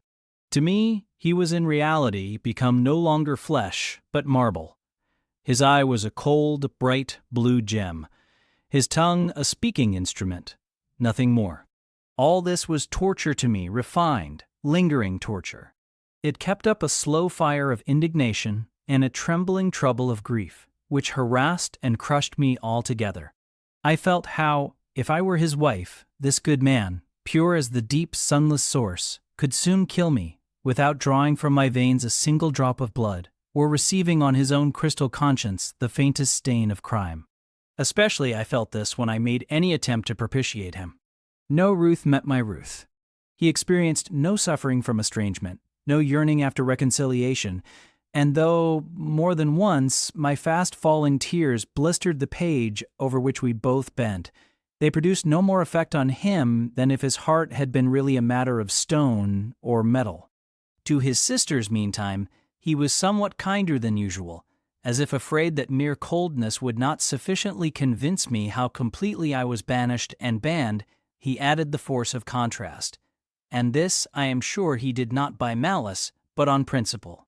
The night before he left home, happening to see him walking in the garden about sunset, and remembering, as I looked at him, that this man, alienated as he now was, had once saved my life, and that we were near relations, I was moved to make a last attempt to regain his friendship.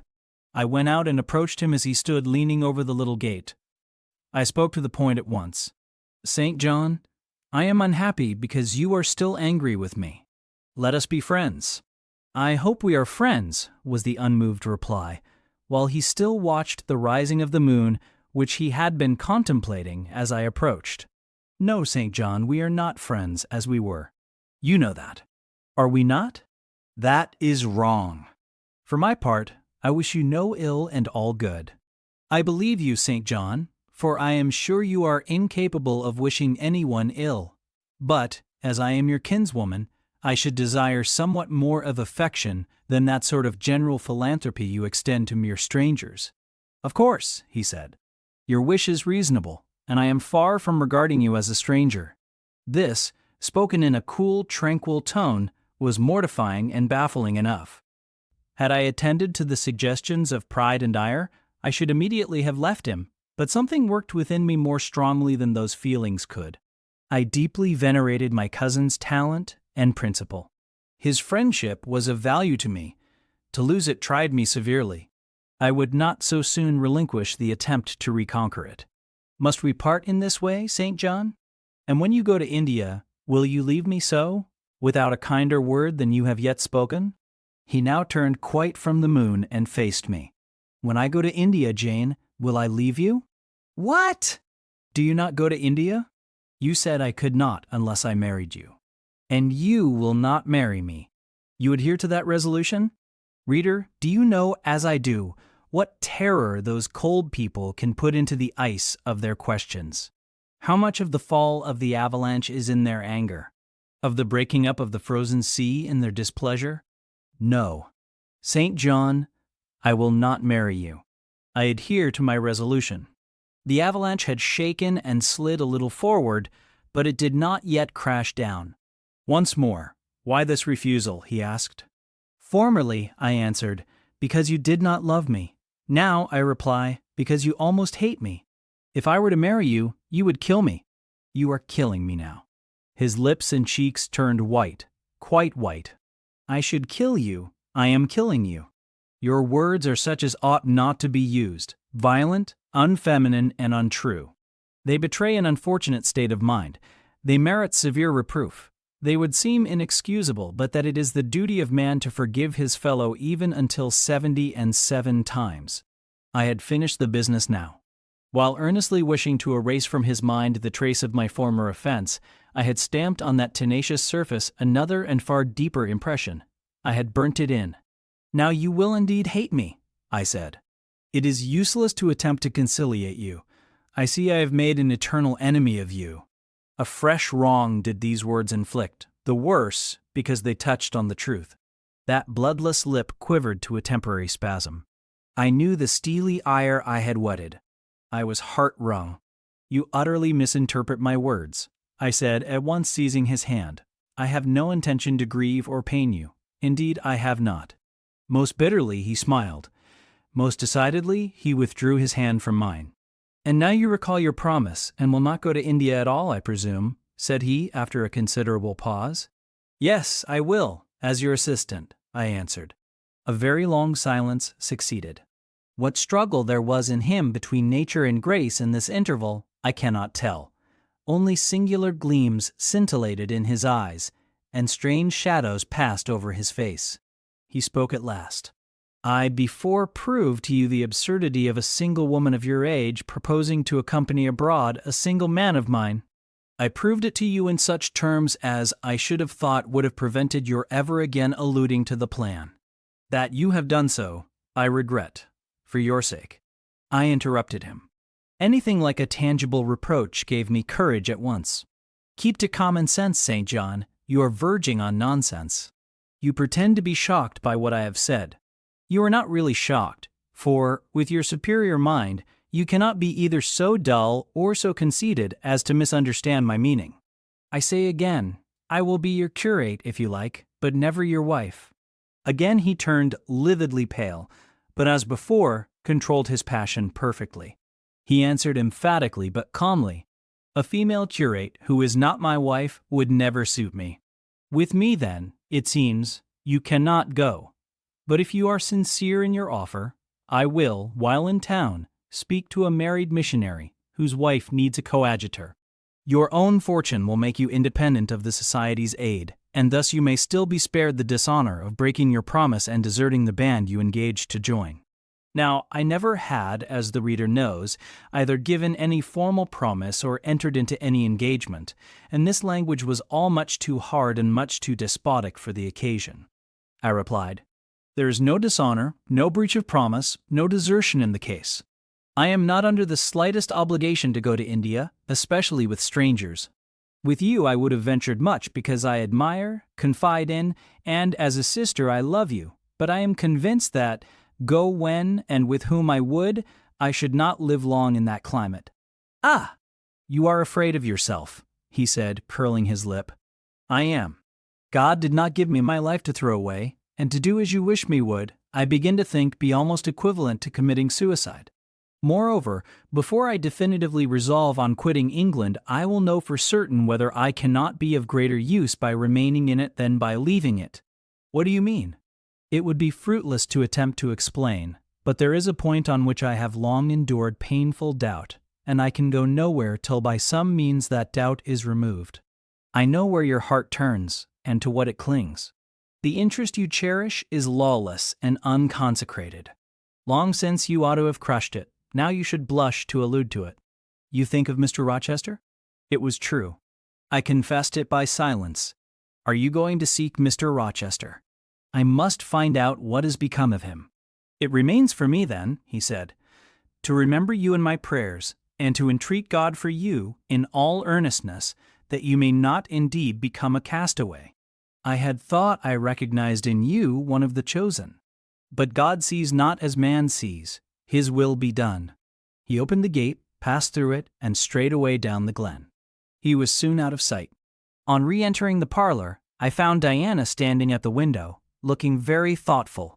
Diana was a great deal taller than I. She put her hand on my shoulder, and stooping, examined my face.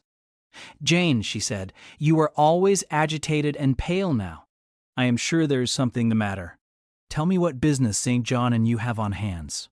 I have watched you this half hour from the window. You must forgive my being such a spy, but for a long time I have fancied I hardly know what. St. John is a strange being." She paused. I did not speak. Soon she resumed. "That brother of mine cherishes peculiar views of some sort respecting you, I am sure. He has long distinguished you by a notice and interest he never showed to anyone else. To what end? I wish he loved you. Does he, Jane?" I put her cool hand to my hot forehead. "No, Di, not one whit." "Then why does he follow you so with his eyes, and get you so frequently alone with him, and keep you so continually at his side?" Mary and I had both concluded he wished you to marry him. "He does. He has asked me to be his wife." Diana clapped her hands. "That is just what we hoped and thought. And you will marry him, Jane, won't you? And then he will stay in England." "Far from that, Diana. His sole idea in proposing to me is to procure a fitting fellow laborer in his Indian toils." "What? He wishes you to go to India?" "Yes." "Madness!" she exclaimed. "You would not live 3 months there, I am certain. You never shall go. You have not consented, have you, Jane?" "I have refused to marry him." "And have consequently displeased him?" she suggested. "Deeply. He will never forgive me, I fear. Yet I offered to accompany him as his sister. It was frantic folly to do so, Jane. Think of the task you undertook. One of incessant fatigue, where fatigue kills even the strong, and you are weak. St. John, you know him, would urge you to impossibilities. With him there would be no permission to rest during the hot hours, and unfortunately I have noticed, whatever he exacts, you force yourself to perform. I am astonished you found courage to refuse his hand. You do not love him then, Jane? Not as a husband. Yet he is a handsome fellow. And I am so plain, you see, Di. We should never suit. Plain. You? Not at all. You are much too pretty, as well as too good, to be grilled alive in Calcutta." And again she earnestly conjured me to give up all thoughts of going out with her brother. "I must indeed," I said, for when just now I repeated the offer of serving him for a deacon, he expressed himself shocked at my want of decency. He seemed to think I had committed an impropriety in proposing to accompany him unmarried, as if I had not from the first hoped to find in him a brother, and habitually regarded him as such. "What makes you say he does not love you, Jane?" You should hear himself on the subject. He has again and again explained that it is not himself, but his office he wishes to mate. He has told me I am formed for labor, not for love, which is true, no doubt. But, in my opinion, if I am not formed for love, it follows that I am not formed for marriage. Would it not be strange, Di, to be chained for life to a man who regarded one but as a useful tool? Insupportable, unnatural, out of the question. And then, I continued, though I have only sisterly affection for him now, yet, if forced to be his wife, I can imagine the possibility of conceiving an inevitable, strange, torturing kind of love for him, because he is so talented, and there is often a certain heroic grandeur in his look, manner, and conversation. In that case, my lot would become unspeakably wretched. He would not want me to love him, and if I showed the feeling, he would make me sensible that it was a superfluity, unrequired by him, unbecoming in me. I know he would. And yet St. John is a good man, said Diana. He is a good and a great man, but he forgets, pitilessly, the feelings and claims of little people in pursuing his own large views. It is better, therefore, for the insignificant to keep out of his way, lest, in his progress, he should trample them down. Here he comes. I will leave you, Diana. And I hastened upstairs as I saw him entering the garden. But I was forced to meet him again at supper. During that meal, he appeared just as composed as usual. I had thought he would hardly speak to me, and I was certain he had given up the pursuit of his matrimonial scheme. The sequel showed I was mistaken on both points. He addressed me precisely in his ordinary manner, or what had of late been his ordinary manner, one scrupulously polite. No doubt he had invoked the help of the Holy Spirit to subdue the anger I had roused in him, and now believed he had forgiven me once more. For the evening reading before prayers, he selected the 21st chapter of Revelation. It was at all times pleasant to listen while from his lips fell the words of the Bible. Never did his fine voice sound at once so sweet and full. Never did his manner become so impressive in its noble simplicity as when he delivered the oracles of God, and tonight that voice took a more solemn tone, that manner a more thrilling meaning, as he sat in the midst of his household circle, the May moon shining in through the uncurtained window and rendering almost unnecessary the light of the candle on the table, as he sat there, bending over the great old Bible, and described from its page the vision of the new heaven and the new earth. Told how God would come to dwell with men, how he would wipe away all tears from their eyes, and promised that there should be no more death, neither sorrow nor crying, nor any more pain, because the former things were passed away. The succeeding words thrilled me strangely as he spoke them, especially as I felt, by the slight, indescribable alteration in sound, that in uttering them, his eye had turned on me. He that overcometh shall inherit all things, and I will be his God, and he shall be my son. But was slowly, distinctly read, the fearful, the unbelieving, and shall have their part in the lake which burneth with fire and brimstone, which is the second death. Henceforward, I knew what fate St. John feared for me. A calm, subdued triumph, blent with a longing earnestness, marked his enunciation of the last glorious verses of that chapter. The reader believed his name was already written in the Lamb's book of life, and he yearned after the hour which should admit him to the city to which the kings of the earth bring their glory and honor, which has no need of sun or moon to shine in it, because the glory of God lightens it, and the Lamb is the light thereof. In the prayer following the chapter, all his energy gathered, all his stern zeal woke. He was in deep earnest, wrestling with God, and resolved on a conquest. He supplicated strength for the weak-hearted, guidance for wanderers from the fold, a return even at the 11th hour for those whom the temptations of the world and the flesh were luring from the narrow path. He asked, he urged, he claimed the boon of a brand snatched from the burning. Earnestness is ever deeply solemn. First, as I listened to that prayer, I wondered at his, then when it continued and rose, I was touched by it, and at last awed. He felt the greatness and goodness of his purpose so sincerely. Others who heard him plead for it could not but feel it too. The prayer over, we took leave of him. He was to go at a very early hour in the morning. Diana and Mary, having kissed him, left the room, in compliance, I think, with a whispered hint from him. I tendered my hand and wished him a pleasant journey. "Thank you, Jane. As I said, I shall return from Cambridge in a fortnight. That space, then, is yet left you for reflection. If I listened to human pride, I should say no more to you of marriage with me, but I listen to my duty and keep steadily in view my first aim, to do all things to the glory of God. My master was long-suffering, so will I be. I cannot give you up to perdition as a vessel of wrath. Repent, resolve, while there is yet time. Remember, we are bid to work while it is day, warned that the night cometh when no man shall work. Remember the fate of Dives, who had his good things in this life. God give you strength to choose that better part which shall not be taken from you." He laid his hand on my head as he uttered the last words. He had spoken earnestly, mildly. His look was not, indeed, that of a lover beholding his mistress, but it was that of a pastor recalling his wandering sheep, or better, of a guardian angel watching the soul for which he is responsible.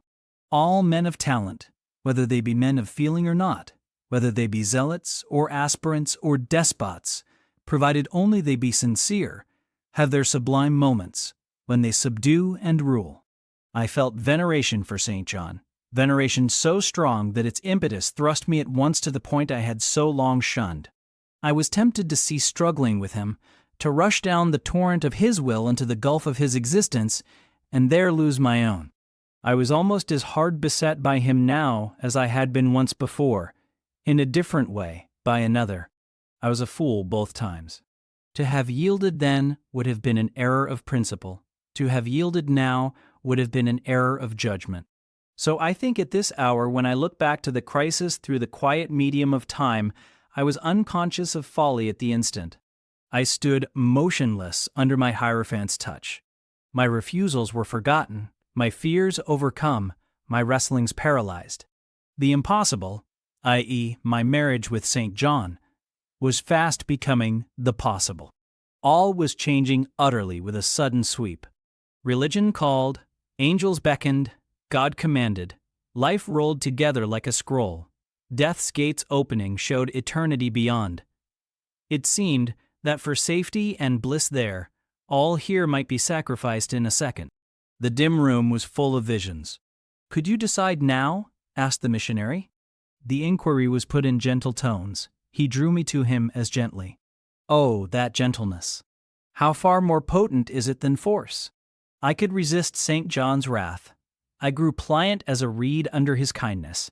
Yet I knew all the time, if I yielded now, I should not the less be made to repent some day of my former rebellion. His nature was not changed by 1 hour of solemn prayer. It was only elevated. "I could decide if I were but certain," I answered. "Were I but convinced that it is God's will I should marry you, I could vow to marry you here and now, come afterwards what would." "My prayers are heard," ejaculated St. John. He pressed his hand firmer on my head, as if he claimed me. He surrounded me with his arm, almost as if he loved me. I say almost. I knew the difference, for I had felt what it was to be loved, but, like him, I had now put love out of the question, and thought only of duty. I contended with my inward dimness of vision, before which clouds yet rolled. I sincerely, deeply, fervently longed to do what was right, and only that.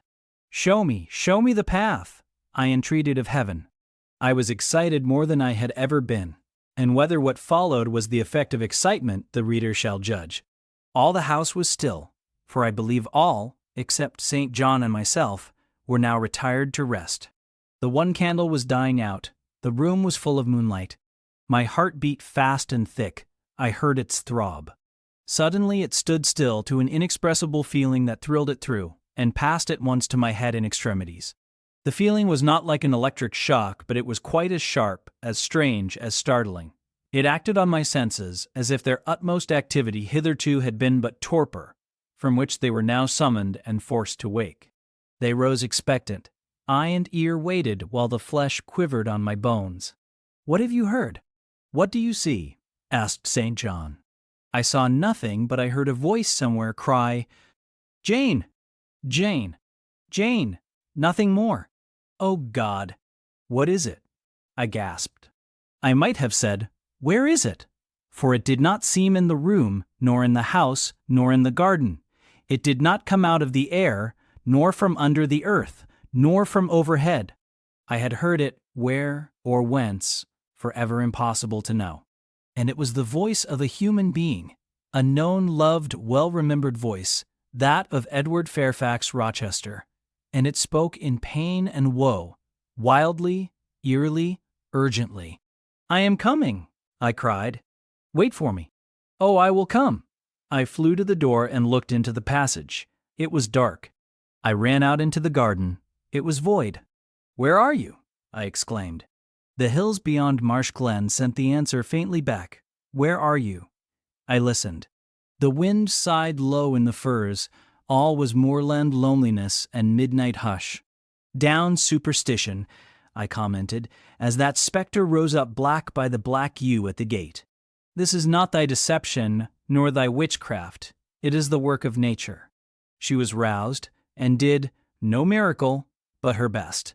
I broke from St. John, who had followed, and would have detained me.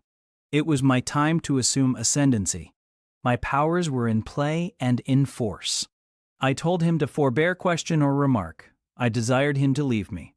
I must and would be alone. He obeyed at once. Where there is energy to command well enough, obedience never fails. I mounted to my chamber, locked myself in, fell on my knees, and prayed in my way, a different way to St. John's, but effective in its own fashion. I seemed to penetrate very near a mighty spirit, and my soul rushed out in gratitude at his feet. I rose from the thanksgiving, took a resolve, and lay down, unscared, enlightened, eager but for the daylight. Chapter 36. The daylight came. I rose at dawn. I busied myself for an hour or two with arranging my things in my chamber, drawers, and wardrobe, in the order wherein I should wish to leave them during a brief absence. Meantime, I heard St. John quit his room. He stopped at my door. I feared he would knock. No, but a slip of paper was passed under the door. I took it up. It bore these words: "You left me too suddenly last night. Had you stayed but a little longer, you would have laid your hand on the Christian's cross and the angel's crown. I shall expect your clear decision when I return this day fortnight. Meantime, watch and pray that you enter not into temptation. The spirit, I trust, is willing, but the flesh, I see, is weak. I shall pray for you hourly. Yours, St. John." My spirit, I answered mentally, is willing to do what is right, and my flesh, I hope, is strong enough to accomplish the will of heaven when once that will is distinctly known to me. At any rate, it shall be strong enough to search, inquire, to grope an outlet from this cloud of doubt, and find the open day of certainty.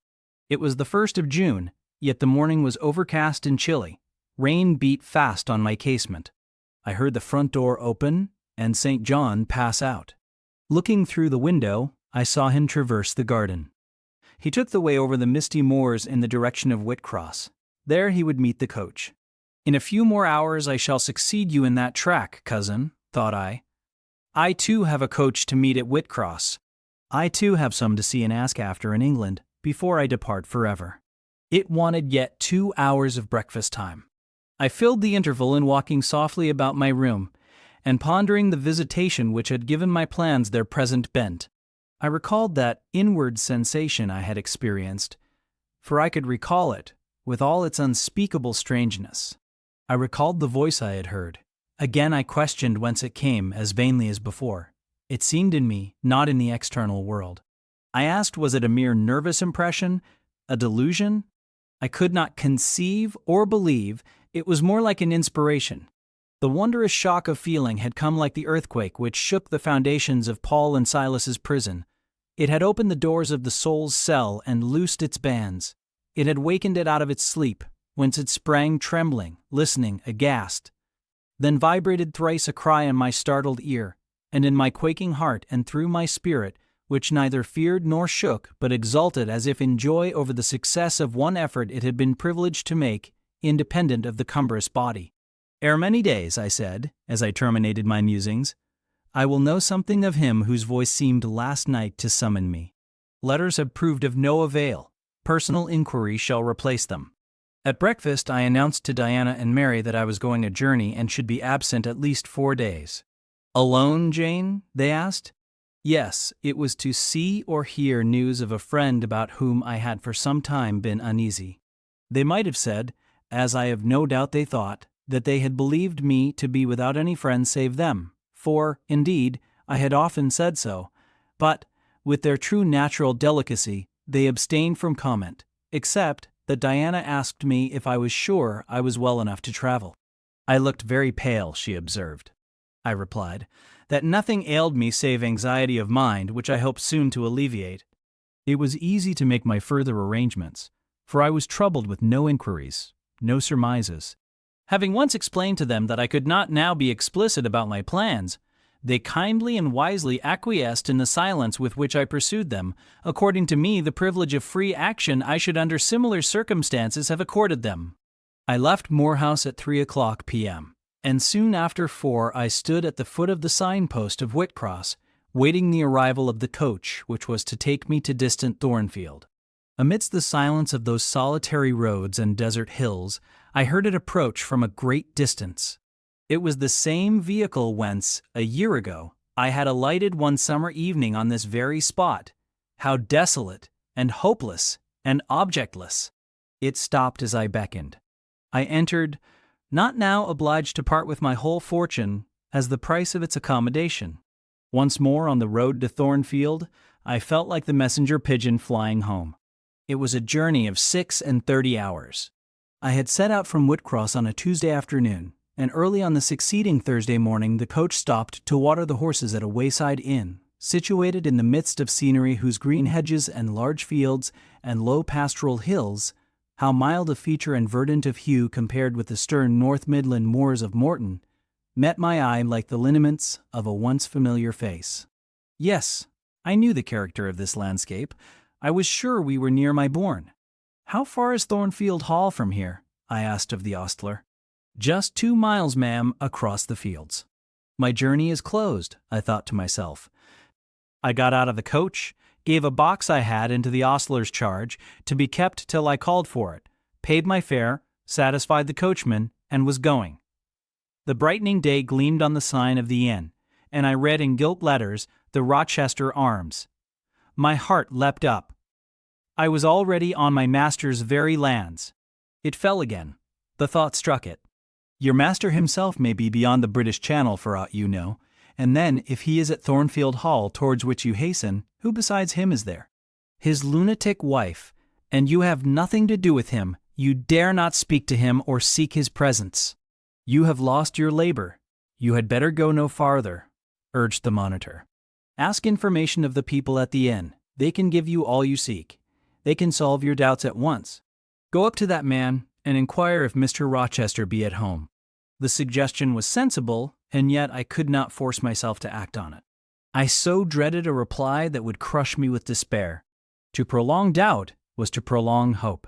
I might yet once more see the hall under the ray of her star. There was the stile before me, the very fields through which I had hurried, blind, deaf, distracted, with a revengeful fury tracking and scourging me.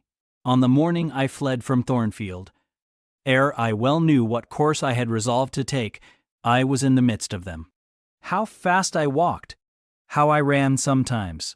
How I looked forward to catch the first view of the well-known woods! With what feelings I welcomed single trees I knew and familiar glimpses of meadow and hill between them! At last the woods rose, the rookery clustered dark, a loud cawing broke the morning stillness. Strange delight inspired me. On I hastened. Another field crossed, a lane threaded, and there were the courtyard walls, the back offices, the house itself, the rookery still hid. My first view of it shall be in front, I determined, where its bold battlements will strike the eye nobly at once, and where I can single out my master's very window. Perhaps he will be standing at it. He rises early. Perhaps he is now walking in the orchard, or on the pavement in front. Could I but see him, but a moment! Surely in that case I should not be so mad as to run to him? I cannot tell, I am not certain. And if I did, what then? God bless him. What then? Who would be hurt by my once more tasting the life his glance can give me? I rave. Perhaps at this moment he is watching the sun rise over the Pyrenees or on the tideless sea of the south.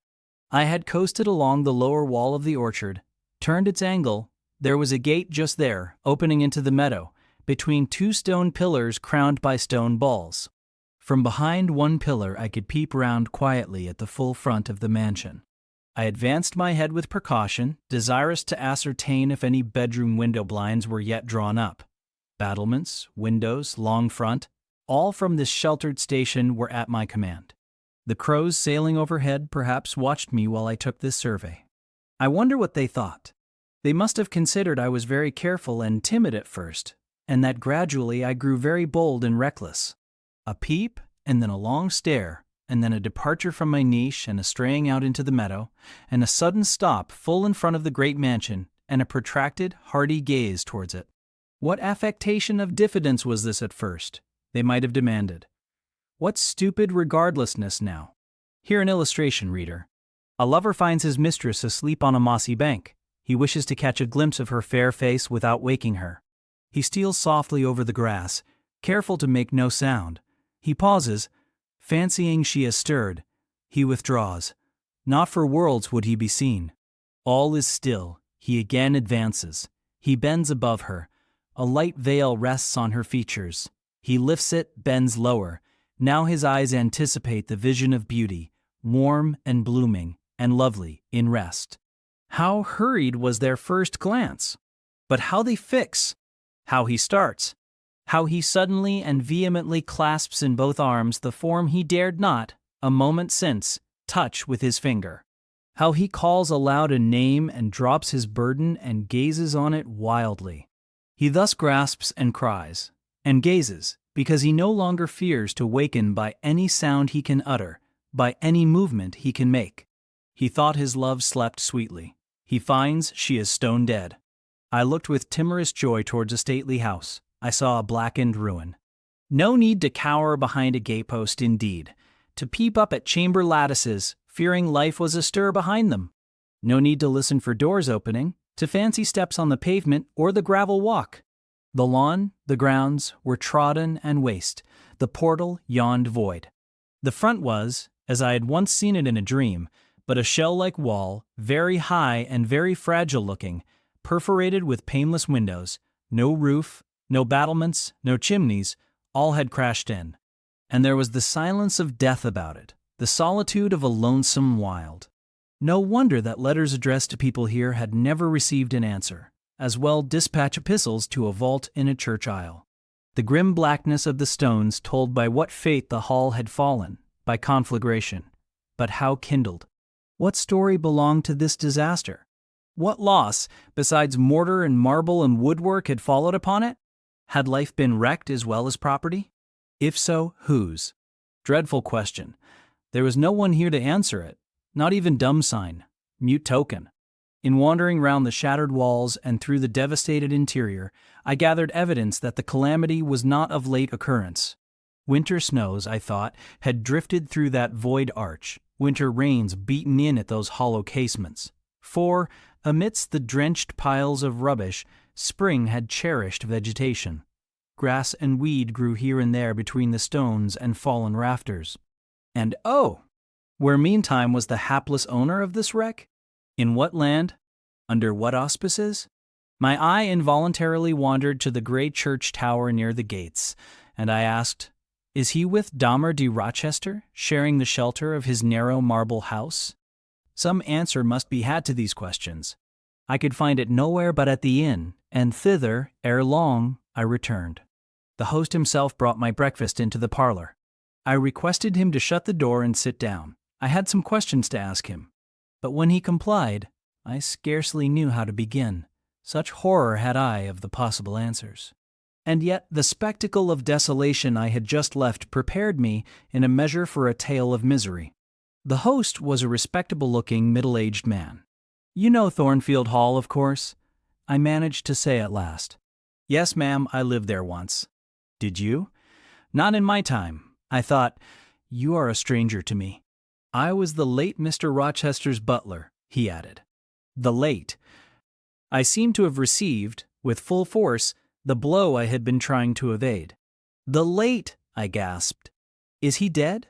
"I mean, the present gentleman, Mr. Edward's father," he explained. I breathed again. My blood resumed its flow. Fully assured by these words that Mr. Edward, my Mr. Rochester, God bless him, wherever he was at least alive, was, in short, the present gentleman. Gladdening words. It seemed I could hear all that was to come, whatever the disclosures might be, with comparative tranquility.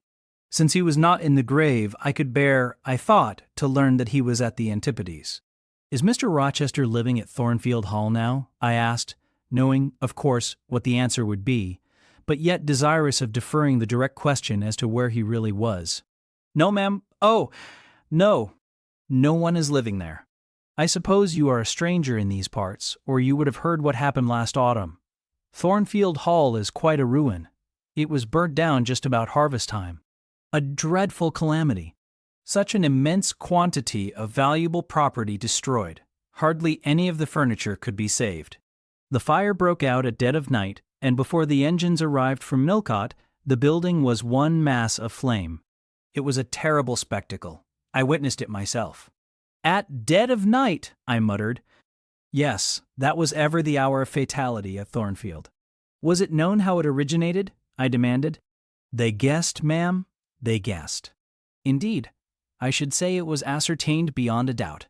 "You are not perhaps aware," he continued, edging his chair a little nearer the table and speaking low, "that there was a lady, a lunatic, kept in the house?" "I have heard something of it." "She was kept in very close confinement, ma'am. People even for some years was not absolutely certain of her existence. No one saw her. They only knew by rumor that such a person was at the hall, and who or what she was it was difficult to conjecture. They said Mr. Edward had brought her from abroad, and some believed she had been his mistress. But a queer thing happened a year since. A very queer thing.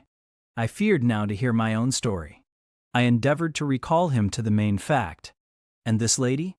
"This lady, ma'am," he answered, "turned out to be Mr. Rochester's wife." The discovery was brought about in the strangest way. There was a young lady, a governess at the hall, that Mr. Rochester fell in. "But the fire," I suggested. "I'm coming to that, ma'am, that Mr. Edward fell in love with.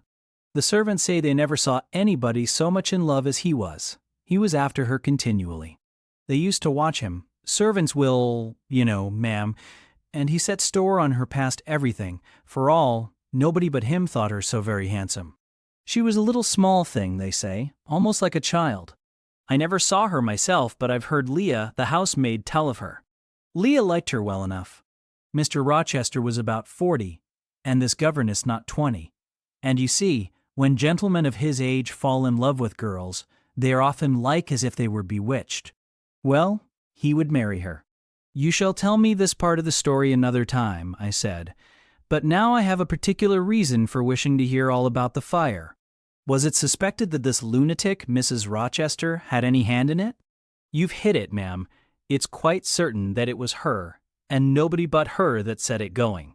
She had a woman to take care of her called Mrs. Poole, an able woman in her line, and very trustworthy, but for one fault, a fault common to a deal of them nurses and matrons, she kept a private bottle of gin by her, and now and then took a drop overmuch.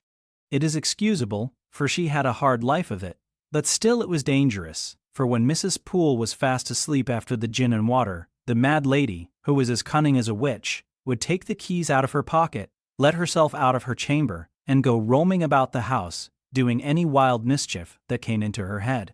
They say she had nearly burnt her husband in his bed once, but I don't know about that. However, on this night, she set fire first to the hangings of the room next her own, and then she got down to a lower story and made her way to the chamber that had been the governess's. She was like as if she knew somehow how matters had gone on and had espied her. And she kindled the bed there, but there was nobody sleeping in it, fortunately. The governess had run away 2 months before, and for all Mr. Rochester sought her as if she had been the most precious thing he had in the world, he never could hear a word of her, and he grew savage, quite savage on his disappointment. He never was a wild man, but he got dangerous after he lost her. He would be alone, too. He sent Mrs. Fairfax, the housekeeper, away to her friends at a distance. But he did it handsomely, for he settled an annuity on her for life, and she deserved it. She was a very good woman. Miss Adele, a ward he had, was put to school. He broke off acquaintance with all the gentry, and shut himself up like a hermit at the Hall. What? Did he not leave England? Leave England? Bless you, no. He would not cross the doorstones of the house except at night, when he walked just like a ghost about the grounds and in the orchard, as if he had lost his senses, which it is my opinion he had. For a more spirited, bolder, keener gentleman than he was before that midge of a governess crossed him, you never saw, ma'am. He was not a man given to wine, or cards, or racing, as some are, and he was not so very handsome, but he had a courage and a will of his own, if ever man had. I knew him from a boy, you see, and for my part, I have often wished that Miss Eyre had been sunk in the sea before she came to Thornfield Hall. Then Mr. Rochester was at home when the fire broke out? Yes, indeed was he, and he went up to the attics when all was burning above and below, and got the servants out of their beds, and helped them down himself, and went back to get his mad wife out of her cell. And then they called out to him that she was on the roof, where she was standing, waving her arms, above the battlements, and shouting out till they could hear her a mile off. I saw her and heard her with my own eyes. She was a big woman and had long black hair. We could see it streaming against the flames as she stood. I witnessed, and several more witnessed, Mr. Rochester ascend through the skylight onto the roof. We heard him call, "Bertha," we saw him approach her, and then, "Ma'am," she yelled and gave a spring, and the next minute she lay smashed on the pavement. Dead? Dead. Aye, dead as the stones on which her brains and blood were scattered. Good God! You may well say so, ma'am. It was frightful. He shuddered. And afterwards? I urged. Well, ma'am, afterwards the house was burnt to the ground. There are only some bits of walls standing now. Were any other lives lost? No, perhaps it would have been better if there had. What do you mean? Poor Mr. Edward, he ejaculated. I little thought ever to have seen it. Some say it was a just judgment on him for keeping his first marriage secret, and wanting to take another wife while he had one living. But I pity him, for my part.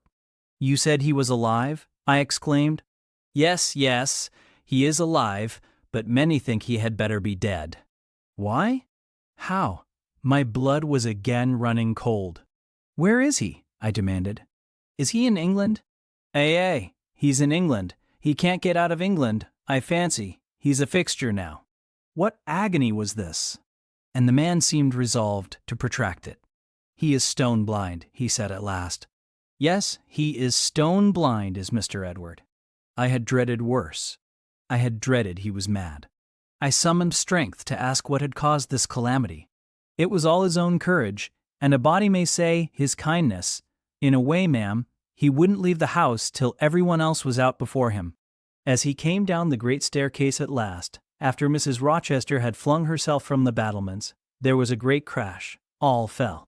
He was taken out from under the ruins, alive, but sadly hurt. A beam had fallen in such a way as to protect him partly, but one eye was knocked out, and one hand so crushed that Mr. Carter, the surgeon, had to amputate it directly. The other eye inflamed. He lost the sight of that also. He is now helpless indeed, blind and a cripple. Where is he? Where does he now live? At Ferndean, a manor house on a farm he has, about 30 miles off. Quite a desolate spot. Who is with him? Old John and his wife. He would have none else. He is quite broken down, they say. Have you any sort of conveyance? We have a chaise, ma'am, a very handsome chaise. Let it be got ready instantly, and if your postboy can drive me to Ferndean before dark this day, I'll pay both you and him twice the hire you usually demand. Chapter 37. The manor house of Ferndean was a building of considerable antiquity, moderate size, and no architectural pretensions, deep buried in a wood. I had heard of it before. Mr. Rochester often spoke of it, and sometimes went there. His father had purchased the estate for the sake of the game covers. He would have let the house, but could find no tenant, in consequence of its ineligible and insalubrious site. Ferndean then remained uninhabited and unfurnished, with the exception of some 2 or 3 rooms fitted up for the accommodation of the squire when he went there in the season to shoot. To this house I came just ere dark on an evening marked by the characteristics of sad sky, cold gale, and continued small penetrating rain. The last mile I performed on foot, having dismissed the chaise and driver with the double remuneration I had promised. Even when within a very short distance of the manor house, you could see nothing of it, so thick and dark grew the timber of the gloomy wood about it. Iron gates between granite pillars showed me where to enter, and passing through them, I found myself at once in the twilight of close-ranked trees.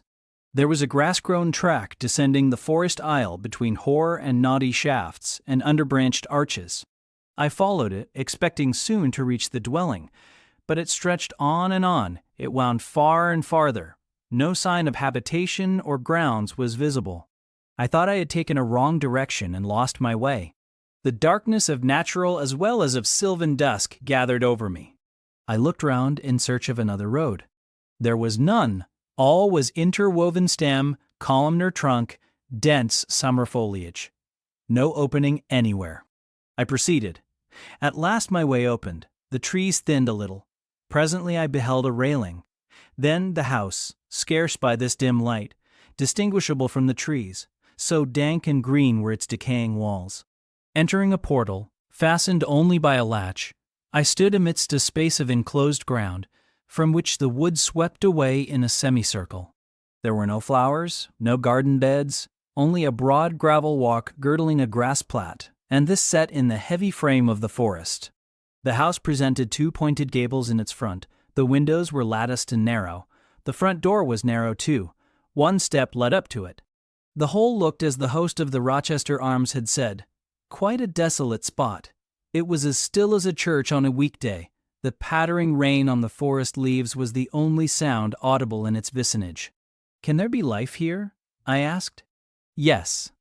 Life of some kind there was, for I heard a movement. That narrow front door was unclosing, and some shape was about to issue from the grange. It opened slowly. A figure came out into the twilight and stood on the step, a man without a hat. He stretched forth his hand as if to feel whether it rained. Dusk as it was, I had recognized him. It was my master, Edward Fairfax Rochester, and no other. I stayed my step, almost my breath, and stood to watch him, to examine him, myself unseen, and alas, to him invisible. It was a sudden meeting, and one in which rapture was kept well in check by pain.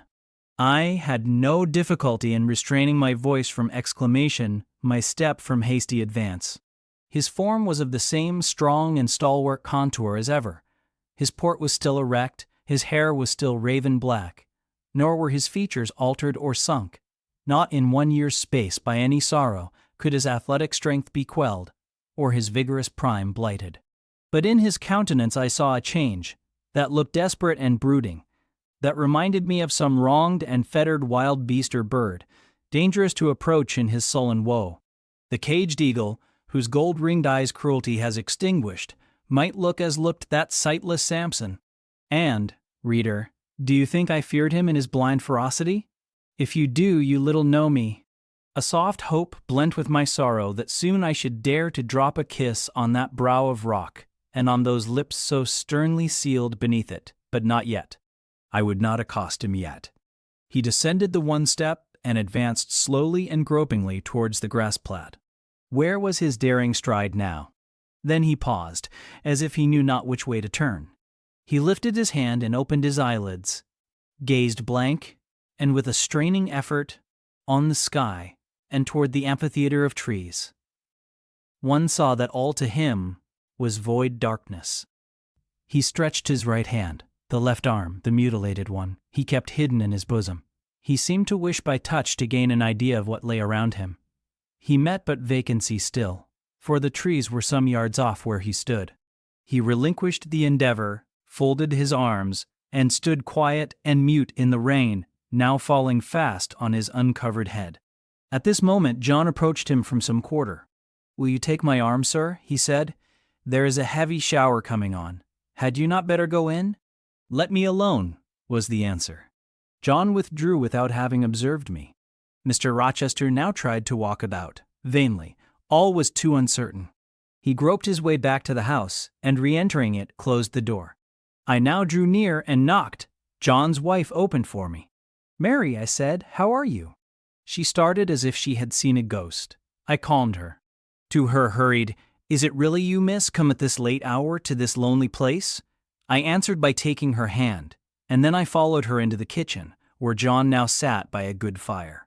I explained to them, in few words, that I had heard all which had happened since I left Thornfield, and that I was come to see Mr. Rochester. I asked John to go down to the turnpike house, where I had dismissed the chaise, and bring my trunk which I had left there. And then, while I removed my bonnet and shawl, I questioned Mary as to whether I could be accommodated at the manor house for the night, and finding that arrangements to that effect, though difficult, would not be impossible, I informed her I should stay. Just at this moment the parlor bell rang. "When you go in," said I, "tell your master that a person wishes to speak to him, but do not give my name." "I don't think he will see you," she answered. "He refuses everybody." When she returned, I inquired what he had said. "You are to send in your name and your business," she replied. She then proceeded to fill a glass with water and place it on a tray, together with candles. "Is that what he rang for?" I asked. "Yes. He always has candles brought in at dark, though he is blind. Give the tray to me. I will carry it in." I took it from her hand. She pointed me out the parlor door. The tray shook as I held it. The water spilt from the glass. My heart struck my ribs loud and fast. Mary opened the door for me and shut it behind me. This parlor looked gloomy. A neglected handful of fire burnt low in the grate, and leaning over it with his head supported against the high, old-fashioned mantelpiece, appeared the blind tenant of the room. His old dog, Pilot, lay on one side, removed out of the way, and coiled up as if afraid of being inadvertently trodden upon. Pilot pricked up his ears when I came in, then he jumped up with a yelp and a whine, and bounded towards me. He almost knocked the tray from my hands.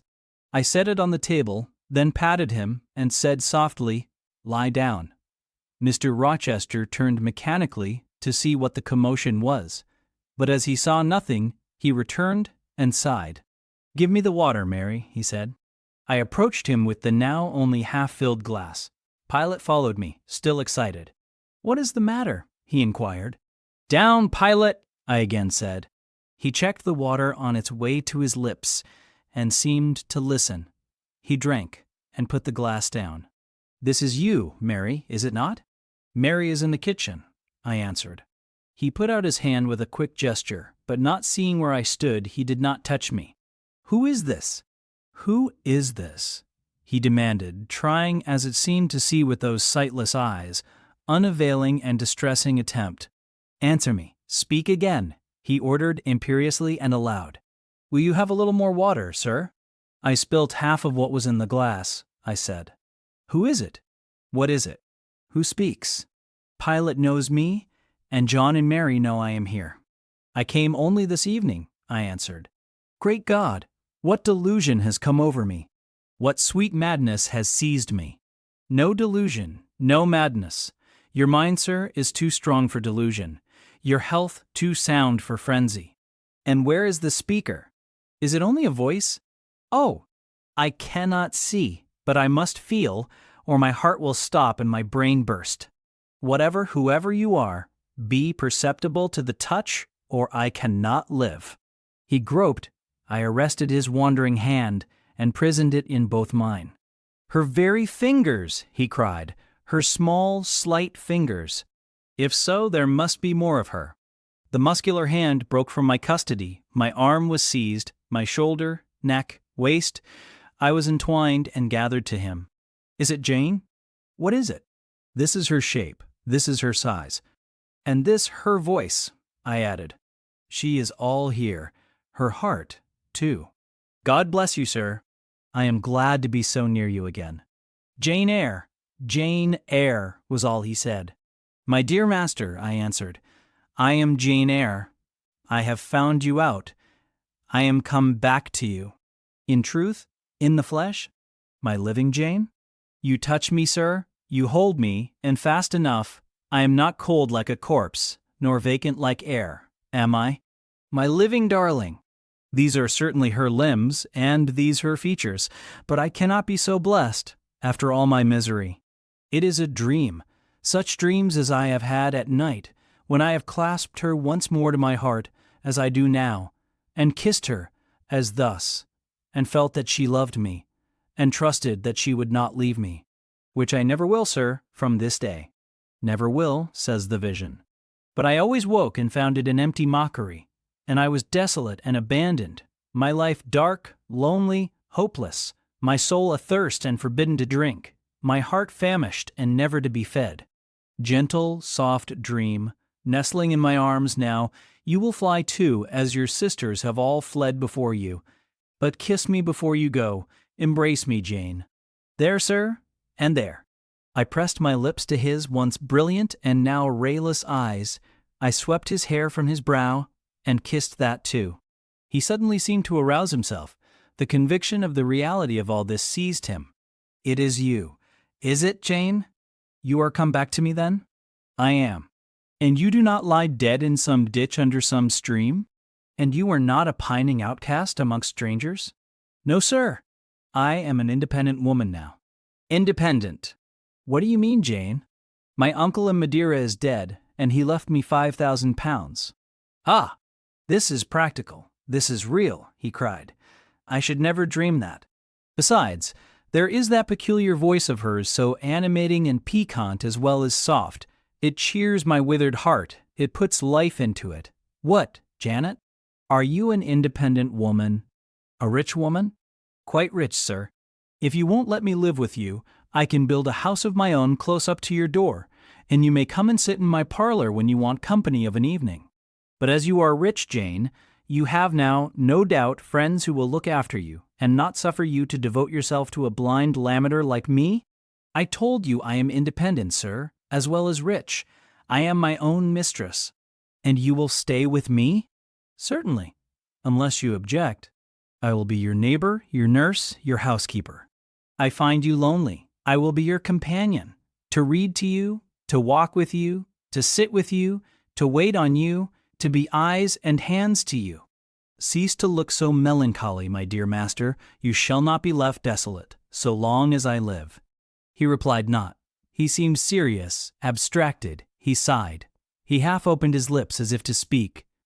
He closed them again. I felt a little embarrassed.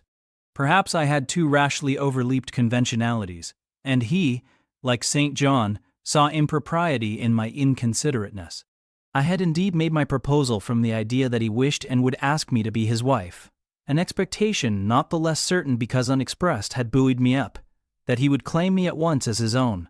But no hint to that effect escaping him and his countenance becoming more overcast, I suddenly remembered that I might have been all wrong, and was perhaps playing the fool unwittingly, and I began gently to withdraw myself from his arms, but he eagerly snatched me closer. No, no, Jane, you must not go. No, I have touched you, heard you, felt the comfort of your presence, the sweetness of your consolation. I cannot give up these joys. I have little left in myself. I must have you. The world may laugh, may call me absurd, selfish, but it does not signify. My very soul demands you. It will be satisfied, or it will take deadly vengeance on its frame. Well, sir, I will stay with you. I have said so. Yes, but you understand one thing by staying with me, and I understand another. You, perhaps, could make up your mind to be about my hand and chair, to wait on me as a kind little nurse, for you have an affectionate heart and a generous spirit, which prompt you to make sacrifices for those you pity, and that ought to suffice for me, no doubt.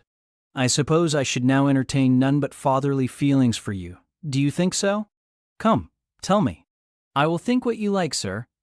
I am content to be only your nurse, if you think it better. But you cannot always be my nurse, Janet. You are young. You must marry one day. I don't care about being married. You should care, Janet. If I were what I once was, I would try to make you care. But a sightless block. He relapsed again into gloom. I, on the contrary, became more cheerful and took fresh courage. These last words gave me an insight as to where the difficulty lay, and as it was no difficulty with me, I felt quite relieved from my previous embarrassment. I resumed a livelier vein of conversation. "It is time someone undertook to rehumanize you," said I, parting his thick and long uncut locks, "for I see you are being metamorphosed into a lion or something of that sort. You have a faux air of Nebuchadnezzar in the fields about you, that is certain. Your hair reminds me of eagle's feathers. Whether your nails are grown like bird's claws or not, I have not yet noticed. On this arm I have neither hand nor nails," he said, drawing the mutilated limb from his breast and showing it to me. "It is a mere stump, a ghastly sight. Don't you think so, Jane? It is a pity to see it, and a pity to see your eyes, and the scar of fire on your forehead, and the worst of it is, one is in danger of loving you too well for all this, and making too much of you. I thought you would be revolted, Jane, when you saw my arm and my cicatrized visage." "Did you? Don't tell me so, lest I should say something disparaging to your judgment. Now, let me leave you an instant, to make a better fire and have the hearth swept up. Can you tell when there is a good fire?" "Yes, with the right eye I see a glow, a ruddy haze. And you see the candles?" "Very dimly, each is a luminous cloud. Can you see me?" "No, my fairy, but I am only too thankful to hear and feel you. When do you take supper?" "I never take supper. But you shall have some tonight." "I am hungry. So are you, I dare say. Only you forget." Summoning Mary, I soon had the room in more cheerful order. I prepared him, likewise, a comfortable repast. My spirits were excited, and with pleasure and ease I talked to him during supper, and for a long time after. There was no harassing restraint, no repressing of glee and vivacity with him. For with him I was at perfect ease, because I knew I suited him. All I said or did seemed either to console or revive him. Delightful consciousness. It brought to life and light my whole nature. In his presence I thoroughly lived, and he lived in mine. Blind as he was, smiles played over his face, joy dawned on his forehead, his lineaments softened and warmed. After supper, he began to ask me many questions, of where I had been, what I had been doing, how I had found him out. But I gave him only very partial replies. It was too late to enter into particulars that night. Besides, I wished to touch no deep thrilling chord, to open no fresh well of emotion in his heart. My sole present aim was to cheer him. Cheered, as I have said, he was, and yet but by fits. If a moment's silence broke the conversation, he would turn restless, touch me, then say, "Jane. You are altogether a human being, Jane? You are certain of that? You are altogether a human being, Jane? You are certain of that?" "I conscientiously believe so, Mr. Rochester." "Yet how, on this dark and doleful evening, could you so suddenly rise on my lone hearth?" "I stretched my hand to take a glass of water from a hireling, and it was given me by you. I asked a question, expecting John's wife to answer me, and your voice spoke at my ear, because I had come in Mary's stead, with the tray. And there is enchantment in the very hour I am now spending with you. Who can tell what a dark, dreary, hopeless life I have dragged on for months past, doing nothing, expecting nothing, merging night in day, feeling but the sensation of cold when I let the fire go out, of hunger when I forgot to eat, and then a ceaseless sorrow, and at times a very delirium of desire to behold my Jane again. Yes, for her restoration I longed, far more than for that of my lost sight. How can it be that Jane is with me, and says she loves me? Will she not depart as suddenly as she came? Tomorrow, I fear I shall find her no more. A commonplace, practical reply, out of the train of his own disturbed ideas, was, I was sure, the best and most reassuring for him in this frame of mind. I passed my finger over his eyebrows, and remarked that they were scorched, and that I would apply something which would make them grow as broad and black as ever.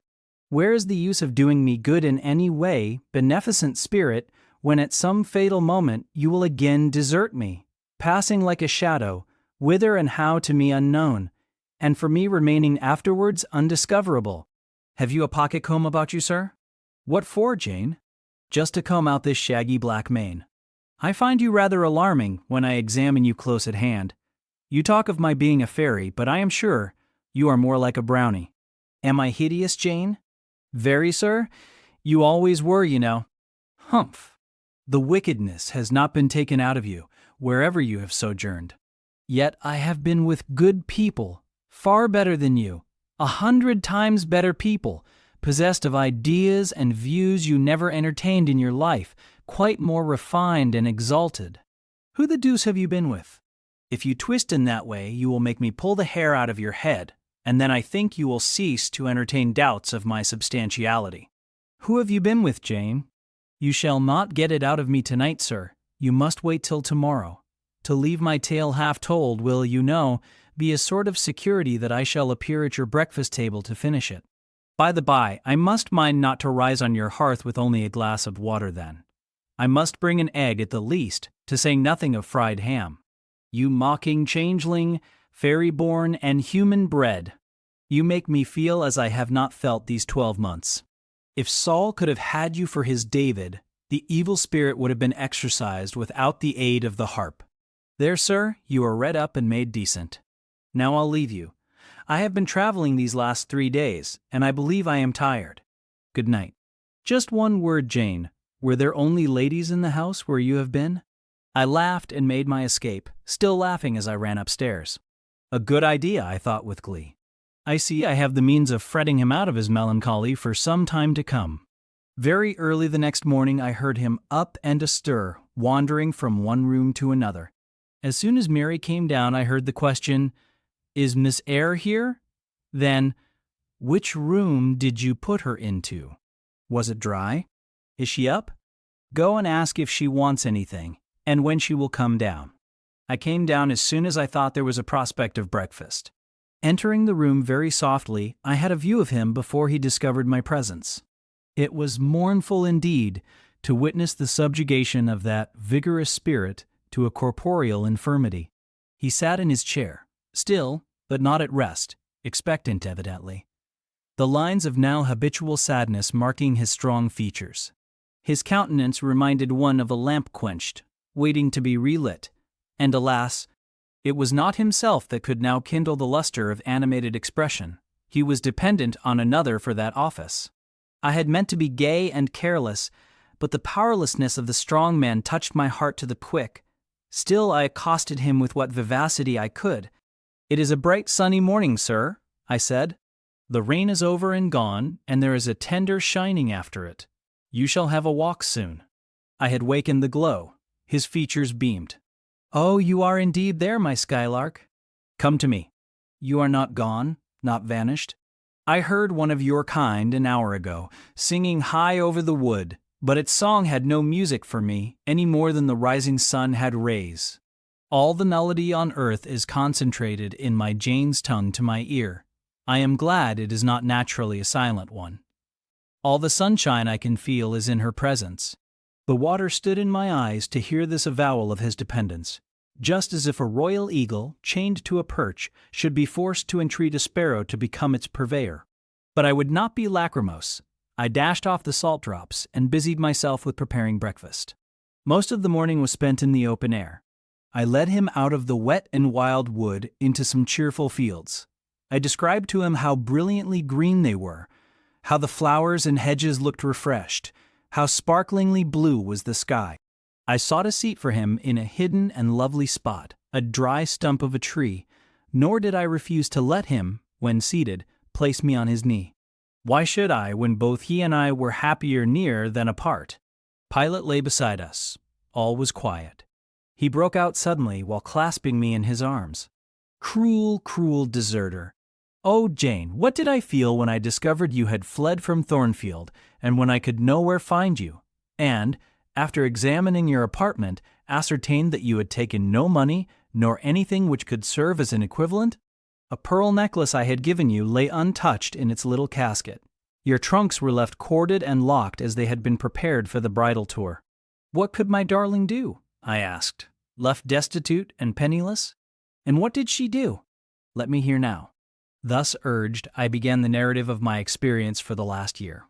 I softened considerably what related to the 3 days of wandering and starvation, because to have told him all would have been to inflict unnecessary pain. The little I did say lacerated his faithful heart deeper than I wished. "I should not have left him thus," he said, "without any means of making my way. I should have told him my intention. I should have confided in him. He would never have forced me to be his mistress. Violent as he had seemed in his despair, he, in truth, loved me far too well and too tenderly to constitute himself my tyrant. He would have given me half his fortune without demanding so much as a kiss in return, rather than I should have flung myself friendless on the wide world. I had endured, he was certain, more than I had confessed to him. Well, whatever my sufferings had been, they were very short, I answered, and then I proceeded to tell him how I had been received at Moor House, how I had obtained the office of schoolmistress, and the accession of fortune, the discovery of my relations, followed in due order. Of course, St. John Rivers' name came in frequently in the progress of my tale. When I had done, that name was immediately taken up. This St. John, then, is your cousin? Yes. You have spoken of him often. Do you like him? He was a very good man, sir. I could not help liking him. A good man. Does that mean a respectable, well-conducted man of 50? Or what does it mean? St. John was only 29, sir. Jeune encore, as the French say. Is he a person of low stature, phlegmatic and plain? A person whose goodness consists rather in his guiltlessness of vice than in his prowess in virtue. He is untiringly active. Great and exalted deeds are what he lives to perform. But his brain? That is probably rather soft. He means well, but you shrugged your shoulders to hear him talk? He talks little, sir. What he does say is ever to the point. His brain is first-rate, I should think not impressible, but vigorous. Is he an able man, then? Truly able. A thoroughly educated man? St. John is an accomplished and profound scholar. His manners, I think, you said are not to your taste? Priggish and parsonic? I never mentioned his manners, but unless I had a very bad taste, they must suit it. They are polished, calm, and gentlemanlike. His appearance, I forget what description you gave of his appearance. A sort of raw curate, half strangled with his white neckcloth and stilted up on his thick-soled high-lows, eh? St. John dresses well. He is a handsome man, tall, fair, with blue eyes and a Grecian profile. Aside. Damn him. To me. Did you like him, Jane? Yes, Mr. Rochester, I liked him. But you asked me that before. I perceived, of course, the drift of my interlocutor. Jealousy had got hold of him. She stung him, but the sting was salutary. It gave him respite from the gnawing fang of melancholy. I would not, therefore, immediately charm the snake. Perhaps you would rather not sit any longer on my knee, Miss Eyre? Was the next somewhat unexpected observation. Why not, Mr. Rochester? The picture you have just drawn is suggestive of a rather too overwhelming contrast. Your words have delineated very prettily a graceful Apollo. He is present to your imagination, tall, fair, blue-eyed, and with a Grecian profile. Your eyes dwell on a Vulcan, a real blacksmith, brown, broad-shouldered, and blind and lame into the bargain. I never thought of it before, but you certainly are rather like Vulcan, sir.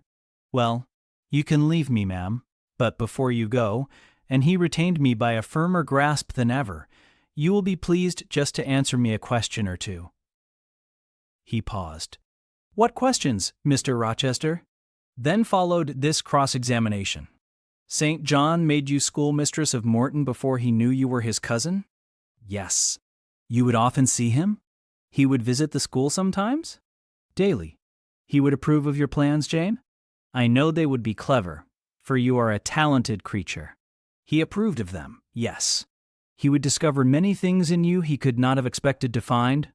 Some of your accomplishments are not ordinary. I don't know about that. You had a little cottage near the school, you say. Did he ever come there to see you? Now and then. Of an evening? Once or twice. A pause. How long did you reside with him and his sisters after the cousinship was discovered? 5 months. Did Rivers spend much time with the ladies of his family? Yes. The back parlor was both his study and ours. He sat near the window, and we by the table. Did he study much? A good deal. What? Hindostani. And what did you do meantime? I learnt German at first. Did he teach you? He did not understand German. Did he teach you nothing? A little Hindostani. Rivers taught you Hindustani? Yes, sir. And his sisters also? No. Only you? Only me. Did you ask to learn? No. He wished to teach you? Yes. A second pause. Why did he wish it? Of what use could Hindustani be to you? He intended me to go with him to India. Ah! Here I reached the root of the matter. He wanted you to marry him? He asked me to marry him. That is a fiction, an impudent invention to vex me. I beg your pardon, it is the literal truth. He asked me more than once, and was as stiff about urging his point as ever you could be. Miss Eyre, I repeat it, you can leave me. How often am I to say the same thing? Why do you remain pertinaciously perched on my knee when I have given you notice to quit? Because I am comfortable there. No, Jane, you are not comfortable there because your heart is not with me. It is with this cousin, this St. John. Oh, till this moment, I thought my little Jane was all mine. I had a belief she loved me even when she left me. That was an atom of sweet in much bitter. Long as we have been parted, hot tears as I have wept over our separation, I never thought that while I was mourning her, she was loving another. But it is useless grieving. Jane, leave me. Go and marry Rivers. Shake me off then, sir. Push me away, for I'll not leave you of my own accord. Jane, I ever like your tone of voice. It still renews hope. It sounds so truthful. When I hear it, it carries me back a year. I forget that you have formed a new tie. But I am not a fool. Go? Where must I go, sir? Your own way, with the husband you have chosen. Who is that? You know, this St. John Rivers. He is not my husband, nor ever will be. He does not love me. I do not love him. He loves, as he can love, and that is not as you love, a beautiful young lady called Rosamond.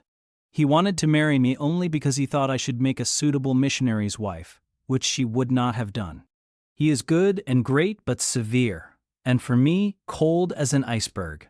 He is not like you, sir. I am not happy at his side, nor near him, nor with him. He has no indulgence for me, no fondness. He sees nothing attractive in me, not even youth, only a few useful mental points. Then I must leave you, sir, to go to him? I shuddered involuntarily and clung instinctively closer to my blind but beloved master. He smiled. What, Jane? Is this true? Is such really the state of matters between you and Rivers? Absolutely, sir.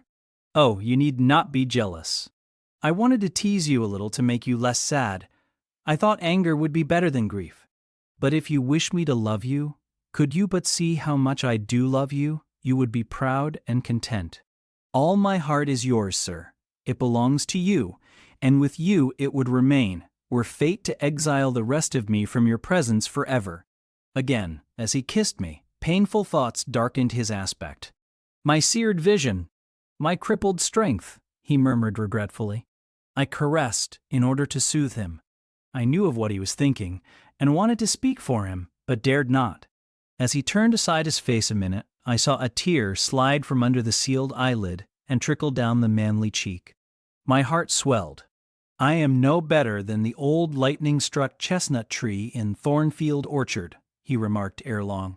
And what right would that ruin have to bid a budding woodbine cover its decay with freshness? You are no ruin, sir, no lightning-struck tree. You are green and vigorous.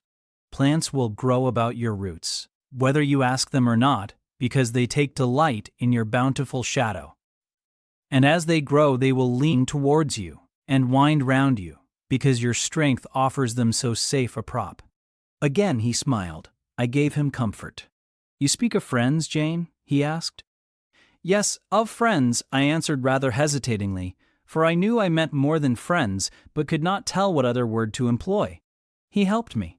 Ah, Jane, but I want a wife. Do you, sir? Yes. Is it news to you? Of course. You said nothing about it before. Is it unwelcome news? That depends on circumstances, sir, on your choice. Which you shall make for me, Jane. I will abide by your decision.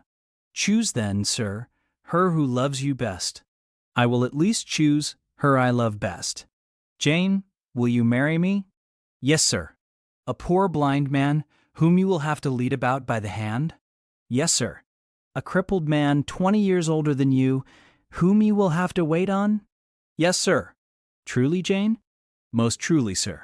Oh, my darling. God bless you and reward you. Mr. Rochester, if ever I did a good deed in my life, if ever I thought a good thought, if ever I prayed a sincere and blameless prayer, if ever I wished a righteous wish, I am rewarded now. To be your wife is, for me, to be as happy as I can be on earth, because you delight in sacrifice. Sacrifice. What do I sacrifice? Famine for food, expectation for content. To be privileged to put my arms round what I value, to press my lips to what I love, to repose on what I trust, is that to make a sacrifice? If so, then certainly I delight in sacrifice. And to bear with my infirmities, Jane, to overlook my deficiencies, which are none, sir, to me. I love you better now, when I can really be useful to you, than I did in your state of proud independence, when you disdained every part but that of the giver and protector. Hitherto I have hated to be helped, to be led. Henceforth, I feel I shall hate it no more. I did not like to put my hand into a hireling's, but it is pleasant to feel it circled by Jane's little fingers. I preferred utter loneliness to the constant attendance of servants, but Jane's soft ministry will be a perpetual joy. Jane suits me. Do I suit her? To the finest fiber of my nature, sir. The case being so, we have nothing in the world to wait for. We must be married instantly. He looked and spoke with eagerness. His old impetuosity was rising. We must become one flesh without any delay, Jane. There is but the license to get, then we marry. Mr. Rochester, I have just discovered the sun is far declined from its meridian, and Pilate is actually gone home to his dinner. Let me look at your watch. Fasten it into your girdle, Janet, and keep it henceforward. I have no use for it. It is nearly 4 o'clock in the afternoon, sir. Don't you feel hungry? The 3rd day from this must be our wedding day, Jane. Never mind fine clothes and jewels, now. All that is not worth a fillip. The sun has dried up all the raindrops, sir. The breeze is still. It is quite hot. Do you know, Jane, I have your little pearl necklace at this moment fastened round my bronze scrag under my cravat? I've worn it since the day I lost my only treasure, as a memento of her. We will go home through the wood. That will be the shadiest way. He pursued his own thoughts without heeding me. Jane! You think me, I dare say, an irreligious dog, but my heart swells with gratitude to the beneficent God of this earth just now. He sees not as man sees, but far clearer, judges not as man judges, but far more wisely. I did wrong. I would have sullied my innocent flower, breathed guilt on its purity. The Omnipotent snatched it from me. I, in my stiff-necked rebellion, almost cursed the dispensation. Instead of bending to the decree, I defied it. Divine justice pursued its course. Disasters came thick on me. I was forced to pass through the valley of the shadow of death. His chastisements are mighty, and one smote me, which has humbled me forever. You know I was proud of my strength, but what is it now, when I must give it over to foreign guidance, as a child does its weakness? Of late, Jane, only of late, I began to see and acknowledge the hand of God in my doom. I began to experience remorse, repentance, the wish for reconcilement to my Maker. I began sometimes to pray. Very brief prayers they were, but very sincere. Some day since, nay, I can number them. 4. It was last Monday night a singular mood came over me, one in which grief replaced frenzy, sorrow, sullenness. I had long had the impression that since I could nowhere find you, you must be dead.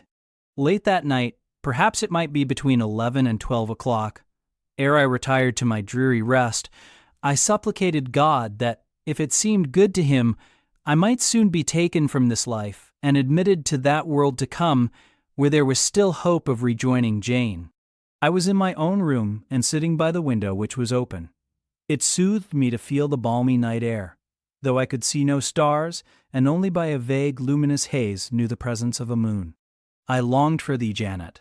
Oh, I longed for thee both with soul and flesh. I asked of God, at once in anguish and humility, if I had not been long enough desolate, afflicted, tormented, and might not soon taste bliss and peace once more. That I merited all I endured, I acknowledged. That I could scarcely endure more, I pleaded. And the alpha and omega of my heart's wishes broke involuntarily from my lips in the words, "Jane, Jane, Jane, did you speak these words aloud?" "I did, Jane." If any listener had heard me, he would have thought me mad. I pronounced them with such frantic energy. "And it was last Monday night, somewhere near midnight?" "Yes, but the time is of no consequence. What followed is the strange point. You will think me superstitious. Some superstition I have in my blood, and always had. Nevertheless, this is true. True at least it is that I heard what I now relate. As I exclaimed, 'Jane! Jane! Jane!' a voice, I cannot tell whence the voice came, but I know whose voice it was, replied, 'I am coming. Wait for me,' and a moment after went whispering on the wind the words, 'Where are you?' I'll tell you if I can. The idea, the picture these words open to my mind, yet it is difficult to express what I want to express. Ferndean is buried, as you see, in a heavy wood where sound falls dull and dies unreverberating. 'Where are you?' seemed spoken amongst mountains, for I heard a hill-sent echo repeat the words. Cooler and fresher at the moment the gale seemed to visit my brow. I could have deemed that in some wild, lone scene, I and Jane were meeting. In spirit, I believe we must have met. You no doubt were at that hour in unconscious sleep, Jane. Perhaps your soul wandered from its cell to comfort mine, for those were your accents, as certain as I live. They were yours. Reader, it was on Monday night, near midnight, that I too had received the mysterious summons.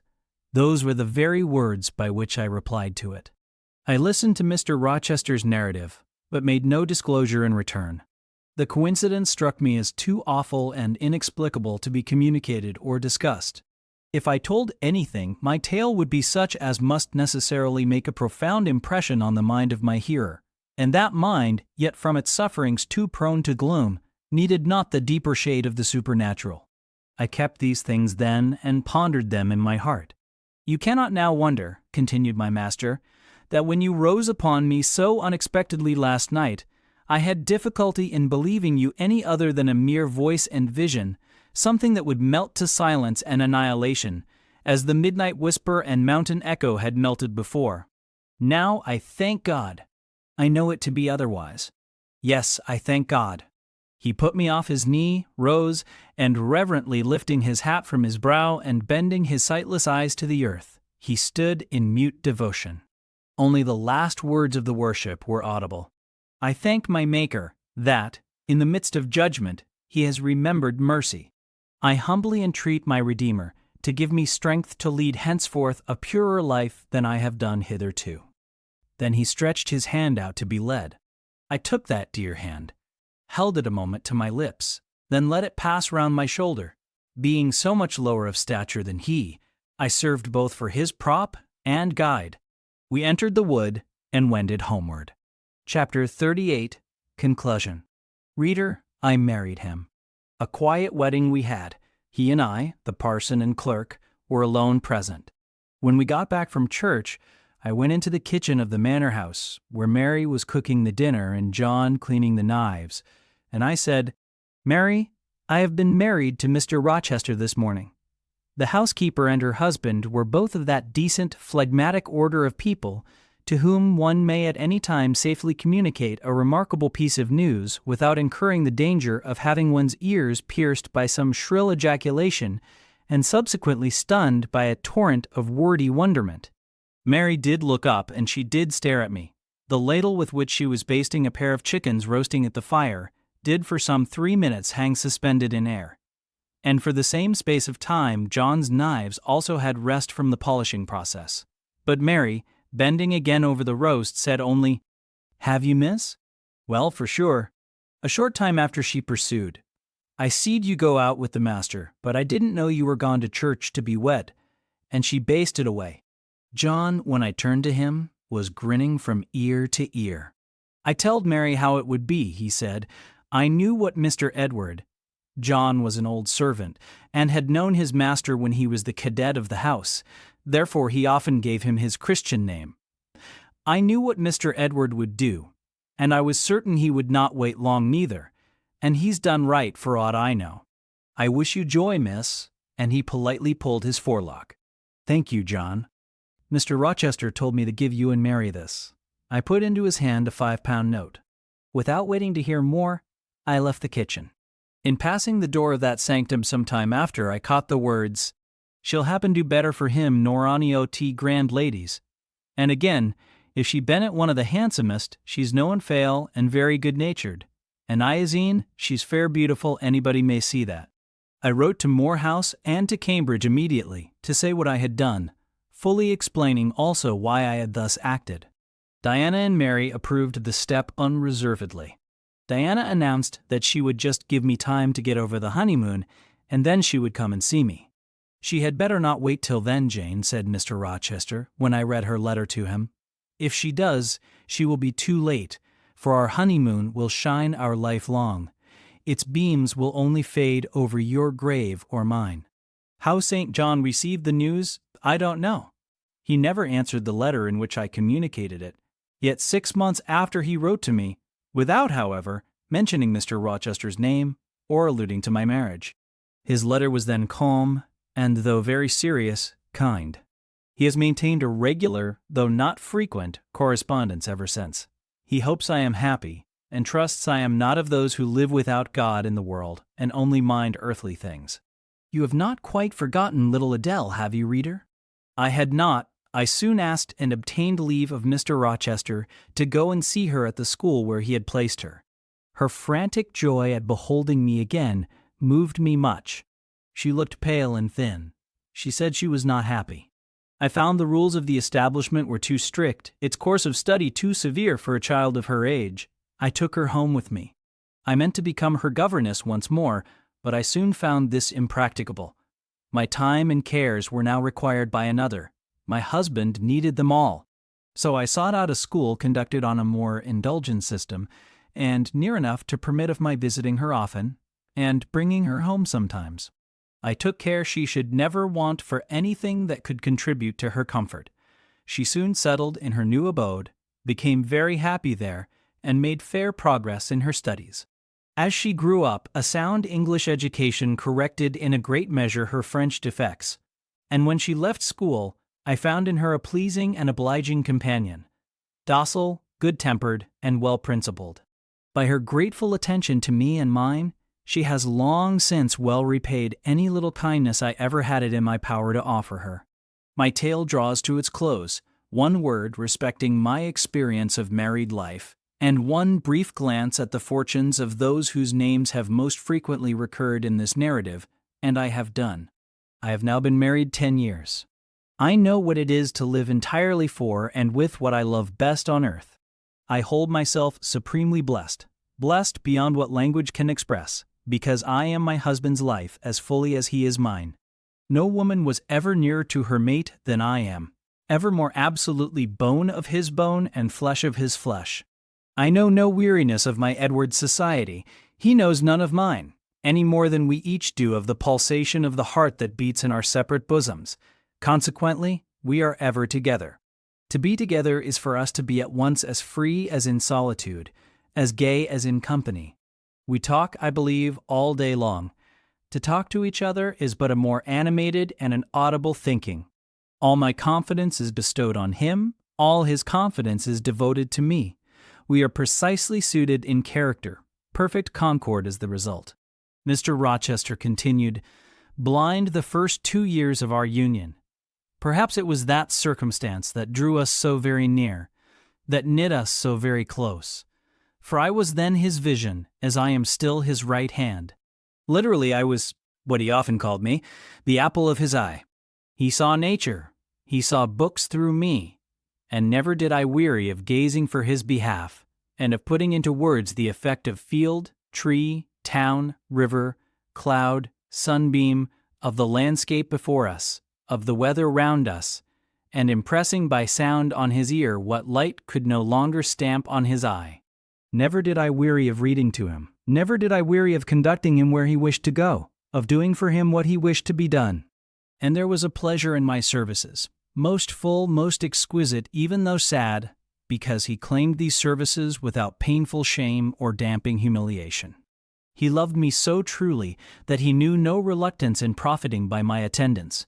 He felt I loved him so fondly that to yield that attendance was to indulge my sweetest wishes. One morning at the end of the 2 years, as I was writing a letter to his dictation, he came and bent over me and said, "Jane, have you a glittering ornament round your neck?" I had a gold watch chain. I answered, "Yes." "And have you a pale blue dress on?" "And have you a pale blue dress on?" I had. He informed me then that for some time he had fancied the obscurity clouding one eye was becoming less dense, and that now he was sure of it. He and I went up to London. He had the advice of an eminent oculist, and he eventually recovered the sight of that one eye. He cannot now see very distinctly. He cannot read or write much, but he can find his way without being led by the hand. The sky is no longer a blank to him, the earth no longer a void. When his firstborn was put into his arms, he could see that the boy had inherited his own eyes, as they once were, large, brilliant, and black. On that occasion, he again, with a full heart, acknowledged that God had tempered judgment with mercy.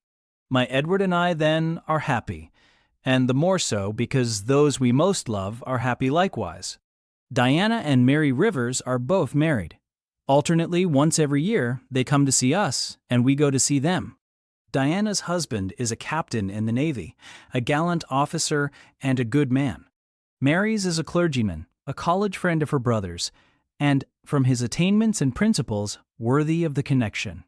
Both Captain Fitzjames and Mr. Wharton love their wives, and are loved by them. As to St. John Rivers, he left England. He went to India.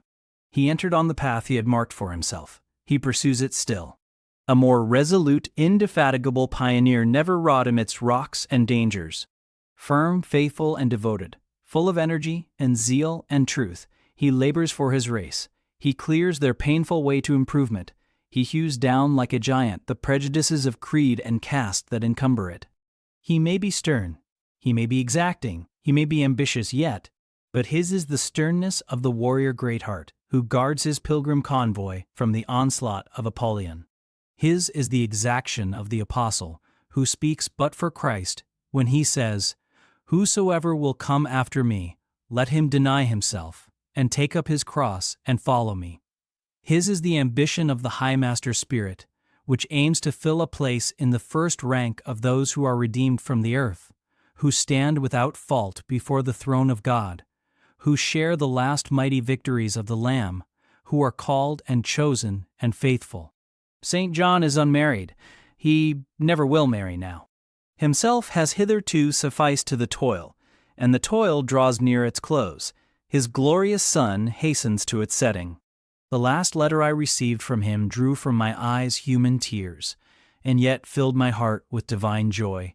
He anticipated his sure reward, his incorruptible crown. I know that a stranger's hand will write to me next, to say that the good and faithful servant has been called at length into the joy of his Lord. And why weep for this? No fear of death will darken St. John's last hour. His mind will be unclouded, his heart will be undaunted, his hope will be sure, his faith steadfast. His own words are a pledge of this. "My master," he says, "has forewarned me." Daily announces more distinctly, "Surely I come quickly," and hourly I more eagerly respond, "Amen, even so come, Lord